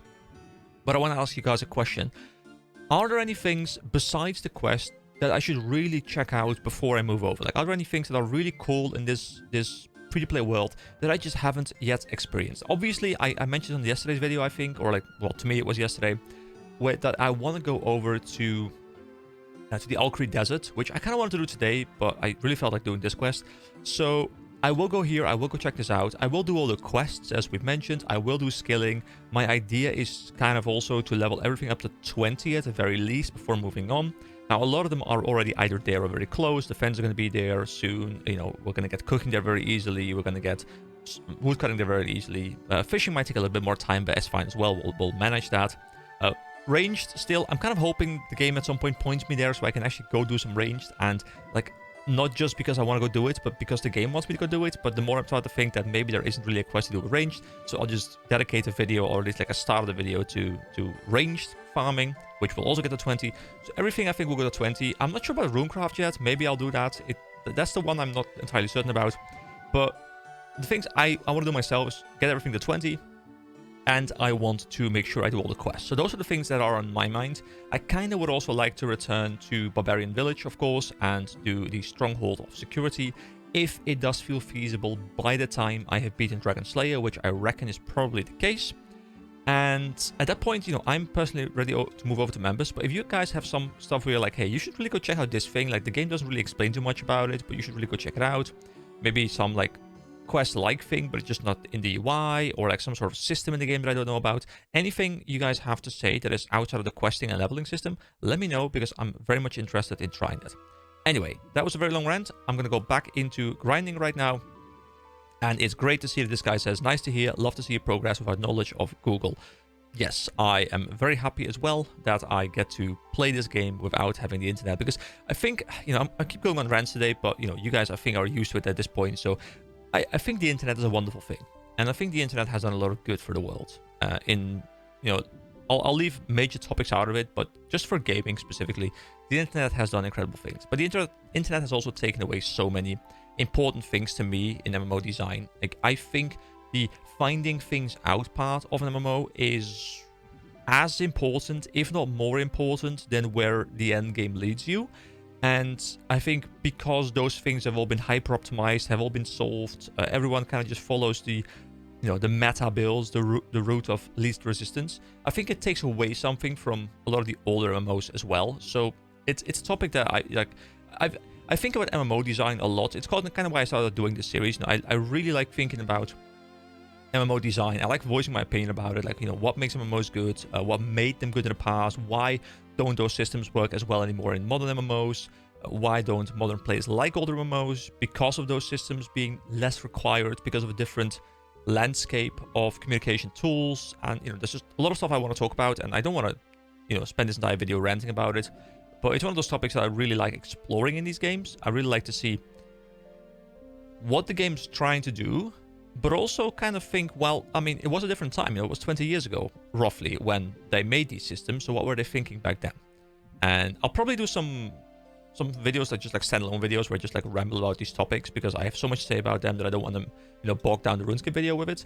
But it's kind of like the basis of why I even started doing this series, is just because I love talking about MMO design. And, you know, it's also fun to just be chatting into a microphone, because that's something I enjoy doing as well. So it's a great combination. Anyway, back to garlic. Thank you for listening to my TED Talk. I'll see you guys when I found garlic. Oh wait, this is part of his house as well, isn't it? Is this considered to be part of his house? There's an open chest and there's some drawers. There's nothing in here. Maybe in the drawers there's some garlic. Can I search them? They're empty. Okay, so I guess it's not here either. There's logs. You know, I think he'd had it upstairs, or maybe in like a little garden place or something. There's a cupboard here. Open the cupboards and search the cupboards. Ah, there we go. It contains garlic. You take a clove. There we go. We have what we need. Also, I only just now realized that his name actually is the Dutch word for tepelstrail, which is not something that I should really discuss on this video, I think, but I just realized what his name was. For some reason, my mind does this thing where if I see anything in a game, I immediately assume it is an English word. I've even had things recently. I was watching I was like scrolling through Netflix, and there was this trailer that was in Dutch, which is my native language, and it took me like 10 seconds to actually register that it was Dutch. Like, I was thinking, okay, what are they saying? That's not English. So I was like, well, you know, maybe it's like Swedish or something, like some other language, because I'm not used to Dutch being like one of the things I see on there. And then like 10 seconds later, I'm like, dude, that's my own language. Like, like my brain just tries to like turn everything into English, because it's just the thing. Like, whenever it's something online, whether it's something, you know, a game, a movie, a show, a book, anything, like it's trying to like form English words out of whatever it sees, even if it's Dutch, which is weird because I obviously work in a Dutch environment and I talk to Dutch clients all day. But it's weird because when I see text outside of work, it immediately just goes to English, which is really odd. Anyway, how are you doing with the quest? I'm still working on it. Okay, so the same stuff here. But we have the garlic, and when I'm ready, I should go to Draina Manor, north of Draina, to kill the vampire that's living in the basement. So I really wonder, because the quest is very short, so I wouldn't be surprised if this is already it. This is going to be a slightly shorter video, most likely. But that's fine, because they don't all have to be an hour long. So I'm going to head up north, over back into Draina Manor. I'm excited to go back in there. Wait, Arceus, Draina Manor, level 17. What is that? Alright, I guess we have multiple things to check out. Maybe it won't be a short video after all. Hope Veronica's doing well. She's still out here. Don't know why. Her husband was saved, but sure, whatever. Hey, leave me alone, tree. I am much stronger now. Right, open the large door. Ah, it feels almost odd to be back in here. Here we go. So it was around and it was into... Wait, can we take out the skeleton now? Hold on. Hold on, the skeleton was right here, wasn't he? Kind of wanna... Oh, we don't have the key on us. Okay, never mind. I wanted to, you know, take the skeleton out because I can. My chair buddy is back! Oh, what was his name? Oh, I forgot the name for my chair buddy. I'm sorry. I think it was something like very... was it like George? George the chair? Oh, there's multiple chairs now. I have more friends. Guys, I finally have friends. It feels so good. But anyway, we are back over here at the coffin. And now we can open it. Oh, look at this. Look at it. It's opening. It's opening. It's opening. There we go. Oh, he's rising. Attack. Count. Draenor. Oh, he's actually rather weak. I think. Here we go. Here we go. Here we go. Here we go. Beautiful. We smash him. The battle. The battle is fierce. But we do not give up. Actually, our mithril sword is hitting like a beast. And we're leveling some defense as we go, which is beautiful. Bam. There we go. So do I need to use a stake at some point during the battle? Or just to be sure? Nothing interesting happens. Okay, we'll just keep on fighting. I guess maybe I'll have to use it when he's like on the floor. Like once I've beaten him, like it's going to go into like a down state kind of thing. And I need to take him out then. Maybe. Guess we'll see. We're about to take him out. Here we go. Finishing move. Let's well, I was going to say let's blow him. But I want to say blow him up. But now I said blow him anyway. So let's blow him, guys. Oh! You've completed Vampire Slayer. You're awarded 3 quest points and 4.8k attack experience. Oh, well, I was just leveling attack, so I guess I didn't even have to do that. But, you know, it's a nice boost anyway, so that's really nice. 26? You just advanced 2 combat levels, 25. Okay, guys, so we just went from 20 to 26? What? So at what point would we be able to wear adamant? It's 30. Now, I can't... See, this is the annoying thing, right? I want to smith my own gear, but I'm running mithril right now. And in order to craft the next tier, which will be adamant, so let's take the adamant longsword as an example, which is what I'm wearing right now. We would need to be like level 76. Like, what? That's insane. But guys, these quests, especially when you don't know what you're going to be getting, it's really fun. It's really fun to just finish a quest and you're like, oh my god, I got like a nice chunk of experience. Which makes me look forward to the other ones as well, because obviously we are kind of closing in on the end. We have only 6 quests left, and I'm happy I'm getting experience into attack, by the way, because we need to get some combat levels up, because we're going to need to fight... What is this ouch thing, by the way? What are we getting hit by? Are we standing in the fire? Am I standing... Oh, the candles burn your feet. Oh, I'm losing HP. Oh, that's cool. Examine candles. Little candles flickering. There we go. That was beautiful, guys, and like I said, you know, I like the idea that we're getting combat experience and stuff, because we need it for Dragon Slayer. So there's a couple quests coming up, and I guess I'll just keep on going with another quest right away, because you know, I'm still quite a high energy. It was a fairly short quest. So thank you so much for joining this, what will most likely be a bit of a shorter video, and I will see you again next time. Bye-bye! Hello everybody, my name is EK, and welcome back again to more RuneScape. So, for you guys, it's been 2 days. For me, it's been 5 minutes. I am excited to keep on going. The other one was kind of short, and I decided, let's just knock out another short one, because, you know, we're on a nice pace right now to really knock out these final quests. So let's do Doric's quest. It's also very short, it's novice difficulty, so it should be fine. And it's kind of close. So, I can start this quest by talking to Doric at his home, north of Falador. And this guy right here. Oh, he's now moved indoors. He was outside first. This is Doric. Let's take a look at Doric. Hello, Doric. So he too is a smithing guy. So maybe even more smithing experience, which I would absolutely love. So, hello traveler. What brings you to my humble smithy? I wanted to use one of your anvils. I wanted to use your whetstone. Mind your own business, short stuff. We're not mean like that. I was just checking out the landscape, or what do you make here? What do you make here? I make pickaxes. I am the best maker of pickaxes in the whole of Gillinor. Then there's a pretty decent chance that we have purchased one of your pickaxes when we were buying the previous tiers of pickaxes, including the rune one that we're now wielding, because he's probably made these, sold them to his dwarven friends who are now selling them for him, you know, like that's how the economy works. So quite likely that we bought his pickaxe. Do we have any to sell? Sorry, but I've got a running order with Murnov. Murnov, I think that wasn't that the guy in the Dwarven mine that we bought it off? That's great. That's great. Wow, my voice went so high pitched there. Who is Murnov? Murnov has a store over in the Dwarven mine. You can find the entrance on the side of Ice Mountain to the east of here. So, it's connecting Ice Mountain again to the Dwarven mine, to the pickaxe vendor, to the guy who makes the pickaxes. Just like I said in the last video, guys, it's starting to like click together more and more and more, and I love that. Alright, moving on. I guess we can also say that we were checking out the landscape. Hope you like it. I do enjoy the solitude of my little home. If you get time, please say hi to my friends in the Dwarven mine. Dwarven mine? Yep, the entrance is in the side of Ice Mountain, just to the east of here. They're a friendly bunch. Stop in at Murnov's store and buy one of my pickaxes. So what exactly... I'm gonna click through all of these, and that's totally fine, but I'm assuming... Yeah, I do have to talk to Doric, so one of these things is going to lead me to a quest. So let's use one of your anvils. My anvils get enough work with my own use. I make pickaxes and it takes a lot of hard work. I mean, to be fair, I can't even smith pickaxes, but apparently he can, because he is a master smithy. If you could get me some more materials, then I could let you use them. Oh. So this is the quest. Okay, yes. Yes, I will get you the materials. Clay is what I use more than anything. To make casts. Could you get me 6 clay, 4 copper ore and 2 iron ore, please? I could pay a little and let you use my anvils. Take this pickaxe with you just in case you need it. So where can I find those? You'll be able to find all those ores in the rocks inside the Dwarven mine. Head east from here and you'll find the entrance in the side of Ice Mountain. Alright, so we have a pickaxe with us. It's a bronze pickaxe. You know what? We will use the bronze one for now. Like, just for this quest. It's just a little bit of mining. I don't need to run back and forth, really. So, I can go into the Dwarven mine over here. And then, I think it's a very simple quest, honestly.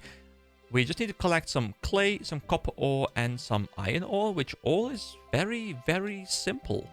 So, I'm gonna go into the mine. See if I can find those things real quick, and then we'll see if we're done. If that is the thing, I will probably do more in this video. But, the game sometimes surprises me, so let's see if this is all there is to it. To the mines! So, here we go. Let's first get a little bit of copper. And I reckon even with this pickaxe, it shouldn't take too long. There we go, that's the copper ore done. Now let's move on over to the iron ore right here. I feel like mining iron with copper should be fairly difficult, but we seem to manage quite alright. There we go, iron ore done as well. Now we need clay. Now I don't exactly know where I get clay. Can I also get clay from an ore? Or do I get clay in some other way? I mean, I know I looted some... Oh, there's just clay rocks over there. Okay, well that's very simple. I actually hadn't seen these before, but maybe they're only in here, or at least not in areas where I've been grinding. So let me get 6 of these. I'm expecting to get some mining experience from this quest, because obviously we are mining quite a bit. And there we go, we have all the stuff we need, so let's run back over to Doric and see what he has to say next. I love this song. It's so cheerful. Oh, it's over. It's over because we moved a little bit too far away. Oh, that's unfortunate. I think it is also possible for me to actually choose which song plays. I think there is some sort of song selection thing somewhere in the settings. I guess it's in the music player and I can just click one that I want. Also, I am quite sure that it's possible for me to use RuneLight to change the way the areas look. Like I can always have it be snowy and stuff, which is stuff that I'll probably mess around with a bit later, just for the sake of testing it. But for the playthrough, especially as long as I'm, just still exploring stuff kind of as a new player, I don't want to mess too much with the original design, because I want it to be close to the way it was intended to be, and I don't want to take too much away from it. But I guess I'll probably mess around with it later when I feel like I've kind of done everything there is to do in a particular area, and I've really learned to appreciate the way the game was designed originally. Well, I mean, originally with the HD graphics, I suppose. Have you got my materials yet, traveler? I have everything you need. Many thanks. Pass them here, please. I can spare you some coins for your trouble, and please use my anvils anytime you want. You hand the clay, copper, and iron ore to Doric, and there we go. That is it, guys. That is a very, very, very short quest. It is 1 quest point, 1.3k mining experience, so that, it barely moves the needle, but it's fine because we have been grinding at a fair ton, so that makes a lot of sense. It's like an early game quest, I believe. 180 coins and use of Doric's anvils, which for me, it doesn't really do too much. But I guess if you have access to Taberley, then maybe in some way it will be nice to have these unlocked. So you know what, if we ever need those, we'll have them unlocked, and that is what matters. But for now, I don't think I'll be using them too much, because if I'm doing those runs, I'll probably run to a different anvil anyway, because there isn't like a bank very close to this.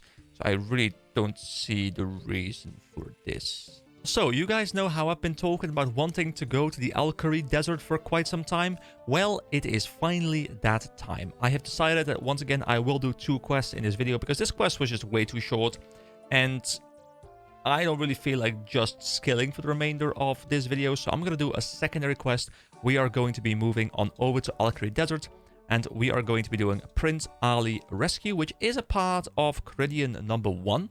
And I can start this quest by talking to Chancellor Hassan in Al-Kharid Palace, which is, of course, over here. So it's quite a walk. I guess I'll pull back to Lumbridge, and then I'll walk up north and go through here. I think if you're a member, you can pass through this gate. It's a toll gate, but I think you need a membership to be able to pass through here, because it's one of the oldest member-only things that I remember seeing back when I played as a kid. So I think you always had to like run around, and then you had to go through here, and then walk over, of course, to Al-Kharid itself, and then over to the palace to start the quest. So I'll see you guys when I get to the desert.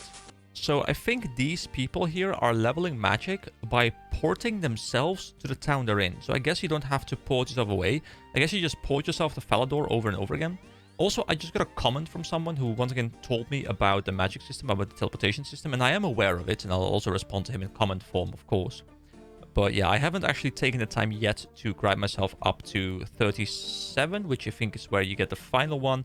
But I should probably grind myself up to 31, because it's not too far away. And then I get Lumbridge teleport, and then over here I get 37, I get Falador teleport. And then I think there's also a Varrock teleport at 25, which I'm fairly close to, level 22. So I should probably spend some time between the 2 videos leveling magic a little bit more, so I can get the Varrock teleport, which is going to be really convenient for me. Also, where am I going? Let me verify whether the thing I just said is true about the members thing. Wait, I can pass through here. What? You pay the guards and pass through the gate. Oh, wait, so I just paid them? Oh. Oh. Okay, there's also a quest here apparently, but I think this is a members quest. Temple of the Eye. There's so many cool sounding quests that I'd love to check out at some point. This is the feud. But for now, just let's head over to the palace. But this is our first time really in Al-Kharid, guys. We obviously have been in the northern part. We got the flyer and stuff, but we haven't really been in the town proper yet. Is this where I need to go? No, that's Emir's Arena. Not quite sure where that exactly is, which we'll probably figure out at some point. But for now, we just want to head over to the palace to get the quest. But let's just enjoy the music for a second.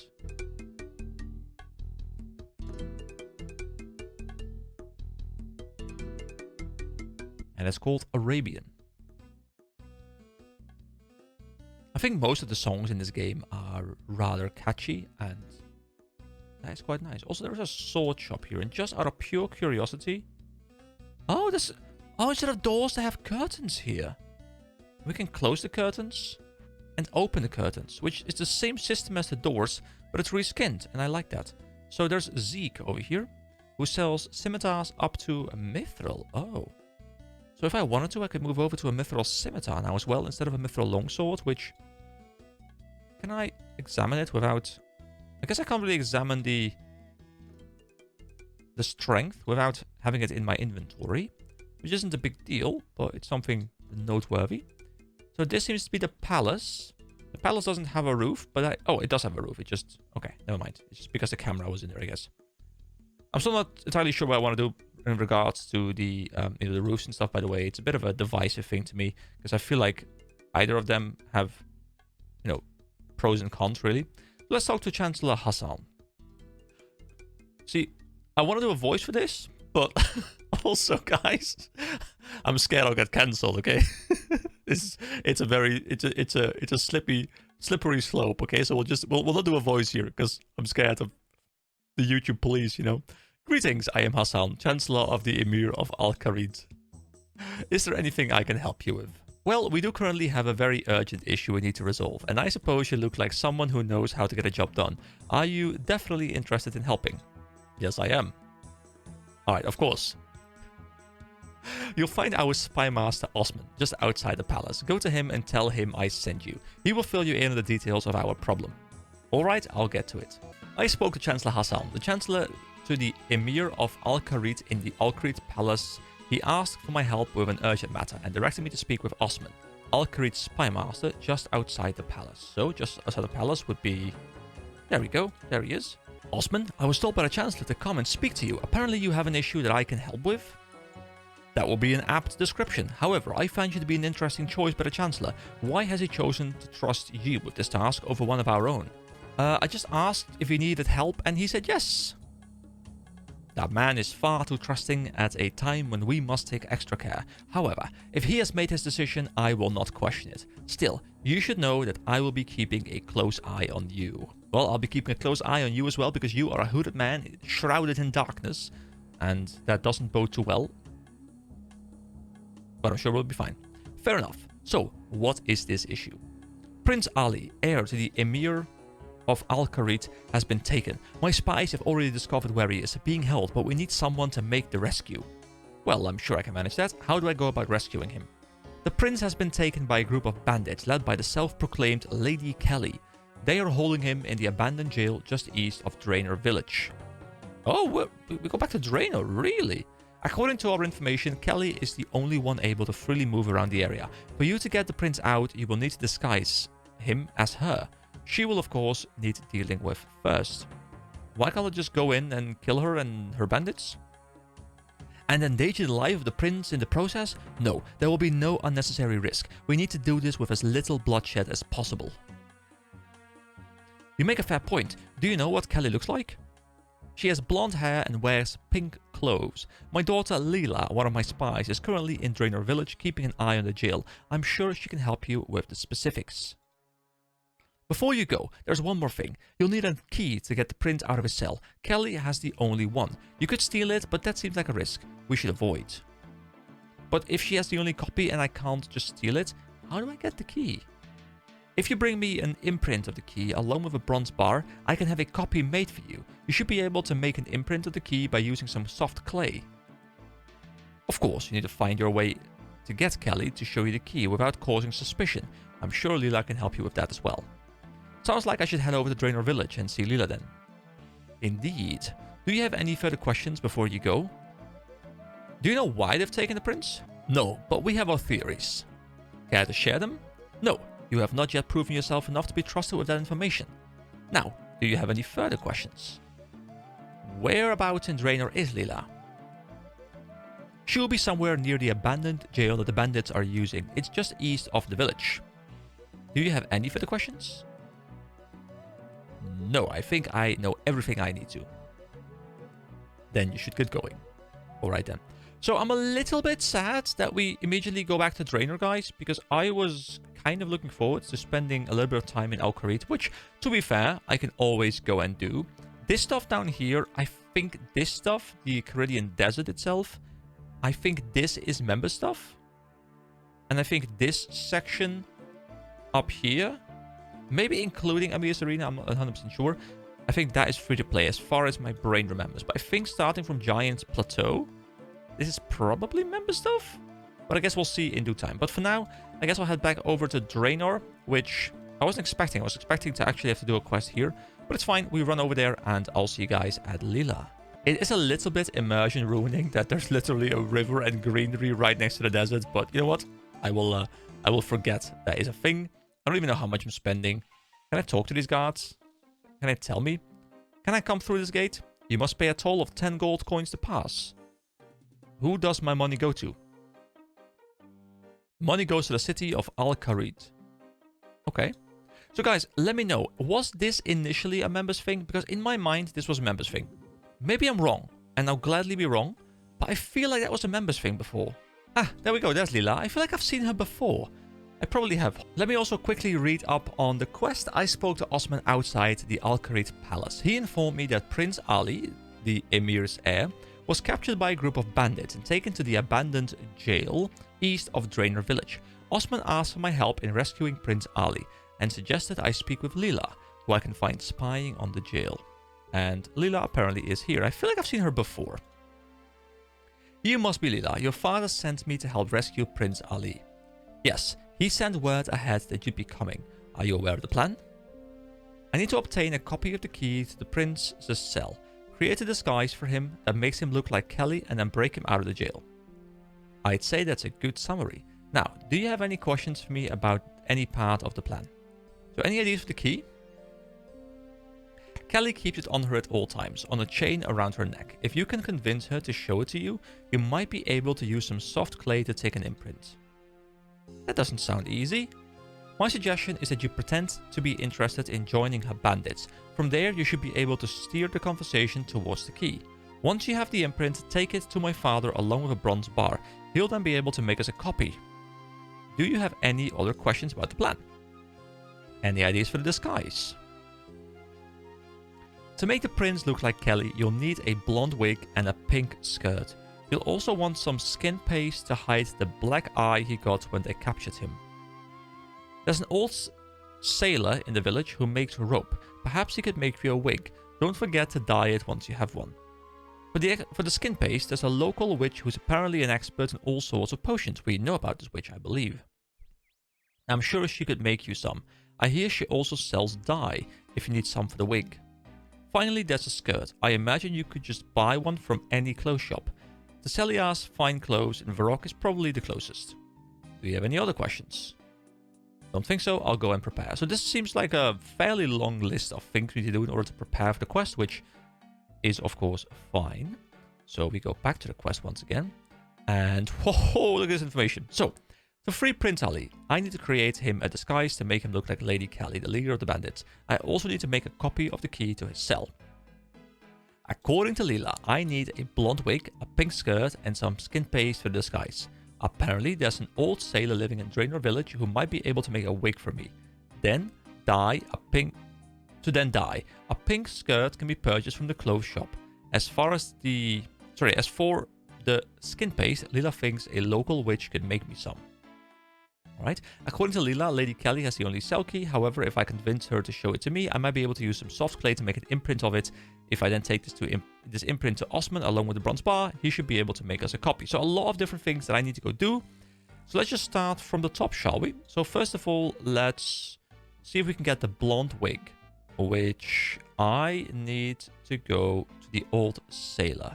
Is it this guy? This guy's a rope trader, like right next to me over here. Oh, I guess I need to actually open the door. So your character will always autopath wherever you click unless there is an interactable thing in the way. I think that's how it's designed. So we can buy rope, but can we also talk to him? Why, hello there, lad. Me friends call me Ned. I was a man of the sea, but it's past me now. Could I be making or selling you some rope?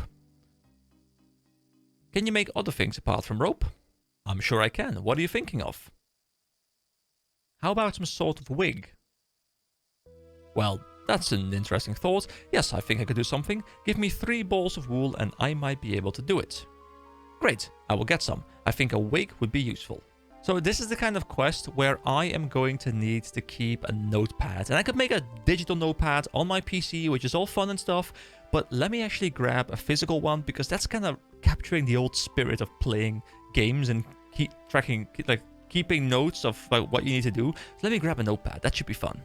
Alright, here we go. I got myself a little notepad, got myself an empty page. Let's go and make some notes. So in order to get the wig, there's also something satisfying about talking with your hands, which I always do. Like I often talk with my hands. You don't really see it too much because like they're under the camera really, because they're like under the mic. But I talk with my hands quite a bit, and there's something even more satisfying about having a pen in your hand, like something to fidget with as you're speaking. I don't know why, but I guess most people have that.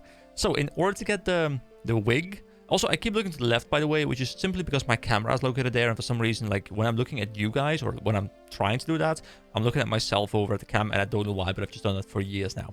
So I need to get 3 balls of wool. There we go. For the wig, I need 3 balls of wool. And then I believe for the key, I need the wet clay and the bronze bar. Don't mind my handwriting because I don't write using my hands a lot. I generally just type my things. Now, I do need to also dye the wig, but the dyes I don't think add up to blonde. So I guess I'll need the thing, like the the wig first, and then I'll walk over to the witch, who can then dye it for me, maybe like a special color or something. But that's something we'll leave for later. So for the pink skirt as well, I need to go to the Varrock store. And then I think we have everything right now. So let's get started, shall we? And if I was trying to hyper optimize this, I would probably just look into which ones I need and really make like a path for myself. But really, I'm just going to kind of go top down, and you know, I might have to do a little bit more running than usual, but it's fine. So, oh, don't we need to have a... Yeah, we need some shears. Hopefully this guy can just give me some. Because otherwise I'll have to go back to the storage where I've kept one, but I reckon this guy probably has one for us, right? There we go. There's some shears on the table. Beautiful. There we go. We get 3 wool. Now we run over to the thing we created, and because we did the sheep shearing quest, we now know exactly where we need to go, and we can now make this quest a lot easier on ourselves. And that's what I love, guys. I love the layering of mechanics where they're verifying whether you know something, and then they're reusing it as a part of a different quest. All right, here we go. We are making 3 balls of wool. That is done as well. All right, we are now in the Varrock clothing store, and it's nice and colorful in here, nice and pink. Let's talk to Tesselia. And we needed a pink skirt. Yes, because that's what my notepad says to me. So let's examine it. How much is a pink skirt? It is 99. Actually, is it 99 as well if we want to buy it here? No, it's 2 coins. Wait, the GE average is 99, and I can buy it for 2. So technically, it's not really big money, but technically I could buy it here and then I could sell it. And that would be beneficial to me in a very small capacity. So let's buy a pink skirt. There we go. And we have that now, which means that, you know, for the wig, we need to go back and do the thing with the guy who can make it into a wig, the 3 balls of wool. Then also for the key, I'm going to need to get some wet clay and a bronze bar. So I'm going to have to do a little bit of mining, for which I will once again return to the Dwarven mine, because I think that is the place where you can very easily get clay. I don't think in other places you can really get clay. I think clay really is an underground thing. Tin, coal. There is... Oh, there's some clay down here. Oh. Oh, but there isn't bronze there. Is there bronze? There's bronze here. So what I'll do, so go down here, I'll loop over here, and I'll loop back in. Okay, that's what we'll do. Oh, I should have probably gone to the local witch and asked about the skin paste, because maybe I'm gonna have to run back somewhere around here again, because I don't know what I'll require to make it. So, yeah, that's fine. As you guys have learned, we are all about hyper efficiency around here. Now, I could go and buy these things off the Grand Exchange, because obviously I've gotten many of these, but I might as well use my big smithing muscles to create this myself. Also, I called it wet clay, but it's soft clay, although I guess in a sense it's the same. There's a fountain here, so I can use my bucket on the fountain, and then I can use the bucket on the clay. And just in case, for whatever reason I need 2, I will quickly make 2 soft clays. So that means that the soft clay is done. The skirt is done. The balls of wool are done. So now what I need to make is a bronze bar, for which I'll quickly have to run over to the furnace. I have to smelt this into a bronze bar, and then we're good. And then I can continue walking from there back over to Draenor, I guess, and I can start handing in some of the things. This is pretty amusing. All right, here we go. Let's make a quick bronze bar, shall we? There we go. The bar has been made. So that is also something that I can get off the list. Beautiful. So now I think I'll head over to Draenor, and I'll at least hand in the things I can hand in. I'll probably get a bit more of a list of some other things to do, but at least we can make some progress. Okay, back at Ned. Let's talk to him once again, and please make a wig for me. I was going to say a rope, but no, a wig. So can you make other things? It's the same dialogue again. Here we go. Some sort of wig. We have that. 3 balls of wool. We have that. I have them here. Please make me a wig. There we go. Okay, I'll have a go. Ned gives you a pretty good wig. Here you go. How's that for a quick effort? Not bad, I think. Thanks, Ned. There's more to you than meets the eye. Alright, so we have a wig. And if I examine it, it says a grey woolen wig. So now let's head back over to the dye vendor. and see if she can turn this into something, because I feel like we didn't have the color available to us. But maybe if we talk to her. You can also do dyes, Aggie. You don't have the ingredients I need for my dyes. I can make red, yellow, and blue. I mean, to be fair, yellow is kind of close to blonde, but it's not really blonde. So I guess we're going to need to do that. What can I help you with? And oh, can you make skin paste as well? Of course, yes, yes. Why? It's one of my most popular potions. Lots of people around here like to pretty their faces up a bit. I can make it for you if you get me what's needed. What do you need? Well, dearie, you need a base for the paste. That's a mix of ash, flour, and water. Ah, more stuff. I should have done this before, but you know what? Sometimes you forget something. So, we'll grab the notepad once again. So, ash, flour, and water. Then you need red berries to color it as you want. Bring me those 4 items and I will make you some. So, also some red berries, which I think I might still have in my bank. And I think there was a comment, actually, that pointed out to me that I was going to need ash for one specific quest. And I'm assuming this is the quest that we're referring to, which is quite fun that I even remember that. But yeah, that's nice. So I have some of the stuff that I need. And I guess I'll go and grab the skin paste stuff. I think I can just do like wood cutting, make a fire, and then that gives me an ash. Then for the flour and for the water, of course, I'm going to have to do a little bit more effort, but that is fine. Yeah, I have some red berries because I got 2 red berries. Last time I needed 1 red berry, so that is nice. That one is already off the list. Here we go. Little check mark. There we go. This... Let me make sure I can see whether it's focusing correctly. This is the list so far. Whoa. There we go. We are making some solid progress. I like how people in the chat apparently here are talking about their 401k taking a dip. It's amusing to see all these economy things, which I'm very interested in myself, you know, being discussed in RuneScape right now. Because I'm assuming most of the player base is, you know, they're not going to be 16 to 20.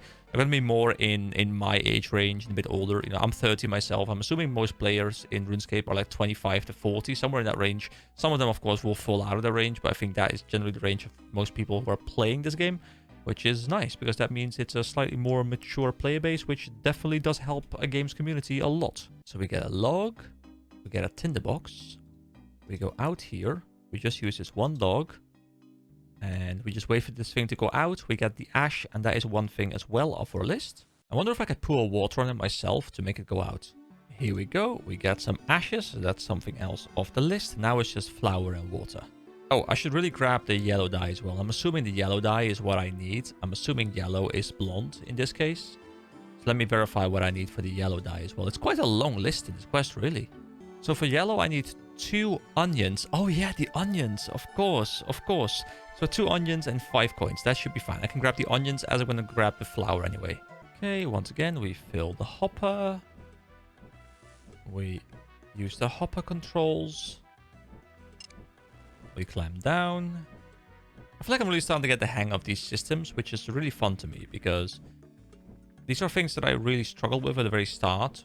You know, figuring out how I do things, which items I needed. And now it's just kind of becoming second nature.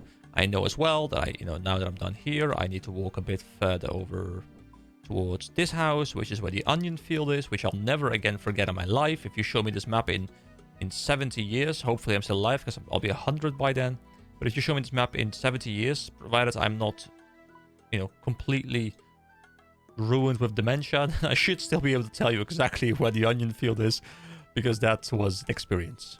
All right, there we go. That's the onions as well. And now let's head back over to Drainer. All right, Aggie, we're back. Can you please help me make some... Let's just first do the skin paste.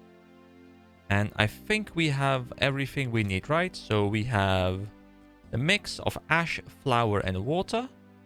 Wait, oh, I didn't bring water. Hold on. I mean, there's a water source somewhere around here, right? There's always a water source.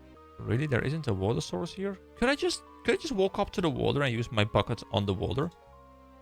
I don't know if there's a distinction between salty seawater and fresh water in this game, but I'm gonna just give it a shot, because why not? No, I don't think I can use my bucket on the water. That's unfortunate. So I will have to go find a water spot. Why is the one time I need water, it's not next to me?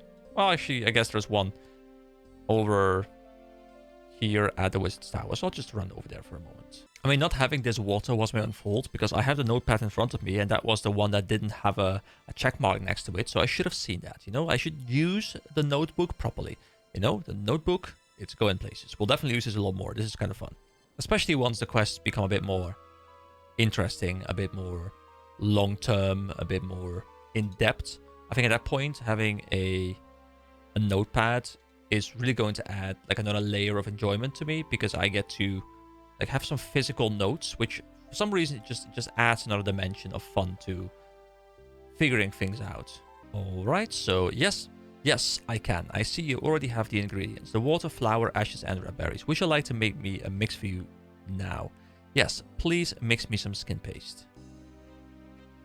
That should be simple. Hand the things to Aggie then. There you go. You hand the ash, flour, water, and red berries to Aggie. She tips the ingredients into a cauldron and mutters some words. Alright, you keep on muttering. Gournicats, Fenderbomb, Gottenham, a marshmallow, marblurch or something. Oh, I can see the things going in here. That's kind of cool. Aggie hands you the skin paste. There we go. There you go, dearie. That will make you look good at the Varrock dances. That's definitely what I need it for. But I also need you to make me some dyes. And specifically, I need you to make me some yellow dye. At least I'm assuming I need yellow dye, because it's the only dye I can think of that is close to blonde. 2 onions and 5 coins to you, which I have. Okay, make me some yellow dye, please. And you hand the onions and payments to Aggie. Aggie produces a yellow bottle and hands it to you. There we go. We have a bottle of yellow dye as well. We put the yellow dye on... Or were we supposed to put the paste on the wig? No, right? No, okay. So the yellow dye onto the wig. And I guess this is a wig that has been dyed blonde. Okay, good.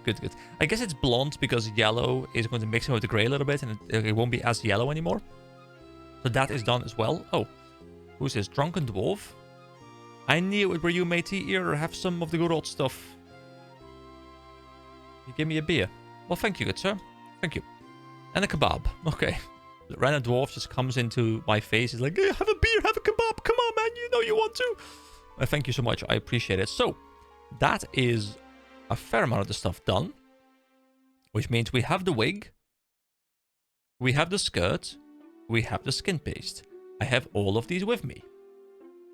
But we still need to do the stuff with the clay and the bronze bar, which I also have on me. So let's go back to Leela and see if she has some more information for us. You're back. Do you have everything needed yet? Any ideas for the key? I guess I'll have to go over to the NPC and I will need to get... Oh, Prince Ali is in there. Okay, yeah. I think I just need to go there. Can I open this trapdoor, or is it a members thing? Hold on, let me open this trapdoor if I can. Can I? You open the trapdoor. Okay, we go in. Oh, there's zombies down here. Do I want to just sneak in through here? Okay, we are sneaking. I don't know if I need to be in here, but we have become the sneaker. Okay, we just ignore these mobs for now, I think. How big is this place? Oh, there's a map link right over there. There's also an anvil here for some reason. Someone running an underground smithing operation, quite literally an underground one. We can climb up the ladder. There's also a new music track called Down Below. Let's climb back up. Are we now in the house? No. Okay. Well, that did nothing for us. Anyway, back to the jail. I mean, to be fair, I guess I could just wander into this house. Wait, why can't I just... Oh, I guess I'll... Oh, never mind. I was looking for this opening, but there's also an opening right here. So I guess I can just walk over to the jail and literally just walk in. I mean, these jail guards might attack me. But let me actually get my revenge on these guys, because they have messed with the wrong guy for the, like 7th time in a row. But this time I get my revenge. And if I'm ever in a pickle, I have some kebab that a dwarf gifted to me. Let's drink the beer during combat, because why not? You drink the beer, you feel slightly reinvigorated. And slightly dizzy too. That is how alcohol does work indeed. Okay, let's go in here. Lady Kelly, here we are. I just closed the door so this guy couldn't aggro me. Are you the famous Lady Kelly, leader of the toughest gang of bandits around? Yes, I'm Kelly. You've heard of me then? Sorry, it's time for the lady voice again, I think. Have heard of you? You're famous in Gillinor. That's very kind of you to say. Reputations are not easily earned. I have managed to succeed where many fail. So what's your latest plan then? What do you want to know? Well, actually... Oh, that's me. Well, I was actually hoping to join your group. Join us? Interesting. I suppose you do look the type. You'll of course need to properly prove yourself before we let you join us. However, what I can tell you is that we currently have a very valuable prisoner. If all goes well, he will make us very rich. Ah, I see. You must be very skillful. To catch him? Oh yes, we had to grab him without his bodyguards noticing. It was a stroke of genius, mostly my doing, of course. How do you know someone won't try to free him? There's no way to release him. The only key to his cell is on the chain around my neck, and the locksmith who made it died very suddenly. That sounds like some murder. She did a murder, guys. There isn't another key like this in the world. Could I see the key, please?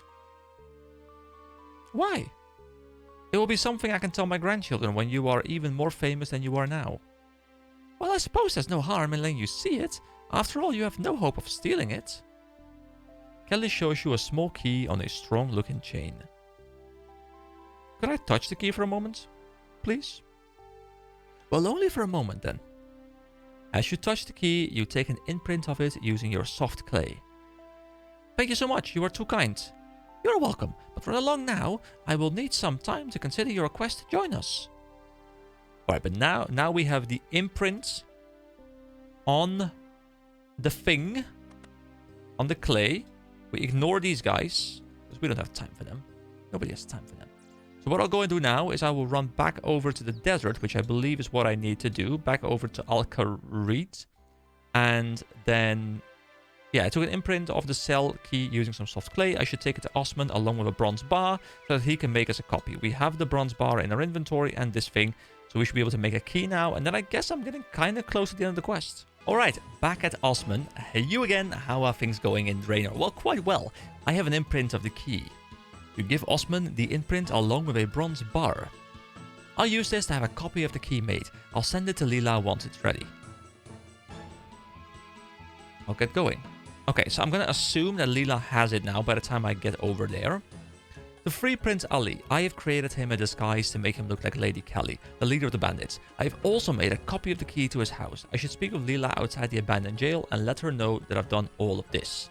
Yes, okay, let's head back over. And I am back over at Lila once again. Let's set these final steps of the plan into motion. You're back. Do you have everything needed yet? I do indeed. Good work. Now, before breaking the prince out, you'll need to find a way to deal with his personal guard. He's talkative, so try to find a weakness. Remember, we don't want any unneeded violence. I mean, to be fair, I've already murdered one of his guards out there, but it's fine.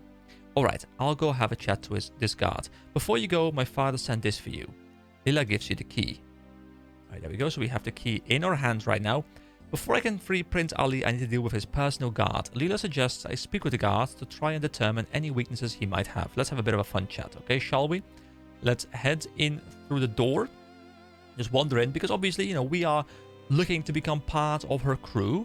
So it's totally normal that we just be wandering in and out of the prison, right? Right? That makes perfect sense.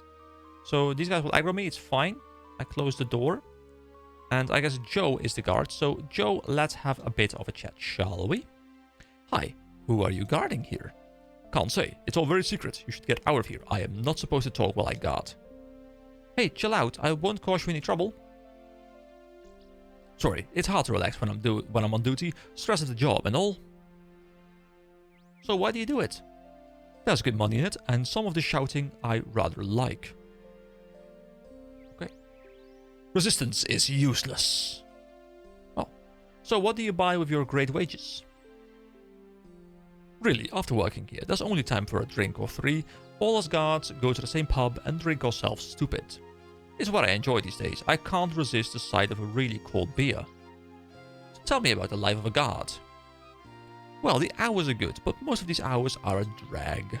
Sometimes I wonder if I should have spent more time learning when I was a young boy. Maybe I wouldn't be here now, scared of Kelly. What did you want to be when you were a boy? Well, I loved to sit by the lake. With my toes in the water, I'd shoot the fish with my bow and arrow. That's a strange hobby for a boy. It kept us from goblin hunting, which was what most boys did. Hang on, why do you ask? What do you want? I'd better go. Alright, so... Thanks, I appreciate that. Token on duty can be punished by having your mouth stitched up. These are rough people here, make no mistake. Alright, so what we need to do, I guess, is go and bring him a cold beer. I kind of wish I still had the beer on me because I have a big glass, but see, the dwarf came in handy, but you know, I and my thirsty self, I had to go drink it. You know, my bad, guys, my bad. So I need to find a new pub. I'm assuming there's a pub in this town somewhere, right? And I can go get a new beer. There's a wine trader, but I assume the wine trader doesn't sell beer. Ah, there's a pub over there. Let me just quickly wander over there. Mr. Bartender, can I have a beer, please? Here we go, 2 gold coins, and here we go. We have a beer. Thank you very much. I'm gonna go back and I'm gonna try and get a guard off duty by just giving him a bit of beer.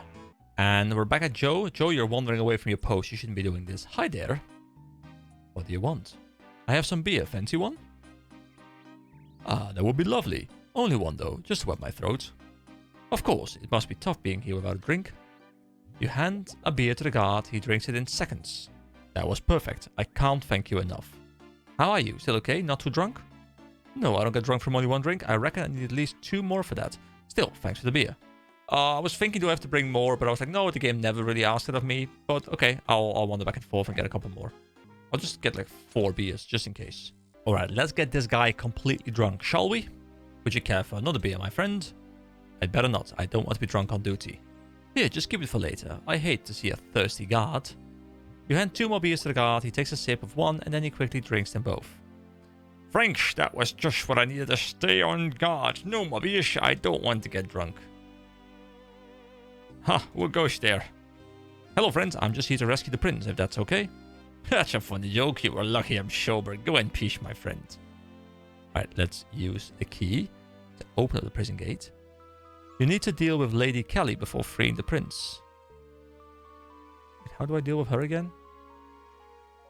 Hello again. Oh, it's you. What do you want? I was hoping we could talk more about your prisoner. Until you join us, I can say very little. What I can tell you is that he is a very valuable. If all goes well, he will make us very rich. Ah. How do you know someone won't try and free him? He must have been very skillful. I feel like I've said this before. I did. So how exactly do I deal with her? Do I wear the stuff? Dude, look at me. I'm so handsome right now. Wait, how? You need to deal with Lady Kelly. How do I deal with Lady Kelly again? Oh, to stop Prince Ali's personal guard from being a problem, I gave him some beer to get him drunk. The last thing I need to do is deal with this with Lady Kelly. Lila might know how I can do this. So I just go back out again, wearing my... I am so incredibly handsome right now. Hold on, I need to go talk to a friend of mine, okay? Will you leave me alone, please? Let me just re-equip my plate legs. Okay, Lila, give me some information. Go back. How are things going with the guard? He's been dealt with. Great, I think that means we're ready. Go in and use some rope to tie Kelly up. Once she's dealt with, use the key to free the prince. Don't forget to give him his disguise so the guards outside don't spot him. I don't have rope on me. This guy can make rope, but I believe I might also have some rope in my bank. I do have some rope in my bank. There we go. So let's go and tie her up. And then we'll do very civilized RuneScape things, guys. Don't worry about it. I will do very civilized RuneScape things, okay? Whoop, close the door again. There we go. Hello, Kelly. Hello, I'm here to tie you up. What? You overpower Kelly, tie her up, and put her in the cupboards. How does she fit in the cupboards? I guess it's a big cupboard, right? Alright. Joe, get out of my way. You're drunk. It's fine. Alright. Hello, Prince Ali. Prince Ali, I'm here to rescue you. Oh, thank goodness. What's your plan? Take this disguise. You can use it to get past the guards outside. Thank you, friend. I must leave you now, but my father will pay you well for this. Prince Ali puts on the disguise and uses it to escape. Alright, so here we go. With Lady Kelly dealt with, I was able to free Prince Ali and get him to safety. I should now return to Chancellor Hassan in Al Kharid Palace. Alright, I think we just wrapped up the quest. That was a fairly long one. There's a lot of steps to it. I guess this is one of those quests again where, you know, if you know exactly what you need, you can kind of just prepare everything in advance and really just speedrun this quest. But I had to go all over the world to figure out what I needed, where I could get those things, and walk everywhere. So for me, it was a long journey. But I guess if you come prepared, you have everything ready to go, you can have this done in like 10 minutes.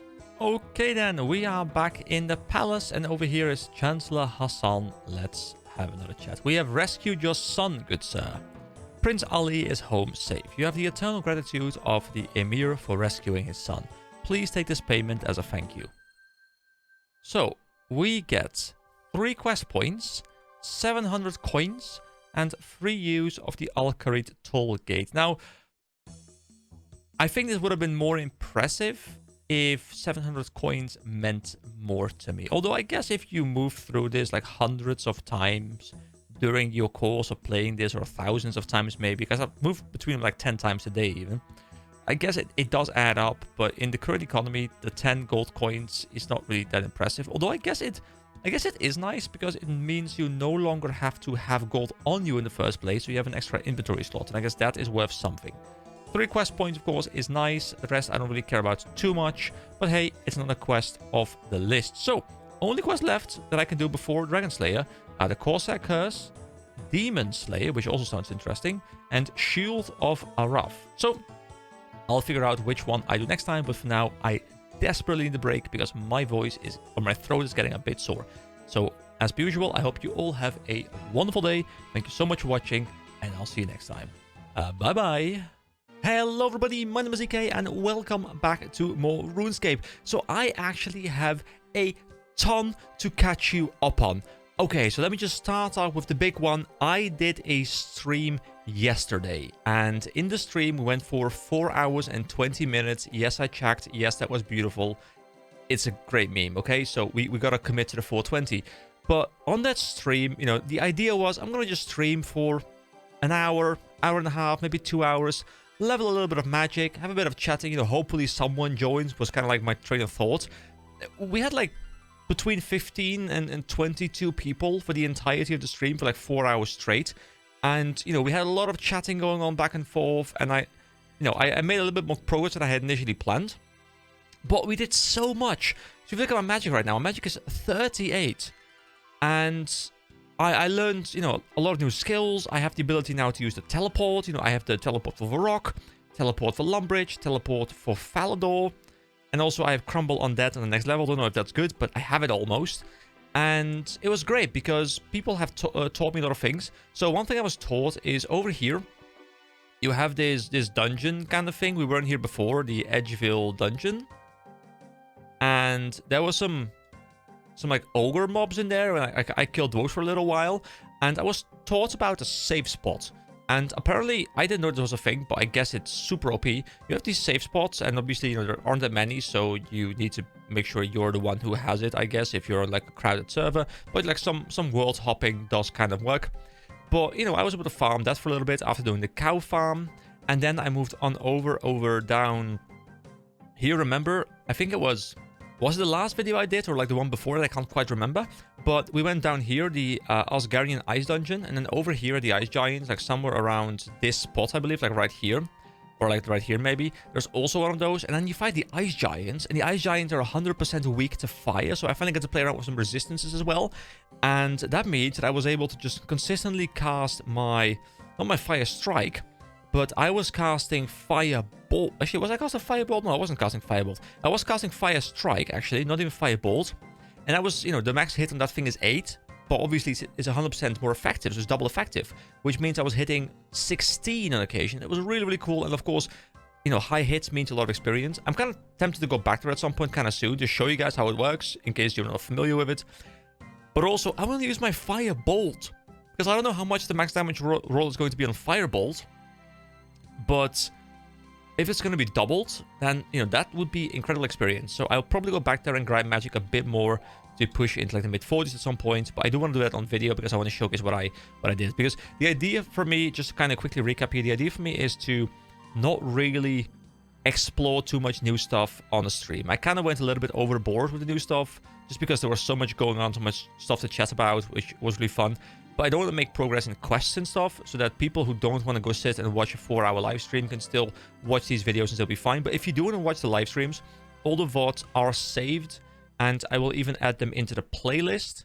If you're watching this as a playlist, you probably have already noticed, but they're going to be in there, and you can, of course, go back and watch them.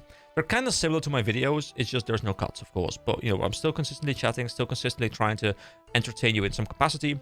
So that was what we did yesterday. But also, you may notice something, and you may have noticed it for a while now, around my neck. or well, on my back actually, there is a cape. It's a clan cape, guys. I made a clan.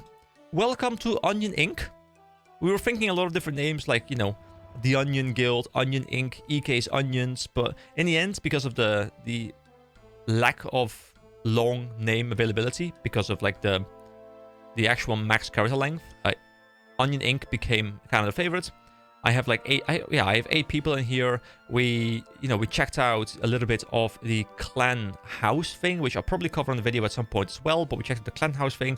We made one of these beautiful capes. This is the thief mask and the rose. I was going to look for something like an onion, but unfortunately the onion isn't actually part of the options. Missed opportunity, Jaggers, come on, get going. You know, I rated some people's fashion. Just overall, you know, like, we didn't really make too much progress besides the clan, I guess, and leveling up in the cave. But yeah, it was a really, really fun time. So thank you everyone who was there. And, you know, I'm hoping to see you again on the next stream, of course. Anyway, today, big preamble out of the way. I think that's everything I wanted to talk about. Actually, just very quickly, I leveled up some attack to 26 as well. Leveled some defense to 17. It's almost 20 as well.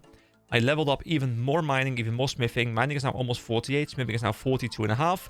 So we are getting kind of close to being able to make mithril at some point. But, you know, the experience has slowed down a lot. And just making steel, it isn't the quickest. So I might push this one more in members territory, where I'm sure we're going to get some more ability to craft it. But I did make myself a nice steel, I believe it's called a kite shield, right? Yeah, steel kite shield, and of course we do have the mithril longsword. Also made myself a steel full helm, so, you know, we are much better equipped. So today the plan is going to be to check out the Easter event, as the title will most likely suggest. It was something that I was told about yesterday. I had seen it before, but I hadn't actually engaged with it yet. Apparently it's around for a little bit more over a week, so there's still time. But apparently you can get like a lot of cool cosmetics, and it's just like a fun little quest chain. So I think this video is just going to cover me playing through this, and let's see what's going on. So that was an intro. That was an intro. Anyway, let's talk to the concerned man, who I assume is who we need to talk to for the event. Excuse me, you don't look very happy. What's wrong? There's an egg-shaped hole in my life. What do you mean? Usually the rock is full of Easter merriment by now. Wagons heaving with eggs being hauled up through the streets. Giant rabbits hopping about, building stalls and putting up decorations. That sounds nice. It was a bloody racket, to be honest, and dangerous. But I'd gladly stand on a rusty nail or take a plank to the face for one of them delicious chocolate eggs. Fair enough. Now that you mention it, I would have expected the Easter bunny to have turned up by now. You sure you haven't seen him? Nobody has, and yet the streets are full of old carrots. We don't usually have such a problem with vegetable waste unless him and his lot have turned up. Vegetable waste, huh? Aye, it wasn't so bad when it was just the crates lying around, but someone's been in them and scattered carrots all over the place. Curious, I wonder. It's not just the rock, mind. It's the woods to the south of here too. Would you like to start the Easter event? Yes, of course. Crates of carrots, you say? Woods to the south? Hey, proper suspicious if you ask me. You wait right here, sir. I've got a hunch. Oh, lunch is it now, eh? Can I have some? No, a hunch, not lunch. No, a hunch about the carrots. They're old and dirty. I don't want to eat those. No, just... I'll be back later. I need to investigate some rotten vegetables. They best not end up in my lunch. Okay. You should probably have a look around for suspicious crates of carrots. You started the Easter event. One glum bunny. So is it also somewhere in my quest list? Oh, I was thinking maybe it's under... on the mini quests? Or, yeah, mini quests. I don't think it's here unless I'm missing it. No, it doesn't appear to be here. That's fine though. So it said something about going... was it south? I was expecting to be able to check something, but I don't know where I'll be able to find it. Anyway, I guess it's south, and then there's going to be some crates. So I'll just look around for a little bit, and we will find it. Oh, there's carrots on the floor as well, actually. I hadn't even noticed those. So I guess I'll just run... oh, investigate curiously positioned crate of carrots. This crate is full of carrots, and there are more carrots leading off into the trees. So do I just follow the trail of carrots? A carrot here and a carrot up there. Also, you can see my playtime right now is 2 days and 5 hours. Yes, guys, it's a thing. Investigate Conspicuous carrot scraps. More carrots. I must be on the right track. Alright, do we keep following the carrots?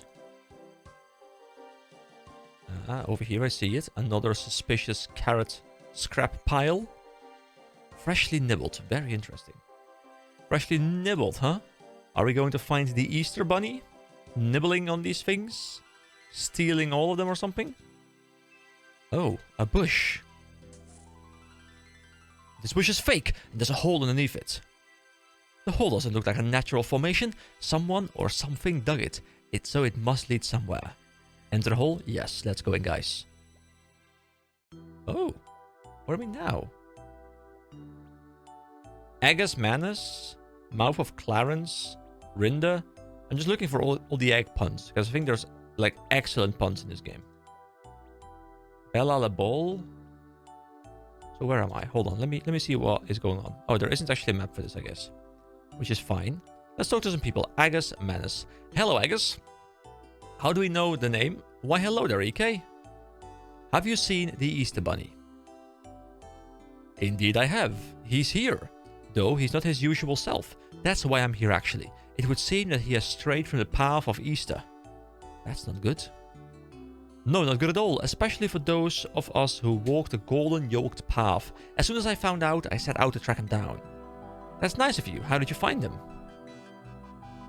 Well, as luck would have it, I met a pair of hardy hunters who were up for the task. Galanton and Rinder are their names, and what a help they have been. Very capable, though. They've yet to tell me what it is they usually hunt. Hopefully not rabbits. Don't even think of it. They have been nothing but utmost gentlemen. We have been trying to cheer up that poor bunny together. How has that been going? Not well. I've tried everything I can think of. Reading our holy Easter books to him, reciting egg poetry, nothing has worked. Is that really everything you can think of? I also considered egg juggling, but every time I do that, I make a big mess. Best leave that to the professionals. Indeed. Guys, has anyone here seen Stargate SG-1? And does anyone know Teal'c in particular as a character? Because every time I read Indeed, in any capacity, I just think of Teal'c's Indeed. Either that or Indeed, a wise choice by Heimerdinger. He's in the next room if you want to talk to him. Hopefully you can improve his mood. I hope so too. Talk to you there. Oh, by the way, guys, regarding the clan, if you want to join, obviously, you know, you guys are a bit behind of where I am, but if you're watching this and you want to join my clan, just send me a whisper in game and I'll get you in. Like, anyone is welcome to join. We can have a bit of a community going on. I don't know what I'll do with the community, but there will be a community at least, and that's really fun to me. Like, I'm having a blast being able to talk to all of you guys in game right now. It also makes my experience just a lot more fun. So let's talk to Bella La Ball. Well, hello there, sweetheart. Well, hello there, miss. Hi. What brings you down here? I'm looking for the Easter Bunny. Fancy that. You're in luck. He's in the next room. Alright, let's, the Mouth of Clarence. A cock-a-doodle-doo to you. Ha, car. Excuse me? I speak for Clarence, and he bids you a good day. Clarence? Is that the chicken? Is that Clarence? Examine Clarence, yes. The rooster you see before you. You speak for him? I speak for him. He speaks through me. I speak through her. It is not important. So I'm talking to you? Yes, you are talking to me. Which me is that? You or the other one? Now I'm lost. Who am I? You are you, and I am me. I'm me? This is too confusing. I'll see you later. Who? Me? Yes, you. Both you. That's a nice finishing line, guys. You know, I know you guys are watching this. You in particular. I see you. I see you sitting there. I see you sitting there trying to figure out what's going on the screen right now. I see you sitting there in your chair with your table and your consumable drink and or food. Yeah, I see you. Alright, anyway, let's talk to the Easter Bunny. Look at him hopping. Look at him hopping, skipping, and jumping. Easter Bunny, I knew I would find you here. Guys, an Easter Bunny name. Sorry, an Easter Bunny voice. How does one voice the Easter Bunny? It's gonna be like a goofy voice, right? Hold on. Let me try some, okay? Easter Bunny? Now there's a name I haven't heard in a long time. Yeah, I'm committed to that. I feel like everything that sounds goofy to me, like, it just goes to a higher register. But, you know, that's just I'm learning to voice act as we go, okay? How long exactly? Oh, almost a year. It sounds too close to the goblins. What have people been calling you instead? I go by many names. Some call me Egg Rabbits. Others call me Long Ears Johnson. I feel like I'm just changing voices constantly now, but I'm trying to figure out what I want to do. Look at him like tapping his foot as well. Many times I've walked past Varrock West Bank and been called Selling Lobbies 200 GP. This is obviously a reference to people spamming selling lobsters for 200 gold. And, you know, the Easter Bunny thinking that is someone calling out to him when it's just like a random shout. This is hilarious. Obviously, you guys understand this joke, but I love it. I love it. I love it. It's hilarious. I don't really understand that one. Do you think perhaps they weren't talking to you? Who can blame them? I'm a failure. Oh, come on now. What do you mean? Wait, that's me. You call me the Easter Bunny. What right do I have to that name? I don't feel the spirit of Easter within me. He's crying. I'm just a big dumb rabbit. Oh, that's... Come on. I've ruined Easter for everyone. Oh. That's what it sounds like. The Easter Bunny is clearly very upset and needs cheering up. Perhaps the other people in the rabbit hole have some ideas. Alright, let's talk to Fry. Hello. Hello, I am trying to cheer up the Easter Bunny. Do you have any ideas? I have noticed his recent sour mood. Let me think for just a moment. Aha, I have it. Let's put on a performance. That will cheer him up. A performance? Yes, he's always enjoyed a good show. Well, I suppose that could work. Could you perform something soon? Well, I'll need some time to find something appropriate to perform. Okay, I'll come back later when you've worked something out. Of course, I'll need performers. Surely you don't mean me? You do mean me. Naturally, I'll talk to some other people too and get a good troupe together. Well, as long as it's not just me. Of course not. You don't look deserving of a solo to me. Now run along. I shall begin my creative process. See you later then. Alright, have fun creating. Creating is fun, guys. So, Glanton. Let's have a chat. Well met, stranger. How do you come to be in this place? I'm a friend of the Easter Bunny. I've been looking for him. Is that so? Well, that makes you my friend too. Me and Rinda here have helped the crazy priest track him down. That we did. I see. That was good of you. I won't lie. It was no selfless act. We've been promised grand rewards. Eggs. Big chocolate eggs. It always comes down to eggs. Can I also talk to the other guy individually? I guess probably not. Gonna be the same dialogue. Hello. Howdy. Howdy, mate. What are you doing here? Same as you, I'd wager. Looking for that big old bunny. I mean, he's literally right there. Well, we found him. That we have, kid. That we have. Alright, let's check out some more people. This is a pretty big place. Let's go back to him. Does he say something new? Excuse me. No, it's the same dialogue. Okay. Maybe this guy has changed dialogue now. Hello, Agus. Why, hello, Enrique. Talk about helping the Easter Bunny. I need some help cheering up the Easter Bunny. What is your favorite part of Easter? I couldn't possibly choose. Oh, fantastic. That's not useful at all. What if you had to choose to help the Easter Bunny? Well, if I had to choose for his sake, I suppose it would be the Easter buns. Easter buns, eh? Oh, yes, you know. Easter buns. Delicious, sticky, spicy Easter buns. They're really that good? Oh, my, you've really never had one? Well, we'll have to change that. I have the recipe right here. I implore you to make some and try them. I don't have any ingredients with me, but I'm sure you could ask around in here. If anything is going to make the Easter Bunny happy, it's these Easter buns. Okay, I'll give it a go. Please bring me one too. Do we have a recipe? We do. A recipe for Easter buns. What on Gillinor am I reading? Alright, here we go, guys. It's a bit of a long one. It's fine, though. Recipe for Easter buns by Agus Manus. For me, this is the ultimate Easter bun recipe. Delicious, rich, eggy. I remember when I was but a young lad, the smell of these buns would fill the house as my grandmother prepared them in the kitchen. Ah, it must be Easter, I would exclaim, and rush to grab them fresh out of the oven. Oh, how I burned my hands, and how I burned my tongue. Well worth it in my opinion, these little wonders are perfection. Well, it can be hard to find the spices and raisins, depending on your local provider. It is absolutely worth tracking them down for the real authentic flavor. I love to serve these spread with butter alongside a steaming hot mug of strong tea, and followed of course by a healthy snack of eggs. Boiled, fried, scrambled, poached, chocolate, it matters not. Surely this is the essence of Easter. Scoff them down and make some more and then burst into song. My favorite song to sing alongside Easter buns is of course The White and the Yolk and the Shell by the renowned hypnotist Souffleurs. Zooming in with my eyes. Ophonimninton. Which of course goes. An Easter at home, O chicken repose. A legacy du lalade. Of springtime we tell, for Easter is well, the white and the yolk and the shell. Give it a try when you bake these buns and see how it fills you with Easter joy. Ingredients. Yeastier dough, so not just yeasty dough, but very yeasty dough. Yeastier, the yeastiest.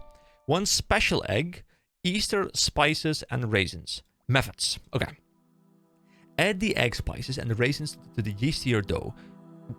Use some of the dough to make egg shapes to go on top of the buns. Mix it all up and form into lovely buns. Place one of the pieces on the egg-shaped dough on top of each bun. Bake in a nice warm oven. Give them all the 2 eggs maggot. Just kidding. Alright, let's talk to Wheeler, because this guy sounds like he might be able to provide some ingredients. Hello. Talk about the Easter Bunny. Let's start with that. Can I interest you in a drink? Not right now, thank you. I was wondering if you might be able to help me with something else. And what would that be? Do you know the Easter Bunny? I do. He's just over there. Lovely guy. Does he seem unhappy to you? Now that you mention it, yes he does. He was always so cheery, bouncing around like a fuzzy avatar of joy. He's been in a sorry state lately, though. Indeed. I've never seen him like this. Have you noticed anything odd? He used to drink pint after pint of carrot juice. Barely sips the stuff now, though. Just stares into the glass. He used to love it. Interesting. Could I try the carrot juice, please? Absolutely. 1 CJ coming right up. Ugh, that's... Good, right? I make it myself. It's definitely an experience. How do you make it? I put some carrots into a juice press, then add some good old-fashioned elbow grease. That would explain the flavor. Do you have any particularly nice carrots we could use to make some special juice just for the Easter Bunny?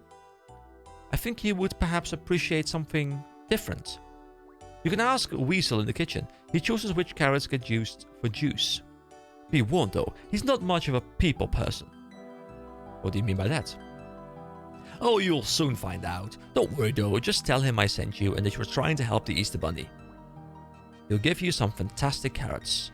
Once you have them, you can use the juice press to extract their goodness. Alright, I'll be back soon. So many different things we're doing right now, and I don't think we're keeping track of the quest in any log, right? I mean, maybe there is some place where I'm keeping track of this, but I'm just not aware of where exactly it is. Alright. So, this, I think, is the kitchen. Cookie Weasel. What do you want, Stinky? Did you just call me Stinky? Hello to you too. You must be Weasel then. Yes, I am. Cookie Weasel to you.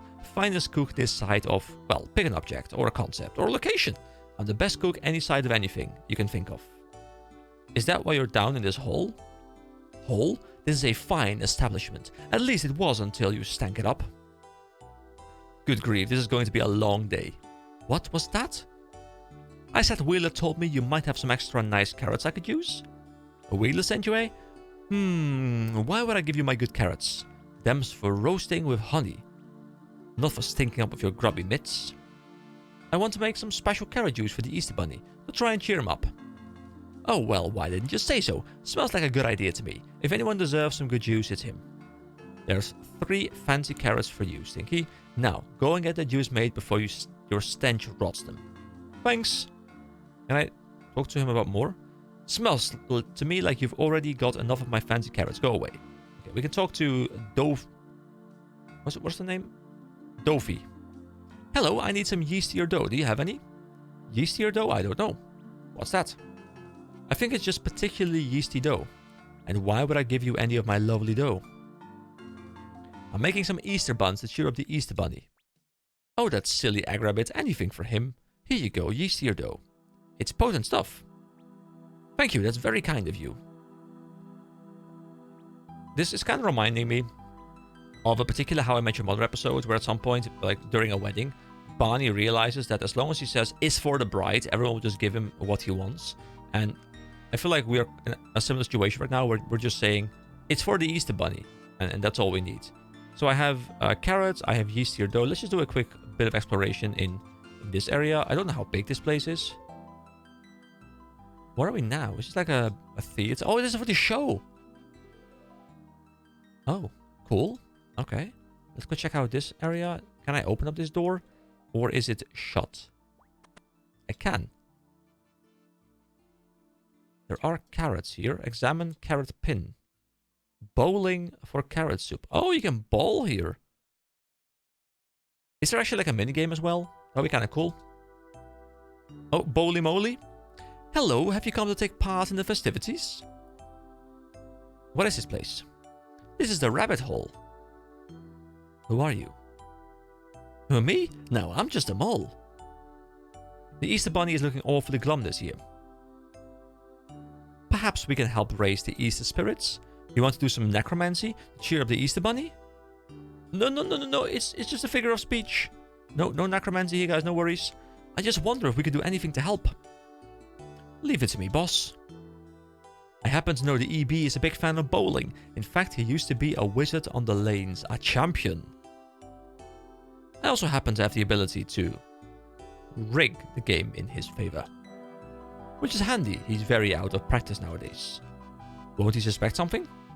Oh no, you see, I have these gears set up just here. Wait, are you just trying to get my trade secrets? This is strictly a humanitarian effort. Bunitarian? Look, I just want to get the Easter back on track. You can keep your hustle going, I just want to help the Easter Bunny. Oh, alright, since I do owe the big softy, but I've got my whiskers on you. Oh, here we go. Here we go. We're bowling. So, what is it you wanted to show me, EK? Well, Bowley, here, let me in on your secret. Bowling champion 3 years in a row. Oh, those were the days. I haven't partaken for a while now, though. I just haven't had the spirit in the spring in my step with my egg responsibilities. Well, here's your chance. What do you mean? It's hardly fun without decent competition. And nobody here quite likes bowling. What now? I've only just gone and spent ages digging out this place and installing the machinery. Nothing to worry about, I'm sure. Ah, Bowley, it's good to see you again. Long Ears Johnson come to terrorize the pins again? We'll see about that. Oh, yes, EK is apparently quite good. It's been so long since I've had a decent set with a worthy opponent. Chin up, bucko. I am here and ready to challenge your rule of these alleys. Well, I suppose I'm not doing anything else. Why not? Here we go, guys. We're gonna bowl. Look at this. Look at it. Oh, we are so good. We are so good. That was like 3 out of 10 or whatever. A fine shot, but not quite enough. Watch this. Here we go, guys. Here we go. 1. Chunk.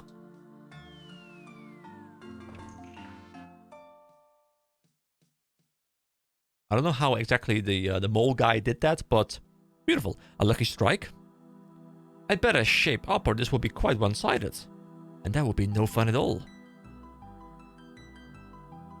Clang! So it's off again. So now we get the bowl. We get to try our hand at bowling. There we go. Ooh, that was not too bad. Not too shabby. Not too carroty. Ah, so you have some fight in you. I can do this all day. That's exactly what I wanted to hear. Sometime later. I'm surprised I hadn't heard about your prowess before, EK. Ah, you know me, the most modest adventurer in Gillinor. Ah, well, I suppose I should pack it in while I'm ahead. But we should do this again. Ah, we should. Also, if you could get the word out about my establishment, I'll be raking it in. I mean, the rabbit hole will enjoy all the visitors. Well, anyway. It was a close match. How are you feeling now? Oh, it was fun, but I think I'm just gonna go sit in the rabbit hole a bit longer. I should be off. Always a pleasure, Bowley. Aye, till next time. Alrighty then. So, that was... We achieved something. Can I talk to him again? Hello, have you come to partake in the festivities? Talk about bowling. Well, that went well. We may have gotten away with it. Oh, not so loud. Don't worry, I'm sure those excessively large ears are just for show. Aye, right. He seems to have more of a spring in his step, but still not quite himself. I'll see if anyone else around here can help. Alright. Let's go back then. Let's go back over here. Well, we have some stuff to potentially use. So let's talk. Actually, then we have something we could give to the guy. There's some carrots. Let's talk to Agnes again. Ask about yeastier dough.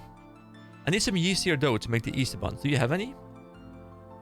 Do I look like a baker to you? I'm afraid I don't carry raw dough around with me. Maybe ask in the kitchen? The KitchenAid? That's a good idea. One thing I can tell you about I mean, I even have the Easter dough. I'm not sure why I'm asking this. One thing I can tell you about Easter dough. Yeastier dough? Yes, that's what I said. Yeaster dough. What I can tell you about yeaster dough, yeaster year dough, is that it is very yeasty. Oh, really? Wow. Thanks for the education, Agus. The education? No, that doesn't work. I'm trying to find puns, guys, but it's difficult, okay? It is my duty to teach those less knowledgeable than myself. I'll see you later. Alright. Anything else I can... About the special egg. The recipe says I need a special egg. Do you have any special eggs? Well, I do have some special eggs, but they're my personal supply. I'm afraid I couldn't possibly give them away. Of course. Where else could I get one then? Perhaps you could ask a chicken? Oh. No, really, there's one around here somewhere. I do recall seeing a chicken in here, actually. Well, there you go. Eggs are plenty. I remember, child, all eggs are special. I'll keep that in mind. So, can I actually talk to the chicken? Or can I only talk to the guy and then speak to the chicken indirectly? Very nice, very evil, very important. Alright, hello, I am looking for a special egg. I don't suppose you could give me one? A special egg? All eggs are special. Yes, I know that, but I need a particularly special egg. Do you have one of those? One moment, we shall produce one. But you're a rooster and a lady? Rooster and a lady, yes, this is true, but there is more than one way to make an egg. There you go, produce from my pocket, you see? Well, that's a relief, thank you. Alright, so we have the special egg, we have the yeastier dough. What else do we need? We need raisins and Easter spices. Okay, let me go back to this guy. Easter spices. Do you know where I might find Easter spices? Oh yes, I do. The lass behind the bar. What's her name? Ryder? Winkle? In any case, ask her. She puts it in the drinks to give them a kick. Okay, thanks. Okay, hello. Hello, Wheeler. Hello. Talk about Easter buns. I'm making some Easter buns for the Easter bunny, and I need some Easter spices. Do you have any I could use? Oh, yes, of course. We keep plenty behind the bar for cocktails. There you go. Hope that will work. Thanks. There we go. That's Easter spices. And now to wrap things up, let's talk about raisins. I need raisins. I also need to know what raisins are. What and where are raisins? Raisins, little tasty morsels. Rich and sweet and goopy. Not as good as eggs, though. No. You should get some eggs. But I need raisins. That Glanton fellow mentioned raisins. Or was it racing? Something about hydration in any case? Yes, ask him about your eggs. My eggs are off limits. So, Glanton.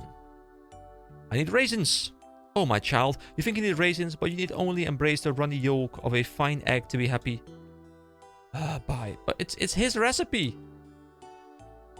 It's his recipe. Okay, let's actually talk about the carrot juice. Oh, look at those carrots. Fantastic. This juice is just going to be a treat. Let's hope so. Here's a carrot juice glass. Make sure you use this. Isn't it just a beer glass? Just a beer glass. You're a real joker. It's very important that you use the correct glassware. Alright, I will. Goodness me. The juice press is in the storage room behind the bar. Have fun and don't make too much of a mess. Will do, thanks. But the storage room just behind the bar. So we're talking this room right here. Juice press. Okay, here we go. You put the carrots in the press and begin squishing them. Look at me. Hard at work. There we go. Fancy carrot juice has been made. Beautiful. Let's go give the juice to the bunny. Bunny! Bunny! Yoo-hoo, bunny! Hello. Oh, hello there again, EK. Hello, I have a surprise for you. Oh, a surprise? It's not something horrible, I hope. Oh, no, it's something quite delicious, actually. Delicious? A lovely mug of carrot juice. Oh, please, no more. Don't worry, this is a fancy carrot juice. I made it myself with some fantastic carrots. You made it? Well, in that case, I suppose I might give it a try, as long as Wheeler hasn't been near it. I made sure of that. Go on. Here we go then. Oh my. Wow. That was delicious. Nothing like the usual slop. Thank you, EK. I really needed that. You're welcome. How are you feeling now? Any better? I'm feeling a bit more hopeful, like spring is about to, well, spring, but I'm not sure if Easter is really my thing anymore. I'm sure I can help you remember how wonderful it is. Okay, so we have two more things. We have the show, or whatever it was, and then we also had the stuff about the raisins. So I think we got to talk to Glanton. I like to make some Easter buns, but I don't suppose you have any raisins. And why would you think a man like me would have any raisins? I'm not sure. I don't actually know what raisins are, to be honest. Well, I'll be, kids. Raisins are dried up grapes. Oh, well, do you have any of those? I mean, they're in the back over there, aren't they? Not yet. Not yet? That's what I said. As it happens, I have a sack full of grapes in my possession. How convenient, dare I ask why? There are great and terrible beasts in this world, kids. We've been hunting them, and believe me when I tell you, some of them had an awful lot of grapes on their person. The slaughter was feverish. We'd cut them down and they'd rise up again and again. Before we knew it, we'd collected a whole sack full of grapes. Seems to me we could make those into raisins, should that align with your intentions. What luck, shall we then? Well, alright. It'll be a very long journey though. Rinder. What'd you say, Glanton? Our friends here need some raisins. Let's head to the desert. Pack your grapes then, let's go. After a long walk, you reach the desert. Are we actually walking over to the desert just to have the raisins turn into grapes, really? Here we are. Here, this big rock. This big rock is perfect for making raisins, kids. It's real warm. It's as he says, kids, real warm. We'll leave the grapes here in good, clean heat. Give them time to think about their transgressions. I don't remember this rock being here before. This rock was always here, before man was even. That you ain't noticed, it speaks to your purview of the world. I'm almost certain this is new. So is this place right here? This is the northern Al-Kharit mine, right? Like over there somewhere is the entrance, I think. Actually, maybe like on the other side. I'm not sure. I'm almost certain this is new.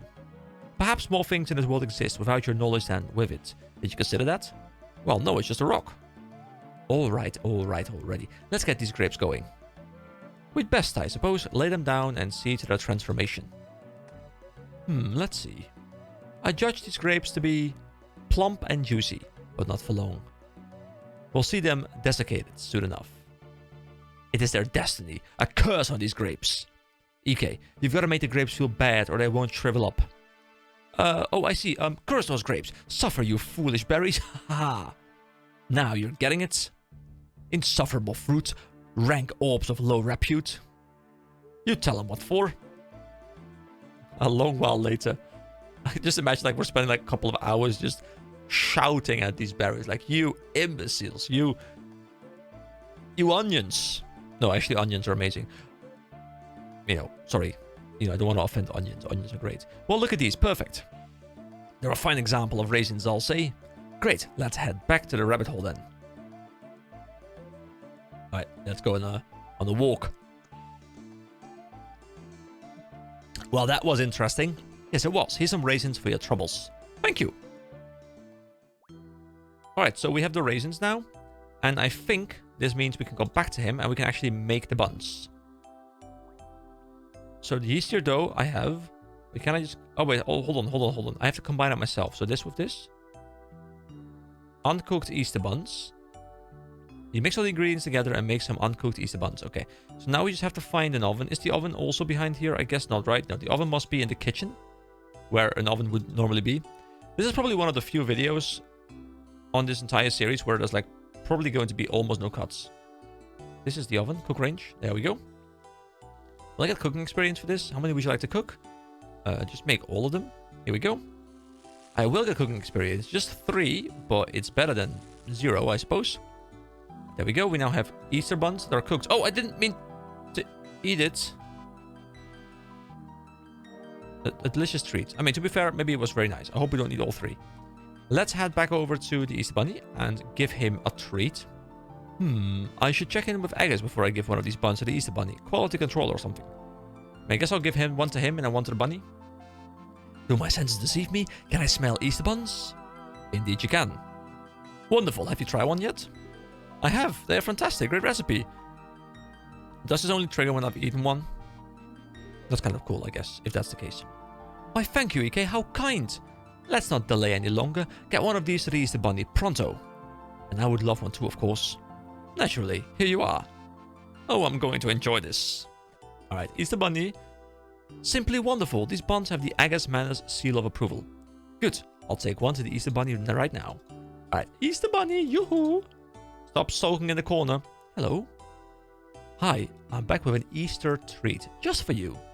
Huh? It's something special. Special, eh? Why would you give me something special? Because you deserve it. I don't know if I deserve anything. Of course you do. Here, it's an Easter bun, fresh out the oven. An Easter bun? I like those. That was lovely. Thanks, EK. You're a good friend. You are most welcome. Do you feel a bit more Eastery now? Oh, I'm starting to remember now. Easter is great, but I just... I don't know. I feel like I need one more little treat before I do anything to help with Easter. Oh, for goodness sake. Alright, let me think of something. I wonder how Fry is getting on with that performance. What was that? Oh, nothing. I just need to talk to Fry about something. Oh, see you later then. Oh. Hello EK. I have fantastic performance for us all to practice. If you are ready for a rehearsal. Yes, we better have a go. Alright then, let's assemble the troop. Here we go, guys. Let's have a bit of a performance. We can do this. We can do this. Oh, hang on. We don't want to ruin the surprise. Easter Bunny, there's more fancy carrot juice at the bar. Ooh, out of my way! Whee! Oh, look at them hopping and skipping. It's beautiful.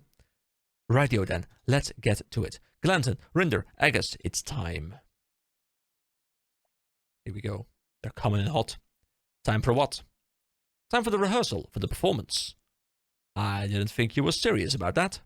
Well, I am, so hurry along. You've all had your chance to familiarize yourself with the script, yes? Oh yeah, of course, I know it by heart, huh? Perfect. Rinder? What he said. I also did not read it. Oh, you jokers, come on then. To the stage. Wait, hold on, is my cam on dialogue? It is on the dialogue, guys. I'm sorry, I didn't realize up until this point, but I'm reading it out, so it's whatever, right? See you there in a moment. Actually, what I'll do... Here we go. Boop. It's gone for a second. Wonderful, we're all here. Let's see what you've got then. This should be interesting. You first, Glanton. Ah, heck. From the top. First verse. And now, 1, 2, 3. Oh, Lordia. When the foreman bears his peels... Garanga ragarangara.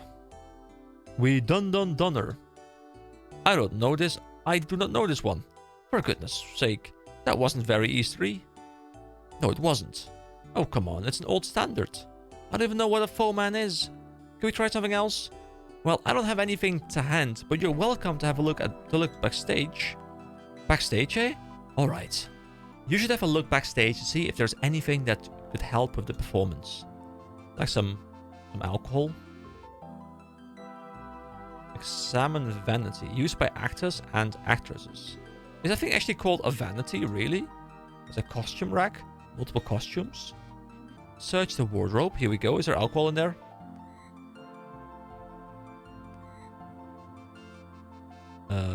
Open sesame? Really? Oh, come on. This wardrobe stinks and the door won't stay open. I'd better check it again for, costumes. What are those? Also, bloop, I'm back. There are some carrot costumes in this wardrobe. They smell a bit musty, but they look like they will do just fine for the performance. I'll tell Fry that they're here, and he can sort them out. No way I'm touching them in that state. Fry? Wait, hold on. How do I... There's also an old bookcase. Can I do something with that? Oh, a script. Looks a bit tatty and disorganized, but this should do the trick. I should read it before I take it to Fry. The script is all out of order, but it might have to do. Okay, is that all I needed to grab? Can I even leave? Oh, there's a door here. I didn't actually see the door there. Okay, hello door. Thank you. Fry? Fry, sir. Sir. Sir. Hello. Have you found anything useful backstage yet? I found an old script and some carrot costumes.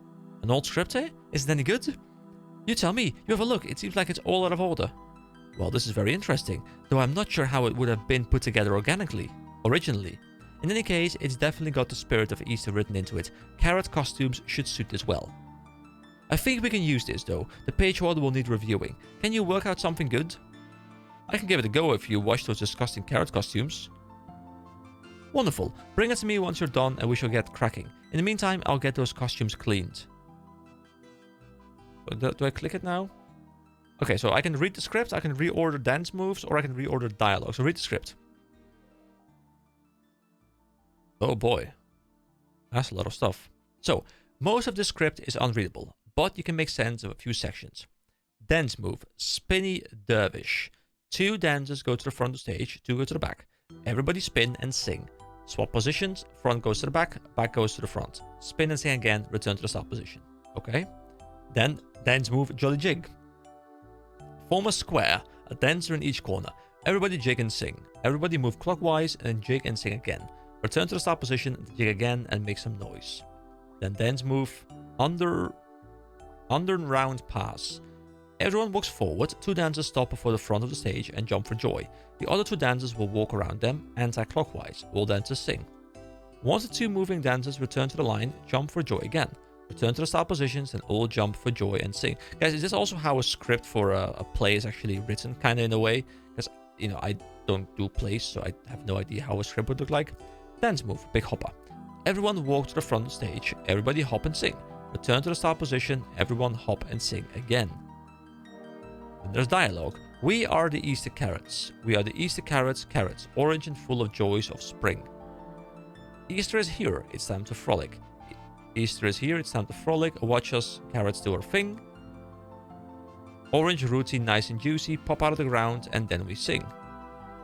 While sun is warm, we dance about, Easter joy we hope to bring.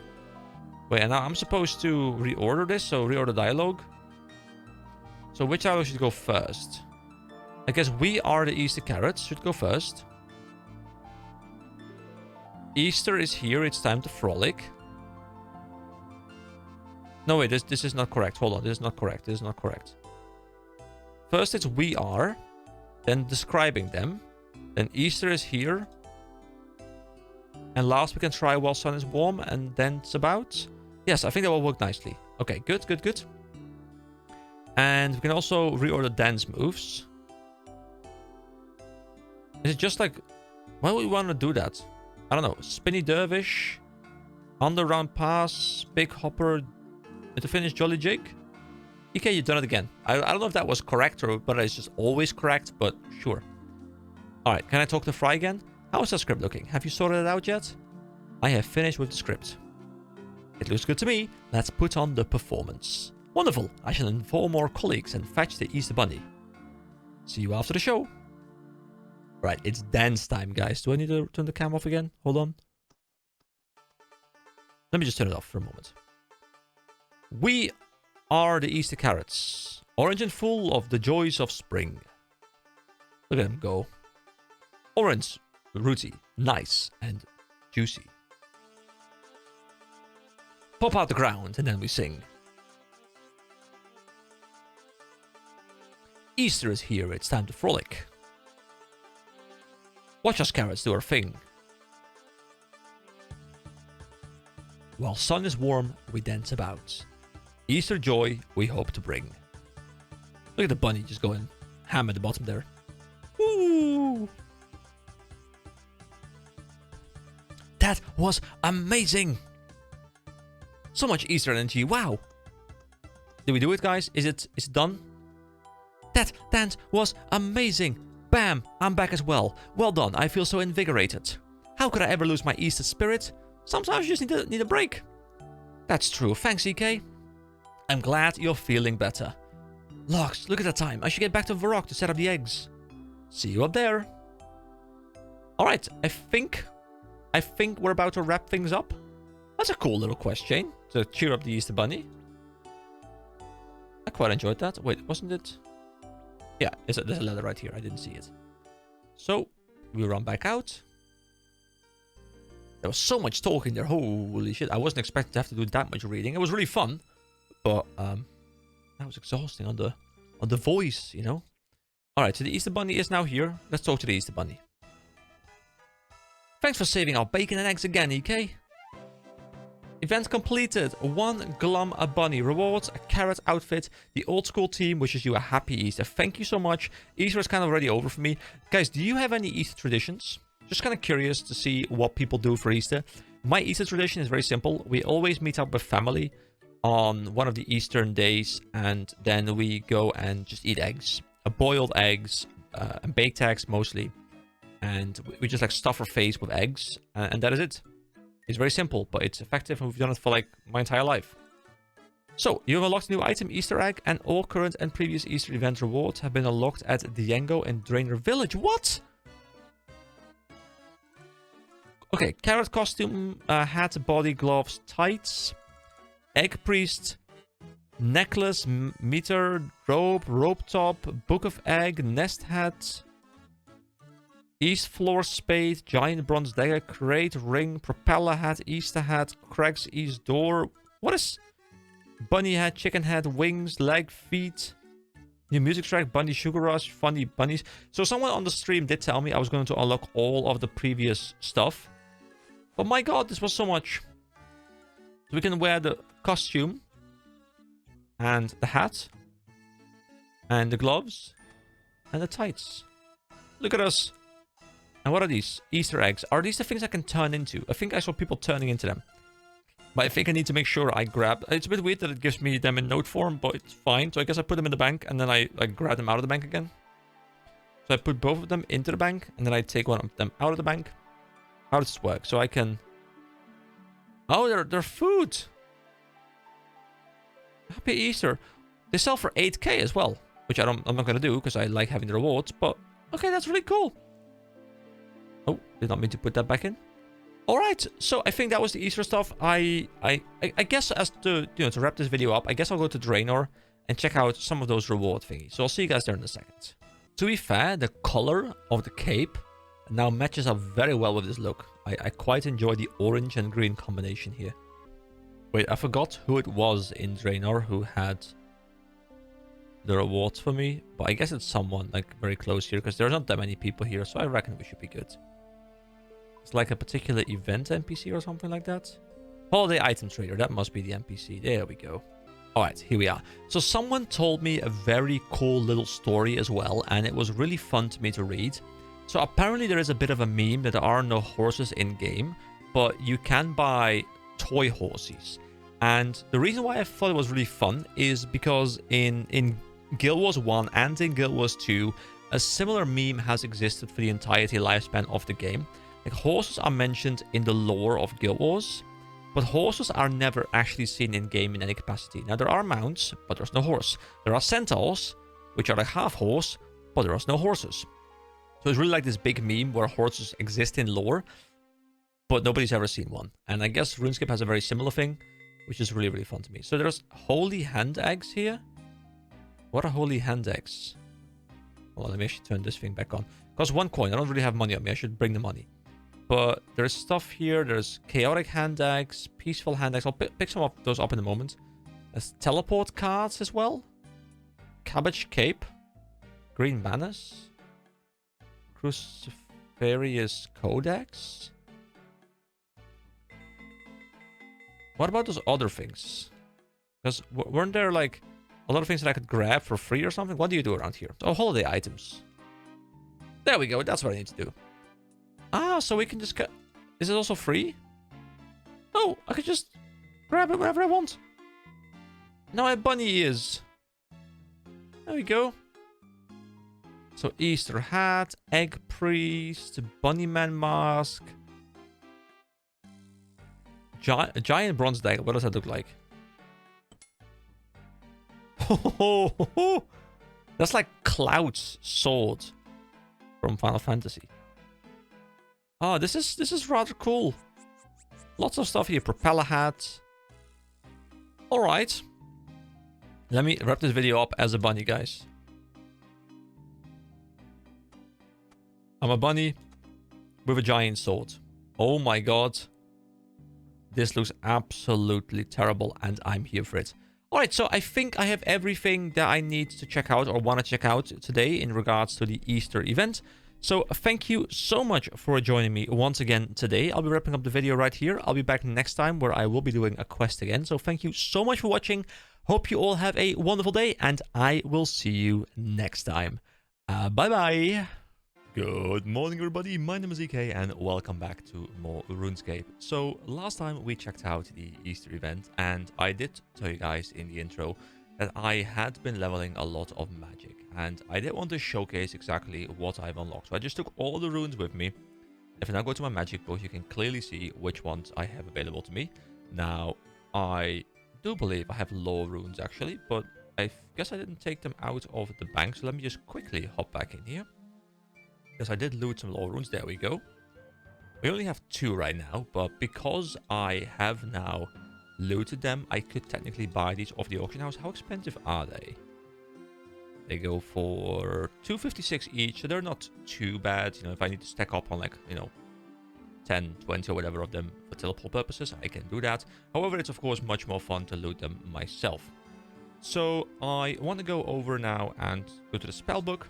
You can see all teleports are available to me. Now, I'm kind of limited by the amount of lore runes I have, but I have Rock Teleport, I have Lumber Teleport, I have Felidor Teleport.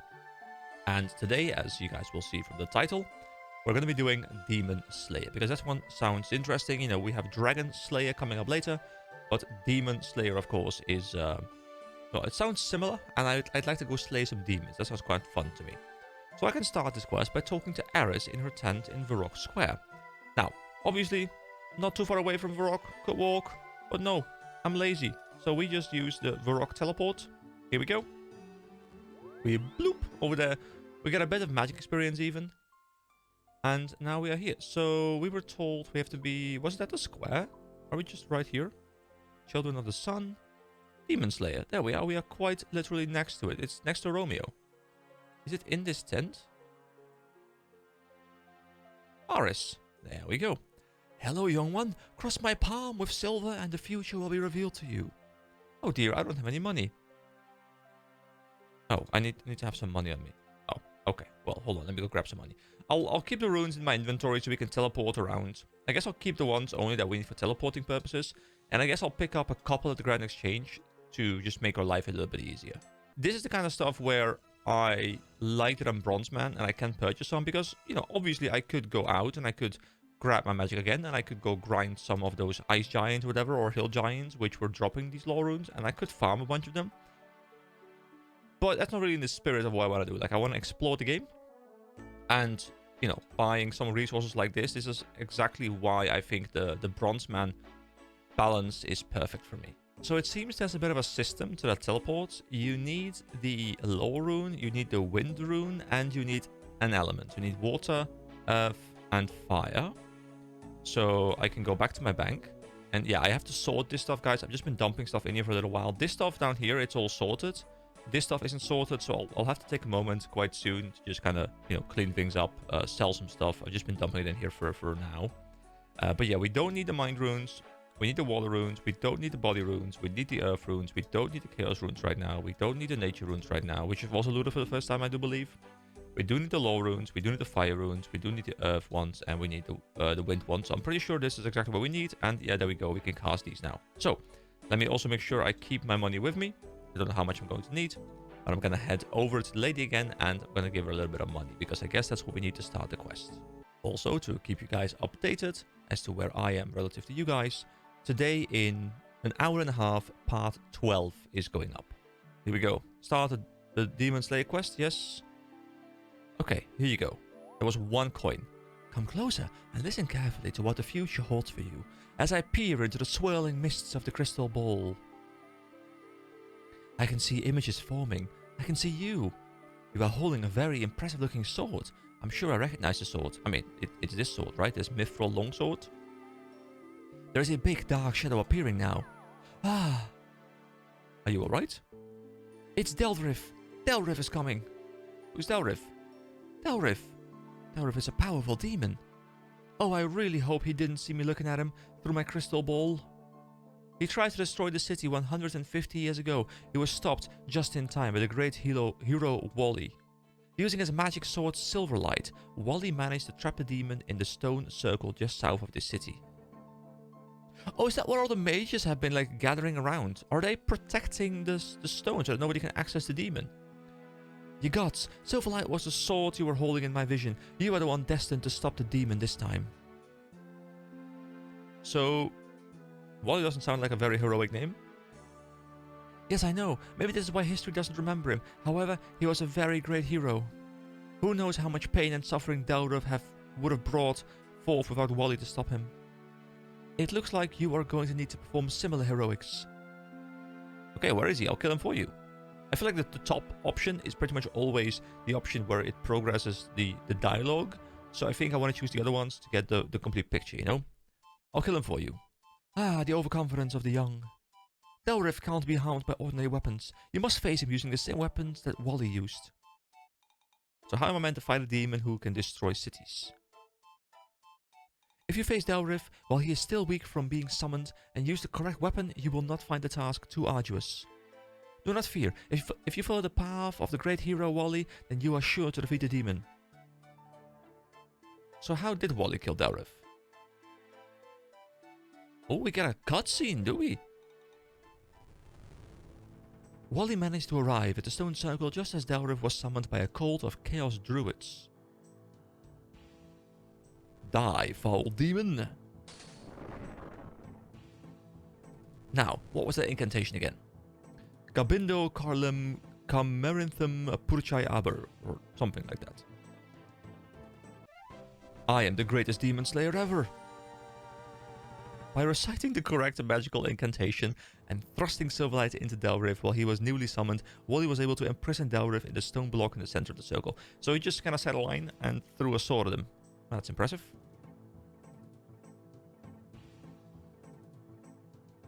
Delriff will come forth from the stone circle again. I would imagine an evil sorcerer is already starting on the rituals to summon Delriff as we speak. So where can I find Silverlight? Silverlight has been passed down through Wally's descendants. I believe it is currently in the care of one of the King's Knights called Sir Pryson. He shouldn't be too hard to find. He lives in the royal palace in this city. Tell him Ares sent you. And what is the magical incantation? Oh yes, let me think for a second. Alright, I think I got it now. Gabindo Carlem Camerinthum Purchai Aber. Have you got that? I think so, yes. Alright, thanks. I'll go do my best to stop the demon. Good luck, and may Gerthix be with you. Guys, am I going to have to do a bit of demon voice acting today? Because it's quite early in the day and I haven't properly warmed up yet. So I will commit to the bits. I will try and find a voice for a demon, but it's going to be rough on the voice. We've got a new music track as well, by the way, Wally the Hero. That's kind of cool. So, we go to the quest list again, Demon Slayer. I spoke to Ares in Varrock Square, who saw my future. Unfortunately, it involved killing a demon who nearly destroyed Varrock over 150 years ago. To defeat the demon, I need the magical sword Silverlight. I should ask Sir Pryson in Varrock Palace where it is. So Varrock Palace is just up here, right? Yes, I believe it is. Let's try and find Sir Pryson. Oh, there he is, just around the corner. Beautiful. Hello, Pryson. Hello, who are you? I am a mighty adventurer. Who are you? I am Sir Pryson, a bold and famous knight of the realm. I'm not sure. I was hoping you could tell me. Well, I've never met you before. Alright, let's actually ask him the proper questions now. Ares said I should come and talk to you. Ares? Is she still alive? I remember her from when I was pretty young. Well, what do you need to talk to me about? So is this guy, is this Wally? Is it going to turn out to be Wally? Yes, she is still alive. She lives right outside the castle. Oh, is that the same Ares? I would have thought she would have died by now. She was pretty old when I was a lad. Anyway, what can I do for you? I need to find Silverlight. What do you need to find that for? I need to find Delriff. Delriff? I thought the world was rid of him, thanks to my great-grandfather. Oh! Of course, 150 years ago. Okay, so he's a descendant, of course. I mean, to be fair, we literally were told that this guy was a descendant of Wally, but I just kind of forgot to remember that or something. I don't know. But no, it's back up now. He's back, and unfortunately, I've got to deal with him. You don't look up too much. I suppose Silverlight may be good enough to carry you through, though. The problem is getting Silverlight. You mean you don't have it? Oh, I do have it, but it is so powerful that the king made me put it in a special box, which needs 3 different keys to open it. That way, it won't fall into the wrong hands. So give me the keys. Well, it's not so easy. I kept one of the keys. I gave the other 2 to the people for safekeeping. One I gave to Rovin, the captain of the palace guard. I gave the other to the wizard Grailborn. Can you give me your key? Well, there's a problem there as well. I managed to drop the key in the drain just outside the palace kitchen. It is just inside and I can't reach it. Really? An important key to keep a demon locked up in a drain? Sure. So where does the drain lead to? It is the drain for the drain pipe running from the sink in the kitchen down to the palace sewers. So I guess we can find a way into the sewer somehow. Where can I find Captain Rovin? Captain Rovin lives at the top of the guard quarters in the northwest wing of this palace. And where does the wizard live? Which is going to be the wizard's tower, right? Wizard Grailborn? He is one of the wizards who lives in the tower on the little island just off the south coast. I believe his quarters are on the first floor of the tower. Well, I better go key hunting. Okay, goodbye. Bye-bye. Alright, so a couple different things we have to do, but first let's quickly check back in here. So, to defeat the demon, I need the magical sword Silverlight. Sir Pryson needs 3 keys before he can give me Silverlight. The first key was dropped down from the palace kitchen drains. Maybe some water can dislodge it. The second key is with Captain Rovin in Verrock Palace, and the third key is with Wizard Trailborn at the Wizard's Tower south of Draenor Village. I can already say this quest is going to take a while, but that is fine. You guys probably can tell by the video length. So the first key was dropped down the palace kitchen drains. So can I throw some water into the drains and then... And the drains are in the kitchen, right? Is there a kitchen on this floor or do you need to be in a different floor? It is kind of cool how you can actually climb all the way up here on top of the palace and then look outside. You know, it does make it feel it's very much connected, which is good. Wait, we can attack dummies? Can we level attacking dummies? There's nothing more you can learn from hitting a dummy. Can you do leveling on an early level against the dummies, guys? But is there like a cutoff point where you can't just AFK there for hours? Oh hey, Captain Rovin, this is one of the guys we have to go to. This is for the second key. What are you doing up here? Only palace guards are allowed up here. I am one of the palace guards. No, you're not. I know all the palace guards. I've had extensive plastic surgery, sir. What sort of surgery is that? I've never heard of it. Besides, you look reasonably healthy. Why is it relevant anyway? You shouldn't be here. Okay, but sir, what about the king? What about the king? Surely you'd let him up here. Well, yes, I suppose we'd let him up. He doesn't generally want to come up here, but if he did want to, he could. Anyway, you're not the king either, so get out of my sight. Okay, but sir, this is important. Okay, I'm listening. Tell me what's so important. The castle has just received its ale delivery. Now, that is important. However, I'm the wrong person to speak to about that. Go to the kitchen staff. Okay, let's actually talk to him about the proper thing now, okay? Here we go. So we tell him there's a demon who wants to invade this city. Is it a powerful demon? Yes, very. As good as the palace guards are, I don't know if they're up to taking on a very powerful demon. Yeah, the palace guards are rubbish. Terrible. Yeah, they're... Wait, how dare you insult the palace guards? Get out of my sight. Okay, hold on. Let me get back up there. It's not them who are going to fight the demon, it's me. What? All by yourself? How are you going to do that? I'm going to use the powerful sword Silverlight, which I believe you have one of the keys for. Yes, I do, but why should I give it to you? Fortune teller Aris said I was destined to kill a demon. Otherwise, the demon will destroy the city, or surprising said you would give me the key. No, we'll go for the fortune teller. A fortune teller? Destiny? I don't believe in that stuff. I get where I am today by hard work and not by destiny. Why should I care what that mad old fortune teller says? Well, otherwise the demon will destroy the city.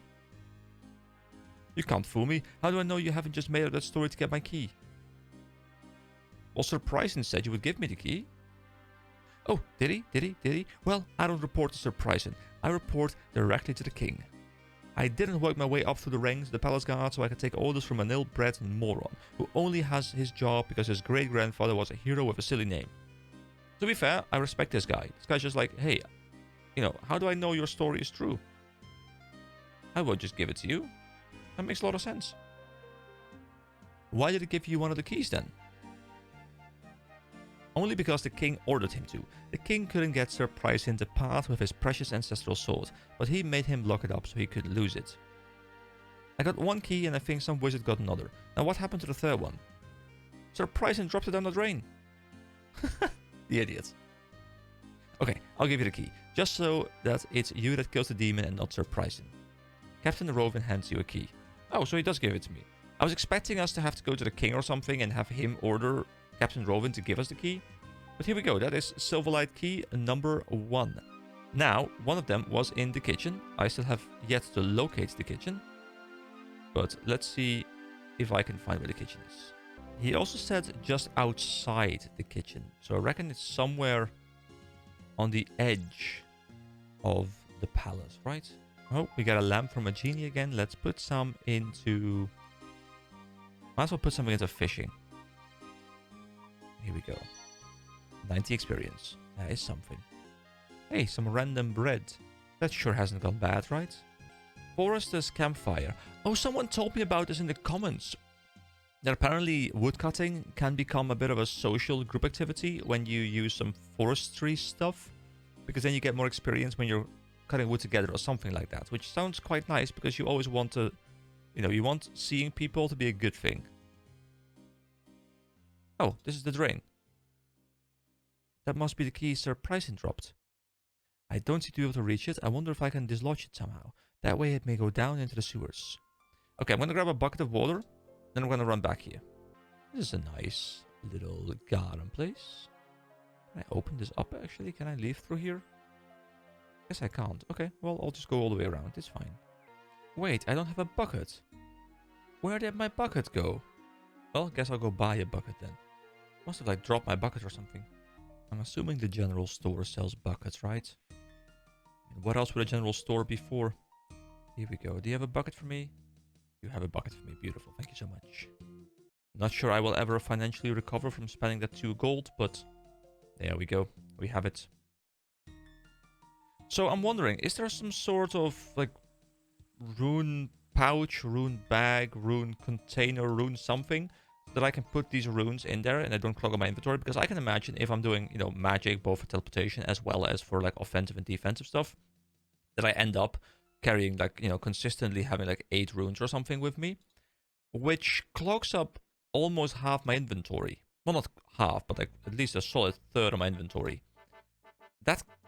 Is that something that mage people have to deal with? Like everyone who just plays a lot of mage, they have to deal with consistently having their inventory clogged up? Or is it some sort of item? Now, I don't need to know how to get the item, guys. You know, feel free to not spoil that for me. But is there some sort of probably members item that will make my life easier in that sense? I mean, it's got to be a problem that other people have run into as well, right? So it can't just be me noticing this now after 20 years. Wait, I didn't grab water. I was just rambling. I didn't grab water. Wait, there's water. Is there water there? Hold on. Is there water there somewhere? Oh, there's water in here, of course. It's because it's the kitchen.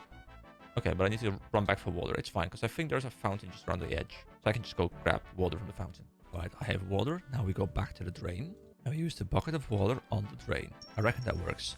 Okay, I think I've washed the key down to the sewers. I better go down and get it. Okay, so I'm assuming I can't enter the sewers. Oh, wait, is that? Does that hole lead into the sewers? Hold on, let me check on the map. Baroque sewers. It does. What can I? I guess I can't enter that. Also, there's a grizzly bear and a guy who died to the grizzly bear. I guess I can't enter through here.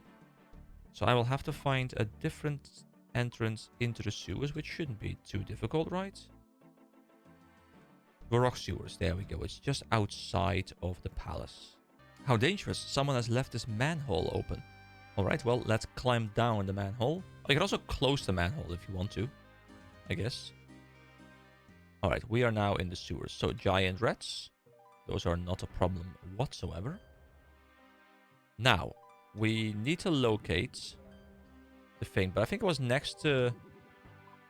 Yeah, it's just southwest of this map link. So that means the drop would be probably in this area. So let me just head over there real quick. Guys, do you think it smells absolutely terrible in here? Literally smells like ass, probably. Ooh, level 24 zombie. Oh, some runes also drop down here. Oh, there we go. Rusty key. Is that the key we need? We pick up an old rusty key. Silverlight key. Yeah, there we go. Beautiful. Alright, perfect. So, I have the first key with me. I have the second key with me. And the third key is at Wizard Trailborn at the Wizard's Tower. Alright, see you guys there. Hold on, we can make our life a bit easier, you know? We can teleport to Falador because that's the closest to Draenor. And then we move. You know, we're becoming efficient, guys. It's happening. It's happening. Okay, so real question here. If people want to level magic and they're absolutely lazy, but they are absolutely rich, do they just buy all the runes they require for a teleport, stand in one place, activate like an auto clicker or something to just keep clicking the skill book like every 5 seconds or something, and then, you know, just go AFK for hours and just level their skills? Like, I don't generally use auto clickers and stuff. I like playing my own games, but I do remember in Guild Wars 2 there is this buff. There was this like really wonky item that applies a buff to you for like 5 minutes, but it also transforms you into like a Halloween, you know, like animal kind of thing, and you know you have to wait for that animation to end. So you can only apply 5 seconds, or like you can only apply 5 minutes of the buff every 10 seconds or something. It's like an absolutely terrible item. But what I did for that is I just set it up to click every 10 seconds, and I would just go take like a 15-minute break or something, and I would stack the buff up to a couple hours, and then I would return and it would work. Normally I don't really like doing that kind of stuff, but I think for like the super monotonous stuff where, you know, the game kind of forces you to just stand there and click, I think that's the only situation where I'm like, yeah, an auto clicker can work. It's not really botting, right? It's just, you know, it's automating a single click for yourself that otherwise you would just sit there spam clicking anyway. But it does sound like that is a very easy way to level in this game. Provided your spellbook stays open if you teleport. It might close, I'm not quite sure actually. Let's also fight one of these wizards, just because we can. Because we were here a while ago and we really struggled dealing with these wizards. Now, my magic defense isn't much higher right now, I reckon, because I'm still wearing the plate stuff. Oh, level 18 defense, there we go, beautiful. But yeah, we seem to be much more capable of taking them out, which always feels good, you know, progression in combat encounters in games feels nice. It also quite helps that I have 30 hit points right now. Oh, Trailborn, it's the guy with the thingy-majigs and stuff. Hello, young thingy-me-what? Sorry, the thingy-me-what. And I think the guy said something about the sheep as well, which is kind of fun because one of the sheep, of course, is the thing, which is the 2 penguins in a sheep suit or whatever it was. So talk about Demon Slayer. I need to get a key given to you by Sir Pryson. Sir Pryson? Who's that? Or what I want a key for? He told me you were looking after it for him. That wasn't very clever of him. I'd lose my head if it wasn't screwed on. Go and tell him to find someone else to look after his valuables in the future. Well, have you got any keys knocking around? Now you come to mention it, yes, I do have a key. It's in my special closet of valuable stuff. Now, how do I get into that? I sealed it using one of my magic rituals, so it would make sense that another ritual would open it again. You know the ritual to use? Let me think for a second. Yes, a simple Drazier-style ritual would suffice. The main problem is that I'll need 25 sets of bones. Now, where am I going to get a hold of something like that? I'll get the bones for you. Oh, that would be very good of you. Okay, I'll speak to you when I've got some bones. Well, that is perfect, because I guess I'll need to grab 25 bones, which is... I think my inventory is 28, right? So that means I only have 3 slots... Oh, I need to climb down. What am I doing? I only have 3 slots available to me.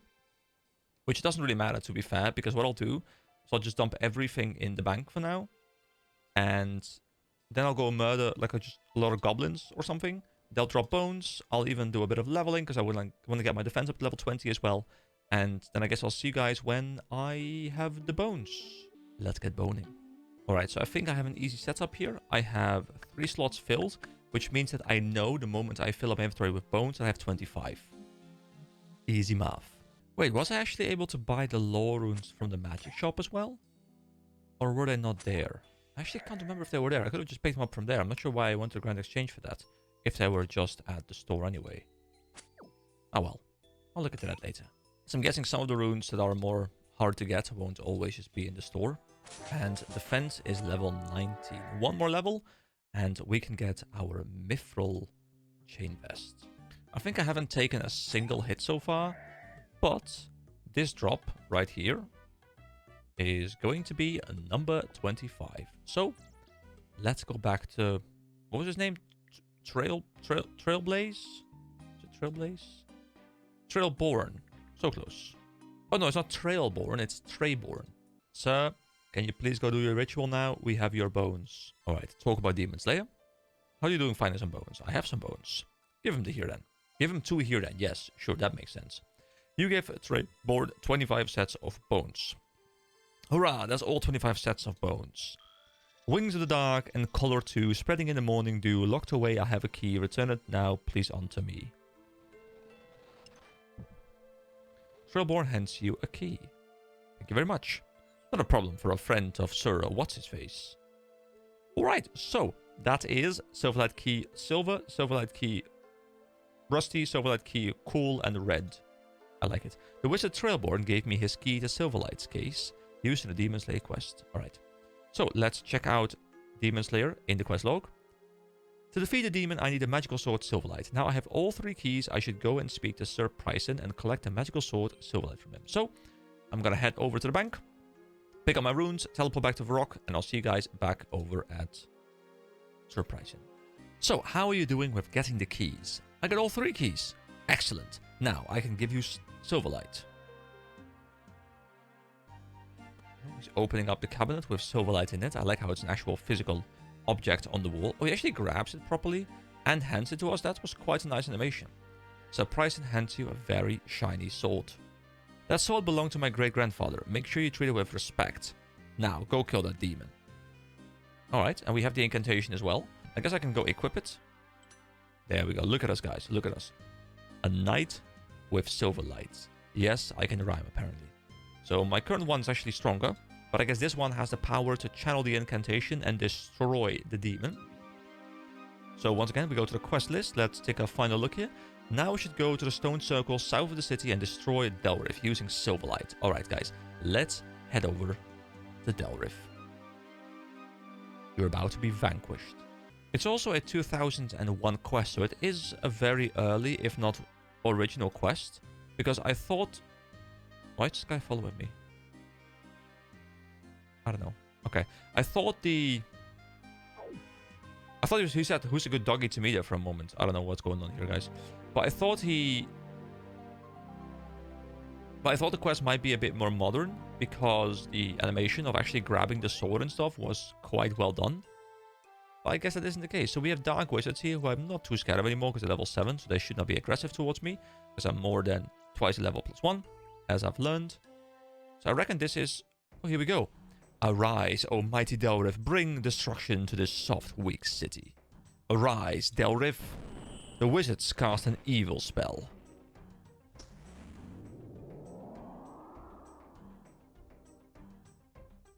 Alright, let me prepare my attempt at demon voice acting.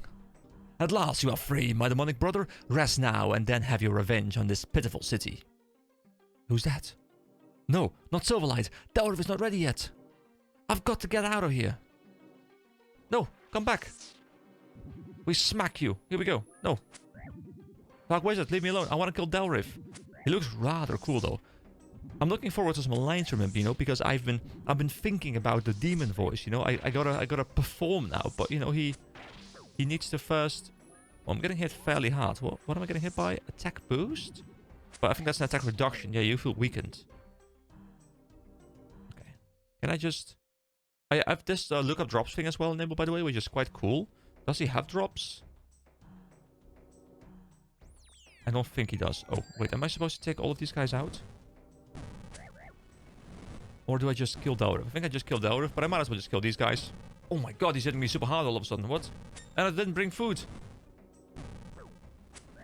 Wait, I guess I can't leave. I'm in like some encounter. Like I'm stuck in an encounter. Wait, hold on. Hold on, what? Come on. Come on, hit him harder. Come on. No, I forgot to bring food for the fight. Oh, I'm an idiot. No, I don't want to die. Come on, kill him, kill him, kill him, kill him. Although, to be fair, even if I kill him, there's going to be more people there. Come on, Ike. Come on, Ike. Hit harder. Come on, you've trained for this. Come on, Ike. Come on. Come on, Ike. Come on. Come on, you can do this. There we go. One more solid hit. One more 2. Oh, that was a 4. I'm dead. I'm dead. I'm actually dead. Alright. Oh boy, and the runes I need are not here either. Okay, I'll actually just run back there. It's not too far away, honestly, so that's not too bad. Especially since I'm very lightweight right now. Okay, see you guys there back in a moment, and I'll prepare more accordingly this time. Oh, I just forgot to even bring the food. I had the food at the start, but I removed it from my inventory because of the bones I needed to put in there. You know, I just dropped the mystical sword of Silverlight on the floor like it's nothing. You know, it doesn't really matter. They didn't pick it up or anything. It's back in my possession. Alright, I'm going to bring some salmon. Also, I will actually use my prayer this time, which I don't often use. But let's actually just take these guys out properly this time. I'm wondering if I could just swap over to magic, because I'm much stronger on magic. But obviously, I want to use the sword of Silverlight to be able to deal with this guy. Just attack him. Come on. Can I just attack him? Go, go, go, go, go. Hit him. There we go. Okay. We prayer superhuman strength this time. Oh. Okay. I guess Silverlight is super OP against him. Could have just done that, I guess. Now, what was that incantation again? Wait, I have to remember myself. Let me turn off the superhuman strength. Puchar was at the end. It was Gabindo. Carlum. Aber.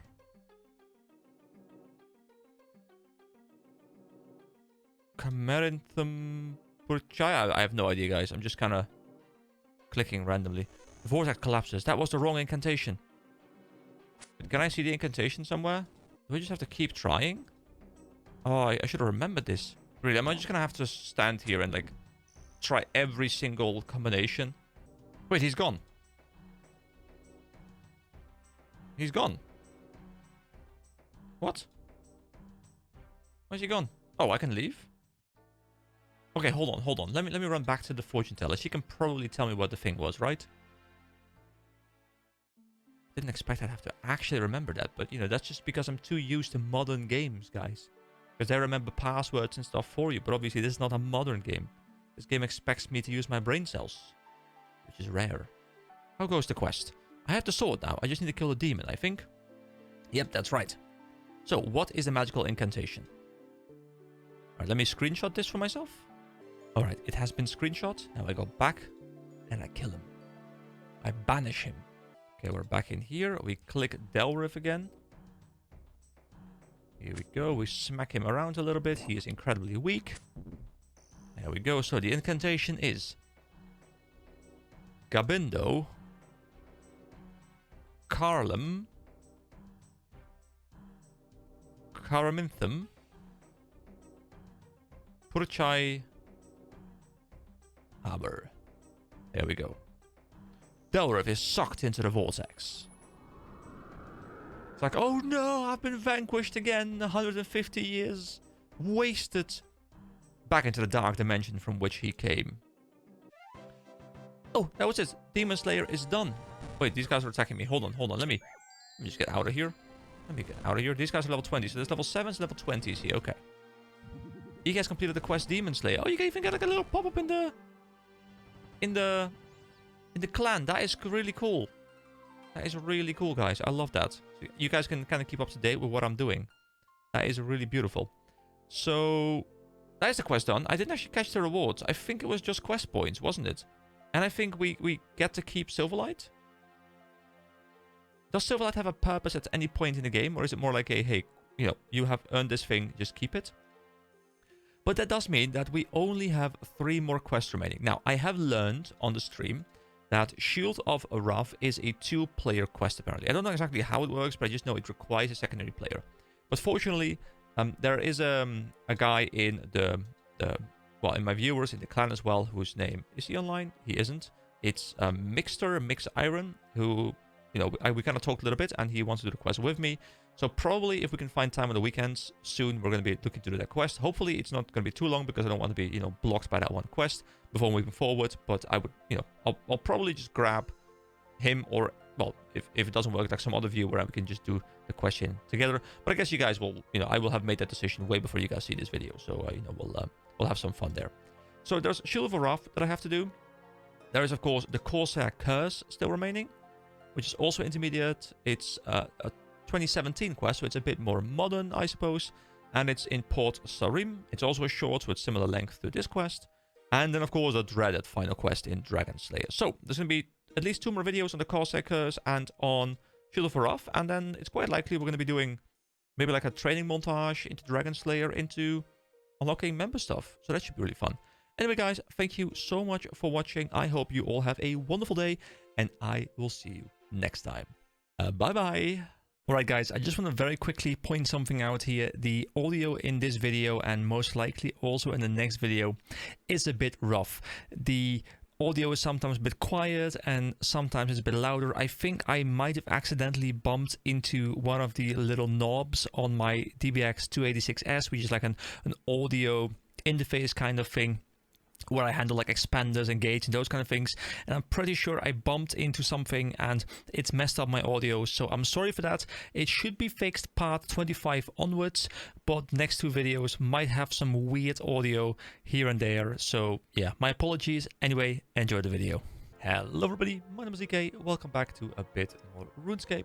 So today I'm going to do something that I've been putting off for way too long. We're going to be leveling a bit of ranged. So in my inventory, or in my bank, I do have some bronze bolt, but I'm assuming these are for crossbow usage. But I want to start off by just using a normal bow. I grabbed all of the arrows that I had looted through my playthrough. Now I don't know if there's any specific gear that I can grab. I guess the black shirt gives more range damage, so I should grab a black shirt. And this one doesn't give anything, like the black robe. So I guess the shirt, like the leathery gear, that gives me a bonus. There's also the wizard's hat, which does give me +3 range. So let's grab the blue one, because we can. I'm still rocking the Amulet of Accuracy, and I reckon I don't really have much more. I'm assuming once you get more into this, there's going to be, you know, like specific ranger gear and stuff that's going to give you more range damage and those kind of things. Also, I did do a little bit of reordering of the bank. You know, everything is looking a bit clearer again, like, you know, some like miscellaneous stuff at the top, including the money. We've got like runes and stuff. We've got tools. We've got, you know, physical gear. We've got magical related stuff. We've got resources down here. We've got animal related resources down here. We've got uncooked foods here. We've got cooked foods here, and then we've got festival stuff down here, which is for now my setup. But I guess I'll keep readjusting this as we go. But yeah, I'm gonna go and I guess equip these 2 things.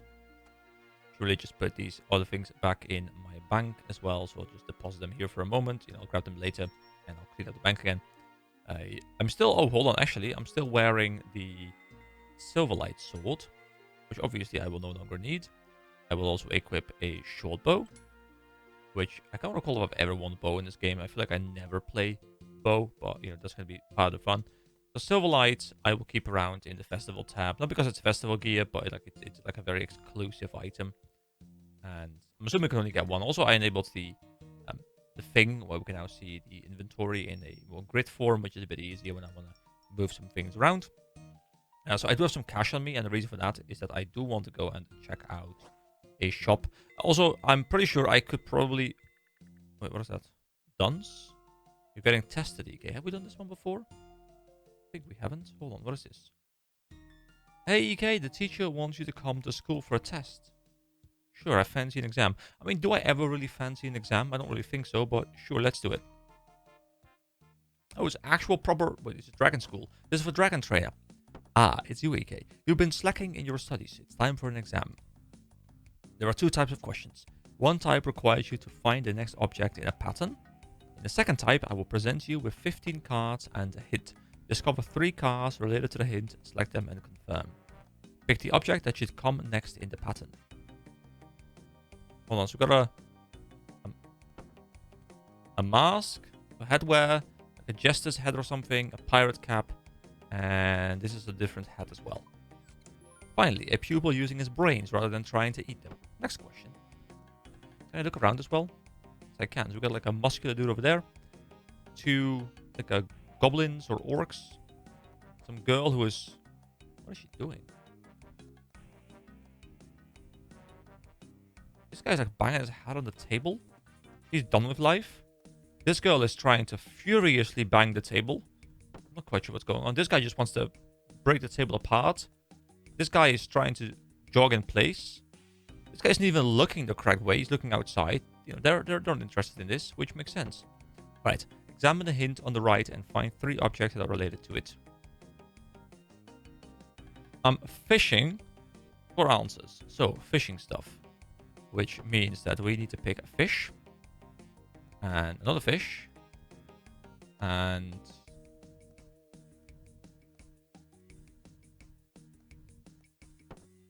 Is that a spear for fishing? Finally, a pupil using his brains rather than trying to eat them. Next question. Pick the object that should come next in the pattern. So shield, shield, shield, shield. Well done. You've proven your aptitude for pattern recognition. You receive a book once you leave the classroom. It is a book of knowledge to further your education. To exit, use any of the doors in this room. Okay. Does it matter? I wanna... Hold on, they're actually... Like a plus sign, like a health sign. Star, circle, square. Let's go for the plus one. Here we go. 1 book of knowledge. So, educate yourself. Let's see what happens. Is it like experience? It is experience. And I would put it into range right now because we're leveling range today, but I really want to put some more into, you know, like the combat stuff. So I'll put some in defense because it's the lowest one. And we get 285. There we go. Oh, defense level 20! You can now wear mithril armor. And members can fight Shizian soldiers for their armor. And combat level 33. Okay, so to continue my story, because I was rudely interrupted by some random imp. Oh, that reminds me. Imp Catcher is going up in 32 minutes. You guys can watch me rage just a little bit. To be fair, I wasn't that annoyed. But it was definitely the most annoyed I've been in this game. Just because it's like, it's very much quest design that I don't expect of this game. It's very much old school quest design, which isn't necessarily terrible. But it's easy. Alright, so I have bronze arrows. We can buy iron arrows, steel arrows, mithril arrows, adamant arrows, and bronze bolts. We can also buy a couple of different bows. Now, is the long bow similar to the short bow, where it's level 1? Maple longbow, maple short bow. You can buy short bow versions and longbow versions. I'm gonna assume there's a difference in damage and speed. So let's just, as a test, pick up 1 longbow as well. Just see what happens. So the speed is gonna go down. Does that mean it's got more range or something? I think I prefer the idea of the short bow, like just, you know, pew pew pew pew a lot more. But you can clearly see... Wait, is it actually just... Yeah, I think it's just upscaled. It's also a bit thicker. Maybe it's an upscale, but like it's just like a stretched version of the short bow, which is kind of funny. I think I'll stick with the short bow for now, but I guess I'll learn the differences between short bow and long bow in you know, in a later point of this series. Let's just sell longbow again. Here we go.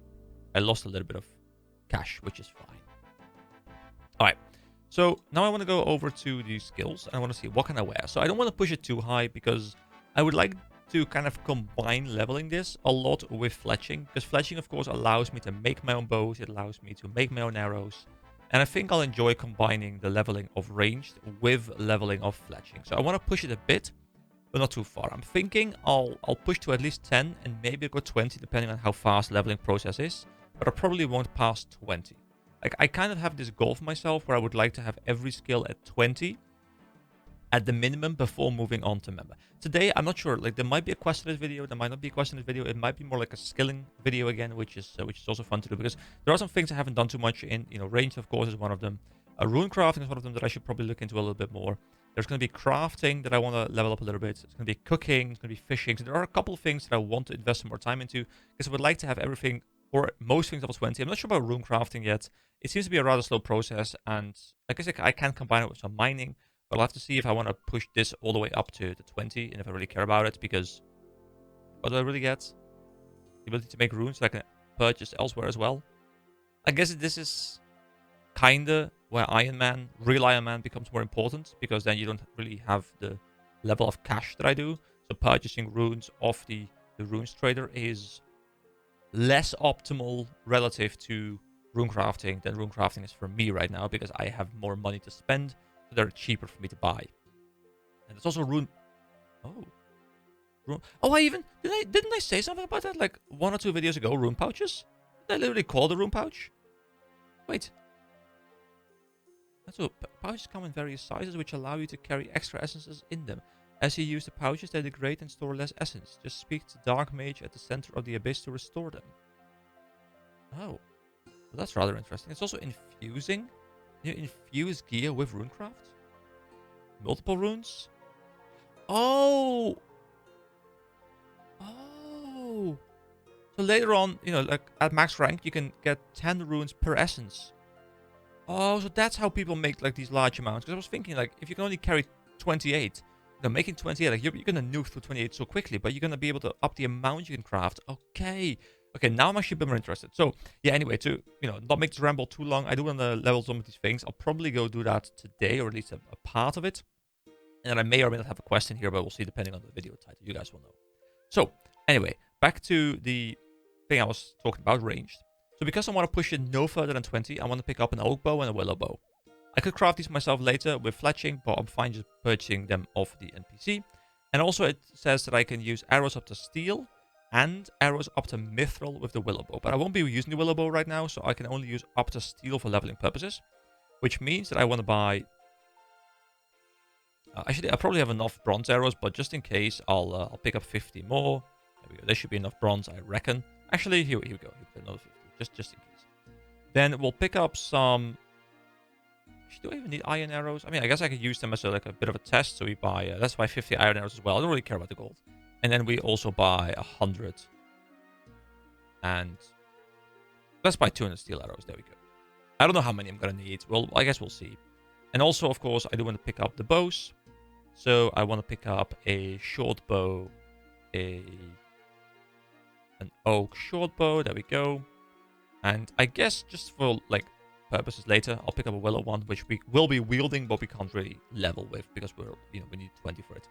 So I'm just gonna go back to the cows. A reason for the cows is that I believe from the people in the stream who have told me that leveling crafting is very well done with armor, I think, and armor requires a lot of cow hides, which is also why they're actually pretty good money on the auction house. Wait, why am I running here? I can just... to be fair, I'm not too far away. I can just keep on running. But yeah, I believe that if I just stock up a lot of cow hides, I can kind of do 2 things at once. I can prepare the stash that I need, and then maybe on this video as well, we can do the crafting thing where we can go and we can make a lot of armor and stuff, which might even allow us to make some sort of upgrade, like leather chaps or something. I don't know. But I'll have to look into that later. Anyway, I'm going to go to the cows. I'm going to do a bit of grinding. Do I have to actually equip these arrows as well, by the way? Wield. Oh, there's an indicator in the upper left corner here showing how many I have. Is that an add-on or is that baseline in the game? Anyway, let me go and grind. Let's see what this feels like. Pew! Pew! Pew! Pew! Is it the same as with magic, where I believe it always hits at least 1? Is the structure that everything that requires a resource will always hit at least 1 because you're spending a resource? Also, I guess you can recover some of the arrows, but not all of them. Is that how it works? Also, I'm just able to use iron arrows as well, right? I think. I'll just keep firing with some bronze arrows for a little bit, just to kind of get a feel for them. Okay, so you can hit 0, never mind. But it's quite rare. We generally do hit 1s. I actually forgot that I was able to recover them, so the depletion rate is not as quick. And I guess I can also, they're going to go back into my inventory, so I'll have to re-wield them, and I'll just add up to the big pile I already have equipped. So, we've only spent 5 on 2 mobs, so, it's actually not too bad. There we go, raise level 2. Also, total level of 350 has been achieved. That makes me happy. Oh yeah, of course, it's going to be different ways we can fire the short bow as well. So we got long range, which gives defense as well.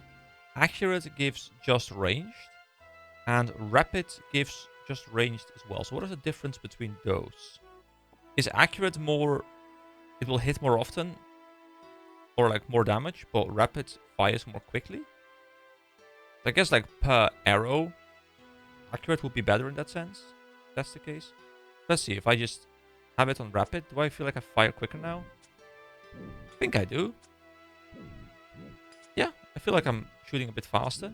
But I guess per arrow, it's less efficient. Also, the arrows drop where I hit them, I guess, and not where the mob dies. It's actually going to be on the floor specifically somewhere. But yeah, I definitely feel like I'm hitting more zeros now.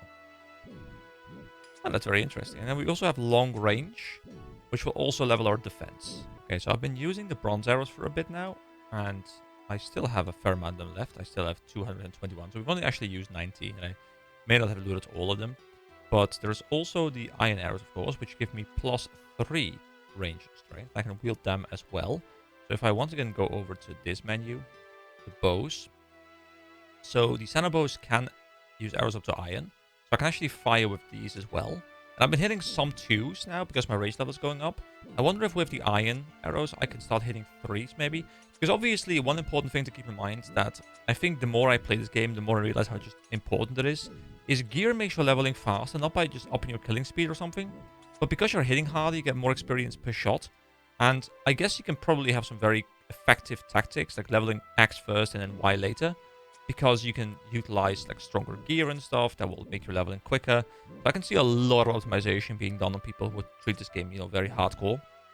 But for me, it is rather fun to just, see the experience requirements go up, but also see the amount of experience I can get at the same time, scaling with it quite rapidly. So it's actually not that slow, at least not at this point in the game.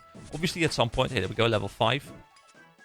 And, oh yeah, we get started. Oh yeah, we also have the range things. I completely forgot about that. So I will go back to John in a moment. I also want to, I want to fill up the inventory real quick. Then I'll go back to John and we'll see what we have gotten there. Probably going to be stuff that I already kind of purchased, but that is fine. But for now, yeah, I'll keep using the iron arrows. And yeah, it's kind of fun to just be scaling up the range stuff as well now. And of course, we can now also use the oak short bow, which I'm kind of bypassing. Well, not bypassing stuff, but I'm kind of like speeding through progression right now because I just kind of want to get a little bit of a feel. Oh, level 31 hit points also. Beautiful. Combat level now sitting at total level at 354. Combat level at 33.275. So that means also for the Dragon Slayer quest, I am... Well, I'm not there yet, but I'm only 12 levels off, so I'm getting a bit closer, which is quite nice. Anyway, I'll continue grinding a little bit. Actually, after this mob, what I'll do is I will equip the oak shot bow, and we'll go for steel arrows, which gives us range strength +6. So that means it's a jump. Hold on. This is relative, right? So this is -3, but this is +6. So if we take... This is the base, like if we take iron as the baseline, it is, or sorry, bronze is the baseline. Like bronze will be 0, or whatever, 0, like baseline is the equivalent of. So let's say that's 0. Then the iron ones are 3. Then these are 9, aren't they? I think. So if I now were to go back to, yeah, if I go back to bronze arrows, they're actually much weaker. Now, I think because I'm using a bad bow, or like a worse bow, this bow cannot use steel, right? So if I now have steel equipped, which I do, but I have a bad bow, what happens if I try and shoot? Yeah, your bow isn't powerful enough for those arrows. So I'll have to also equip the oak short bow, which gives me another +6 range, which also is a nice reskin, of course, which is fun. And, I'm looking forward to so much stuff because I'm assuming for fletching, I'm going to need certain tiers of wood, right? So that's crafting. For fletching, which is here. I'm gonna need to create the arrows. I'm going to... Actually, no, the arrows probably will need... Will they need ores or something? Because they're iron and stuff? I don't know. But the bows themselves, they do require, willow. I'm assuming it's gonna be like willow logs and stuff. And I'm assuming a lot of the stuff you can make a bit later are also better than stuff you can buy in the shop. Anyway, we got a pretty big boost now in range damage, or we should have. So let me see.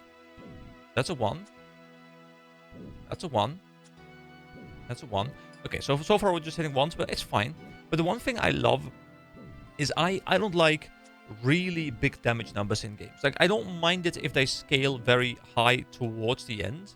But if I'm playing a game and I am hitting, 17,000 at level 1, or level 6, there we go. And then I continue up on the trend where I will be hitting, 12 million at level 20, and like it scales into ridiculous numbers like Diablo games often have. At some point, I feel like you can't comprehend the number anymore, and that to me takes away a bit of the fun, because I like being able to comprehend the number that I'm seeing, because that gives me much more of a visual progression. So in this game, because I'm hitting single digit right now, with magic I'm hitting double digit. Like the moment I'm starting to hit double digit with physical and ranged attacks, it's going to be a moment. And I don't know if you can ever even breach triple digits. I'm assuming maybe like endgame magic and stuff, you can probably hit over 100. I have no idea.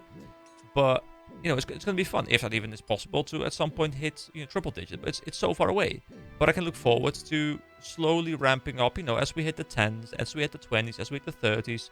It's going to be fun to be ramping up. And I think that's something that the game does very well. Like, it's very understandable. Hitting 0, hitting 1, hitting 2, hitting 3. It's all very, very much understandable for everyone. You don't have to be, like a numbers addict to be able to, see those numbers and digest what exactly they mean. It's also easy to see, like I've doubled my damage because I went from 1 to 2. Like, it's very easy to see that. Where, if you go from 12 million to 14 million, yeah, you can do the math, but it's going to be more difficult because you're going to have to be like, well, okay, how many zeros were those? And it's going to be even worse, when you're speaking like billions or trillions or whatever. Like, it's going to be ridiculous. Anyway, that's enough rambling. I'm going to go back to grinding. Level 7. Alright, let's go have a bit of a chat with John. We've not been at him for a bit now. So let's claim some rewards. And here we go. Mithril Defense. We receive 1 Mithril Chain Body. That's going to be the final tier of armor that we unlock for free. I mentioned it before, but I was thinking for a long time, do I want to grab this? Do I not want to grab this? In the end, I decided, because there's so much progression after this, I'm going to go ahead and grab it, because it's something fun to look forward to. Then for getting started with ranged, we get 1 leather cowl and 75 bronze arrows. And is there not a level 10 one? Hold on. Let me go over to the adventure paths. Here we go. Honing my aim, level 10. Wait, are we level 10? Oh, level 9. I thought we were level 10. Okay. I'm gonna check out bronze arrows. Oak short bow, already have that. And for sharpshooter, we're going to get a willow short bow. Iron arrows again, not even steel. And a coif, which I guess I will probably care about. Let's check out what we just got. So first of all, the big moment, guys. First piece of mithril gear, well, besides the weapon, let's equip the mithril chain body, which gives us more stab, more slash, more crush, more range defense. Lots of good stuff. So here we go. It's nice and blue. A dabbity, a dabbadai. I think I made the same joke before with the mithril longsword as well, but I gotta keep rehashing my jokes, guys, because I'm not that funny. Here we go. We got a leather cowl, which gives us even more than the hat. It gives us more defense as well. So I guess it's like a middle ground between magic and ranged gear. But it gives us +1 ranged again. So here we go. Oh my god, we look absolutely beautiful.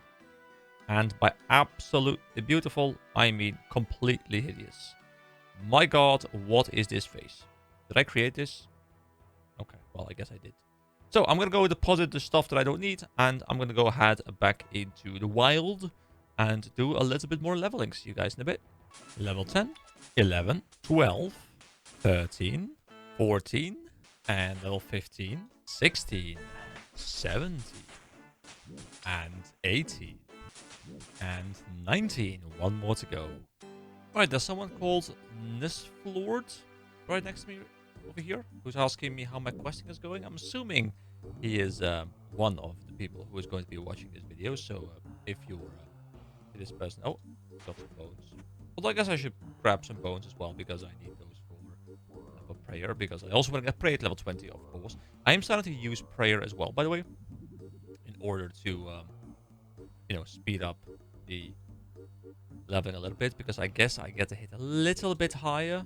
Oh, did I hit that one first? I thought I was moving somewhere else. But yeah, I'm almost level 20 right now. After this, what my plan is to go and check out exactly how the whole crafting stuff works, because I have engaged with it a tiny bit. Oh, look at the mithril arrow. guess someone else used those. I'll just drop it for now. I don't really need mithril arrows. I just want my steel ones. And yeah, gonna make sure I get my weight level 20, and then we're gonna check out crafting. Almost out of arrows as well, so I'm glad I keep picking them up. I guess the most efficient way is just not picking them up and just keep going. But you know, I care too much about gold to do that. And there we go. That is 20. Man, I would really love to have a proper laptop right now. My laptop is kind of crap. I bought it for studies like years and years and years ago, and it really sucks. So I would love to have a great laptop because it's so nice outside. I would love to go sit in my backyard and just sit in the sun and edit there.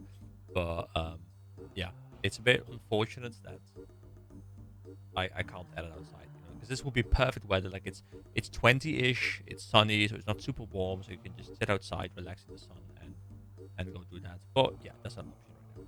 So I just have to stay in here and go hard. But here we go. I have 385 cow hides, which I think is a fair amount. Now I will have to figure out what I can do with these. So I just deposited all of them in here just to showcase how many I have. So I'm gonna grab them all back again. I don't know what I can do with them, but I think there's also a bank deposit box. Not sure exactly how those work. But I think just one stair down, there was something to do with... I mean, there's a spinning wheel. I don't think I need the spinning wheel, right? I think I need something else to turn this into probably like a ladder or something. And then I can turn that into a leather gear. At least that's what I'm assuming. That's how it works. So the spinning wheel won't be able to do this. No, this is just like literally, thread and those kind of things. So I'll have to find some sort of thing for this. Have I interacted with the system before? So unlocking the ability to pass through this gate without having to spend any money, as I talked about, it does now help me not having to bring the cash with me. So it's not really about the money to me, but it is quite convenient, I feel.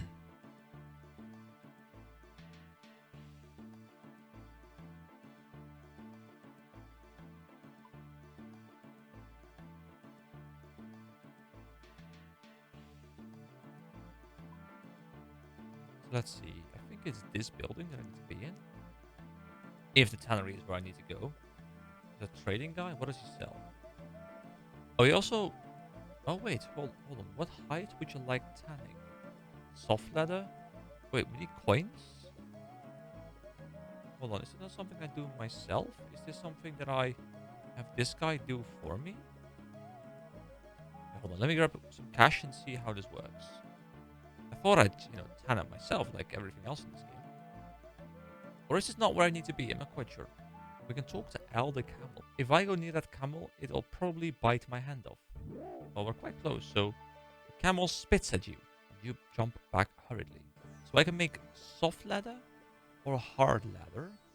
And let's tan one. Does it give me crafting experience? It doesn't. It just says it did the leather. Is this a process that doesn't give me experience? Also, examine it. And examine this one. Okay, so turning it into leather makes it more expensive by much more than the actual cost of the leather. But I can also turn it into hard leather. Which is roughly the same price. Okay, so I guess those are roughly the same value. Let's see, so snakeskin, other snakeskin, green hide. Oh, this is green dragon hide. D-hide? Dragon hide? There's different types of dragons, I suppose. Let me take a bit of a look at the skill, because I want to figure out how this works. Before I commit everything into one thing and it's the wrong thing. Okay, so crafting is a wide-ranging skill that allows you to create various pieces of armor, jewelry, equipment, and more. Craft armor out of animal hide, which is what we're trying to do right now. You will typically first need to take the hides to a tanner to get them tanned, which is where we are at right now. Then combine them with a needle and thread, which can be acquired from certain crafting shops in the world. And then we have the pottery stuff and the jewelry stuff. Okay. So, this means that we need to make... but I wanna see what we can craft with the stuff that we have. So I kind of want to go and pick up the thread and needle first before I commit everything into it. So I would love to be able to push this to a level where I can craft some new stuff like leather chaps or whatever, if those are good, or leather Do we have leather body? We don't have a leather body, I think. There's also other stuff. Bird houses. There's a glass. Why would I want to have glass? I mean, I guess there's a point to glass, probably. Weaponry. Oh, you can make different types of staves, including battle staffs. Interesting. And then you can make pots, of course, which we try with the pie dish. There's spinning stuff with only wool for us right now. There is the armor, of course. There's weaving, a vegetable sack, is members only again, drift net, and fruit basket. Okay, I guess I'll have to look into this thread and needle thing, which hopefully we can buy somewhere around here. Crafting shop. So thread and needle, right? So a thread goes for 1 coin, and a needle goes for 1 coin as well. Okay, so we bought one of each. Now, how does this work? So can I use the thread and needle on the leather, or... Oh, there we go. Okay. So I can turn 1 leather, and I guess it's by having both the thread and needle in my inventory. I guess I can use either one of them. Hold on, let me verify that. So let me remove this thing. Now click the thread on the thing. Nothing happens. Okay. Oh, you need a craft level of 28 to make a hard leather body. Okay, so I can't use hard leather yet. Okay, so it's a good thing that I realized that now, so I don't commit everything into hard leather. So I guess I just make a whole bunch of the normal leather, and then I can turn that into leather gloves, leather boots, leather cowl, leather bodies, and leather chaps. Now, if I click leather chaps, it's going to tell me I don't have the level requirement for it. I have to look into it myself. So it's not as nice a layout as the smithing stuff. I feel like the smithing stuff looks better. It's much clearer as to what I can make and what I can't make. But for now, I guess I will just spend time turning my entire inventory into leather. I wonder if there's a way I can turn it all into leather in one go, but I probably can't turn a banknote into one thing, right? Because it would require me to like be able to get them back in my inventory in a non-letter version or not non-note version. But I'm going to try just because I'm a bit curious. So let's see if I deposit these real quick, and I deposit. Might as well just deposit these real quick as well, and we grab the cowhide, but we grab them as a note. So we grab all of them. Can I now turn all of these into leather in one go? Probably not, but we can try. I assume it's going to fill up my inventory with like, per slot leather up until the point I can't anymore. If I can even take these into account. So, let's see. No, okay. Okay, so I need them actually in my inventory. Okay, well, I guess I'll do a lot of running back and forth, and I'll see you guys when I have transformed all of them. Okay, at least it does transform all of them in one go. There's probably an easier run than this, but I'm already here, so I might as well just commit to this, and I'll look up a better run later. So this situation in particular is an area where I'm really enjoying the ability to remove the roofs. Because I can stand here, I can hover my mouse over here, I can actually go and find the NPC who is apparently hiding somewhere this time. Hello? Well, you know, I was going to give you guys a nice example of this, but is he just not visible from this range? Is that it? Am I a bit too far away? Will he pop in? Yeah, there we go. There we go. There he is. So I can, you know, I can click once to have the NPC pop in. I can click him, do this, move it back to the bank. And I can semi-AFK this process because I can just, you know, click it once, click something else again, and I'll, you know, be able to like watch a video on the side while I'm just kind of chilling doing this. So someone in my clan, Zajac here, just told me about this cool thing where there's a channel called Unpragmatic Covers that, among probably other things, does a lot of remixes of existing songs, but does it with the RuneScape sound, and it sounds quite nice. I just checked out the Halo theme, so now as I'm skilling, I'm you know, I'm jamming to the Halo theme, and you know the Halo theme is always epic, but you know even with the RuneScape sound, I was like, well, it might not be as epic, but it's still pretty damn good. So if you haven't heard of it and you're a RuneScape player, might want to check it out. It's quite nice. All right, that's all the cowhides done. I now have 384 leather, so let me once again grab the thread and the needle, and then I guess all of the leather I can put in here. And then I don't even have to move out here. Why am I moving out here? Then I click the needle on the leather. And doesn't matter what I make. Let me verify what happened. So let's make leather gloves. 14 experience. I'm assuming it's the same way as it is with smithing, where it depends on the resources I'm using. It doesn't really tell me what it requires, though. So here we go. We do leather boots. It's going to be 14 again. It's 16 this time. But it might be an RNG thing. Although I guess probably it's not. Because it's not a rounding thing, really. So cowl. Cowl is 19. Okay, it seems to be going up. So I should just grab the highest tier 1, I guess. Then we have vambraces. Oh, we need 11 for that. Okay, okay.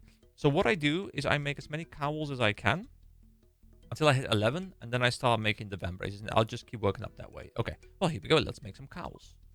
Like, this is the chill part, right? This is where I just stand here, and I just open up my inventory. Wait, you use up your last reel of thread. Oh, wait. The thread is limited. Hold the phone. I thought the thread was like a forever use item, but I guess I'll have to go pick up some more. Level 10. You can now craft... Members can now craft bowstrings and crossbow strings. So I guess I don't use a string or like a thread for every thing I craft. Just like every so often, I'll consume one. So 68 should carry me through quite a lot. This is pretty chill. I quite like this part of leveling. Prep down. We just reap the rewards now. There we go. Crafting level 11. You can now craft leather vambraces. So here we go. We click this thing again, and we start making vambraces. I'm gonna guess 21 experience. 22 and 22 and 22. Okay, it's just 22. Okay, well, that's good. We'll keep making these until we can get the next one, which is at 40. Level 12. Members can now craft oil lamps.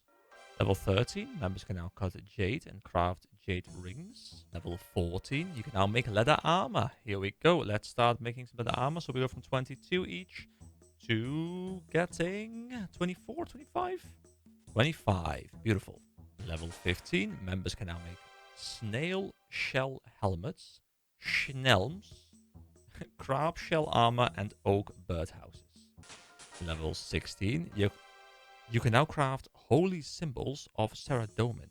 Members can cut red topaz and craft red topaz rings and opal necklaces. Wait, hold on. Let me see, because it's one thing that I unlocked for myself as well without having the membership, of course.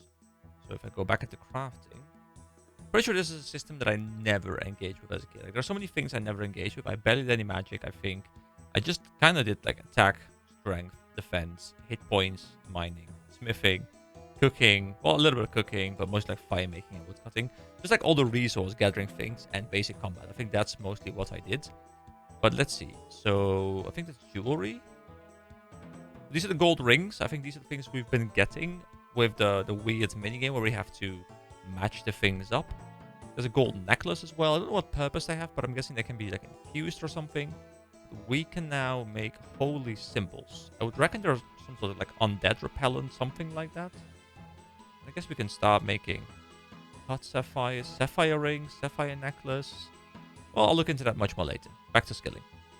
Level 17. Members can now craft unholy symbols of Zamorak and Zerician ropes. I think that's an X. Zerician ropes, I think. I like the animation for this as well, by the way, because my character actually grabs a knife or like a needle and also grabs the bit of leather. It does feel really polished. And when I say polished, of course, I mean polished within the context of what I can expect from this game. And I think it's nice, you know, if I zoom in a lot and I start making these things. Level 18, you can now craft leather chaps. There is more information available from the crafting tutor in Lumbridge Castle.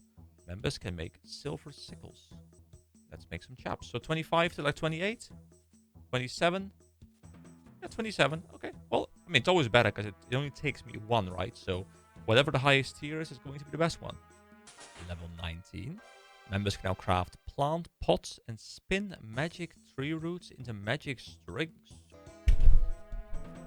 And there we go, level 20. That is the minimum goal I wanted to achieve for this skill today. But of course, we'll keep on pushing until we're through all the leather. You can now cut sapphires and craft sapphire rings.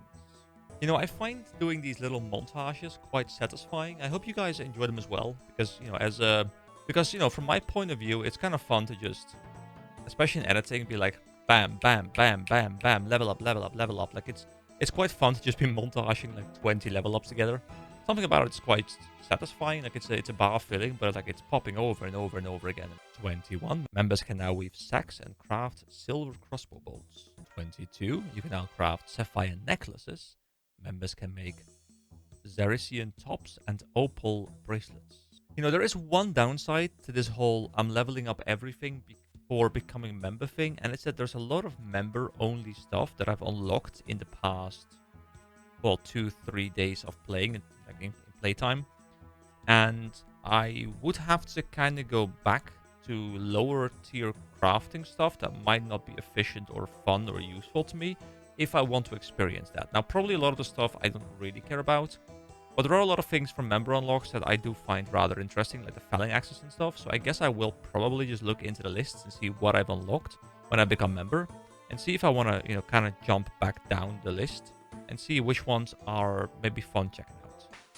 23. You can now craft tiaras and sapphire bracelets. 24. You can now craft sapphire amulets. 25. Members can now craft potlets, jade necklaces, and willow birdhouses. I'm really curious what the birdhouses are going to be for. Wasn't expecting to level up this high today, by the way. I was hoping I would have enough cowhides to even hit level 20. But I'm pushing, you know, very close towards 30 right now. 26. Members can now craft oil, lanterns, and drift nets. Level 27. You can now cut emeralds and craft emerald rings. Members can craft opal amulets. Ooh, if I can get exactly to 28, I would be so happy. I think I'm about to hit 28, because I think 28 is when we can start using the other leather tier. So the fact that I have just enough to push me over that edge where I don't need any more of the regular leather. I think I can swap to, what was it called, hard leather? Yeah, 28, there we go. You can now craft hard leather armor. That is so perfect, guys. This is perfect. I mean, you know, I'm overshooting it by 5, but it's practically perfect. This was obviously all planned. I knew exactly what I was doing, but this was great. So I'm just gonna, you know, wrap up these last few. They also give me more range damage. So, you know, I should have probably done this the other way around. Well, if I wanted to be efficient, I should have done this first and then level range, because I could have worn the range gear. But now I can wear the range gear for, well, future leveling sessions, but obviously, you know, it doesn't stop at 20. So let's see. We now have one hard leather, which is the next tier. And I'm assuming... Oh, wait. Does it automatically create a hard leather armor because it's the only option available? Or are there no more options in this thing? Hold on. If I go to hard leather, because armor feels like it's quite like late in the list normally. But if I go over to crafting and armor... Let's see, so 28 is hard leather body. Oh wait, there's literally nothing else for me anymore. I've unlocked... Yeah, I think I've unlocked the final tier of free-to-play stuff. Well, that's kind of perfect, because I just leveled all the way up to the final tier of free-to-play stuff. That's cool. So, let's check out some of this stuff that we just crafted. So we made leather boots, which I think we're already wearing. Leather cowl, which I think we're already wearing. Leather van braces we're wearing. We got all these things for free from John. Kind of sucks on one hand, but it's fine. We get a leather body and leather chaps. Okay, let's go and have a bit of a look. Let's stand in the desert here, where obviously we want to be wearing thick leather, because that's gonna, you know, definitely not be warm and like sweaty and sticky and those kind of things. Hold on, let me move away from this house. Here we go. Here we go. All right. So first of all, we have. Let's check out the. No, dude, really, dude. I'm about to check something out, and this camel's just like, I want to be in the picture, guys. I want to be in the video. I was not expecting that to happen. Anyway, here we go. Let's equip the leather body. Okay, so we still have our arms out, you know, suns out, guns out. Very important, guys. And let's see what it looks like if we wear the leather chaps alongside that. Yeah. Oh, even... Oh, cool. Wait, are these arrows here because of the gear? Or are these arrows actually here? No, I don't have them equipped anymore. These arrows are part of the gear. That's kind of cool. And they do not give me range. So right now, if I go to my statistics, which are here, we have range plus 15. Okay, beautiful. And then also, of course, we can swap over to the hard leather body, which is just darker, which gives us a lot more defense and, of course, even more range attack as well. It's kind of cool how the gear gives you both defensive bonuses and, well, cons to it, or decreases, but also it gives you offensive stuff, which is not quite often the case. At least not like with base stats. Like often it's like, secondary stats that give you like, extra int or whatever. So, we have a bit of a ranger look to us now. We have the full set of the leather cowl, the hard leather body, the leather chaps, the leather vambraces, and I think that is everything we can have for now. So that is the leather stuff or the crafting stuff wrapped up. I will, look into sorting all the stuff again later. I'll look into selling all the stuff. Of course, I do want to wear the mithril chain body for now.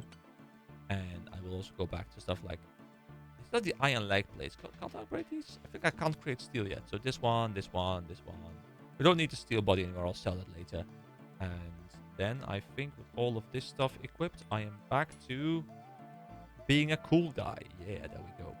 Anyway, next up, and this will be on a separate recording, but I will go ahead and probably level up fishing, which I will then combine after I've done a lot of fishing with a lot of cooking, and hopefully that way we can push both of these to 20 plus as well. And then we're pretty much there. Then it's just rune crafting, and I'll look into whether I want to push that or not. I think I will push it a bit, but I don't know if I'll go all the way to 20, but I'll look into that one last. So yeah, next time I cut back in, we'll be fishing. Hello everybody and welcome back. So I just returned from the gym. My hair is an absolute mess, but I do want to go and record some more RuneScape. So what I did is I spent a little bit of time leveling fishing. I just fished out here because it was very close. Over here you have some little net places, so I just used that. And the cool thing is, once I hit level 15, which took quite a while, honestly, like I was like level 7 or 9 or something. 9 to 15 took long, but then 15 to 20 took like no time whatsoever, because at level 15 I was able to catch these here we go, these raw anchovies. I always feel like I pronounced those wrong. Anchovies, I think. So they are 40 experience each, as opposed to the 10 experience from the shrimps. They just kind of like blew up my experience progression really, really quickly in that like level 15 to 20 stage. That was really, really quick. Anyway, now of course I want to withdraw all of them, because now I want to continue this journey. And I want to go and level a bit of cooking. So I'm going to cook all those up. I don't know how high it's going to bring me, but I do see there's a cooking range over here. And I can click the range. And I'm assuming I can just make all the shrimp. And they give me... Let's see. Did they give me good experience? Oh, burnt. Oh. I mean, that's not too bad. As long as we can get some success rate, I think we can get quite some levels. So I'll do the same thing again. I'll, compilation my way through this. I will get some level ups in cooking. There we go, level 17. Members can now cook lean snail. I was thinking about doing the same thing, by the way, for fishing, like the compilation thing. But honestly, level ups are not exciting there, because you don't really get too many, new things unlocking. Like I think with cooking, and I feel like with resource gathering, there isn't too much fun to see in a compilation. So those I'm completely fine doing off screen. And then the more crafting focused things, like the cooking and the smithing and the crafting, those things, there are way more unlocks, so I think that's more interesting. Also, I just hit a total level of 400. I think, I'm not quite sure exactly what level I started this playthrough at, and maybe I'll put it up on the screen if I remember to do so. But I am pretty sure that I was like 350-ish when we started today. So we're getting so many levels today, and I still have rune crafting yet to do, of course. Level 80. Members can now cook cod and make wizard blizzards. It does feel like my success rate is going up quite quickly as well. Level 20. You can now cook meat pies and pike and prepare cave fish. Members can also make nettle tea and short green guys. Short green guys? Is that like another weird cocktail or something? Hey, it seems someone is dropping all kinds of burnt shrimp on the floor. Definitely isn't me. Don't look at me, guys. Don't look at me. It's not me, okay? It's not me, I promise. And level 21 is in. Members can now churn cream, cook crab meat, and spit roast beast meat. Ooh, beast meat. That sounds delicious. Level 22. Members can now cook fat snails. Well, I mean, I think that's not very nice to the snails. Come on, guys. Come on. Don't call them fat. I just quickly want to point out, by the way, that today I had so many comments coming in from an old video, comments coming in from the new video that launched today, which was the Imslayer one, comments coming in from the poll that I put up in regards to what I want to do for the member stuff later. I got so many comments. I actually need to go and schedule some time soon to be able to actually be able to respond to them all. Like, normally I just kind of like try and respond to them, you know, like one big sitting or like, you know, there's short comments. I respond between doing stuff. But there's so much stuff that I need to like properly sit down and actually go through it, which is amazing. I just noticed that I can also see in the upper left corner of the screen what my burnt percentage is. So if we've cooked 106 and we burned 37, so currently our burnt percentage is around 26%. And I'm curious to see if it's going to keep going down a little bit because we're now a bit higher level. If it's going to, you know, end up at like 23, 24 or something. Because the average is going to get pulled down when I, you know, get more successful. 23. Members can now make scrambled egg and tomato. Is that one thing? Scrambled egg and tomato. That's delicious. And cook wild cabbage. Is it cabbage? I thought it would say rabbits, but I don't know what a cabbage is. We're getting a nice synced up inventory here. Burnt. Oh no, it got ruined. Okay, unfortunate. I'm also curious to see whether the experience of the shrimps and the anchovies is the same. It's 30 here because you're able to cook the anchovies at 1, but you're able to fish them up at 20. So I do wonder if they are more valuable, if you can level cooking a bit quicker if you were to use those. And I guess we'll find out because I do have some of those as well, which I will of course be grabbing after we finish up the shrimp. 24. Members can now brew Asgardian Ale. Also, our burnt percentage is now at 24.2%. It is dropping. We are slowly becoming an expert shrimp chef.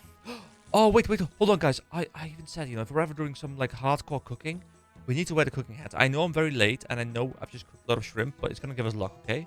It's going to give us luck. If we drop this thing, hold on, there we go. We drop that thing. We now get the chef's hat. There we go. We wear it. We put this thing away. There we go. Now we can go proper chefing. Here we go, guys. Well, our success rate seems to have plummeted kind of since I got the chef's hat, but I choose to believe it's just a bit of bad luck. So maybe I got to get used to the hat, you know, like maybe it's like a little bit itchy, of course, you know, like it's a bit different. Maybe there's some wool in there or something. So, you know, we just have to get used to it. It's fine. All right, so let's see if these are also 30 experience each. They are. Okay, well, here we go. Let's make some anchovies then. Look at us. We're becoming an expert cook. We haven't failed a single one so far. 23% success rate. 22.9% success rate. Level 25 as well. You can now cook stews and salmon. Members may also create fruit butters. Right? So I'm going to assume that at some point, maybe now or maybe quite soon, you know, we become so high level relative to this cooking stuff that we achieve, well, okay, I guess not 100% rate yet, but I guess we're like 90+% success rate right now. And maybe it's going up to 100%. I don't know if it caps at 100% or if it caps, you know, somewhere sub 100. But it does feel like we're at like a 90-95% success rate right now for these past ones. We've one fail out of 23 so far. Okay, there we go. 2 fails. All right, so that's 2 fails out of 28. So that means it is 1/14. So the success rate is definitely 90+. Roughly 93%. And there we go. That is the final batch. We ended at 21.1%, but of course a lot of them were failed at the very start. So that puts us up to a total of almost level 26. So let's see, is there anything cool coming up soon? We can make salmon now, which is the highest tier food we have, I think. We got that from Adventurer John. And also we can make tuna quite soon. Now in regards to the tuna, let's see when we can fish it. So tuna would be, is it like a small net thing? Or is it a big? No, the big net is members only. Then the rod. How do you catch tuna, guys? I'm not a fisherman, okay? It's not aerial, right? No. Harpoon? Harpoon. 35 with harpoon. Okay. Haven't done any harpoon fishing yet, but that's kind of cool. Tuna and swordfish. Well, it's time for the next stage. So what I decided to do is I brought myself the rune pickaxe, nothing else, because I don't think there's any mobs in here. And this way I waste the least amount of stamina. And I will go mine a bit of rune essence. And I think what I'll do is I'll go back and forth to the Varrock Bank. And then once I've picked up a nice pile of this, that's when I'll, find a spot where I can do the same, same thing with smithing, where I can just like do a run to an altar. Just go back and forth. Oh, I seem to pick it up really quickly with the rune pickaxe. I wonder if it's also fairly quick with a different pickaxe.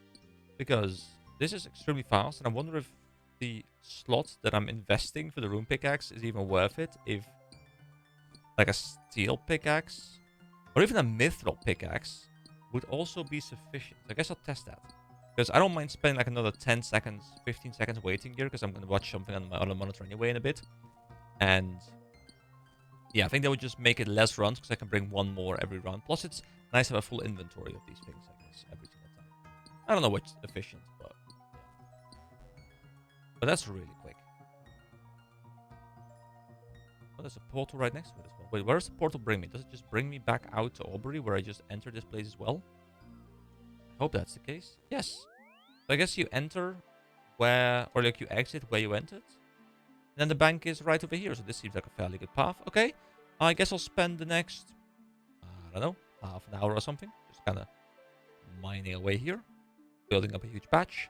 And then we will wrap up the final skill of today's video. Because of course, we now have attack, strength, defense, ranged, mage, hit points, mining, smithing, fishing, cooking, fire making, wood cutting, all at the appropriate level. The only thing I don't have is prayer, and I think I'll leave prayer out of this video. Not because I don't like leveling prayer, but because prayer is going to require me to just, go get some bones, or at least that's the way I know how to level it, and that would just require a lot of combat. And I'm not opposed to combat, but we'll do so much more combat in the upcoming videos for quest and stuff that I honestly don't mind having that one at level 17. We will get that one to level 20 as well before we leave play, but that one is like pretty much there, like it's pretty much level 18, right? So it's all good. Anyway, I'm gonna go mine. See you guys in a bit. So I don't actually have the pickaxes anymore besides the iron one up here. Alright, welcome to the next part of the rune crafting grinding session. So what I've done is I have brought myself the following stuff. I brought myself all the water runes I have, all the low runes I have, and as many rune essences as I can carry. So the reason I'm carrying this is because I'm thinking I do a run over here, was this thing, and because I'm limited on stamina, and that's the main thing that's kind of blocking me. But I can walk over here, and I forgot the talisman. Okay, I'll be right back. But yeah, the idea is go there, turn them all into things, into runes, and then teleport back. And the thing is, I will run out of lore runes quite soon, because it does take one lore rune, but I can do 7 runs. And that means I don't have to keep running back, which means I can spend the stamina on the way there, and then I can use the teleport on the way back. And I think this one is the closest. I was looking around the map, and I didn't really see any other ones. There might be some other ones that are different runes. I was just looking at the air stuff, but this one looks quite good. Bam. Air runes. Level 3 runecraft. There we go. Now we go to the skill book. We port back to Falador. We grab the new runes that we want, and we continue. I would grab a water staff so I don't have to carry these water runes around, and I can then use the air runes that I'm crafting anyway. But the thing is, I don't have a water staff. And to be fair, I still have to run all the way from there to here, so I'm not sure how much more effective this is, but you know what? I've got a plan, and we're doing it. Level 4. It probably is a bit faster, right? So it's from here to here, as opposed to here all the way there. Yeah, I think this cost me way less stamina. And I think I'm happy giving up the inventory slot for that. Level 5. You can now craft water runes. Okay, cool. So where even is the water altar? I know the air one's here because I used it before. There's a body altar right over here, next to the barbarian village. Oh, there's a fire altar over here. Is there also an earth altar somewhere? I reckon there is, right? There's also a water altar here. This one isn't too far away from the bank. So this too could be an interesting run for water runes. Oh, and there's a mind altar up north here, but that one isn't particularly close to a bank. unless you can access a bank some other place that's not visible on the map. And I can't find the Earth one. The Earth one probably does exist, but I just haven't been able to spot it with my eyes. Anyway, let me continue the farm. And level 6, members can now craft mist runes from pure rune essence. So I heard there is the rune essence that I'm using, but there's also the pure one. And apparently this one you can only get in the free-to-play world, or the other one you can only get into members world. And someone told me in the comments, I believe, if I remember correctly, that they made it that way so that botters couldn't be getting this one, or sorry, the other one. But I think it turns out that because everyone's playing member content, or more people are playing member content, that this one's actually more valuable now. There we go, level 7. Level 8. I might not make it all the way to 20 with these runes, which is a bit unfortunate. On 9. You can now craft earth runes. Beautiful. So, final teleport available to us. Because now we're out of low runes. I could go pick up some more, but picking up some more really isn't worth the time investment, because I might as well spend that time just actually running. By the way, I just realized, whoever told me about being able to move with the middle mouse button, you are the true MVP of this series. If I had still been moving with my arrow keys, I'd be very annoyed. Now, I might have found it out manually as well by just, randomly pressing it. But I'm so happy I uncovered this, because this just makes it so much easier. I just don't really touch the keyboard at all. Like, unless I want to chat, I don't even touch the keyboard. Just play with one hand. It's beautiful. No, that's the first time I did not, in fact, get a level up. We are slowing down. There we go. Level 10. Members can now craft dust runes from pure rune essence. Level 11. You will now receive 2 air runes from each essence. Beautiful. So we're going to do at least one run where we get double the essences, which also I'm assuming means we get double the experience, right? Is that how it works? Do I get double experience as well from each rune now? Well, I have 14 rune essences left. Let's craft these up into 28 air runes. And then the batch is done.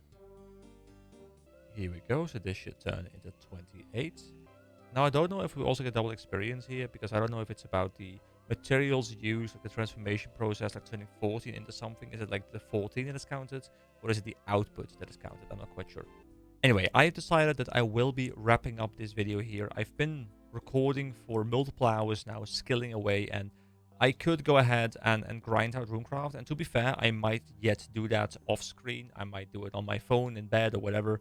I might still keep going for a bit. There's not too much interesting to show there anyway, so I will definitely bring up Runecraft somewhere in the future. But this video probably is already quite long. I honestly have no idea, because to me, it's been many hours of grinding, but I've done a lot of cutting most likely, so I have no idea how long this video is going to be.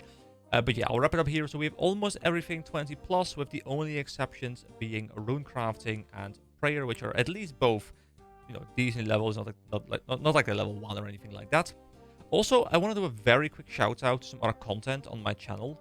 If you guys are looking for something to watch, because I've realized a lot of people here are watching every single video. Some people even went back and watched the stream, which is incredible to me, because to me, streams, they are this kind of content that you do, and then most of the streams don't really get any views anymore.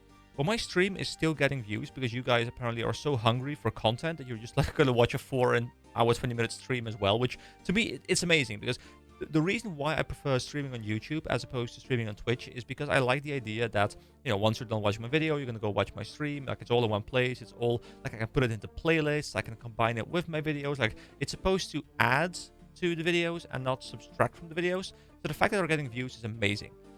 But I also, if you're still looking for something to watch and you enjoy my style, I do a bit of a different kind of thing. It's not a Let's Play kind of thing, really. I did something that I call Nostalgia Goggles. And I did it like a year ago, somewhere around the time. I think it was like late last year I did it. And it is very much inspired. If you've been watching Josh Drive Hayes, and if you've been watching my channel, you know I enjoy his content a lot. He inspired me a lot with his, I think his series was, was it good? I'm not quite sure exactly what it's called. It's where he does the retro game reviews, where he kind of like plays through them and does a bit of a review style Let's Play mix kind of thing. I did a similar thing. Heavily inspired by him, of course. He gets all the credit for the idea. Of course, he also stole it from someone else. But, I was heavily inspired by that. And last year I made one video in a series like that. And I'm actually working behind the scenes on like 2 or 3 other games that I'm kind of like chipping away at slowly, and I will probably release as well somewhere in the, well, upcoming weeks and or months, depending on how much time I can find for that, because RuneScape is definitely the primary thing on the channel right now. But having said that, if you're looking for something to watch, it's called Nostalgia Goggles Lost Kingdoms. It is on the Lost Kingdoms game, which is a game from the, I actually can't remember, I think it's like early 2000s. It came out on the PlayStation 2, it came out in the GameCube. It was a fairly obscure game, I think. I don't think many people know about it, but I played it as a kid, and it was great. And I did like I think it's like a 40-50 minute video or something, where I did like a let's play, fully scripted. It was, of course, like a review, let's play kind of thing in one. I'm still trying to find my footing with that kind of content, because it's not something that I do a lot. But I did enjoy making it a lot, and it took me, like, 30-40 hours or something to make a 1 hour video. So, it's my highest ever video ever. So if you're looking for something to watch, quick shout out to myself. I would like to actually do that a bit more, but I realize that the viewership for those kind of videos just isn't really high on my channel. Maybe I should do it on a separate channel. I have no idea. I haven't really figured out how I want to do those videos yet, but just in case you're looking for something and you hadn't seen it yet, and you do enjoy that kind of content, then, go ahead and check it out. I would be very happy if those kind of videos got some more traction as well, because then I'd be more inclined to make them, because as much as they're a very large time investment and they are exhausting to make, they feel extremely rewarding to finish, because they are, I don't know, they're like higher quality in a sense. Anyway, that's enough shilling for my own content, although I guess I'm allowed to shill for my own content, right? So thank you so much. As a true YouTuber, I will now ask you to like that video, even though you've already liked the video. I'm sure of it. You guys are amazing. And of course, if you haven't yet, subscribe to the channel, guys, because the number is not 1K yet. I want it to be 1K. Okay, thank you. I'm looking at you. Yes, thank you. Hit that button. Okay, now that my my YouTuber duties are over. Have a wonderful day, everyone. I'll see you next time, where I promise we will once again be questing. Bye-bye. Good morning, everybody. My name is EK, and welcome back to a bit more RuneScape. So, I have done a little bit more grinding. I brought my rune crafting up to 17 and a bit over a half here. And at the start of this video, I do want to wrap things up, and I do want to get it to 20. But the way I want to get it to 20 is I want to go and explore the different kinds of altars. And the reason for that is that I thought they would all be roughly the same. But I did happen to find the Earth Shrine up here, or the Earth Altar. I'm assuming someone's going to point out in the previous video where I couldn't find it where it is, but I did manage to find it in the end, and apparently it's at the edge over here, just to the eastern side of rock. And I went there, and I noticed when I went there, I can quickly show you, and obviously you guys know, but I didn't know, that the entire environment is very much different. The air one is up in the sky, and the earth one is like down below in like a cave or something. So that makes me really curious. Also, the music is different. Not very present music. It's just like tribal drums in the background. Kind of cool, kind of earthy. I do like it. But that made me wonder, what do the other ones look like? And, oh, there we go, level 18. I think I calculated it out somewhat roughly where, I have enough runes to probably push me all the way up to 20. And then we can also check out level 21, because I think there's a couple ones we can grab. And not all of them are at our current level. I'm going to just go through these. I'm going to go to the water one. I'm going to go to the fire one.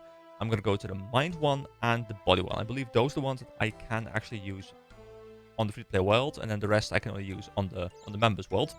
Speaking of members world, wow, man, that was a quality transition right there. I had a very pleasant conversation here with this guy, Gaget, or Gaget. Not sure exactly what the pronunciation should be. Free to correct me in the comments if I did mispronounce that. But he said to me, first of all, great videos and stuff, love hearing that. Obviously, every YouTuber has a big ego or wants to have a big ego. So, telling me my videos are great, love it. Thank you. But more importantly, he asked me whether I was fine with him gifting me something. And normally, you guys know, I don't really like to take gifts because I don't want my progression to be ruined. But he wanted to give me 2 bonds, which is like a full month of playtime. He said that if I use them together, I'm going to get 29 days. If I use them standalone, I'm going to get 14 days each. I'm better off using them both at the same time, provided I can take advantage of the full, time span of 29 days. So I am going to be grabbing these once I am ready to go member. but that is going to save me literally an entire month of membership, which I think is like 13 euros or something like that. So this is technically, guys, did I just technically make money on YouTube because I didn't have to go spend something? I think this is the first time, guys, I've made money on YouTube. I'm now a professional. But yeah, thank you so much, Agathe, for gifting me these old school bonds. They're also untradeable, which I guess I kind of like in a sense, because even if I wanted to trade them for money, I couldn't, which I wouldn't want to do anyway, but I like the fact that I'm locked into not being able to do it. So yeah, just a quick heads up here. I'm not gonna ask people for bonds.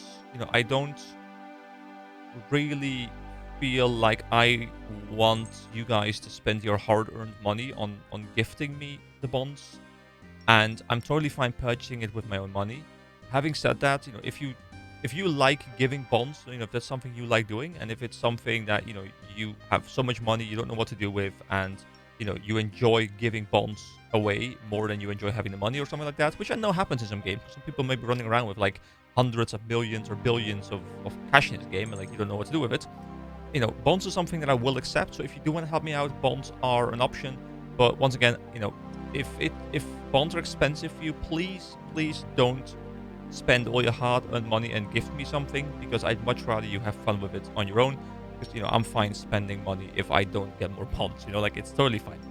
Anyway, again, thank you a lot for gifting me these. It's truly appreciated, and it saves me a lot of, well, cash. It's beautiful.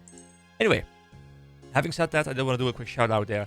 I am going to go through the other ones. So I'm going to pick up the rune essences, and I'm going to pick up the water rune, the water talisman, sorry.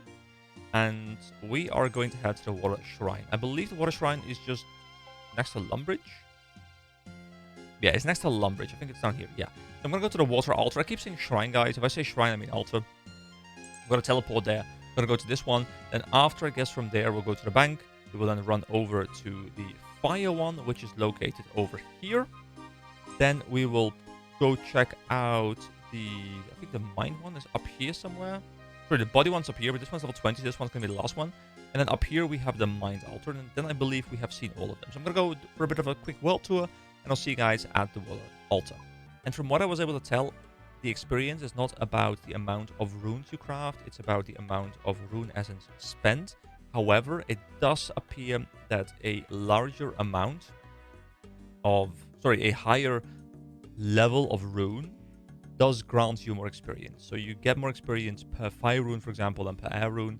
And I guess it's going to scale up like that in the future. But obviously, you also want to take into account which ones are worth more money. If they're more, you know, it's a difference. For me, there's not really a difference, but if there's a difference, you want to take that into account. But also, of course, the walking distance. Like, there's probably like very detailed guides out there, exactly detailing, you know, like which walking distance combined with which experience per rune is optimal and stuff. And yeah, there's probably a lot of optimization to be done if you want to take this hardcore. Anyway, this is the water shrine. Okay. We got a new music track called Zealot. Let's listen to it for just a second.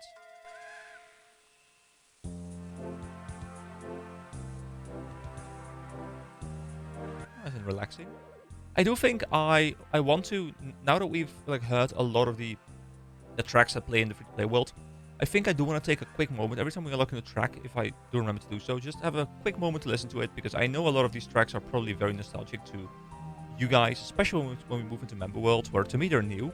So I can like kind of give like a fresh impression of them, I suppose, while you guys get to enjoy the nostalgic music that you love so much.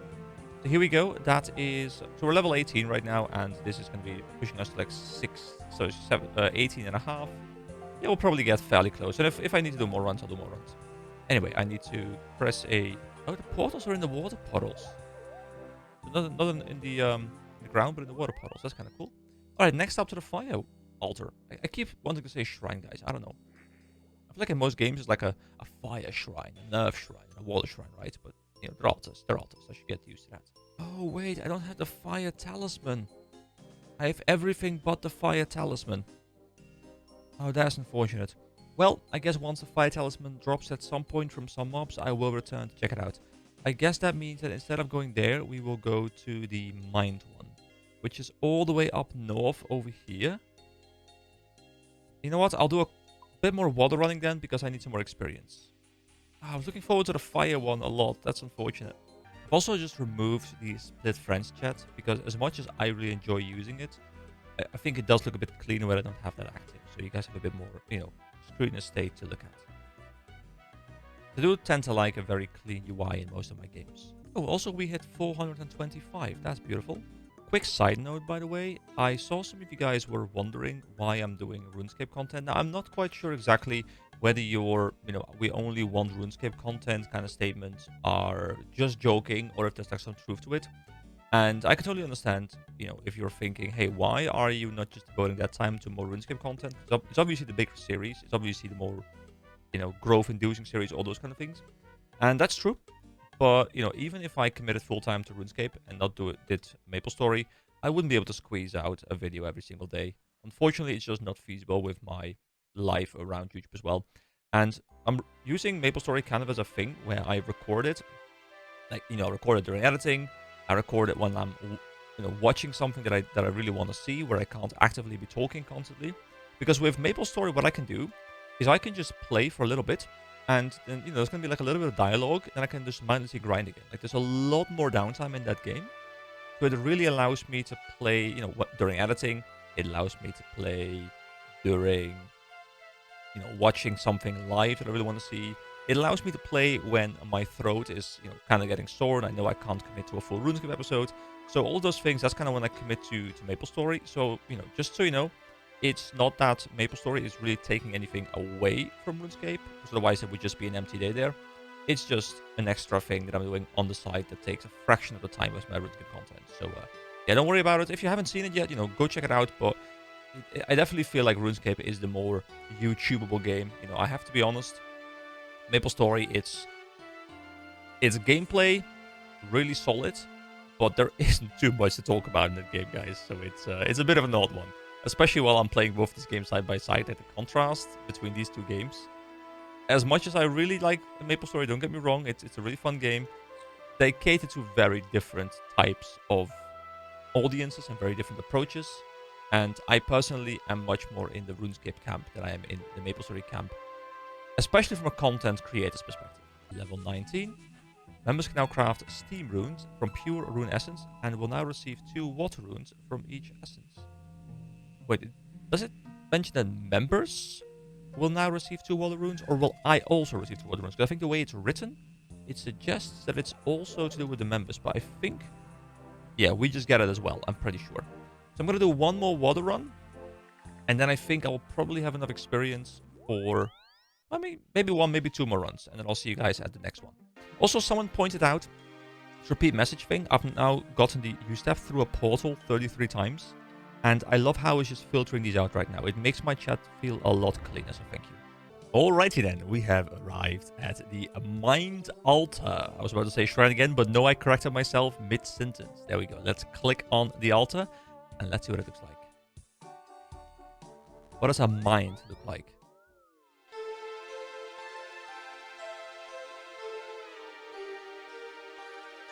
Rather mysterious. Appreciating the music for a moment as we craft. Getting some different music, but the rune craft level is now level 20. You can now craft a body of runes. There we go. We unlock a miracle dance. I wasn't sure what I was expecting when I heard mind. And I'm not sure what I'm expecting for a body either. I'm just expecting something physical, something organical, something maybe almost nature related. I'm not quite sure exactly, but I guess I will find out. I guess we did already have the double reward for a mind rune spell, because I think mind comes straight after air. So if I go to multiple runes, yeah, mind runes is 14, water is 19, and then soon we will actually unlock at 22. We will unlock air runes per essence up to 3. So before I knew this system existed, I really disliked the idea of having to craft my own runes, because I was like, well, how the hell do I unman people, if they commit to not buying everything from the store, which obviously you can do, but not in like very large quantities. How exactly do they, get like hundreds and hundreds or like thousands of runes to be able to properly level magic? And I guess this is the answer. Probably a combination of buying them, but also just leveling rune crafting. And I'm assuming there's going to be easier ways to craft these, in Member and stuff. Like, it's always easier alternatives in Member. There's like faster ways in Member. There is new things in Member. So there's always going to be things that I don't know about it yet. But I can see, if you push this up to, let's say reasonable levels. Like I know that the 90 plus part is like the most difficult part, especially like 92 plus. But let's say you push up to like 60ish. Like you're still making 7 air runes per essence, and then you can bring 27 of them, and then probably you can probably in some way have a talisman that is not actually in your inventory, like a piece of gear or a book buff or something. I wouldn't be surprised if you just bring 28 and then do that times 7. That is some pretty nice reward. You just like run this back and forth a couple times. So I can see how people do it now. Anyway, we are going to be checking out this final one, which is just located around the corner, I believe. Yeah, it's right over here. I'm going to grab some runes, which I completely forgot to bring. I should have gotten more, but I forgot that we were going to do this part as well. But I'll see you guys back at the body altar. I suppose I could have just checked out the altar without actually crafting the runes, but no, I'm committed to crafting something there. Alrighty then, running back and forth has been completed. We are back at the body shrine, which we haven't yet seen, of course, level 20 only. Let's go in. Oh. The music track playing here is called Heart and Mind. This is a very interesting looking place. Is that like supposed to be like sand or lava or something out there? Obviously, you're not supposed to see this, I think, from the time it was developed. But the music feels quite cheerful, but the area feels rather almost disturbing in a way, which is a bit surprising. Okay, let's actually craft at the rune altar. There we go, 203 experience with 27 body runes. And that wraps up the grinding part of this video. So just to quickly recap, we have all the skills we want at level 20 outside of prayer, which I will grab as we do other quests and stuff. So that one will be level 20 plus as well before we leave the free-to-play area. But now it's time for the quest of today. Let's go do the Corsair Curse. So I can start this quest by talking to Captain Tok, north of Port Sarim. It is short, it is from 2017, so it's kind of recent.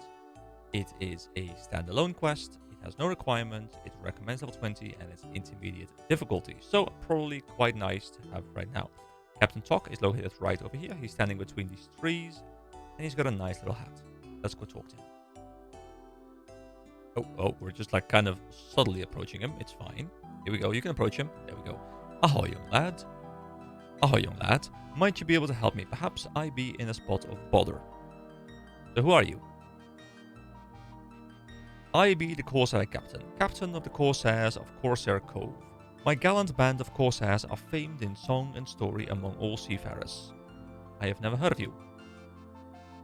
Well, you can boast of your ignorance if you likes, but it don't make you sound smarter. But I sound very intelligent, I know this. Well, as I was saying, young lad, I be in a spot of bother, and I thought you might be able to help. What kind of help do you need? It be about my crew. They be a lazy bunch at times, but they be stout in heart and strong in the arm, and they don't deserve what happened to them. It be a curse. A curse has been laid upon my crew. That's the only thing it can be. So I need a young lad such as yourself to find a way to lift the curse. Will you help me? Sure. I'll try and help you with your curse. Thanks, young lad. And a worthy lad you must surely be. Brave in the heart and stiff in the spine. I mean, I'm quite stiff in the spine, that's true. Romanian deadlifts are quite challenging because I'm not the most bendy person on the planet. Also quite tall, doesn't help. Now, I have a ship moored west of Remington. Come and meet me on board and we'll set off to Corsair Cove. Oh! We're gonna go on an adventure, guys. That is quite exciting. So, west of Remington. Well, now. Oh, this is the same dialogue still. West of Remington, you say? Okay, I'll meet you on board your ship there. Captain Tok swaggers off towards Remington. So I met the Corsair captain at the crossroads north of Port Sarim. He wanted to help with a curse that was afflicting his crew. I agreed to go to his ship, moored west of Remington. Oh, there we go. Ship to Corsair Cove, ship to Ardone, Brimhaven. Every time I pass by this place, I feel like I need to just, jam to it a little bit. Just kind of bop my head. Just a little bit. Alright, let's see. So we got Captain Barnaby and Captain Tok. Let's go to Captain Barnaby because that's the ship we want to be on.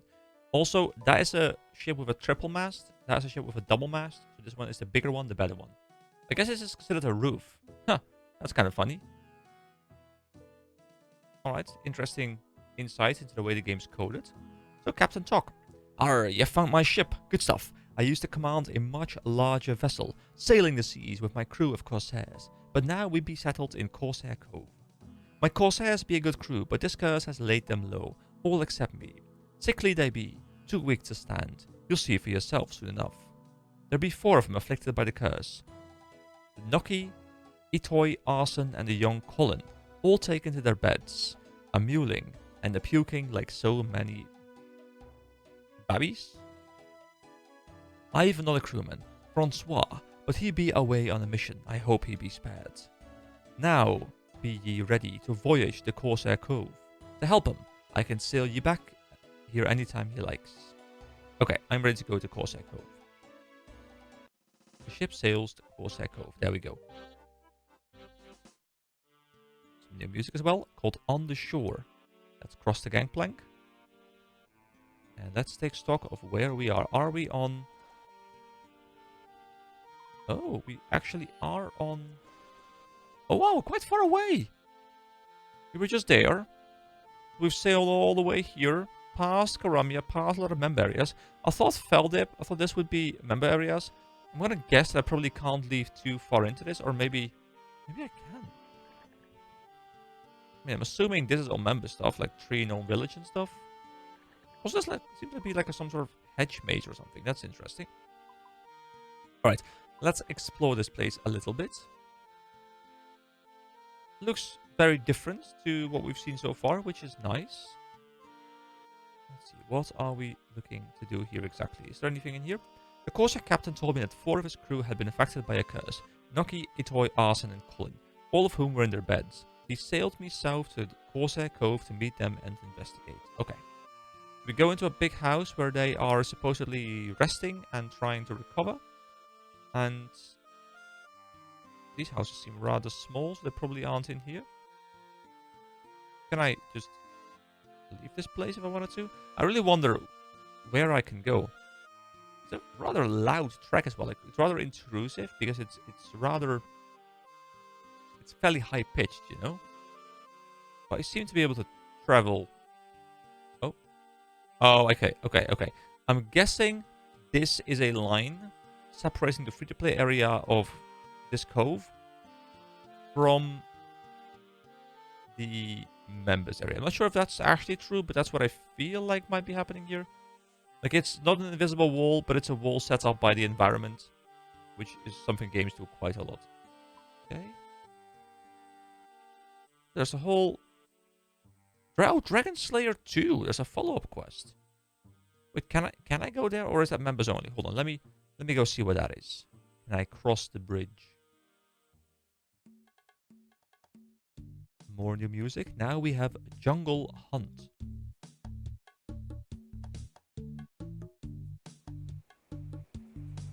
I enjoy this one. This one is quite nice.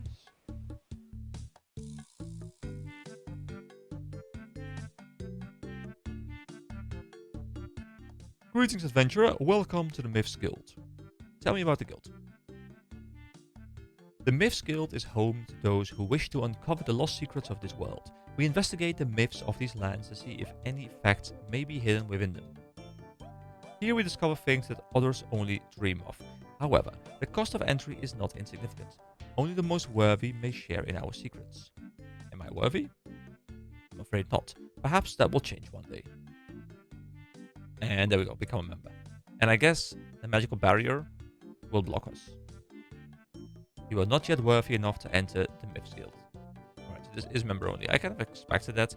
Also, are these like portals to different areas or something? Well, I enjoyed this track. I think it's quite nice. Alright, let me go find these people in their beds. They're most likely just back in the town. Hey, I didn't say you could go in there. Yeah, I was curious to see if I could just go in here, but I guess that's also a way of, free-to-play and member distinctions. No? They're here, apparently. They're not in their beds. They're just lying on the floor. Hold on. What is going on with these guys? They seem to not be in the best spot. Hello? Asked the thief. Ah, I hear you've been cursed. I think so. That navigator, Ethoi, always warned us that this kind of thing could happen, but I didn't think it could possibly be real. But now this has happened, and I think it's my fault. You should maybe see what Ethoi thinks. He's been cursed too, so I guess he'll be in his hut off to the southwest near the shore. Let's talk to cabin boy Colin. I'm sorry, tell her I'm sorry, and maybe she'll make the pain stop. Perhaps you can tell me about it another time. That's so dismissive, I love it. I hear you've been cursed. Yes, that's what it must be. Ethoi the navigator always told us to beware of curses. You should talk to him. He really knows about these things. Ethoi lives in the hut to the southwest, nearest to the sea. Alright, so everyone seems to point us there. There's some cooked meat here, and there is a bronze scimitar on the floor for some reason. Here we go. Ethoi the navigator. Arr, we be cursed. We be cursed. It be a curse upon us. I hear you've been cursed. Aye, do you think so? Really? Am I not a picture of health and beauty? Yes, we've been cursed. I've sailed the seas all my life. I sailed the seas as a man, like I sailed them as a boy. I even sailed the seas during that tricky phase in between when you're not quite a man yet, but you're not really a boy anymore. But I don't want to talk about that bit. The point I'm making is that I know the seas like I know the palm of my hand.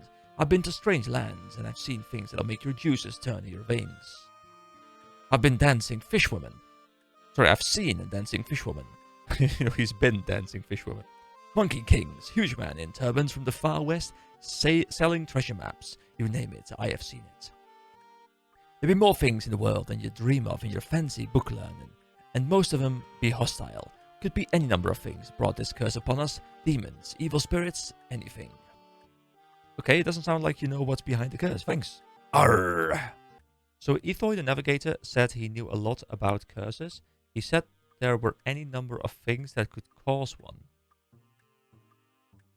Let's talk to him again.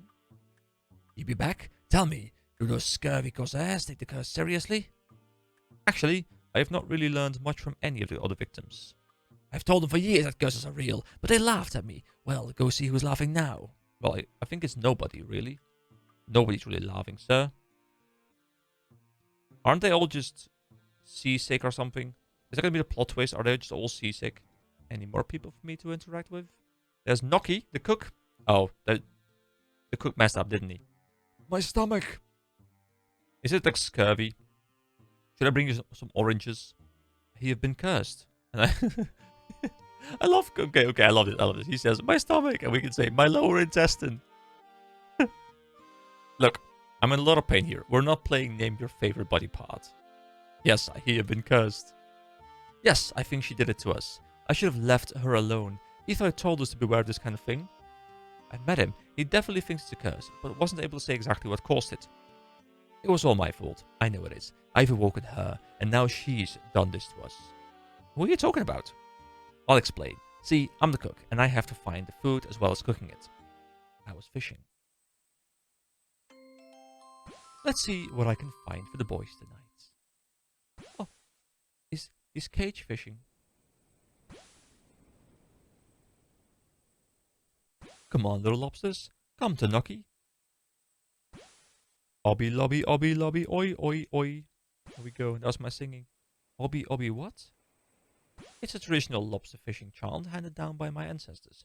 Don't interrupt. Come on, little lobsters. We don't want to keep the captain waiting. He'll get angry with me again. Oh, what's this? This isn't a lobster. Ooh. Looks more like a child's toy, but no, it can't be. Is it moving? He's moving. He's possessed. Help!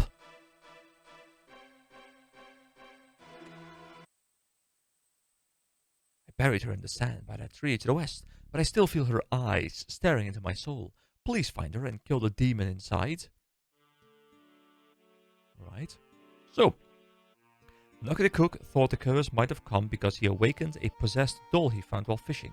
He buried the doll in the sand, but was afraid that its possessor might have cursed him. So, does that mean we need to go and dig? Have you tried to destroy her yet? Her eyes, those terrible eyes. Where did you say this happened? On the beach, to the west of the cove, near a big tree. I buried her in the sand, but I can still feel her eyes staring into my soul. Please find her and kill the demon inside. So to the west with a tree. Okay, but I do need a shovel for that. Do I need to run back and forth? Oh, there's new dialogue here as well. So you were trying to explore that ogre cave, and the ogre saw you? Wait, hold on, what? What ogre cave? Yes, I quickly grabbed some loot so I wouldn't have to face the captain empty-handed, and fled up the ladder before the ogres could kill me. But a couple of days later we all felt ill. I think what I stole must have been some kind of sacred relic, and the shamans in the cave have cursed us for stealing it. Maybe you could get the relic back from the captain and return it to the ogres, and tell them I'm very sorry. Then perhaps they'll lift the curse. I see. Okay, so there's multiple options. So it's Arson the thief told me he had been exploring a cave to the west of the cove. In there he found fearsome ogres. He quickly stole an artifact from them and fled. When the curse began, Arson thought the ogres had cursed him for stealing a sacred relic from them. He asked me to retrieve the relic from Captain Tok and return it to Ogre Chief with his apologies. And this guy, any new dialogue as well? This is all my fault, but I didn't mean to upset her. I just thought we could be friends. Now I must have upset her, and she's cursed us all. I was using Ethoi's telescope. Such a beautiful night. What lands lie beyond the dim horizon, I wonder? Yes, peer into the distance. Eh? What was that? I'd better have another look. Is that what I think it is? It's so dark out there, but I think... Yes, I'm quite sure. Yes, it's a mermaid. She's beautiful. Hello? You? Can you hear me? You're the most lovely person I've ever seen. Yoo-hoo! I can see you moving your arms, but it's very dark. Are you waving to me? Maybe she's luring him into the depths. And kisses, nice. Hello? Hello? Oh no, I think she's gone away. Did I put her off? Maybe she doesn't like strangers shouting about her appearance and blowing kisses at her. That might have been rude of me. I hope she's not angry. Icho says mermaids can be dangerous.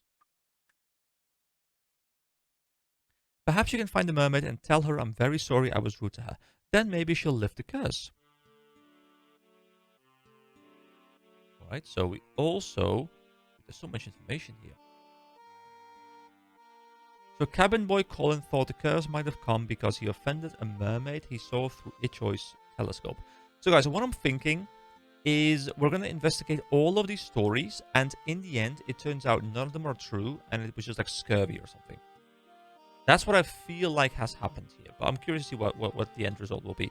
Anyway, I'm going to have to take a bit of a break here because I do have some other things that I need to do. I thought today I might be able to squeeze this in real quick, but the rune crafting stuff took a bit longer than I expected, and this quest might also take a while.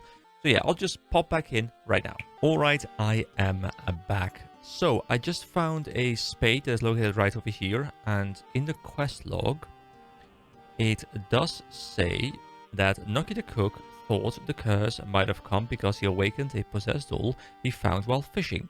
He buried the doll in the sand, but was afraid that its possessor might have cursed him. So I'm assuming in the sand, fishing is somewhere around here. So somewhere around where the spade was also put down. But I don't know if there's a specific fishing spot that isn't here. So let me just quickly try and do some... Oh, that was a salmon. That was not my spade. Whoopsie. Okay, let me just quickly explore a little bit and see if I can find a spot where this doll is hidden.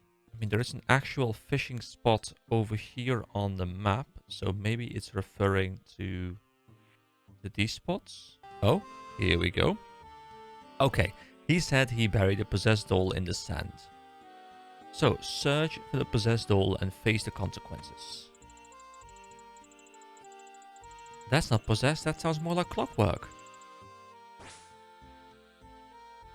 Alright, that was odd. Let's check out quest.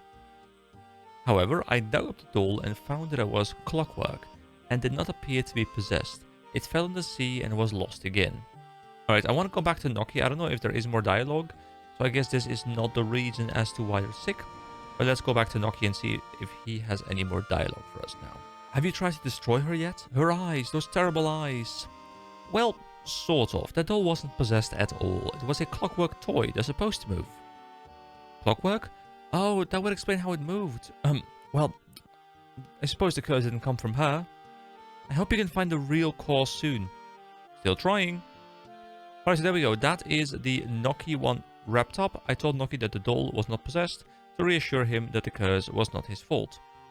Alright, next up, let's try and check out this cave. There is a cave to the west of the cove. And there are some fearsome ogres there. So let's go and check those ogres out. Also, I did do a little bit of combat grinding between the previous recording and this one. My strength is now level 27 and my prayer is now level 19. Because I do, of course, want to get this, like combat level up a lot for Dragon Slayer eventually. And prayer, I do want to get to 20. Also, why am I going here? Because this is clearly not west. Is it this hole? You've unlocked a new music track, Grumpy. Alright guys, enjoy the music for a little bit. Level 82 ogres. Okay, I guess I don't want to be there. I guess I can't even go there. I guess this is a good spot to level stuff like ranged over here, because this guy just, doesn't get hit. Although he also doesn't get his arrows back, so I guess it's a bit of a balancing act there. So Chief Tess. What you want, skinny creature? What is this place? This is our home. It's comfy, though we're thinking of maybe getting more space up on land above. But silly Corsair men live up and think they own the place. Maybe one day they're gonna change. Tess got plans. Thanks. Alright. So, a man called Asen told me he'd visited your cave. Yeah, skinny man climbed down a vine the other day. Little man, a big idiot, haha. He says he's very sorry. He very silly. Perhaps I should come back another time. Retrieved relic from Captain Talk. Wait, hold on, never mind. I have to go to Captain Talk, I have to retrieve the thing and then return here. This is the problem, guys. I haven't recorded in a couple days now because I didn't have time. So, for you guys, obviously, there was like a 1 second cut. For me, there was a couple day cut. So my details on this quest are a little bit fuzzy. So isn't Captain Talk the guy that actually got us to go here? Isn't he the quest NPC? Also, I just randomly attacked this seagull, so I must now murder him. But I guess I'll have to travel back to the mainland, maybe. And then I can talk to Talk. Oh, never mind. Talk is just here. The ship sails to Remington. Oh, wait, hold on. I don't think I wanted to do that. I wanted to just talk to him. I pressed the wrong button. But it's fine, because Talk is also here. So talk. So, I've been swapping things around because people have been mentioning that I have this menu entry swapper thing active, which is true. This one, I guess, is also still active, so let me swap this one off as well. Alright, travel has been swapped and now it's talk to. There we go, that's beautiful. Will you return to Corsair Cove to help me now? Okay, sure. Let's go back there and maybe I have to talk to him while he's here. So now I talk to him? Have you any idea about how to lift the curse? Yeah, okay, here we go. So, Asen says he gave you a sacred ogre relic. Arr, that he did. I'd send him to explore the caves west of the cove and bring back some bone lump, saying he stole it from the ogre chief. He thinks the ogres have cursed you all because he stole one of their sacred relics, and he wants me to take it back to them now. Arr, I've no use for the silly thing. If it'll get the curse lifted, you can take it right to that ogre chief and give it back. Captain Talk gives you the loot that Asen stole from the ogre thief. Alright. Here we go. We have the ogre artifact. A sharp implement that Asen stole from the ogres on the Corsair Cove. Let me go back to the cave. I have come to return what Asen stole. He skinny man who climbed down vine the other day? Yeah? He big fool. You see what he stole? Guys, whenever I hear someone say, yeah, I think of... What is his name? The guy in Final Fantasy X. The guy with the Blitzball. Waka. I feel like Waka. Every time I hear someone say "yeah" at the end of a sentence, I think of Waka. Didn't even play the game myself, watched a very long let's play of it. Beautiful game. But yeah, "yeah" just makes me think of Waka from FF10. Arson says he's very sorry for stealing from you. Here it is. You present... Is it Jess? Tess? I don't know, with Arson's loot. Yeah, that little man is a big idiot. Climbed down Vine, grabbed toothpick off Tess and ran away like scared. I still feel like it's just cavity, but I think that's a rabbit. I don't know. You're saying this is toothpick, not a sacred relic of the ogre? Did your shamans curse the Corsairs for stealing it? This is toothpick. There's got plenty more. If skinny idiot man wants Tess old toothpick, maybe he's sick in his head. But Tess not having shamans curse anyone. Oh well, I guess Arson will be pleased to hear he didn't bring the curse upon the Corsairs. Well, let's go back to him. Yeah, I'm starting to believe more and more that my theory was correct, where none of them have actually caused this curse, and it has literally just been like a lack of oranges or something, like a vitamin C deficiency or something like that. Alright, Arson, we have delivered the artifact, or the toothpick. Have you returned the sacred relic to the ogres? Will they forgive me and lift the curse?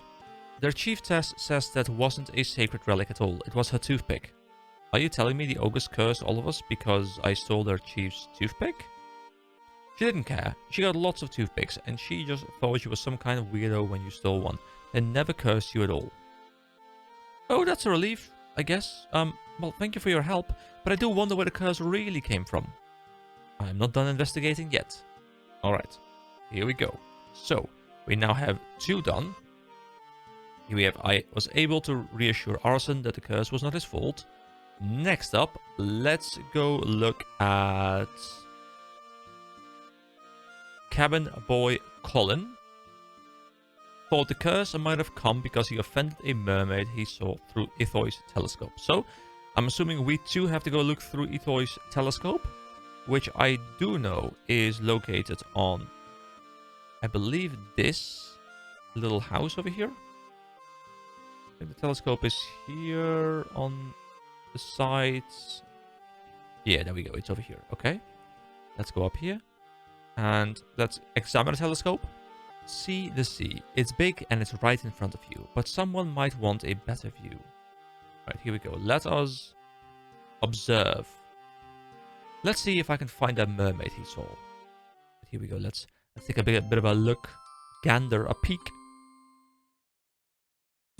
That is not a mermaid. That doesn't look anything like a mermaid. That's an ogre. However, I looked through the telescope myself and saw an ogre rather than a mermaid. Alright, let's talk to him again. Is that all? You be back? Tell me, do those scurvy Corsairs take the curse seriously? I've been hearing about what might have caused it. Colin thought he upset a mermaid, and she might have cursed you all in revenge.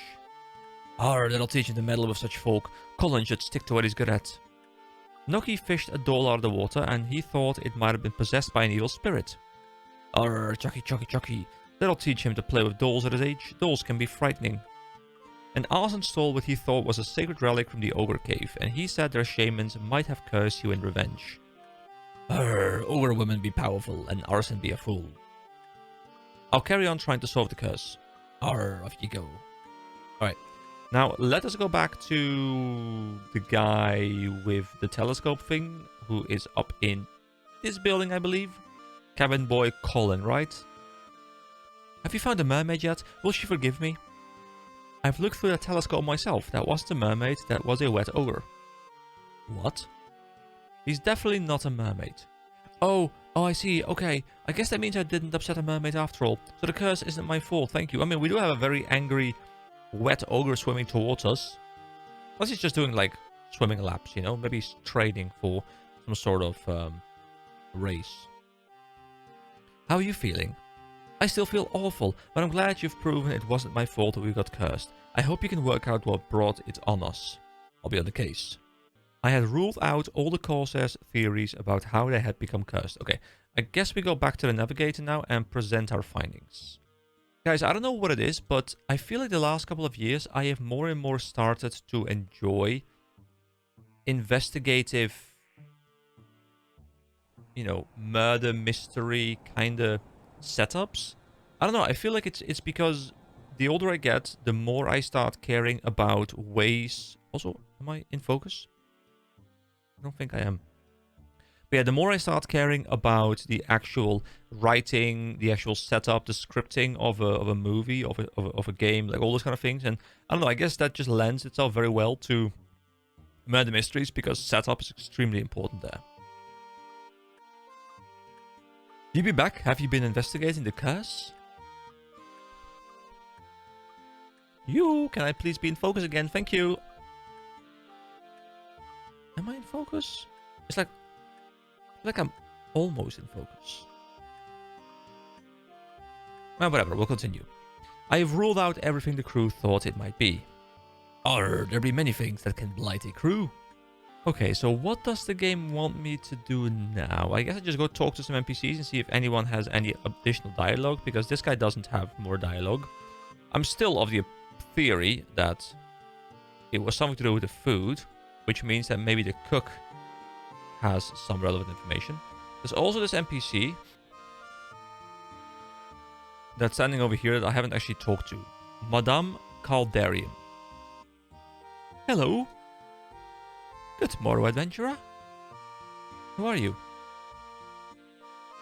I am Madame Caldarium. A pirate's life was best for me, but lately I've been looking to expand my business. I'm getting old, you see. A spa business? Do you really think these corsairs are the washing type? Huh, that's what the rum is for. I am more concerned of their laziness. Can't work today, madame. I'm cursed. Bunch of idiots, a lot of them. Surely you never expected this lot to be any different. They're either stealing, killing, or both. Yes, I have plans, adventurer. The local cave-dwelling population are, let's say, sorting something out. Ooh. Well, we heard about some plans. Interesting. I'm sure that'll be an entertaining turn of events. We will see. Any more dialogue? I guess so. You guess? The sun is shining, the sea breeze is salty. What's not to enjoy? I don't know. The sand, it's coarse and rough and irritating, and it gets everywhere. Well, my spa isn't quite ready yet, but when it is, I'm sure that'll solve all your sand-related issues. Okay. So goodbye. Because there's nothing really here. There is, of course, the potential ogre uprising, the potential ogre plan that maybe is very important, but maybe not right now. Like, I choose to believe it's something with the cook. Also about tinderbox. What do I need a tinderbox for? I feel like I've done everything, haven't I? Have you solved the curse yet? I've already ruled out your theory, Colin's theory, and Arsen's theory.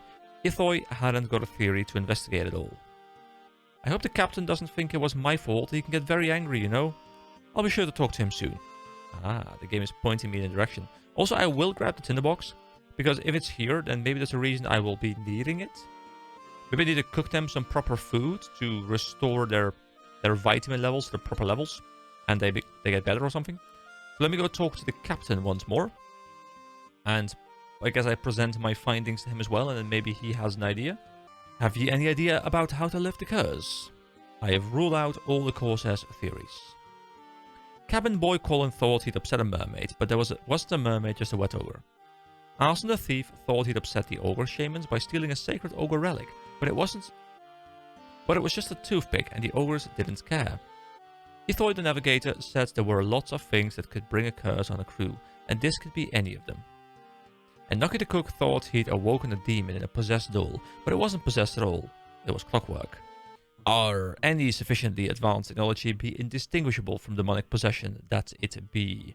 Guys, this is something I've always really liked. I don't know if you guys have ever seen the series Stargate SG-1 or any of the Stargate stuff. I love the idea that if you are advanced enough as a society and you show your technological advancements to a lesser technologically advanced society, it will generally be, well, you know, we don't know what it is. It must be magic. So, you know, let me worship you. It's very interesting to me how, like, once you reach like a certain distance away from their level, it's magic, you know? It's kind of cool. So what do I do now? I don't really know. It began when I'd gone away for a parley with Ithoy. We came back to find the crew all puking up their dinner. And Ithoy felt ill too, though he'd not eaten with him, so it can't be the food. I see. You're surely saying it began after they'd all eaten, but Ithoy felt ill even though he had not had any of the food. That'd be right. Or just seasick. That meal must have been interesting. So do I go back to Ethoy now? Captain Tok mentioned that the curse had begun straight after the crew's dinner, although Ethoy wasn't there to eat that meal. So you're telling me that Ethoy is faking things? He's trying to take him out on purpose? Is he working with the ogres? Is that the plan that is in motion? Is Ethoy I guess he double-crossing the pirates by working for the ogres and poisoning his mate with a meal and now pretending he's sick as well to, you know, cover up his own tracks? Alright, let's go back to Ethoy. Actually, no, let me go check with the cook first. I hear it happened straight after dinner. Hey, don't go blaming the cook just because the curse began after dinner. I didn't even cook that meal. I've been too scared of the possessed doll. Wait, but then who did cook it? You mean the clockwork doll? It's an easy mistake to make. Anyway, I didn't dare to try to fish after that, and Ethoy volunteered to do all the fishing and cooking instead, before he went off for his parley with Captain Tok. Anyway, Ethoy got sick without even eating it, so it can't be the food. Well, unless he is actively faking being sick. I mean, faking being sick is not particularly difficult, you know? Especially not in these non-medically advanced times where, you know, they can't just check with machinery. You be back? Have you been investigating the curse? I hear you cooked the meal they ate before getting sick. Or what if I did? Can't an old sailor help his crew without interfering young landlubbers making accusations? Besides, if you be saying I poisoned my crew, why would I do such a thing? Why would I poison them and then pretend to be sick too? Hey. We're onto something. Maybe you're just a nasty person, or you're working with the ogres. Bah, you can't even think of a reason why I'd want to poison the crew, so don't bother me with your accusations. Well, maybe I'll find a reason soon. Nugget the cook told me that Ethoy had prepared the meal that the crew ate immediately before becoming sick, though Ethoy himself did not eat that meal. Can I get more information out of him? I'm still looking into it. Dangerous these curses be? Oh, my dialogue doesn't want to proceed anymore. My dialogue is just stuck. It decided that it no longer wants to cooperate with me. It too has been poisoned. Oh, connection lost. Attempting to re-establish. I've not had this before. My internet seems to be working perfectly fine still. Is this just the RuneScape server crashing? Well, I can't switch worlds anymore, and I also can't connect to the server, so I'm guessing the server is down. That's a first. For me. Well, it seems the RuneScape site is offline as well. I guess there's nothing I can really do, so I think everything Jagex related just completely crashed. So I guess this will be a 3-parter. I'll be back in a sec. Alright guys, it's now the next day. I am back. The servers seem to be acting fine again. I don't know how long they were down, but I just decided that was a nice time to go and head to the gym and do some other real life stuff. So, you know, I decided to come back today. Also, really sorry, but I was editing part 23. I haven't gotten to 24 yet, but I wouldn't be surprised if the same issue persists there as well. For some reason, the audio was really weird. The audio was very much quiet, like, you know, if I wasn't positioned like right at the microphone like this, and I was just like, you know, angled a little bit weirdly like this, you could barely hear me. I tried doing some post-processing to fix it with, you know, some normalization and stuff, like trying to up the sound level a little bit, but, you know, without bumping the other stuff up too much. It was a bit of a hassle, unfortunately. I don't know how it happened, because I didn't change any settings, but maybe, like, I have this DBX 286S audio mixer thing, and maybe I accidentally like bumped into the expander gate thing where, you know, like it's gonna cut out more lower frequency stuff, and maybe I accidentally like bumped it up or something with my keyboard. I have no idea what happened, but I'm just hoping the impact isn't too bad and you guys can still enjoy the video. But I'm sorry, it should be fixed now. You know, actually, you know, this is me very close right now, and I can actually, if I wanted to, I could move all the way back here and you guys can probably still hear me, which is just going to make the audio a bit more consistent. It might also mean there's going to be some more, you know, mouse clicks, some like chair creaking, some like random sounds you don't want to get in there. Like, there's always this balancing act, you know. I really want to make sure you can hear me clearly, but you can hear as little of the room around me as I can possibly have you guys hear.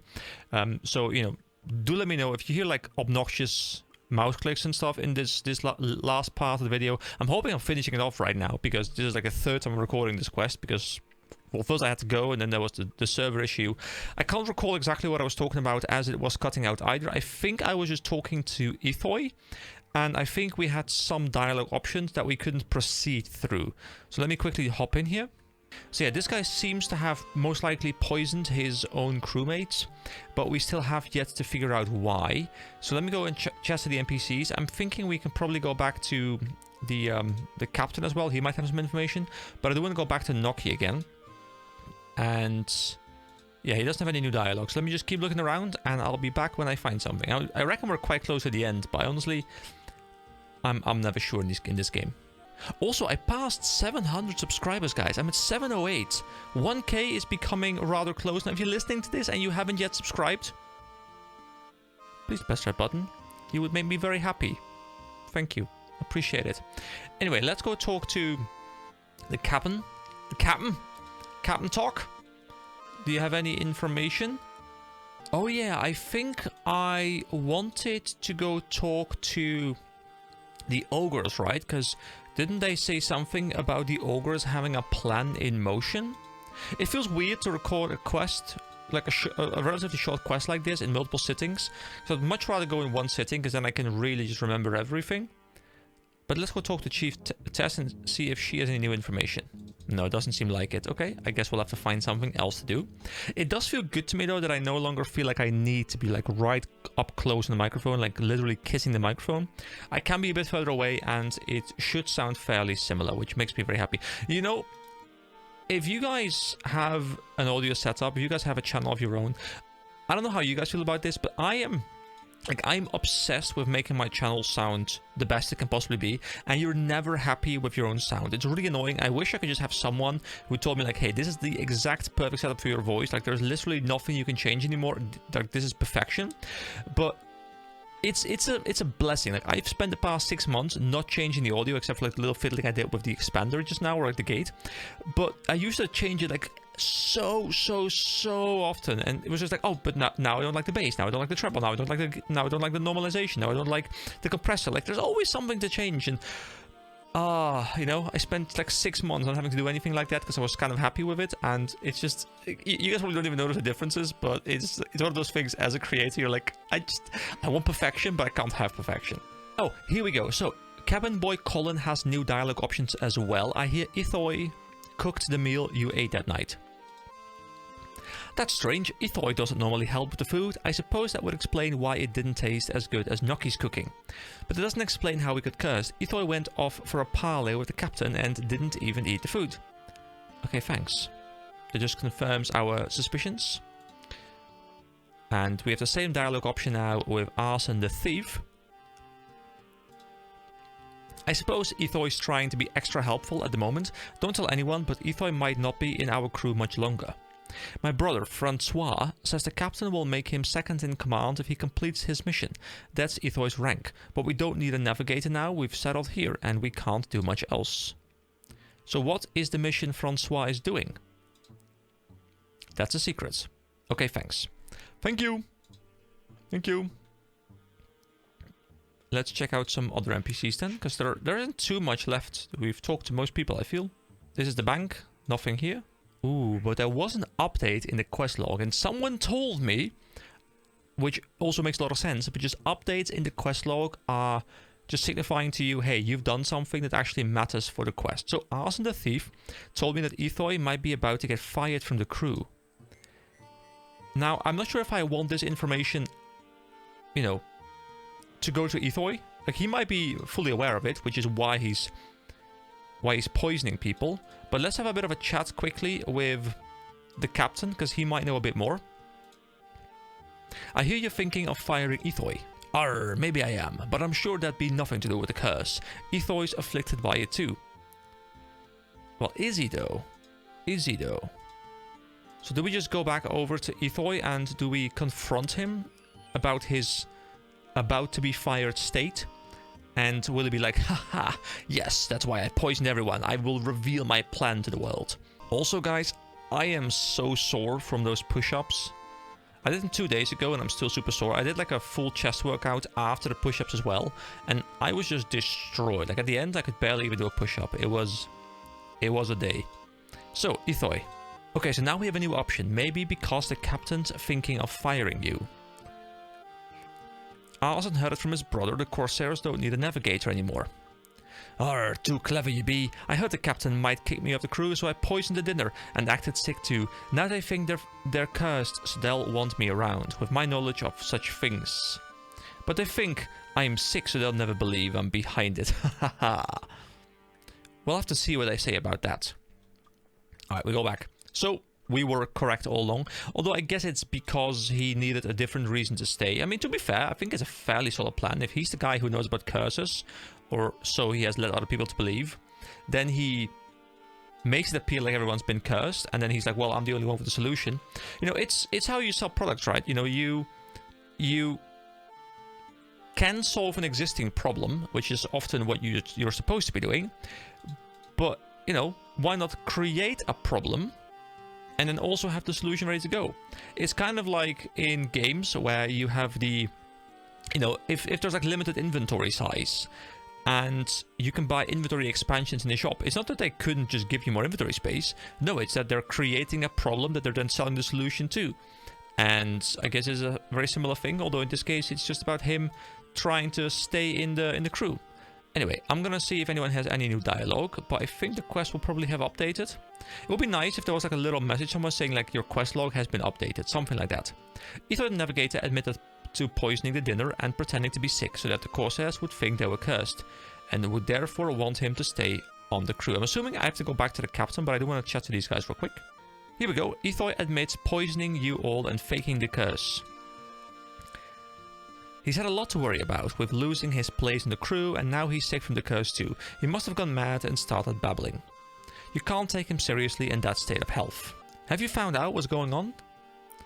Ethoy admits poisoning you all and faking the curse. That can't be right. He looks as sick as the rest of us. Maybe he's delirious and doesn't know that what he's saying. It must be a real curse. Alright, we go back. Back to the captain.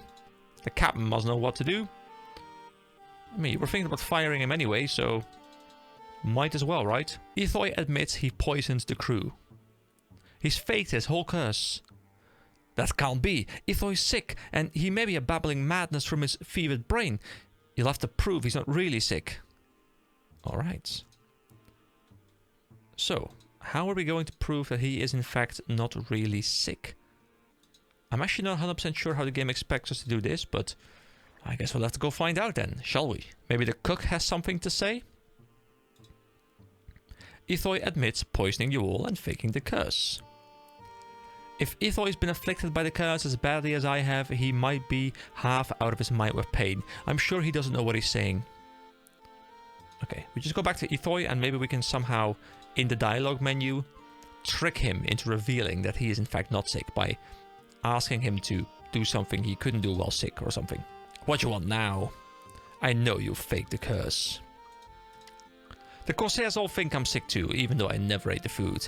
And you'll never make me prove that I'm healthy. I ain't getting up, so they'll need to keep believing the curse. I bet I can prove you're well enough to get up. You'll never make me get up. I ain't afraid of cold, nor of wet, nor of anything you can do in here. He challenged me to prove that he was faking his own illness. Well, to be fair, there was a tinderbox, right? I actually threw it away. But I think there was a tinderbox next to the cook. What if I burn down his place? I don't know. I'm not saying that is the solution, guys. I'm not saying pyromancy is the solution. But there must be a reason why there's a tinderbox. I don't actually have wood on me, but maybe I can just, I don't know, burn something in his house. Let me see if I can find something. Because obviously fire will make him get up, right? That makes sense. There must be a reason why a tinderbox is being presented here in the game. Can I use the tinderbox on the bed? Nothing interesting happens. Okay. On the table. Oh, I can put it on the table. What? You can put an item on a table?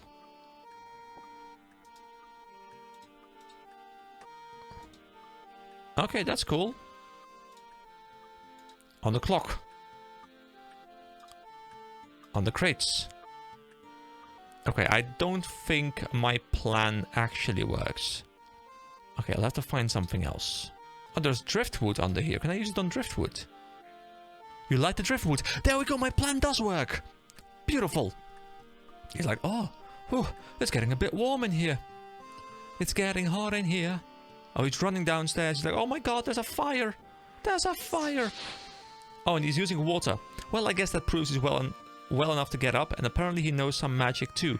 But we have other people watching. The other people might not have been watching. We should have gotten them first.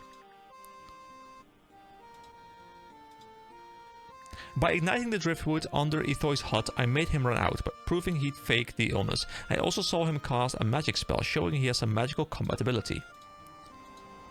Are we going to fight him now? I'm not well equipped to deal with magic, but here we go. I saw you running around, you're not sick. So long as that old fool Tok believes it's a curse, I have nothing to fear from you flapping your mouth. We'll see what the captain has to say about that. Okay, let's go back over to the captain. I've seen Ethoi running around, he's not sick at all. Oh, so he was never sick at all. And here's me been feeling sorry for him. A trickster he be indeed, kill him for me.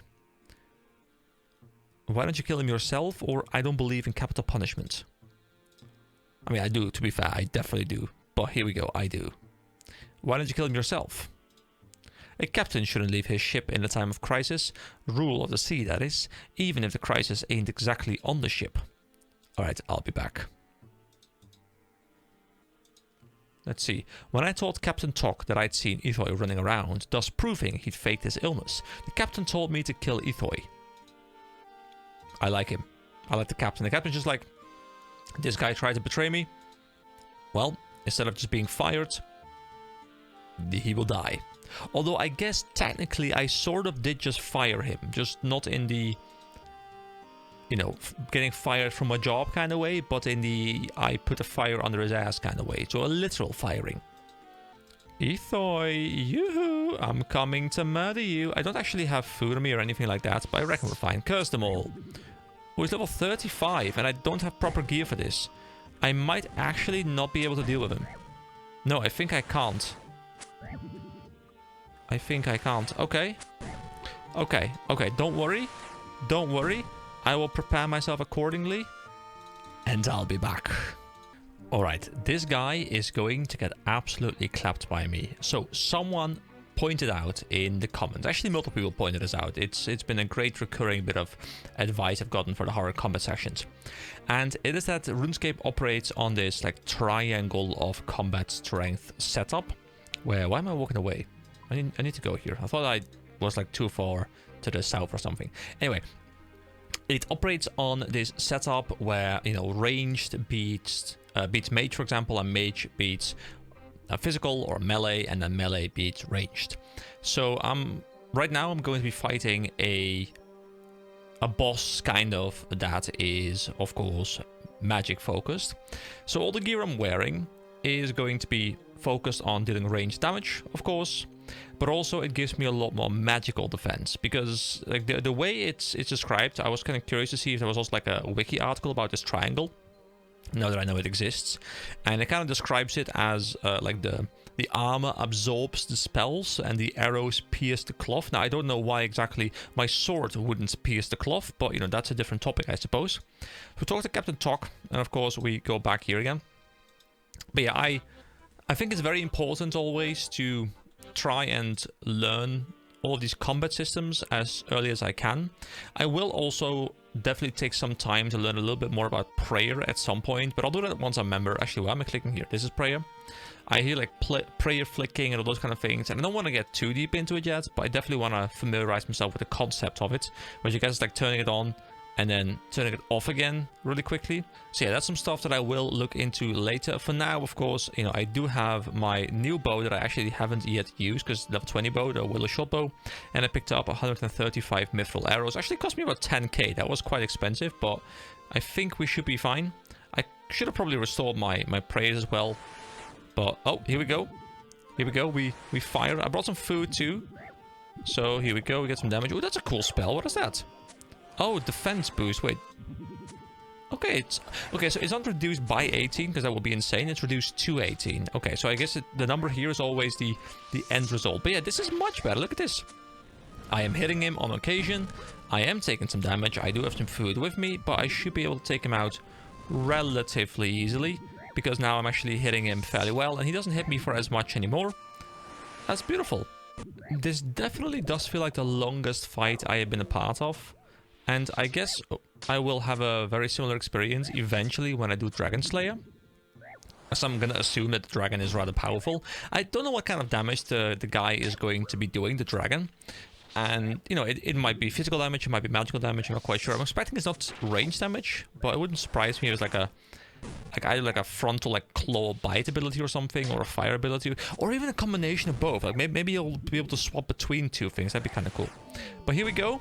That is Ithoi down. Does he have a drop or anything? He doesn't. Wait, what are my arrows? What's my arrows? That's like 5,000...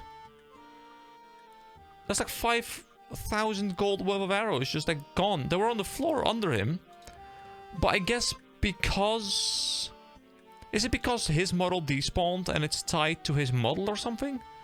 Shouldn't there be arrows? Are there arrows here? Wait, hold on. Am I blind? Are the arrows somewhere else? There were arrows here, weren't they just now?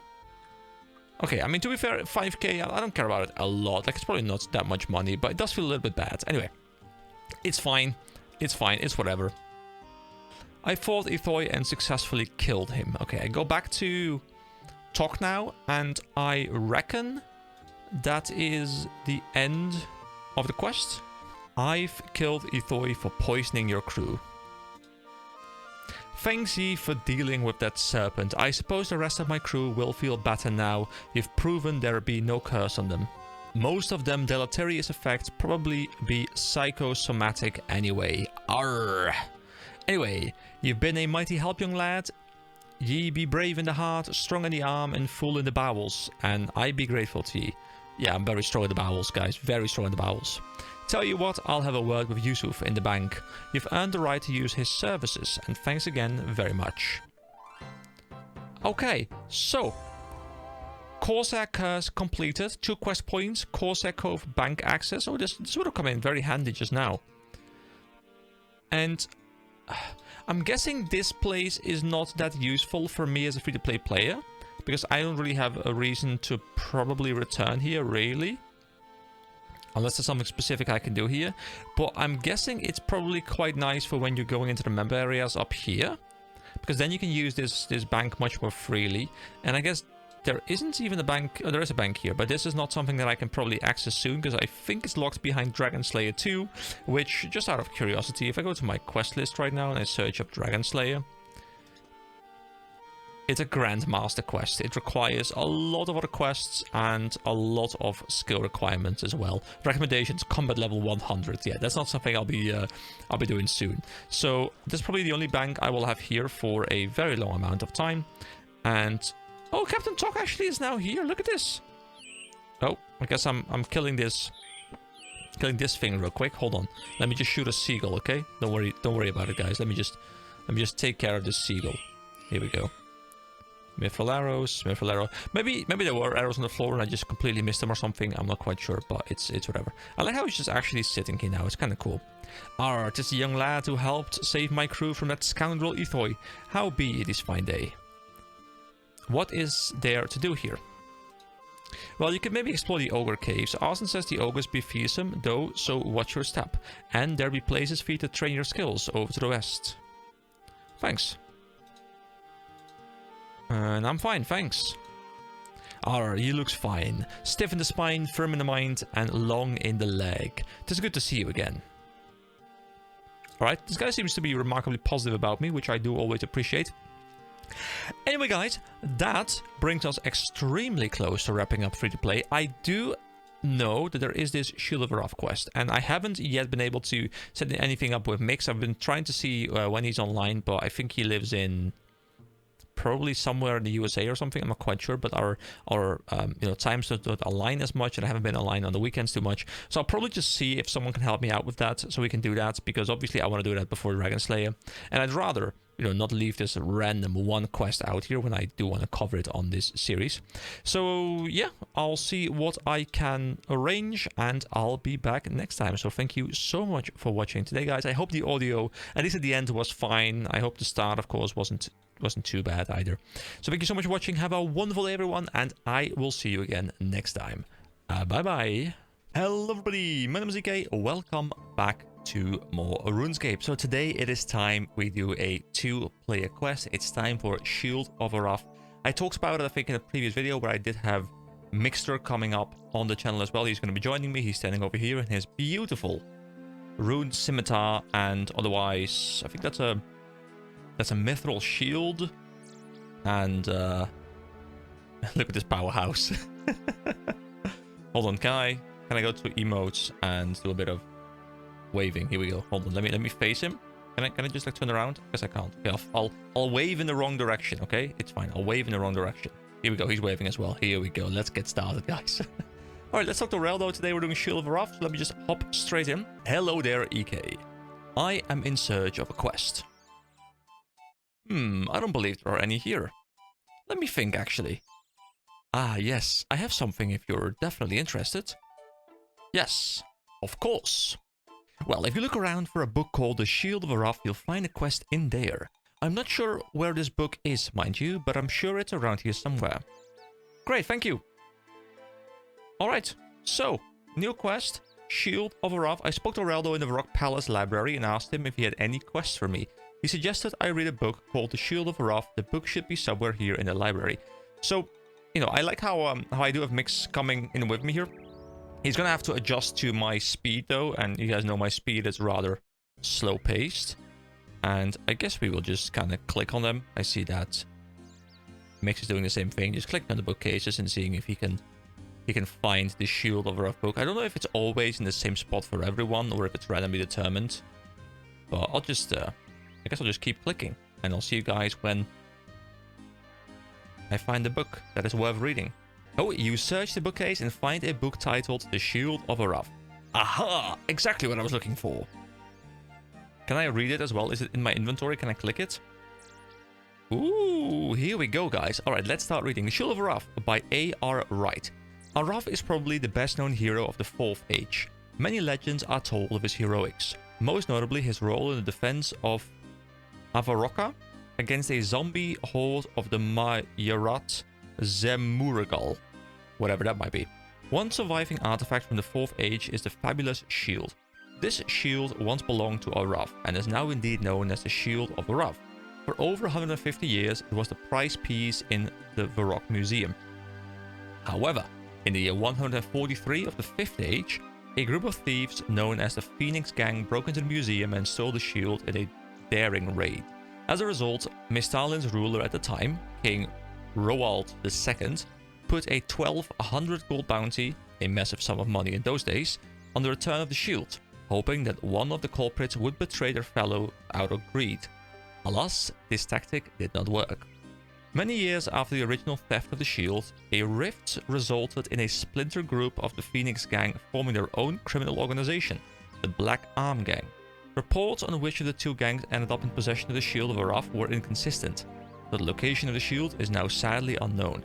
However, King Roald III has recently declared that the reward for its return still stands. Okay, so what I get from this is that King Roald II was active in the year 143 of the 5th Age, and his son, the successor, is now ruling. So I guess this means that we're now in like the year 160 through 200, depending on how long these these lifespans are. Also, guys, we can't have any Aussie slander while EK is recording. It'll tank his ratings. Yes, guys, you can discuss anything in the chat really, but let's keep it family friendly, okay? Let's keep it family friendly. At least when I'm recording, for sure. All right, so I think I probably want to go and present this to someone.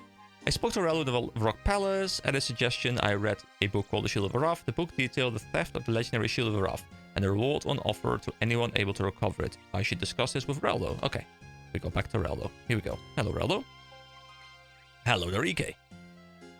Okay, I have read that book about the Shield of Araf. Then perhaps you now have your quest. I think so. Do you know where I can find the Phoenix Gang or the Black Arm Gang? No, I don't. However, I hear Barak, the third trader in the market, has had connections with the Phoenix Gang and the Black Arm Gang. There are rumors that they are based in the southwest corner of the city. Charlie the Tramp might be able to tell you more. I feel like we've seen this guy before in... Was it the Below Ice Mountain quest? He knows that part of the rock well. Thanks, I'll get to it. Good luck. Okay, so yeah, there's a decision to make, which I kind of expected, where I have to choose between joining the Phoenix Gang or the Black Arm Gang. And you know what? I'll go for Phoenix, because I think Phoenix was the original gang, right? And then Black Arm was like the split off faction. So let's join the original, okay? Alright, so Mix is going to go to Black Arm. And it did say that Phoenix is at Charlie the Tramp near the Varrock South Gate. I think that's near the Blue Moon Inn, right? Isn't that the beggar who was opposite the Blue Moon Inn?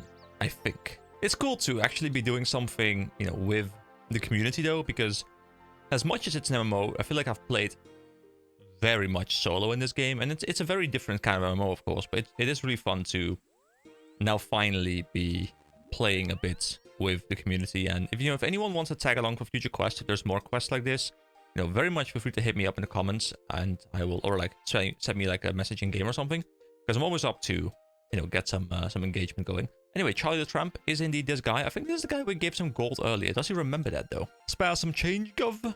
Wait, this is the Black Arm Gang. Hold on, did I go the wrong way? Oh, sorry. Wait, hold on. Varrock Square. Whoops. I went to the wrong guy. Here we go. This is Barak. I went to the wrong guy. Oh, well, at least we've seen both of them now. So can you tell me where I can find the Phoenix Gang? Shh, shh, shh. Not so loud. You don't want me to get in trouble, do you? So I take it that you do know where they are. I may do, but I don't want to get into trouble for revealing their hideout, of course. If I was, say, 20 coins richer, I may happen to be more inclined to take that sort of risk. Do I have that on me? I don't have it on me. Yes, I'd like to be 20 coins richer too. Okay, I'm gonna have to go to the bank real quick. Hold on, let me grab some cash. Okay, here's 20 gold coins. Okay, to get to the gang hideout, head to the southern gate of the city and then head down the alleyway past the Blue Moon Inn. Down there, you'll find a building owned by VTAM. Guys, I hate this font capitalized. It's hard enough to read non-capitalized, but capitalized, I just can't read this font, guys. There's an N, that's an A. VGAN, VTEN, I have no idea what it says. Anyway, the corporation with 4 letters. That's where you'll find the Phoenix Gang. Just be careful. They ain't the types to be messed about. Thanks. Alright, so past the Blue Moon Inn, let's also quickly catch up on the quest again.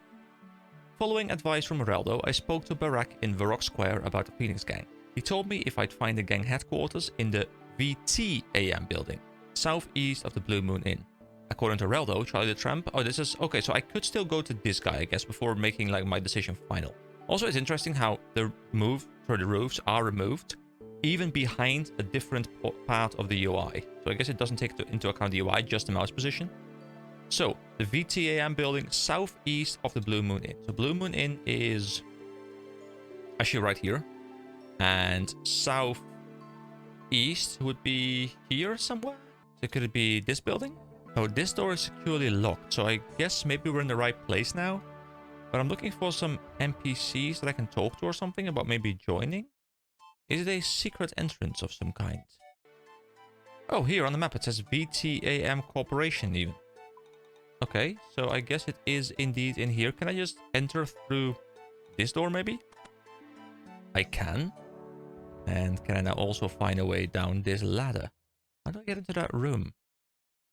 Oh, I enter through the side over here. Well, that's rather easy, actually.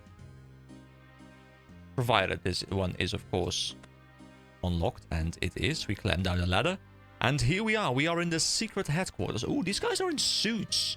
Ooh, these guys mean business. What's through that door? You can't go in there. Only authorized personnel of the VTAM Corporation are allowed beyond this point. So how do I get a job with the VTAM Corporation? Get a copy of the Varrock Herald. If we have any positions right now, they'll be advertised in there. I know who you are. Really? Well, who are we then? This is the headquarters of one of the most dangerous crime syndicates the city has ever seen, the Phoenix Gang. No, it is a legitimate business run by legitimate individuals. However, supposing we were this crime gang, what would you want with us? I would like to offer my services. You mean you'd like to join the Phoenix Gang? Well, obviously I can't speak for them, but the Phoenix Gang doesn't let people join just like that. First, you'd need to prove your loyalty. How would I go about doing that? Obviously, I have no idea. Although having said that, a rival gang of theirs, called the Black Arm Gang, is supposedly meeting a contract from Port Tarim today. Apparently, the meeting is going to take place in the Blue Moon Inn, and supposedly the contract is none other than the notorious mass murderer turned pirate Captain Johnny the Beard. Now, obviously I know nothing about the dealings of the Phoenix Gang, but I bet if somebody were to arrange an accident for Johnny and bring back his intelligence report, the gang would be very pleased. I see. I'm sure I can help sort something out for them. I'll get right on it.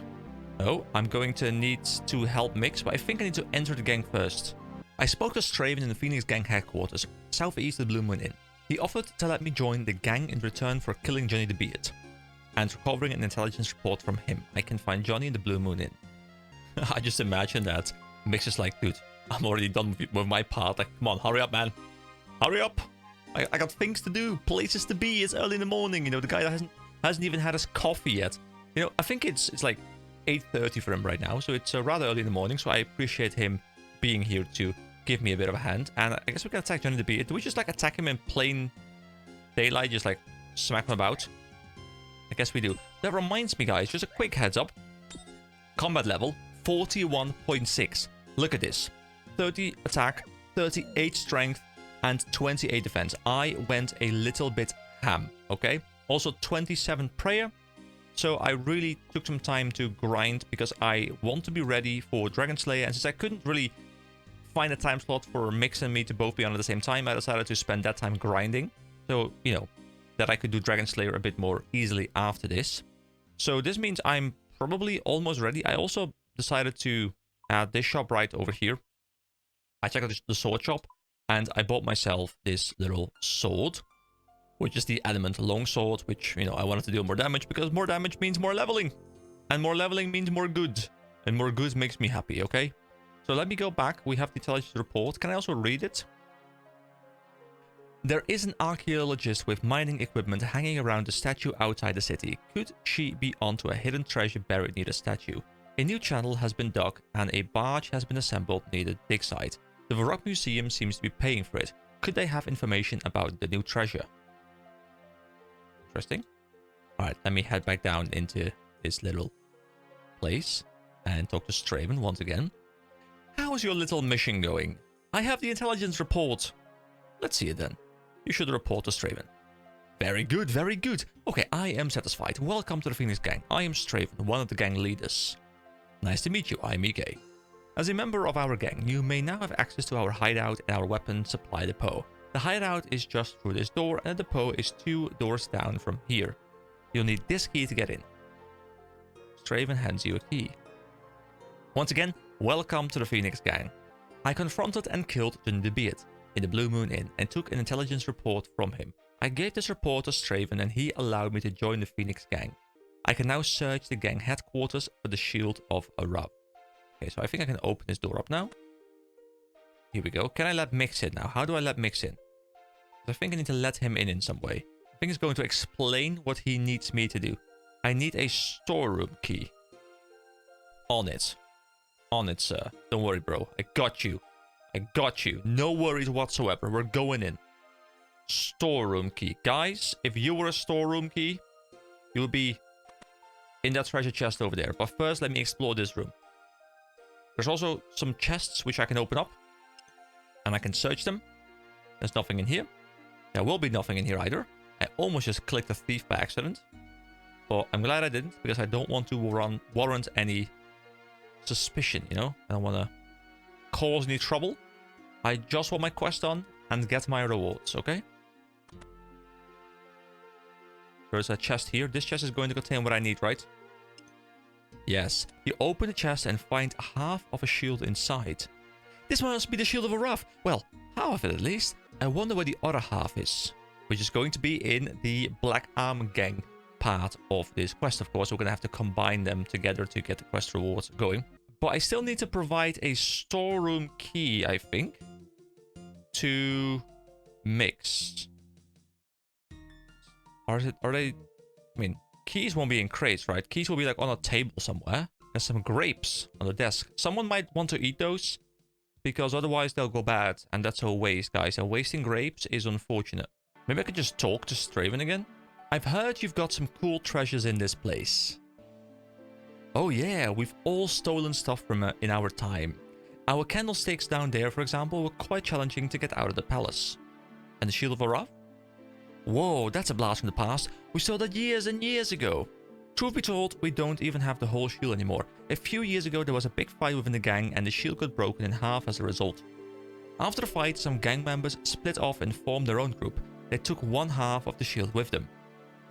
The other group, the Black Arm Gang? Indeed. So, any suggestions where I can go thieving? You could always try the marketplace over in Ardone. Lots of opportunity there. So where is the Black Arm Gang hideout? Interested in spying on the enemy, are you? It will be tricky. The security is pretty good. Not as good as ours, obviously, but still good. Still, if you really want to go over there, it's down an alleyway near the southern gate. One of our contracts, a tramp going by the name of Charlie, keeps an eye on it. He may be able to help you. I see. Thanks for the help. I'd better get going. So I searched the Phoenix Gang headquarters and found what seems to be half of the Shield of Varaf. I should take this shield half to the Varaf Museum to see if it's genuine. It's kind of fun to be coordinating the quest progress with someone else. Alright, we're back at Rail though. I found half of the Shield of Varaf. Half? Yes, it seems it was split in two. I see. Where did you find this half? The Phoenix Gang had it. I managed to infiltrate their gang and steal it from them. A split gang and a split shield? My guess would be that the other gang has the other half. Well, I don't think I'll have much luck infiltrating the Black Arm Gang now that I've joined their rivals, but maybe someone else will be able to. Let's hope so. In the meantime, you should probably head over to the museum so they can verify the authenticity of this half. Alright, now I guess we go to the museum. Where even is the museum? Okay, so first I am going to head over back to the hideout for the Phoenix Gang, because I supposedly need to give the weapon store key to Mix, and he can then infiltrate them himself. He can grab the second part of the shield, I assume, and then at that point maybe he is done, and then he will probably need to help me in some way to infiltrate the Black Arm Gang. Now, I probably will have to turn off the Bronzeman for this, because I'm not sure how this is going to work, but I guess I need to trade him. Can I trade this key with him? Oh, he's Iron Man, so I can't trade. Wait, how does this work? You can use the key on me to drop it on the ground. Drop your key for Mixer to take. Yes. I am Mixer is unavailable. Can you please become available? Ah, there we go. It is done. Okay. So I suppose he will be able to go in now? Did he try and go in and get some dialogue pop up or something? Saying like, hey, who are you? Why are you going in? Oh, he's leaving. I've been robbed, guys. I've been robbed. I no longer have the key. Wait, hold on. Can I get the key back? Can be like, hey, I lost the key. Yeah, I'm afraid I lost the key that you gave me. You really need to be more careful. We don't want that key falling into the wrong hands. Have this spare, but don't lose it this time. Here we go. Another key. Beautiful. We are back in possession of the key. We now have 2 copies amongst the 2 of us. And I will, in the meantime, try and figure out exactly where this museum actually is. Oh, I think this might be the museum here. I see display cases. Sorry, workman's entrance only. Go around the front to the museum to get in. Okay. Oh, this is a members area, actually. Can you do something here? I know that RuneScape 3, I think, has like archaeology or something, but I don't think that's a thing in OSRS. A new music track called Looking Back. Let's listen to it for a second, guys.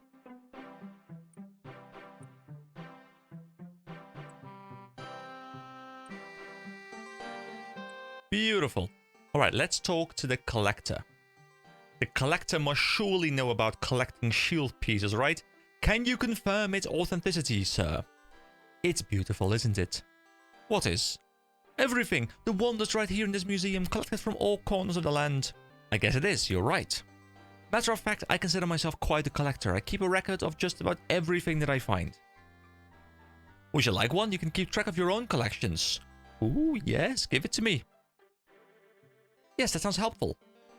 The collector gives you a collection log. There. Now you will be able to see the true beauty of everything you collect on your adventures. Thanks. Guys, there's always something that I really love. If I'm playing RPGs, for example, I like it when it's like a bestiary or something, and I can fill it in. And then, you know, if I have like this entire list of all kinds of mobs in a particular area, but I know that one of them is missing, I like to just go in there and be like, hey, I want to find this guy. Now, I'm working on a playthrough. It's a live playthrough. Just a quick shout out to myself again, but I'm working on a playthrough of Dragon Quest 3. It's been like semi on hold just because I've been playing so much RuneScape and other things that it's like, you know, it's a lower priority on my list, but I do want to finish it. I'm like 12, 30 streams into it or something. But I love JRPGs like that, and I would love to cover more of them on this channel, but I'm always scared of, you know, uploading too many different kinds of content to the point where maybe it is going to confuse the almighty algorithm and, you know, result in actually worse growth, which is always like the scary thing. You can't just do whatever you want on YouTube. I mean, you can, but you're kind of shooting yourself in the foot, which is Anyway, collection log. Wait, it's a shield. And it's a shield that gives me... Oh, it's a shield that gives me magic attack. Someone in the comments literally today said something about a shield, a members only shield, that would boost magic attack. But I guess there is a version of a magic attack shield. It's just in the... It's a collection log thing. That's cool. Oh, here we go. He said, sir. Yes. Yes, Mix. Tell me. Tell me what it is you want to share with me. Do you happen to have half of a certificate? Not yet. Working on it. Curator Hake Helen. This is the guy. This guy knows. Welcome to the Museum of the Rock. Hello there. I am here about the Shield of Arav. The Shield of Arav? The museum has been searching for that for years. The late King Roald II offered a generous reward for its return. Well, I am here to claim it. You found the shield? Let's have a look. Guys, if I get this reward, can I have it inflation adjusted, please? Because 1.2k means nothing, but if I can have it inflation adjusted, now that would be something of beauty. You show half the shield to the curator. This is incredible, but where's the other half? I obtained this half from the Phoenix Gang. The Black Arm Gang might have the other half. That does sound plausible. We will have to hope that another adventurer can recover that half. So will I be rewarded for recovering half of the shield? I'm afraid the reward is for the recovery of the full shield. However, what I'll do is write you out 2 half certificates. If another adventurer returns the other shield half, I'll do the same for them. And the 2 of you can swap one of the half certificates to make a full one each. Take that to the king and he will grant you your reward. Wow, speaking today seems rather difficult, guys. You give the shield half to the curator and he gives you 2 half certificates. Alright, so here we go. Suspect half certificate is half of a certificate for claiming a reward from King Roald. The second, actually the third in this case. If you're working with a player who's restricted from trading you, you can still give this item by using it on them. Okay, I've just actually learned that from the key as well. So here we go. I wanna use it now, and I wanna give it over to Mixter. There we go. And I think he should be able to do the same thing for me now. I took this shield half to the Rock Museum and curator Haig Helen confirmed it to be genuine. He then gave me 2 half certificates and agreed to do the same for any fellow adventurer able to recover the other shield half. At that point, the fellow adventurer and I can swap the half certificates to make a full certificate each. Whoa, take half certificate. Here we go. Now I use this one and this one. And here we go. You combine the 2 halves to make a complete certificate. Beautiful. Now that I have it, I should now take my certificate to King Roald in the Rock Palace to collect my reward. Okay, here we go. Oh, I'm being followed. Oh, Mix is playing lazy mode. So this is actually the quest. I was kind of expecting that, you know, I would be able to infiltrate the other headquarters and he would be able to infiltrate mine by, like, you know, giving him passage and I give him passage. But I guess it's truly cooperative, where either one has to do one part of the storyline, which is fine. Wait, hold on, the king. Wait, hold on, where's the... Where actually is the king? Wait, hold on. You see, if I were a king, I would be up somewhere, because we have to go present it to the king, right? King Roald, yes. Now, if I were a king, I would not be on this floor. Wait, over here. Hold on. Hold on. Hold on, mix. Follow. Here we go. Now we are playing lazy mode. Oh, of course, the stack is at the start. That makes a lot of sense. Oh, it's not. Oh, this guy over here. Wait, the king is over here. Hello, king. Greetings, your majesty. Yes, citizen, do you need something? I'm here about the Shield of Rav. You show the certificate to the king. My goodness, this is for the reward offered by my father many years ago. I never thought I would live to see the day when someone came forward to claim it. It was quite the undertaking. I wouldn't have been able to do it without the help from a fellow adventurer. Well, in that case, it's only right that you both be rewarded. I will grant half of the reward to you and half to your companion. That means 600 coins for you. Enjoy it. Thanks. You very much earned it. And there we go. That is the Shield of Arav completed. To be fair, the quest said short, and I was expecting it to be a bit longer. This quest actually felt rather quick. I don't know how long it took, but it felt rather quick. But there we go. Shield of Arav. This was quite a fun quest, and I'm hoping there are more quests kind of similar to this. I would love for there to be more cooperative steps. Even if it's like multi-people, like not just 2 people, but like 3 or 4 people have to work together to finish some quests. I'm assuming there are going to be things like that, but I'm looking forward to that a lot moving forward into the member stuff. But now, guys, there's only Dragon Slayer left. Now, I am not 100% sure how I want to approach this. Someone told me you should really go do the Stronghold of Security before you go to Dragon Slayer. So what I'll probably do is I will grind my way up. I want to get at least defense level 30, and probably by that time I will hit 42, 43-ish in my combat level, which is also what's recommended for Dragon Slayer. Then I think I will go do some gear upgrading. I will look into some stores, see if I can find some adamant stuff, some mithril stuff, depending on what I can purchase. And then after that, I will probably go do the Stronghold of Security. And then after that, I think I want to go to Dragon Slayer, and I might squeeze in a little bit of coverage on the clue system, because it's something that I wanted to engage with, and I just haven't done that really ever since, you know, the X marks the spot quest, which was ages ago at this point. And I do want to cover them a little bit before moving forward. So yeah, the end of free-to-play is near. I'm really looking forward to Member, but first, I'm really looking forward to Dragon Slayer as well, because that quest has been like building up in my mind. It's like this big, super cool quest. So yeah, see you guys next time, where maybe I'll do Dragon Slayer in one video, but I think there'll probably be one more intermediary video where I'll cover the Stronghold of Security in a little bit more depth, maybe do some clue stuff, and then the part after that, I think we'll be doing Dragon Slayer. So just to give you guys a bit of a idea as to what my plans are. Anyway, thank you so much for watching. I hope you all have a wonderful day. Once again, big shout out to Mixter here for helping me out with this quest. I really appreciate the effort he put in here. He's bowing down exactly at the time I'm thanking him, so that's absolutely beautiful. Thank you so much for watching, guys. Have a wonderful day, and I'll see you next time. Bye-bye. Hello, everybody. My name is EK, and welcome back to more RuneScape. So you guys may be wondering, EK, why the hell are you naked? And by naked, I don't mean actually naked. What I mean is... Oh, turn off auto-retaliate. Hold on. There we go. It's off. So, I'm not actually naked, but of course, sun's out, guns out. Wearing the starter gear. So why am I wearing this? Well, it's because Mix just told me that he is going to show me that I can get some sort of cool cape in the wilderness. I need to bring 200 gold, he said. I brought 580 because I'm daring, and I don't care about money, guys, because I am a rich boy. But, he said to me, okay, I'm going to show you something cool. It's going to take like 10 minutes or something, and it's going to be going to the wilderness and grabbing some sort of cape of my own choosing, which sounds cool. I want to go see the wilderness. I've never actually been in the wilderness, really. Like, I remember as a kid, I was way too scared to even go in there. There's an old man here. Hold on, let me quickly talk to him. And he's going to give me more gold coins. Beautiful. I can buy more capes. All right, follow. We continue. So, yeah, I just follow Mix right now. I'm once again in complete lazy mode. But the wilderness is one of those places that as a kid, I did visit sometimes. But I think, it's one of those places where as a kid, you die there, you get murdered by some other player, and you're just kind of scared to ever go back in there. So I don't think I really know what the wilderness even is. Like, I know it's an open world PvP thing. And he says we should probably be quite safe. I like how you have to actually click cross wilderness ditch.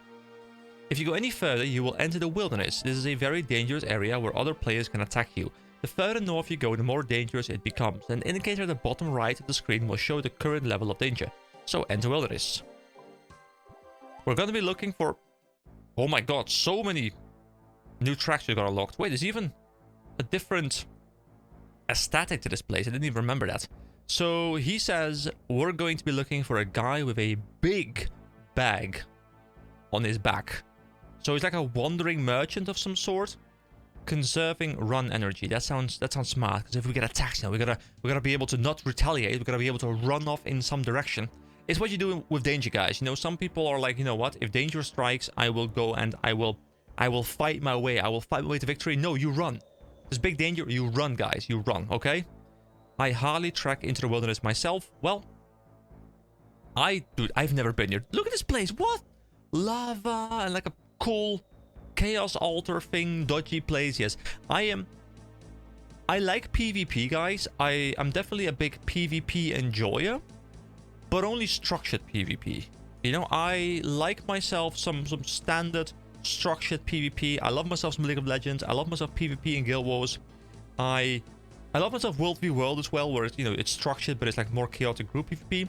But open world PvP, like ganking people, that's never really been something that I enjoy too much myself. But it's definitely something where I can see the appeal of it. Like, if you just enjoy murdering people, like the constant tension, like, oh, is there going to be someone around here who can try and kill me and stuff? Then, yeah, I guess I can see why it's super fun, especially if it's full loot, which I think it is. Be on the lookout for other white dots on the minimap. Gotcha. Alright, my eyes are glued to the minimap. I will see what is going on. I'm a wild man now. I am in the wilderness and I am the wildest man out there. I'm Tarzan practically. Wait, hold on. Grab this. Free to grab this plank. What plank? Hold on, what plank? Does he mean the tile? Hold on. What plank? I don't see a plank. There isn't a plank here as far as I can see. Oh, there's a plank here. Oh. I see. All right. A plank. So, a plank of wood. Well, thank you so much. Thank you so much. Apparently, it's going to help me in the Dragon Slayer 1 quest, which I guess is nice to have, and I don't have to return here, which makes me happy. There's another in the graveyard. Oh, I see. Do I need multiple?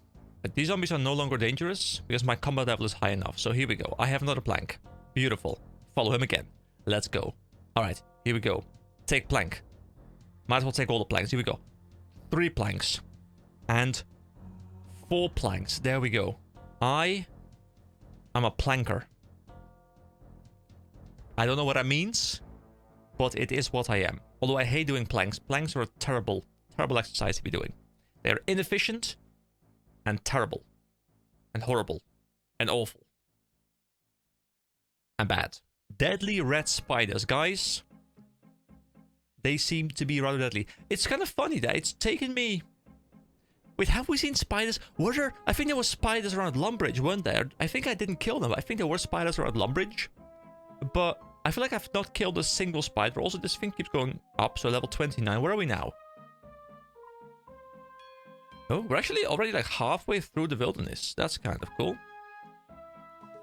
Now notice the wilderness indicator below the minimap, which I am indeed noticing. It's jumping up constantly. Does this mean that only people from level 8 through 74 can be in here or PvP each other? Is this why people have like these pure accounts where they don't want to reach a certain combat level, because then I can stay in a lower level range and still PK people in that range? Like, is someone like level 80 plus not allowed to kill people in this zone? Is that how this works? It's a cool place though. I'm quite enjoying this little scenery trip. In higher levels, players with more varying combat levels are able to attack. Cool, so he just kind of answered my question. It's like he's hearing me, you know? It's kind of like I'm on voice with him, which I'm not. The guided tour is great. So some PKers often train specific combat skills to keep a lower combat level. It's just what I talked about, dude. Thank you. You know, you're going to be watching this video and you're going to be like, dude, we are so in sync, man. We are so in sync. We're doing so well. This is beautiful. So is that the northern edge of the wilderness, at least the free-to-play zone. I'm assuming this is a members part of the wilderness. The wilderness is actually surprisingly small. Like, it felt like it just kind of flew by, really. This is the edge of the free-to-play wildy. Okay. Cool. Guys, this guided tour is fun. These Cape salesmen have a wide wandering radius. Okay, so yeah, there are like wandering merchants. I like how he's, you know... Oh, there you go. William. I think that's him. Alright, hold on. There's a spider on my ass. Can I drop aggro? There we go. William! William, come back! William! I must speak to you. William's Wilderness Cape Shop. So Team 41, Team 31, 21. Obviously, we're gonna go edgy red. Hold on, how expensive are they? 50. Wait, can I just buy all of them? Buy one. Each one sells a different style of cape. Hold on, I want all of these. Here we go. They are all mine. Bam. Ooh. They all have different designs on them, but all the same colors. I quite like them. They're kind of cool. I especially like the brighter ones, honestly. The red one is nice, but I kind of like the green one, for example. The green one is very nice. Green works quite well in this game, I feel. All right. So there are multiple merchants here who all sell their own like patterns, I guess, on the cape, like their own cape designs. But the colors will all be the same color. So you'll have like, if there's like 5 different patterns, there'll be like 25 different capes. All right, that's cool. Just kind of picked up 5 cool looking capes that I can play some fashion.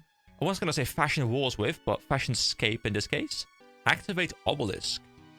That must be for some quest or something.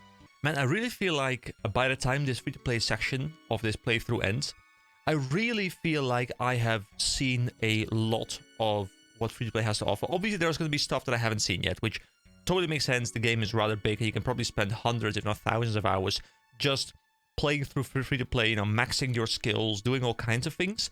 But I feel like I've really got to engage with most of the systems. I've seen the wilderness, I've done all the quests, well, besides that one quest now, of course. I feel like I've seen most of the world. I've been to all the towns. I've kind of checked out a lot of the shops. Yeah, it's really nice. I'm really happy that I restricted myself to playing like this, because this really allowed me to fully get to grips with all of the systems free play has to offer. And now I can expand that knowledge going into member. Otherwise, I feel like I would not have appreciated this as much as I have right now, because this would have been like a small part of a much more open world.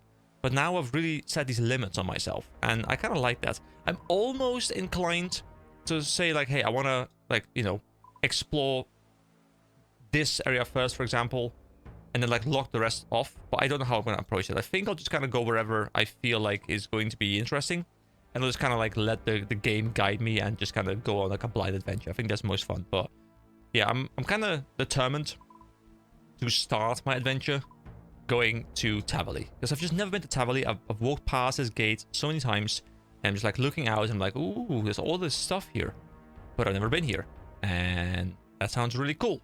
So yeah, this will be the opening part of the video for the first member quest. I guess we'll go through this beautiful gate right here next to Doric. Oh, I'm so excited, guys. I'm so excited. Dragon Slayer coming up, members coming up. Oh, I'm excited. And now we are back in the more cozy environments. Beautiful. Look at how cheerful everything looks all of a sudden. It is nice. It is glorious. All right, so I'm gonna do a bit more combat level grinding, and when I pop back in, I guess we'll be doing the Stronghold of Security. All right, so I just launched the game, and look at this. This looks different. This looks cool. This must be the new update, and I'm excited. Now, obviously, this is not content that I will be playing, I assume. I'm assuming this is something that is just, you know, coming in, that is a bit more mid-game to end-game focus or something, but it does look rather cool anyway. Actually, forgot to swap. Here we go.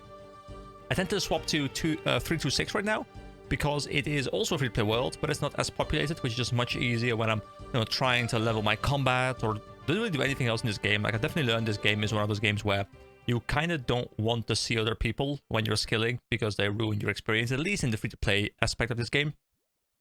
So my last login was 7 hours ago, and it says the light of 1,000 suns shines within the place they call the Chasm of Fire. Yarma or Yama? Is there an R there? I think there's an R there. Yarma awaits those who have completed a kingdom divided. The citizens of Kurend need you. Oh, and it even links me over to a website with a blog post. Okay, I'll definitely look into that in a bit. Anyway, guys, welcome back. So, I think at the start of this video, there will be like the little wilderness section. Also, I moved my green screen around a little bit because I had to like move it for some stuff. I'm just like carefully inspecting whether I have maybe reintroduced any sort of triangle, which I think everything is fine. Yes, it seems to be fine. You know, I'm breaking your illusions, guys. I'm sorry. I'm breaking your illusions by, you know, showcasing that I'm not actually in the game world, and I'm sorry for that. But what I've done is I play a little bit on my phone, you know, like work breaks and stuff. It's just like the phone client, I'm loving it, guys. It's not really great to play with when you're trying to do something active, but just like skilling, just like killing some random froggos over here. It is beautiful. So, my combat's now level 45.55, so, guys, Dragon Slayer is now something that I can do based on the recommendations. Now, I do want to do one more thing before we go there. So let me just quickly break down what the plan is. In this video, it probably will not be titled Dragon Slayer yet. This video will be the last video before Dragon Slayer, because what we'll be doing is I will be returning to the Stronghold of Security. And I've heard many stories, and thank you once again for the beautiful comments, guys. Now, all the comments have been incredible, so much information, so many details, so many stories, so much history. I love it, guys. Thank you so much. But something that I've heard is that a lot of people apparently are, you know, starting their game level 3. They walk over to the Stronghold of Security. They just kind of like run through it with maybe some food in hand or something, and they get the rewards from there, because you can just completely ignore the mobs. Now, what I want to do is I want to go in there and I want to take it a bit slower. I do want to kill some of the mobs to kind of get the experience. I also want to just like look at their loot, because I do have this loot inspect thingy now that I can use, of course, to, you know, check out their loot tables and see if they have anything cool. Now, I will share that I've done a lot of off-screen grinding, guys. This past week has not been much recording. It's just been me going absolutely ham on a lot of things in this game. So you guys have seen me leveling attack, have seen me leveling strength, have seen me leveling defense. You know, I wanted to bring it up. I level magic 1 level. I'll talk about that in just a moment. But also, my fishing is now 42, and my cooking is now at 43. And I have very specific reasons for that. They're twofold, actually. One of the reasons is that I am going to go into Dragon Slayer, of course, and I could purchase a lot of food off the Grand Exchange, and that could be fun, and that could be nice. But I wanted to make my own food. I like the idea of making my own food. I like treating this as, you know, I've said it before, you know, I'm treating it as Bronzeman, but I'll take like short moments where I approach it like I'm Iron Man, and then I'll fall back on Bronzeman when I no longer want to, you know, play the Iron Man stuff. But I still kind of want to experience what it would be like to be an Iron Man in a way. So what I did, I got all of this stuff. So I got, you know, like 243 trout, I got 100 salmon, and I went lobster fishing on Karami. Now, this was because, first of all, I think they give a ton of HP, like 12 or something. I can actually just click on this thing here, and if I go to healing... Also, I like how hit points actually has a lobster thing as the icon. But if I go to healing over here, you can see that the lobsters, yeah, they give 12 hit points, so they restore like a third of my HP right now, which is absolutely beautiful, which will be very, very great for doing Dragon Slayer. But also, I just wanted to go there, and I wanted to get the nostalgia out, because I talked about it before, guys. Lobster farming, that's like the highest tier fishing I believe I did as a kid. And I wanted to go to Karamia. I wanted to do some lobster farming before moving on, so I decided to level that myself. So I spent a lot of time yesterday. I had like a very long, fun chat with a friend of mine, you know, just kind of catching up. And I spent like 4 to 5 hours just like going absolutely ham on all kinds of fishing and cooking, and it was just absolutely glorious. So I now have a ton of stuff that I can, you know, work my way through as I'm going to be doing more combat. I will take some of them with me as well. Let me also use these big bones real quick to, you know, just make sure that I have all of them used, because I was obviously leveling Prayer as well. Prayer is also doing quite well. Prayer is now at level 31. So I have a lot of Prayer abilities active, actually, that I can use. I was kind of interested in seeing if I could push my way all the way up here to, like, the protection from magic, missiles, and melee, which I believe are just super powerful. But at least I have, like, the strength tier 3 thing, which I guess I could use as a DPS boost when trying to kill the dragon, which is obviously very nice. Also, Draven is over here, who is Super Sonder on his YouTube channel. You know, I will for sure leave a comment here. He says, hello YouTube, subscribe to EK or 7 years of bad luck. So guys, you've been warned, okay? You've been warned. If you don't press that button, you know, if you've already pressed that button, no worries. No worries, you're fine. But, you know, if you want to make sure that next 7 years of your life are somewhat pleasant, you know, just hit that button, you know. And if while you're at it, you know, like the like button, maybe drop me a comment, you know, just do it like the YouTube things. Anyway, thank you for that shout out. I wasn't expecting that, but you know, now I have a call to action in my video, which I've heard is very, very important. So anyway, I'm just rambling a lot here because I'm very excited, guys, because like we're nearing the end. Also, I got the hold on, let me close this up. Once again in the comments, someone told me about a cool free-to-play boss, and this free-to-play boss requires a key you can get from the hill giants, and by killing these hill giants, like 1 in 120, 1 in 240, I can't remember exactly what the ratio is, but it's fairly low, and you can get a key there, and this key will allow you to go through a gate which contains a free-to-play boss. Now, apparently this boss is rather difficult, and I might not actually be able to kill it, but at least seeing it would be kind of fun. I believe it is some sort of like moss ogre boss guy thing, so we'll be looking at that. And this is it, the giant key. I was fairly lucky. I think I got like 50 or something, and I got dropped, so it's not terrible, which is also where, of course, my level in magic came from, because they are 50% weak to fire. So that's all the stuff I wanted to share. I'm level 532 right now, so you know we're approaching 500,000 total experience, which does feel rather good. So next up, what I'll do is I will quickly grab a little bit of better food, because you know, like we're gonna just make sure that I could just like right click and deposit all. I'm very well aware of that, but you know, let's just make sure that we take some lobsters. Let's just, you know, because I don't really care for the loot too much, let's just take 15 lobsters. I reckon we should be completely fine with that. We also just take physical gear. Don't know how good physical gear is going to be here, but we're going to go into the stronghold of security. We're going to just slap around some things, and let's see if we can clear the entire thing. Oh, also, I'm glad that I think I was able to sort out the audio. I did do a lot of fine-tuning in my Audacity, and I didn't really change anything based on the previous video I did, but I added some additional noise gates that are, you know, like software noise gates, and I think I have fine-tuned it in a way where you can hear everything I say, but you don't constantly hear me breathing into the mic. Like, one thing I hate, like the breathing I'm fine with, but one thing that I can't stand, and I hope you guys, you know, didn't suffer too much, but I can't stand the like noise, like the mouth clicks that like end up in the microphone. I think they sound just disgusting. So I'm really hoping that those are entirely, or at least like 99% gone, so that I don't have to, you know, like make you guys have to listen to those, because they're absolutely terrible. Anyway, stronghold of security. Also, I'm taking the long route around, and I don't know why. All right, here we go. Second floor of the stronghold of security. Now, we were here before, but this time I am much, much stronger. So let's take the same path we did last time, but this time we will murder some of these guys. Forget the questions again, or have I just already opened up these doors? Let me just try and take out these flesh crawlers. I guess I'm not yet at the point where they stop being aggressive, but I am much stronger this time. So let's take one of these out. I'm still on a block right now, so I can definitely look at the drops, and let's see. So they drop body runes, fire runes, dust runes, nature runes. I don't have this in the recording, unfortunately, and I can't really get it in the recording without like swapping the entire thing around. I drop let's see if they drop anything interesting. They drop noted stuff as well. Drop some herbs. Bottom of scepter. What is bottom of scepter? It's something they drop as well.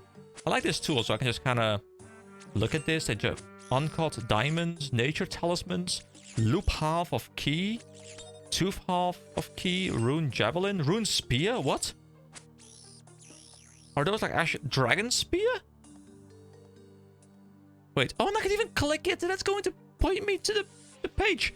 Okay, I'm gonna assume that those things are actually member things, but that's really cool. I guess like the purple things might be member things, or maybe like they're like super rare drops. I don't know. Anyway, I'm still gonna be leveling defense for a bit. Also, I can of course look at the stats. Now, once again, you guys can't see this, which is a little bit annoying. Oh, there we go. We looted bottom of scepter. Hold on, what is bottom of scepter? Examine. Bottom half of a broken scepter.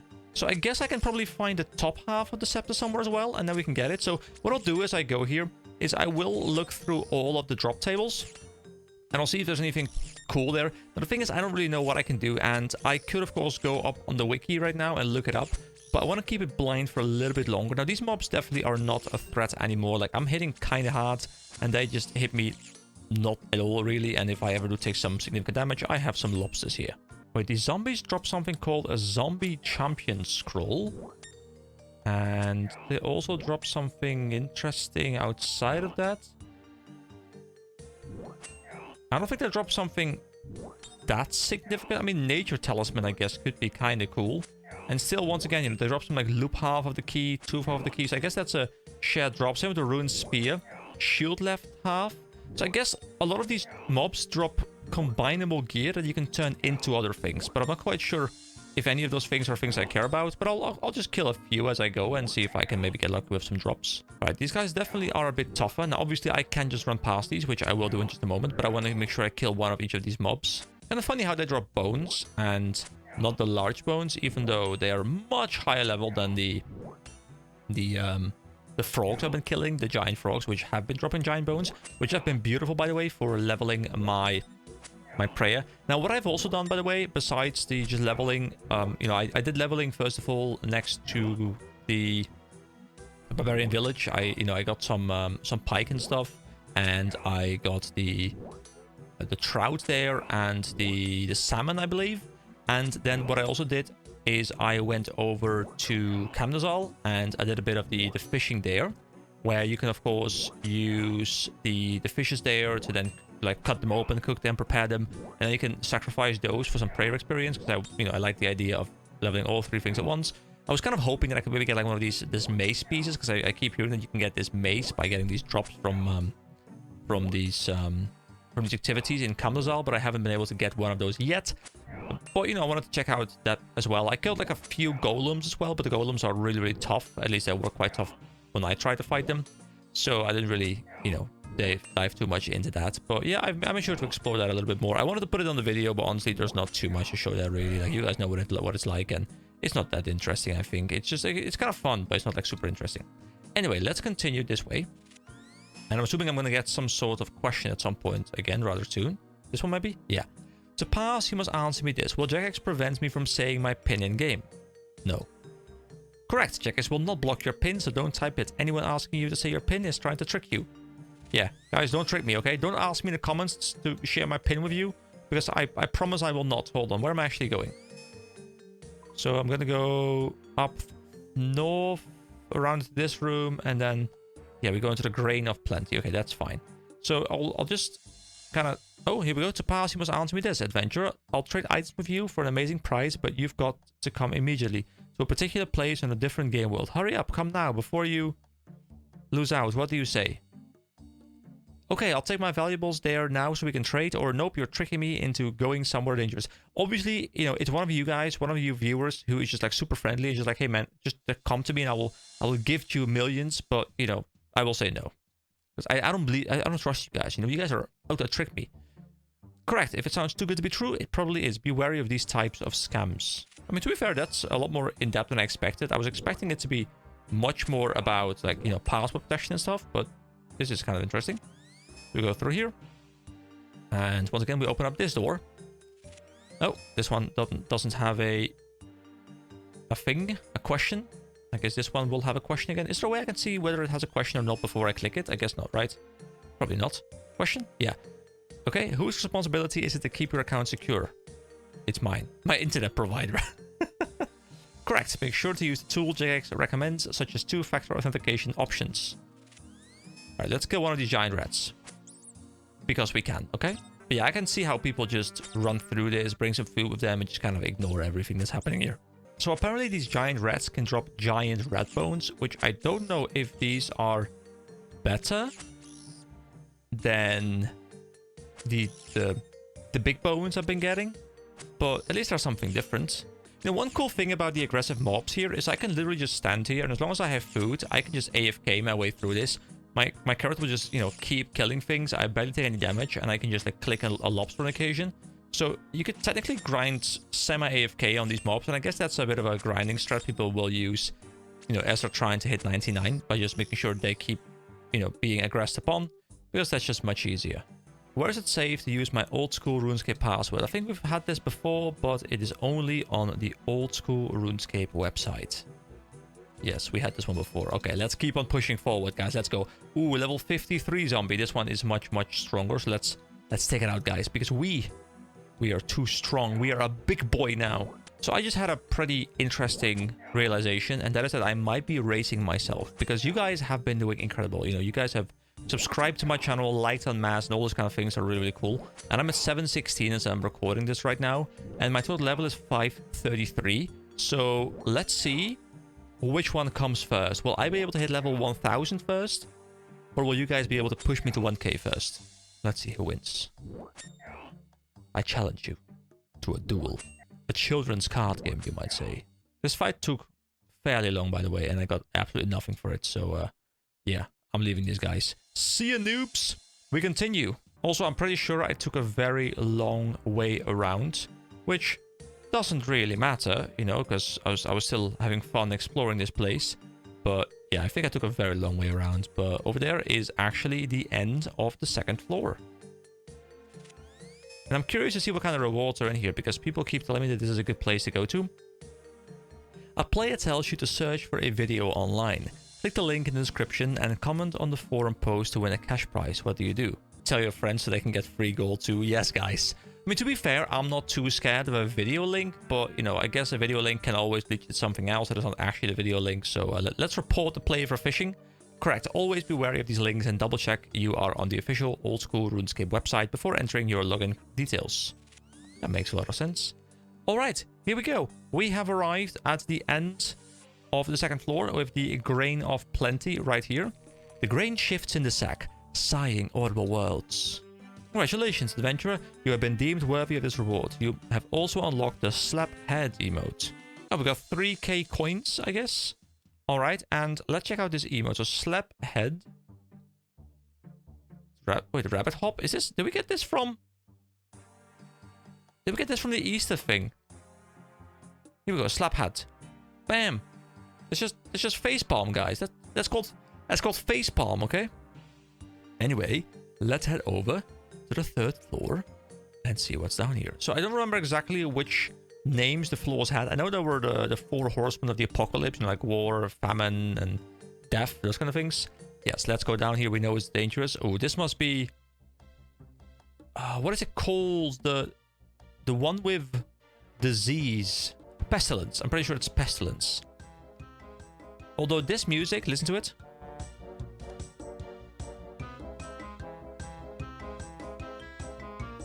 I'm not sure it feels very pestilency. Ooh, level 50 spiders. Oozing barriers, guys. They're oozing. They're oozing with loot. Alright, let's take out one of these giant spiders. You know, you are no match for me. No, not the small spider. Ooh, so... Wait. They can drop a looting bag and a clue scroll beginner. But also it says wilderness slaying tertiary. Which I reckon means you can only get it with Slayer or something. Wait, I just hit for 6? Hold on, what? Did this little spider just hit me for 6? Did that just happen?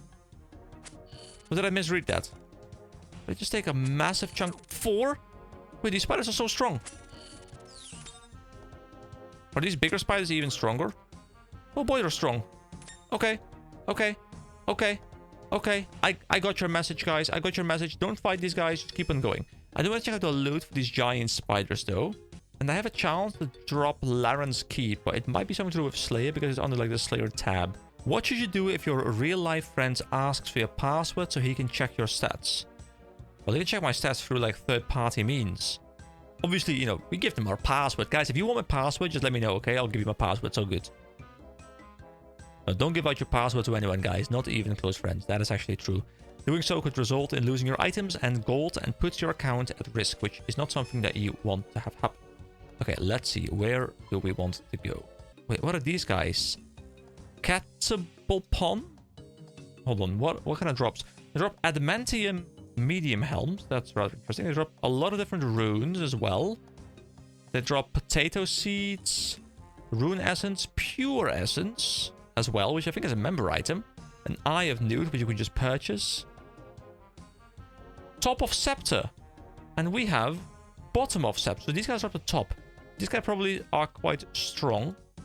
Guys, is that something that I should farm? I'm not gonna go hardcore farming in this run, guys. You know, obviously if I, you know, if there's a big reason why I should be doing that, you know, maybe I'll go back at some point. But I kind of just want to complete it, okay?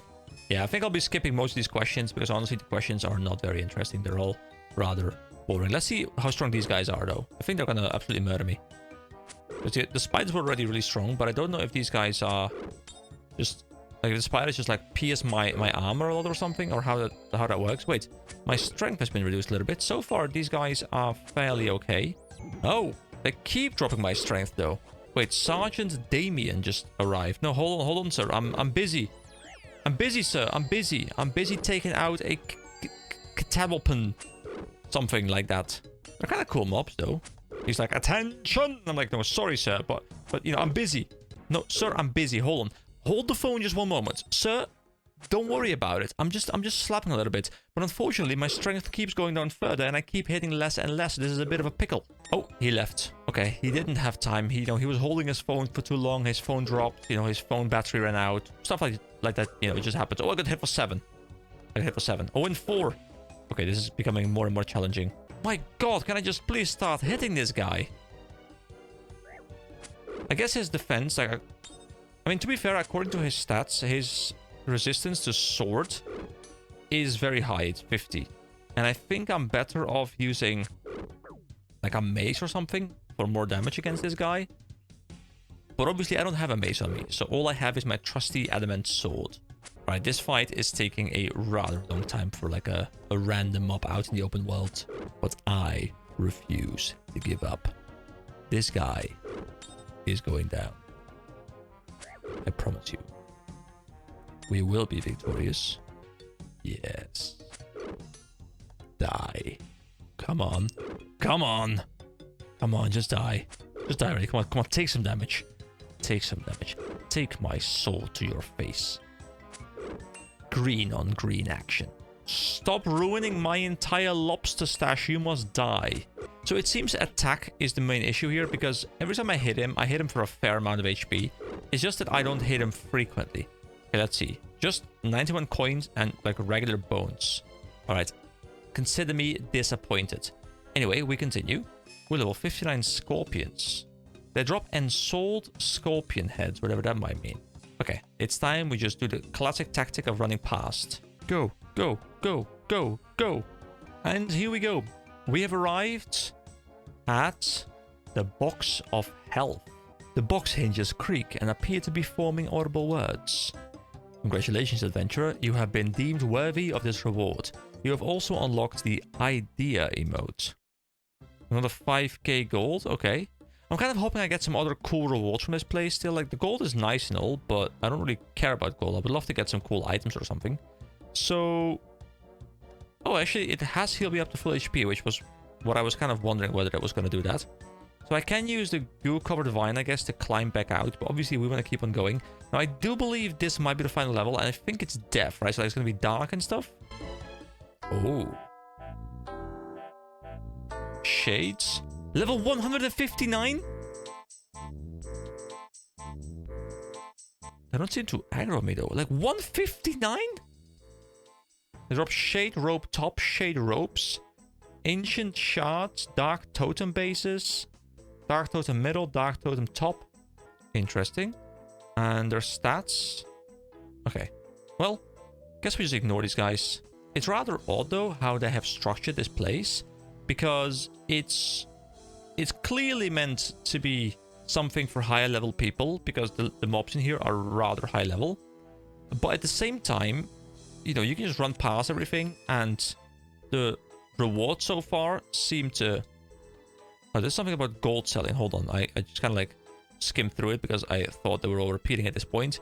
Hold on, can we figure it out by just looking at the answers? So, do not visit the website. Yes, something about permabans and gold selling. So yeah, it's... like the rewards seem to be structured to be aimed at lower level players. Although maybe the rewards are not aimed at lower level players, but they were aimed at an economy that, you know, had this be a lot of money. But right now, of course, it is no longer a lot of money, but the rewards haven't been scaled up. How do I remove a hijacker from my account? I guess we use the account recovery system. Okay, great. Keep on going. Keep on pushing. Where do we go? Hold on. Where do we actually go? Not here. Not here. Go through here. Can I just go back or do I need to... Yeah, there we go. Go through this door. Because I need to go to the Cradle of Life. This floor has definitely been extremely easy to go through. There also seems to be some sort of NPC here, Solston.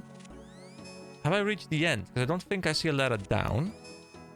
Let's see, Cradle of Life. As your hand touches the cradle, you hear a voice in your head of a million dead adventurers. That's kind of creepy. Welcome, adventurer. You have learned the value of securing your account and claim your prize. You may claim these boots. They protect your feet equally, but they look very different. You can return here for more boots at any time, or to get replacements if you lose them. So we can get the fancy boots, the fancier boots, or the fighting boots. I mean, I would pick the fancy boots because they look kind of funny, but, you know, I need fighting boots for the dragon. You claim your prize fighting boots. You have unlocked the stamp foot emote. Can I just also click this thing? Fancy boots? Okay. Well, I guess I can just grab all of them. So, they give me the same stats, but overall, they do seem to be better, really. Like, I lose some magic and range damage, but if I'm playing physical, like I'm playing melee, then I don't actually need those, but they do give me nice defense bonuses. So let's look at them. These ones are fairly standard, but they have like a very cool looking pointy toe. Then we got the fancy boots, and then we got the fancier boots. All right, let's rock the fancier boots, guys. Look at these beauties. Haha. Also, let's talk to Solson. Can you hear me? I can, but I'm not wearing an amulet of ghost speak. Am I dead? I'm no ghost. I'm a spirit. Okay, so this world has ghosts and spirits. They are different. I'm injecting my thoughts into your head. Oh, that's interesting. Also rather disturbing. Try not to think about it. So, who are you? I am Solston, the greatest barbarian explorer. It's very nice to meet you, Solston. I'm EK. I know. So, you were exploring this place? Yes, my sister told me not to go. She said I was dangerous and that I am no fighter. Unfortunately, she was correct. Oh, your sister Litara, the woman out on the service? How come she was correct? I died, of course. I tried escaping long before I made it to the treasure, but I was shot with arrows just as I approached the exit. Nobody came to help? Oh no, they had no idea I was hurt. I guess they assumed I'd found the treasure and made a new life for myself. Were you not a fan of the barbarian lifestyle?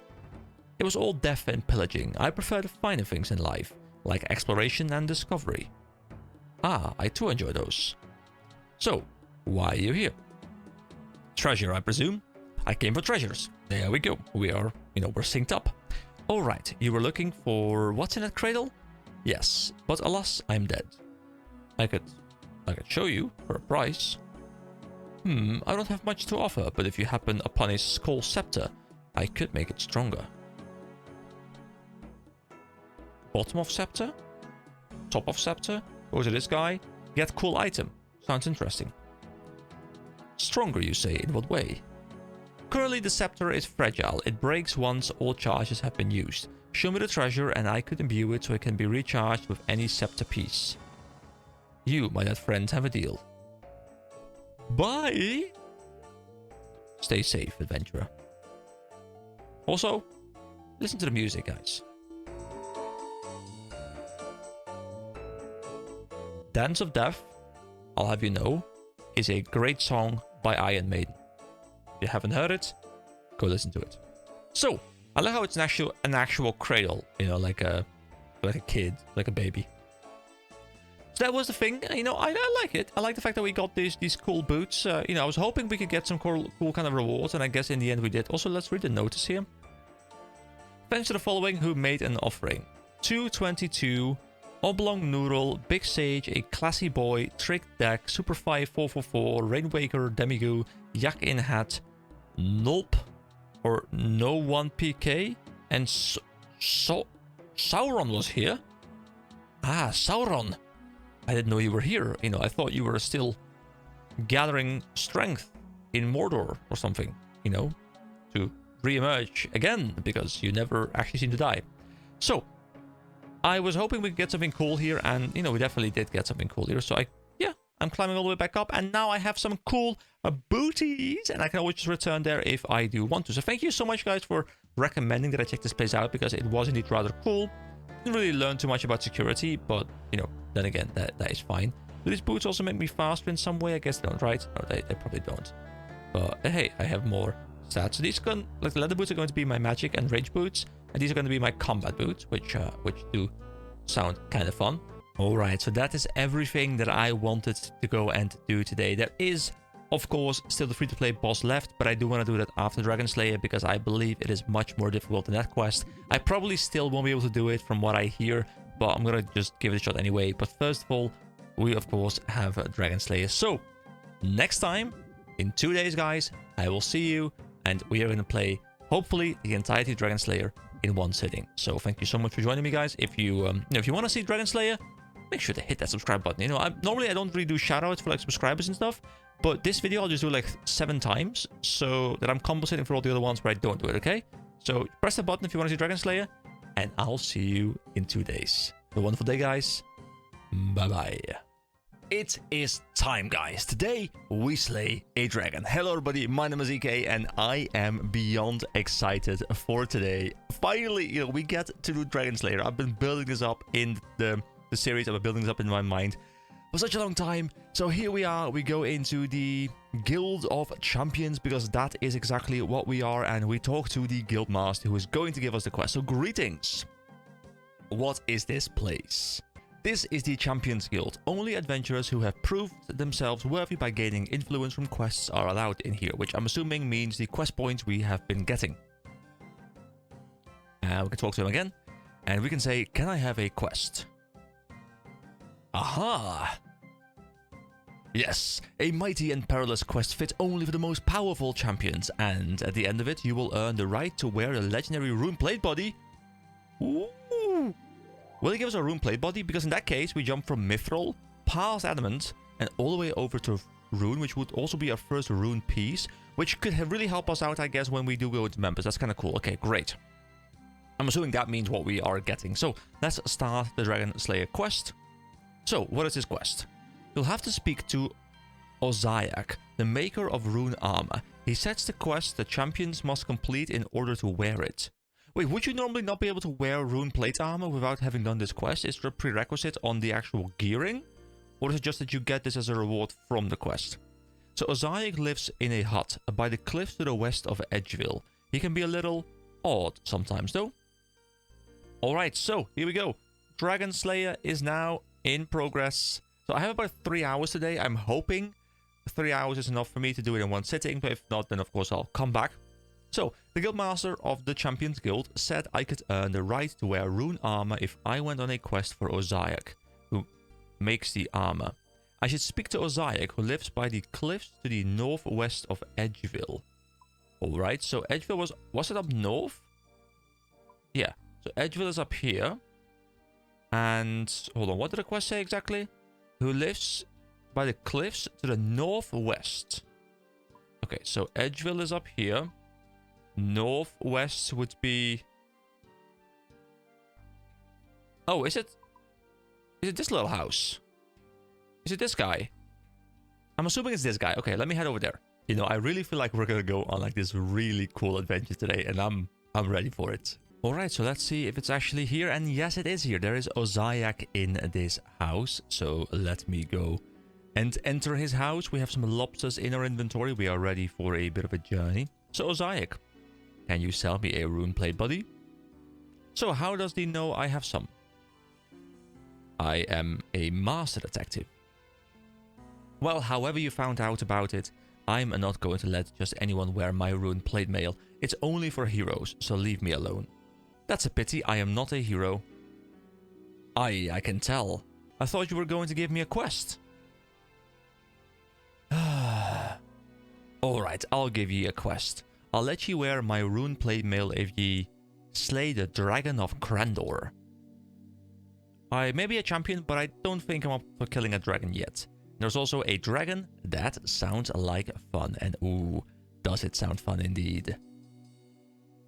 Ah, yes. You are a typical reckless adventurer, aren't you? Now, go kill the dragon and get out of my face. But how can I defeat the dragon? Go talk to the guildmaster in Champions Guild. He'll help you out if you're so keen on doing a quest. I'm not going to be handholding any adventurers. Alright, so we run back over. I spoke to Ozayak in Edgeville. He told me to slay the dragon of Crandor Island. I should return to the Champions Guild guildmaster for more detailed instructions. So, more wandering over there. I'll see you guys in a moment. Alright, we are back. Greetings. I talked to Ozayak, and he gave me a quest. Oh? What did he tell you to do? Defeat the Dragon of Crandor? The Dragon of Crandor? Yes. Goodness, he hasn't given you an easy job, has he? What's so special about this dragon? 30 years ago, Crandor was a thriving community with great tradition of mages and adventurers. Many Crandorians even earned the right to be part of the Champions Guild. One of their adventurers went too far, however. He descended into the volcano in the center of Crandor and woke the dragon Elvark. He must have fought valiantly against the dragon because they say that to this day she has a scar down her side. But the dragon still won the fight. She emerged and laid waste to the whole of Crandor with her fire breath. Some refugees managed to escape in fishing boats. They landed on the coast north of Rimington and set up camp, but the dragon followed them and burned the camp to the ground. Out of all the people of Crandor, there were only 3 survivors, a trio of wizards who used magic to escape. Their names were Thalzar, Lozar, and Nelzar. If you're serious about taking on Elvark, first you'll need to get to Crandor. The island is surrounded by dangerous reefs, so you need a ship capable of getting through them and a map to show you the way. When you reach Crandor, you'll also need some kind of protection against the dragon's breath. Okay, so there's going to be a whole lot of steps to prepare us for the dragon. I guess the actual fight with the dragon is going to be like a relatively small part of the quest. I'm going to assume that the preparation phase, like getting a ship, getting the protective amulet or whatever is going to be the most important stuff. So, how can I find the route to Crandor? Only one map exists that shows the route through the reefs of Crandor. That map was split into 3 pieces by Melzar, Thalzar, and Lozar, the wizards who escaped from the dragon. Each of them took 1 piece.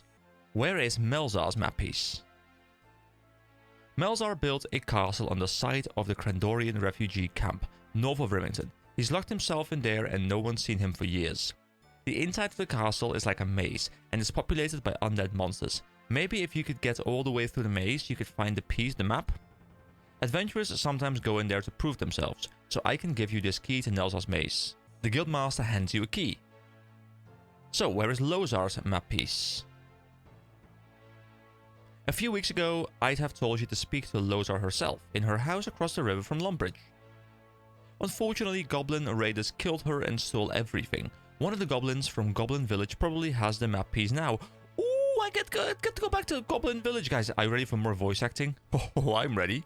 I sure am. So, where is Nelzar's map piece? Have we... Wait, hold on. Which one didn't we have yet? Was it Nelzar? No, this one we've already seen. So, it's the Thalzar one. Thalzar was the most paranoid of the 3 wizards. He hid his map and took the secret of its location to his grave. I don't think you'll be able to find out where it is by ordinary means. You need to talk to an oracle on Ice Mountain. I was thinking maybe we get the ghost speak amulet and we talk to its ghost. But, you know, oracle in Ice Mountain or on Ice Mountain is fine as well. Okay, so then I have the map. But then where do I find the right ship? Even if you find the right route, only a ship made to the old Crandorian design would be able to navigate through the reefs of the island. If there's still one in existence, it's probably in Port Sarim. Then, of course, you'll need to find a captain willing to sail to Crandor, and I'm not sure where you'd find one of them. And how can I protect myself from the dragon's breath? That part shouldn't be too difficult actually. I believe the Duke of Lumbridge has a special shield in his armory that is enchanted against dragon's breath. Okay, I'll get going. So, lots of information, probably going to be like a very long list in here. So, let me quickly recap. To defeat the dragon, I will need to find a map to Crandor, a ship, a captain to take me there, and some kind of protection against the dragon's breath. 1/3 of the map is in Melzar's Maze, northwest of Rimington. 1/3 of the map is hidden, and only the Oracle on Ice Mountain will know where it is.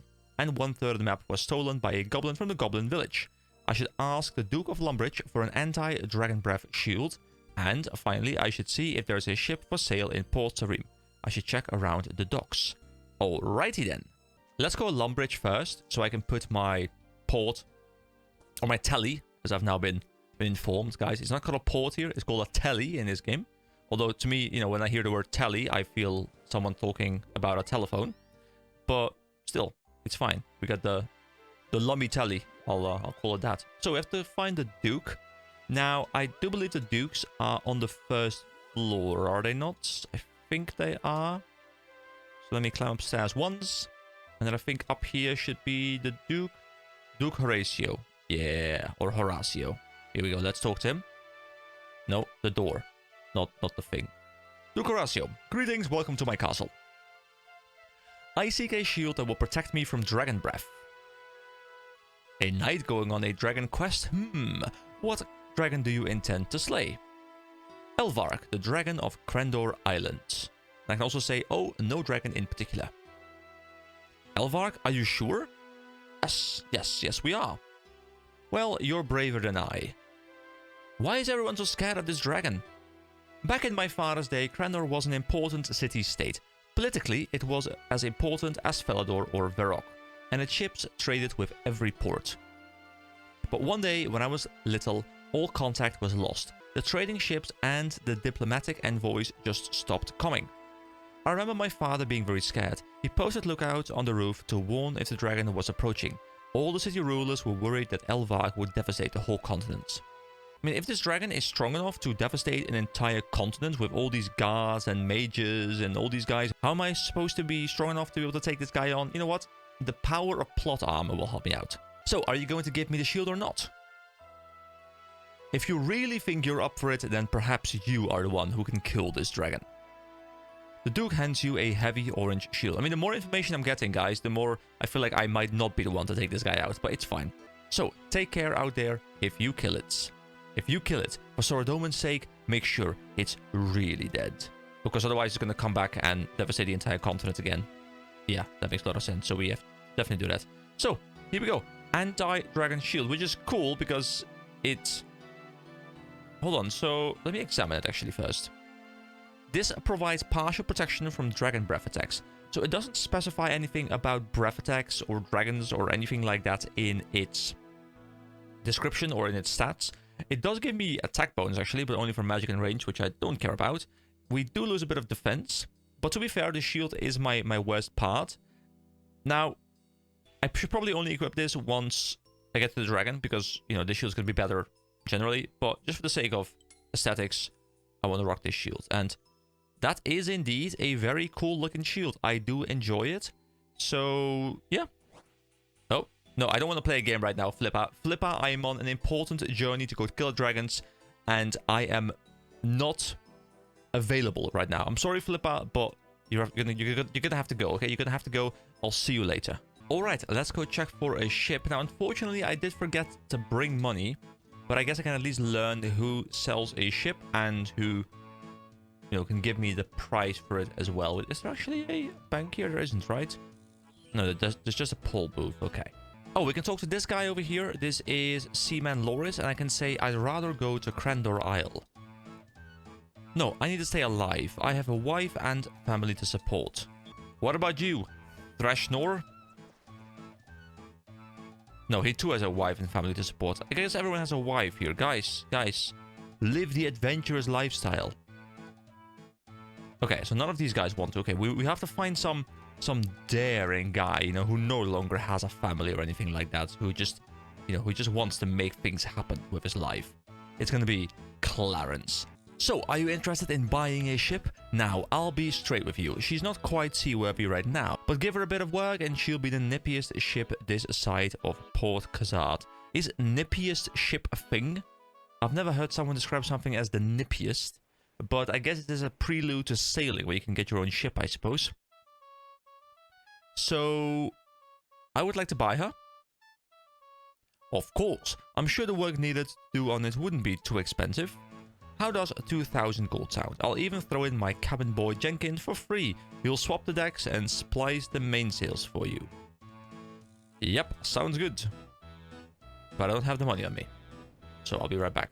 Alright, Clarence, we are here to buy your ship. So let's actually check out the other dialogue as well. So do you know when she will be seaworthy? No, not really. Port Tarim shipbuilders aren't very efficient, so it could be quite a while. And would you take me to Crandor when she's ready? Crandor? You're joking, right? Yes. No, I want to go to Crandor. Then you must be crazy. That island is surrounded by reefs that would rip this ship to shreds. Even if you found a map, you'd need an experienced captain to stand a chance of getting through. And even if I could get to it, there's no way I'm going any closer to that dragon than I have to. They say it can destroy whole ships with one bite. So why is she damaged then? Oh, there was no particular accident, it's just years of wear and tear. The Lady Lumbridge is an old Crandorian fishing ship, the last one of her kind as far as I know. That kind of ship was always mighty maneuverable, but not too tough. She happened to be somewhere else when Crandor was destroyed, and she's had several owners since then. Not all of them have looked after her too well. But once she's patched up, she'll be good as new. Well, I would like to buy her. And let's see what happens if I say I'm not paying that much for a broken boat. That's fair, I suppose. Oh, okay, I was almost thinking because he said, well, that's fair, I suppose. You know, let's do it for 1k or something. But, you know, let me go and purchase it for, let me go purchase it for 2k. Here we go. So, yeah, sounds good. Bam, there we go. Okie dokie, she's all yours. All right, let's see. Does that update the quest? Yes. I bought a ship in Port Tarim called the Lady Lumbridge. My ship will need some repairs using wooden planks and steel nails before it is seaworthy again, which I guess I'll have to go and make. I still need to find a captain for my ship. The cabin boy might know someone who can sail the ship. So where is this cabin boy? Can I just go into my ship and talk to the cabin boy? Yes, there we go. Hello, Jenkins. Ahoy, what do you think of the ship then? So I'd like to inspect her some more, or can you sail this ship to Crandor? Not me, sir. I'm just an humbling cabin boy. You'll need a proper captain. Where can I find a captain? The captains around here seem to be might scared of Crandor. I ask them why, and they just say it was afore my time. But there's one captain I reckon might help. I heard there's a retired one who lives in Draenor Village who's so desperate to sail again, he'd take any job. Dude, this accent, it's hard. I can't remember his name, but he lives in Draenor Village and makes rope. Oh, I know that guy, the rope maker. Yeah, sure. We can go there. And Draenor is actually rather close, so let us go over to Draenor, because it's not in the quest dialogue, and otherwise I might forget. So let me run back over to Draenor and talk to the rope guy. Hello again, lad. Something I can help you with? Want to buy some rope, perhaps? No, could you take me to Crandor? You're a sailor? Could you take me to the island of Crandor? Well, I was a sailor. I've not been able to get work at sea these days, though they say I'm too old. Sorry, where was it you said you wanted to go? To the island of Crandor. Crandor? But it will be a chance to sail a ship once more. I'd sail anywhere if it was a chance to sail again. Then again, no captain in his right mind would sail to that island. But are you in your right mind, Dad? Are you really? Ah, you only live once, I'll do it. Haha, so where's your ship? It's the Lady Lumbridge in Port Tarim. That old pile of junk? Last I heard, she wasn't seaworthy. Yes, good point. I'd better go and fix her up. Alright, so that means we have the captain, but first we need to go fix it up. Now, it hasn't updated, so I guess I'll have to fix it up, then go back to the captain, then get him back here. So, wooden planks and steel nails. Are those things... I mean, I'm pretty sure I can make the nails with smithing, right? I mean, I guess I can purchase these things as well from shops and stuff. And I kind of don't want to go on like a whole smithing detour again. But where do I get wooden planks, though? Is there a wood shop? No, there's no wood shop. Oh, wait, the planks, of course. I looted them in the wilderness. Dude. I'm so happy. Because I would not have had a clue where these planks would have been. But of course, Mix showed me where the planks were that I needed. Oh my god, I would have had to probably spend either hours and hours and hours trying to get these planks. Or I would have had to look it up on a guide, but I really don't want to do that. Oh my god, I'm so happy I have these in my inventory right now. And I guess I will need some What were they? Steel nails. I don't know how many steel nails I'll need, so I'll have to go check that. But steel nails, I can just smith. Although, what I'll do is I will purchase the... Actually, will I purchase the bars? I think I'll just purchase these things off the Grand Exchange to not, you know, make this video extremely long. Because I only have 3 hours and I'd like to finish it in one go. So I guess I'll probably pick those up from the Varrock Grand Exchange. Is there another Grand Exchange, by the way? Because I just said, like, Varrock Grand Exchange, but I think there's only one, right? Wait, but first I gotta see how many I need. Alright, here we go. I got my nails, I got my planks, and I have 15k in my inventory as well, because if I need more money, which I might need at some point here, like maybe I'll have to buy some more stuff. I have no idea. So I'll just bring money with me, because I keep having to run back and forth to the banks, which is just a bit annoying. And, you know, if I die and I somehow don't recover it, I'm like, whatever, it happens. But most likely, I'll be able to recover the money anyway. Now, I don't really want to take this into the Krandor Cave, or whatever volcano area that the dragon lives in, because I'll most likely die at least once attempting to figure out how the boss works. I'm assuming that's going to be the case at least. But yeah, for now, I'll just keep it on me, because it's not like there's a lot of danger here anyway. Also, once again, this is one of those quests where if you know exactly what you're doing, you know, you can path very much accordingly. You can, you know, bring the materials already. You have like a set route. You go like here, here, here, here, here, and you know, do like the entire preparation process much easier. I'm kind of going like all over the place. Like, you know, I go here, I go there, I go back and forth. You know, I'm not being very optimal about this. I'm kind of just going, you know, step by step, like doing one step, and I kind of want to finish up that one step before going to the next one. But I could probably, you know, go over here, and I could spend my time now going to Ice Mountain real quick, doing this thing, whatever is going to be over here, and then I go back down. But I kind of like wrapping these things up one by one, whenever I can at least. Alright then, let's go repair me ship. Well, the big gaping hole in the hold is the problem. You need a few wooden planks hammered in with steel nails to fix it. And... can I board the ship now? Oh, I can climb down the ladder. Do I need to do the repairs myself? Hold on. This is a bit of a weird map to be in.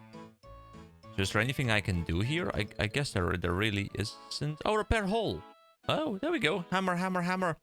You nail a plank over the hole, but you still need more planks to close the hole completely. Okay, here we go. More holes. Well, not more holes, more planks. There we go. You nail a final plank over the hole. You have successfully patched the hole in the ship. Alright, beautiful. So I'm assuming that means that the ship is now ready. I have repaired my ship using wooden planks and steel nails.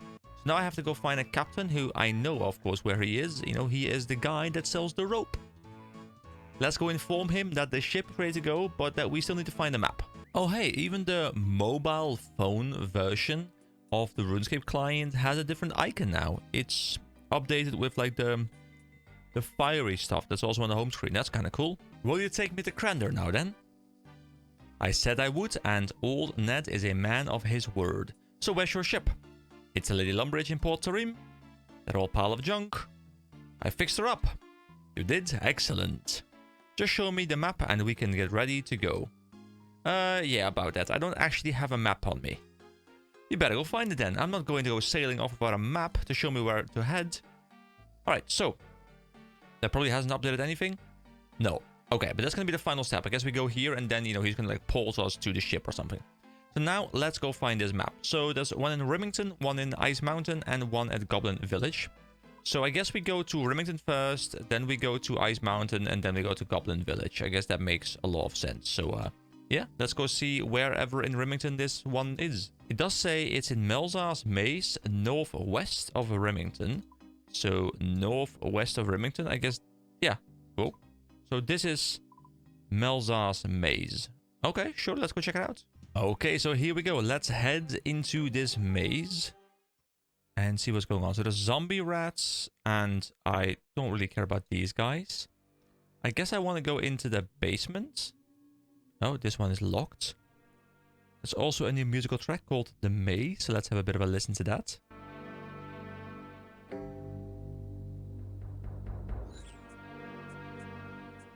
Not too much, really, to listen to. Okay, so most of these, if not all of them, appear to be closed. Is there going to be a key that is dropping from one of these mobs or something? No, no, no. There we go. One of them can open up, so let me climb the ladder. Let's go upstairs. Oh, the ladder is broken. I can't climb it. Oh, we get these wardrobes again. Do I want to open up these wardrobes? The wardrobe is full of heaps of dead rats. Oh, well, that's fun. Oh, wow, you're right. There are heaps of dead rats in there. That is a thing.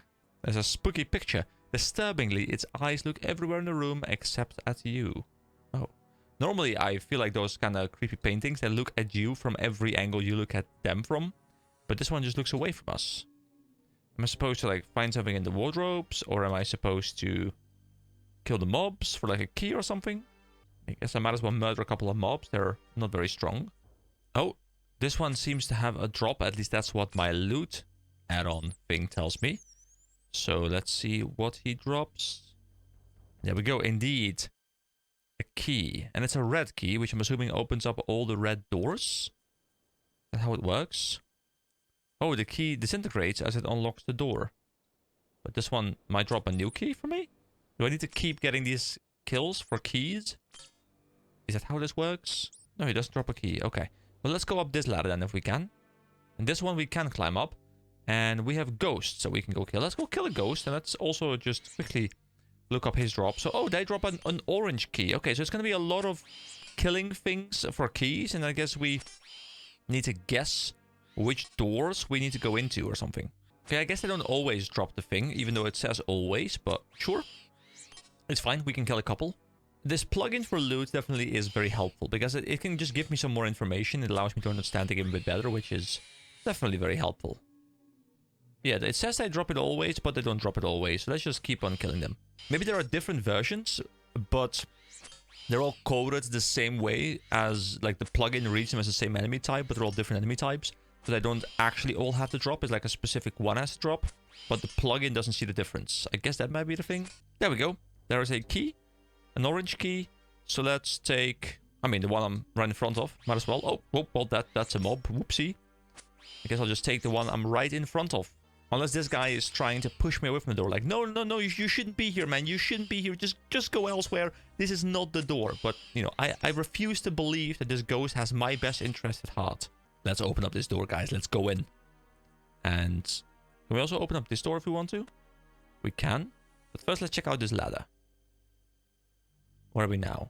Oh, skeletons. So if I look up their drops, they drop the yellow key as well. So we can kill one of them. Get the key, potentially. So are there difference? So this one has a two-handed. This one has a sword and shield. Actually, this is a one-handed. This guy just doesn't have a shield with him. And I guess the other ones are the same. So is the idea that we just keep climbing up and, you know, we have to guess the correct doors or something? Because some of them might have ladders that can't be climbed and stuff. Yeah, so this one has a square shield. This one has a round shield. This one doesn't have a shield whatsoever. So I guess only one specific enemy type has to drop. But they're all coded as the same enemy. Which is why it keeps telling me it's a 100% drop rate. At least I reckon that's what's going on. Let's try the small shield one. Oh, there we go. We have a key. Okay, cool. Now, which door do I open? Is there any ladder going up? Because I feel like I want to go up. Although I guess there is also, you know, like a lot of cases, it's going to be like up, down, up, down, up, down. Like work your way through the entire maze. This one has a ladder down, which is a bit interesting. This one has a ladder down as well. This one has a ladder down. You know what? Let's pick this one. Let's pick this one. Here we go. Let's go down. Can I go down here? I can go down here. Okay. So now I'm in a room with two ladders going up. And I guess we just pick the first one. Because that one seems broken, the other one. Wait, hold on. Isn't this where we just were? Hold on, what? Do these both? Oh, this one is broken? Wait, hold on. But this is where we just were, isn't it? Oh no, we went down this one. Okay, so we climbed on this one.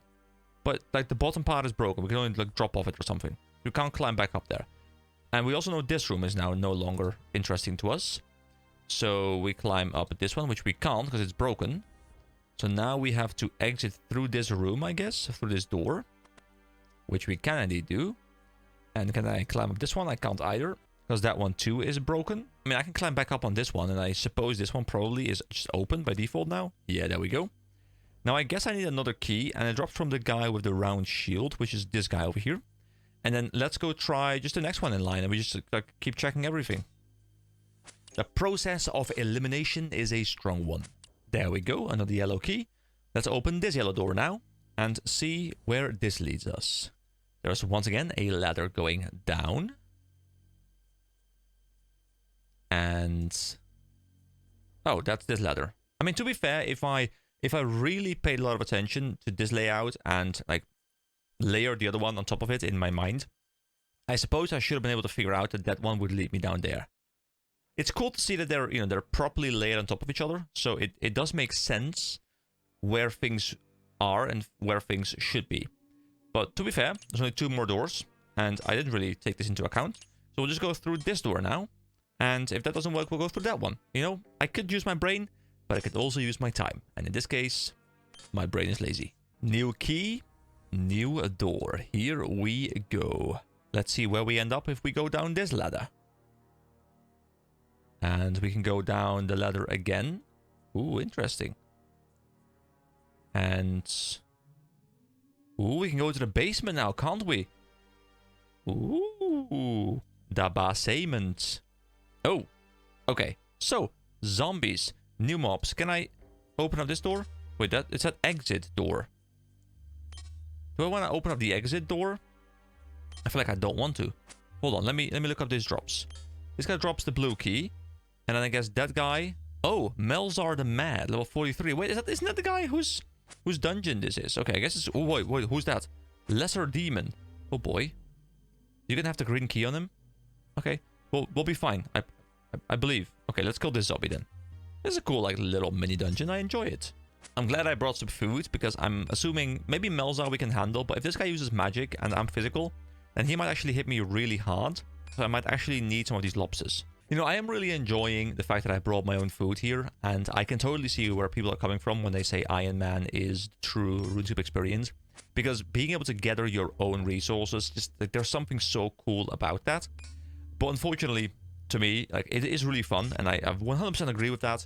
It's just that, you know, from a content creation perspective, I wouldn't be able to keep up if I didn't like bypass it on occasion.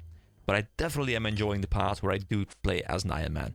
So will one of these guys drop it at some point? Because... oh, wait, it's there on the floor. Whoopsie. It's there. Okay, let's open the blue door.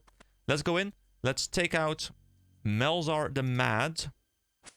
Let's examine him. By the power of custard. Wait. Feel the wrath of my feet. Leave me alone, I need to feed my pet rock. He just keeps summoning cabbages, does he? Hold on, let's look up his drops first. He drops the magenta key always, as expected. And look up drops. Sorry, look up stats. By the power of custard. Yeah, he's not particularly weak to anything. Although I guess he doesn't get hit by me too often. Wait, do I need to like take these cabbages or something? Is there a purpose to these cabbages? Can I can take them and I can eat them. Here we go. Eat a cabbage. And now keep hitting him again. So he does reduce my strength a little bit, but I don't think he really hits me. So I guess we just AFK. And let me drink my tea and peas. You know, we're just kind of disturbing this guy living in his own dungeon, you know? Why are we so mean to this guy? You know, he's just a friendly wizard who just wants to feed us cabbages and live with his pet spider and pet rock. Although something tells me that the demon over there is not going to be as easy. And there we go. The entire room is filled with cabbages, but we have the key. Now, I do think I want to wait for these things to quickly wear off before I engage the lesser demon. Also, I'm assuming that that chest contains... it's closed. Okay, that chest probably contains the map piece that we need. Oh, this guy just respawns again as well, and he will try and kill us again. So, you know what? You know what? We'll just go through. We'll just sit here for a moment. The demon might approach us. He might also not. I don't want to open up an exit door because I'm scared that it's going to close behind me and I can't, like, I'll have to rerun the entire thing. So I'll just sit here for a moment to wait for this thing to expire. Guess I'll eat one lobster as well. And by the time this thing expires, we should also be full HP again, and then we can go engage the demon, who does indeed drop the green key. Oh, he's also slightly weak to magic, so I guess I would have been beneficial to come in here with magic. Alright, let's just go. You know, we lack 1 HP, let's just go. We're a big boy. I'm sure we can take out this lesser demon. You know, he's lesser after all. And we have the power of lobster by our side. And I mean, if we can't take this guy out, then what chance do we stand against the big dragon? Wait, is that his tongue just hanging out there? Sir, are you the vocalist of Kiss? You have a large tongue, sir. And a fair amount of HP as well. But he doesn't hit too hard, so we're kind of alright. Ooh, he hit us for 8 just now. Okay. Okay. I guess he became enraged or something and just started to decide to properly slap us around now. Also, those are chains on his arms. Does this mean that he used to at some point be chained to these things on the side, but has since broken free, but because he's unable to, you know, use the key he has, he's unable to escape? Because his hands just, like, are not meant to operate keys? Can he just not figure out the lock? Is there child safety on it, and is this demon just not intelligent enough? I mean, my lobster stash is quickly going down. I guess for the dragon, I'll probably have to bring, like, an entire inventory of just lobsters. You know, we gotta bring the entire sea. Can we please start hitting him? EK, can you please just properly slap him in the face? I'm running out of food slowly. Okay, one more hit. Come on. Okay, well, yeah, there we go. There we go. There we go. Beautiful. He has been vanquished. So, vile ashes and a key. Let's use these vile ashes. Let's scatter them. 25 prayer experience. There we go. There's also crates. Might as well search them because they're here anyway. And, you know, we search these too. Because that's just... Oh no. Go away. Stop respawning. Okay. Oh, no. See you, noob. So imagine this is your prison, guys. You know, you have just broken free from the shackles that bound you to this wall. Now you are in possession of a key that you can't open. This adventure comes by. You know, you're in your respawn animation. He opens the door, but just before you get to escape, you know, he slams it shut right in your face. I feel for this lesser demon, you know? He's a bro. Let's open up this chest. And let's search the chest. And you find a map piece in the chest. Here we go. We examine it. A piece of the map to Crandor. Are they all going to be this long? Like, it's not that this particular part took very long, but this particular part was almost like, you know, a full, normal, like, very short quest. So, yeah, I can see why this quest is medium length. Stop staring at me, sir. I'm leaving. I'm leaving. I have no time for you. Let's open up this door. The exit door. The one door I can open. And let's go out here. And that is one piece completed. So, I found a piece of the map that was hidden in Melzor's Maze. Next up, let's head over to Ice Mountain. I guess we will stop by in Feldor real quick and pick up some more food in case we do need some food. And then we go to Oracle, whoever Oracle might be. So, I'll see you guys there. I am having a ton of fun. This is great. I mean, I suppose we can drop off the maze key, right? We don't need that anymore. And we don't need a hammer either. So, we put all of this in here. So I guess what I'll do is I'll just fill my entire inventory with lobsters. I'll keep 2 spaces in case we do need to grab something. But this should allow us to do combat quite effectively. I'm so happy that I went lobster fishing, guys. So I have no idea if I can go onto Ice Mountain. But there is, of course, the passageway up here. And it does appear like there might be a pathway up the mountain over here. So, yeah, let's just go and see if we can make our way actually up the mountain. I do remember seeing someone safe spotting somewhere around there, so I guess it's probably possible to walk up through here. Like those 2 torches by the side of the road, that's such a classic way to demonstrate, like, hey, you can climb up here. Can I like wander around the edge or something? Oh, I can just what? Oh, I can just walk up. I wasn't expecting that to be the case, but I guess I can just do that. Okay, so is there an oracle up here somewhere? I guess if I were an oracle, I would live in that little hut up there. Here we go. It is indeed the Oracle. Hello, Oracle. Can you impart your wise knowledge to me, O Oracle? They say that ham does not mix well with other kinds of meat. And they are wrong. They are wrong, guys. Just you know, they're wrong. But that is wisdom indeed. I seek a piece of the map to the island of Crandor. The map's behind the door below, but entering is rather tough. This is what you need to know. You must use the following stuff. First, a drink used by a mage. Next, some worm string changed to sheet. Then a small crustacean cage. Last, a bowl that's not seen heat. Ooh, what? Alright, so guys, let's break this down together. Okay, so the map's behind a door below. Now, to me, that would signify below Ice Mountain, but it didn't specify below Ice Mountain as a prerequisite for this quest. It did say quest points, but it didn't say specifically that quest. And I'm assuming that means that I don't need to actually unlock Kamdazal in order to do this quest properly.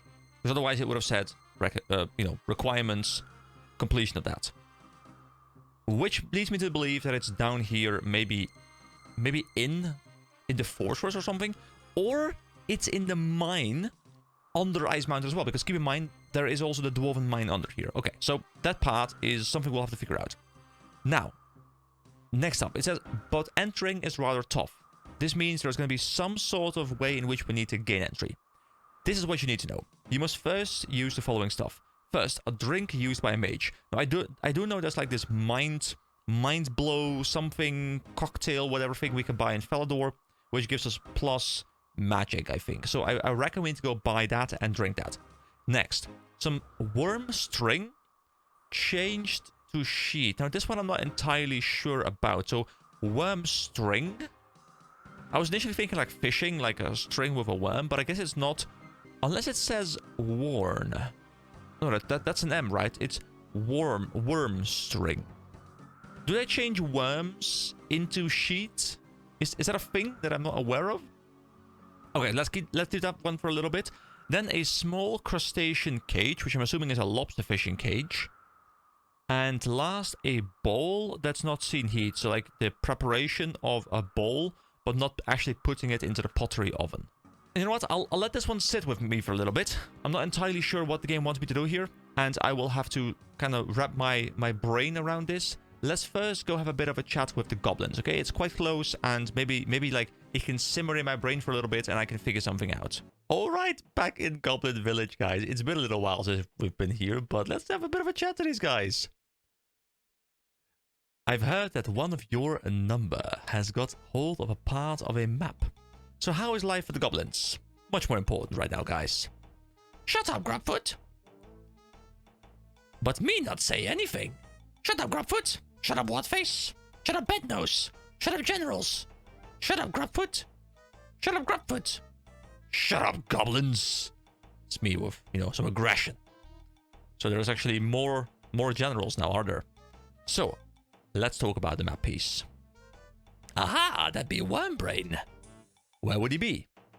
Wormbrain steals too much. He got caught. Now he lives in Port Sarim Town Jail. Oh, but is he in there with Prince Ali? Or is he, did I free him as well? I mean, to be fair, Prince Ali is no longer there. Can I actually read something about this now as well? The Goblin Generals told me that the map was stolen by Wormbrain, who is now in Port Sarim Jail. I'm sad that this was all there is to these guys. I miss these guys. You know what, guys? I'll be back. No worries. I will be back someday. Someone has told me in one of the comments that there are going to be more quests to do with you guys. Also, especially because Goblin Diplomacy was, suggested as a completion objective of the Activity Advisor, because it specifically said that it was going to, be a prerequisite for other quests.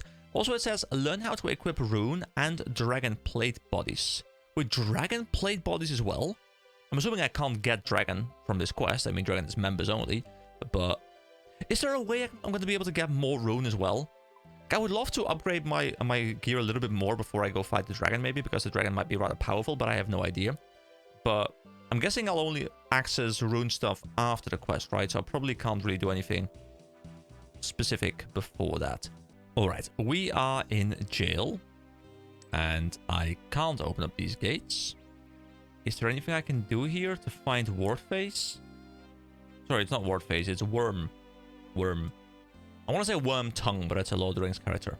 It's Wormbrain, who's in the part... Oh, sorry, the Port Sarim jail. Wait, this is the... Hold on. This is Draenor Village jail. There's also a jail over here. Never mind, I'll be there in a moment. Also, this guy's been pissing me off by, being aggressive onto me.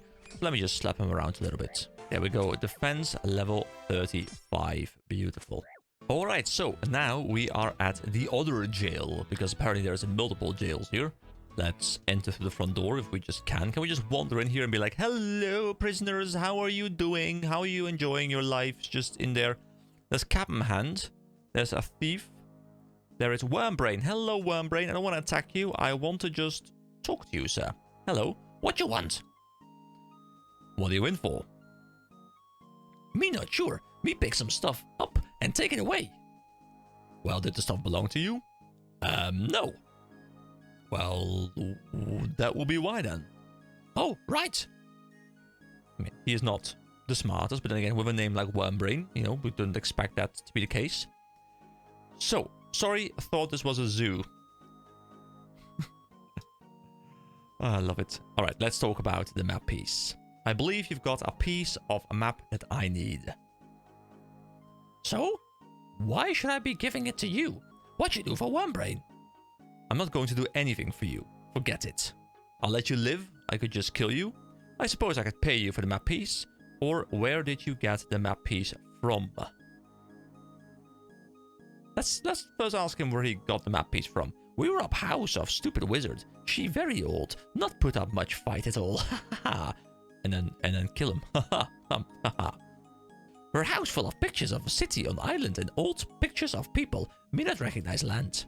Me find map piece. Me not know what it is, but it is locked in box. So me figure it important. But by time me get box open, all the goblins gone. Then me not run fast enough and guards catch me. But now you want map piece, so must be special. What do you do for me to get it? I'll let you live. I could just kill you. Ha! Me and here and you are there. You not get map piece?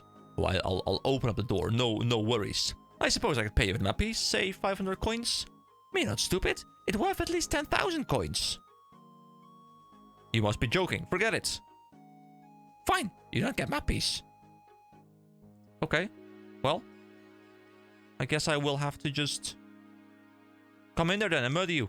Oh, the door is securely locked. Okay, so I guess I'll just have to pay the price. What you want? Alright, so I mean I did bring 15k, you know, I didn't bring it for nothing, so I guess I will just pay him 10k. It's fine. Here you go. Have 10k. You buy the map piece from Wormbrain. Thank you very much. Now me can bribe the guards. Alright, here we go. Map part number 2 is also in. Map the Crendor number 2. And now all we need to do, the next step, is going to be to figure out this thing. So, okay. So, what we need is the drink, which I can go pick up very easily. I think that is what we need. Then we also need a lobster cage, I guess. That one I figured out. String changed to sheet. Some sort of crafting sheet, but I don't know exactly what it would be. Like some sort of cloth, maybe? I don't know. But also I don't know where to go. There's a map behind a door below. But entering is rather tough. So the map down below, would that be in the goblin? No, not the goblin. The dwarven mine? I think so. First, let's just go pick up the drink. Okay, so I have the lobster pot. Now, also over here, I believe I was able to get the mind bomb. There we go. I reckon that's what I need, so I'll try the mind bomb. Here we go. We have that as well. Now, what else was in there? So, I think I have 2 of the things I need. It also says that I need a bowl that's not seen heat, which I think is just the bowl that has not been put in the oven yet, right? So like it's been like molded, but it's not been like solidified in the oven, which I think I've already made. Hold on, let me actually check out my Bronzeman thing, because if I look up bowl, oh wait, hold on, suddenly my Bronzeman thing is starting to update. For some reason it wasn't giving me these pop-ups before, but I guess I just unlocked a whole lot of things. That's weird. I just opened it up once and I feel like I haven't seen these things in a while, so I guess maybe for some reason they weren't showing until I reopened the Bronzeman thing once, because I haven't opened it in like probably like half the series now. So let me just go to the Grand Exchange and see if I can pick up a bowl that is not yet been solidified, whatever you call it, like not yet been put in the fire of the oven. My god, I'm getting so many pop-ups. I feel like it's going through everything again. Well, it's still going up here, but I've made my way to the Grand Exchange. So let me see if I just... It was a bowl, right? A bowl, yes. So if I just look up... Bowl... A bowl of water... On fire bowl, there we go. Wait, have I not made a bowl yet. An unfired bowl. I guess I made other things, but not a bowl. Okay, I guess I have to go make it myself. That's totally fine as well, though. So let's see. For crafting a bowl, I need to go back into the crafting menu over here. Pottery. Bowl. Okay, so I can just go make a bowl. But how exactly did this work again? Some soft clay. That's something I can do very easily. Okay, so I think it's just soft clay and then literally go to the pottery thing that's in the barbarian village. So I guess it's not too bad. But I will have to go grab some clay, which I think I was able to get under the rock. But I will need to bring a pickaxe real quick. Alright, got some water. Use the water on the clay. And now I bring this clay over to barbarian village. And then I think I can turn it into a bowl. But then I gotta make sure I don't put it into the oven. So it's an unfired bowl, I think it was called. And I reckon that is what we need. Alright, so potter's wheel. We make a bowl. And we have an unfired bowl. Okay, great. Yeah, it's a new item as well. Beautiful. Wait, hold on. I actually have 2 different Bronzeman things enabled. I have another Bronzeman mode and Bronzeman mode. Hold on. I am not sure which one I should keep active, but I think that might be what happened. I think I may have re-enabled like a different version, and now it's like going through all of them again. Okay, I'll have to sort that, I guess, between recordings or something. So I have 3 out of the 4 things, I believe, and I'm not 100% sure what I need for the 4th one, like the cloth, what was it, thing? The worm string, change the sheet. I'm thinking it's some sort of cloth, maybe? So what I'll do is, I think there is like a clothing store, this is a clothing store. Does this one also sell like raw, like materials that are made of worms? What? Does it say worm or does it say worn? Like, that's an M for sure. Worm string. Hold on, let me just Google worm string. Worm string. No, I'm getting like weird toys and weird candies and stuff. That's not what I need. Okay, I'm not 100% sure. I feel like it's some sort of cloth. So let me just go to that store. And if I can't find it, I'm totally fine, you know, looking up a guide for this little piece. Like, it's not too big a deal if I need to quickly check out what I need to go grab. Let's talk to Iffy.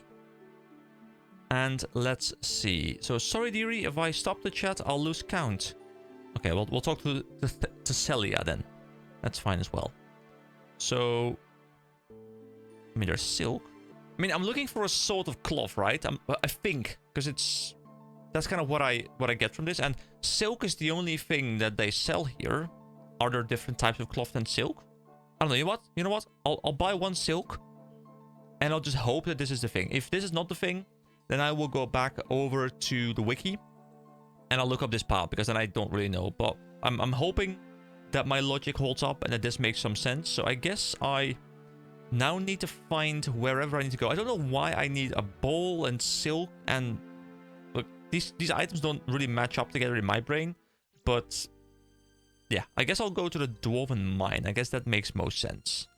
Okay, so just out of curiosity, I just googled, is silk made of worms? Because I did not know that, but it says yes. I mean, this is the AI answer, but sure. Yes, silk is made by silkworms, specifically in the larval stage of the Bombyx mori moth. These caterpillars spin silk threads to create their cocoons.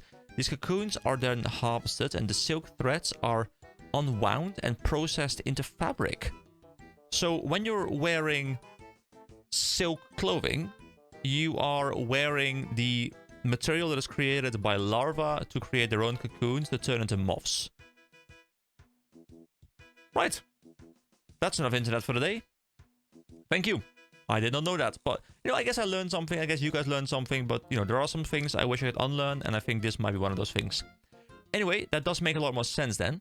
So let's see. We are in the dwarven mine. Now I will... Oh, I mean, there's a chest over here.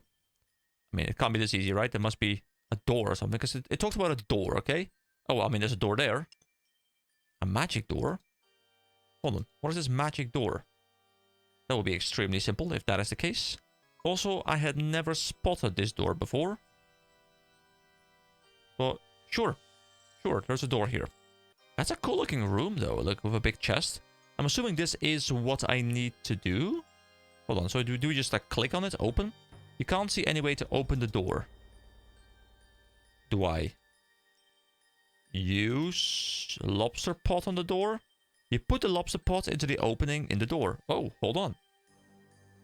Use silk. You put the silk into the opening in the door. You on fire bowl. You put the unfired ball into the opening door, and then make sure I don't drink this, so don't drink, but use. Yes, there we go. You pour the wizard's mind bomb into the opening in the door. The door opens. Oh, how exactly did that work? Is it like a combination lock of some kind? That's a really weird door, but here we go. Let's open up this chest. As he opened the chest, he noticed an inscription on the lid. Here I rest the map of my beloved home. To whoever finds it, I beg of you, let it be. I was honor bound not to destroy the map piece, but I have used all my magical skill to keep it from being recovered. This map leads to the lair of the beast that destroyed my home, devoured my family, and burned to a cinder all that I love. But revenge would not benefit me now, and to disturb this beast is to risk bringing its wrath down upon another land. I cannot stop you from taking this map piece now, but think on this. If you can slay the dragon of Krendor, you are a greater hero than my land ever produced. There is no shame in backing out now. To be fair, I'm kind of liking the moral implications of this quest, because the dragon supposedly is resting in this volcano. It's not really doing anything to harass people. You know, people don't want to go to that place because, you know, it makes sense. There's a big dragon living there. You don't want to disturb it and die. But the dragon also doesn't seem to be actively harming any people. But if we now go there and we fail in taking out this dragon, you know, we probably will have a repeat of the... For the doors being weird. Cool. We'll probably have like a bit of a repeat of the setup where the dragon's going to follow us. Going to be like, hey, this guy just like disrupted my sleep. This guy tried to kill me. Let me go and burn down his entire village. And, you know, the dragon will follow us here and we'll burn down Varrock and we'll burn down, you know, Falador, all those kind of maps.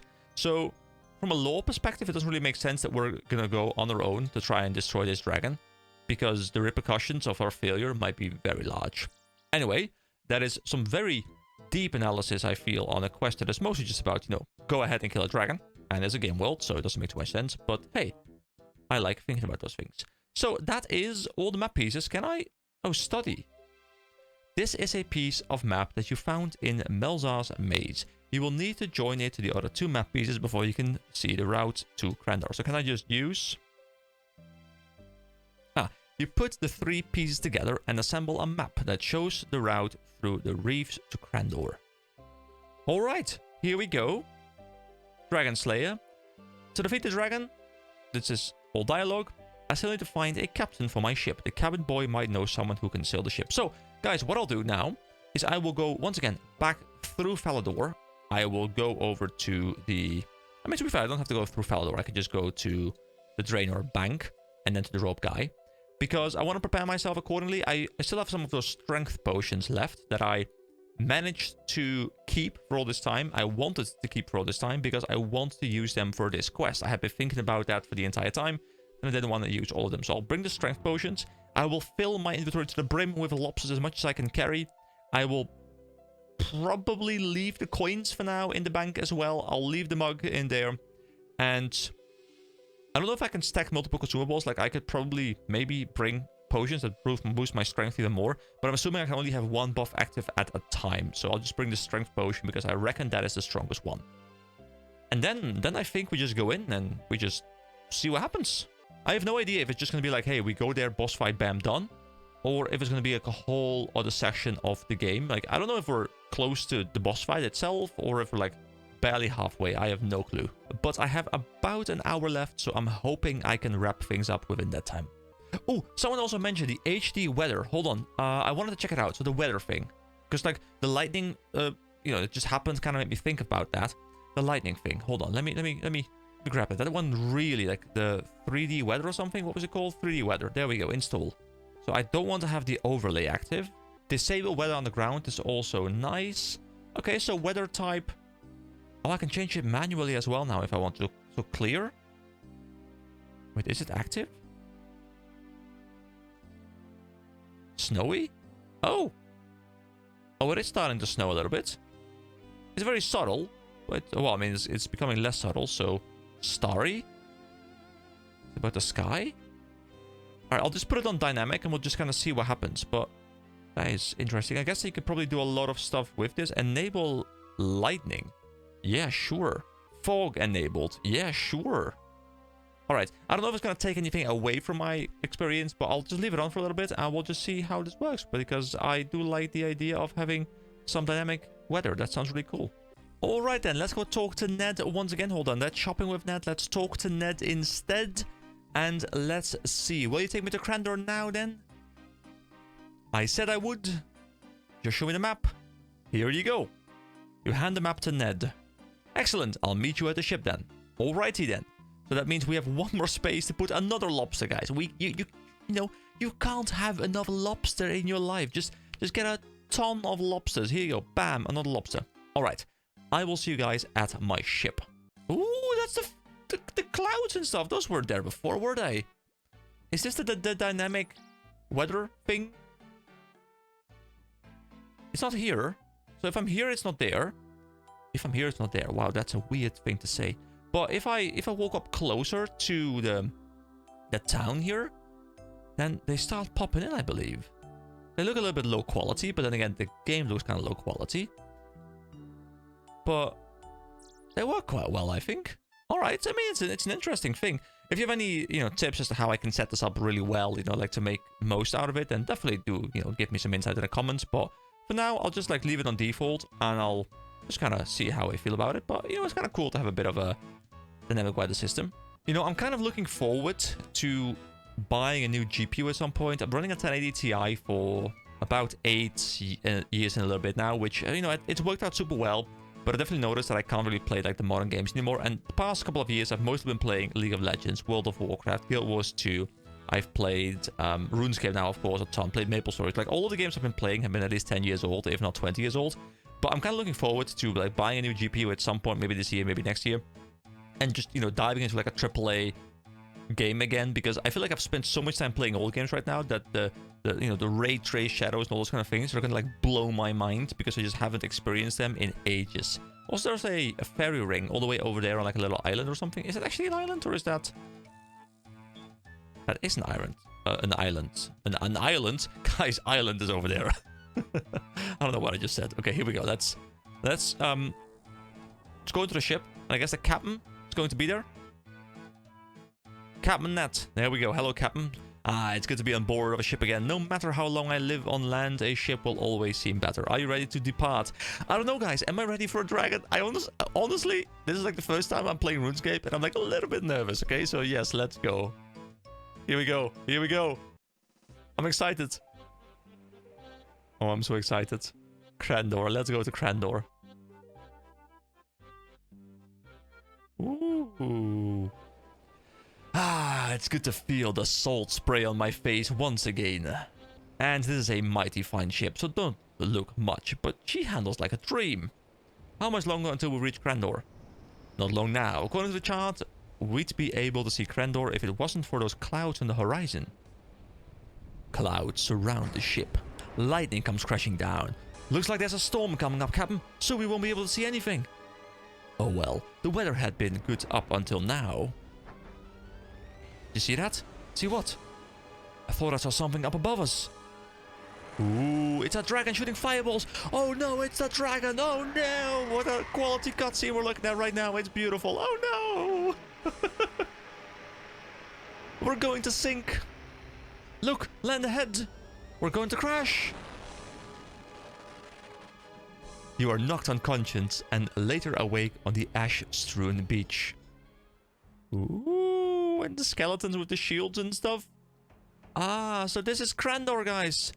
So, really quick other thing that I want to mention is this cutscene made me think of this commercial about language, about like learning language. And there was this commercial once where there was this Coast Guard who was on duty and he got a call from a ship that was sinking. And the ship's like, so we're sinking, we're sinking, we're sinking. And, then he asks, what are you sinking about? Because I think he was German. And, sinking, thinking, like the way Germans pronounce thinking is like sinking. So it was really funny to me. And I know now I've explained the joke. And we all know jokes get more funny when they are explained. But yeah, to me, that's like that one always stuck around. I love that. What are you thinking about? And meanwhile, the guys are just like, oh, we're sinking. Help us. All right, so there are moss giants here. I reckon I can just ignore most of the mobs here and just kind of wander over into the pits of doom. Oh, lesser demons as well. I guess I'll probably just... Oh, a king scorpion. Actually, there's many king scorpions. I guess I'll just run around and completely ignore these mobs because I've been taught by you guys. You guys have... Oh, there's coal here. You guys have taught me the ways. You just ignore every single mob and you just run into the hole. So enter the hole, guys. Come on, enter the hole. Also, I think someone told me when I'm in the volcano, you can go deeper. And I reckon this is said volcano. And here we go. Are we just immediately going to be fighting? Oh, no. Okay. Okay, so we run past the skeletons. Unfortunately, we seem to be out of stamina. The skeletons don't hit too hard, I think. So we should be kind of fine. Also, this is a game which is very interesting because... Level 83. Okay. Okay, well, I mean, to be fair, I think the demon was also like 80-ish. And I guess we loop around. There wasn't a way in there somewhere, was there? Oh, there's a demon over there as well. There's multiple demons over here. Okay, hold on. Let's just take a moment. Let me first, to help you guys out a little bit, let me make sure that I go to the HD plugin and that I change the contrast to 100% so you guys can actually see a little bit as to what's going on. Not 1300%, no, 100%. There we go. So there is going to be, yeah, there's going to be a passageway, climb over wall. Okay, so I reckon we just go in. We are just, you know, we're a big badass. We climb in here. We go over the wall. Oh, run. What? 10 damage? Okay.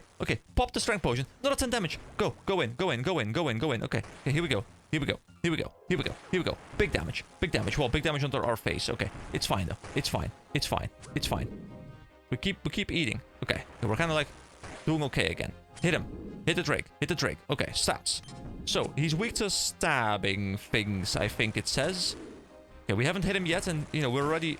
oh my god. Okay, come on. Do we need to, like, drink more potions? I guess I don't, right? Not until it's, like, out. Okay. We hit him quite hard as well, but... oh, come on. Hit him. Hit him hard. Come on, hit him. Come on, smack him. Smack him in the face. Okay, that's fine. This is fine. 4 damage. Okay, that is okay. Come on, hit him. No. Come on, hit him harder. Stabbing. Do we need controlled stab? I think he's weak to stabbing things. I think I saw that somewhere on this. Oh my god, 10 damage each fireball. My god, I'm spending more time eating that I can't keep hitting him. My god, this is terrible. No, come on, hit him hard. Come on, stabby. Come on, do the thing. Stab him better. Stop stabbing him bad. Stab him good. Wait, hold on. Is there any way I can like cheese this? Can I? Okay. Oh, the fireballs are hitting me so friggin' hard. Come on. Hit him. I keep getting hit for 10. Ah, this is ridiculous. Come on, hit him. Hit him. Come on. Stab him once. Now eat. Quick. Okay, do double eat so we don't spend too much time eating. Now like a couple hits. Come on. Get some good RNG. Come on. Do some stabby. Come on. No. Why are you stabbying? Come on. Oh my god, this is terrible. This is not working out well. No. Don't kill him. Another 8. Okay. Another eating round. Here we go. Double eat. Triple eat. Come on. Triple eat. Okay, now stab him. One stab, then we eat again. Okay, stab, eat. Okay, we're running out of food. This is a problem. Okay, come on. Get some good RNG. I need like the best RNG. Guys, give me some RNG, okay? Guys, come on. You know, let me your power. I need your power. Come on. Take down Elvar. Come on. Pop a strength potion. Pop on. Okay, we're back up to 44. Okay, come on. RNG be with me. Come on. Believe in you. Is there any... oh, prayer. Big strength. Ultimate strength. That's what we need. Actually, we need ultimate attack, I think. Defense? No, I don't need defense. Defense for plebs. I need damage. I just need damage, okay? Just damage. Come on, hit him hard. Come on. Roll some 8. Roll some... Come on, get some 8, man. Stab him in the face. Come on, stab him in the friggin' face. Stabby. I'm just sitting here, like, watching this fight tensely. He's under half HP, but I don't think we have enough resources to take him out. I should have... okay, my praise ran out. I just Grab the biggest dick one. Oh, come on, just... Oh, I think we're losing, guys. I think we're losing. Okay, 35 HP. Okay, come on. Just give me the RNG game. Come on, guys. Give me the RNG, please. Please. Get lucky. Come on. No, stab him. Okay, 1. 32 more damage. Come on. Just get a couple good rolls, you know. Just get some 8s, you know. Okay, yeah, he is weak to swords, I think. Like daggers? No, he's weak to swords. So, and I think I have the correct weapon type. And maybe if I played around prayer a little bit better, I could have made this better. Okay, oh, another 8. Oh no. Okay. The thing is, I don't want to drop my loot here, right? Like if I drop my loot here, okay, maybe we're lucky. Come on. Okay, double eat, and just commit. Just commit. I don't know what's gonna happen if we drop our loot here. If we're gonna be able to even climb back out, or how this works. I guess I can run, right? Do I have to run, guys? Do I have to run? Is this the thing? Do I run? I think I run. I run. I can't take this guy out. Climb over this thing. Run. Climb. Go. Stop hitting me. Go. Back to the hole. Come on. Is there a ladder? Is there no ladder? Oh, there's a rope. We're up here. Okay. Are we fine here? Are we safe? Can I regen my HP here? Oh my god. Do I need to become stronger, guys? I feel like I need to become stronger for this. I feel like I was close, and maybe if I mechanically played better, like, you know, doing like the maybe I need to like have a different stance. I feel like lunge, you know. I think it said like stab is better. I think that's how I read it. But maybe it's just swords are better. So maybe I should put it into slash. I don't know. I'm gonna need to read a bit more about the actual damage types and stuff, because I'm not 100% sure how those work. The shield doesn't seem to be doing too much, although I guess maybe without the shield I can one-tap or something. To be fair, like we almost 1v1 dragon, so not absolutely terrible. I guess I don't need to become stronger, because maybe I can just spend a lot of time RNGing through him, and maybe at some point I'll get the RNG and I'll get lucky. But I'd like to beat him with some upgrades. So I'm thinking maybe the Champions Guild has some stuff for me to become stronger. Also, I'm a little bit scared to walk. So what I'll do is I will pop my Lumbridge home to... Okay, I can. For a moment I thought I couldn't. I reckon I could just go here again, right? I'm assuming I can just go here again. I'm assuming the ship will still be there, and I could just go here again. But I think I need to become stronger. And what I'll do is I'll go see if there's any shops or anything I can get better gear from. Because I need better gear, guys. I am weak. Also, I'm bad at this game. Doesn't help me either. Get my contrast back. Oh, it says your shield absorbs most of the dragon fire. Okay, so otherwise I would have been much weaker even. I like how the quest says, now all I need to do is kill the dragon. I should search under Crandor for the dragon. But, you know, it's all I need to do. Just go kill the dragon, guys. It's no big deal. Just go kill the dragon. It's kind of weird how this one is still active, though. My ship will need some repairs using wooden planks and steel nails before it's seaworthy again. Do I need to repeat that or something? Because it's not marked off the list. Anyway, first, let's just check out. Is there anything here that I can do? Otherwise, the option, of course, I can always go and employ is go grind a bit. Spend some time, you know, get everything up to 40. And, you know, maybe that way, like, I'll get a couple more HP points. And maybe I can use prayer a bit more effectively, because I think I use prayer really terribly here. But... there's an upstairs place. Is there any vendors here? Anything? Any guy that sells something cool? There's Villain. Is it Villain? I think it's Villain. Black Full Helm. Adamant Plate Body. Hold on. Adamant Plate Body. That's better, right? Also Scavo. Whoa! What is Rune? This is Rune! What? I can buy Rune here! I didn't know that. Ooh. So I can buy... okay, so the chest plate, I guess, comes from the quest then. Okay, that makes sense. So I guess I buy a rune longsword, probably. I need to get my attack up a little bit. And I can also buy the adamant chain. And I can buy the plate legs. And the... actually, is the chain body better? I don't know if the chain body is better or if the adamant plate's better. But I guess I'm fine with the adamant plate for now. Because I'm going to get a replacement one anyway. But I will need to bring my attack up to level 40 for that, in order to be able to wear that. But it's going to be a pretty big upgrade, I guess, in terms of damage. And that might be able to get me there. So, guys, I think what I'll do is I'll do a bit more grinding. And then I'll come back and I will do attempt number 2 on this quest. Now, obviously, you know, a lot of the quest is already done. But I'm going to have to cut this video and I'm going to have to do a bit of grinding and return to this video. And then I promise, guys, the dragon will be taken out. It's just going to cost a little bit more time than I thought it was going to take. So thank you so much for watching. I'll pop back in probably somewhere in the next couple of days. And yeah, we're going to take on the dragon once again. See you guys right now. Alright, I am back. I have about 25 minutes before I have to start working, so let me just start this straight away. Here we go. So what I did is I leveled my attack up to 40 and also my defense up to 40. I then went over to the shop over here at the Champions Guild, which sells rune equipment, and I purchased myself the rune plate legs. So let's just quickly go and equip these things. We got bam, rune plate legs, and a bam, rune chain body, and also a bam, rune sword, which has more stab. And I did a bit of research because I wanted to kind of see what the combat is like. I did a bit of research, and indeed it turns out dragons are weak to stab, which comes from not the long sword, but the sword. Because as you can see, it has minus 18 stab bonus, which means that my sword does a lot more stab damage. So as long as I use stab damage, which is either the accurate one, the aggressive one, the defensive one, and just not the other aggressive one down here. So once I use any one of the stab ones, I think I use stab damage, and stab damage is better against dragons. So I don't have full rune yet, but I'm quite close, and this should help me out a ton. I actually went and leveled at the frogs again, the giant frogs, and I sold like 200 bones or something, like the big bones, and they got me like 100k, and I used that to then purchase the rune stuff. So I also realized, as I went and checked out the ship, I realized I needed to have the planks again and the nails again, which I do of course now have. So I will keep those with me. I will also then get the adamant plate legs, mithril plate body, and adamant longsword back into the bank.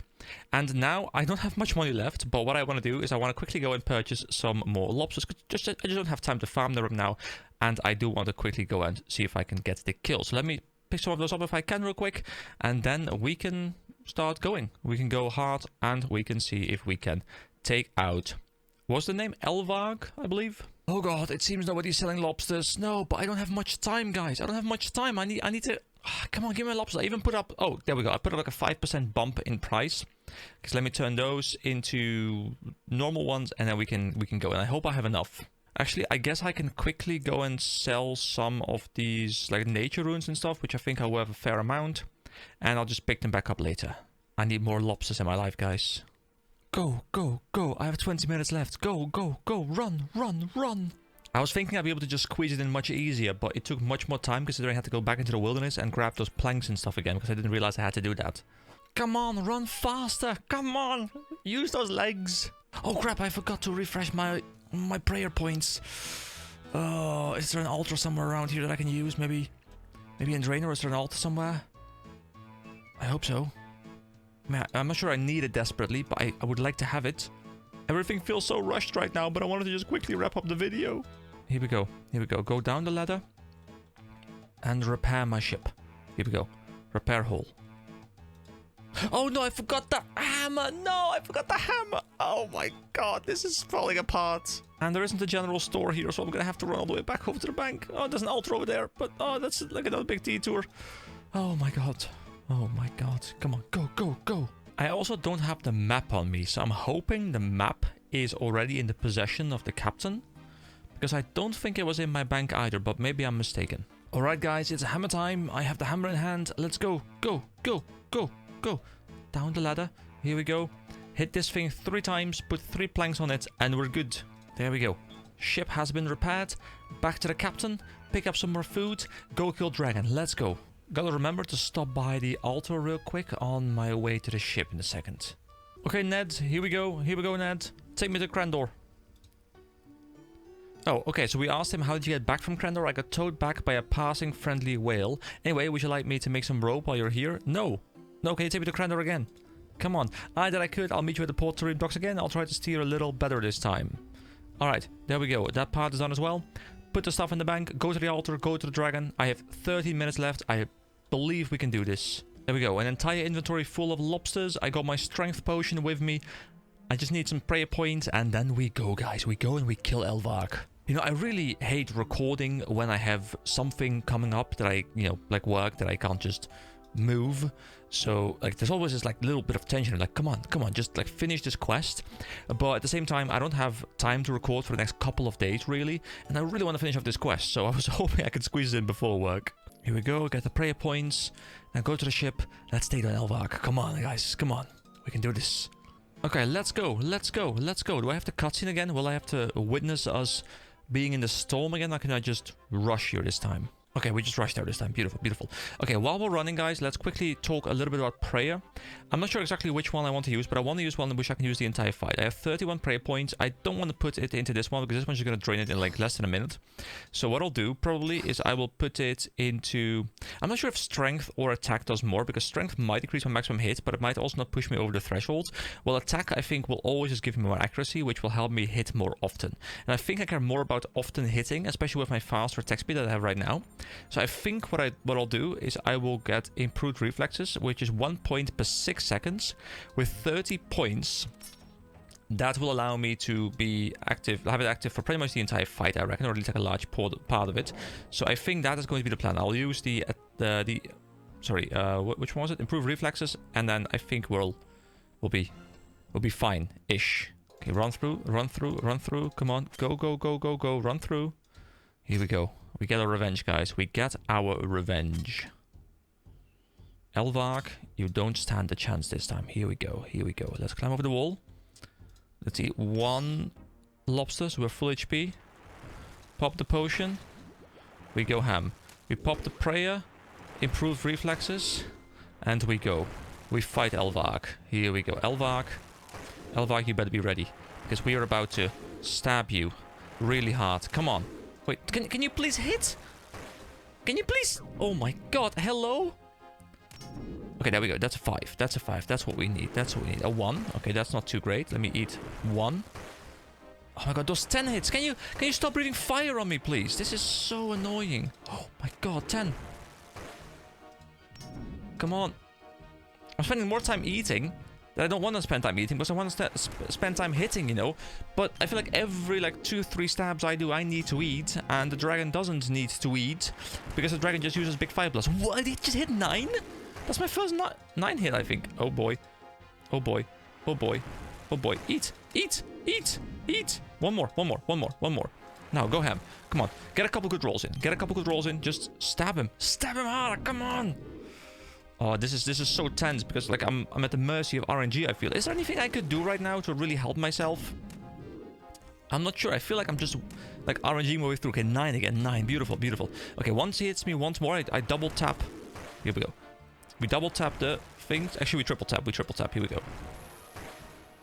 Okay. Now we gotta get some more hits in. Come on. Almost halfway there. Also almost halfway through my inventory. So, you know, we're sort of at pace, but it might still be difficult. Come on, hit him! Stop hitting friggin' zeros, man! Stop hitting friggin' zeros! Come on! Oh, 11 HP. I need to eat. Oh god. Okay, come on, hit him. But a couple more 9s, come on. Get those 9s! Get those damn 9s! Guys, I am beyond 10. This is because I'm not in control, you know. I'm not doing anything. There's no mechanics for me to play with, I believe. Maybe I can save spot him somehow and make him some fancy tactics, but not with physical attacks. No, come on, quickly eat. Once more. Okay, come on, get some hits in. Come on. Okay, that's 1. That's something. We're once again not really making it. Okay, that's a big hit. Come on, DK, I believe in you. Oh my god. We're taking so much damage. Okay. One more heal. 2 more heals. One more. Another heal. Come on. Okay. Now, I need RNG to be with me. Come on. Okay, 8. That's beautiful. Okay, a couple more of those 8s. A 1, that's some damage, better than 0. A 3, it's fine. We're 21 HP. He's 25% HP. We can take him out. We can win this fight. We just need a bit of RNG on our side. Come on. Just hit some... Hit him 5, some 6. There we go. A 5. Yeah, that's exactly what I asked for. Thank you very much. A 3. Okay, 13 HP. I believe we might have this. Come on. No, go. One more beautiful hit. Come on. Give it. Yeah, 5. Beautiful. Okay, eat 2 lobsters. And commit to damage again. Come on. Just a couple stabbies. 7 HP. You can do this. 7 HP. Just hit. No, not 0. Hit. Come on. Come on, DK. Come on, DK. 7. Okay. One more good hit. 2 HP. 2 HP. You can do this. You can do this. You can do this. You can do this. You can do this. Come on. Come on. Oh, 7 HP. Oh, eat. Oh my god, he's dead. Or she's dead. Oh my god. Oh. There's even an animation. And we get the head. You cut off Elvark's head as proof of your victory. There we go. Beautiful. Oh my god, Elvark's head. Examine. The severed head of the great dragon Elvark. Alright, I have 5 more minutes, so I need to take a quick screenshot here for some thumbnail action. And then I think I'll squeeze in the reward portion during my break or something, because unfortunately I won't be able to do that right now. So here we go. I have slain the dragon. Now I just need to tell Ozayak. My god, this was difficult. So, okay, now it's your job, guys. Tell me. What is it that I should have done differently here? What approach should I have taken? Where did my theory crafting hold up? And where... Like, what could I have done from a mechanical standpoint to make this fight easier for myself? Like, was I like canceling things? Was I eating on the wrong ticks? Like, are there like ways in which I can eat more efficiently? Because I feel like I'm just kind of like eating whenever. But I felt like at some point, like I was taking damage. I was eating... taking damage, eating, but like in those windows, I wasn't getting any damage in. So I feel like I played that suboptimally, but I also don't know exactly what I need to do differently. And I guess I should probably look up a guide or something, but I also don't really want to skip the learning process. Like I'm like trying to find this balance between learning things myself, but I also need to make sure that I can learn things that are actually in the game that are accessible to me. Anyway, that is done. My god, that was something, guys. That was something. That was beautiful. All right, I happen to find a little bit more time, fortunately. So let's go. Let's quickly go talk to Ozayak. Have ye slayed that dragon yet? Yes, I have. I have its head here. You actually did it? I underestimated you, adventurer. I apologize. You're a true hero, and I'd be happy to sell you your rune plate bodies. You are awarded 2 quest points. 18,650 strength experience, 18,650 defense experience, the ability to equip rune and dragon plate bodies, but dragon are a member object, right? I think. But here we go. EK has completed the quest Dragon Slayer 1. Beautiful. Haha, there we go. Can I buy a rune plate body now? Please? So they go for 84,500. Now, the thing is, I just spent all my money on purchasing... I like how it's gonna say, become a member and unlock more dragons to slay. Beautiful. Oh,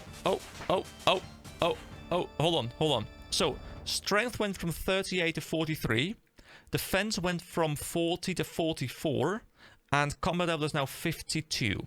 That is beautiful. So, what is the next tier? I guess it would be dragon, right? So, up next... Is dragon not actually in this list? There's a lot of different things in this list. Is dragon not a normal type of gear? Or am I just completely looking over it? Is it here? Like I can equip all these things now. Obviously, you know, after I become a member, it is like with 70 magic and stuff. But that is really cool.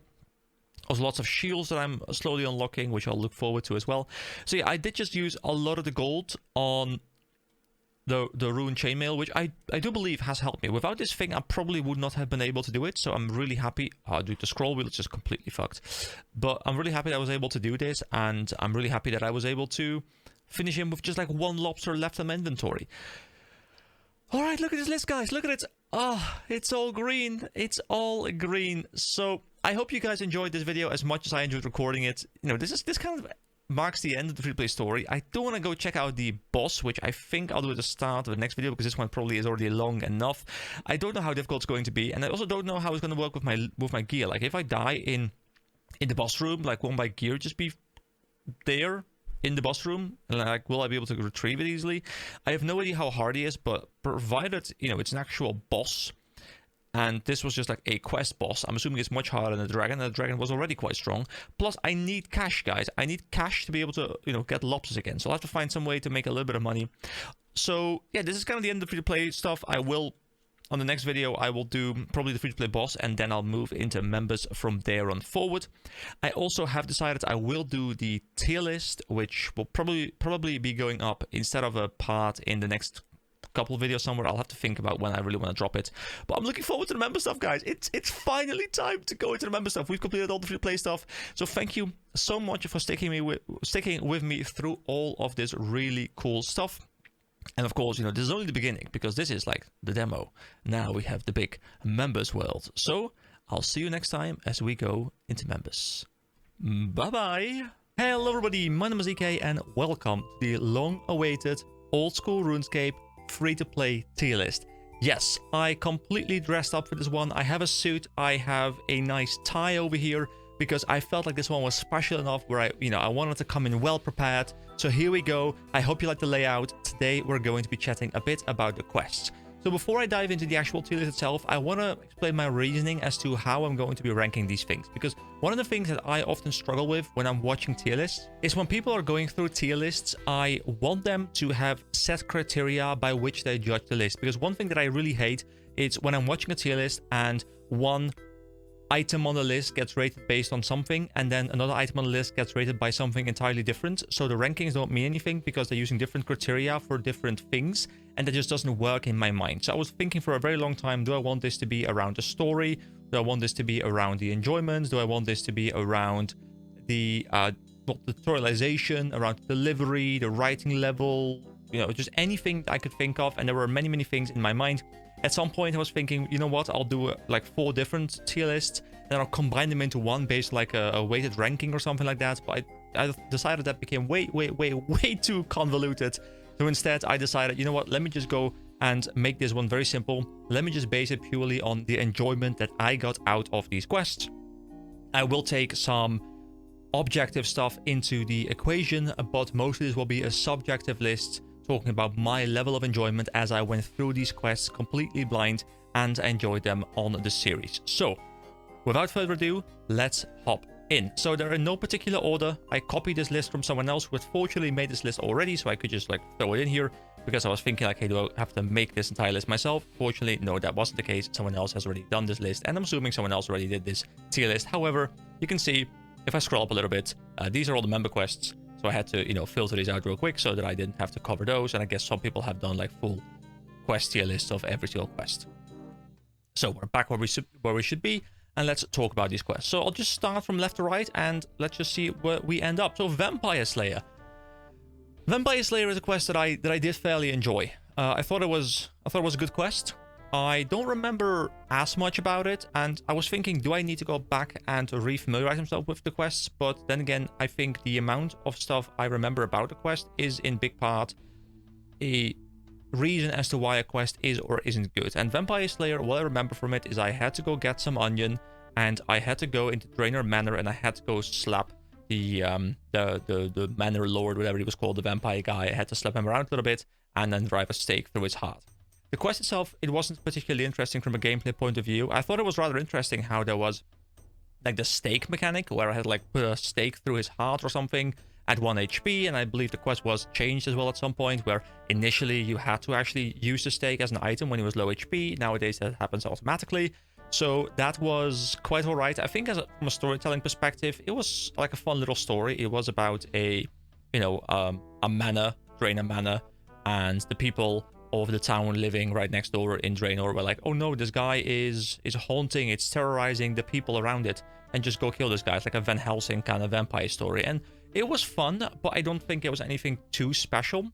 And these ratings, by the way, they're not final. I might change them around as I go, but for now I think Vampire Slayer would be alright. Now I want to preface this by saying that I don't think I have encountered any actually bad quests, so I'm ranking them relative to each other. Doesn't mean that when I put something in bad or alright, that it's a bad quest. I just think relative to the others, they might be on the lower end. Because otherwise I would be putting everything in onion or in great or even in good. Because I think overall the quest design in OSRS is so much higher than it has been in, well, really any other MMO I've played, that I think if I compared them to the average MMO level, everything would just be like up, up, up, up, up. And we barely have a tier list. So that's just why I'm putting stuff in alright and bad as well, because there needs to be a tier to show relative differences.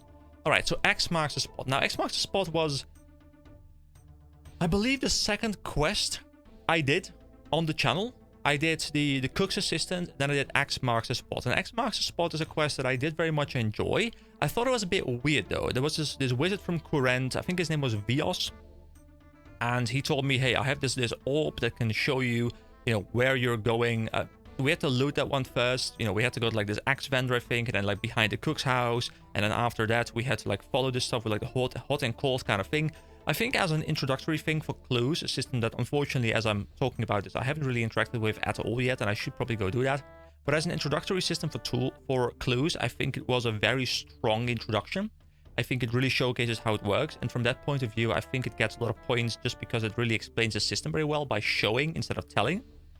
However, the quest itself was just not very interesting to me. There was a bit of loot to be gotten, nothing that really sparked my interest. The Courant stuff was really fun in the sense that, you know, it's gonna set up Courant as a thing that I will go into later. But I don't think the quest itself was the most enjoyable quest out there. So this quest too, I think I'll put on alright for now. Then, Black Knight Fortress. So Black Knight Fortress was a quest we got in Falador. By the way, I'm doing everything on top of my head right now, so I'm really curious to see how much I remember. But Black Knight Fortress was a quest that we got in Falador from one of the knights, and it was a quest where we had to go infiltrate the Black Knight Fortress that was, you know, around the Ice Mountain area, and, you know, we went in there. It was kind of fun to, like, kind of be puzzling around the rooms, trying to figure out which path we could take so we could get to at some point like a grade kind of thing where we were able to then listen in on a conversation. They were building like a super weapon, and, you know, the super weapon could be ruined, but it could only be ruined by us throwing a cabbage into it from up above. And I think from a gameplay point of view, the quest wasn't very impressive. I think the gameplay part where we had to go and explore the actual fortress, that was really fun. However, I don't think that anything outside that from a gameplay point of view was that much fun, really. But I do think the whole cabbage thing, you know, getting the cabbage, overhearing the conversation, then going to get a cabbage, bringing the cabbage over to the room above, throwing it in there, you know, it really gave me those after the last airbender, you know, oh, my cabbages kind of feel. And I think I quite enjoyed this quest. I think overall it is a tier above Vampire Slayer and X marks the spot. So I think for now I'll put it in good. Also, I'm curious to see, by the way, what you guys think. So let me know, because, you know, obviously this is kind of stuff that's going to be very controversial. I haven't looked at any other lists, so maybe my ratings are very different than other people. So I'd be curious to see how my opinions align. So Romeo and Juliet. Now, Romeo and Juliet is one of the initial quests I did as well. I think this was like the 4th quest I did, so it was quite early on in my adventures. And at that point, obviously, the questing, I wasn't used to how RuneScape did this quest yet, and I was still kind of learning how their delivery is and those kind of things. And I think Romeo and Juliet was an amazing quest to have done around the start, because I think the writing in Romeo and Juliet was incredibly strong. I think just the banter going on with how stupid Romeo was, and the banter going on with Julia, and then later on, you know, of course, you had his cousin, I believe it was, and, you know, he's like, oh, but, you know, who's Julia? And I thought, honestly, the writing was incredible. The gameplay, you know, there wasn't too much going on, really. It was mostly just running around talking to people, but that was really just what the quest needed.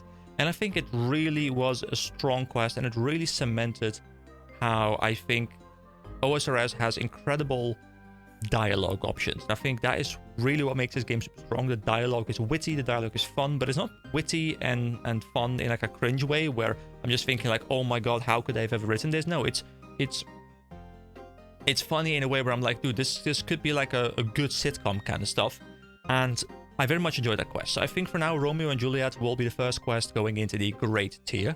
It's not onion tier, it's not like god tier, but Romeo and Juliet is definitely, if I had to recommend a quest purely based on dialogue, I think it would be right up there with any of the better ones. So, the Restless Ghost. Now, that was a quest where we had to go, it's kind of like I'm doing a test for myself as well, like, you know, testing how much I still remember. So, the Restless Ghost was a quest where we had to go to Lumbridge, to the like little church next to the graveyard, and we had to go talk to a ghost. And we had to go get a Ghost Speak amulet before that, I think, to be able to see the ghost.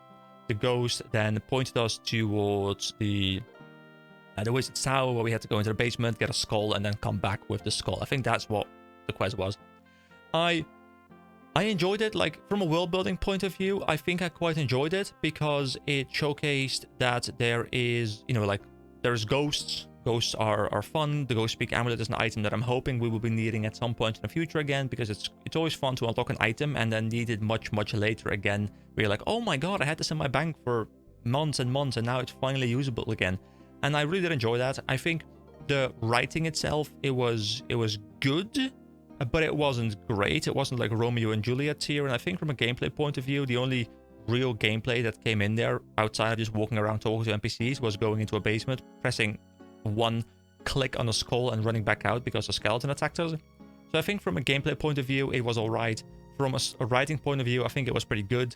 So I'm gonna be generous here, and I think I'll put it up high.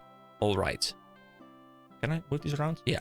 So I think it's better than Vampire Slayer, probably, because Vampire Slayer felt kind of bare bones, but it's not as good as Black Knight's Fortress. All right. Sheep Shearer. Now, Sheep Shearer is an interesting one. This was actually one of the quests where I'm like, how do I rate this quest? Because Sheep Shearer, it's an incredibly short quest. Like, literally all you have to go and do is you have to go and shear some sheep, as the title would suggest. Then you go over to Lumbridge, you turn the wool into balls, and you return those to the NPC, and the quest is done. So it was incredibly short. However, once again, the writing surprised me, because, you're just kind of shearing these sheep, and all of a sudden, you see these random... I didn't even notice it was like a weird monster kind of thing, but you see this random sheep that apparently is 2 penguins in a sheep suit, and that was just, like, was really funny. And I actually had to laugh about the thing, like it's just a bunch of penguins. So from a writing point of view, I think it is really funny. It's short, it's witty, but it was funny. So that one would probably be great, just because I liked that joke in there. From a gameplay point of view, there was nothing really. Like, it's a tutorial. It's a tutorial quest. And I think as a tutorial quest, it did super well. I think it did really well, teaching you the mechanics of shearing the sheep, turning it into balls, getting a basic understanding of the crafting system, and then coming back. Did I enjoy the quest a lot? Not that much. I don't think there was too much to the quest. So I think if I were rating these quests based on how good are they at introducing their main mechanics, this thing will be near the top. But I'm rating them based on how much I enjoyed doing the quest, and I do take the tutorialization aspect into account, so that's not something that I just completely forget, but it's also not something that will push it to the great tier or anything like that. So I think Sheep Shearer for now will... I think it's alright, it's the bottom of alright. I think X Marks the Spot was less fun from a gameplay point of view, but it really set up the world as a set up Kurend as like this cool spot to go towards, and I think that kind of pushes it over Sheep Shearer for me. Alright, Dragon Slayer 1. I was like, should I push this one to the very end? You guys know where this is going. Dragon Slayer 1. Obviously, it has to go into bad. This quest was terrible. I struggled. I had a lot of just Elvar kicked my ass, and I don't like losing. But no, honestly, obviously, it goes into onion tier. So, Dragon Slayer is probably one of the most interesting quests in any game I've ever played. It starts out fairly simple. You're just like, hey, I would like to get a quest from the... what's it called? Adventurers Guild, I believe. So you just go there and you ask for a quest, and you're sent to this random guy who can make runeplate bodies, and he's like, well, we can make you a runeplate body, but I want you to go kill this dragon. So, have fun. And the quest itself, like a lot of the starting of the quest is, of course, like all the setting up. You have to get the fire breath resisting shield or whatever it was called. You have to get 3 pieces of the map coming through from 3 different areas. So, you have to go and explore those. Each one of them could be a quest on their own, really. Like, each one of their own is probably longer than Sheep Shearer was, so that was really fun. You have to go get the ship. The one thing I didn't really like is the fact that when you leave the area of Crandor and your ship was repaired, you leave, because in my case, I failed to get the kills the first time. I had to do it twice. So that means I had to teleport back to Lumbridge, I had to do some grinding, some gear upgrades, and then come back. And then I realized, wait a second, I have to go and I have to repair my ship again with the nails and with the planks, which was just... No, it's just a bit annoying. So that would kind of push it down. That would almost make me put it into great.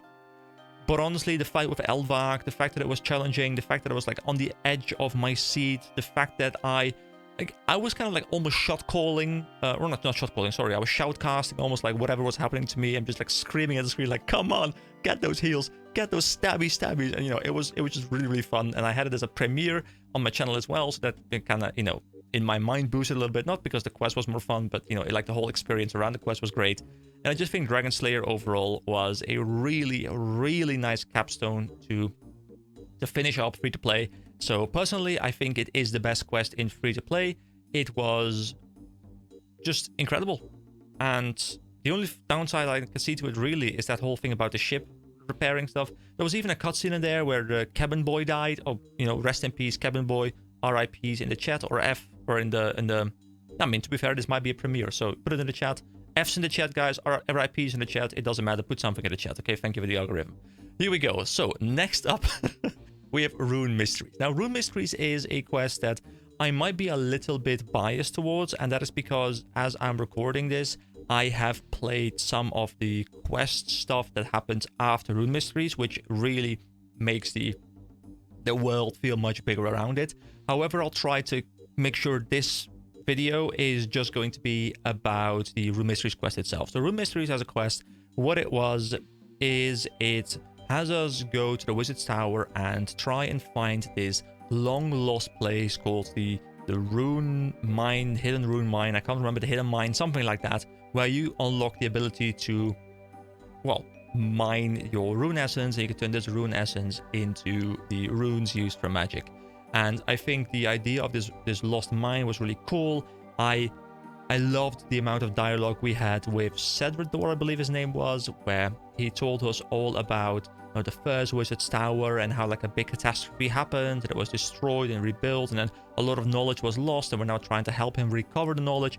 All of that stuff I found fascinating. I love lore, I love world building, and I love when it's about, you know, stuff from the past, ancient stuff, ancient magic, those kind of things. Like they always seem to grab me, and I think this quest delivered on that very well. From a gameplay point of view as well, you know, like going into a whole different area with a different aesthetic was great. The ability to learn how to teleport from the NPC over in Varrock. There was just a lot of stuff to love about this quest, and Rune Mysteries was definitely one of the more enjoyable quests to me. So I think Rune Mysteries, I'm a little bit torn. I am torn. I think I'll put it top of grade. I'm not sure. I might put it under Dragon Slayer in Onion tier, but I think as much as Romeo and Juliet was great from a dialogue point of view, I think Rune Mysteries just had everything. Like the mystique, the gameplay was engaging, as much engaging as this game's gameplay ever gets, of course, in the early levels. But yeah, it was just great. So, Witch's Potion. Now, I have to be really honest, Witch's Potion, I don't remember as much about. I think we had to go grab some materials for the witch that was close to Draenor, but not actually a Draenor. Was that the witch that was in... No, it was the witch in... next to Port Sarim, wasn't it? I think... Yeah, I was trying to think, but honestly, I couldn't remember, and, you know, I don't want to look it up, because, as I said, this tier list is kind of also based on, hey, how many memories did it leave me, and this quest didn't leave me too many memories. So yeah, I think it's a good way to introduce people to seeing where you can get different things, and that obviously is always good. Like a lot of these quests, I notice a trend where if you know what is coming up in terms of the items you require, it is very easy to just speedrun these quests. You know, if you come with a full inventory of all the things you need, quite often you'll be able to finish a quest in a couple minutes. Now, my videos, of course, turned into like half an hour to an hour long journeys most of the time, because I didn't know what I needed, so there was a lot of running back and forth, and there was a lot of figuring out where I can get things, and then I got lost, and I got sidetracked, and those kind of things. So there was a lot of stuff happening, but the trend is really, if you know what you're doing, you can probably speedrun all of these quests in a single day, because a lot of them are not particularly difficult, outside of maybe Dragon Slayer requiring a significant amount of grind. However, I wouldn't be surprised if there's also ways to cheese that quest. So Witch's Potion, for me, it's kind of forgettable, really. I can't remember too much about it, I have to be really honest. It probably goes like right here. And maybe that's because I'm misremembering, or I'm remembering too little from this quest, but yeah, really, I don't remember too much about it. It's the first quest where I'm like, not quite sure. I remember everything, but this quest is very vague, which just means it didn't leave a big memory in my mind, which means it's going to go into the alright tier. I don't think it was bad, because I just don't think there's a bad quest, guys. I don't think there's a bad quest, really. So, a bit of a spoiler, but there might be nothing in bad, because honestly, I think the quest design is too good to put anything in bad. It would feel bad to put stuff in bad, okay? So, Below Ice Mountain. This quest, really fun. Really fun. Below Ice Mountain was once again a more modern quest. It had a lot of more modern design philosophies in it. It felt a bit more advanced. So what I remember from this quest is, first of all, I remember that it was divided into multiple different sections where we had to go grab some of the group, the band of, well, I think they were grave robbers in the end, but we thought they were like archaeological stuff or whatever you want to call it, and we had to go grab them. And one of them had us go into a pub and trying to convince a guy to come join us. One had us make I can't remember what it was, like a steak sandwich or something we made for the guy, and he was like, hey, thank you, now I'm gonna help you out. And then another guy, which was like one of my favorite parts of the entire playthrough so far, was in a barbarian village, and it had like a whole training montage. And then I really had a lot of fun with it, because I decided, if they're doing a training montage, I'll do a push-up contest for the amount of likes my video got. So I like overlaid like 34 or whatever push-ups on the screen, where I absolutely died. Honestly, the cutscene was great. My vibes around it were great. I think Below Ice Mountain is one of the best quests in free-to-play, and that is not even considering the final part, where you go into the ruins of Kamdozal. You fight the defense golem. I had to go back out because I couldn't kill the golem. I had to go and try different tactics. So, from a gameplay point of view, it was also a really good quest. The combat was relatively challenging. And then, you finish the quest, you're like, okay, now I have the entirety of Kamdozal unlocked. So even the rewards were super cool. The fact that I was able to go mine there, and, there's like fishing and prayer combinations, and there's combat stuff in there, and it's like a whole different setting. And yeah, as you can hear from my enthusiasm, I think Below Ice Mountain, honestly, incredible quest, and it is probably the second best quest in free-to-play in my mind. It is only overshadowed by Dragon Slayer, which is an incredible quest in its own right. Alright, next up, Pirate Treasure. This was a quest where we were tasked with getting a map, which we got by getting the rum from Karamia through the customs over to the pirate guy. So he had his rum, and then he gave us a map, I think, and then that map allowed us to open up a chest in the Blue Moon in Varrock, if I remember correctly. And I have to say, this quest also was rather fun. I enjoyed going to Karamia. Karamia had a lot of memories for me as a kid, so going back there was really fun. I think the whole like putting stuff in the banana crate, and then taking the rum through the banana crate, going back into the normal world of Gielinor, and then we had to go and get a thing. I forgot the name, but like the white apron, that was the name I was looking for. And then we had to apply for a job over at the shop.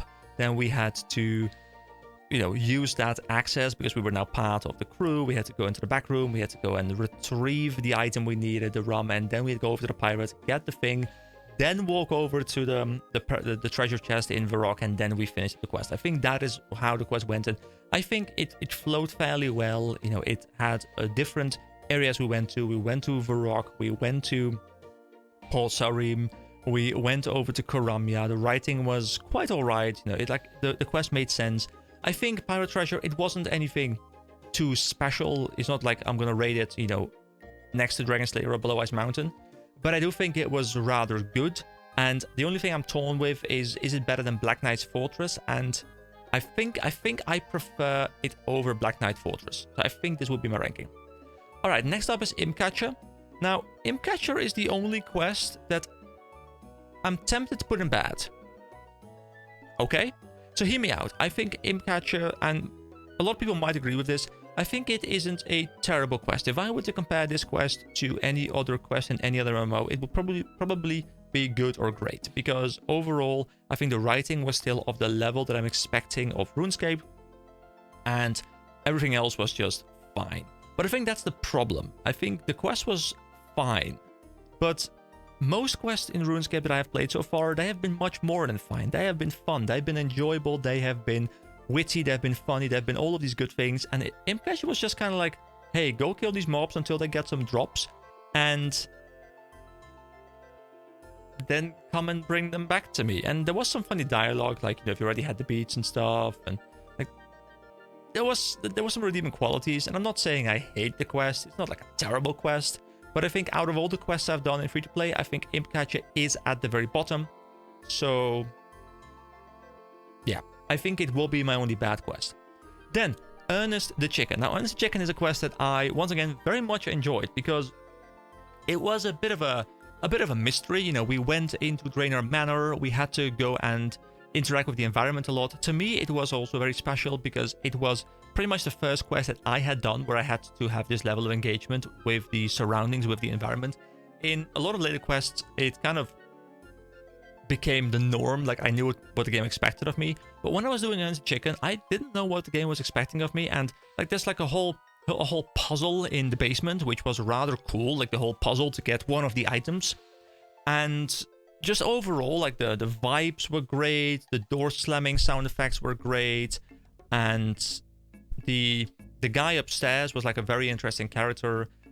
The fact that you had to go outside and there was this path with the piranhas where you had to poison the fish with, like, you learned to combine items. So the setting was great, the writing was great, the visualization, if you did this quest early on, was rather nice, where it really taught you about combining items. It taught you about interacting with the environment. Now, can the quest be a bit unclear if you are truly new to the game? Yeah, I think if you start Ernest the Chicken and you have never played RuneScape before, and you haven't really played many games before, you are really going to struggle. Now, I had the benefit that even though my experience with RuneScape questing was extremely limited, at least I have about 20 years of MMO experience, 20 years of RPG experience, of other games experience, you know, under me. So I kind of know how games treat things, and I was able to figure it out fairly well, I think. But I can see the game, or the quest itself, being a little bit unclear if you are truly blind and don't have the prior experience from other games to fall back up on. Having said that, however, I think the quest in and of itself was just great, and I think for me this quest would be at the bottom of great. It's not better than Romeo and Juliet and Rune Mysteries. I think those are just like the top. I'm even tempted to, you know what, Rune Mysteries actually. Do I move it up to Onion? Nah, this is fine. Okay, Prince Ali Rescue. Prince Ali Rescue is an interesting one. I can see this quest being fairly hated by people. And the reason I say that is because Prince Ali Rescue is just a big list of items to go get, which is truly something that a lot of RuneScape quests have, but this one has it to the extreme. You're just wandering around, getting a pink skirt and getting dyes and like walking back and forth to Al Kharid and then walking back over to the prison again. I think the setup, the writing was remarkably good. I really enjoyed my time with talking to the lady who was the not the prison guard, but like the lady who was who was the boss of the prison guard. I forgot the name, but it doesn't really matter. But I really had a lot of fun just talking to the NPCs. I think the writing was good. I think the fact that we had to smuggle out a guy who's you know, I think they changed a lot of things about this because of well, whatever cultural reasons, but you know, the guy obviously was more fair-skinned or not fair-skinned, and you know, we had to give him like a bit of a makeover so that people wouldn't notice that, you know, he was leaving. And I personally really enjoyed that. I thought it was really funny, and I don't know how much of the quest was changed. I think, you know, it's a very touchy subject that I don't want to get too deep into, but I think a lot of stuff in those kind of quests was changed because I'm sure someone felt offended by whatever was happening there. But I think the entire setting of having to change the guy's appearance and then smuggling him out, like, I think that was really fun. Copying the key as well with the wet clay, and then, you know, like borrowing the key for a second, so then we could go back to Al Kharid, we could copy the key. I think that was really well written as well. I think just overall the quest made a lot of sense. Now, it's still, from a gameplay point of view, a lot of just collecting things, but honestly, that is a lot of what RuneScape is anyway, so I'm personally kind of fine with that. And I think this quest to me goes right here. It's at the bottom of good. It's not a great quest. I don't think I would be happy to like grind this quest or whatever, but it's also not a terrible quest. So I think this is a correct placing for me. And then next up we have Shield of Arath. And I think Shield of Arath is honestly a very interesting quest. It is a very unique quest, and it felt to me like the developers were trying to experiment a little bit with co-op questing, where that wasn't really the norm with any of the other quests in free-to-play. So this quest had both me and a viewer of mine in this case, which was Iron Mix. Well, Mix, I guess, because Iron is, of course, due to the playstyle. He joined me, so thank you once again for joining me there. And, you know, we had to both get a piece of a shield, so that means I had to join one gang, he had to join a different gang. They both possessed a bit of a shield. Now we had to go combine them together kind of at the very end to be able to craft a full shield and get the reward from it. The reward from it was kind of whatever, but the experience of doing the quest was quite fun. I did enjoy having to coordinate with someone Now, I can see this quest being a bit annoying because of that as well, because you can get into a situation where, you want to do the quest, you can't repeat the quest, nobody is available to do the quest with you, and you are just kind of stuck not being able to complete the quest. Fortunately, I had the benefit of being a content creator, and I fortunately am blessed enough to have some viewers who will be more than happy to join me on these kinds of quests. But I can see that being a bit of a downside to this quest, especially if you are a solo player who doesn't really enjoy the more social aspect of the MMO. I do think it was kind of fun because, I was like, he was watching what I was doing. I was semi-watching what he was doing, but he was a lot quicker than what I was able to do because I was rambling about whatever stuff I was rambling about. But I think overall, it was a very interesting quest. Having said that, though, interesting doesn't necessarily mean good. And while I don't think Shulvarav was a bad quest, I also don't think the quest was anything too special. I think for me, it's like the bottom of good. It's still better than the stuff under it, I think. But I don't think it offered anything that wasn't the co-op stuff. Like, the co-op stuff made it good, but that was the only thing really that it brought. So, yeah, I think it's alright. Alright, next up is Demon Slayer. Now, Demon Slayer is a quest where we had to go and collect 3 keys, I believe it was, and these 3 keys came from different people. One was from the wizards, the thingy-majig wizards in Wizard's Tower. One was from a guard in Varrock, and then the other one was from the guy we got what we were supposed to get the sword from, but he lost his own key in the sewers. It was a bit of an interesting quest where we had to like throw water into the sewer, and then we could use the map above us to extrapolate where the key was going to be, and it was exactly where I was expecting it to be. So we picked up the key, and then we get the other things, and I think we had to get like some bones for the thingy-mawat guy, and the other guy just kind of gave it to me after a bit of dialogue. I think overall it was a fun quest. It was also rather surprising because at the very end, you have the cutscene and you see the big demon coming out, and you hit him. He's very weak because you've got this like super powerful weapon, and then you happen to hit him a couple times, and then you have to remember the chant. Now, I wouldn't be surprised if like 99% of people didn't know the answer to the chant. You can go and try it over and over and over again, I guess, and that might work. But I went back over to the NPC, I got a screenshot, and then we went back. But that's probably the quest where most people have either used a guide or have written something down themselves, either in a notepad or in a screenshot or like physically in their physical notepad or something like that. Because I can imagine so many people watching this have gone up to that point, been almost done, and then realized they didn't have the incantation with them. So I think Demon Slayer overall was pretty fun. I think the naming is also cool. Like, I like demons, like the edgy demon kind of stuff. Like, it's always been something that I do enjoy. And I think the fact that you get to keep Silverlight as a weapon is also a fun addition. I don't think it's great. I think Demon Slayer goes somewhere into the good tier, because as much as I enjoyed it, it didn't feel that special. The cutscene at the end was cool. I think it goes like right here, like in the middle of good. Roughly, I think that makes a lot of sense. I don't think it was a bad quest by any means, but the cutscene was great, the sword was great. Like, overall, it was just a fun bit of writing, but it also isn't a quest where I'm like, wow, this just kind of blew me away. It was incredible. So, yeah, I think this is fine. All right, Mistral and Mystery. I think Mistral and Mystery is the only quest, if I remember correctly, where I had to resort to using a guide at some point. It's the only quest where I deviated from my rule to not look anything up. And Mistral and Mystery is very unique. It is very much a murder mystery, and it is just puzzle into puzzle into puzzle. And honestly, it is very well made. The puzzles can be convoluted. The puzzles can be maybe a bit too extreme. Maybe the puzzles were too difficult for some people, including me. However, having said that, I'd rather have puzzles be too difficult and, having to resort to a guide at some point than having them all be super easy.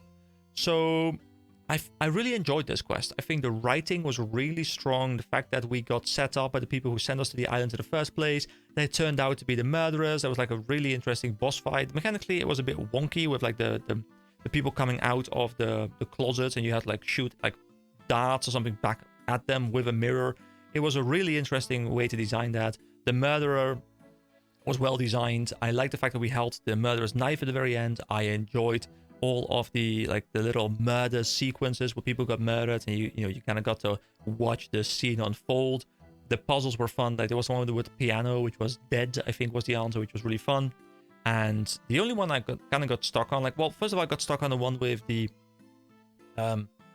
torches you had to light, because I didn't realize you could light torches. So like it was really weird because I was looking for something to explode, but I guess I didn't see the torches or the candles. And then also like later on you needed to find the word half, I think, to figure out that you had to go to one of the fireplaces, and there was like a mechanism in there. You had to input the gem codes into them. Like it was quite something to uncover.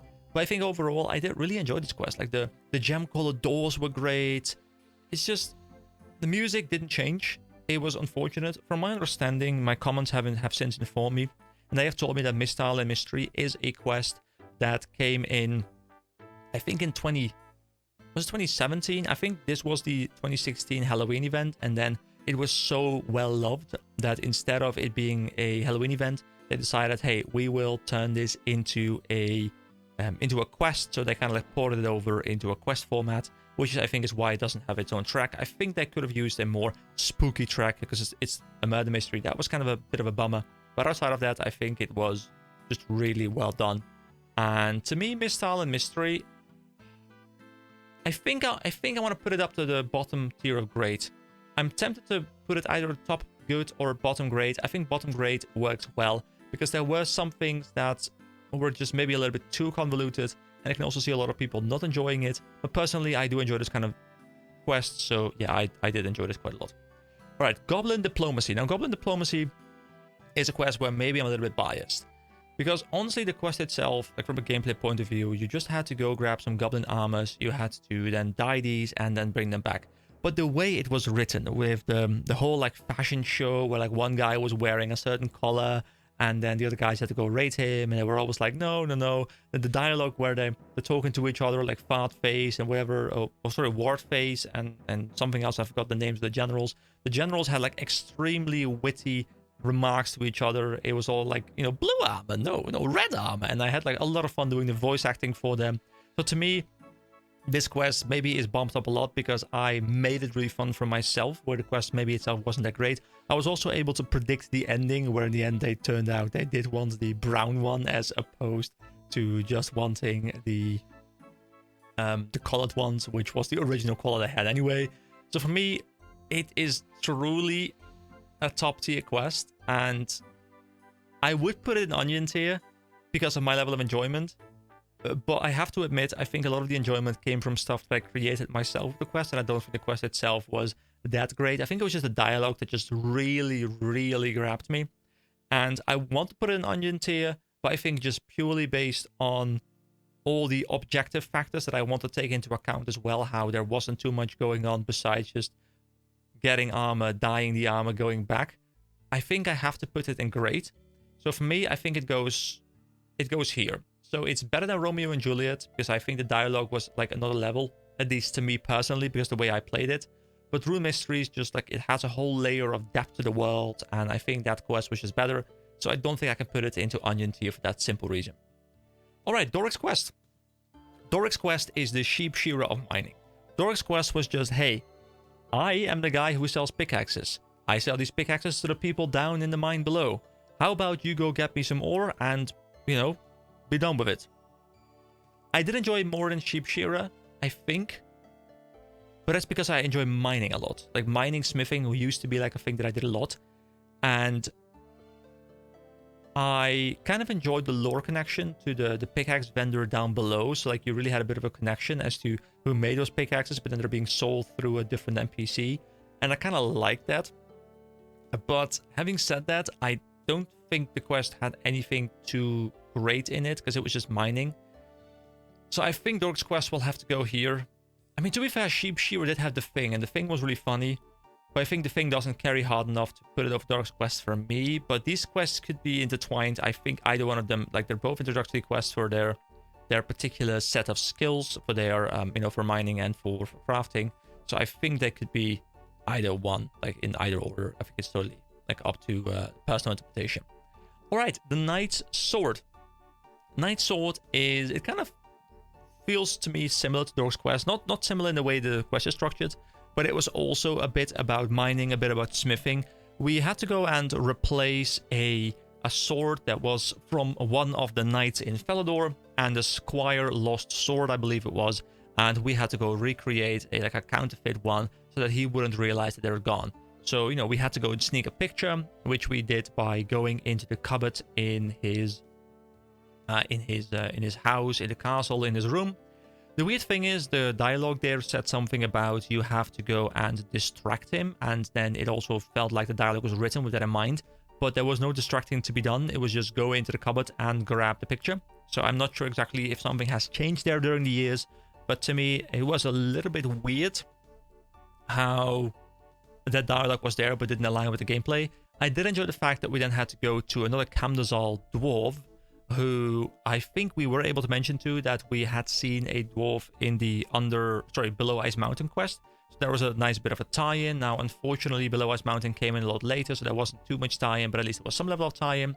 And then we went into the, what's it called? Like, was it called like Asgardian Ice Cave or something? Or, I don't know. Like, there was like this a cave under there where we had to then go and get some blue-rite, where I died. But you know, that was because I was being a pleb. Was being bad, guys. Sometimes I'm just bad. Okay, it happens. But I enjoyed the fact that we had to go explore that. We had to go into a dangerous area, go grab the stuff we need, bring it back to him, craft the sword with the shield. Sorry, not with the shield, with the picture. And then bring it back to the squire so that he could then give it back to the guard, to the prince, wherever it was. The knight. Sorry, it was the knight. It's a knight's sword. So, yeah, I enjoyed that. I think it was fairly well designed. Now, it isn't near the top for me. It's fun, and I think the knight's sword for me goes into good, and it goes the top of good. I think it goes on the top of good, and I really enjoy the reward because, as I mentioned, I love smithing, and this one gave a tremendous amount of smithing experience, which was just really great to me. But I don't think that carries it enough to put it into great. But it was an alright quest. Alright, Cook's Assistant. Now, Cook's Assistant is kind of like Doric's quest and Sheep Shearer. This is the introductory quest for cooking, which I think was more interesting than Doric's quest and Sheep Shearer because there were more ingredients to be stacked up on top of each other. There was the whole... I think we had to go make... Was it a cake? I can't remember, guys. It's literally like episode 3 or something, so it's been a little while. But yeah, I think we had to go make like a cake or something for one of the Duke's birthdays, and he forgot, or he had already eaten everything, or like I can't remember, but there was a reason why he couldn't make it himself. So we had to go and I think we had to go get some eggs and some flour. We had to like process the flour. So I think honestly, it was a pretty good quest. It's probably very nostalgic to a lot of people because it's the first quest most people do. Like you literally spawn like 10 meters from the quest, so it's really close by as well. And I think to me, as much as it's an introductory quest, I think it's much stronger. And I mean, hold on, where did it go? Hold on. Did I just... Cook's Assistant. I mean, to be fair, that's roughly where I would put it. I think I might even put it here. It might even be in good. Would it be higher than good? Honestly, I'm a bit torn on this one. Like, I'm almost tempted to put it into great, because I think it just does what it does extremely well. It's very rememberable. It is also just well written. It is well executed. It is short. It teaches you how to cook. Yeah, I think I'll leave it here, but this one is very much up for debate. And then finally, we have the Corsair Cove, a very new quest. Now, Corsair Cove is a quest where we run into a ship's captain who realized that his entire crew is sick, so we go over there and we investigate why they got sick. The crew then all think, hey, it's because of this or that curse. You know, we have to go investigate ogres. We have to go and investigate some relic that was stolen there. And overall... Oh, there was also like this really funny part, by the way, where we had to like look through a telescope. And we see like what is supposed to be a beautiful woman or something, you know, swimming at us, but it turns out like an ogre, just like, or like a barbarian going ham and like swimming very fast. So it was really, really funny with the wind-up toy as well. And I think the writing in the quest was really good. It's a bit of a mystery because at some point you also learn that it was in fact not the curse. It was one of the guys who was about to be fired trying to make up a story that only he had the answers to, which means that in the end he was, you know, he was unfireable for as long as it was going on. So he was like trying to make himself unmissable, which is, to be fair, a very smart thing to do, I would almost say. And it makes a lot of sense. You know, I can see people IRL doing the same thing where, you know, you are about to be fired from your job. Well, what if you can figure a situation where you can't be fired because of a specific skill you only possess, or at least you have people believe you possess this skill? And then we had to prove that he wasn't in fact sick, and by lighting his house on fire, he came running down. Then we had to go and kill him. He was also rather challenging, so that was really fun. And I think just overall it was great. The music in the area was not too great, personally. Didn't really enjoy the music too much, but I think that's very much subjective as well. So to me, I'm very torn, guys, because it is somewhere in this range, okay? It is somewhere in this range. I want to put it at the top, and I think it might have to go to the top. Now, I do believe that all the quests in Great are really fun, but I think they all lack like something that made them really fun. Like Dragon Slayer had, well, the build up to the Dragon Slayer, the literal fight with Elvag, like all that was super cool. That one goes S tier, like Onion tier for sure. Below Ice Mountain, same thing, like it's got an entire new area unlocked. The Corsair Cove is the one that I'm a little bit torn about, but I just think the writing for the different ships, salesmen, or the ship people and the captain, like the interplay between the characters and the way they're pointing to each other and the way you are kind of put on a different thread and then realize, wait a second, this is not what's going on, and you start to think like what could be going on. You're trying to brainstorm yourself, and I think the Corsair Cove deserves Onion tier because I think it just did really well. So there we go, guys. That is the tier list. So in S tier, in Onion tier, we have Dragon Slayer 1, Below Ice Mountain, and the Corsair Cove. In Great, we have Rune Mysteries, followed by Goblin Diplomacy, which is, I think, spelled incorrectly because I think it's DIP, but hey, that's whatever.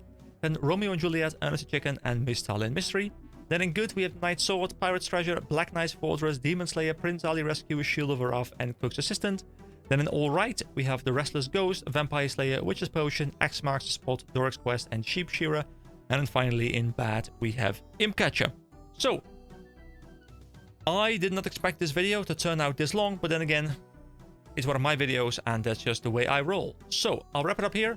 Thank you so much for watching. I'd love to hear what you guys thought about this. I would love to hear where I went completely wrong, where you think my opinion is just clearly factually incorrect, but also where do you agree? Is there any errors I really made in my judgment according to you guys?